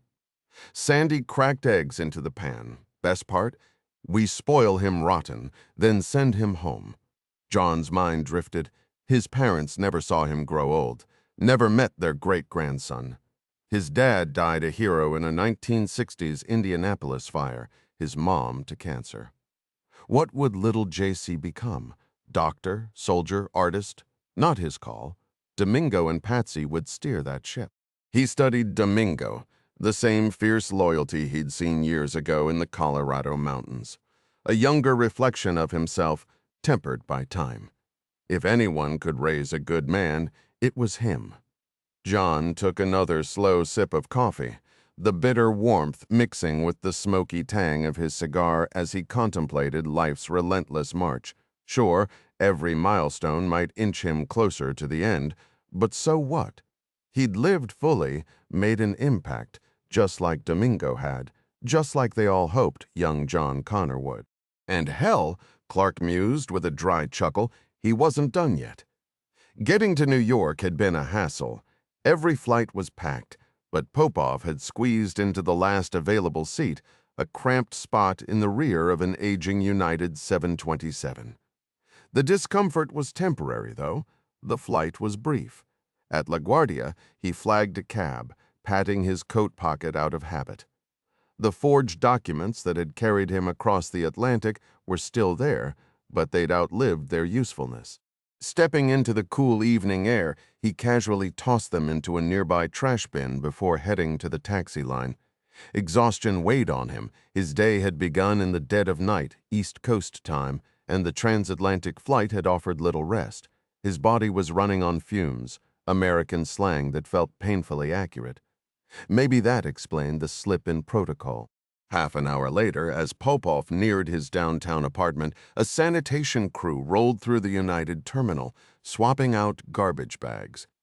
The work was grueling, lifting heavy metal lids, hefting bulging plastic sacks into wheeled bins destined for Staten Island's landfills.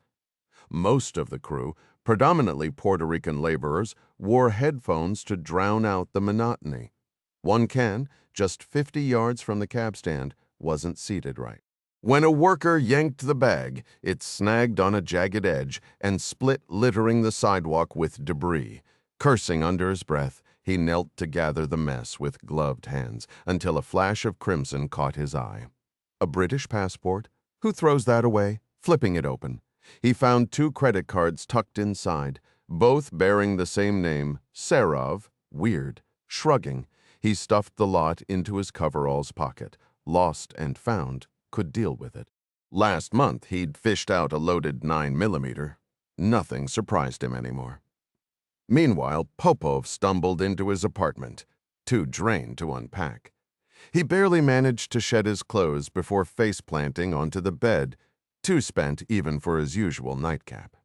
The TV droned on, replaying footage of the Hereford incident, govno. Absolute shit. There he was, blurred but recognizable in the background of some reporter's live shot. Great. Just another reason to vanish, sooner rather than later. He didn't bother turning it off. The flickering images seeped into his dreams, twisting into uneasy fragments as he slept. By the time the passport and cards reached the waste company's trailer office on Staten Island, business hours were long over. The worker dumped them on the appropriate desk, clocked out, and headed home to Queens for a late meal. Across town, FBI agent Tom Sullivan nursed a drink at his usual haunt, a dim bar just blocks from the Jacob Javits building, oblivious to the paper trail inching closer to his world. Frank Chatham sat across from his partner in a dimly corner booth, swirling the amber liquid in his Sam Adams bottle. The bar's low hum of chatter and clinking glasses provided just enough noise to keep their conversation private. "Anything pop up on your radar today?" Sullivan asked, rubbing his temples. He'd spent hours cooling his heels in court, only for the fraud case to get postponed again. Chatham took a slow sip before answering. 2 women came forward claiming they knew Kirk McLean. Neither had a real history with him, though. Just bar chatter. He shrugged. Another dead end. Guy's been cooperative, but something doesn't sit right. Sullivan leaned in. "Any links to the missing girls?" Chatham shook his head. "Nada." Both said they saw him chatting with one of the victims, even walked her out once, just like he told us. But no red flags, just another guy working the room, asking the usual questions. Sullivan's eyes narrowed. What kind of questions? The basics. Name, job, family. Sound familiar? Chatham smirked, like our own interrogation playbook. Sullivan drummed his fingers on the table. Where were these women from? One's a local, the other's from Jersey. A beat passed before Sullivan connected the dots. Bannister and Pretlow weren't from around here either, Chatham scoffed. You suggesting he's cherry-picking victims with no roots? That's a reach. Maybe, but what else do we have? Not much, as it turned out. The NYPD's flyers had dredged up a handful of vague leads, none solid. McLean might have played the helpful citizen, but Sullivan couldn't shake the pattern, approachable to outsiders, indifferent to locals. Let's circle back to him. Sullivan decided routine. Sure, but serial killers rarely wore warning signs. The Academy had drilled that into them. The most dangerous monsters blended in. Meanwhile, across the Atlantic, fatigue hung heavy over Hereford. Team 2 moved with subdued energy, the weight of yesterday's losses lingering. Yet there was an odd lightness, too. Their leader, Chavez, was now a father. The team's morning PT was mercifully short, and Eddie Price all but shoved Chavez toward his car. Go sleep. You're useless like this. Chavez didn't argue. He crashed hard, waking hours later with a pounding headache, a misery shared by Dmitry Popov, though his came without the excuse of celebration. Jet lag and stress, he figured as he downed aspirin with his coffee. Back in New York, the Staten Island lost and found clerk wrinkled her nose at another mystery item dumped on her desk. Some days she swore the job was punishment, another day, another mystery in the trash. Why did people toss such important things away? The crimson passport lay there like an abandoned treasure. Its owner, Joseph A. Serov, staring blankly from the photo, his face as forgettable as a fast food meal. But passports weren't disposable, and neither were the 2 credit cards tucked inside. She grabbed the phone book, flipping to the British consulate in Manhattan. A quick call later, she handed the envelope to a delivery truck heading that way. At the consulate, the guard passed it to a secretary who dropped it on Peter Williams' desk. Williams, a fresh-faced intelligence officer on his first overseas assignment, mostly dealt with misplaced passports. New York tourists were notorious for losing them after one too many drinks. But this one reeked, literally. He followed protocol, faxing the details to London, expecting the usual bureaucratic shuffle. Then the phone rang. Peter Bert's voice crackled through. "This Serov guy, his address is a mortuary. Phone number 2. They've never heard of him." Williams turned the passport over in his hands. If it was fake, it was flawless. A spark of excitement flickered. Maybe this wasn't just another lost tourist. "Could be false papers," Bert added. "Records say he's naturalized. Want us to dig deeper?" "Why not?" Williams smirked. Maybe he'd stumbled onto something real. A spy, a defector, anything to break the monotony. "Go ahead," he said, firing off an email to London before leaning back. New York was just like home, crowded, expensive, but with worse manners. And Serov? A Russian name in a city drowning in them. Half the cabbies here barely spoke English. Meanwhile, 3,000 miles away, the name Serov blinked on an SIS screen. The system scanned, cross-referenced, and came up empty. But the hunt had just begun. The moment the name Serov popped up, whether spelled as Serov, Serov, or Serov, the system flagged it instantly. When the email from New York came through, the computer routed it straight to a desk officer. Recognizing that Iosef was the Russian equivalent of Joseph, and with the passport details matching the right age range, the officer tagged the message and forwarded it to the terminal of the person who had initially requested information on Iosef Andreevich Serov. Before long, the email landed in Bill Tawney's inbox. Damn useful machines. Tawney mused as he printed the message, New York. Now that was intriguing. He dialed the consulate and reached Peter Williams. After verifying his credentials, Tawney cut to the chase. "This passport belonging to Serov. Anything else you can share?" Williams hesitated before answering. "Well, there were 2 platinum credit cards inside, a MasterCard and a Visa." He didn't need to spell out what that meant. High spending limits, obviously. "Good. Send me the photo and card details over secure channels immediately," Tawney instructed, rattling off the necessary contact numbers. "Right away, sir," Williams replied, though he couldn't help wondering what the fuss was about, and who this William Tawney even was. The man was working late, given the 5-hour time difference, and Williams was already distracted by thoughts of dinner. Tawney's next call was to John Clark. "John," he said, hearing the weariness in Clark's voice. "Yeah, Bill?" Clark rubbed his eyes, wondering if he'd make it home in time to see his grandson. "Our boy Serov just surfaced," Tawney announced. That got Clark's attention. His expression sharpened. "Where?" "New York.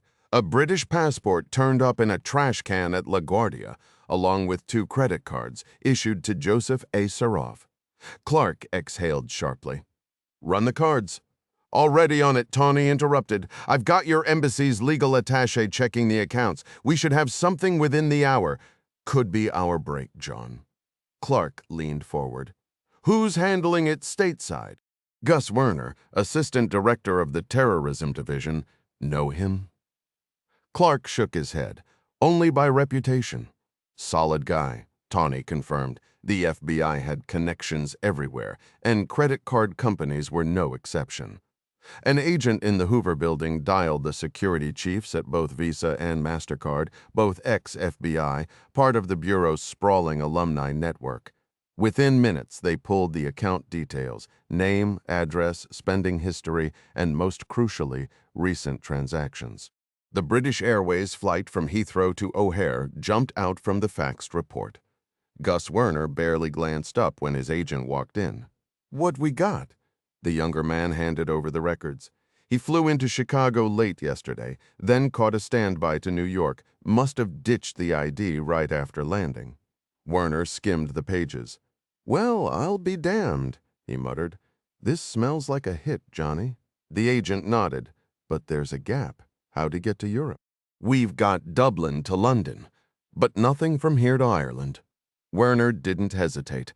"Check American Express. Now." The agent turned to leave, then paused. "Who else needs to be looped in on this?"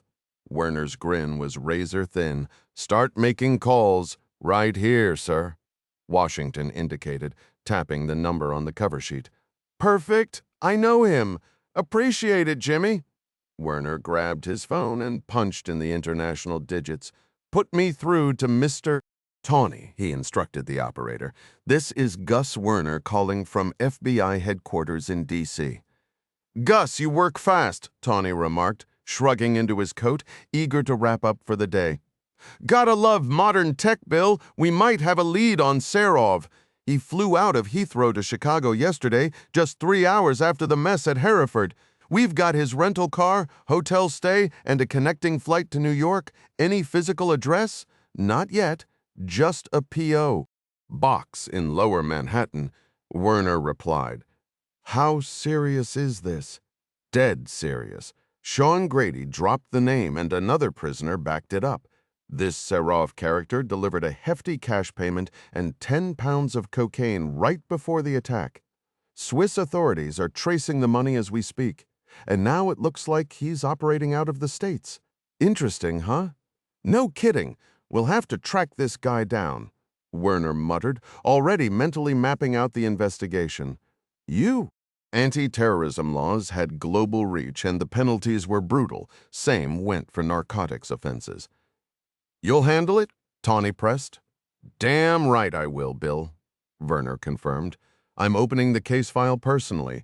Consider Serov officially hunted." "Outstanding. Thanks, Gus." Werner scrolled through his computer for a classified code word. This case demanded something weighty. Not that one. Ah, there. Prefect, a nod to his Jesuit school days in St. Louis. "Mr. Werner?" His secretary's voice cut in. "Mr. Henriksen on line 3.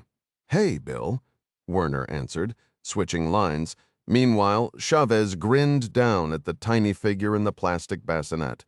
"Cute little guy, huh?" John Connor Chavez slept soundly, oblivious to the armed guards stationed in the nursery and the SAS team discreetly patrolling the hospital grounds. "Most babies are," Clark agreed, nostalgia washing over him. He remembered holding his own daughters just like this, though it felt like yesterday. The warmth of that memory mirrored Chavez's pride, mixed with the quiet awe of fatherhood. Takes after his mother, Clark mused, which meant the kid had good genes. He smirked, wondering if the baby dreamed in Spanish. Bilingualism wouldn't hurt. Then his beeper buzzed. Clark groaned, fishing it from his belt. Tawney's number. He yanked out his phone and dialed, waiting for the encryption to sync. "Yeah, Bill? Good news. The FBI's on Serov's trail." Werner confirmed he flew from Heathrow to Chicago, then New York. "They're moving fast." Next step, checking for a driver's license. No luck, meaning no photo either. The hunt just got trickier. The FBI agents in Albany weren't shocked by the dead end, though it still left them frustrated. Their next move involved questioning postal workers at the station tied to the P.O. box. "You made it back quicker than expected, Dmitri," Breitling remarked dryly. Popov shrugged. Seemed prudent. The operation was flawed. Rainbow's team outperformed us at every turn.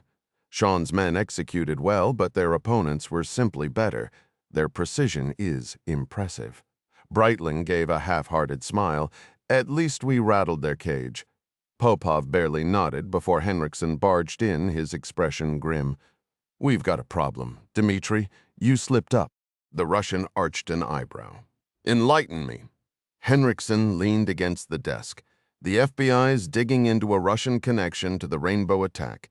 They might even know you're stateside. Popov scoffed. Impossible. Grady only knew my alias, and that identity's been erased. Henriksen wasn't convinced. Gus Werner just tipped me off. They're combing flight manifests for Russian names linked to the Pira. They'll find traces. You really thought naming yourself after a disgraced KGB chairman was clever? Popov's smirk faded. Maybe Joseph Brown would have been smarter. Meanwhile, across town, agents Sullivan and Chatham knocked on McLean's door again. The man let them in, trying to play it casual as he muted the baseball game. Mary Bannister? Anyone else she hung with at the bar? McLean scratched his head. Just some gym rat with sandy hair. No name, sorry. He forced a laugh. Place was too dim to notice much. Chatham scribbled notes, while McLean rambled about walking Mary home once. No kiss, not even a step inside. He kept his tone light, but his palms were sweating. Funny how little he recalled about her now. Sure, he'd loaded her into the truck. But where she ended up, probably 6 feet under. Not that he'd admit that to the suits in his living room. McLean understood exactly what that section of the operation involved, and that realization turned him into both a kidnapper and an accomplice to murder. Those weren't exactly the credentials he wanted to hand over to the 2 FBI agents sitting across from him. New York had reinstated the death penalty, and for all he knew, the feds might have their own version. His mouth went dry as he leaned back on the couch, absently licking his lips and wiping his palms on his pants before standing up. You guys want anything? Coffee, water, he offered, nodding toward the kitchen. Sullivan shook his head, but his eyes stayed locked on McLean. There was something off about him, a nervous energy that hadn't been there during their first interview. Was it just the usual jitters people got around law enforcement? Or was he hiding something? They watched as McLean mixed himself a bourbon and water, his hands just a little too steady, like he was forcing calm. So describe Mary Bannister for us, Sullivan pressed. McLean took a slow sip before answering. Pretty, but not stunning. Friendly, easy to talk to, had a good sense of humor. Small-town girl, first time in the city, just normal, you mentioned? She didn't have anyone close to her? Not that I knew of, but like I said, I wasn't exactly her confidant. He shifted in his seat, fingers tapping against his glass. What other people say? Funny thing, Sullivan replied, watching him closely. Folks at the bar said you two were pretty chummy. McLean forced a laugh. Yeah, we talked, but nothing serious. Never even kissed her. He took another drink, then added, almost to himself, Wish I had, but I didn't. Chatham leaned forward. Who else at the bar are you tight with? McLean's smile tightened. That's kinda personal, don't you think? Just trying to get a feel for the place, Chatham said smoothly. Well, I don't kiss and tell, not my style. Sullivan smirked. Respectable. But a little unusual for a singles bar, don't you think? McLean shrugged. Some guys keep score, I don't. So Mary vanishes, and you didn't think twice? People come and go all the time in that scene. You stop noticing after a while. Ever call her? McLean frowned as if searching his memory. Nah, don't even think she gave me her number. Just walked her home that one night? Right, just that once. He drained his glass, wishing they'd leave. Did they suspect something? Why come back? His apartment was clean, no traces of the women he'd brought over, just a few scribbled numbers he could explain away. You already searched the place last time, McLean pointed out, forcing a casual tone. Standard procedure? Sullivan said, standing. We've got another stop to make. You still have my card? Yeah, fridge magnet. Good. Think it over. If anything comes up, call me. McLean showed them out, then returned to pour himself another drink, his hands shaking just slightly. Outside, Chatham lit a cigarette. He's rattled. Damn right. Run a full background check tomorrow. Meanwhile, across the river in New Jersey, Dmitry Popov boarded another private jet, this one branded with Horizon Corp on the tail. He wasn't worried. He'd slipped out of tighter spots before, and Henriksen's warning to Breitling meant they wouldn't try anything stupid. Still, there was a low hum of tension beneath his curiosity as he settled into his seat, waiting for takeoff. The Gulfstream V was already taxiing when the flight attendant, a striking blonde, handed Henriksen a glass of Finlandia vodka. He took a slow sip, gazing out the window at the tarmac blurring past. Kansas, he mused, a place of endless wheat fields and sudden twisters, now just a couple of hours away. His phone buzzed. "Mr. Henriksen?" a voice asked. "Yeah, who's this? Kirk McLean?" The tension in McLean's tone made Henriksen sit up. "Something wrong." Meanwhile, Dmitry Popov stepped onto the darkened tarmac, squinting as his eyes adjusted. A hulking military-style vehicle idled nearby, its headlights cutting through the gloom. The pavement markings were odd. Was this even a proper runway? In the distance, a massive, partially lit building loomed. Curiosity gnawing at him, he climbed into the truck. The landscape outside was eerily flat, just gentle swells of earth under the dim moonlight. Behind him, a fuel truck rolled up to the jet, probably prepping it for a return trip to New Jersey. Those things weren't cheap, after all. His new quarters felt like a mid-tier hotel suite. Kitchenette, fridge, even a well-stocked minibar with absolute vodka, close enough to the real thing. The TV played CNN on mute, but the stack of nature documentaries beside it was baffling. Lions, bears, salmon struggling upstream. Not exactly prime-time entertainment. The magazines all wildlife weird. Henriksen was being paranoid. Popov decided. What could the FBI possibly dig up a name? Maybe a credit card trail. But nothing solid enough for court, unless Sean Grady sang. And Grady would rather chew glass than help the British. He was untouchable. His Swiss accounts were another matter, but lawyers could handle that better than any KGB tradecraft. He grabbed the phone, dialed out to his New York apartment. 4 rings, then his own voice on the machine. Good. He wasn't locked in some black site. Still, the mystery nagged at him. $6 million in Switzerland, a cushy setup in the middle of nowhere. What was the endgame? Outside, another plane roared overhead, packed with passengers bound for Sydney. Popov took another sip, staring at the TV. Whatever this was, he'd find out soon enough. The runway jutted into Botany Bay like an outstretched finger, the same waters where convict ships from England had once unloaded their unwanted cargo centuries ago. Those exiled criminals had somehow turned their punishment into a thriving nation, much to the shock of the British Crown. Now the bay welcomed a different kind of arrival. Planes packed with elite athletes draped in national colors, wide-eyed tourists clutching prepaid vacation packages, and a handful of business travelers who'd endured endless chatter about Olympic glory. The athletes were whisked away like VIPs, boarding buses, along Highway 64 toward the gleaming Olympic Village, a sprawling complex funded by the Australian government.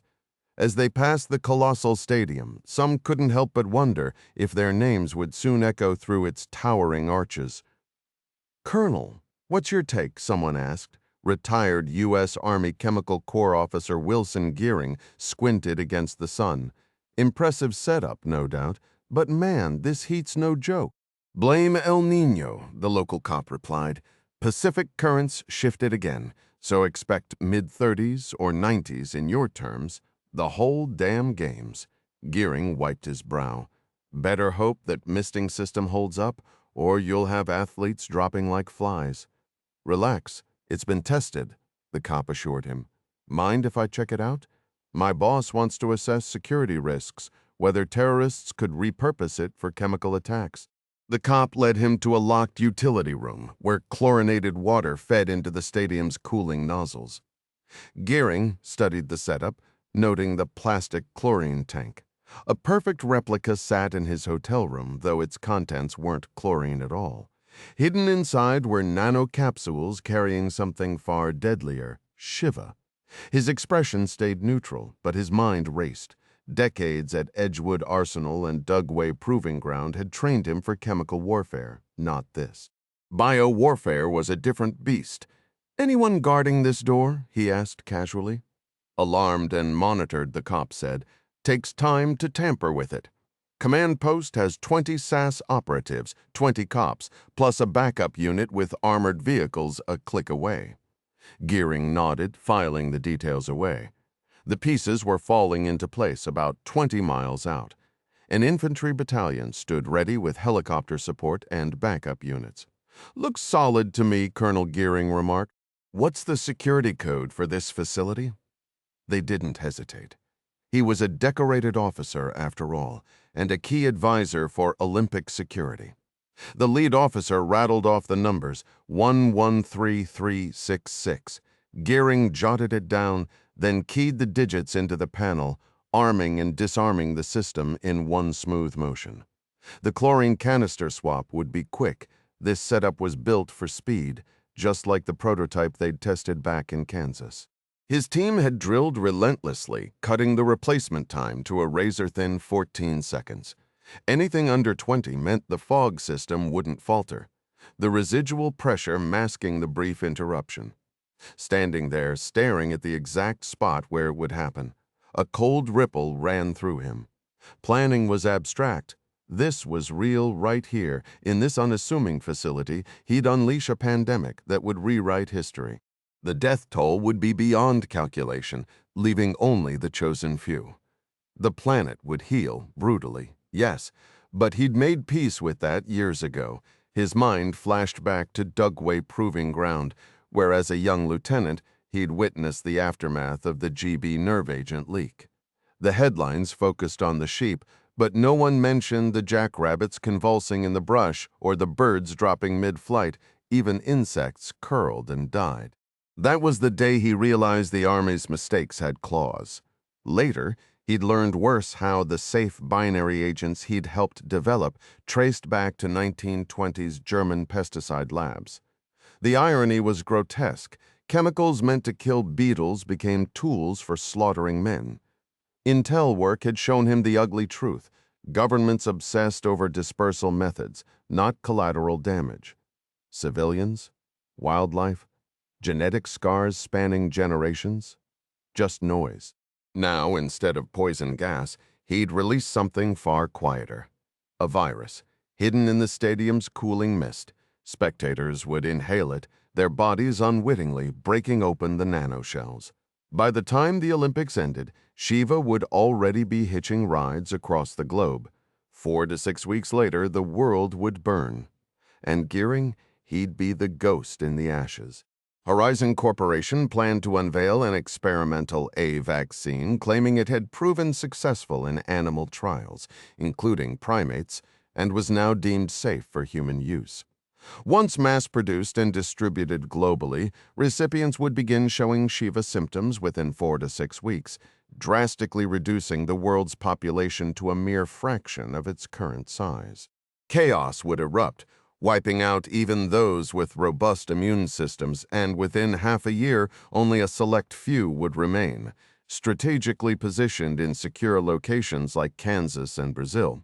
Unlike the accidental disaster at Dugway, this would be a deliberate act by a man who had spent his entire career fantasizing about mass extermination, though until now, his victims had only been lab animals.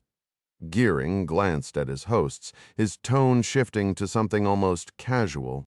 "What's the long-range forecast looking like?" "Hot and dry," came the reply. "Hope those athletes are in top shape. They'll need it. Then this misting system will be a godsend," Gearing remarked, though his smile didn't reach his eyes. "Just as long as nobody tampers with it with your approval. I'll have my team monitor it closely." The senior officer nodded. "Fine by me." The American's obsession with the system was odd, but then again, he'd been a chemical warfare specialist. Maybe that explained it. Popov hadn't bothered with the blinds the night before, so the Kansas sunrise hit him like a spotlight. Groaning, he fumbled for painkillers in the bathroom. Tylenol, aspirin, take your pick, then stumbled toward the kitchen where stale coffee grounds waited in the machine. The fridge was depressingly empty. After a quick shower and a bitter cup of coffee, he ventured out in search of food. The cafeteria was massive, eerily quiet except for a handful of people clustered near the serving stations. Most looked like professionals, lab coats, sharp haircuts, the usual corporate types. Mr. Popov? Dmitri turned to see a man extending a security badge. David Dawson, head of site security. This gets you access. Wear it at all times. Popov clipped it to his shirt, noting his own photo staring back. Understood. So what exactly is this place? He asked, sipping his second coffee. Dawson grinned. Horizon's newest R&D hub, cutting-edge work, pharmaceuticals, biotech. They wanted somewhere secure, isolated. Middle of nowhere means fewer prying eyes. Convenient. Popov mused, scanning the nearly deserted room. Mind if I take a look around? Henriksen's orders, I'll give you the full tour. Finish your breakfast. I'll be back in 15. As Dawson walked away, Popov exhaled slowly. This was going to be very, very useful. The facility had an eerie, sterile feel to it, like some top-secret government bunker stripped of all personality.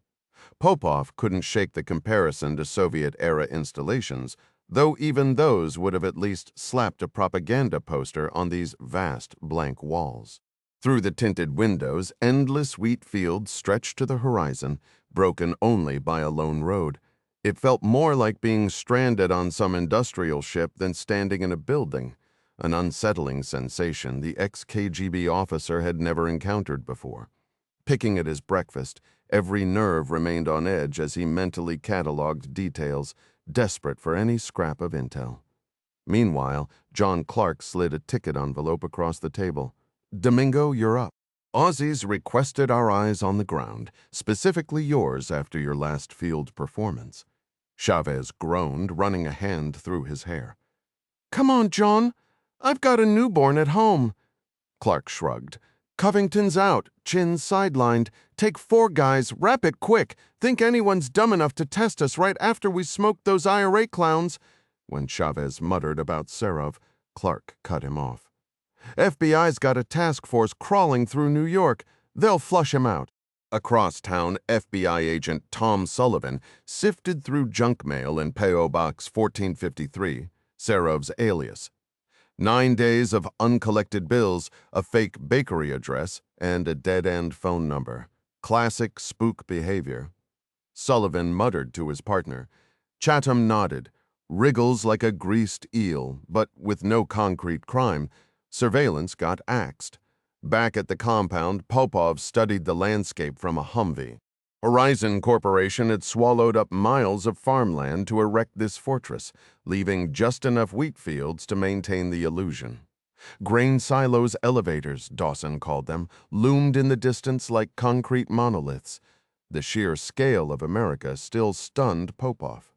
These planes mirrored the Russian steppes, just with better infrastructure. As they bumped over railroad tracks leading to the silos, Dawson pointed north. Borders past that highway, beyond here? Nothing but ghosts and dirt. The Hummer kicked up dust, leaving the last traces of civilization behind. Dawson adjusted the steering wheel, guiding the Hummer across the uneven terrain as a group of pronghorn antelopes came into view. Those are some of the fastest animals out here, he remarked, watching them dart across the prairie. People call them speed goats. They can hit 40 miles an hour and keep that pace for almost an hour straight. Their vision is razor-sharp, too. Popov studied the graceful creatures, impressed. Must be tough to hunt, he mused. Dawson chuckled. Not that I'd know. I don't hunt or eat meat, for that matter. Popov raised an eyebrow. You're a vegetarian. Vegan, actually. Dawson corrected with a hint of pride, tugging at his canvas belt. No animal products at all, just a personal choice. I don't believe in exploiting nature. Popov smirked. So no fur coats for the wife, then? Not a chance, Dawson laughed. Popov hesitated before admitting, "I've never hunted either." Back in Russia, there's hardly any game left to hunt anyway. Dawson's expression shifted, something knowing flickering behind his eyes. "They'll bounce back eventually," he said cryptically. "There are ways." The tour lasted over an hour, leaving Popov stunned by the sheer scale of the facility. The runway-like approach road, complete with landing lights and traffic signals, hinted at something far beyond a corporate retreat. "You could land a government jet here," Popov observed. Dawson grinned. "Or a mid-sized commercial plane, supposedly. Never seen it happen, though." As they pulled up to the main lab building, Popov couldn't shake the unease creeping in. The place was massive, overbuilt, even with a hotel that could house an army.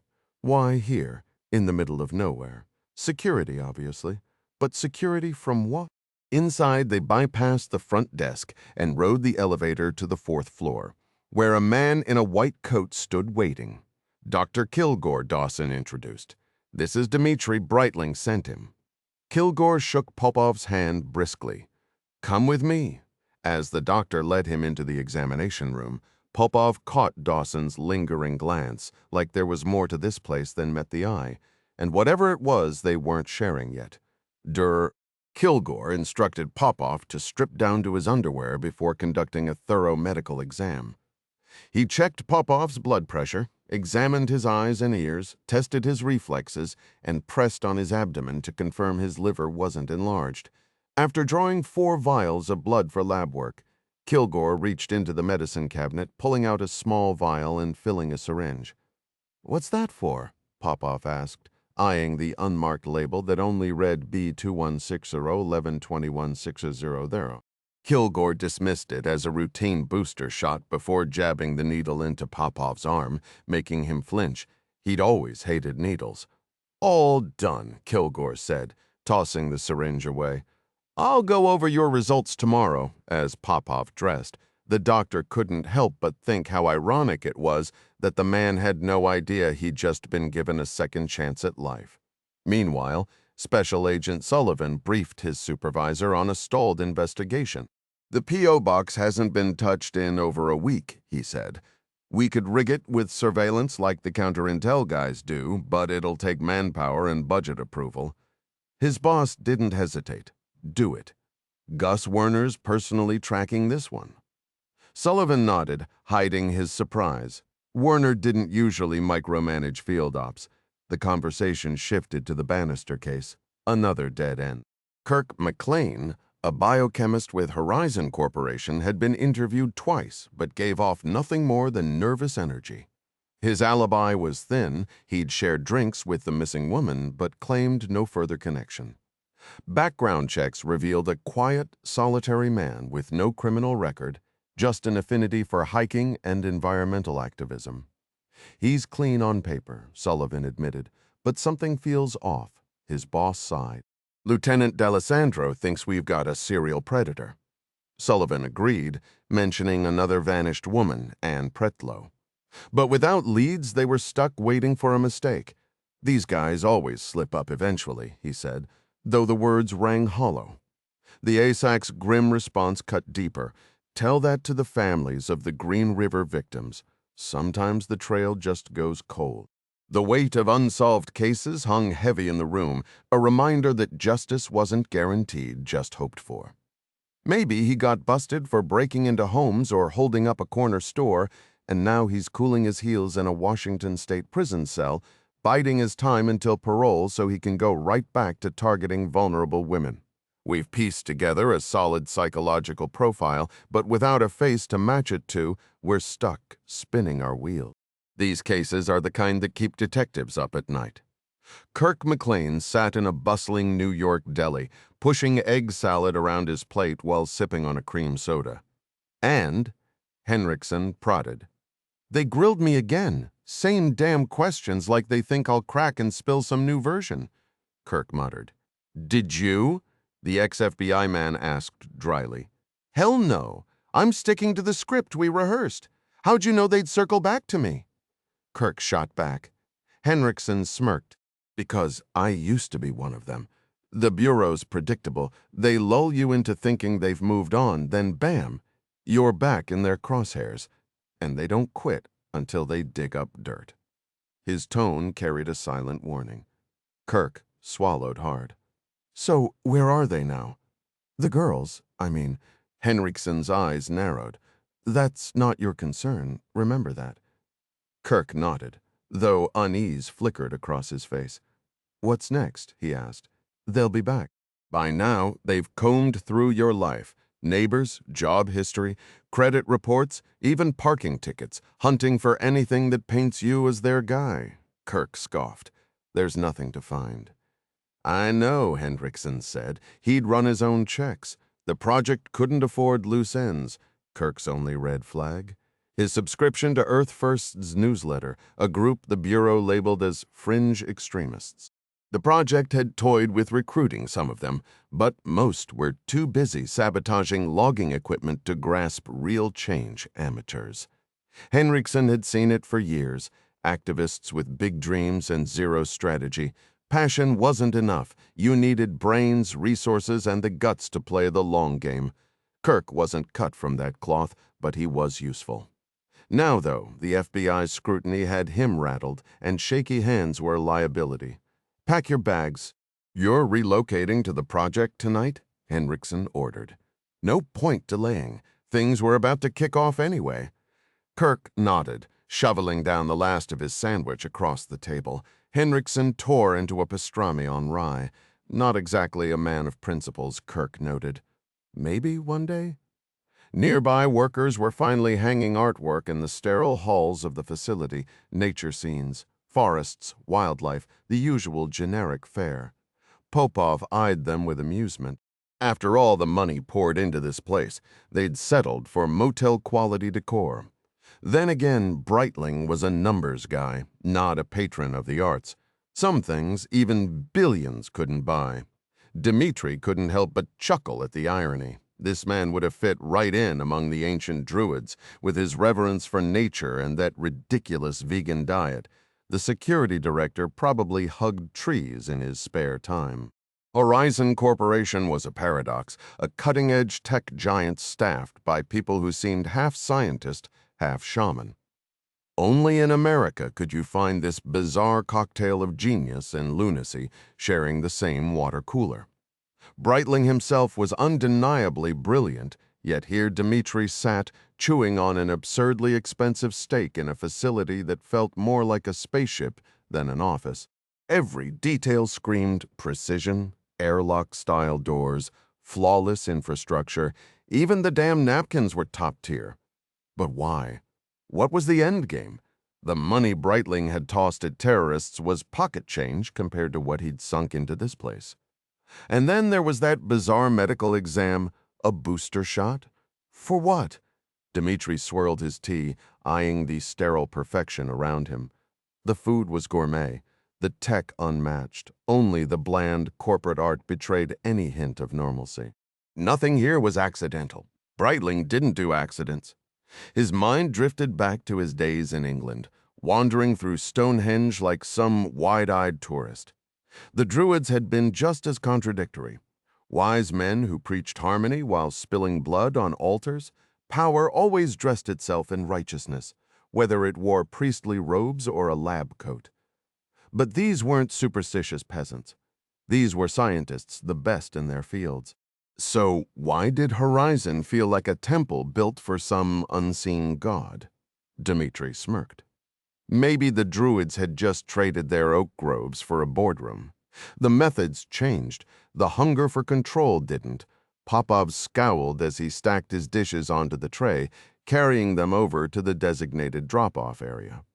The sterile efficiency reminded him uncomfortably of the old KGB canteen back in Moscow, decent meals served in an atmosphere of calculated indifference. As he returned to his quarters, his mind churned with unanswered questions. Druids? Scientists dabbling in ancient mysticism? And vegans? How could rational people reject perfectly good steak in a country famous for its cattle ranches? Those scrawny antelope grazing near the perimeter fence didn't seem worth protecting either. Then there was the head of security, Supposedly a man of impeccable judgment, yet he turned his nose up at prime rib. What kind of operation was this? The so-called booster shot gnawed at him. Protection against what? The more he uncovered, the less sense any of it made. Breitling's empire had poured staggering resources into this venture, which meant the stakes were colossal, and people had already died for it. If he'd briefed his old KGB handlers, they'd have called him paranoid, but ordered him to keep digging. Old habits died hard. He couldn't walk away now, even if he wanted to. Meanwhile, Chavez slumped into his first-class seat, resigning himself to the marathon ahead. British Airways Flight 9 wasn't just a trip, it was a test of endurance. 11 hours to Bangkok, a tedious layover, then another 9 to Sydney. By the time they landed, he'd be ready to hijack the plane himself, all because some Australian officials needed their hands held during a track event. At least the airline had banned smoking. Small mercies. He'd packed enough reading material to survive a desert island, plus a personal screen for movies. The engines roared to life as the captain's voice crackled over the intercom, welcoming them to their airborne prison for the next eternity. Back at the facility, Breitling tapped his fingers restlessly. "You sure this was smart?" he asked Henriksen. Kirk was already scheduled for travel. If anyone asks, his team will say he's on assignment.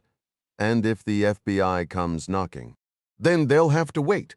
Investigations drag on, but time isn't on their side. Breitling exhaled. What about Popov? Dawson says he's playing tourist, asking harmless questions. Kilgore gave him the shot. He's officially part of the experiment now. Think he'll adapt? Henriksen smirked. Doesn't matter. By the time he figures it out, the world won't care either way. Will Gearing has confirmed his position, assuring John that the timeline remains on track. In just 3 weeks, their carefully laid plans will begin unfolding, which means it's time to relocate their key personnel to Kansas. It's a shame, John remarked, rubbing his temple. The longevity research is showing incredible promise right now. Bill raised an eyebrow. Oh, John sighed. Breakthroughs are unpredictable, but all the data points towards something revolutionary. Bill chuckled dryly. So what? We could have been immortal. Henriksen smirked, shaking his head. After years working with Breitling and Horizon Corporation, he still found these grand claims hard to swallow. Sure, the company had pulled off medical marvels, but eternal life? That was pushing it.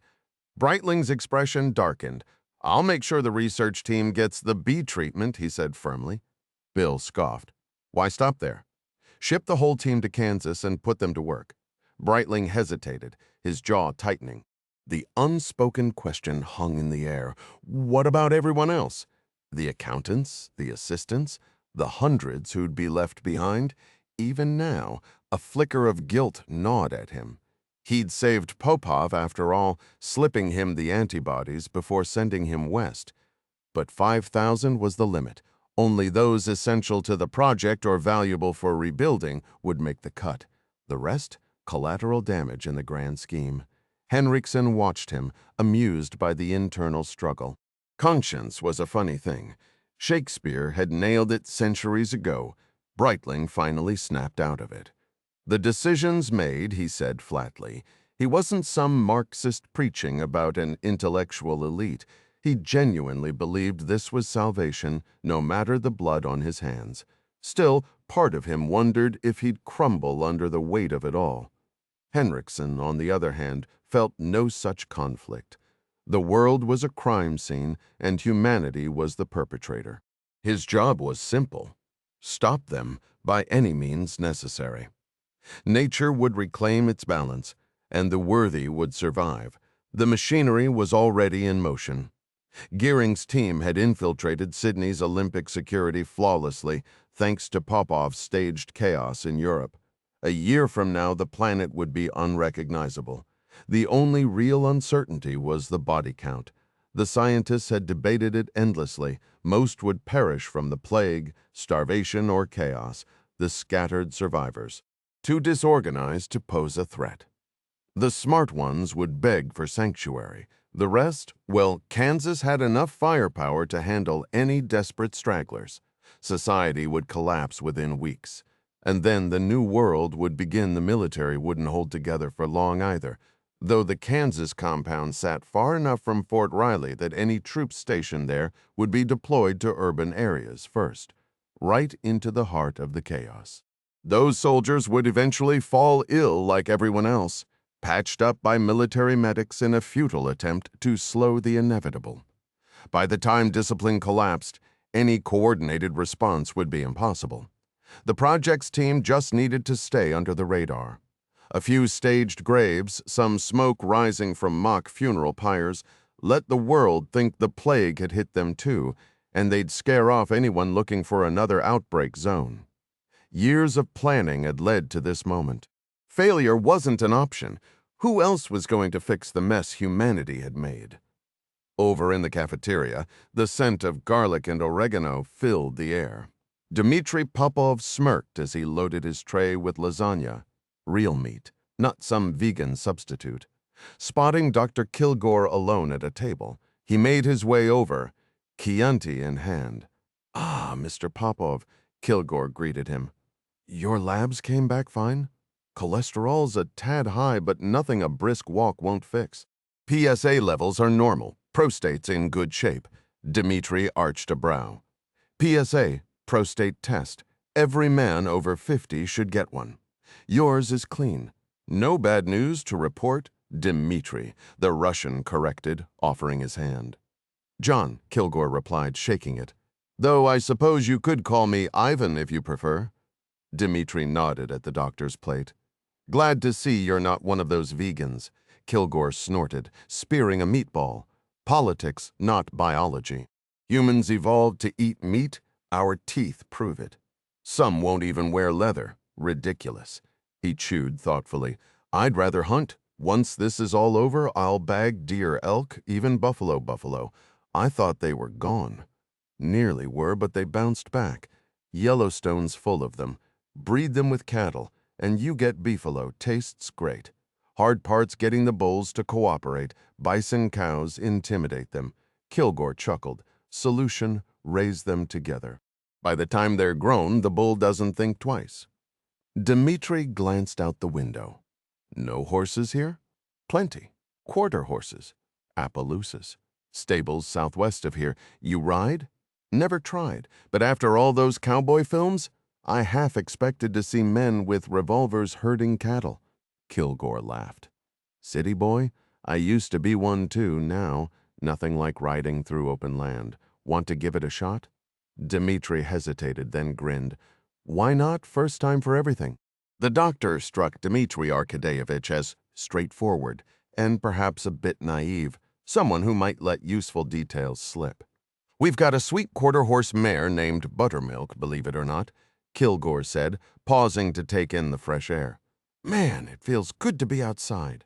Dmitri seized the opening. "You just got here." "Yeah, last week. Came from a lab up near Binghamton, northwest of New York," the doctor replied. "What's your specialty?" "I'm an epidemiologist. Track how diseases spread through populations. But I also handle general practice work here, so I'm basically the old-school family doc Jack of all trades, master of none except maybe disease math, which feels more like accounting than medicine." Dmitri tested the waters. "My sister's a doctor, pediatrics back in Moscow, graduated from Moscow State in the 70s, Maria Arkadeyevna. Our father was Arkady." Kilgore raised an eyebrow. "He a doctor too?" Dmitri shook his head. "No like me intelligence. KGB." He dropped it casually, watching for a reaction. No point hiding it now, and it might loosen the doctor's tongue. "No kidding?"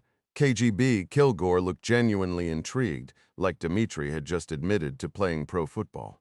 "What'd you do for them?" "Collected information, facilitated meetings with certain interested parties," Dmitri said vaguely. "Like who?" "Can't say. Dr. Breitling knows, that's why he hired me." Kilgore's expression shifted. "So you're part of the project now?" Dmitri feigned ignorance. "John sent me, but he didn't explain why." A flicker of discomfort crossed Kilgore's face. Well, you'll find out soon enough. Dmitri pushed harder. What is this project? The doctor dodged, steering the conversation to dinner. Food's decent for institutional stuff, Dmitri replied, but his mind raced. He'd stumbled onto something big. Kilgore's surprise confirmed it. Want to see the property tomorrow? Kilgore offered, eager to move on. 7 a.m., Dmitri agreed, but as the doctor walked away, he wondered what he'd just stepped into. Meanwhile, Sullivan and Chatham knocked on McLean's door with no answer. The doorman shrugged. He left earlier with luggage, no idea where. No cab to the airport, though. Something was off. No, a car picked him up and drove west, the man said, gesturing vaguely toward the horizon as if they might need directions. Did he bother with his mail? Sullivan asked, but the answer was another dismissive shake of the head. All right, thanks, he muttered, already moving toward their parked bureau sedan. Think he's on a work trip or just skipping town. Chatham shrugged. We'll check with his office tomorrow. It's not like we've got enough to call him a suspect yet, right? Sullivan sighed. Guess not. Let's hit the bar and show those photos around some more. Chatham groaned inwardly. Another night of dead ends instead of his usual crime dramas on the couch. Meanwhile, Clark stirred awake to the sound of a fussy baby, momentarily disoriented until he remembered Patsy had moved in, bringing little JC with her. Despite the ungodly hour, he dragged himself out of bed. Sandy was already up, her motherly instincts kicking in at the first whimper. By the time John shuffled in, Patsy was slumped in a rocking chair, barely awake, her nightgown undone as she nursed the baby. Clark averted his eyes, mildly flustered, and focused instead on Sandy's serene smile. JC was a tiny miracle, Clark mused, stealing another glance. The kid was latched on, utterly focused proof that some instincts were hardwired from birth. It struck him then, standing there in his pajamas, how fragile life was. Just days ago, JC had been nothing more than a possibility inside his mother. Now here he was, a living, breathing person. The thought twisted into something darker. How many lives had Clark ended? Each one had started just like this, helpless and innocent. What twisted a person toward evil? Bad choices? Fate? Sheer dumb luck? He shook off the grim train of thought. No, he'd never harmed anyone who didn't deserve it. His targets had been threats, monsters who'd made their choices. And now? Now he was here, watching over this new life, trusting that Ding would be the father JC needed, especially with Patsy there to balance things out. Clark smiled, gave the baby's tiny foot a gentle poke, ignored, of course, priorities were priorities, and retreated to bed, leaving the women to their work. Somewhere out there, Chavez was probably causing trouble, but that was a problem for daylight. The first light of morning crept into Popov's modest motel room, pulling him from sleep. His routine was already set, flicking on the coffee machine, stepping into the shower, then emerging just in time to catch CNN's morning broadcast. The headlines were dominated by Olympic coverage, a far cry from the tension-filled reports he remembered from his early days in London.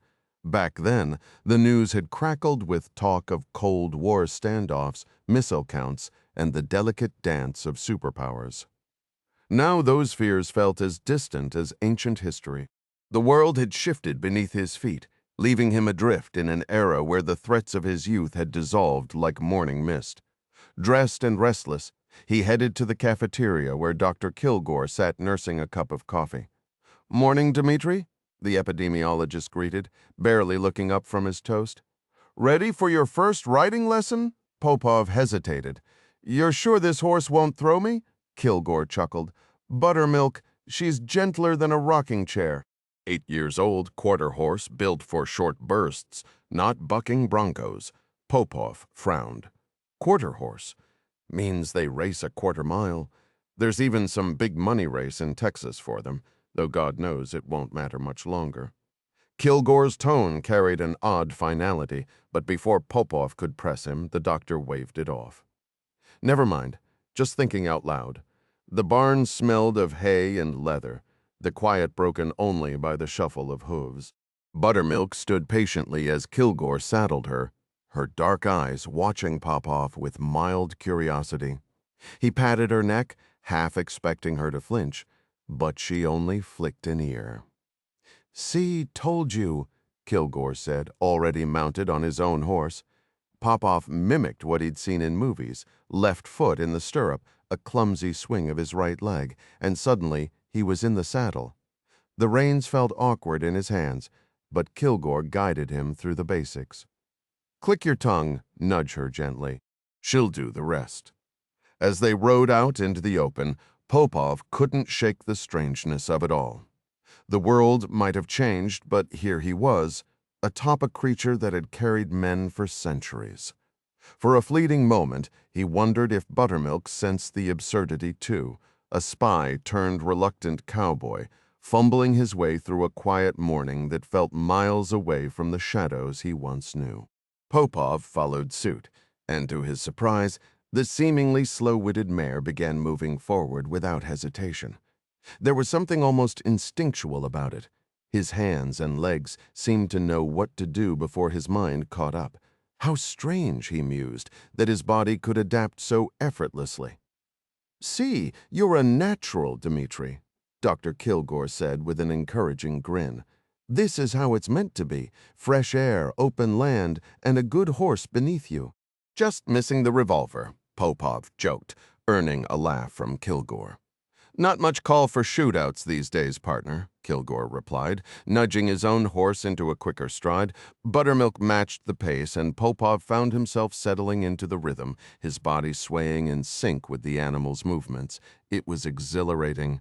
The wind, the vastness, the sheer simplicity of it all. For the first time he understood why those old Western films had such an appeal.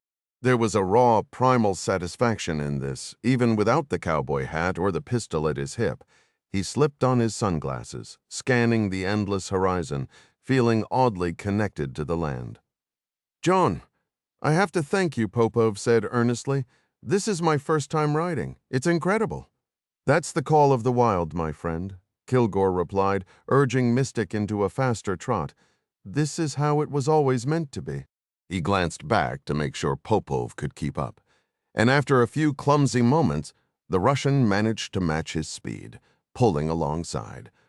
"So this is how your pioneers tamed the West?" Popov asked. Kilgore nodded. "Yep, once these plains were black with buffalo, thousands of them, stretching as far as you could see. Then the hunters came. 10 years, Dmitri. That's all it took. They slaughtered them for hides, for meat, sometimes just for sport. Wiped them out like they were nothing." His voice darkened. "One of the worst sins this country ever committed, but they'll return someday." He fell silent, lost in thought, imagining the land restored to its former glory. 50 years? Maybe 100. The wolves, the bears, they'd come back too, though slower. Predators always did. A shout broke the quiet. Both men turned to see a rider approaching at a gallop. Within moments, the newcomer reined in beside them. "Kirk, when did you get here?" Kilgore called out. "Flew in last night," McLean answered, shaking hands. "You! Last week with the Binghamton team, we shut it down. Time to move on. All of them?" McLean's tone shifted slightly, and Popov caught the edge in his voice. "All of them," Kilgore confirmed. McLean exhaled, his expression tightening for just a second before he moved on. "Schedule holding? Right on track. We helped the last ones along." A flicker of something, regret, passed over McLean's face before he shrugged it off. "So it's really happening. Starts in 2 days. The Olympics, then?" "Well, you know." Popov cleared his throat, realizing he'd been momentarily forgotten. "Hello," he interjected. Kilgore blinked. "Ah, right. Dmitri. This is Kirk McLean. Kirk Dmitri Popov. Breitling sent him our way."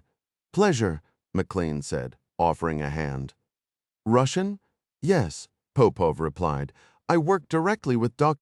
Breitling." "And you." "Just a cog in the machine," McLean said with a modest smile. "Kirk's one of our biochemists," Kilgore added. Environmental engineering, too, as they rode on, Popov couldn't shake the feeling that something far bigger than a morning ride was unfolding around him. The land stretched endlessly ahead, but the conversation had taken a turn he didn't quite understand, and that intrigued him more than the open prairie ever could.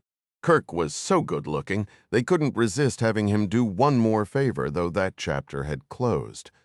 "What brought you out here ahead of schedule?" Kilgore asked, adjusting his reins.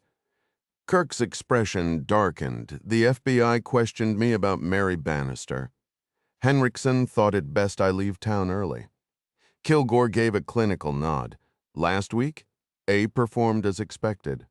And B," Kirk tapped his arm where the injection had been administered. "Works perfectly," Kilgore confirmed. Popov's mind raced as he listened. The vial had borne that ominous letter B, hadn't it? These men spoke in coded jargon, tossing around terms like engineers discussing schematics or surgeons referencing procedures. Though half the conversation eluded him, his training kicked in, every syllable filed away for later analysis, even as he feigned confusion. Kilgore nudged his horse forward. "First time riding, Kirk?" "First time in months," Kirk admitted, shifting uncomfortably in the saddle. "Had a stable membership back in Manhattan, but never found the time. My thighs'll be screaming tomorrow." Kilgore chuckled. "The kind of pain that reminds you you're alive." The doctor's gaze drifted toward the horizon, where the project's compound stood like an interruption in the sweeping grasslands. One day, he mused, all those human structures would be gone, clutter obscuring the purity of the landscape. Kirk suddenly pointed ahead. "Watch the holes, John." Popov frowned.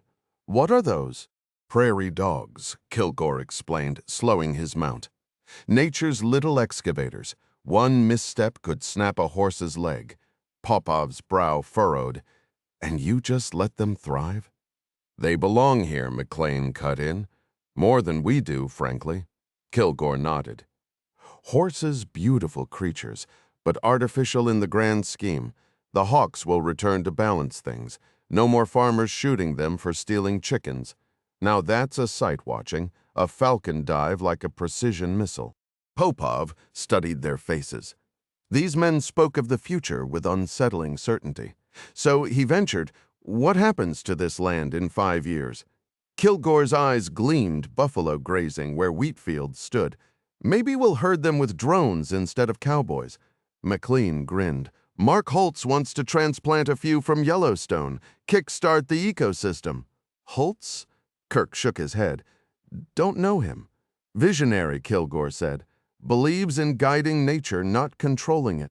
As the horses picked their way through the rodent tunnels, Popov caught the sharp cry of a distant hawk, a sound that seemed, for the first time, like a promise rather than a warning.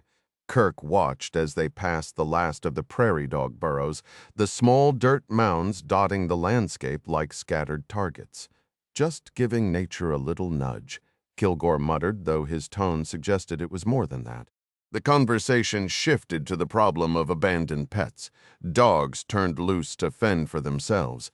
Now potential threats to wildlife. "Most won't last long," Kilgore said with a shrug. "Too small to take down deer, and half of them are fixed anyway. Might have to cull a few, but it won't be a big deal."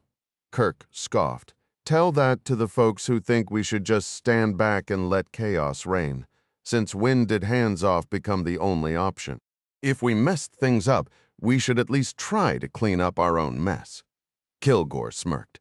"Try explaining that to the hardcore vegans. They'd rather starve than admit humans aren't built to live on kale alone." "Bullshit!" Kirk shot back. "Science doesn't care about their feelings." Popov listened, his amusement fading as he glanced toward the distant farmhouses, their roofs gleaming in the morning light. "And what about your neighbors?" he asked, keeping his tone light. Kilgore's response was chillingly casual. "What neighbors?" The words hung in the air, heavy with implication. Popov's mind raced. They spoke of a world teeming with wildlife, yet never mentioned the people who lived just miles away. Were they planning to buy out every farm? Horizon Corporation was wealthy, but not that wealthy, and even if they could, Why would anyone sell? The unease settled deep in his gut. What the hell are they really planning? Chavez staggered off the plane, blinking against the harsh sunlight. The flight attendants looked annoyingly fresh, while he felt like he'd been dragged through a time warp. His mouth tasted like stale coffee, and his eyes burned. Freedom never felt so good. Major Chavez, a man in civilian clothes, stepped forward, offering a firm handshake. Lieutenant Colonel Frank Wilkerson, Australian SAS, welcome to Sydney. Chavez managed a nod, introducing his team, Johnston, Pierce, Tomlinson, and Noonan from the FBI. The colonel led them through baggage claim where they loaded their gear into a waiting minibus. As they pulled onto the highway, Wilkerson turned in his seat. Rough flight? Like being stuck in a tin can for a day, Chavez grumbled. His body screamed that it was midnight, but the sun was just rising. Coffee, shower, then maybe he'd feel human again. Pierce leaned forward. When do we start? Tomorrow, Wilkerson said. Get some rest, you'll need it. The athletes were safely settled into their accommodations, and our security teams were fully staffed and prepared. The threat assessment showed no red flags, with airport surveillance teams reporting zero suspicious activity. We even had detailed profiles on every known international terrorist, fewer these days, thanks in part to your team's efforts, the SAS colonel remarked with a professional nod. George Tomlinson gave a tired chuckle, rubbing his face. We do what we can, Colonel. The attackers, were they really IRA like the news said? Chavez confirmed with a grimace. A breakaway faction, but well-informed. Someone fed them high-quality intel. They had names, occupations, even my wife and mother-in-law were on their list. The Australian officer's eyes widened. I hadn't heard that part. No, it wasn't pretty, Ding admitted.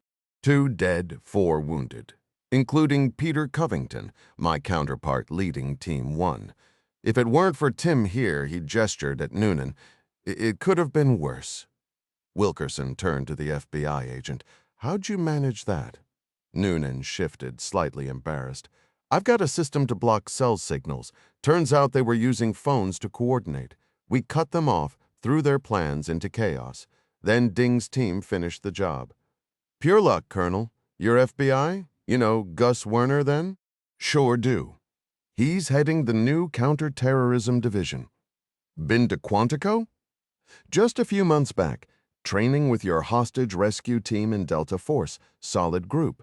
The minibus veered off the highway toward downtown Sydney, the streets still quiet in the early hours. They pulled up to a luxury hotel, its staff already alert despite the hour. We've got an arrangement here, Wilkerson explained. Global Security's base here, too. Global who? Ding frowned. Noonan snorted. Bill Henrikson's outfit. You know him, Bill the Tree Hugger? Wilkerson blinked. Tree Hugger? Yeah, ex-HRT. But now he's all about saving the planet. Worries more about ozone layers than OPSEC? Noonan said with a smirk.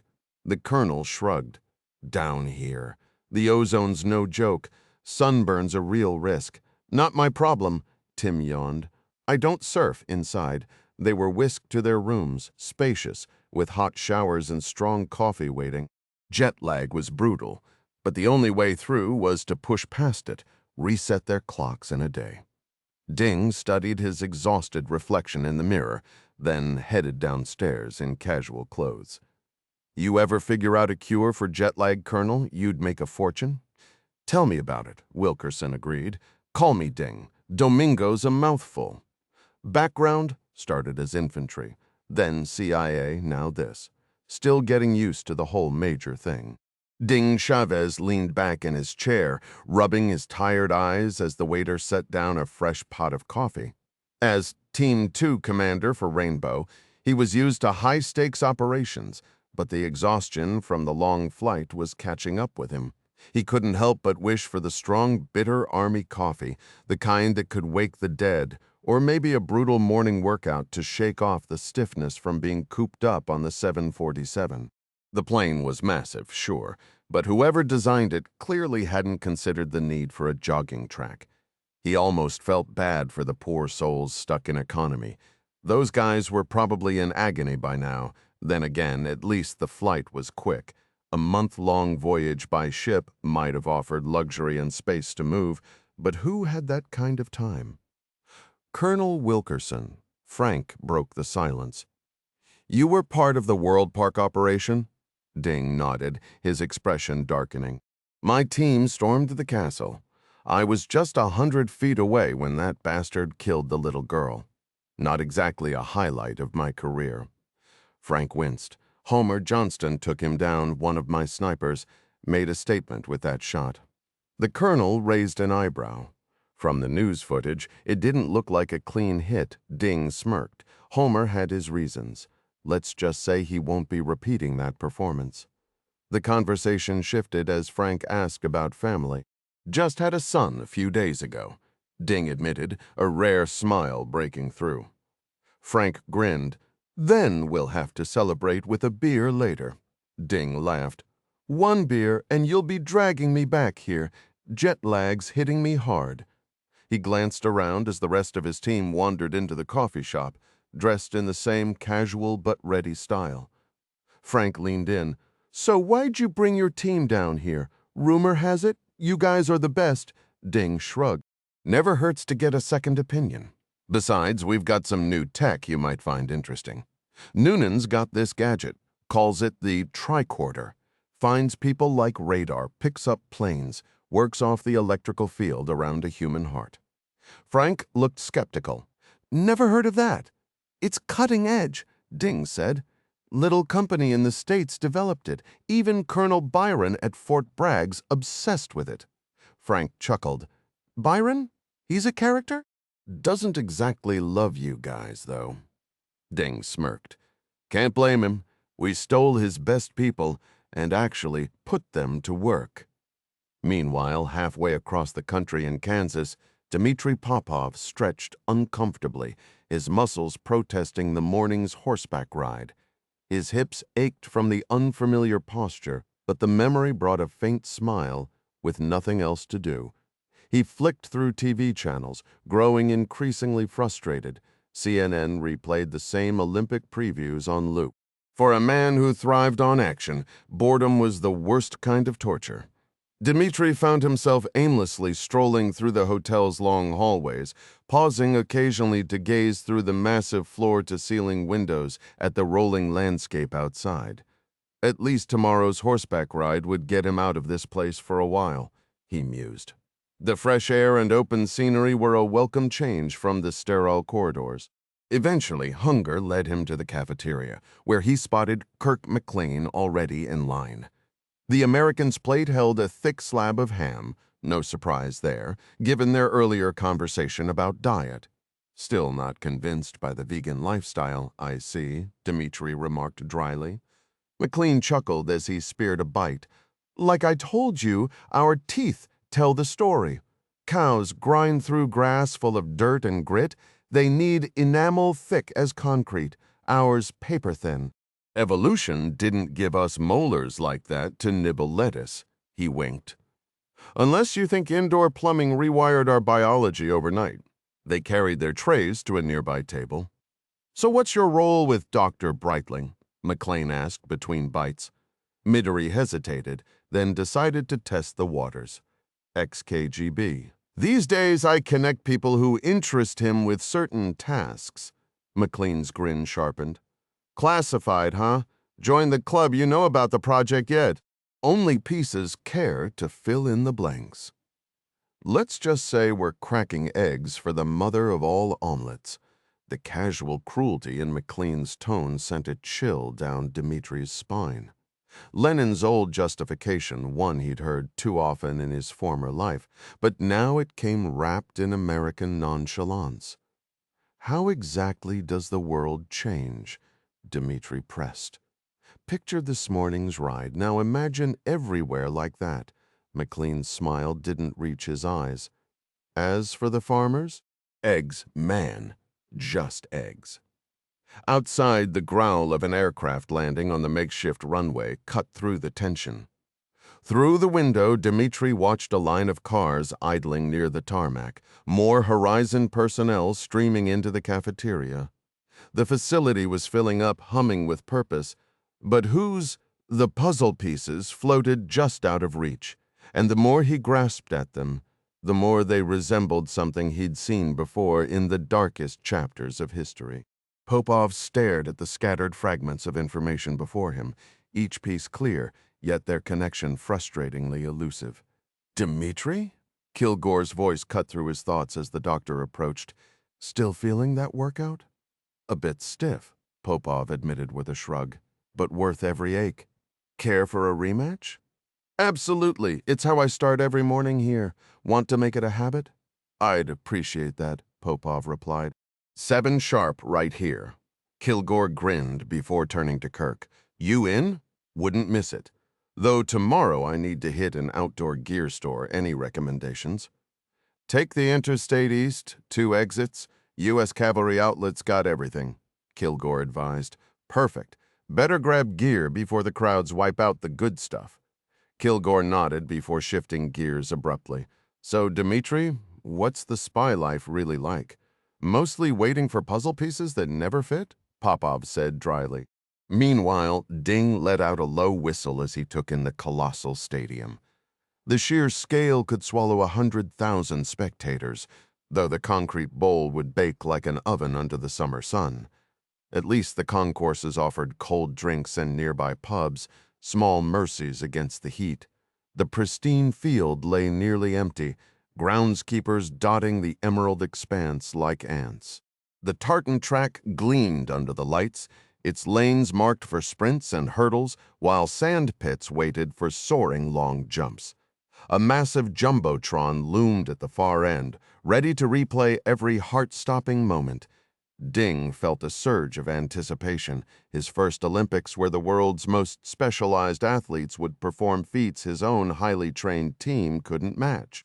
These competitors were laser-focused virtuosos, their skills as impractical as a pro baseball player's swing, yet undeniably mesmerizing. Money well spent, Wilkerson remarked, noting Ding's awe. Where's your rapid response team stationed? Chavez asked. Wilkerson gestured toward a mist-shrouded corridor. Follow me, the fine spray hit Ding's skin like a blessing. Genius, he sighed. Cuts the heat by 15 degrees. Exactly. We've got screens, too. Spectators won't miss a second while cooling off. Smart. What about competitors? Cooling tunnels under the field. But once they march out, they're on their own. Marathoners will be praying for mercy, Ding muttered. We'll have medics stationed everywhere, Wilkerson assured him. Forecast says brutal heat, but electrolyte drinks and salt tablets should help. Gatorade's the ticket. Prevents collapse. We've got our version stocked by the barrel, Wilkerson said as they reached the security hub, where the real work began. Chavez noticed the Australian SAS soldiers relaxing in their air-conditioned quarters, each with personal TVs to catch the games while additional screens monitored key security points.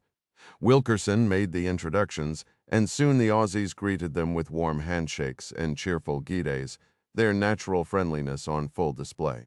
The sergeants from both sides quickly fell into conversation, exchanging nods of mutual respect. These were professionals who recognized their shared elite status. The facility buzzed with activity, now a far cry from Popov's first day when the 4th floor had been deserted. Glancing around, he counted at least 6 occupied rooms nearby, and the parking lot outside was packed with freshly arrived private cars. The timing suggested a recent order to mobilize. New York was a solid 2 or 3 day drive. But where were the moving trucks? Were these people planning to stay permanently?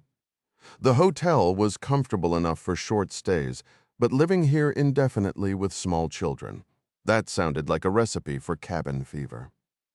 Passing a young couple deep in conversation, Popov overheard their excitement about spotting wildlife on the drive-in.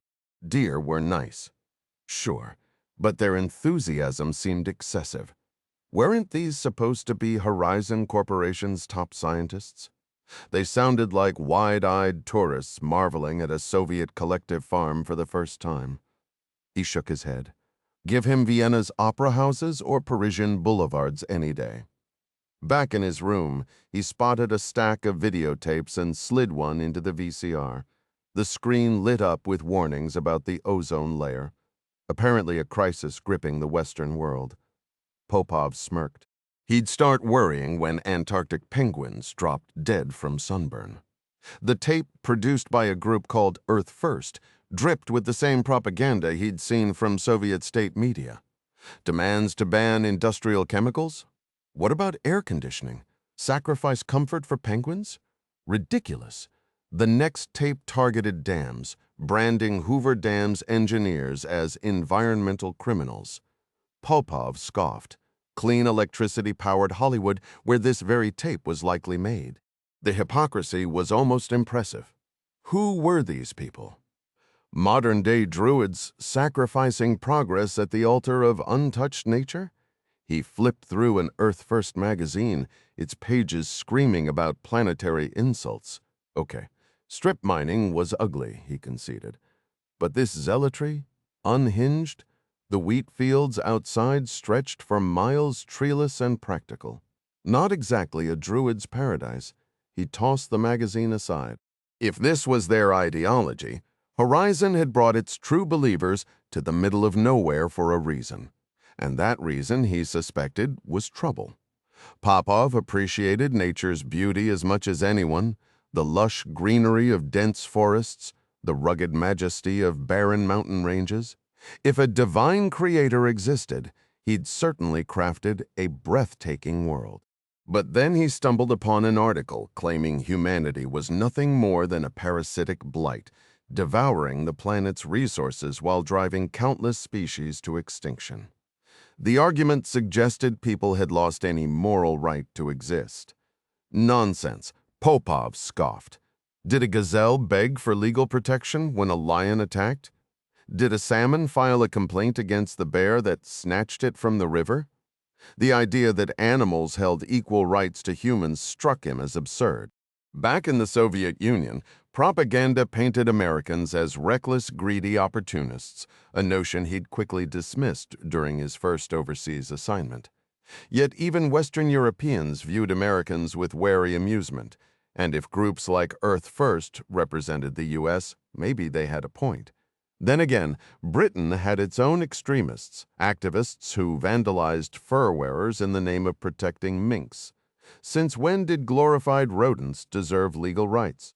That morning, someone had objected when he suggested culling prairie dogs, those burrowing pests that could snap a horse's leg mid-stride.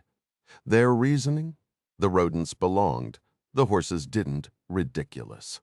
He could understand valuing majestic creatures, eagles, bears, deer, but rats. Breitling and Henriksen shared this baffling sentiment, romanticizing every crawling creature. He wondered if their compassion extended to mosquitoes or fire ants. Was this eco-fanaticism the missing piece to his puzzle? The more he considered it, the more he questioned whether he'd aligned himself with lunatics or worse. Meanwhile, halfway across the world, Chavez groaned into the phone. 12 hours crammed in a flying tin can. Pure misery, Clark chuckled. At least you flew first class. Next time it's your turn. Ding shot back before shifting gears. How's my family? Patsy's exhausted but glowing. JC's got his days and nights mixed up, but he's perfect. Clark omitted the fact that Sandy had commandeered all diaper duty, leaving him with strictly cuddle privileges. Some battles weren't worth fighting. You raised a good kid, Domingo? Gee, Dad, you're gonna make me blush, came the dry reply. Clark handed the phone to Patsy, her voice bright despite the fatigue. Ding, how's Australia? Hotter than I remembered, he admitted, downplaying his jet lag. But we've got VIP access to the event. Her laughter was warm. Wait till you see JC, he's already changing. Barely cries, just stares at everything like it's magic. For a moment, the chaos of the mission faded. Replaced by the simple joy of family, having Domingo around was truly special. Patsy thought to herself, "How's your sleep these days, sweetheart?" she asked. I catch a few hours when I can," he replied with a shrug. Nothing compared to those brutal internship nights. Don't hesitate to let your mother lend a hand, she reminded him. Oh, she's been amazing, Patsy assured her husband. Listen, I need to circle back with your father about some work matters. Love you, darling. Love you too, Ding. The deep voice of Patsy's father came through moments later. Domingo, I've got to say, you're turning out to be a decent son-in-law. Patricia's been glowing lately, and I suspect that's your influence. Wow, high praise, sir, Chavez chuckled, glancing at his British-made watch. Morning in England meant sweltering afternoon heat in Sydney. So, how's everything on your end? Clark inquired. Honestly, we're overqualified for this gig, Ding admitted. Our liaison, Colonel Frank Wilkerson, knows his stuff. His team's sharp, well-drilled, and works like clockwork with local law enforcement. Their protocols are solid. Truth is, John, they need us here about as much as Australia needs another hopping marsupial in the desert. Clark couldn't help but laugh. However much Chavez grumbled, his team was essentially on a taxpayer-funded vacation, luxury hotel, VIP transport to the stadium. The works might as well enjoy the show then. Feels like we're glorified spectators, Ding muttered. You never know what might pop up, Clark countered. After recent events, that was undeniable. How's the team holding up? No complaints, 5-star treatment all around. Though I caught Price sneaking extra towels from housekeeping, guys preparing for a siege. Clark updated him on their injured teammates, Peter's slow recovery, Chin's lengthy rehab, and our guests in custody. Local authorities are digging that Russian connection, Serov, still a ghost, the IRA splinter group's drug angle, medical-grade coke worth a fortune. Irish cops are sweating over it, becoming a trend, but thankfully not our circus. Grady's lawyer was making noise about interrogation tactics. Cry me a river. Ding scoffed, with BBC footage sealing Grady's fate. Legal theatrics were pointless. Give Patsy my love, Ding said before hanging up. Nearby, Pierce grinned. Timing's perfect, boss. By the time you're back, that newborn routine will be down to civilized hours. The seasoned father of 3 winked. Assuming luck's on your side. A sudden gust of wind carried the scent of eucalyptus through the open window, a reminder that even on standby, the world kept turning. Mike scanned the area one more time before answering. Honestly, boss, the Australian team's got this locked down tight, solid crew. Feels like we're just here for show. But hey, free tickets to the Olympics, right? Chavez nodded, rubbing his tired eyes. Fair point. Anything else on your mind? Pierce adjusted his stance. Are we packing heat? Sidearms only, concealed under civilian gear, Chavez confirmed. Badges handle the rest. You're with me, George. Pairs with Homer. Keep comms handy. But that's it. Copy that, jet lag hitting you hard? Chavez smirked. What about you, Mike? You look like you went 10 rounds with a freight train. Pierce chuckled, rolling his shoulders. Feels like it, but a good night's sleep and a workout tomorrow should shake it off. Speaking of, how about we hit the track with the Aussies? Olympic-grade sprinting, just for kicks. Chavez raised an eyebrow. Not a bad idea. Pierce's grin turned sharp. Bet those track stars wouldn't last a lap in full kit. 30 pounds of gear changes the game. He'd never cracked 4 minutes flat. Not even close, though. Loisel swore he had once. The wiry Frenchman had the build for speed. Pierce built like a linebacker. Just didn't. Easy, Mike. Chavez cut in, voice steady despite the fatigue. Our job's keeping them safe. That's what separates us from the rest. Pierce gave a mock salute. Loud and clear, boss, across the compound. Popov stirred at the sound of another private jet touching down. Must be the big players arriving. No families or junior staff here. He watched shadowy figures descend the stairs into waiting cars too distant to ID. Tomorrow's breakfast crowd will be interesting, he mused before padding back to bed. The place was buzzing now, though. The purpose still eluded him. A few floors up, Colonel Gearing double-checked his luggage. The hotel staff had tidied up but hadn't tampered with his bags. His hidden markers confirmed it. Inside one, nestled among innocuous tools, sat a chlorine canister identical to those in the stadium's fogging system. Same supplier, same label, but filled with something far deadlier. He'd rehearsed the swap a dozen times back in Kansas, timing himself to minimize disruption. The nanocapsules inside were worse than any nuke. No single blast, just exponential, silent replication. Once released, they'd spread through the pipes in half an hour, invisible in the mist. A chill ran down his spine. History would remember this. As spectators and athletes moved through the stadium tunnels and concourses, they unknowingly inhaled an invisible threat, hundreds of microscopic capsules with each breath. Within minutes, these capsules traveled deep into their lungs, dissolving into the bloodstream and releasing the engineered Shiva virus. The pathogen meticulously tested at Binghamton Lab had a grim purpose, targeting vital organs like the liver and kidneys, where it would silently multiply. Within weeks, what began as a mild illness dismissed as seasonal flu by doctors would escalate into uncontrollable hemorrhaging.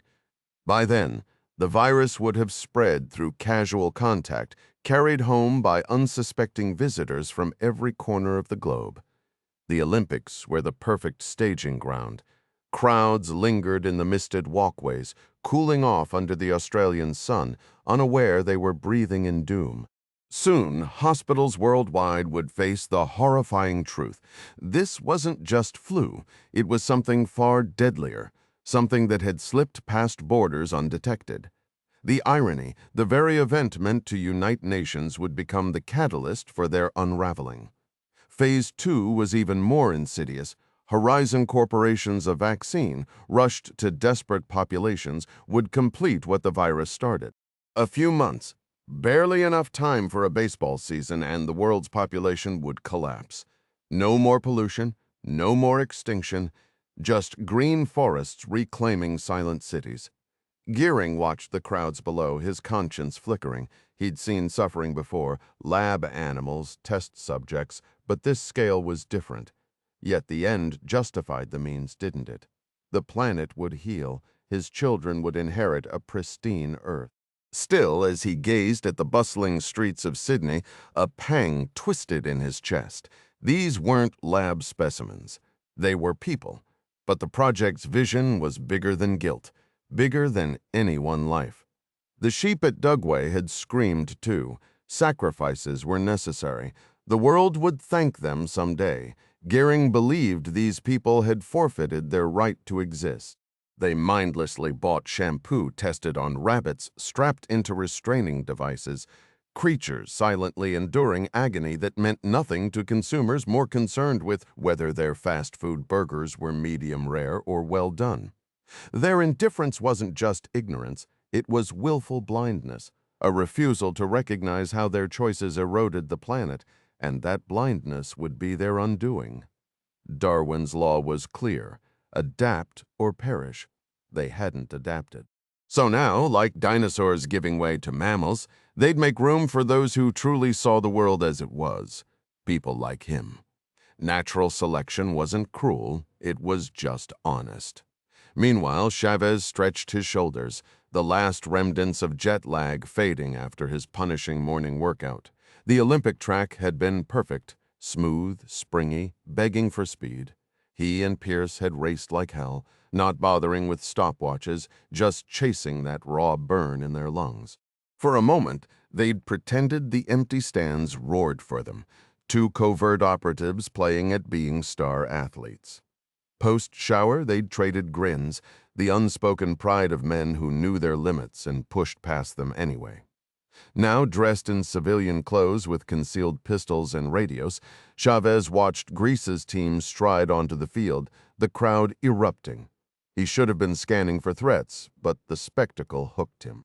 These athletes moved with near-military precision, flags held high, faces alight with something purer than duty pride.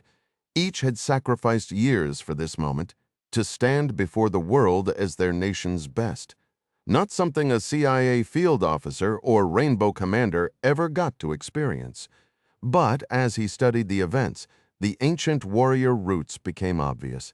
Javelins mimicking spears, discus throws echoing battlefield projectiles, even the pole vault, a soldier scaling fortress walls. The modern pentathlon, literally based on a 19th century courier's mission profile? These weren't just games, they were war stripped of bloodshed, combat refined into art. Chavez smirked, adjusting his hidden beretta. Sure, he could outshoot half these competitors blindfolded. But racing them? Not a chance. Age and scars had their price. Still, as the trumpets blared, he let himself admire the sheer audacity of it all. Humanity turning violence into something beautiful. For once, winning meant more than just surviving. Domingo Chavez knew his skills made him the perfect guardian for these kids, capable of shielding them from any threat. That realization settled it for him. "Not bad at all, boss," Mike Pierce remarked as they watched the Greek athletes pass by. Chavez nodded with a smirk. "Damn right, Mike. Not bad at all." As the days rolled on, routines took hold. Chavez and his team spent most of their time embedded with Colonel Wilkerson's unit, stationed in the Reaction Force Center where they monitored security feeds and caught glimpses of the games on TV. But they didn't just sit around. They roamed the venues, supposedly checking security, though really just soaking in the competition up close. Their all-access passes even let them step onto the field occasionally. The Australians, Chavez quickly learned, were die-hard sports fans and some of the friendliest people he'd ever met. Off-duty, he found a local pub where the beer was cold and the regulars treated him like one of their own. The moment they heard his American accent, they'd slap another pint in front of him and fire off questions between cheers for whatever game was playing on the screens. The only downside: the thick haze of cigarette smoke. Australia hadn't quite kicked the habit yet. Mornings were for training with Wilkerson's men, and Chavez was impressed by how similar their skills were to American special ops. One day, they hit the Olympic pistol range, swapping their usual .45s for the lightweight .22 competition pistols that felt like toys in comparison. The targets and scoring system were brutal, nothing like real combat shooting. Chavez figured with enough luck, he might have scraped onto Mali's team, but the precision of the American and Russian shooters was downright robotic still. He reminded himself, paper targets didn't shoot back. His line of work wasn't about scoring points. It was about ending threats. Laughing with Pierce and the Aussies, he mused that their job would never be an Olympic event unless Rome's gladiator battles made a comeback. Not exactly family-friendly entertainment these days. Part of him couldn't help but wonder what those ancient games were really like, though he kept that thought to himself. No need to sound like a bloodthirsty relic. Meanwhile, Major Chavez and his crew, Pierce, Johnston, Tomlinson, and Noonan, enjoyed the games with VIP access, blending in with their official jackets. Across town, Dmitry Popov watched from his hotel room. The Olympics, a temporary escape from the questions gnawing at him. He rooted for the Russian team, though the Aussies were putting on an impressive show, especially in the pool. The only real downside? The brutal time difference made keeping up with events a challenge.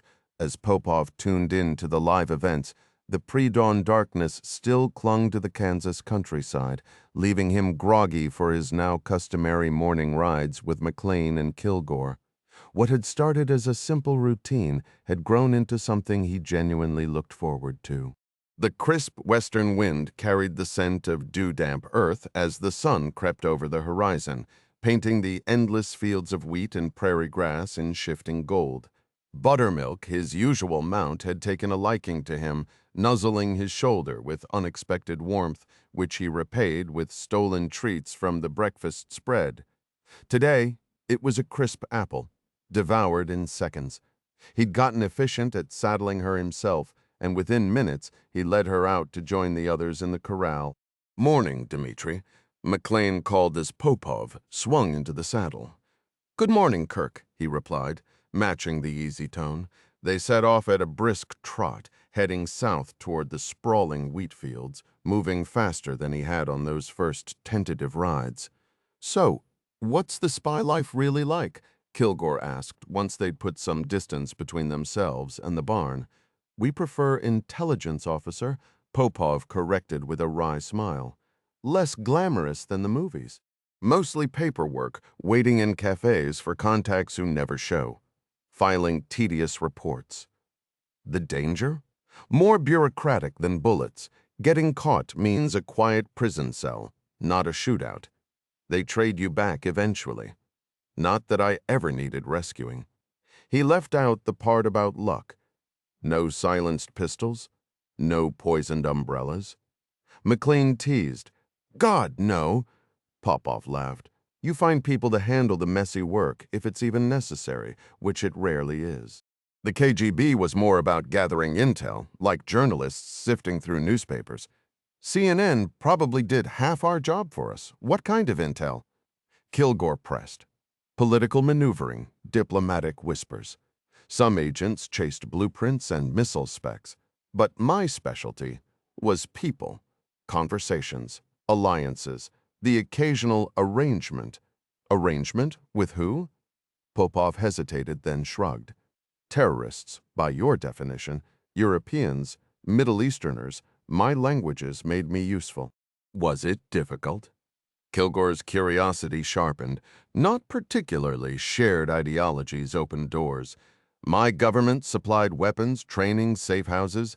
I was more of a facilitator, booking flights, suggesting targets when debts came due.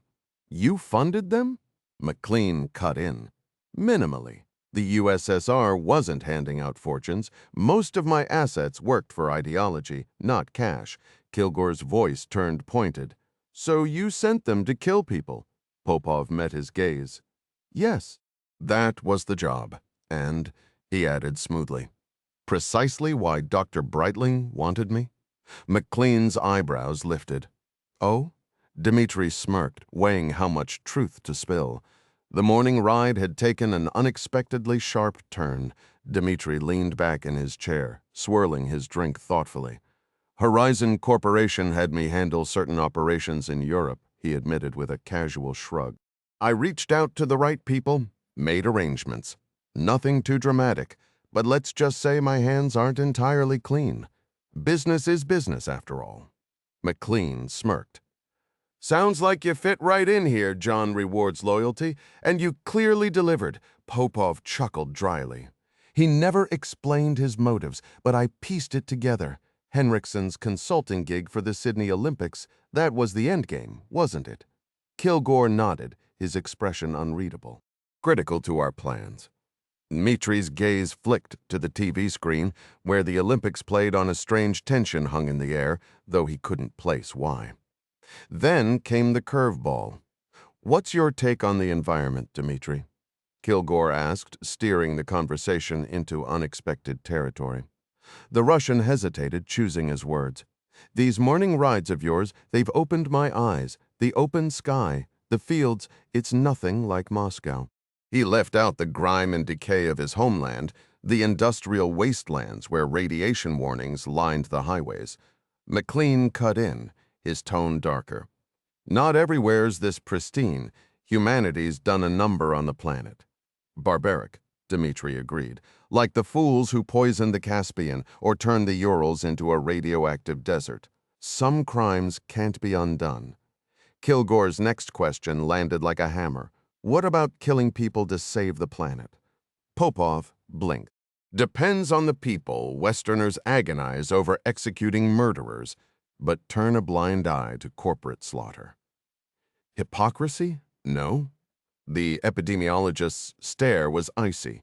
And if the planet itself was the victim, if the only way to stop its destruction was to remove those destroying it?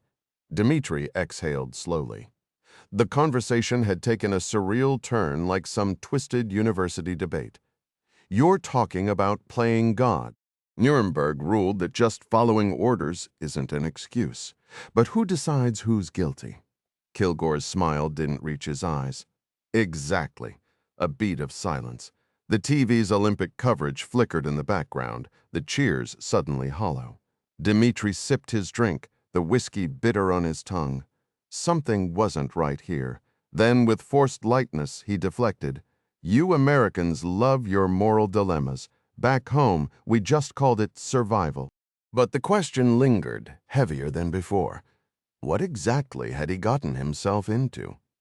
The threat of all-out nuclear war might have once had the power to reshape the world, but those days were over. America had seen to that. Didn't these two men, these so-called druids, understand the significance of that?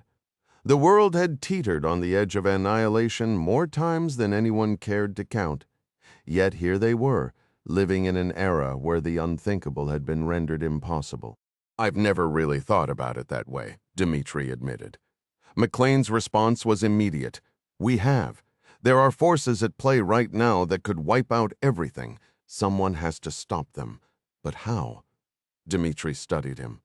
You're not talking about politics, are you? Kilgore turned his horse, leading them down a different path. Politics won't cut it. Too slow, too ineffective. You'd need something far more extreme. Dmitri smirked. What? Kill off the entire human race? But the silence that followed wasn't a joke. The look in their eyes sent a jolt through him. These weren't just fanatics. They were true believers, the kind who acted on their convictions, worse than Stalinists, who at least had the decency to cloak their madness in ideology. Just then, the roar of an engine split the morning air. One of Horizon's private jets lifted off from the runway, banking east, probably heading for New York to fetch more recruits. The facility was nearly full now, the cafeteria bustling at mealtimes, the labs humming late into the night.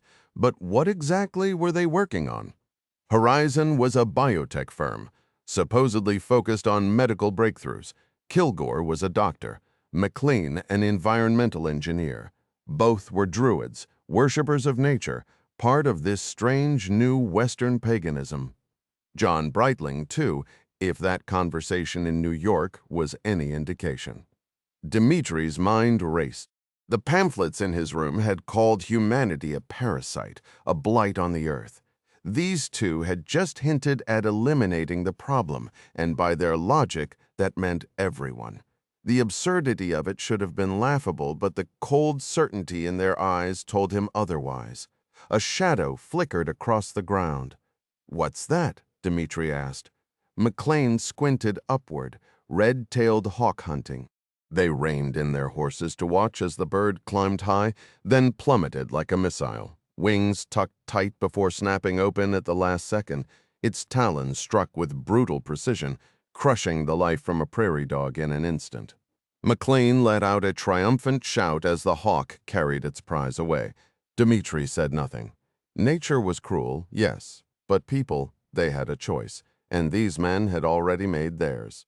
Warfare had no room for chivalry. No soldier in his right mind would ever give the enemy an even break. The smart move was to strike fast, strike hard, and leave nothing to chance.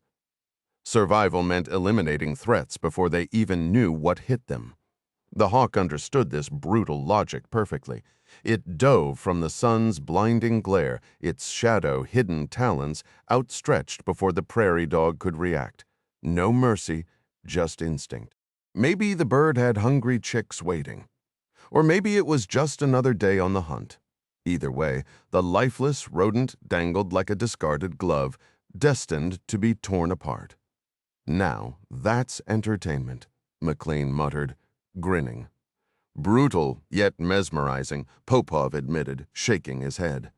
Kilgore watched the predator vanish into the horizon. Nature's got no room for weakness. McLean cracked his knuckles. I ought to catch one of those birds, train it to hunt on command. Are prairie dogs even at risk? Popov asked. Kilgore scoffed. Not a chance. Predators keep 'em in check, but they'll never wipe 'em out. The system balances itself. And where do humans fit into that equation? McLean's laugh was sharp. We don't. We just wreck everything. Too stupid to learn, too selfish to care. Popov tilted his head. So what's the fix? Kilgore met his gaze, dead serious. Simple, we are Ed, this alias has to be rock solid. Clark pressed, voice tight. The IRA hadn't seen him in years, but that's the name they knew him by. Foley exhaled through the phone. Fair point. You really want to go after him, huh? Clark's tone turned icy. Oh, just a little chat. He sent killers after my family. Ed took out 2 of my men. So, do I get the green light or not? Up in his 7th-floor CIA office, Foley hesitated. Letting Clark proceed meant opening a door, one the Russians could walk through later, demanding favors. The unspoken rules of spycraft were a fragile dance. Pretend to play nice, but never forget the game. Golovko had helped before, but favors had a way of circling back. Clark cut through the silence. I know what's eating at you, but this bastard cost me lives. I want him gone, and Sergei's our best shot. What if he's still active? Foley hedged. You buying that? Clark snorted. No, we're past that. Then let's ask nicely. Worst case, we offer their Spec Ops guys some training time. Small price to pay. Arguing with Clark was pointless. The man had trained Foley and his wife, Mary Pat, now deputy director. Foley relented. Fine, approved. Who makes contact? I've got his number. Then call it. Just tread carefully. Foley paused. How's the family? Clark's voice softened. Hanging in there, your kids, doing well. Give my best to your grandson. Patsy was doing well, and Sandy had stepped into the role working alongside J.C. J.C. Foley asked, prompting Clark to clarify. John Connor Chavez? Foley found the name a bit elaborate, but kept the thought to himself. All right then, John, go ahead. Catch you later. Clark ended the call with a quick thanks before switching lines. Bill, we're good to go, he announced. Tawny's response was immediate. Perfect. When do you plan to make the move? Clark smirked. How about right this second? Tawny cautioned him to handle it carefully, to which Clark replied with a confident, Relax, I've got this. With a flick of a button, Clark activated an old-school tape recorder, because even in the digital age, some habits stuck, before dialing Moscow. A crisp female voice answered in Russian 660. Clark switched effortlessly into flawless Russian, requesting a direct line to Sergei Nikolaevich and identifying himself as Ivan Timofeyevich. The secretary hesitated, puzzled by how this caller had bypassed standard channels. Moments later, Golovko's booming voice filled the line. Clark, enjoying the English weather? The chairman's greeting was a not-so-subtle reminder that he knew exactly where Clark was and what he was up to. No point asking how. Clark played along smoothly. Quite pleasant, actually. Chairman Golovko, the conversation shifted to Clark's new unit and the recent attack on his family. Unpleasant, but they're fine, thanks. Oh, and I'm a grandfather now, Clark added, letting a rare note of pride slip into his tone. Golovko's congratulations were genuine. Russians had a soft spot for children, after all, but the mood shifted when Clark brought up the real reason for his call, a name, Serov, Iosif Andreevich, former officer, now working with radicals in the West. He's tied to attacks, including the one on my team in Hereford. Golovko denied any involvement, his tone turning serious. Clark didn't press, but laid out the facts. Serov's history with Irish operatives, the money and drugs exchanged, even a physical description. This isn't just business, Sergei. He came after my family, Clark said, his voice hardening. Back in Moscow, Golovko weighed his options. He knew Clark's reputation, a skilled operative with a knack for survival, now linked to Chavez through marriage. If a rogue ex-KGB agent was stirring trouble, it reflected poorly on Russia. Cooperation might secure future favors from Western agencies, but was it worth the risk? The chairman exhaled, weighing loyalty against pragmatism. The chessboard was set. Now he had to decide his next move. Clark exhaled slowly as the recorded conversation ended. I'll see what I can manage, Vanya, but don't get your hopes up. The voice on the tape had said. At least it wasn't an outright refusal that meant Golovko was considering his request. The Russian intelligence chief had called it a personal favor, which in their world carried more weight than official channels. Clark ejected the cassette and locked it in his desk drawer, muttering, "All right, let's see if you actually come through this time." The Russian intelligence network might not have been as cutting-edge as Western systems, but Golovko had learned to navigate its quirks. He preferred digging through files himself rather than delegating.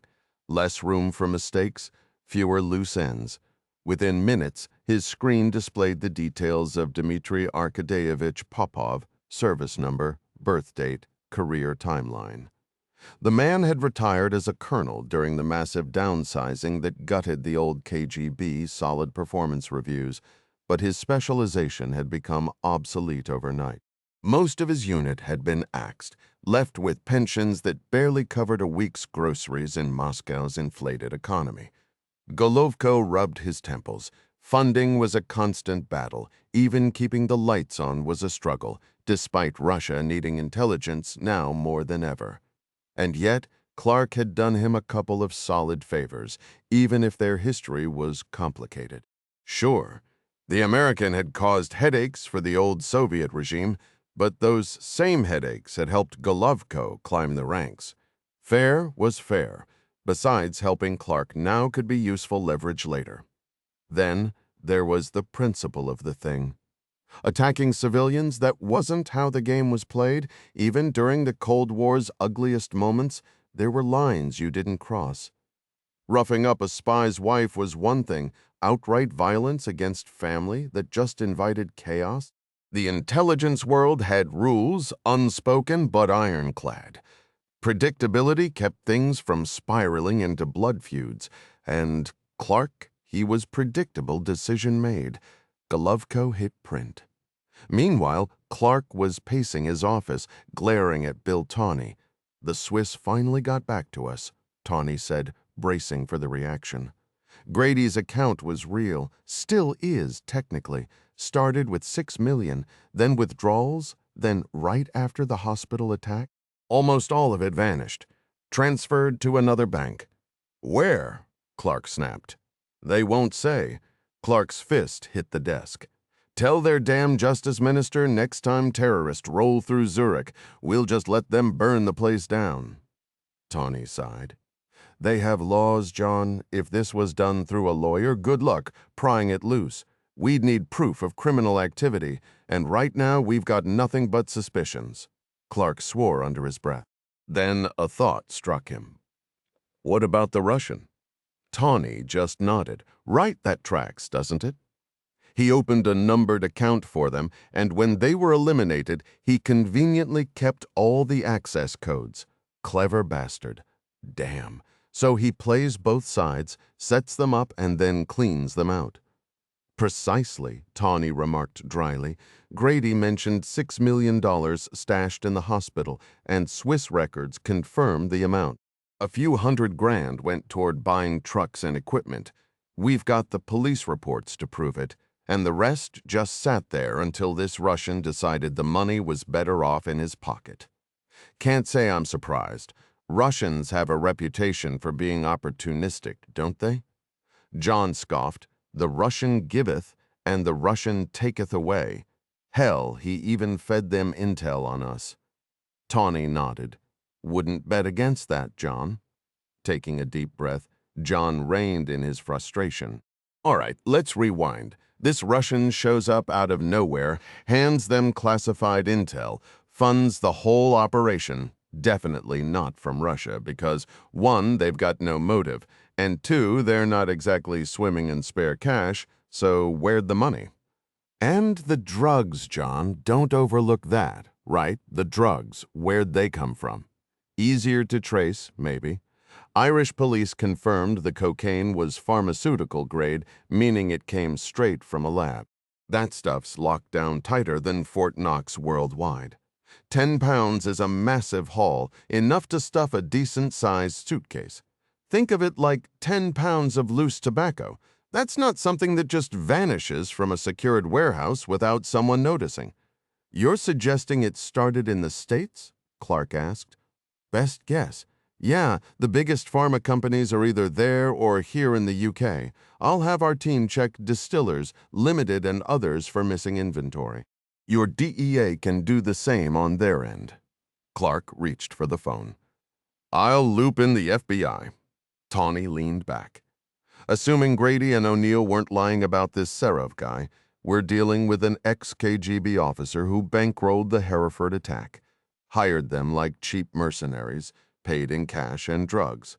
When the operation collapsed, he just took the money and ran, probably lining his own pockets, unless it's some Russian mob play. But why target us? Rainbow's no threat to them. Clark shook his head. Agreed. So we've got a Russian delivering $6 million and a mountain of drugs. My gut says it traces back to the U.S., given the drug quality and cash volume. Why's that? Call it instinct, John. No hard proof yet. How'd he even get to Ireland? No idea.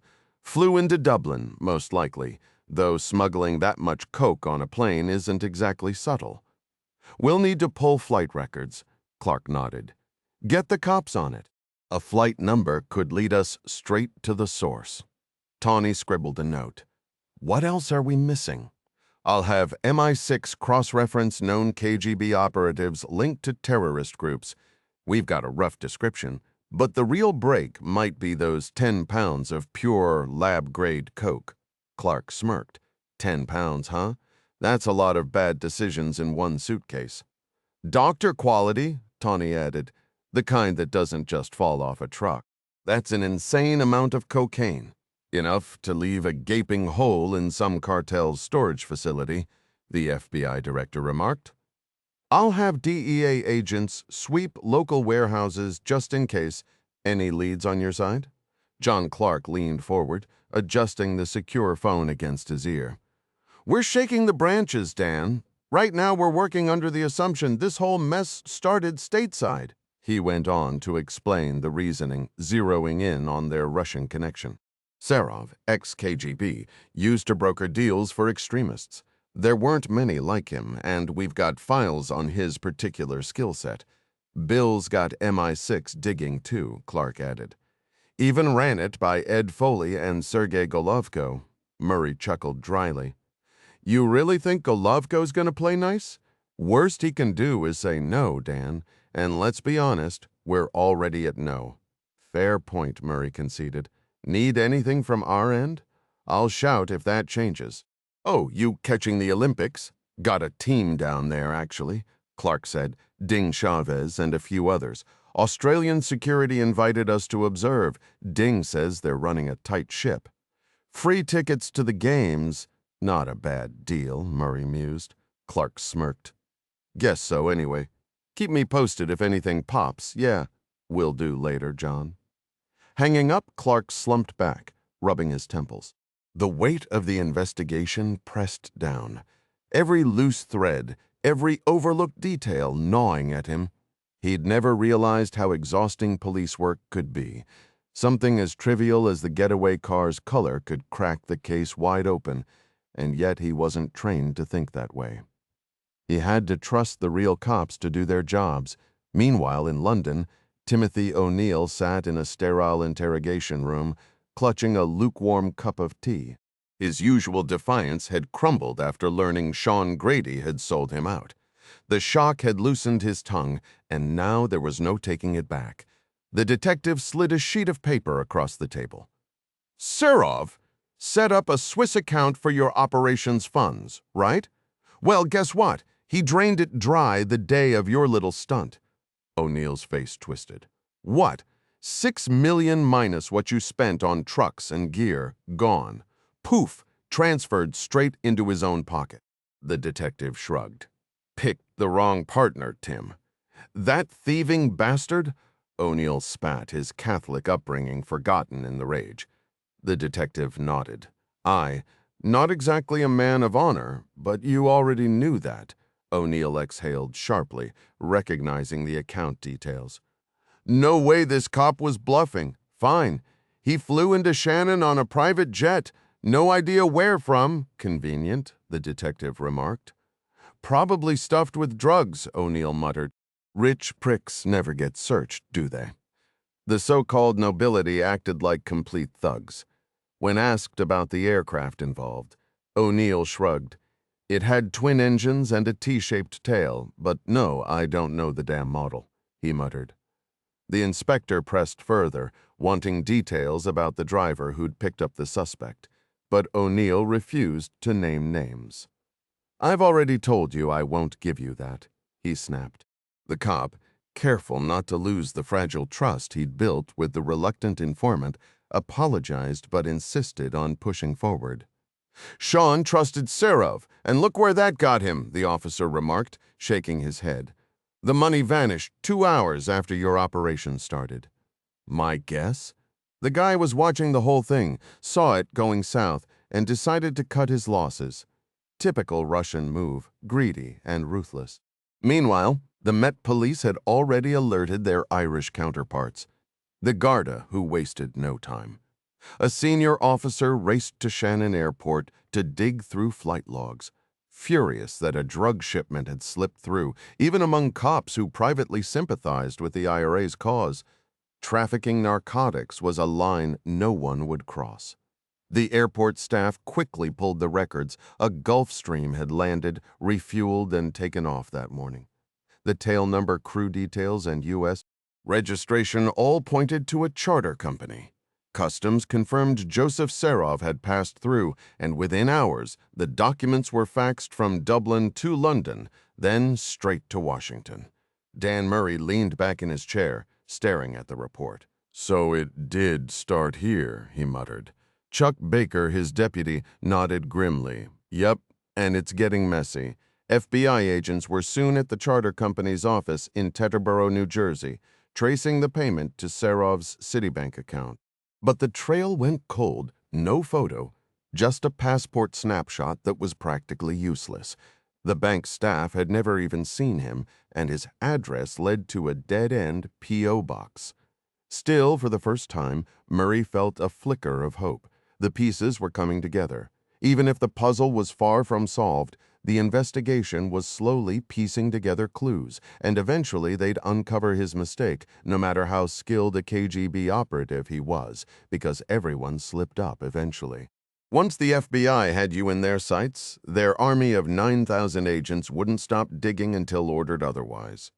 Photos, financial records, transaction trails. It was only a matter of time before they traced the money back to its source.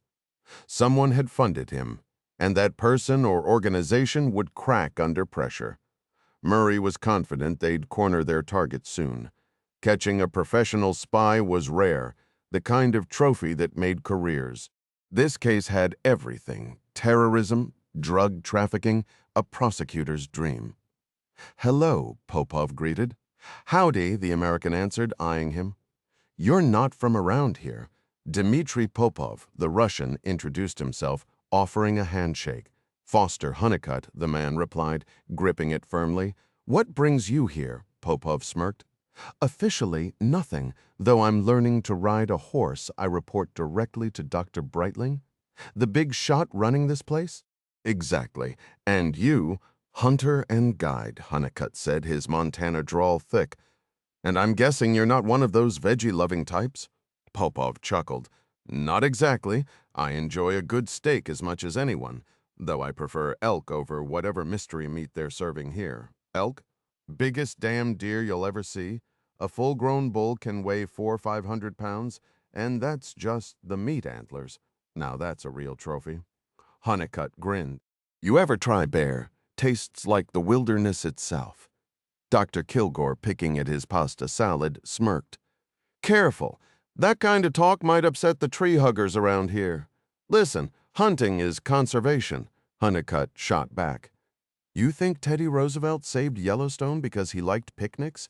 If you want to understand nature, you got to be part of it, not just some tourist snapping photos. No argument here, Kilgore said, raising his hands. I don't kill for sport, but there are plenty of folks out there who deserve a bullet just for existing. McLean smirked. Isn't that why we're all here? Damn right, Honeycutt agreed. Too many people ruining the planet with their gadgets and McMansions. Mark Waterhouse, who'd known McLean for years, chimed in. I vouched for Foster. He's fully briefed. Good, Kilgore said, because in about 5 years, according to our models, you'll get to live like Jim Bridger, real frontier living. Bridger? Popov asked. Legendary mountain man, Hunnicutt explained. Explored the West before it was even on the map. Fought Indians, lived off the land, real freedom. Shame about the natives, McLean mused. Hunnicutt shrugged. History's messy. When'd you get here, Waterhouse? Drove in today, Mark replied, glancing around. Place is packed, not my style. Kilgore nodded. Mine either, but at least the air's still clean. You ride, Hunnicutt? Only way to hunt. None of that SUV nonsense for me. Popov studied the man, another eco-zealot, but with a mouth like a shotgun. He wasn't sure if he found him amusing or exhausting. Either way, the conversation was anything but dull. The hunter leaned back in his chair with a knowing grin. Took me a while, but I finally realized what really mattered. He spent the next few minutes describing the brown smudge incident, his voice rough but earnest. After that, I cashed out, bought myself an old cattle ranch up in the Rockies, and turned hunting into my full-time gig. Kilgore's eyebrows shot up. Wait, you can just do that? Make a living off hunting? The hunter's chuckle was dark, mostly. Had some fish and game warden poking around for a while, till he stopped poking. Popov caught the loaded glance between Waterhouse and Kilgore. This Hunnicutt wasn't just some backwoodsman. That casual admission carried the weight of something far darker. What kind of operation were they running here? Ride with us tomorrow at dawn? Hunnicutt offered, slapping his knee. Hell yes, Kilgore grinned. Never miss a chance to saddle up. Popov adjusted his cufflinks. I've developed quite the taste for it myself. Kilgore barked a laugh. Damn, Dmitri, you've got Cossack blood in you somewhere. Hunnicutt jabbed a thumb toward the dining hall. Meet here at 7 sharp. We'll grab chow and head out. As Popov excused himself to catch the Olympic equestrian finals, McLean called after him. Don't get any ideas about show jumping. You're not ready to play cowboy yet. The Russian waved him off with a smirk. A man can admire skill without attempting it. Once Popov was out of earshot, Hunnicutt turned to the others. So what's his deal, dude? Just hangs around? McLean swirled his whiskey. Oh, he's done plenty. Remember those terror cells getting wiped out in Europe? That was his handiwork. Set the whole domino chain in motion. Waterhouse whistled, sipping his Chardonnay. And thanks to him, Bill's crew secured the Olympic security contract. No way we'd move Shiva without that. The hunter's eyes gleamed. No kidding. Guess we owe him a drink. Dawn found Popov already dressed, watching the sky bleed from violet to gold over the Kansas plains. Who'd have thought a former KGB man would find peace astride a horse? Yet there was something primal about it. The heat of the animal beneath him, the way it responded to the slightest shift of his weight. He'd even started bringing buttermilk apples, savoring the way the mare nuzzled his palm. The cafeteria was nearly empty when he loaded his tray, nodding to the kitchen staff. Outside, the wheat fields stretched like a golden ocean. America's heartland, he mused, where men turned dirt into wealth with machines as big as houses. Kilgore and Hunnicutt found him mid-bite. Morning, comrade, the hunter drawled. Popov swallowed his eggs. Foster the German rider last night? Did you see how his stallion took that water jump? Hunnicutt grinned around a mouthful of bacon, like they were glued together. You ever work with animals back in your spy days? Popov dabbed his lips with a napkin. Intelligence work, yes. And occasionally, yes, though less horses, more volatile assets. The hunter's grin turned wolfish. Terrorists, huh? Bet you've got stories. Popov's smile didn't reach his eyes. Every war has its pawns. Outside, a tractor rumbled to life, its diesel growl cutting through the morning calm. Dmitri Popov sat across from Foster Hunnicutt, watching the man devour his breakfast with the same intensity he might bring to tracking game. I had my orders. And naturally, I followed through, Popov remarked, stirring his coffee. Honeycutt shrugged between bites. Never had an issue with those folks myself. Hell, I spent time in Libya with Royal Dutch Shell, found them a decent oil field. The locals I worked with, good people. Kansas stretched beyond the diner windows, an ocean of golden fields under an endless sky. Reminds me of home, Popov observed.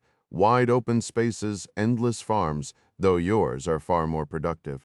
So few people feeding so many. Honeycutt grinned, wiping grease from his chin. Damn right. We've got the land, the machines, and the know-how. Might even get into farming myself. Popov raised an eyebrow. Oh, yeah. Everyone's pitching in on the project at first, but what I really want is a herd of buffalo. Already got myself a proper buffalo rifle. Sharps 40 or 90 from Shiloh Arms in Montana. Thing kicks like a mule. Honeycutt's eyes gleamed with the pride of a man who knew his weapons. Popov smirked. Some of our associates might disapprove. He pictured the vegans, the most rigid of the group. Honeycutt scoffed. They can hug trees all they want, but nature doesn't negotiate. A grizzly won't stop to discuss philosophy before it tears you apart. Same goes for wolves. Dr. Kilgore slid into the booth, shaking his head. Wolves don't kill people in America, Foster. That's just fear-mongering. Honeycutt snorted. Tell that to the guy who ends up as Wolf Scat. Dead men don't file complaints. Dmitri, what about Russia? Wolves there? Popov shrugged. Farmers despise them. The state hunts them with helicopters and machine guns, hardly sporting. Damn right it ain't, Honeycutt agreed. You respect the game. It's their world you just visit. That's why I hunt on horseback, pack out my kills the same way. But people, he flashed a dark grin. Different rules, Kilgore sighed. The vegans don't understand hunting. They think life's a nature documentary. Bullshit, Honeycutt snapped. Death's part of the cycle. And we're at the top. Nothing beats elk roasted over a fire.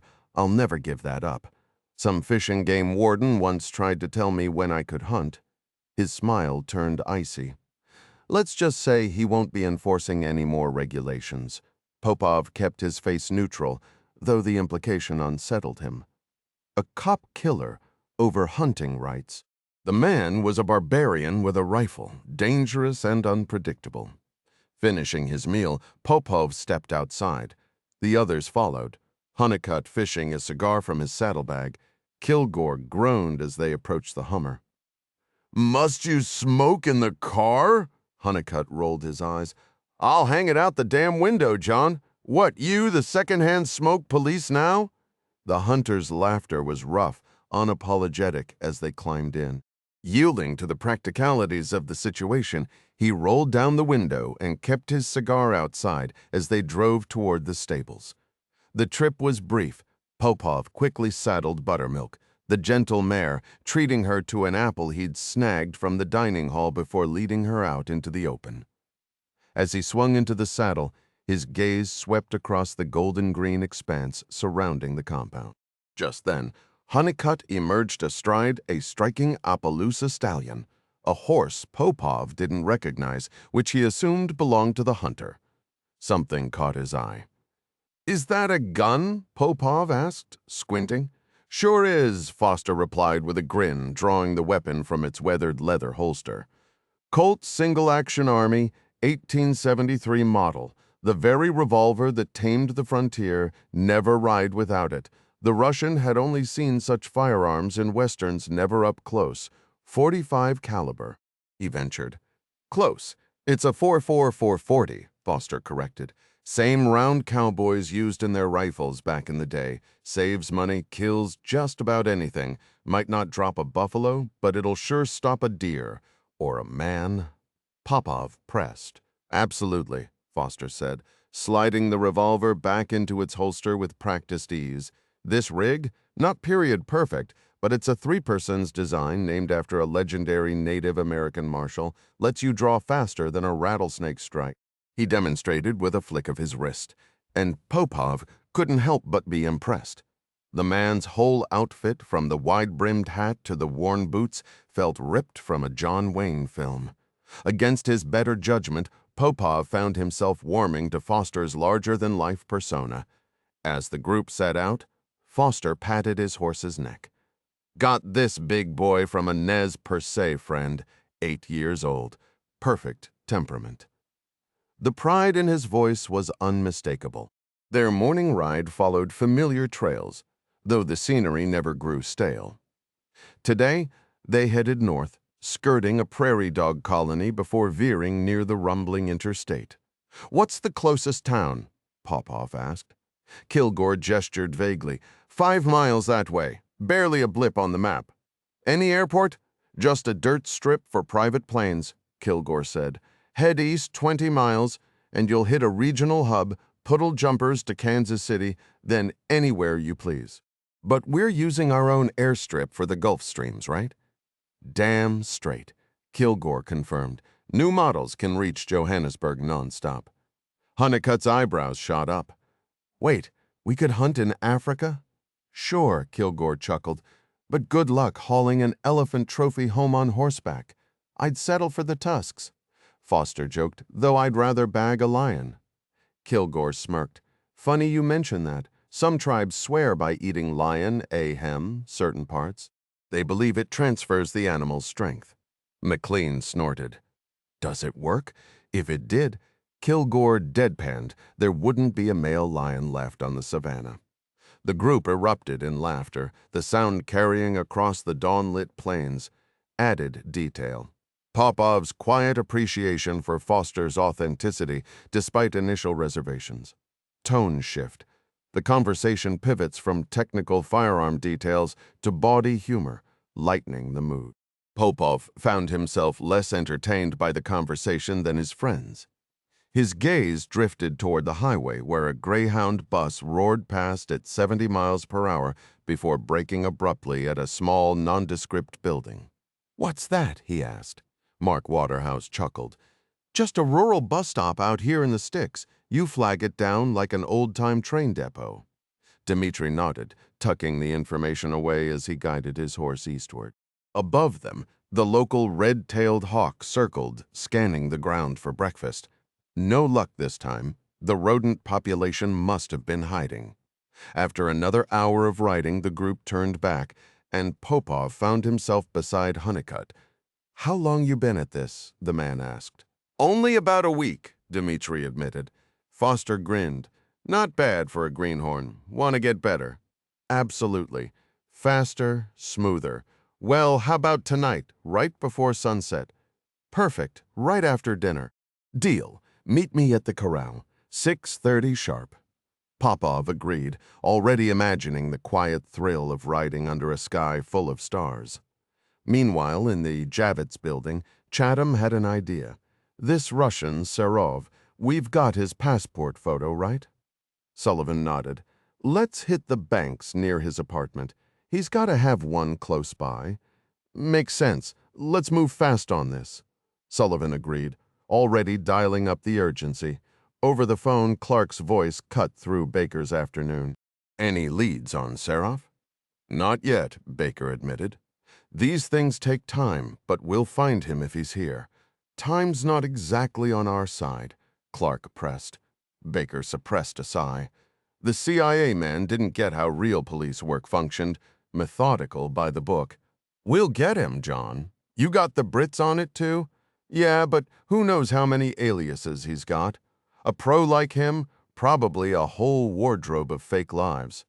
Baker knew the type, slippery, well-trained, but the Bureau had handled worse. "We'll track him down. Your terrorists talking yet?" "Not much. Local cops aren't exactly persuasive." Baker bit back a sarcastic remark. The CIA's methods weren't exactly constitutional, and that never sat right with him. Murray had hinted as much. Clark had crossed lines the FBI wouldn't. Still, the Brits were solid. "They'll get it done, John. They always do." Chuck's skepticism was clear in his voice. "If you say so," he muttered, before agreeing to forward any new intel directly to Baker's desk. The call ended with a casual "see ya," but Baker lingered, half tempted to scrub his hands after the exchange. Rainbow's recent operations had been laid out for him, and while he respected the military precision, having served as a Marine officer himself before the FBI scooped him up from Quantico, their methods sometimes crossed lines the Bureau wouldn't touch. John Clark, for instance, was a legend in the worst and best ways, a former CIA operative with a reputation for ruthless efficiency. Dan Murray had warned Baker about him, equal parts impressed and uneasy. Still, they were technically on the same team, especially now that this Russian target had allegedly gone after Clark's family. Personal stakes had a way of muddying the rules, and Baker couldn't fault the man for that. Meanwhile, Chavez was wrapping up another exhausting day of surveillance, watching athletes push their limits under the sweltering sun. He missed Patsy and little JC fiercely, but there was no denying the thrill of the assignment. The Olympics were winding down with medal counts dominating the news, America holding strong, Australia dominating the pool. In 3 days, the marathon would cap everything off, its route already packed with eager spectators.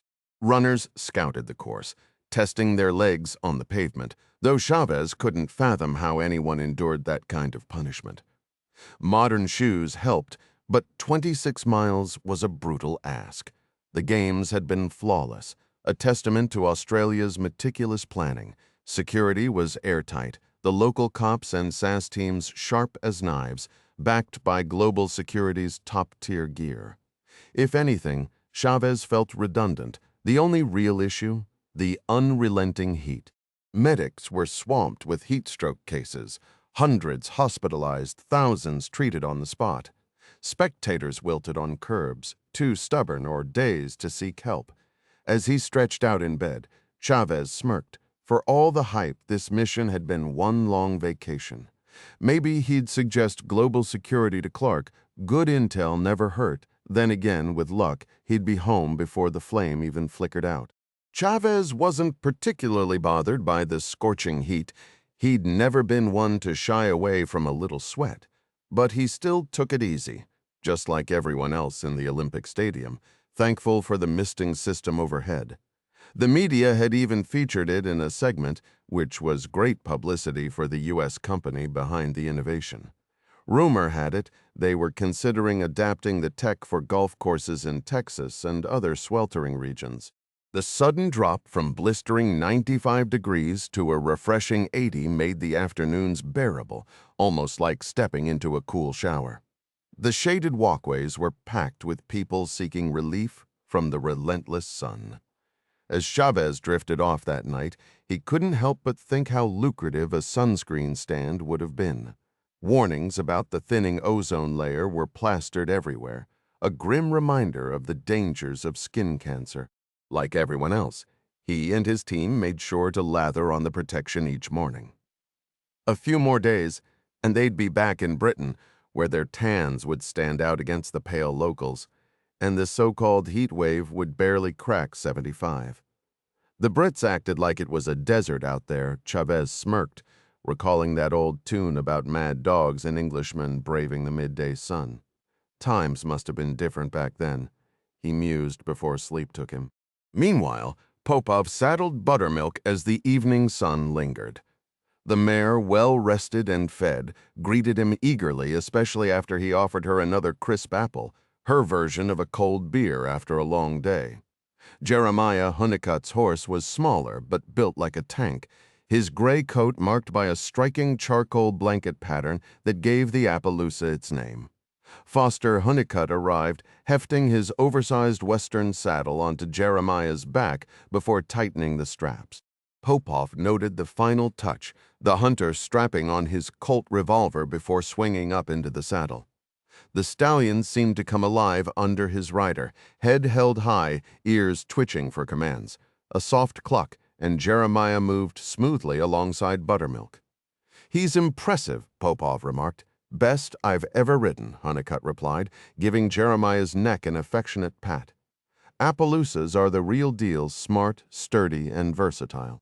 They trace back to the Nez Perce, who bred escaped Spanish horses with wild mustangs. Ended up with these beauties. Not the fastest or the strongest, but damn good at everything. Jeremiah here found me gold once. Popov raised an eyebrow. Gold? Honeycutt chuckled. Yeah, up in Montana. My land used to be ranch country, but the terrain's too rough for cattle.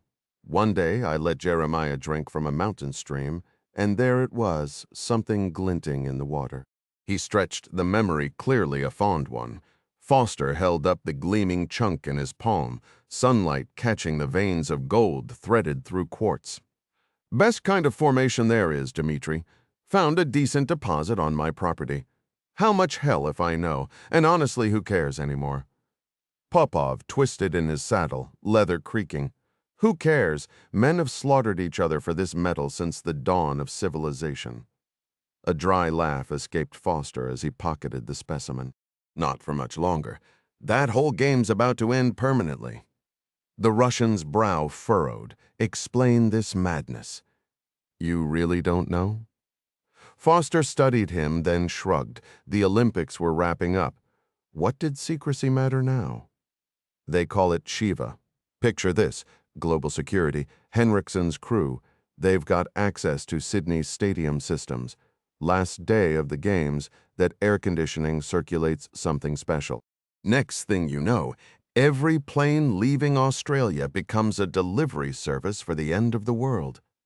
Popov's grip tightened on the reins. And our protection? That booster Kilgore gave you? That's your golden ticket, comrade. The B vaccine, get the wrong one. And well, Foster trailed off meaningfully. He leaned in, voice dropping. They brought me in because if this leaks, we're not just talking angry mobs, we're talking tactical nukes raining down on Kansas. For a long moment, only the crunch of hooves on gravel filled the air. Then Popov gave a slow nod, a radical solution, but logically sound. Inside, his stomach churned, knew you'd get it. Foster lit a cigar, the match flare highlighting his satisfied grin. Those terror ops you orchestrated, pure genius. Without that fear campaign, Henriksen's team never gets hired for Olympic security. Hell, you might be the unsung hero of this whole operation. As smoke curled between them, Popov forced a smile. The irony tasted bitter. He'd helped architect chaos, only to discover the true scale of the nightmare. And the science, you're certain? Trust me, I've seen the specs. Foster exhaled a blue-gray plume. They took Ebola as the base, then turned it into something that'd make the Black Death look like a head cold. Remember the panic 2 years back?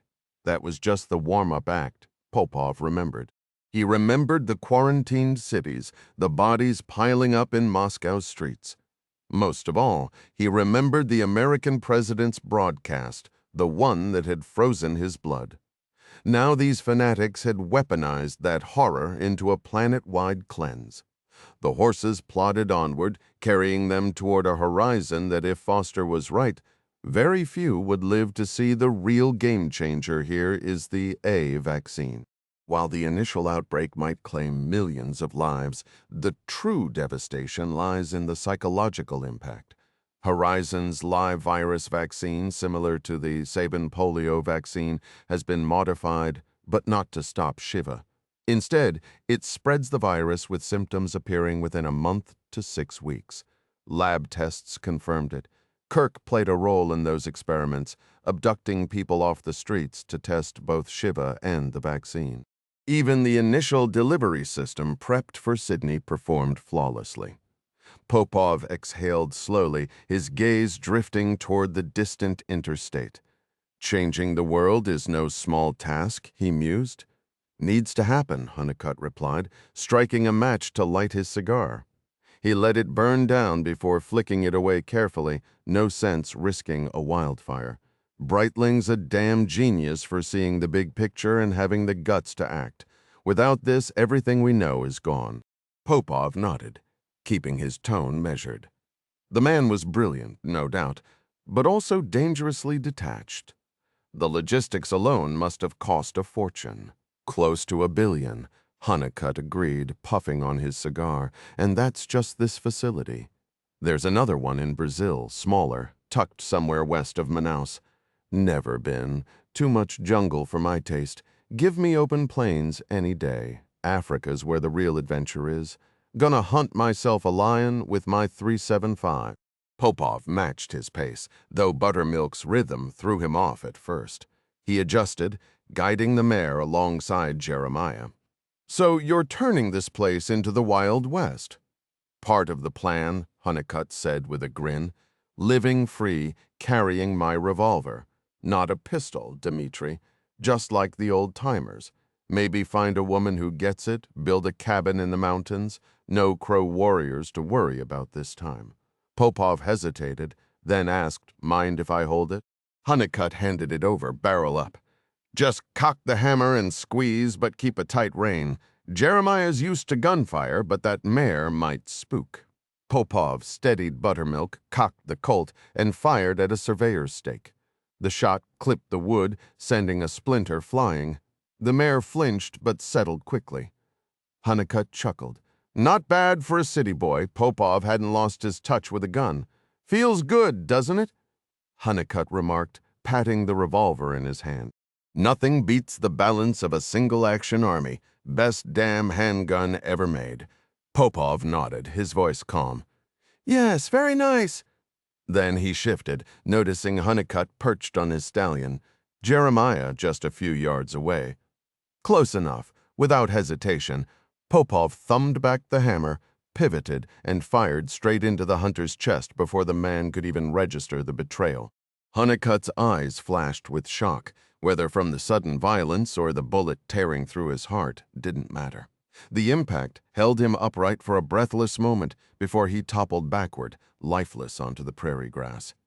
Dmitri swung down from his own horse, Buttermilk, and strode over to confirm the kill. The stallion barely flicked an ear as Popov stripped off the saddle and bridle, half expecting the animal to lash out in revenge. But Jeremiah just stood there, indifferent, until a sharp smack sent him trotting away to graze, mounting up again. Popov nudged Buttermilk northward, casting one last glance at the project's glowing windows. Would anyone miss them? Doubtful. The interstate loomed ahead, and with it, options, a bus stop, maybe a passing truck if luck held. Where he'd go after that was a problem for later. Right now, all that mattered was putting miles between himself and the nightmare he'd helped create. Funny thing about devils, Popov had spent a lifetime dismissing God as superstition, but today had taught him this much. If hell existed, he'd been working for its architects. The realization settled in his gut like a stone, colder than any Moscow winter. Fear was new to him. As a KGB operative, danger had been routine, even thrilling. But this was different. The open land stretched endlessly, offering no alleys to vanish into, no crowds to blend with. Near the bus stop, he dismounted, freeing Buttermilk to wander, no sense drawing attention with a riderless saddled horse. The hut itself was barren, just concrete walls and a bench, no timetable in sight. He slumped onto the hard surface, willing his hands to steady. If these people could orchestrate global carnage without blinking, what chance did one man have? The thought coiled around him tighter than any barbed wire he needed to move. Now, within minutes of reaching the small roadside hut, Dmitri glanced at his watch, calculating his chances of catching a bus at this late hour. When none appeared, he stepped onto the shoulder, arm outstretched, hoping for a ride. Vehicles roared past at nearly 80 miles per hour, barely visible in the dim light, let alone willing to slow down. Then, after what felt like an eternity, an old cream-colored Ford pickup pulled over. The driver, a weathered farmer with deep creases from years under the sun, leaned out. "Where you headed, pal?" he asked in a gravelly voice. Dmitri climbed in, forcing a calm tone. The regional airport, just a few miles ahead. The man who introduced himself as Pete didn't bother with a seatbelt, a minor offense compared to the blood still drying on Dmitri's hands. Pete's friendly chatter grated on his nerves. Name's Joe, Dmitri lied, slipping into a practiced British accent. You don't sound local. Pete's curiosity was relentless. Consulting work, Dmitri replied, tersely, fingers tapping the armrest as the truck crawled along. Every passing car seemed to mock their sluggish pace. If he were driving, he'd have tested the truck's limits. Speed was survival. Now, mercifully, the airport exit appeared marked by a faded airplane silhouette. Pete took the turn with agonizing slowness before dropping him at the U.S. Air Express terminal. Inside, Dmitri moved quickly, his mind racing faster than the pickup ever could. At the counter, he requested the first available flight to New York, flashing a credit card under the name Joseph Demetrius. The clerk handed him tickets with a polite smile, oblivious to the revolver hidden in Dimitri's bag.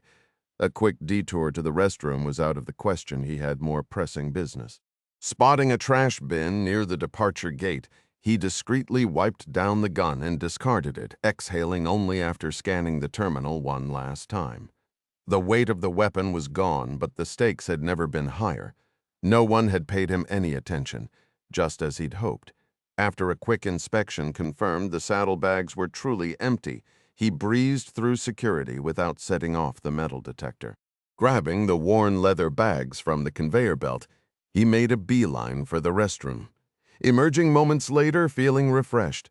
The small regional airport was barely more than a glorified bus station, just 2 gates, but it did have one saving grace: a bar. Popov wasted no time, slapping down a $5 bill for a double vodka, which he downed in one go before striding toward his gate. The ticket agent barely glanced at him before waving him toward the tarmac, where a propeller-driven Saab 340B waited. It had been years since he'd flown on something so antiquated, but right now he'd have taken a paper airplane if it got him moving. The engines roared to life, and as the plane taxied, Popov exhaled, finally letting himself unwind. 35 minutes to Kansas City, a quick layover, then a first-class seat on a 737 to New York, where the drinks were free and, more importantly, no one would bother him. Alone on the left side of the cabin, he leaned back, shutting his eyes as the plane lifted off. The drone of the engines drowned out everything else, leaving him with nothing but his thoughts. What do you know? And what are you going to do about it? Simple questions, but the answers were anything but. He almost laughed at the absurdity of wanting to pray him, of all people, but instead he stared out at the dark landscape below, his mind racing through the shadows of his own making. Meanwhile, halfway across the world, Clark jolted awake at 3 a.m, his heart pounding. The remnants of a nightmare slipped through his fingers like smoke. No shape, no clarity, just a lingering sense of dread. His hands trembled, though he couldn't remember why. Shaking it off, he rolled over, forcing himself back to sleep. He had a budget meeting later, the kind of bureaucratic torture that made him question his life choices. Maybe that had been the dream, trapped in an endless loop of spreadsheets and penny-pinching accountants. Back in Kansas City, the Saab touched down smoothly. As the propellers spun to a stop, a ground crewman secured one with a rope, a quaint touch Popov hadn't seen in years. He checked his watch. They were early. Stepping into the terminal, he spotted another bar, this one oddly permitting smoking. The haze of second-hand smoke brought back memories of cheap Russian cigarettes, and for a fleeting moment he considered bumming one off a stranger. But he resisted, opting instead for another vodka in a secluded corner booth, back to the room. No need to be remembered. 30 minutes later, his next flight was called. He left cash on the table, slung the empty saddlebags over his shoulder, and hesitated. Why bother keeping them? But walking onto a plane empty-handed would raise eyebrows. With a sigh, he stuffed them into the overhead bin and settled in for the final leg of his journey. The flight had one small blessing, an empty seat beside him. Popov angled himself toward the window, keeping his face half hidden from the flight attendants as the Boeing 737 rumbled away from the gate and lifted into the night sky. When the drink cart rolled by, he waved it off. A little liquor sharpened his focus, but too much turned his thoughts to sludge, and right now he needed clarity. The buzz already humming in his veins was enough to take the edge off. Today's revelations swirled in his mind, slotting uncomfortably alongside everything he'd uncovered at that remote Kansas facility. None of it clashed with the project's eerie facade. Not the magazines stacked by his bed, not the unsettling tapes beside the TV, not the hushed conversations in the cafeteria. These lunatics weren't just playing at Apocalypse. They were dead serious, wrapped in their twisted rituals. But who would believe him? And what proof did he even have? Then there was the mess with Foster Honeycutt. No choice there. He'd needed an exit, and that was the only way out. Now, though, he was a wanted man. Try explaining to some skeptical cop that he'd killed a guy to stop a doomsday cult. They'd lock him up before he finished the sentence. Henriksen's team would have crafted a flawless cover story, something bland enough to shrug off any official scrutiny. Meanwhile, Carol Breitling sealed her resignation letter with a flick of her wrist, leaving it on her assistant's desk for delivery to the White House. Arnie Van Dam hadn't batted an eye when she'd mentioned her leave of absence. Good. She wouldn't miss this place, and soon enough, they wouldn't miss her either. The divorce had been a necessary performance, a public severance from John and the movement they'd once built together. But behind the headlines, the game never stopped. Her security clearance had been the real prize, funneling secrets straight to Horizon Corporation, especially the bioweapon intel. Let the government think they had safeguards, Shiva would slip right through. John, though, she exhaled sharply. The tabloids loved painting him as some playboy, flaunting his arm candy. Maybe some of it was even true. He'd never been one for restraint, but none of those women knew what burned beneath the surface. The same fire that had forged the project all those years ago, Carol Breitling, had never expected to run into John at those unavoidable social gatherings after their very public divorce. Yet there he was, each time, arm in arm with some fresh-faced woman. Never the same one twice, of course, because none of them ever stuck around. She tried convincing herself it was just his way of blowing off steam, that she was still the only woman who'd ever truly mattered to him. But the sight of those interchangeable blondes clinging to his arm twisted something deep inside her. Nights alone in her apartment with only jigs for comfort often ended with silent tears soaking into the dog's fur. Then there was the project, the real reason she endured it all. Her White House position had only solidified her convictions. She'd reviewed everything from nuclear schematics to biological warfare reports, but nothing struck her quite like Iran's failed attempt at weaponized disease. The incident had been terrifying, yes, but also illuminating. It proved how vulnerable the world really was, how unprepared governments would be when the real crisis came. And when it did, they'd beg for her solution. The A vaccine would be their salvation, and she'd be the one to deliver it. Leaving her office, she took the familiar route, left down the hall, another left, then down the stairs to her car. By the time she reached her apartment, Jiggs was already leaping into her arms, his tail wagging furiously. 10 years of heartache had led to this moment. Soon the planet would heal, nature would reclaim its rightful place, and all her sacrifices would finally mean something. Meanwhile, across town, a man who no longer existed slipped into the Essex house under a borrowed name. Joseph Demetrius, or whatever he was calling himself these days, needed a drink. The cheap vodka from the minibar burned his throat, but he barely noticed. He had a flight to catch, a passport to retrieve, and just enough time to empty an ATM before disappearing again. If he moved fast, he might stay ahead of the storm. If not, well, at least he'd die knowing he'd tried. Somewhere else in the city, John Clark woke up right on schedule, completely unaware of the chaos unfolding around him. JC had finally settled into a better sleep routine after his first 2 weeks in the world, and this morning, his waking coos perfectly aligned with John's post-shave routine. As John stepped out of the bathroom, the soft sounds of his grandson stirring drifted from the bedroom he shared with Patsy. Sandy, usually a heavy sleeper, stirred awake at the baby's noises, though she'd somehow slept through John's blaring alarm clock. Some instincts, it seemed, were sharper than others. Downstairs, Clark fired up the coffee maker before stepping outside to grab the morning papers, the New York Times, the Washington Post, and the Guardian. He'd grown fond of British journalism, appreciating its crisp, no-nonsense style compared to the more sensational American press. By the time Patsy wandered into the kitchen with J.C. latched onto her and Sandy trailing behind, John was already sipping his coffee. Sandy opted for milk instead, wary of caffeine passing to the baby while she helped whip up breakfast. 10 minutes later, John Connor Chavez was happily devouring his meal, and his grandfather wasn't far behind, flipping on the BBC for the morning news.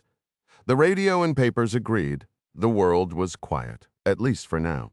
The Olympics dominated the headlines, with Ding calling nightly to recap events, always ending with the phone pressed to JC's tiny ear so his father could catch the occasional gurgle, never when expected. By 6:30, John was out the door, heading to the training field for his usual workout. Team 1 was already there, their ranks thinner after the hospital incident, but still sharp as ever. Sergeant First Class Fred Franklin led the drills, and though John struggled to keep up with the younger men, he pushed through, earning a mix of respect and amused side eyes. Across the field, Team 2 trained under Sergeant Major Eddie Price. Their numbers also reduced, but their spirits unbroken. After a quick shower, his second in under 2 hours, a habit he found odd but couldn't shake, John dressed in his usual suit and headed to headquarters. The fax machine spat out 2 updates, one from the FBI confirming no new leads on Serov, and another from Whitehall promising a mystery package arriving soon. Al Stanley walked in just before 8, still moving a little stiffly from his injuries but recovering well. Bill Tawney followed moments later, and with that, Rainbow's leadership was in place for another day. Meanwhile, across town, Dmitry Arkadyevich Popov jolted awake at the hotel operator's call. "It's 3:30, Mr. Demetrius." Groggy. He fumbled for the light and scribbled down the number he needed, 90114. Back at headquarters, Alice Forgate arrived early, settling at her desk to review the day's agenda. A budget meeting loomed, just the thing to kick off another thrilling morning. Mr. Clark was already in a bad mood that morning, and it showed until his phone rang unexpectedly. The voice on the other end was cold and direct. "I need to speak with Mr. John Clark." His secretary hesitated before responding. "May I ask who's calling?" The answer was sharp. "No, you may not." That left her momentarily speechless. She considered protesting, but decided against it. It wasn't worth the argument this early in the day. Instead, she transferred the call with a quiet warning. "Line 1 for you, sir. He wouldn't give a name." Clark snatched up the receiver. "This is John Clark." The voice on the other end was smooth, almost rehearsed. "Good morning, Mr. Clark. We share a mutual acquaintance, Sean Grady." Clark's grip tightened on the phone as he silently activated the recording device. "And you are?" The reply came without hesitation. "Iosef Andreevich Serov. We should meet." Clark kept his tone steady. "I'm listening." Serov laid out the plan. New York, the British Airways Concorde, the Central Park Zoo at exactly 11 a.m., the red brick castle-like entrance. No room for negotiation. Clark agreed, then hung up and immediately summoned his team. Within minutes, Bill Tawney and Alistair Stanley were in his office listening to the recording. "Bloody hell," Tawney muttered, just as Stanley opened his mouth to say the same thing. "Why reach out now?" Clark shrugged. "Only one way to find out. I need to catch that flight, Al. Wake Malloy. I need a chopper to Heathrow." Stanley frowned. "You're really going?" Clark smirked, better than sitting through another budget meeting, but his humor faded quickly. "He's a professional. If he wants to talk, it's either a warning or a confession. Either way, I'll have the FBI babysitting me, plus my usual backup." He tapped the holster under his jacket. Tawney nodded. "Makes sense. But the timing's tight." "Why the rush?" Clark checked his watch. "No idea, but we don't have the luxury of waiting." He grabbed the phone again, dialing the FBI's nightline. When the groggy voice of Assistant Director Chuck Baker finally answered, Clark didn't waste words. "Chuck, Serov just called. We're meeting in New York today." There was a pause, then a resigned sigh. "All right, let's get moving. John, I'll have a few guys from New York meet you at the terminal." Chuck's voice crackled over the phone. "Appreciate it, man. Hate to drag you out so early," John replied before hanging up. The rest of the morning unfolded smoothly. Malloy strolled into his office post-workout and arranged for his helicopter to be prepped. The only hiccup was navigating through the swarm of commercial flights. But soon enough, the chopper touched down at the private aviation terminal. A security escort whisked John to the main terminal, where he slipped into the Speedway Lounge with 20 minutes to spare, bypassing the usual security chaos. No awkward explanations about the pistol in his bag, a surefire way to trigger alarm bells in the UK, where firearms might as well be radioactive. The lounge staff practically drowned him in British hospitality, offering champagne he politely refused. When the flight was called, Clark strode down the jet bridge and settled into the supersonic jet bound for JFK. As the pilot rattled off the safety spiel, the massive aircraft was towed back, engines humming, 4 hours to New York. Modern travel was a miracle. But the real prize was the dossier in his hands. Dmitry Arkadeyevich Popov's personnel file, freshly delivered. He skimmed the pages, noting the telltale pinholes in the corners. Old-school KGB, straight from the era of paperclips and paranoia. "Thanks, Sergei," he thought dryly. The Concorde roared into the sky, banking west. Meanwhile, Popov woke at 7:15 sharp, ordered breakfast, and scrubbed up for the day ahead. By 8:30, he was hunting for an open menswear shop. No easy feat, but finally scored a pricey, slightly boxy gray suit. Back at the hotel, he changed quickly, then made his way to Central Park. The zoo's fortress-like brick building baffled him, battlements and windows squatting in a hollow like some architect's fever dream. Americans, he mused, scanning for surveillance. FBI, CIA. Either way, the gamble was on. If Clark was a pro, he'd play by the rules. If not, well, uncertainty was part of the game. Over at the Horizon facility, Dr. Kilgore lingered over his coffee, puzzled by the empty seats where Popov and Honeycutt usually sat. Giving up, he headed to the stables, only to find both horses idling in the corral, saddles nowhere in sight. Something was off. He had no idea the horses had found their way back to the stable on their own the previous evening. Puzzled, he led them inside and secured them in their stalls before preparing his usual ride. Lingering in the corral, he checked his watch repeatedly, hoping his buddies might still arrive. But when no one showed, he and Kirk McLean set off westward for their daily patrol. Sullivan smirked to himself. This undercover gig had its perks. Behind the wheel of a bogus Con Ed van, dressed in the standard-issue blue coveralls, he blended right into the urban scenery. The loose fabric hid an arsenal, but more importantly, it made him just another faceless utility worker in a city that barely glanced at them. The operation had been thrown together fast, with 8 agents already staking out the location, each clutching a grainy passport photo of their target, Serov. Problem was, they had no physical details, just another average white guy in a city drowning in them. Inside the terminal, Frank Chatham stood near the British Airways arrival gate, dressed sharply in a suit, his coveralls stashed in the van Sullivan had parked outside. Neither of them knew much about this Clark guy, only that Assistant Director Baker had labeled him as a high-priority asset. Right on schedule. Flight 1 touched down. Clark, seated in 1C, was the first to disembark. Spotting the FBI escort at the jet bridge, he didn't wait for introductions. "You waiting for me?" The agent confirmed his name, and with a nod, whisked him past customs, another entry without a stamp in John's well-traveled passport. The van was impossible to miss. Clark climbed in without prompting. "John Clark," he introduced himself to the driver, Tom Sullivan, came the reply. You've met Frank. Let's roll, John ordered, and Sullivan didn't hesitate, merging onto the highway while Chatham wrestled into his coveralls in the back. So, what's the deal here?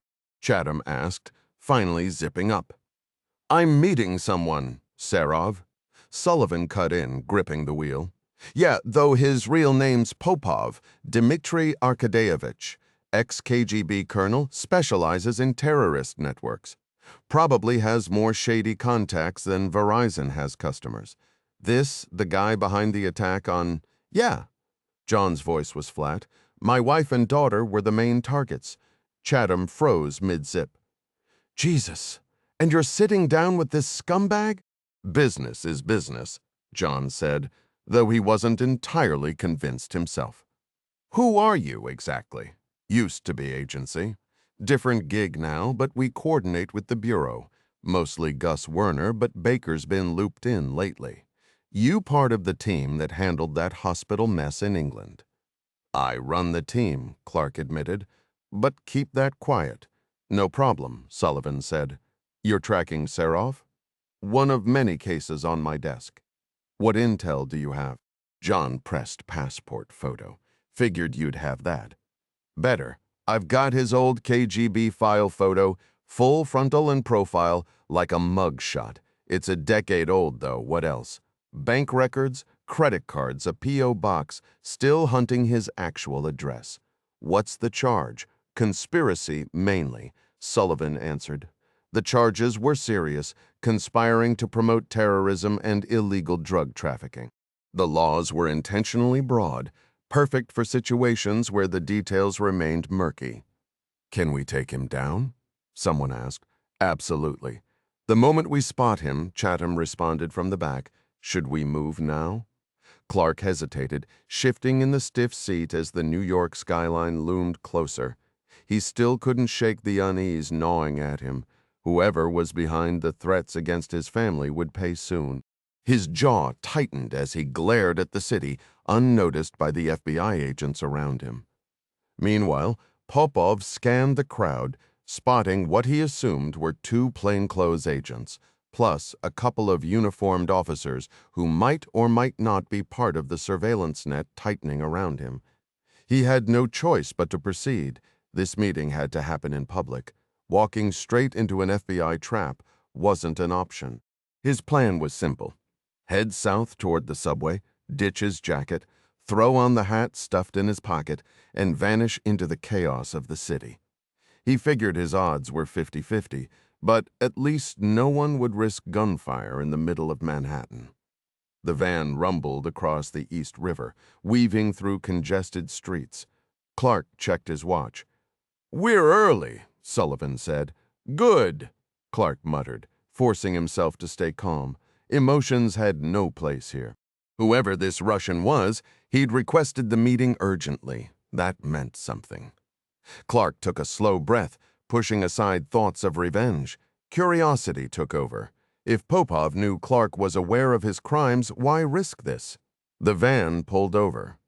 Clark stepped out, blending into the foot traffic past vendors hawking used books and cheap trinkets from makeshift stalls.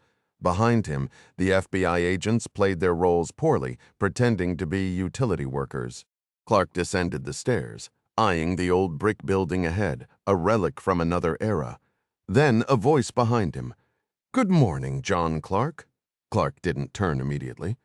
"Good morning, Dmitry Arkadeyevich." A chuckle. "Impressive. You've done your homework. We have our sources," Clark replied coolly. "Enjoy your flight?" "Fast. First time on the Concorde. Not bad." Dmitry exhaled sharply before speaking. "John, I owe you an apology. My dealings with Grady and his group were a mistake." Clark raised an eyebrow, deciding to push further. "And the other jobs? The ones that didn't involve me?" The Russian's expression darkened. "Those weren't your concern. Only one life was lost." Clark's voice turned icy. "A child, a sick little girl." Dmitry shook his head. "Not World Park. That wasn't me. The bank in Bern, the stock trader near Vienna. Yes, those were mine. But the amusement park?" "No." Clark crossed his arms. "So you're admitting to 3 acts of terrorism. That's a federal offense. Dmitri gave a humorless laugh. Believe me, I know. John studied him, weighing his next move. Then why reach out? Dmitri leaned in, his voice dropping.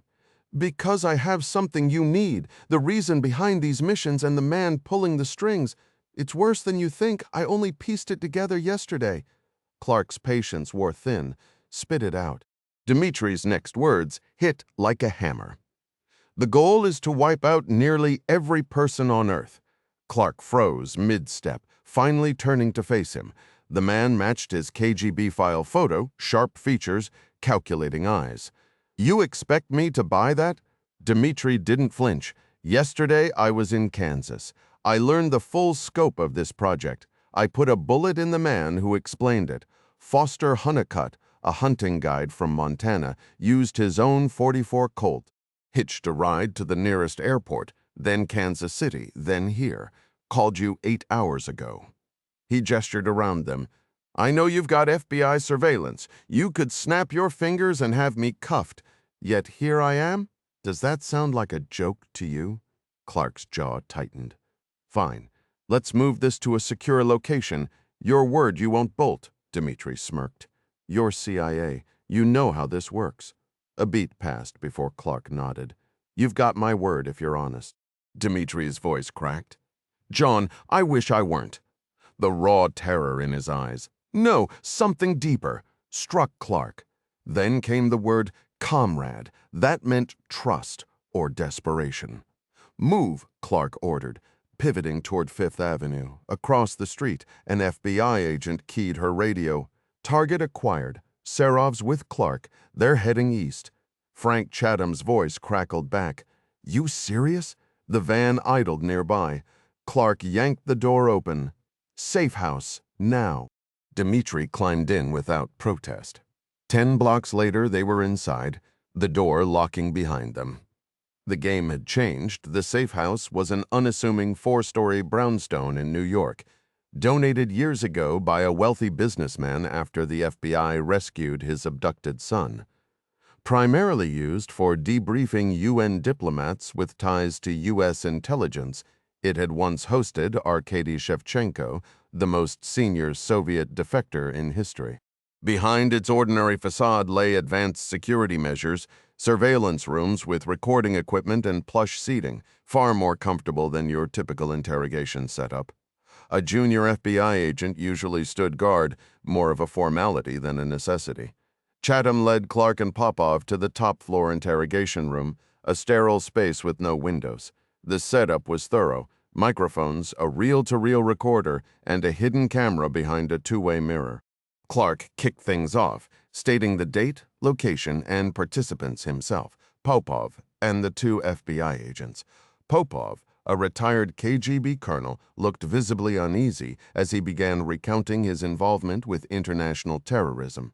The agents listened skeptically at first, their disbelief fading only when Popov mentioned his time in Kansas. Wait, McLean, first name? Sullivan interrupted.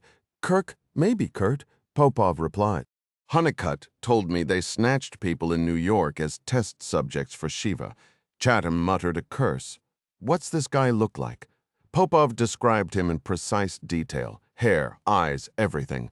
Clark, we know him, Sullivan said. He was a person of interest in the disappearances of Mary Bannister and Ann Pretlow. You're saying they were murdered? Not just murdered, used as lab rats for a bioweapon meant for Sydney. Popov clarified. Horizon Corporation. That's where McLean works. Sullivan noted. Co-workers said he's out of town. He's in Kansas, Popov confirmed. Clark cut back in.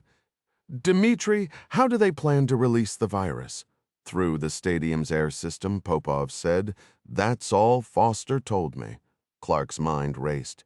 The Olympics were wrapping up. Today was the marathon, followed by the closing ceremony. Time was running out. He grabbed the phone and dialed England. Get me Stanley, he barked at the secretary. Alistair Stanley answered. John? Al? Find Ding, have him call me now. Clark rattled off the number. I mean, right now. 4 minutes later, the phone rang. Lucky you caught me, Chavez said. I was about to head out for the Mara. Shut up and listen, Clark snapped. Chavez grabbed a notepad after a brief explanation. He muttered, This sounds like a bad spy flick. It's real, Ding. The source is Serov Iosef Andreevich. Ding Chavez felt the weight of the phone in his hand as the call ended. All right, team, gather up. We've got a situation, he announced, moving swiftly down the hallway to round up his squad. The urgency in his voice sent them scrambling. Within minutes, they were all crammed into his suite, listening as he laid out the mission details. The plan sounded borderline insane, intercepting a potential attack during the closing ceremonies, but insane was just another Tuesday for this crew. Tomlinson let out a low whistle. You're kidding me? Ding shook his head. Wish I was. We need to secure the fogging system's control room ASAP. 2-hour rotations, radios live, and yes, lethal force is authorized.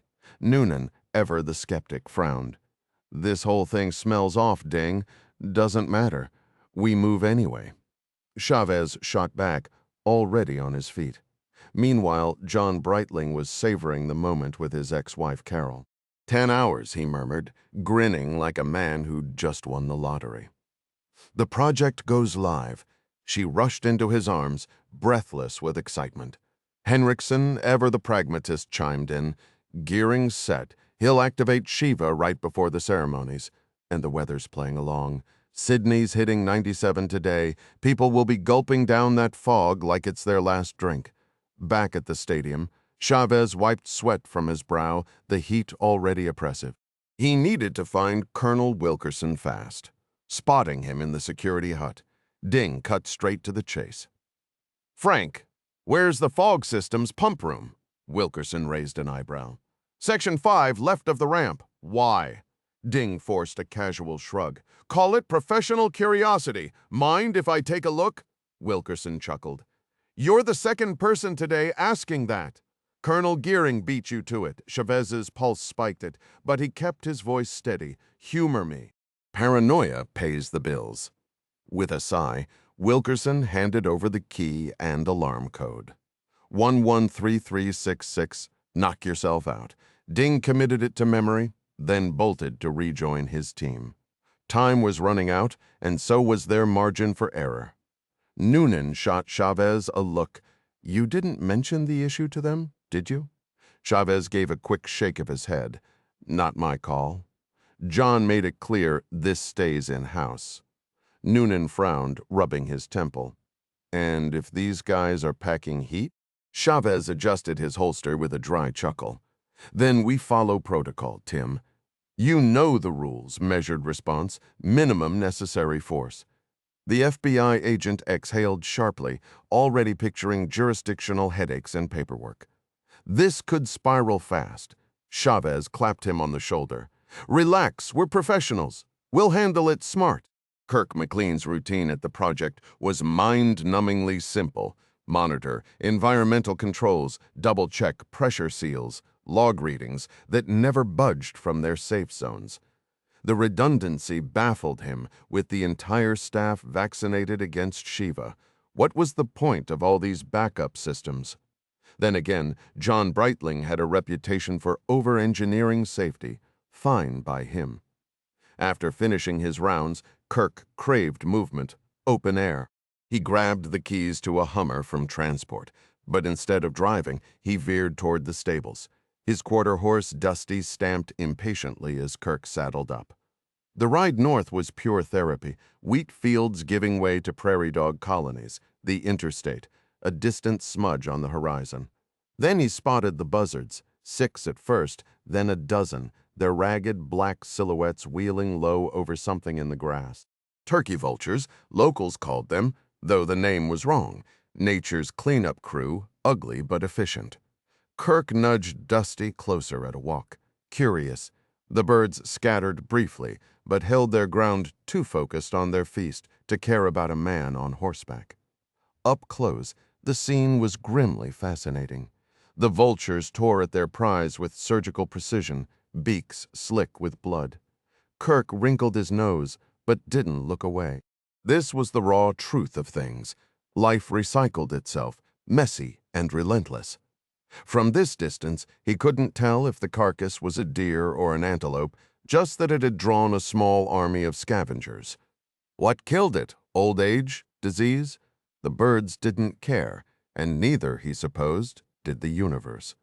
The thought struck him as he turned Dusty back toward the project. In the grand scheme, even the most carefully laid plans were just temporary pauses before the cycle began again. Years from now, it might be worth having one of the project doctors examine a body, if they could beat the vultures to it. Those scavengers had a way of making evidence disappear, McLean mused with a grim chuckle. Reining in his horse at 50 yards, he squinted at the dark shapes tearing at something on the ground.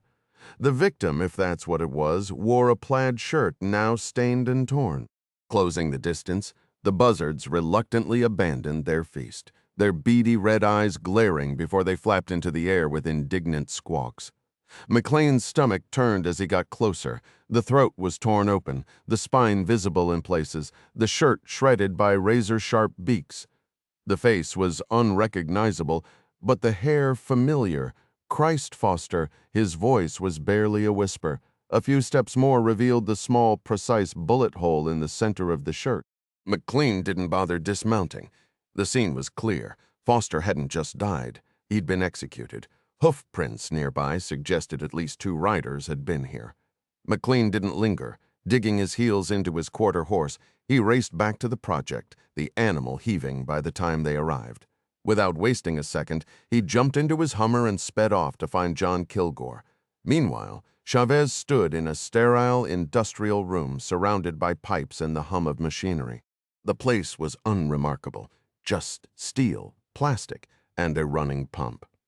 His gut twisted at the thought, what if the pathogen's already in the system? He'd walked right through it, but John had assured him the attack wasn't set to begin until later. Noonan crouched beside the chlorine canister, tracing the mechanism with a finger.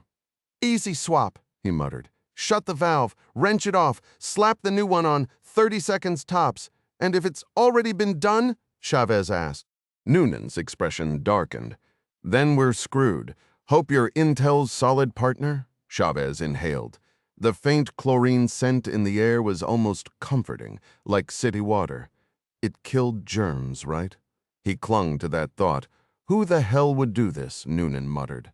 And why? Chavez didn't have answers. For now we guard this thing like it's the damn nuclear codes. He turned to his team. George, Homer, you're on watch. Piss on the floor if you have to. Mike and I handle the perimeter. Tim, stay close. Radio's on 2-hour shifts. No wandering. Tomlinson nodded. And if someone tries to mess with it, stop them. Any way necessary outside. The stadium buzzed with anticipation, crowds gathering for the marathon. But Chavez's focus never wavered from the real threat, hidden in plain sight. Ding Chavez found himself staring at the clock, mentally calculating the remaining hours. 2.5. That's how long they'd be stuck waiting. The marathon runners were gathering at the starting line, their faces flashing across the overhead screens. The commentators droned on about favorites and odds. Some Kenyan athlete supposedly the safe bet, though an American had shattered records in Boston last year. Then there was the Dutch underdog, 30 years old and still holding his own. Chavez smirked. 30 and still chasing medals. Respectable, he keyed his radio. Tomlinson, status? The reply crackled back. Nothing but background noise and impatience. Standing by, Chavez muttered before cutting the transmission. Mike Pierce shifted beside him. So we just wait. Chavez shrugged. Unless you've got a better idea. They were all professionals, trained to endure the slow crawl of time, but that didn't make it any less tedious. Meanwhile, across the compound, John Kilgore's morning had taken a sharp turn. McLean's report hit like a gut punch. You're sure? Kilgore demanded, already reaching for his phone. Within minutes, he, McLean, and Henriksen were speeding north in a Hummer, the desert heat pressing in. The buzzards scattered as they approached, revealing the grim scene. Henriksen, A former FBI man crouched beside the body, his expression tight. Definitely a gunshot, he confirmed. Clean hit center mass. The ants had already begun their work, and the sight twisted something in Henriksen's gut. Honeycutt had been crucial. Now he was just a liability. Who was he last with? Henriksen snapped. Popov, McLean answered. They rode together. Kilgore frowned. Their horses were back this morning. No saddles. Henriksen's gaze locked onto discarded tack nearby. Someone didn't want a loose horse drawing attention.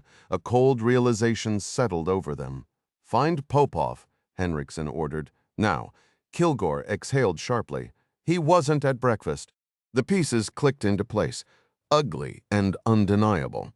As they loaded the body into the Hummer, Kilgore steeled himself. This wasn't just a death. It was a problem, and problems needed solutions, fast. Half an hour later, Henriksen stood in Popov's empty room on the 4th floor, the untouched bed confirming his suspicions. The Russian was gone, and so was any doubt. Popov had likely murdered Honeycutt. But the motive? That was the real puzzle. A quick sweep of the project complex turned up nothing. The man had vanished, just like his horse, which Kilgore had spotted wandering loose at dawn. Henriksen's mind raced. Popov could have hitched a ride on the interstate or caught a bus. Hell, with the regional airport just 25 miles away, he might already be halfway across the world. But why? What had he learned? John. Henriksen turned to Kilgore. How much did Popov know about the project? Not much. Breitling kept him in the dark. And Honeycutt? Kilgore's face tightened. Foster knew everything. Henriksen pieced it together. Popov and Honeycutt riding together, one turning up dead, the other gone. Had Foster spilled the truth? Kilgore's reluctant nod said it all. Popov found out, took the revolver, and bolted. A cold realization hit. Christ, you think he'd... Anyone would, Kilgore muttered, but we vaccinated him. Henriksen's stomach dropped. Will Gearing was set to launch Phase 1 today. He needed Breitling, now. Up in the penthouse, the Breitlings listened as Henriksen laid out the mess. John's fingers drummed the armrest. How bad is this? Bad. We're 4 hours out. Popov could be at the Russian embassy, the CIA, anywhere. Carol frowned. Will they act fast enough? Henriksen scoffed. Bureaucracy's on our side. The KGB moves slower than traffic in D.C. John leaned back. So we proceed? Yeah.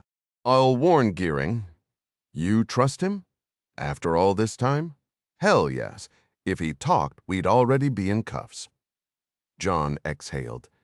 Even if this blows up, we're covered. Swap the vaccines, play the heroes.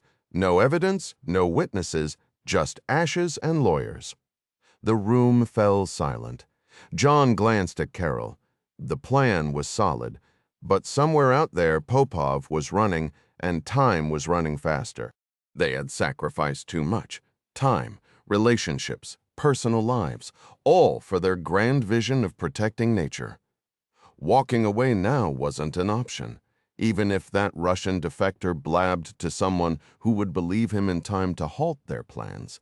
Unlikely, the husband, a doctor and scientist, exchanged a knowing glance with his wife, also a researcher, before turning to their security chief. Give Gearing the green light, Bill. With a nod, Henriksen rose and strode back to his office. Gearing's voice crackled over the line. Understood, Colonel. We'll stick to the schedule and confirm once the package is secure. Henriksen smirked. Got any personal plans getting in the way? Gearing chuckled. Heading up north tomorrow, scuba diving the Great Barrier Reef. Try not to become shark bait. Henriksen shot back before the call ended. Alone, Henriksen weighed his options, reporting Honeycutt's murder to local authorities and pinning it on Popov, risky but plausible. The Russian was a former KGB operative with a wild imagination who'd buy his conspiracy theories. The FBI would dismiss him as a desperate killer spinning tales. And without evidence, Popov had nothing. Meanwhile, Popov poured another shot of Stolichnaya, the alcohol dulling the edges of his unease. Across from him, John Clark nursed a beer. "So we wait," Clark said flatly. Popov studied him. "Why did you reach out to me?" Clark's reply was casual. "We've crossed paths before, back in Hereford." I was undercover. A flicker of recognition crossed Popov's face. "You don't want me dead?" Popov ventured. Clark's gaze hardened. "The thoughts crossed my mind, but if you're lying, you'll regret it." Popov shifted topics. "Your family, they're well?" Clark nodded. "All safe. Good." That mission left a bitter taste. Clark's response was curt. "We've all had ugly jobs." Then came the bombshell. "How did you uncover my identity?" Clark smirked. "Sergei Nikolaevich and I go way back." Popov's stomach dropped. Betrayed by his own agency, Clark tossed a stack of documents onto the table. "Your file makes for interesting reading." Struggling to process the revelation, Popov muttered, "Not good enough, apparently." Clark shrugged. "The world changed." "Not enough," Popov countered bitterly. Clark leaned forward. "One last thing. Where's Grady's money?" Popov's lips curled slightly. "Somewhere safe, John Clark." The Russian leaned back with a smirk, his fingers tapping the armrest. "The terrorists I once knew have all turned into capitalists when it comes to cold, hard cash. But thanks to your people, the ones I reached out to don't need money anymore, do they?" Clark let out a dry chuckle, shaking his head. "You're one greedy son of a gun." The marathon kicked off right on schedule, the crowd roaring as the runners completed their first lap around the stadium before vanishing into the streets of Sydney. They'd be back in a couple of hours, but for now, spectators could track their progress on the massive jumbotron or the TVs scattered throughout the concourse. A fleet of broadcast trucks rolled ahead of the lead pack, capturing every stride. Kenyan runner Jomo Nyerere was out front, with American Edward Fulmer and Dutchman Willem Terhoost hot on his heels. The trio barely a step apart. They'd already pulled a solid 10 meters ahead of the chasing pack by the first mile marker. Up in his hotel room, Will Gearing watched the race unfold while packing his bags. Tomorrow, he'd be renting top-tier diving gear, nothing but the best for exploring the world's most pristine reefs. A grim satisfaction settled over him as he thought about the ocean's pollution problem. Soon, it wouldn't be an issue anymore. He neatly arranged his clothes into 2 sleek Toomey suitcases and set them by the door while the oblivious masses boarded flights, unknowingly carrying death back to their homes. He'd be underwater, far from the chaos. The projections varied, 6 million, 30 million, but Gearing knew the real toll would be higher. The more, the better. The A vaccine had to be irresistible, something the world would beg for. And when the antibodies showed up in tests, well, that would just be the vaccine doing its job, a live virus after all, just not the kind anyone expected. Meanwhile, in a New York safe house, Clark Popov, Sullivan, and Chatham were glued to the Olympic coverage like millions of other Americans. The marathon dragged on, the runner's steady rhythm making for dull viewing. "Must be brutal in this heat," Sullivan remarked. Clark nodded. "Not exactly a picnic. You ever run one of these?" "Nah," John replied, "but I've done my share of running, mostly in Vietnam. Hot as hell there, too." Popov raised an eyebrow. "You were there 18 months with Third SOG surveillance, raids, the occasional targeted removal of people who needed removing 30 years ago, a lifetime." He'd spent his youth in one war, his prime in another, and now staring down retirement, what was left? Popov's story sounded insane, but then again, so had Ebola until it wasn't. He remembered the panic, the retaliation, the rooftop in Tehran where he'd guided a pair of smart bombs to their mark. If this project was real, what then? Courts and lawyers, or something far less civilized? The question hung in the air, heavy and unspoken. The legal system wasn't prepared for atrocities of this scale, and the impending trial would become a grotesque spectacle, revealing truths capable of unraveling global stability. That a single corporation could wield such destructive power, Clark struggled to fully grasp the enormity of it. He'd taken action, yes, but part of him still resisted accepting the reality. Some horrors were simply too vast to comprehend. Dmitri? Explain their motive again, Clark pressed. The Russian exhaled sharply. John, these people, they're modern druids, treating nature like some vengeful deity. They preach that wildlife belongs in pristine habitats, but humanity, we're the infestation. Their solution, wipe us out to restore balance. Absolute insanity, I know, but their Kansas hideout was plastered with manifestos and propaganda tapes. Never imagined such fanatics existed. They claim Earth despises us for our crimes against it, as if the planet could hold grudges or nature could demand blood. Yet they're dead serious. It's like stumbling upon some apocalyptic death cult where humanity itself is the required sacrifice. He threw up his hands, exasperated. Noonan cut in. Do we even have a description of gearing? Chavez shook his head. Wilkerson might, but I didn't press him. Figured we'd cross that bridge later.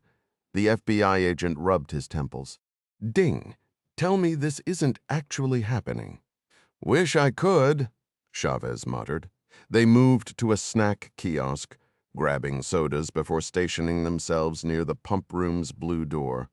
Crowds flowed past, oblivious. Tim, legally, can we grab him? Chavez asked between sips.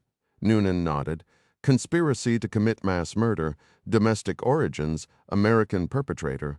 We're Golden Courts won't care how he arrives in cuffs, just that he's standing before a judge. Great. Now, how do we smuggle him out of here? Ding pulled out his phone. Seconds later, Clark's encrypted line beeped to life. John, extraction logistics, how? Working on it, Clark growled. His next call went to Langley, but the director was home groggy when he answered. Ed, we've got a bioattack scenario brewing. Clark briefed him rapidly. Ding's on site, but if Gearing walks in with the package... Christ, you're serious? Foley interrupted. Deadly. Need exfil plans for the team and the target. Foley scrambled for a pen. Give me your location. And John, is Breitling involved? Unclear. But her ex? Absolutely. As Foley scribbled notes, Clark glanced at Dmitri, both men silent amid the weight of what came next. Somewhere outside, a car alarm wailed, an oddly mundane counterpoint to the nightmare unfolding a while back. She reached out to me regarding your team, asking a few pointed questions. Turns out, she was the one who managed to secure those new radios from E-Systems. The way she spoke, it almost sounded like she had inside knowledge about Rainbow. She's not on my clearance list, Ed, John replied firmly. He had personally vetted every individual granted access to Rainbow's classified operations. I'll double-check that. Give me some time to dig around, and I'll get back to you. With a quick agreement, Clark hung up the phone. We've got an FBI agent embedded with the Sydney unit, he informed the group. Who is it? Sullivan asked. Tim Noonan ring any bells? Former HRT tech specialist. Clark nodded. That's him. I've heard good things. Sharp guy. More than sharp. He pulled our team out of a tight spot in Hereford, maybe even saved my family in the process. So he can handle Gearing by the book? Honestly, I've never lost sleep over legalities. My job's always been about enforcing policy, not statutes. Sullivan smirked. Guess the agency plays by its own rules, huh? Some stereotypes never die, even among those who should know better. You could say that. Meanwhile, Gearing stepped out of his hotel, blending in with the crowd thanks to his nondescript backpack.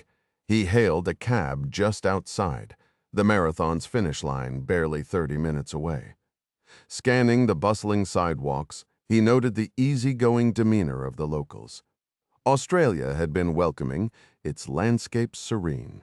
His thoughts drifted to indigenous groups like the Aboriginals or the Kalahari Bushmen, communities so isolated they'd likely evade Shiva's reach. If luck spared them, so be it. Their reverence for nature mirrored the project's ideals, and their small numbers posed no threat. Would they even repopulate significantly? Unlikely. Their traditions kept them rooted, their growth stagnant. The Abos, as he dismissively called them, had barely populated the continent before European arrival. Shiva's mercy, he mused, was reserved for those who lived in harmony with the earth.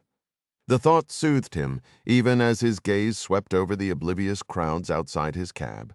Future casualties he viewed with cold detachment.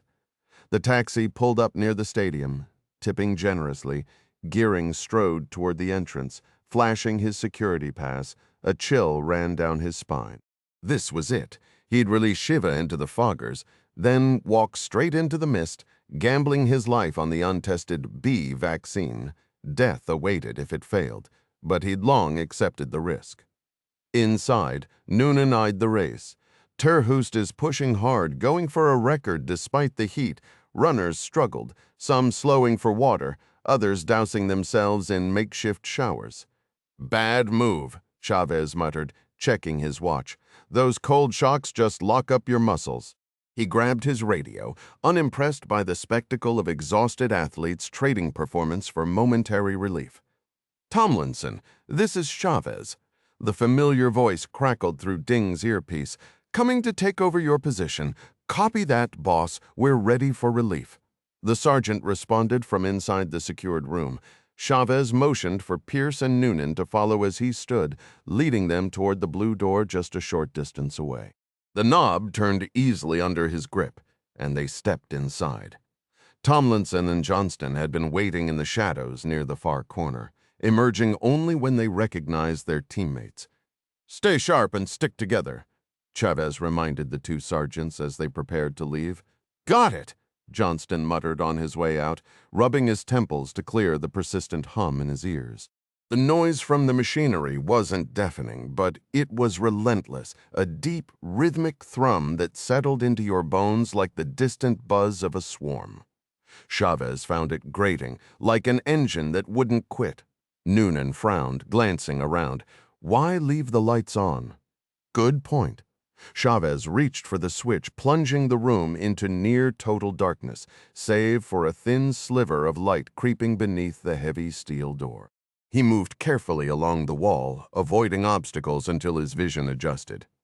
Outside, the stadium pulsed with early arrivals for the closing ceremonies, the air thick with humidity. Gearing blended in effortlessly, shorts, hiking boots, a loose backpack, and a floppy hat shielding him from the sun. The heat was brutal, and clusters of fans lingered in the artificial fog drifting through the concourse, desperate for relief. Meteorologists had spent weeks blaming the extreme weather on El Niño as if nature owed anyone an apology. The absurdity of it made Gearing smirk, as if weather needed justification. He moved with purpose, scanning for security. The Australian SAS troops were easy to spot if you knew what to look for, but he saw only a pair of local officers patrolling. His pulse quickened as he neared the blue door, hesitating 50 feet away. The weight of what he was about to do pressed down on him. Were these people really so different? They laughed, dreamed, loved, but they didn't see. They drove their cars, sprayed their chemicals, poisoned the earth without a second thought. No, they weren't like him. They never would be. Inside the darkened room, Chavez exhaled. Any other access points for this system? No, Noonan confirmed. I checked the panel. If it happens here. Chavez clenched his jaw. If it did, they'd track Gearing down and have a very direct conversation. But for now, they waited. Will Gearing moved with quiet purpose, his every step a silent indictment against those who mindlessly ravaged the planet. They choked the earth with their greed, blind to the devastation left in their wake. They didn't deserve to exist, not when their very presence was a poison. His mission was clear: cleanse the world of their filth, one act at a time. Fingers closing around the key in his pocket, he approached the blue door, the weight of his task steady in his grip. "Command, we've got movement. White male, khakis, red polo backpack." Homer barked into the comms, his voice sharp in the stillness. Nearby, Sergeant Tomlinson shifted, ready to intercept. Chavez tensed in the shadows, watching the sliver of light beneath the door fracture as the lock turned. The door swung open, revealing a silhouette. Just a man, ordinary at first glance. But Chavez knew better. The overhead lights flicked on, illuminating a man in his 50s, salt and pepper hair trimmed close, his movements deliberate. He reached for a wrench hanging on the pegboard, his backpack sliding off one shoulder. There was something unnervingly methodical about him, like a man ticking off items on a to-do list. Chavez felt the surreal detachment of watching a scene unfold until the wrench lifted toward the valve. "Freeze!" Chavez commanded, stepping forward. The man Gearing flinched, his face betraying shock, then guilt. "Who are you?" he demanded, but the question was hollow. He already knew he'd been caught. "Funny, I was about to ask you the same thing," Chavez shot back. "Except I already know." "Will Gearing, right? What's the plan tonight? Swapping out chlorine canisters or something a little more permanent?" Gearing's hands trembled. "Just routine maintenance," he insisted, but his voice cracked under the weight of the lie. Chavez smirked. "Routine? Let's check that." He nodded to Noonan, who carefully unstrapped the backpack. Inside, the canister gleamed, too pristine, too suspicious. Half full, Chavez noted, dryly hefting the real canister still in place. "Not quite time for a replacement, unless, of course, you're swapping in something called Shiva." Gearing's breath hitched. How did they know? "Tim, secure that," Chavez ordered. Noonan sealed the backpack, his grip firm. "Mr. Gearing, you're under arrest. You have the right to remain silent." The Miranda rights spilled out, but Gearing wasn't listening. His gaze darted to the door. Escape? Not a chance. Tomlinson and Johnston strode in, blocking his path. "Got him?" Homer asked, grinning. "Yep," Chavez confirmed, pulling out his phone. The encrypted line buzzed as he connected with Rainbow 6. "Package secured. Now how the hell do we get out of here?" A chuckle crackled through. "There's a C-17 waiting at Alice Springs. Don't keep it waiting." Chavez ended the call and turned back to Gearing, his expression hardening. "Time to go, and just so we're clear, try anything, and Pierce here puts a bullet in your skull, understood?" Gearing swallowed, the reality of his failure settling in. There would be no grand finale, no cleansing fire, just handcuffs and a long, quiet fall from grace. "Got it, Mike?" Pierce's voice came out hollow, like a man already buried. "Absolutely, sir. No question," he replied. Noonan twisted the valve back open, fired up the pump, and they moved through the stadium concourse toward the taxi stand. With too much gear for one cab, they split into two vehicles, both speeding toward the airport. The wait for their 737 stretched to 90 minutes, just enough time to grab bad coffee before the nearly 2-hour flight to the middle of nowhere. Alice Springs sat like a dusty bullseye in Australia's dead center, ringed by the jagged McDonnell Ranges. The last place you'd expect a top-secret tech hub, yet here it was, a cluster of massive satellite dishes sucking down classified intel from U.S. military birds overhead, run by the NSA. Same folks who called Fort Meade home. The facility hummed with quiet urgency.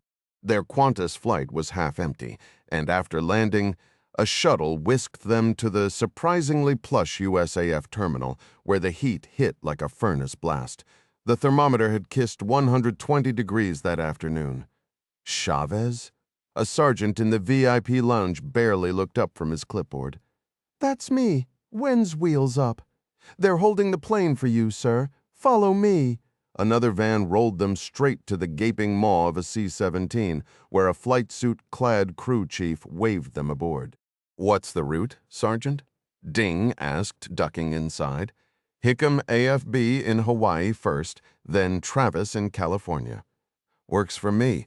Tell the driver he's dismissed." The crew chief chuckled, sealing the door behind them. The aircraft's belly felt like a flying warehouse, empty except for their group. Gearing, uncuffed, much to Chavez's irritation, sat meekly beside Noonan. Feel like sharing your story, Mr. Gearing, the FBI agent prodded. What's in it for me? The question hung there, pathetic. Noonan almost smiled. Weakness always showed its hand. How about not dying, he said. If you play your cards right. Chapter 38. No exit. Will Gearing's world had crumbled faster than a sandcastle in a tsunami. Nobody had briefed him on this scenario. The project's security wasn't supposed to break. Ever. Now his life dangled by a thread. Cooperate or don't either way. That canister was headed for Fort Detrick's labs. The docks at Usamrid would crack it open, and within seconds, they'd know. No spin could save him then. As the Globemaster clawed its way to cruising altitude, Gearing cracked. Noonan thumbed the recorder, praying the engine roar wouldn't drown the confession. Keeping a straight face proved harder than expected. He'd dealt with eco-terrorists before, the kind who equated logging with genocide. But this was next-level horror. The zealotry behind it felt alien, almost laughable if it weren't so vile. Part of him wished the canister held nothing worse than pool cleaner, but the weight in his gut told the truth long before the lab results with the backpack and its contents were now securely locked inside a military-grade plastic case, buckled into the seat beside Sergeant Mike Pierce. Still no call from him, John Breitling muttered, glancing at his watch. The Olympic closing ceremonies were in full swing, with the head of the International Olympic Committee preparing to deliver his grand speech, urging the world's youth to gather again in 4 years. The orchestra was tuning up, the flame ready to be doused, a symbolic end much like the one humanity itself would soon face. No future games would come, no young athletes left to answer the call. The melancholy of finality hung in the air, but so did the cold certainty of what was coming. Bill Henriksen leaned over. Relax, John. He's probably watching the same broadcast we are. Give him a minute. Breitling exhaled, draping an arm around his wife's shoulders. Below them, the stadium crowd moved like ants, oblivious to the nanocapsules drifting down, each one a tiny herald of the end. Bill was right. Nothing could go wrong now. Breitling could already picture it. Highways silent, fields untended, airports dark. Nature would reclaim what was hers. Trees would stretch skyward without axes to stop them. Animals would wander, sniffing at the sudden absence of human chaos. Scavengers would gorge. Pets would either adapt or perish. Predators and prey alike would thrive without hunters or fences. Even the cruelest human traditions, like the slaughter of baby seals, would vanish overnight. The world would reset, purified by fire. And if that fire had to be lit by their hands, so be it. To Breitling and his followers, this wasn't just a plan, it was a sacrament. Nature wasn't just an ecosystem, she was a deity. And they were her chosen warriors. Pierce checked his watch again. 10 more hours to Hickam, he announced, shifting in his seat. Feels like my old 82nd Airborne days. Just need my parachute, Tim. Noonan blinked. Huh? The 82nd Fort Bragg, my first unit, airborne all the way, Pierce clarified, smirking at the FBI agent. He missed the adrenaline of jumping from a plane, the raw thrill of freefall with his team. Helicopters were safer, sure, but they didn't compare. Noonan's fingers brushed the mini recorder in his pocket. Gearing's confession played in his mind. Had it been legal? He'd Mirandize the guy, but any slick lawyer would argue coercion, surrounded by armed men in a military bird. Who wouldn't feel pressured? A judge might even toss the arrest, but none of that mattered if the tape was real. If Gearing hadn't lied, this flight might have just saved millions. Steeling himself, Noonan moved to the radio compartment, dialed New York on the secure line. Somewhere below, Clark stirred as his phone rang into the night. John snatched up the phone with a gruff, "Yeah," only to be met with the electronic hum of security protocols syncing up. After a moment, the system beeped confirmation of a secure connection. "What's going on, Ding?" he demanded. Tim Noonan's voice crackled through from halfway across the globe. "It's about Gearing's confession, John. Got the whole damn thing on tape. Exactly like you predicted. Every last word matches what you told Chavez earlier. So what's our next move? John exhaled sharply, rubbing his temple. Honestly, no clue. We'll need to loop in Director Murray and Ed Foley over at Langley. The law doesn't exactly have a playbook for something this massive. And let's be real, this isn't the kind of mess you dump in front of a jury. Noonan's chuckle carried a mix of exhaustion and agreement. Yeah, no kidding. Just wanted to make sure someone's got a plan. Working on it, John muttered. Anything else? Nah, that's it. Good, I'm going back to sleep. The line clicked dead, leaving Noonan to trudge back to the cargo hold. Chavez and Tomlinson were keeping watch over gearing, while the rest of the team dozed fitfully in the stiff Air Force seats. The flight was dragging, but Noonan soon realized the real drama wasn't in the cabin. It was in the nightmares waiting behind his eyelids. Meanwhile, back in the States, Breitling drummed his fingers impatiently as Olympic highlights flickered across the screen. Still no call, he muttered. Henriksen sighed, pulling a business card from his wallet. Let me handle this. He dialed a Sydney-based global security operative, Tony Johnson. Tony, it's Bill. Drop everything and find Will Gehring. Tell him to call me now. Within minutes, Johnson was slipping into Gehring's hotel room with nothing more than a credit card and some practiced finesse. The place was eerily untouched, luggage by the closet, tickets on the desk, brochures for the Great Barrier Reef scattered like breadcrumbs. But no Gehring. His flight was minutes from departure, yet he hadn't even checked out. Johnson grabbed the phone. Bill, he's gone, vanished, left everything behind. Henriksen's confidence faltered. What do you mean, gone? Like he stepped into thin air, Johnson shot back.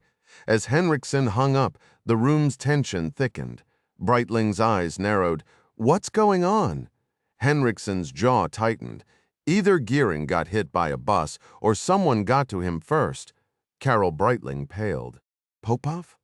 Popov didn't know his name. Henriksen snapped. But then it hit him. Foster knew the delivery details. His stomach dropped. John, we might have a serious problem. Breitling's face mirrored the dawning horror. How bad? Henriksen swallowed hard. Worst-case scenario, we're already compromised. Carol's voice trembled as she turned to Henriksen. What kind of problem are we talking about? He laid it out plainly, and the air in the room grew heavy. You're saying they might already know? She whispered. Henriksen gave a grim nod. It's a real possibility. The presidential science advisor's face drained of color. If they've figured it out, then, Bill cut in with a dark chuckle, then we're completely screwed. Carol gripped the edge of the table. What's our move? Henriksen didn't hesitate.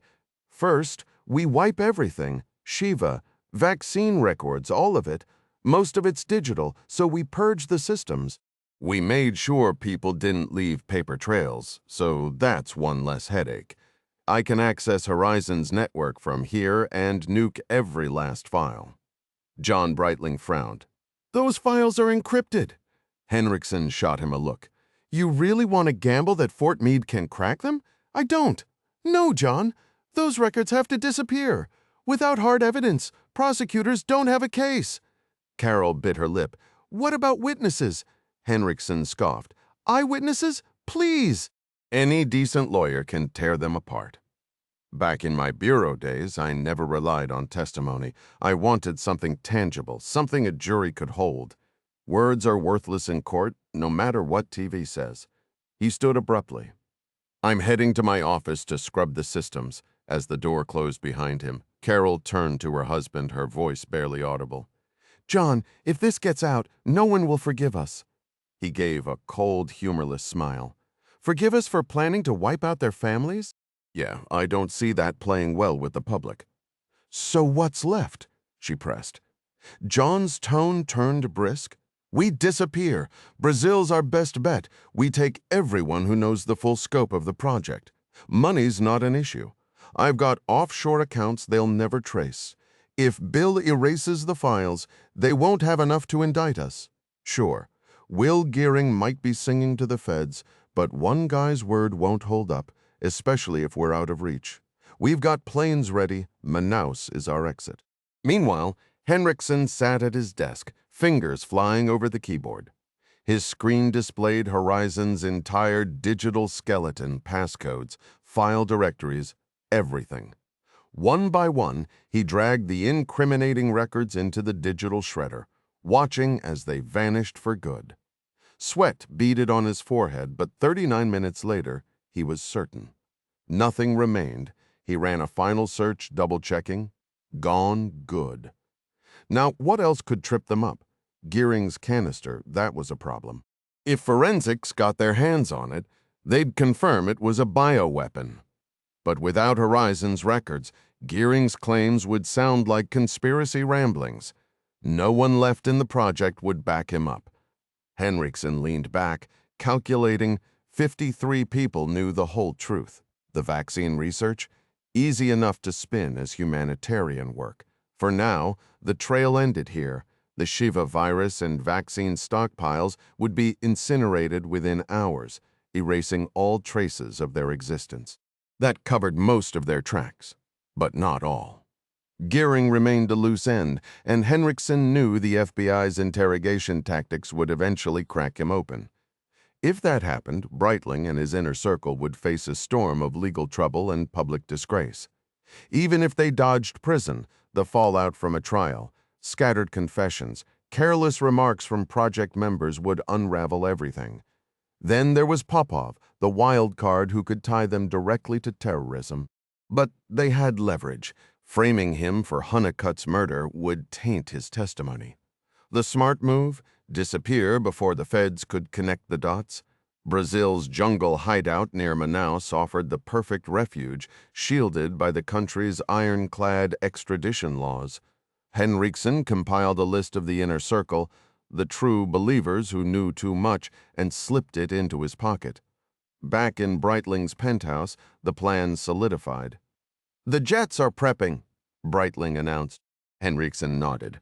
"Brazil's our exit. We'll regroup, coach everyone on handling interrogations, and wait this out. Play it right, and we walk away clean." Carol's voice wavered. "What about the planet? Survival first," Henriksen shot back. "You can't save the rainforest from a prison cell, but if we vanish now, we control the narrative. No evidence, no case." He pulled out the list. 53 people, 4 Gulf Streams. We move fast. Breitling agreed, though frustration simmered beneath his calm. "And Popov already handled," Henriksen said. "We'll feed the cops his confession for Hunnicutt's murder. Even if it doesn't stick, it'll bury his credibility. A year, maybe 2. And we're back, lawyers first, then home free." Meanwhile, Clark stirred awake, groggy but sharp. Sullivan laid out the next steps. "We take this to the AD in New York, then the U.S. Attorney." Clark scoffed, reaching for coffee. "Court's a dead end. This stays buried, or we all lose." Chatham frowned. "We're not vigilantes. We follow the law." Clark's grin was razor-thin. Lose the case, and Breitling wins. Sometimes the law's just paperwork. "How difficult is this going to be to keep under wraps?" Clark asked, his voice edged with skepticism. Sullivan sighed, rubbing his temples. "Honestly, I can't even begin to guess. We're dealing with 2 missing girls who were likely murdered. Maybe more if Popov's intel holds up. That's a federal and state crime. Not to mention this whole twisted conspiracy. Laws exist for a reason, Mr. Clark." Clark scoffed. "Sure, but how quickly do you think you can roll up to some mystery location in Kansas with arrest warrants for one of the wealthiest men in the country?" "Not overnight," Sullivan admitted, exchanging a glance with Special Agent Chatham. "We'll need at least a couple of weeks just to pull the case together. Experts to analyze that chlorine container, witnesses to interview. And you can bet they'll be scrubbing every trace of evidence the whole time." Chatham nodded. "It's messy, but that's the job." Clark leaned back, unconvinced. "Surprise isn't exactly on our side. If they've got half a brain, they know we have Gearing, and if they know what he's told us..." Sullivan's jaw tightened. You're right. We might need a different approach. Clark raised an eyebrow. Like what? A pause. Still working on that, Clark muttered. Meanwhile, inside the project's media center, once intended for nature documentaries, meant to outlast the plague, the mood was grim.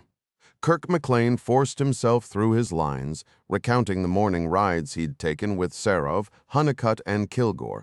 Kilgore followed up, detailing how he'd discovered the horses. Then McLean coldly described finding the body and Kilgore's autopsy, which confirmed the .44 bullet that killed Foster Honeycutt. With the recording wrapped, the group shuffled into the residence lobby, where a minibus waited to ferry them to the airfield. The Gulfstream V's flight plan flashed on the cabin screen. 3,500 miles to Manaus, an 8-hour hop. The lead jet carried only a handful. Doctors Breitling, Bill Henriksen, and Steve Berg, Shiva's lead scientist. By 9 a.m., they were airborne, the Kansas wheat fields shrinking below them. Unbeknownst to them, the FBI had already pinpointed the Kansas site. 2 agents from the local field office watched the jets take off, radioed it in, then settled in for a long, uneventful stakeout, McDonald's bags crumpled at their feet as they stared at the empty complex. Half a world away, Chavez and his team barely stirred during the C-17's refueling stop in Hawaii. Box lunches appeared, the crew swapped out, and they were airborne again. 6 more hours to go. Gearing droned on about ecosystems, his arguments doing little to sway Chavez, a new father married to a doctor. Noonan listened politely, recorder running. The flight south was eerily quiet. Those unaware of Sydney's chaos sensed something was off but had no way to reach the lead jet. Like most Horizon employees, they'd been kept in the dark, paid to follow orders. Now they flew toward the equator, retracing the route to Project Alternate's hidden runway, daylight only, no navigation aids, just like Kansas. Somewhere below, the Amazon waited. If things didn't go as planned, they had a backup, diverting to Manaus International Airport, just 98 miles east of their target. While Project Alternate carried spare parts and each plane had a mechanic on board, major repairs weren't their specialty. Within an hour, they were skimming the Gulf of Mexico before banking east, slipping through Cuba's international air corridor. The forecast showed smooth skies all the way to Venezuela, with only a few scattered thunderstorms to dodge, nothing they couldn't handle. The lead aircraft's senior passengers couldn't help but smirk. They were vanishing faster than anyone could track, leaving behind the very world they'd tried to save. Sullivan suddenly stiffened. You seeing this? He spun toward the others. 4 private jets just took off from Kansas, heading south. Clark frowned. Any way to trace them? Sullivan shrugged. Maybe the Air Force has eyes on them. Clark grabbed the sat phone and dialed Langley. Ed, we need eyes in the sky. 4 Gulf Streams bolting south from Kansas. Destination unknown. Foley sighed. I'll try, but getting the Air Force to scramble this fast won't be easy. The request landed on the desk of a 2-star general in the National Military Command Center, a former NATO fighter commander now stuck behind a desk. What exactly do you want us to do? The general asked dryly. Foley didn't blink. Track them now. The general scoffed. With what?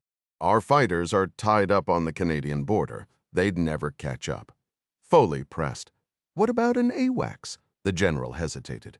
Those belong to Air Combat Command. Maybe one's already airborne for training or drug surveillance. I'll check. He didn't just check. He looped in NORAD at Cheyenne Mountain, which had radar coverage spanning the continent. Within minutes, they pinpointed the jets and cross-referenced flight plans with the FAA. Meanwhile, NORAD confirmed 2 AWACS were up, one near New Orleans hunting drug runners, the other off Florida running drills with Navy pilots. The general relayed the details to Langley, omitting the muttered curses from the ops team. When Foley pushed for urgency, the general took it upstairs to the 4-star running Air Combat Command. The commander, mid-sip of coffee, grunted approval. If CIA's asking, it's not for kicks. How far are these birds going? Foley shot back. How far can a Gulf Stream go? The general chuckled. The GV Tokyo, if it wanted, might need tanker support. Foley nodded. Make it happen. Who's my point of contact? NORAD. The general rattled off a number. Appreciate it, Foley said. We owe you. Clark grinned as the update came through. Looks like we've got an AWACS on the hunt. Ed Foley stretched the truth a bit when he claimed they could track the targets all the way to their destination. He hadn't considered the AWACS would need mid-air refueling. The aging E-3B Sentry, a decade-old surveillance plane, received its orders 15 minutes later. The pilot passed the details to the senior officer on board, a major who quickly dialed NORAD for updates. By the time the lead Gulfstream left U.S. airspace, Cheyenne Mountain had already turned the mission into something as simple as a late-night snack run. A tanker would meet them over the Caribbean after taking off from Panama, turning what had been an engaging exercise into mind-numbing routine. The Sentry, built on the same frame as the old Boeing 707, matched the speed of the Savannah-built business jets effortlessly, maintaining a steady 50-mile tail. The only hiccup would be refueling, and even that barely disrupted the monotony. With the call sign Eagle 29er, the aircraft beamed real-time radar data back to NORAD via satellite. Most of the crew dozed in their cushioned seats while 3 controllers monitored the 4 Gulfstreams.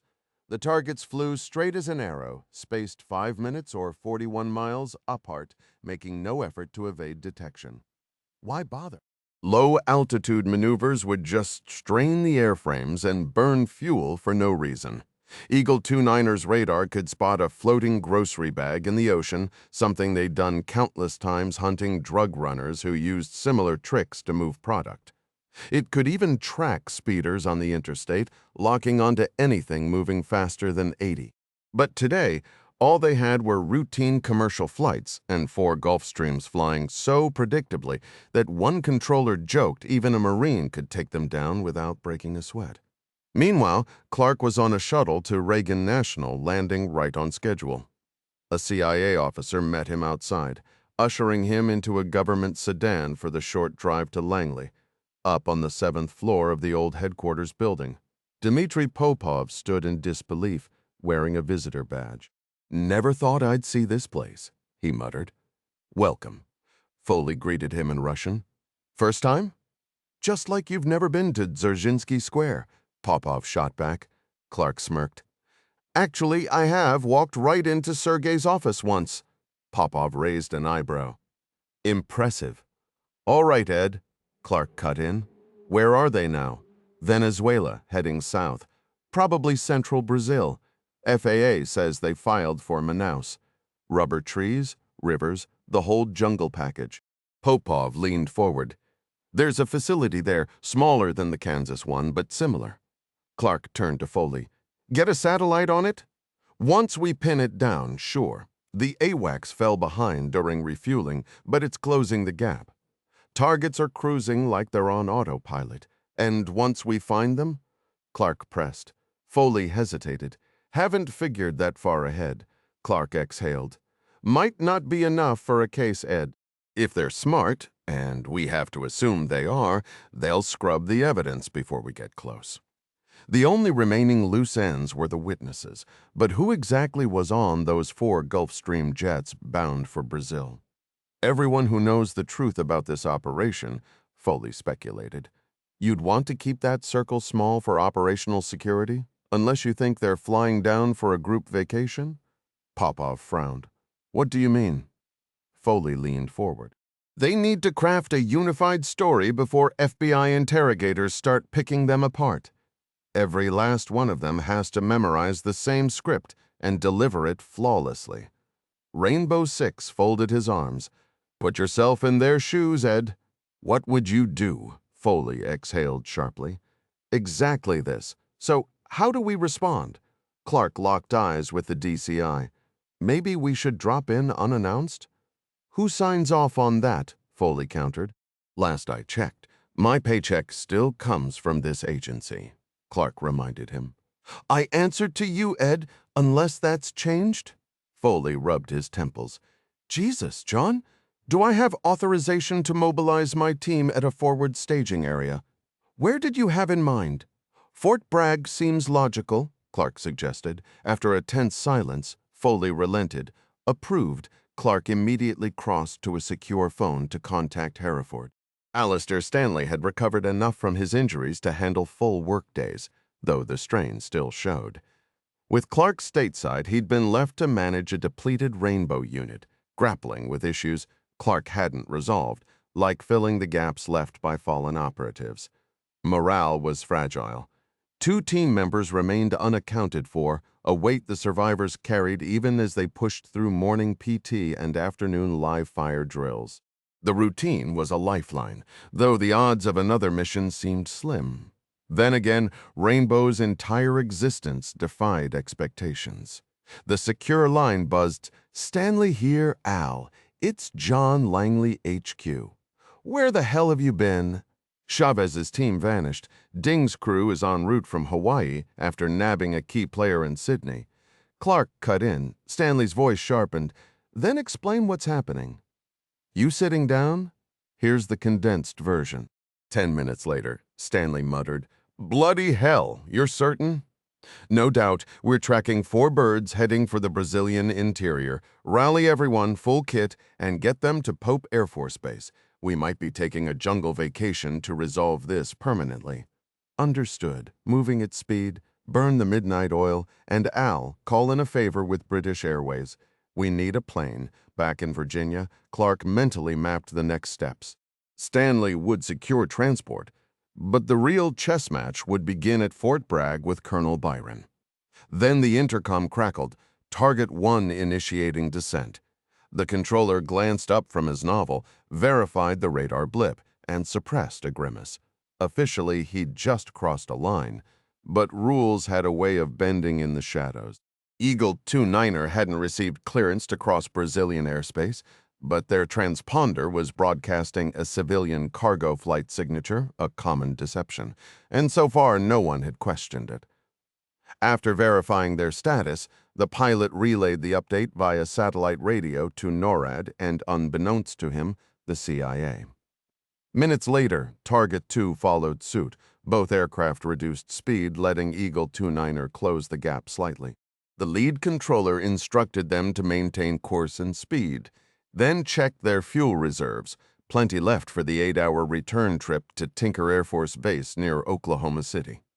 Meanwhile, in England, British Airways was contacted, and after a brief verification process, they arranged a 737-7000 for Rainbow's use, parked and ready at Luton Airport, a modest hub north of London.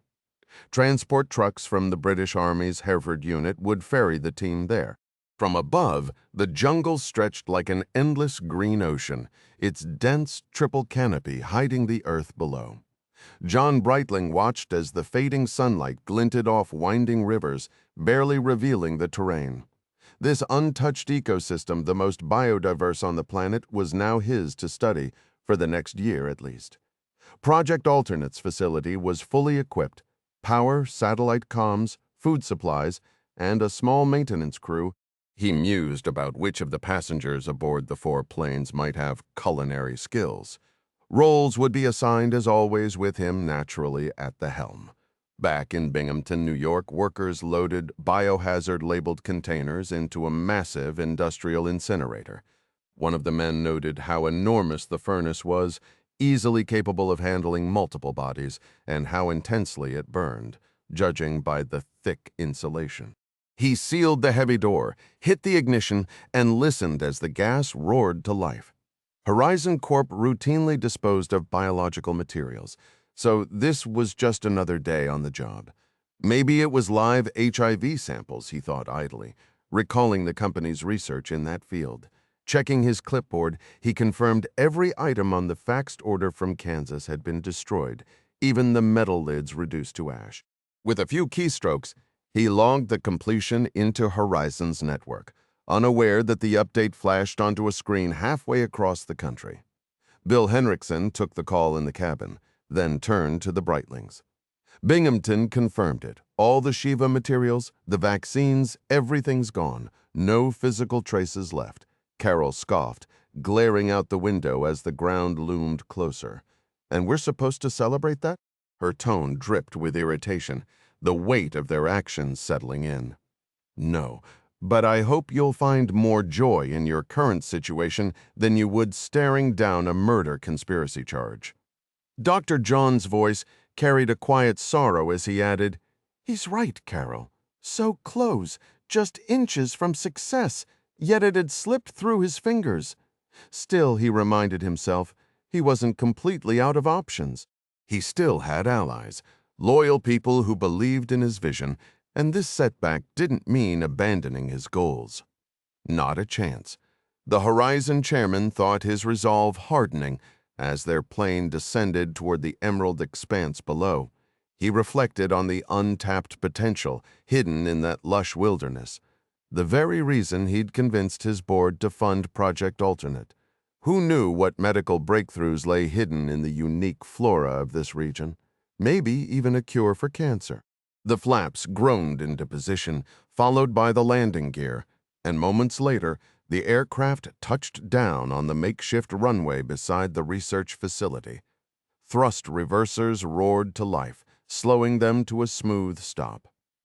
Target 1 has landed, the controller confirmed, marking the coordinates before adjusting his display. Buildings interesting. He fed the data into the system, which instantly relayed it to Cheyenne Mountain. Foley scribbled the details on his notepad. "Got the exact latitude and longitude, John. I'll task a satellite for overhead imagery. Should have it in a couple of hours, weather permitting. Only 2 or 3 hours." Popov sounded skeptical, glancing out the window at the VIP lot below. Clark shrugged. Just a keystroke away. Those satellites never sleep, though privately, he thought, 3 hours felt like an eternity must have been bad orbital positioning. Meanwhile, Rainbow's team had lifted off from Luton well past midnight, banking over an auto plant before turning west toward the States. British Airways had assigned 3 attendants to keep the soldiers fed and caffeinated, though none of them knew why they were hauling full tactical gear across the Atlantic. Stanley hadn't briefed them yet, leaving them to speculate between restless naps. Over the Brazilian jungle, the first KH-11D satellite made its pass at 9:30 p.m. local time, snapping hundreds of infrared and visible light images. The data zipped through space, bouncing off a comm satellite before reaching Fort Belvoir, then racing through fiber optic lines to the CIA. "Nothing too exciting here," the photo analyst remarked, studying the feed in Foley's office. 4 buildings, a private airstrip with Gulf Streams, no instrument landing system, diesel generators probably. "That structure looks like living quarters, some kind of eco-resort?" "Something like that," Clark agreed. "Not much else, for miles old rubber plantation, abandoned, a few campfires way out there, locals, maybe indigenous tribes. Place is seriously off the grid." The analyst leaned back. "You sure this is worth our time?" Clark just smiled. "Oh, it will be. Constructing this remote facility must have been a nightmare." Foley nodded as he reviewed the intel. "Send over the lacrosse satellite images as well. Once we have clearer visuals, I want those too." He checked his watch. "We've got another satellite pass scheduled at 7:20 a.m. local time. Forecast looks clear. Should get some solid shots." Clark squinted at the photos. "What's the runway width?" The analyst adjusted his glasses. "About 7,000 feet long, 300 wide, standard dimensions. They've cleared trees another 100 meters on both sides. Could handle a decent-sized aircraft if the pavement holds. There's a dock on the Rio Negro, but no boats. Probably left over from construction." Clark frowned. "No power lines?" "Nope. Must rely on satellite and radio from that antenna array." The analyst hesitated. "Need anything else?" Clark shook his head. "We're good, thanks." As the analyst left, Foley turned to Clark. "Learn anything useful?" Though Foley had no jungle experience, he trusted Clark's instincts. "We've got their location and rough head count," Clark replied. Foley raised an eyebrow. "So what's the plan?" Clark exhaled. "Still figuring it out, Ed." Meanwhile, the C-17 touched down hard at Travis Air Force Base. Chavez and his team stumbled out groggy from the long haul but grateful for the crisp California air. Ding fumbled for his phone, dialing Hereford before realizing Clark was at Langley. After a mental scramble, he punched in the number. "Director's office," a voice answered. "Domingo Chavez for John Clark." A brief hold, then Clark's voice. "Where are you, Ding?" "Travis, north of San Francisco. Where the hell are we headed?" "There's a VC-20 waiting at the DV terminal." Chavez groaned. "We left Australia in a rush. No gear." "I'll handle that. Just get your ass to DC. Copy that, Mr. C." Oh, Gearing talked, sang his heart out. "If this plan's real, Christ, John," Clark's voice tightened. "I know they've relocated to Brazil. Exact coordinates confirmed. Al's mobilizing the team at Bragg. Get to Andrews. We'll regroup." On it, Chavez hung up, flagged down an Air Force van, and soon found himself aboard the VC-20, where a sergeant served breakfast. "Morning already?" He reset his watch with a sigh. Noonan couldn't shake the surrealism traveling with an unshackled would-be mass murderer. Not that Gearing had options. Jumping mid-flight, unlikely. Hijacking to Cuba, even less plausible. The guy just sat there, staring at his tray like it held answers. Tim Noonan kept his gaze locked on the prisoner, marveling at the absurd distance they'd traveled. He'd collared this guy halfway around the world, across time zones, hemispheres, and even the international dateline. Sure, he'd helped nab Fuad Yunus in the Mediterranean years back, but this had to set some kind of FBI record for dragging a suspect home. 12,000 miles of cramped airplane seats had left his muscles screaming for movement. As he adjusted his watch, he realized he wasn't even sure what day it was anymore. Though asking the Air Force crew would make him look like a complete moron, he'd check a newspaper once they landed. His focus returned to Will Gearing's slumped figure. The real headache would start in Washington. Who exactly was he handing this guy over to? And for what charges? Across the room, Clark laid out their timeline. 2 hours to Andrews, then a short hop to Pope Field to sort this mess out. Foley studied Clark's expression, that familiar glint of a man 3 steps ahead. "You've already got something cooked up, don't you? Is this my operation or not?" Clark shot back. "Within reason," Foley warned. "Try not to kick off World War III, Clark scoffed. "And what exactly are we prosecuting? A few barrels of biowaste and some deleted files? Even if we find paperwork. Imagine the panic when the public learns what these scientists could have unleashed. Not to mention a White House advisor breaking security protocols. How's that going to play for President Ryan?" Foley rubbed his temples. "We can't just execute them, John. They're American citizens. Then what's left?" Clark's voice dropped. "I've got an idea. If they resist, well, that simplifies things. 15 of your guys against 50 lab coats?" Foley shook his head. "That's not a fight. It's a slaughter. Please, my team versus those soft-handed researchers? It'd be over before they blinked." Clark leaned in. "Morally questionable? Maybe. Legally, clean as a whistle." Foley exhaled sharply, imagining the headlines if this ever leaked. But Black Ops lived in the shadows for a reason. "Fine," he muttered. "Just don't get caught." Clark grinned. "When have I ever?" Later, pacing his borrowed office, Clark dialed Fort Campbell. The 160th SOAR commander protested until Clark invoked Foley's authority. Some missions didn't need explanations, just results. The colonel grabbed his secure phone and arranged for an MH-60K Nighthawk helicopter to be prepped at Pope Air Force Base, along with a maintenance team for temporary duty at an undisclosed location. His next call went to an Air Force officer who responded with a crisp, "Yes, sir," accustomed to receiving cryptic orders. The whole operation felt like assembling a puzzle through encrypted communications, with everyone playing their part without question. Domingo Chavez had spent the last 22 hours circling the globe, landing at an airfield he barely recognized. There it was, Air Force One, the iconic blue and white VC-25A, a symbol of power known worldwide. And here he was, standing beside someone who had intended to wipe out everyone who recognized it.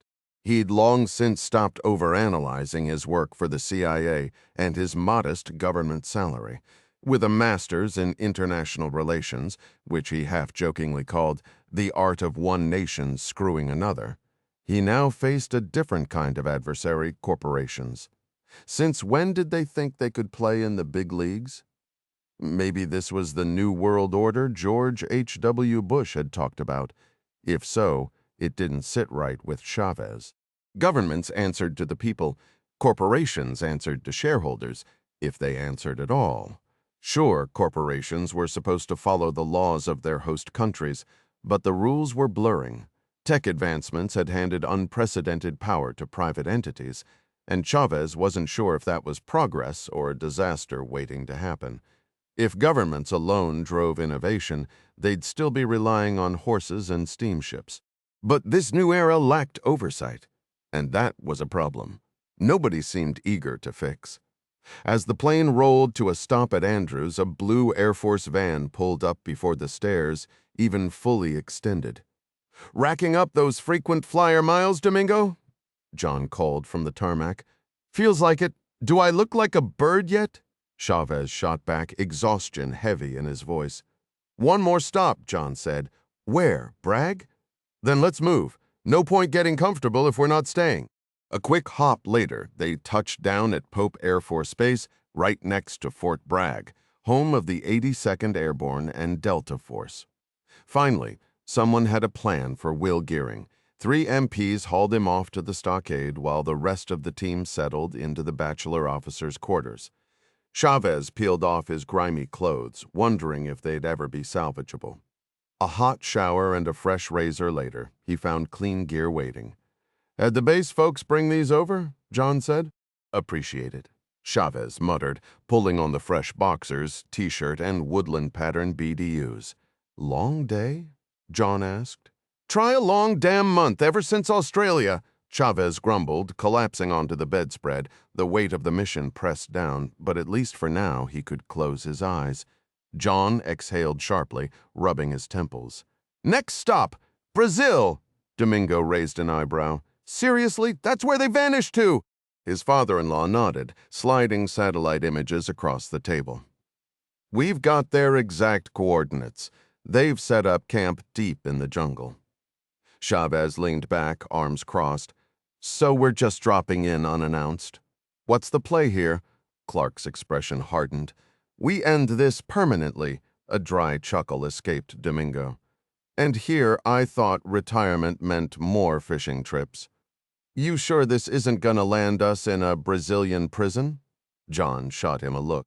"Since when do you care about legalities?" Maybe since I've got a wife and kid waiting for me?"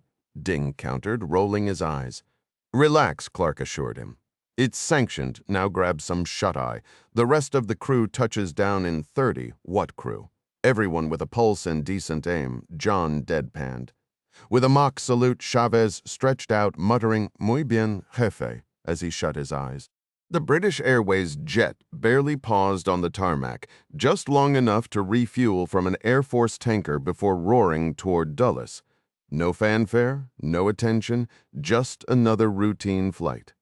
The rainbow operatives shuffled onto buses, the unnatural quiet making a few exchange uneasy glances. When command let you sleep, it usually meant you'd need every ounce of energy later. JSOC's headquarters was predictably bland, beige walls, fluorescent lights, the faint hum of classified printers. Colonel William Little Willie Byron loomed over the table, his frame barely contained by the chair. The nickname was an old joke at 6'4", and built like a linebacker. He'd earned it crushing Navy's defense back at West Point. His drawl cut through the tension. "All right, what's the fire drill?" Clark pushed the recon photos toward him. "We need a bird, minimal footprint." Byron squinted through his reading glasses. "Where even is this dump?" "Amazon basin west of Manaus Rio Negro tributary." The colonel whistled. "Fancy digs. Who's the landlord?" Before Clark could answer, his encrypted phone buzzed. Ed Foley's voice crackled through. Fort Detrick confirmed it. The sample's a modified Ebola strain. They spliced in cancer genes to make it hardier. And those capsules? Designed for environmental survival? Your Russian wasn't exaggerating. Clark's grip tightened. Where's Dmitri now? Winchester safe house? Though Kansas PD wants him for some Montana guy's murder, John snorted. Tell the Bureau he was with me. End of story. Foley hesitated. A lie, sure, but stacked against bioterrorism, paperwork suddenly seemed trivial. Hanging up, the CIA director stared at his steady hands, unnerved by his own calm. Across the room, Stanley tapped the satellite image. Helos prepped. But John, we're walking into their backyard. Clark's smile didn't reach his eyes. Then let's remind them why that's a mistake. The air conditioning hummed, carrying the scent of stale coffee and gun oil. Somewhere, a clock ticked. Time to move. The fanatics they were dealing with didn't just dream of mass destruction. They had the means to pull it off. This wasn't just another terrorist cell. It was a nightmare scenario the CIA had never encountered before, and dissecting it would be anything but straightforward. Clark ended the call with a terse, "Got it, Ed," before turning to the room. The chlorine canister was a cover. They engineered a weaponized strain of Ebola for dispersal. Colonel Byron's reaction was immediate. "You can't be serious." Clark didn't blink, dead serious. They brought in Dmitry Popov to coordinate attacks across Europe, stoking fear to secure a global securities contract with Australia. Byron cut in Bill Henriksen. "I've crossed paths with that guy." Clark nodded. His team was supposed to deploy the pathogen through Sydney's Olympic Stadium cooling system. Chavez intercepted Will Gearing in the control room, and Fort Detrick confirmed the contents the FBI might have enough for suspicion, but not a case. Byron exhaled. "So you're flying down to have a chat," Clark finished. "Is the plane ready?" Byron checked his watch. "Should be. Then we move now." Byron hesitated. "We've got gear for your team. Sure you don't want backup?" Clark shook his head. "This stays quiet. Just us." With a resigned shrug, Byron led them out. "Those folks in Brazil, send them JSOC's regards." Clark smirked. "Consider it done." On the tarmac at Pope Air Force Base, a C-5B Galaxy stood stripped of military markings, rebranded with Horizon Corporation in bold letters. The ground crew had worked tirelessly, erasing every trace of its origin. As the rear cargo doors sealed, Clark and Stanley boarded first, followed by their team lugging gear into the dimly lit compartment behind the wings. The flight crew, dressed like civilians, initiated startup procedures, mimicking a commercial charter. A refueling rendezvous with a KC-10 near Jamaica was the last logistical hurdle. Meanwhile, John Breitling faced his disillusioned audience in the auditorium. The room buzzed with tension, some relieved, others uneasy. Even true believers had limits, he mused. Steve Berg, the lead scientist behind the project's vaccines and the Shiva strain, broke the silence. "What's next?" Breitling's reply was calm. "We focus on the rainforest. Every shred of evidence is gone.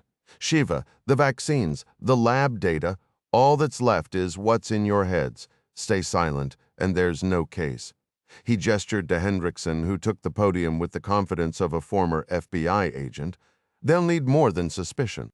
The Bureau follows rules, rights, lawyers, warrants. Without hard proof, they've got nothing." The room held its breath, the weight of their choices settling in. The moment you demand your lawyer, everything stops.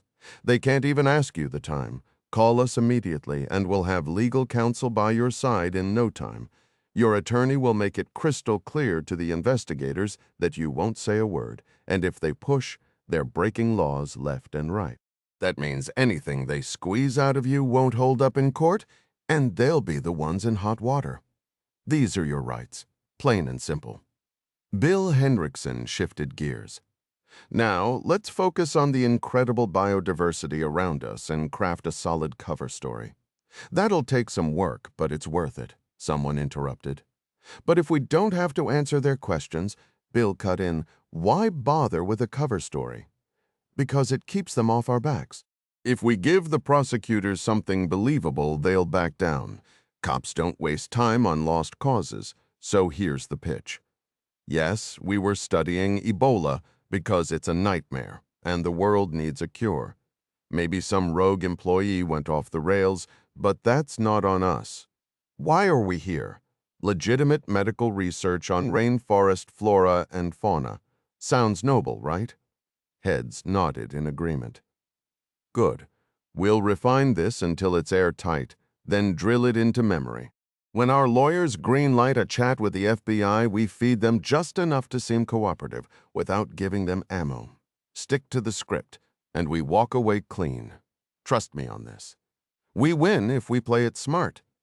Breitling stepped back in, his tone shifting to inspiration. And let's not forget, Project 2.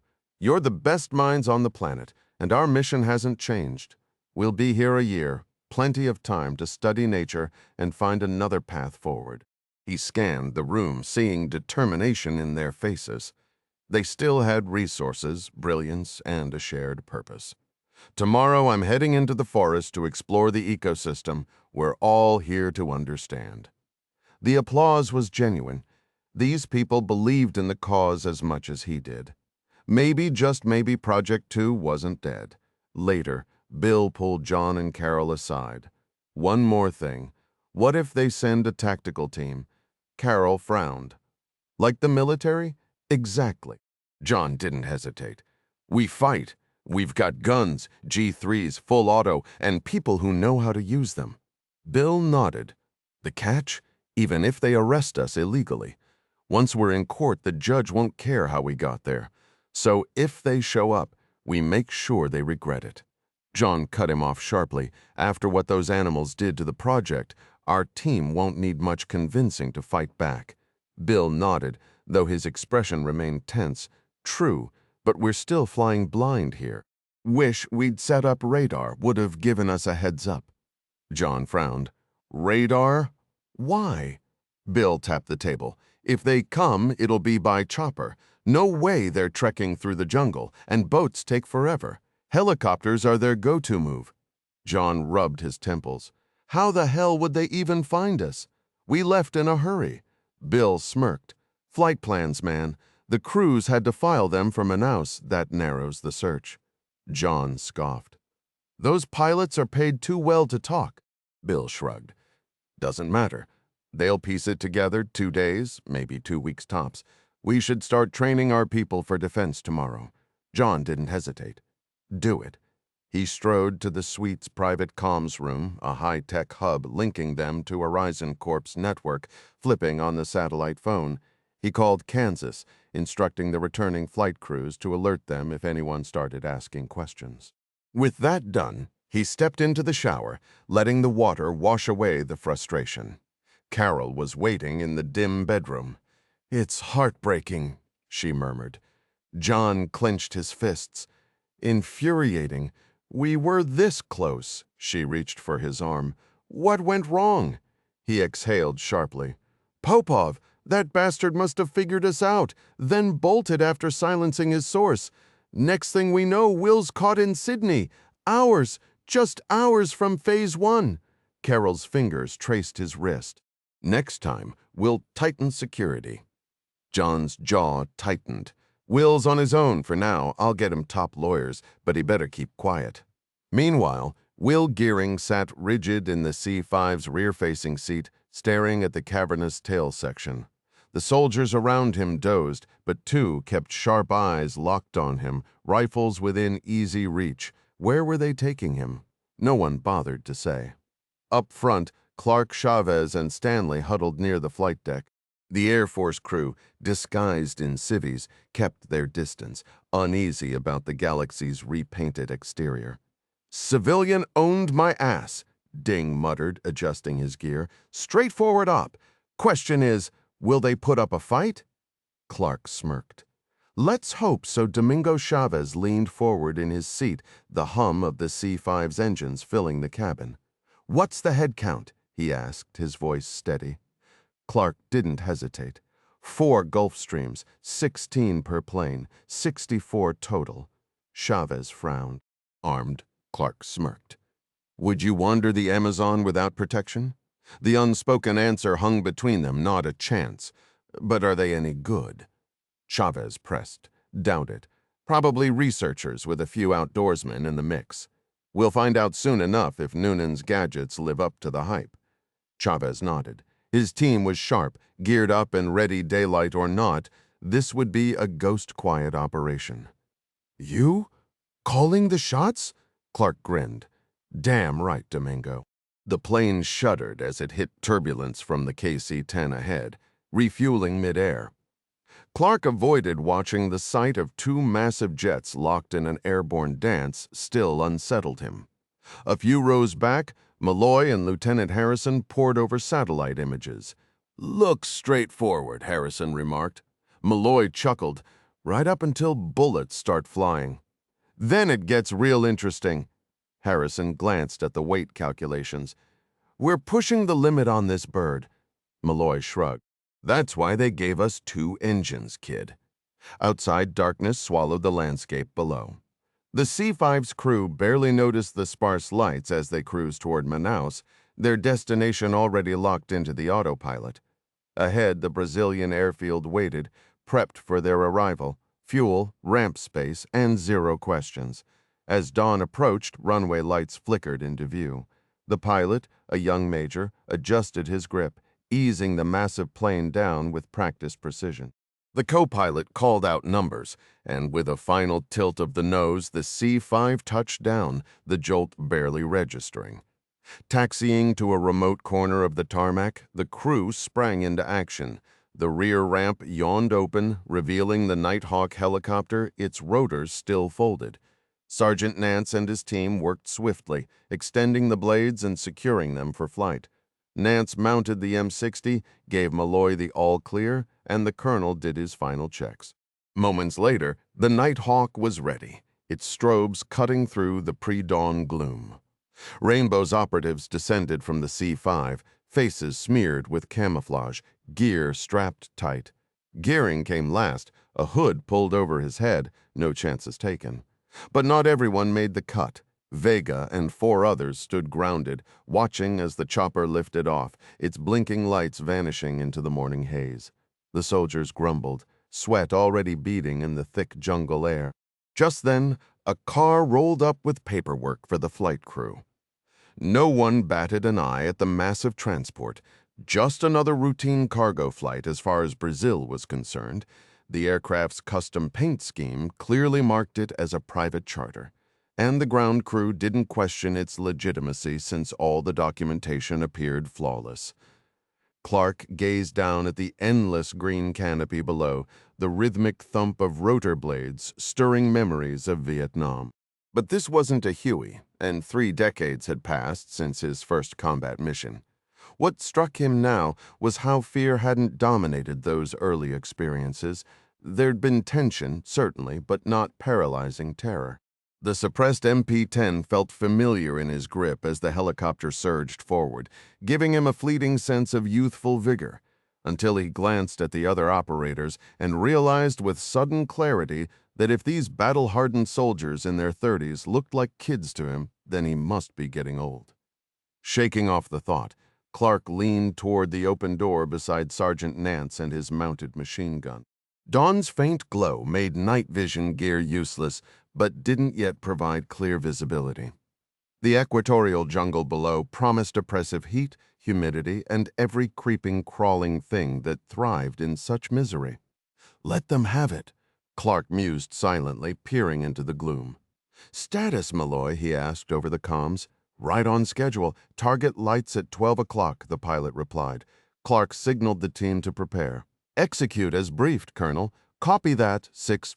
The Nighthawk held steady at 700 feet, racing toward the incongruous cluster of lights ahead. As they closed in, the glow resolved into distinct points matching the intel photos. In the cabin, Clark addressed their hooded prisoner. Listen close, Gearing. You're our messenger. Tell your boss he walks out with hands up, or we turn this place into a bad memory. No negotiations, understood?"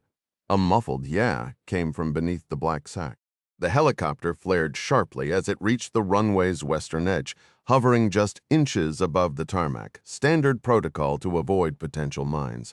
Gearing was shoved out, and before he could yank off the hood, the Nighthawk was already banking away. Disoriented, he spotted the facility lights and stumbled toward them without a backward glance.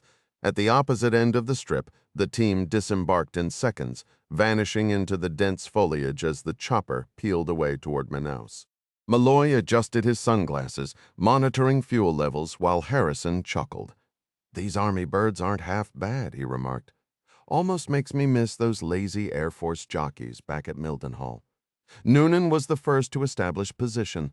The team moved painstakingly through the undergrowth, their 100-yard advance taking 30 grueling minutes when a sprint would have lasted 10. Every rustling leaf seemed amplified, every shadow a potential witness to their approach. Clark couldn't believe he'd once spent 19 months in Vietnam. Now, just 10 minutes in this suffocating jungle had him itching to leave.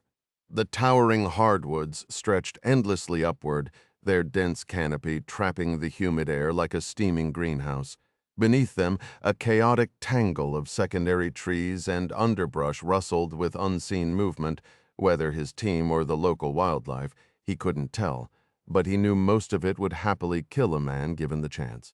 His squad fanned out, snapping off branches to weave into their helmet bands, their silhouettes blurring into the oppressive green. Meanwhile, Gearing stepped into the unlocked building, half expecting an ambush. The elevator ride to the 4th floor felt surreal, like walking into a dream where nothing made sense. When he flipped on the lights in the master suite, John Breitling bolted upright, squinting against the sudden glare. "Will, what the hell?" Gearing, still disoriented from the whirlwind of helicopters and armed escorts, blurted out the warning. "They're here, John Clark's team. They want you to surrender, no conditions." Breitling's robe swished as he stormed into the sitting room, slamming the doors behind him. "Or what?" he snapped. Gearing swallowed hard. "Or they're coming in." For a man who'd poured millions into this Brazilian hideaway, the idea of armed intruders was laughable until it wasn't. He jabbed a finger at his computer screen. No alerts, no leaks. So how had they found him? Henriksen arrived, taking one look at Gearing and demanding answers. Breitling cut them off, flicking off the lights to peer into the darkness outside. Nothing. Just the hum of the jungle. "They've got 10, maybe 15 guys out there?" Gearing muttered. Henriksen's jaw tightened. "And you're just rolling over?" Breitling's laugh was razor-sharp. "Like hell I am." But as he stared at the empty night, a cold realization crept in. This wasn't a movie. This was a reckoning. "I'm not so sure about that," the security chief muttered before heading to the main lobby to activate the building-wide PA system. Meanwhile, Noonan grinned at his laptop as the upgraded DKL tracking system hummed to life. The high-tech setup could now pinpoint human heartbeats from nearly a mile away using parabolic antennas, a far cry from its earlier directional-only models. Clark studied the screen where glowing dots marked both their team's GPS-tracked positions and the movements of their targets across the compound. "Damn, we could have used this tech back in my I-Corps days," John murmured. Watching as clusters of dots began shifting, someone had clearly sounded the alarm. Noonan tapped the display where 6 dots merged briefly. "Elevator ride, anyone?" he quipped as the group dispersed again. Across the runway, Dawson tested the weight of his German-made G3, its polished sights catching the light. The former Kansas security chief had no intention of trading this fight for a prison jumpsuit. Leavenworth wasn't on his bucket list. Nearby, Henriksen distributed radios and camouflage gear, his voice tight. "Think before you shoot," he warned, though Kilgore was already grinning, rifle in hand. "Time to show these intruders how real hunters operate," he boasted, pairing up with McLean. Berg hesitated, but Farmer, an ex-Marine, just adjusted his grip. "They brought guns to our doorstep," he snapped. That's not a police raid, that's a firefight. Henriksen surveyed his 30 armed men. The law was murky, their location remote, and the odds, well, they'd make those odds work. They'll have to come through us first, he declared, and the group fanned out, shadows blending into the night. When you spot someone moving toward you armed and dangerous, the smart play is to wait. Let them get close before making your move. No need to waste bullets if you can intimidate them first. They won't last long without supplies, and with just one chopper, their options are limited. Suddenly, McLean pointed toward the runway. A black helicopter had touched down over a mile away, and 3 or 4 figures sprinted into the trees. "Stay sharp," came the order. "Think before you act." Kilgore, itching for action, motioned for McLean to follow as they moved out. Noonan's voice crackled over the comms. "They're leaving the building 30, maybe more." Heading into the woods, probably setting up an ambush, Clark radioed Team 2's leader, Chavez, who confirmed the armed hostiles. "Proceed as planned," Clark instructed. Chavez quickly organized his team, pairing them up and stretching their line northward, while keeping himself anchored at the southern edge. Team 1 remained on standby, directly under Clark's command. Noonan tracked the movements on his laptop, each friendly blip tagged for easy identification. "When do we go hot?" he asked impatiently. "Not yet," Clark replied. Kneeling on damp earth, Noonan monitored the feed as Pierce and Loisel pushed ahead, their boots sinking into the soft jungle floor. Both had experience in rough terrain, Pierce in Peru, Loisel in Africa, but familiarity didn't ease the tension. The oppressive heat made their camo paint run, and every rustle in the underbrush had them glancing down, half expecting a snake or worse. They found a solid position near a fallen tree, offering decent cover and sightlines. Meanwhile, Noonan picked up enemy chatter. "Check out these trees," one voice marveled. "Big enough to hide behind and put a bullet in you," another snapped. Orders came through for Kilgore and McLean to push north and hold position. "Keep the radios clear unless it's urgent," their leader, Bill, barked. Noonan watched as 2 blips closed in on Pierce and Loisel. "Command to Pierce? You've got 2 hostiles approaching from the south, 250 meters out." Pierce acknowledged, settling into his spot, eyes scanning the dense foliage ahead. The jungle hummed with unseen threats, but he stayed steady, finger resting lightly on the trigger.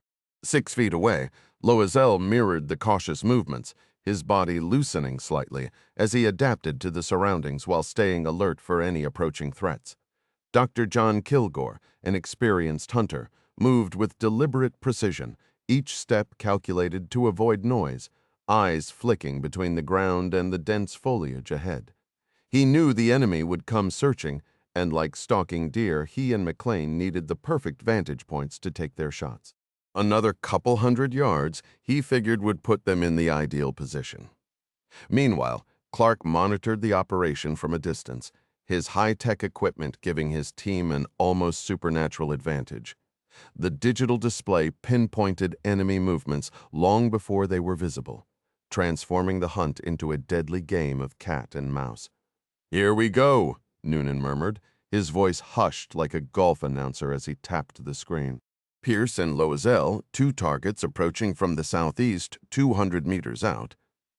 "Roger that," Pierce acknowledged, his eyes locked ahead while Loisel glanced his way for confirmation. "Permission to engage?" "Affirmative," Clark replied. "Rainbow, this is 6. Weapons are free. Repeat, weapons free. Copy that," Pierce whispered before turning to Loisel. "Let's wait till we can take both at once." Loisel gave a quiet nod, and the 2 men focused southward, senses sharpened for the slightest disturbance. Kilgore, despite the tension, found a grim amusement in the situation. This was nothing compared to some of the noisy, pine-covered forests he'd hunted in before. The only real nuisance was the relentless swarm of insects. Next time, he promised himself, he'd remember the bug spray. As he pushed aside a low-hanging branch, careful not to rustle the leaves, Pierce caught the movement out of the corner of his eye. "No wind could have caused that, Louis," he hissed.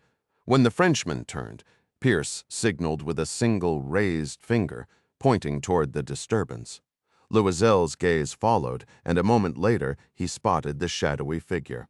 Visual on one target, 150 meters south, Pierce reported. McLean, less graceful on foot than he would have been on horseback, struggled to match Kilgore's stealth. His boot caught on a root, sending him stumbling with a muffled curse.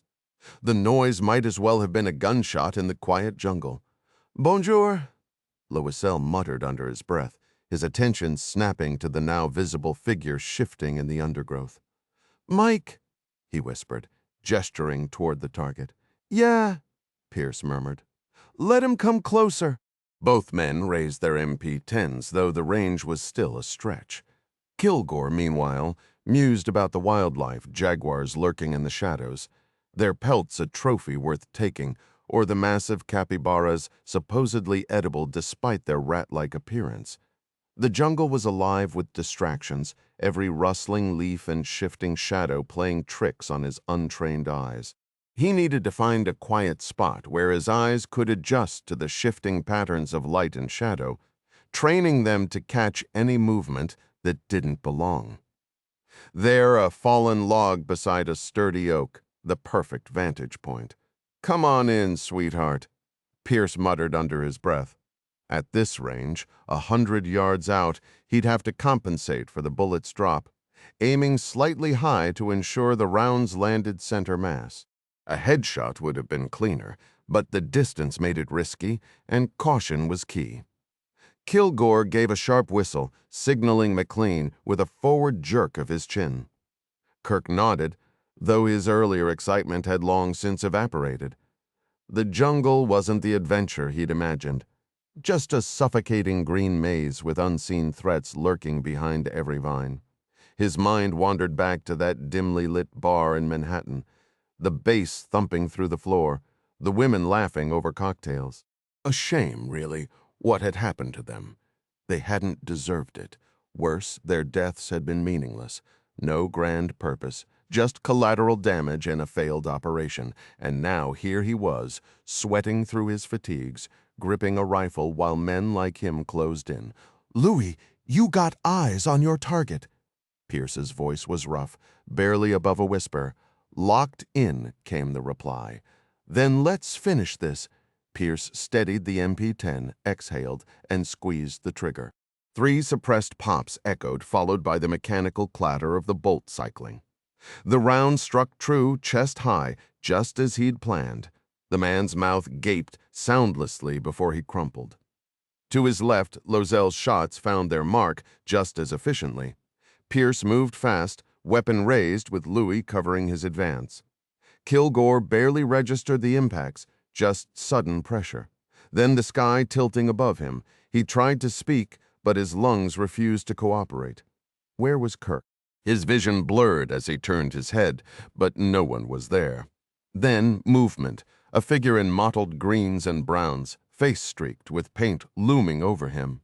"Wrong neighborhood, pal," Pierce murmured, watching the life drain from the man's eyes.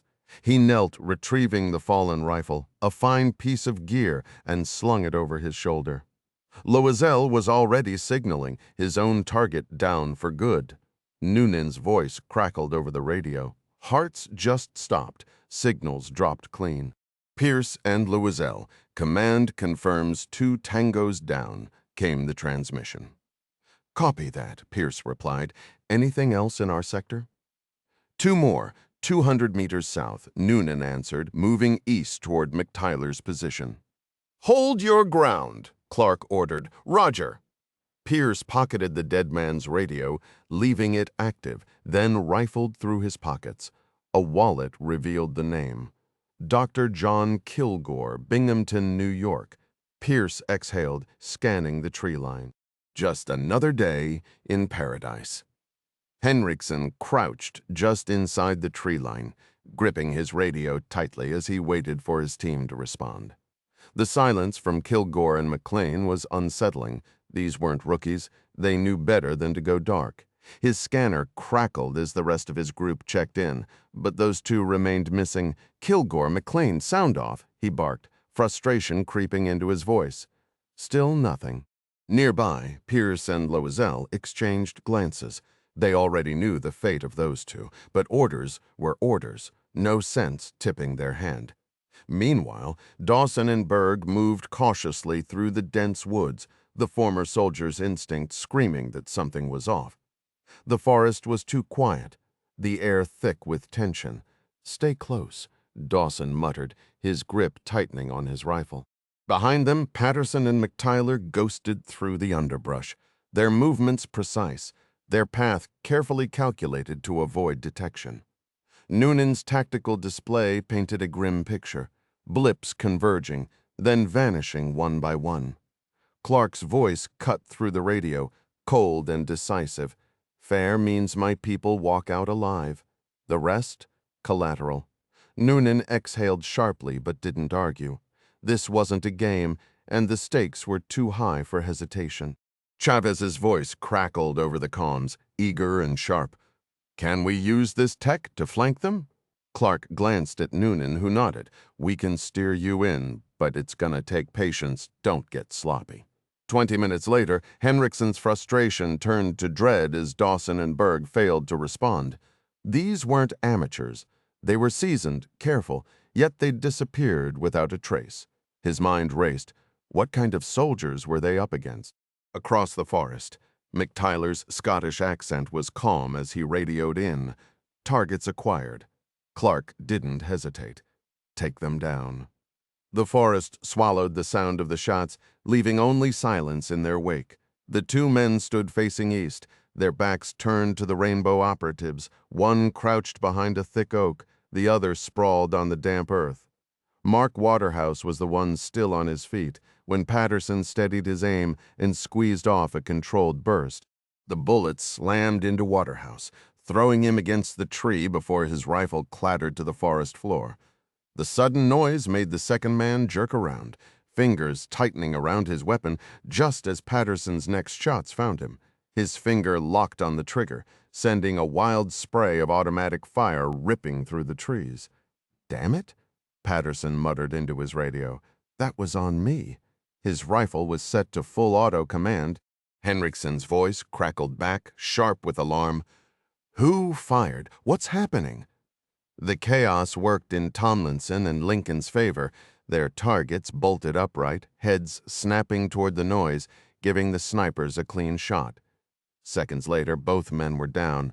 When the enemy radio buzzed again for a status check, 8 names went unanswered. By now, Rainbow had maneuvered behind Henriksen's men, guided by Noonan's tech setup. Clark turned to the FBI agent. "Can you patch me into their comms?" Noonan smirked, flipping a switch. "Done? You're live." Clark keyed the mic.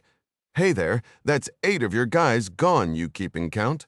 A furious voice shot back. "Who the hell is this? Name's Clark.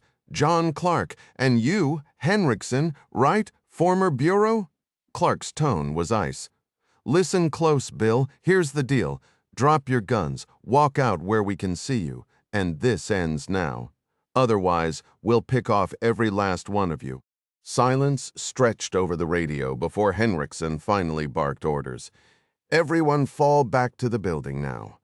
Clark switched channels. "Rainbow, this is 6. They're retreating weapons free." Panic spread like wildfire. The woods erupted with the sound of crashing footsteps, men abandoning cover in their rush to escape. Homer Johnston didn't miss the opportunity. One sprinting figure in green broke from the tree line, only to crumple mid-stride as Johnston's bullet found its mark. Chavez, meanwhile, had his own targets. Pressed against a sturdy maple, he listened as 2 men crashed toward him before abruptly changing direction. Ding pivoted, catching one in his sights. The man fumbled with his rifle, firing a useless shot into the dirt before Chavez's burst dropped him. The second froze, weapon half raised, then joined his partner on the ground. Chavez here, 2 down. The adrenaline dulled the grim reality. This wasn't a fight anymore. It was execution. And Clark was keeping score like some twisted game. The flickering dots on Noonan's monitor vanished one by one as heartbeats ceased, taking their electronic signatures with them. Within minutes, Only 4 of the original 30 signals remained, all retreating toward the compound. "Jesus, Bill, what the hell went down out there?" Breitling shouted from the doorway, his face pale. Henriksen's hands trembled as he answered, "They cut through us like we were nothing." "I've never seen anything like it." The radio suddenly crackled to life, John Clark's voice cutting through the static with a final ultimatum. Henriksen's response was a furious scream, defiance laced with desperation. Vega didn't hesitate. At Clark's order, he shouldered his M60 and raked the second-floor windows with a storm of tracers, glass shattering like ice under a hammer. Across the compound, Pierce and Lozelle moved like shadows, securing the perimeter while Connolly sized up the diesel tank, 80,000 gallons of fuel just begging to be turned into fireworks. The survivors inside the lobby fired blindly, their shots hitting nothing but air, while Carol Breitling's screams echoed off the walls. When the gunfire finally ceased at Breitling's command, the silence felt heavier than the bullets. "Bring them out. Now." Clark's voice left no room for negotiation. Henriksen clenched his fists, torn between pride and survival, but Breitling had already made the call. As the intercom summoned the remaining project members, the distant thump of rotor blades announced the helicopter's return, landing just out of reach. Connolly radioed for more explosives. His tone almost cheerful. Some men just loved their work a little too much. John edged forward, Vega's machine gun a silent sentinel beside him. The adrenaline had faded, leaving only the weight of what they'd done. Victory didn't taste like triumph. It tasted like blood and regret. Some days the job was just dirty, and this one had been the dirtiest of all. Chavez adjusted his binoculars, scanning the group emerging from the building. "They're coming out," he muttered, quickly tallying the figures.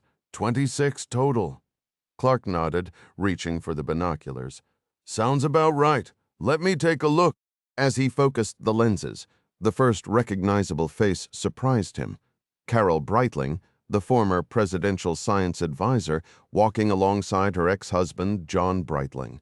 The group moved cautiously onto the aircraft ramp, following Clark's radio instructions to keep their distance from the structure. "All right, ding," Clark ordered, handing back the binoculars. "Take your team and sweep the building. Fast but careful."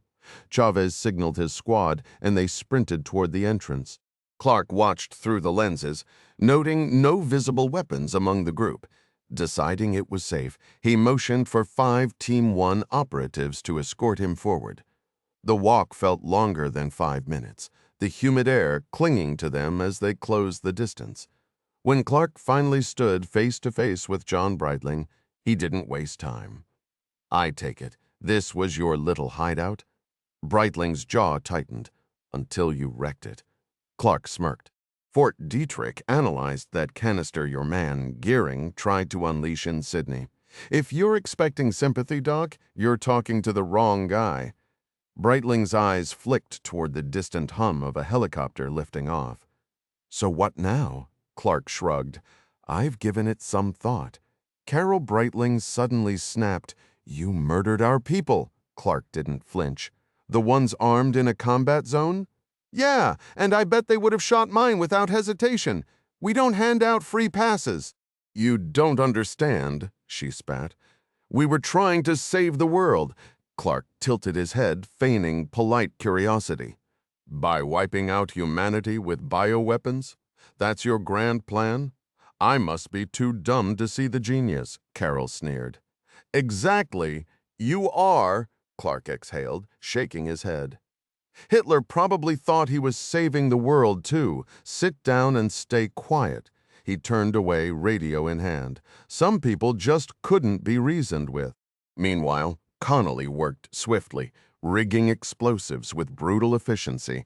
The generator room was spared, but the freezer in the main building proved tricky. With no time for finesse, he commandeered a Hummer, crashing it through the glass walls to haul in 2 oil drums.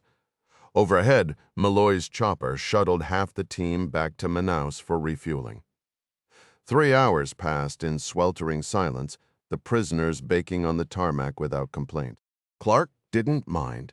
Their discomfort made it easier to ignore the fact that they were supposed to be brilliant minds. Finally, Connolly approached, holding a detonator. Clark keyed his radio. "Bear, this is command. Light it up." The distant roar of the Nighthawk's rotors signaled the end. Clark turned back to the prisoners, watching as the horizon darkened with the promise of fire. Clark studied their stunned expressions with cold satisfaction. "Relax, we're not executing you today, and you won't be seeing the States again," he said, watching their confusion twist into wary disbelief. Carol Breitling's jaw tightened, her glare sharp enough to cut glass, but curiosity flickered behind the anger. "So what's the play here?" John demanded, his voice edged with skepticism. "Thought you wanted to hug trees and sing Kumbaya with Mother Nature?" Clark shot back, motioning toward the jungle with a smirk. "Well, congratulations, you're getting your wish. Strip down, everything goes in that corner." He jabbed a finger toward a cracked section of the runway. When Hendrickson hesitated, Clark's patience snapped. "Move, or I'll save you the trouble of surviving out there." One by one, they peeled off their clothes, some with reluctant shame, others with stiff defiance. Carol, oddly enough, didn't flinch, standing bare under the harsh sun like it was just another board meeting. "Now what?" she challenged. Clark grinned. "Welcome to your new eco-paradise. Manaus is 98 miles northeast, if you make it that far." He turned abruptly. Patty lighted up. Connolly didn't hesitate. The first explosion tore through the fuel tank, sending a geyser of flaming diesel arcing toward the power station. The chain reaction was brutal. Walls blew outward. Satellite dishes crumpled like foil, and the main building's concrete skeleton groaned before collapsing in a cloud of dust. In under a minute, the entire complex was a smoldering ruin. Hendrickson gaped. "You're dumping us out here with nothing!" "Flint rocks work wonders," Clark called over the roar of the approaching Nighthawk. "Humanity figured that out before we even had fire. Time to prove you're as smart as cavemen." He vaulted into the chopper, sparing one last glance at the stranded figures below. Their eyes tracked the aircraft like condemned men watching their last hope vanish. Ding, strapped in beside him, raised an eyebrow. "Give 'em a week?" Clark snorted. "If the Jaguars don't get them first." Epilogue. 6 months later, Chavez tossed the International Tribune onto his desk post-workout, stifling a yawn. Life at Hereford had settled into dull routine, no missions, just drills and paperwork. Then a headline snagged his attention: "Gold Strike in the Rockies." Some Russian businessman, Dmitry Popov, had bought a Montana ranch as a getaway, only to stumble on a fortune beneath the dirt. Mining crews were already mobilizing. Chavez smirked. "Guess someone's luckier than those jungle hippies." Local conservationists had fought hard to stop the project, taking their case to court. But the federal judge ruled swiftly that century-old mining laws still held sway, dismissing their concerns without a second thought. "Take a look at this," Ding muttered, shaking his head at the newspaper. Clark barely glanced up from the latest snapshots of his grandson spread across Chavez's desk. "Total scumbag," he grumbled. "Dropped $500,000 to snatch that land from Foster Honeycutt's heirs. Bet the guy spilled more than just Breitling's secrets?" "Huh." Domingo nodded absently, scanning the financial section. Horizon Corporation's stock was rebounding after months of decline, thanks to their breakthrough heart drug, Cardiclear. FDA trials showed it slashed repeat heart attacks by over half. The article also hinted at Horizon's research into anti-aging and cancer treatments, a silver lining after the unsolved vanishing act of their CEO, Dr. Breitling. "Hey, John Domingo tapped the paper. Anyone checked back in Brazil since? Not that I've heard. Satellites show the grass around their airstrips knee-high." Clark shrugged. "Guess the Amazon swallowed them whole." "Nature doesn't play favorites," Ding mused. "No mercy for good guys or bad." The jungle didn't discriminate, unlike people. So who was humanity's worst enemy? Ding smirked at the irony. "Usually it was us. His gaze drifted back to the photo of baby John Connor, grinning mid-wobble on the rug. That kid's future? Ding would make damn sure it was brighter than the mess adults kept making.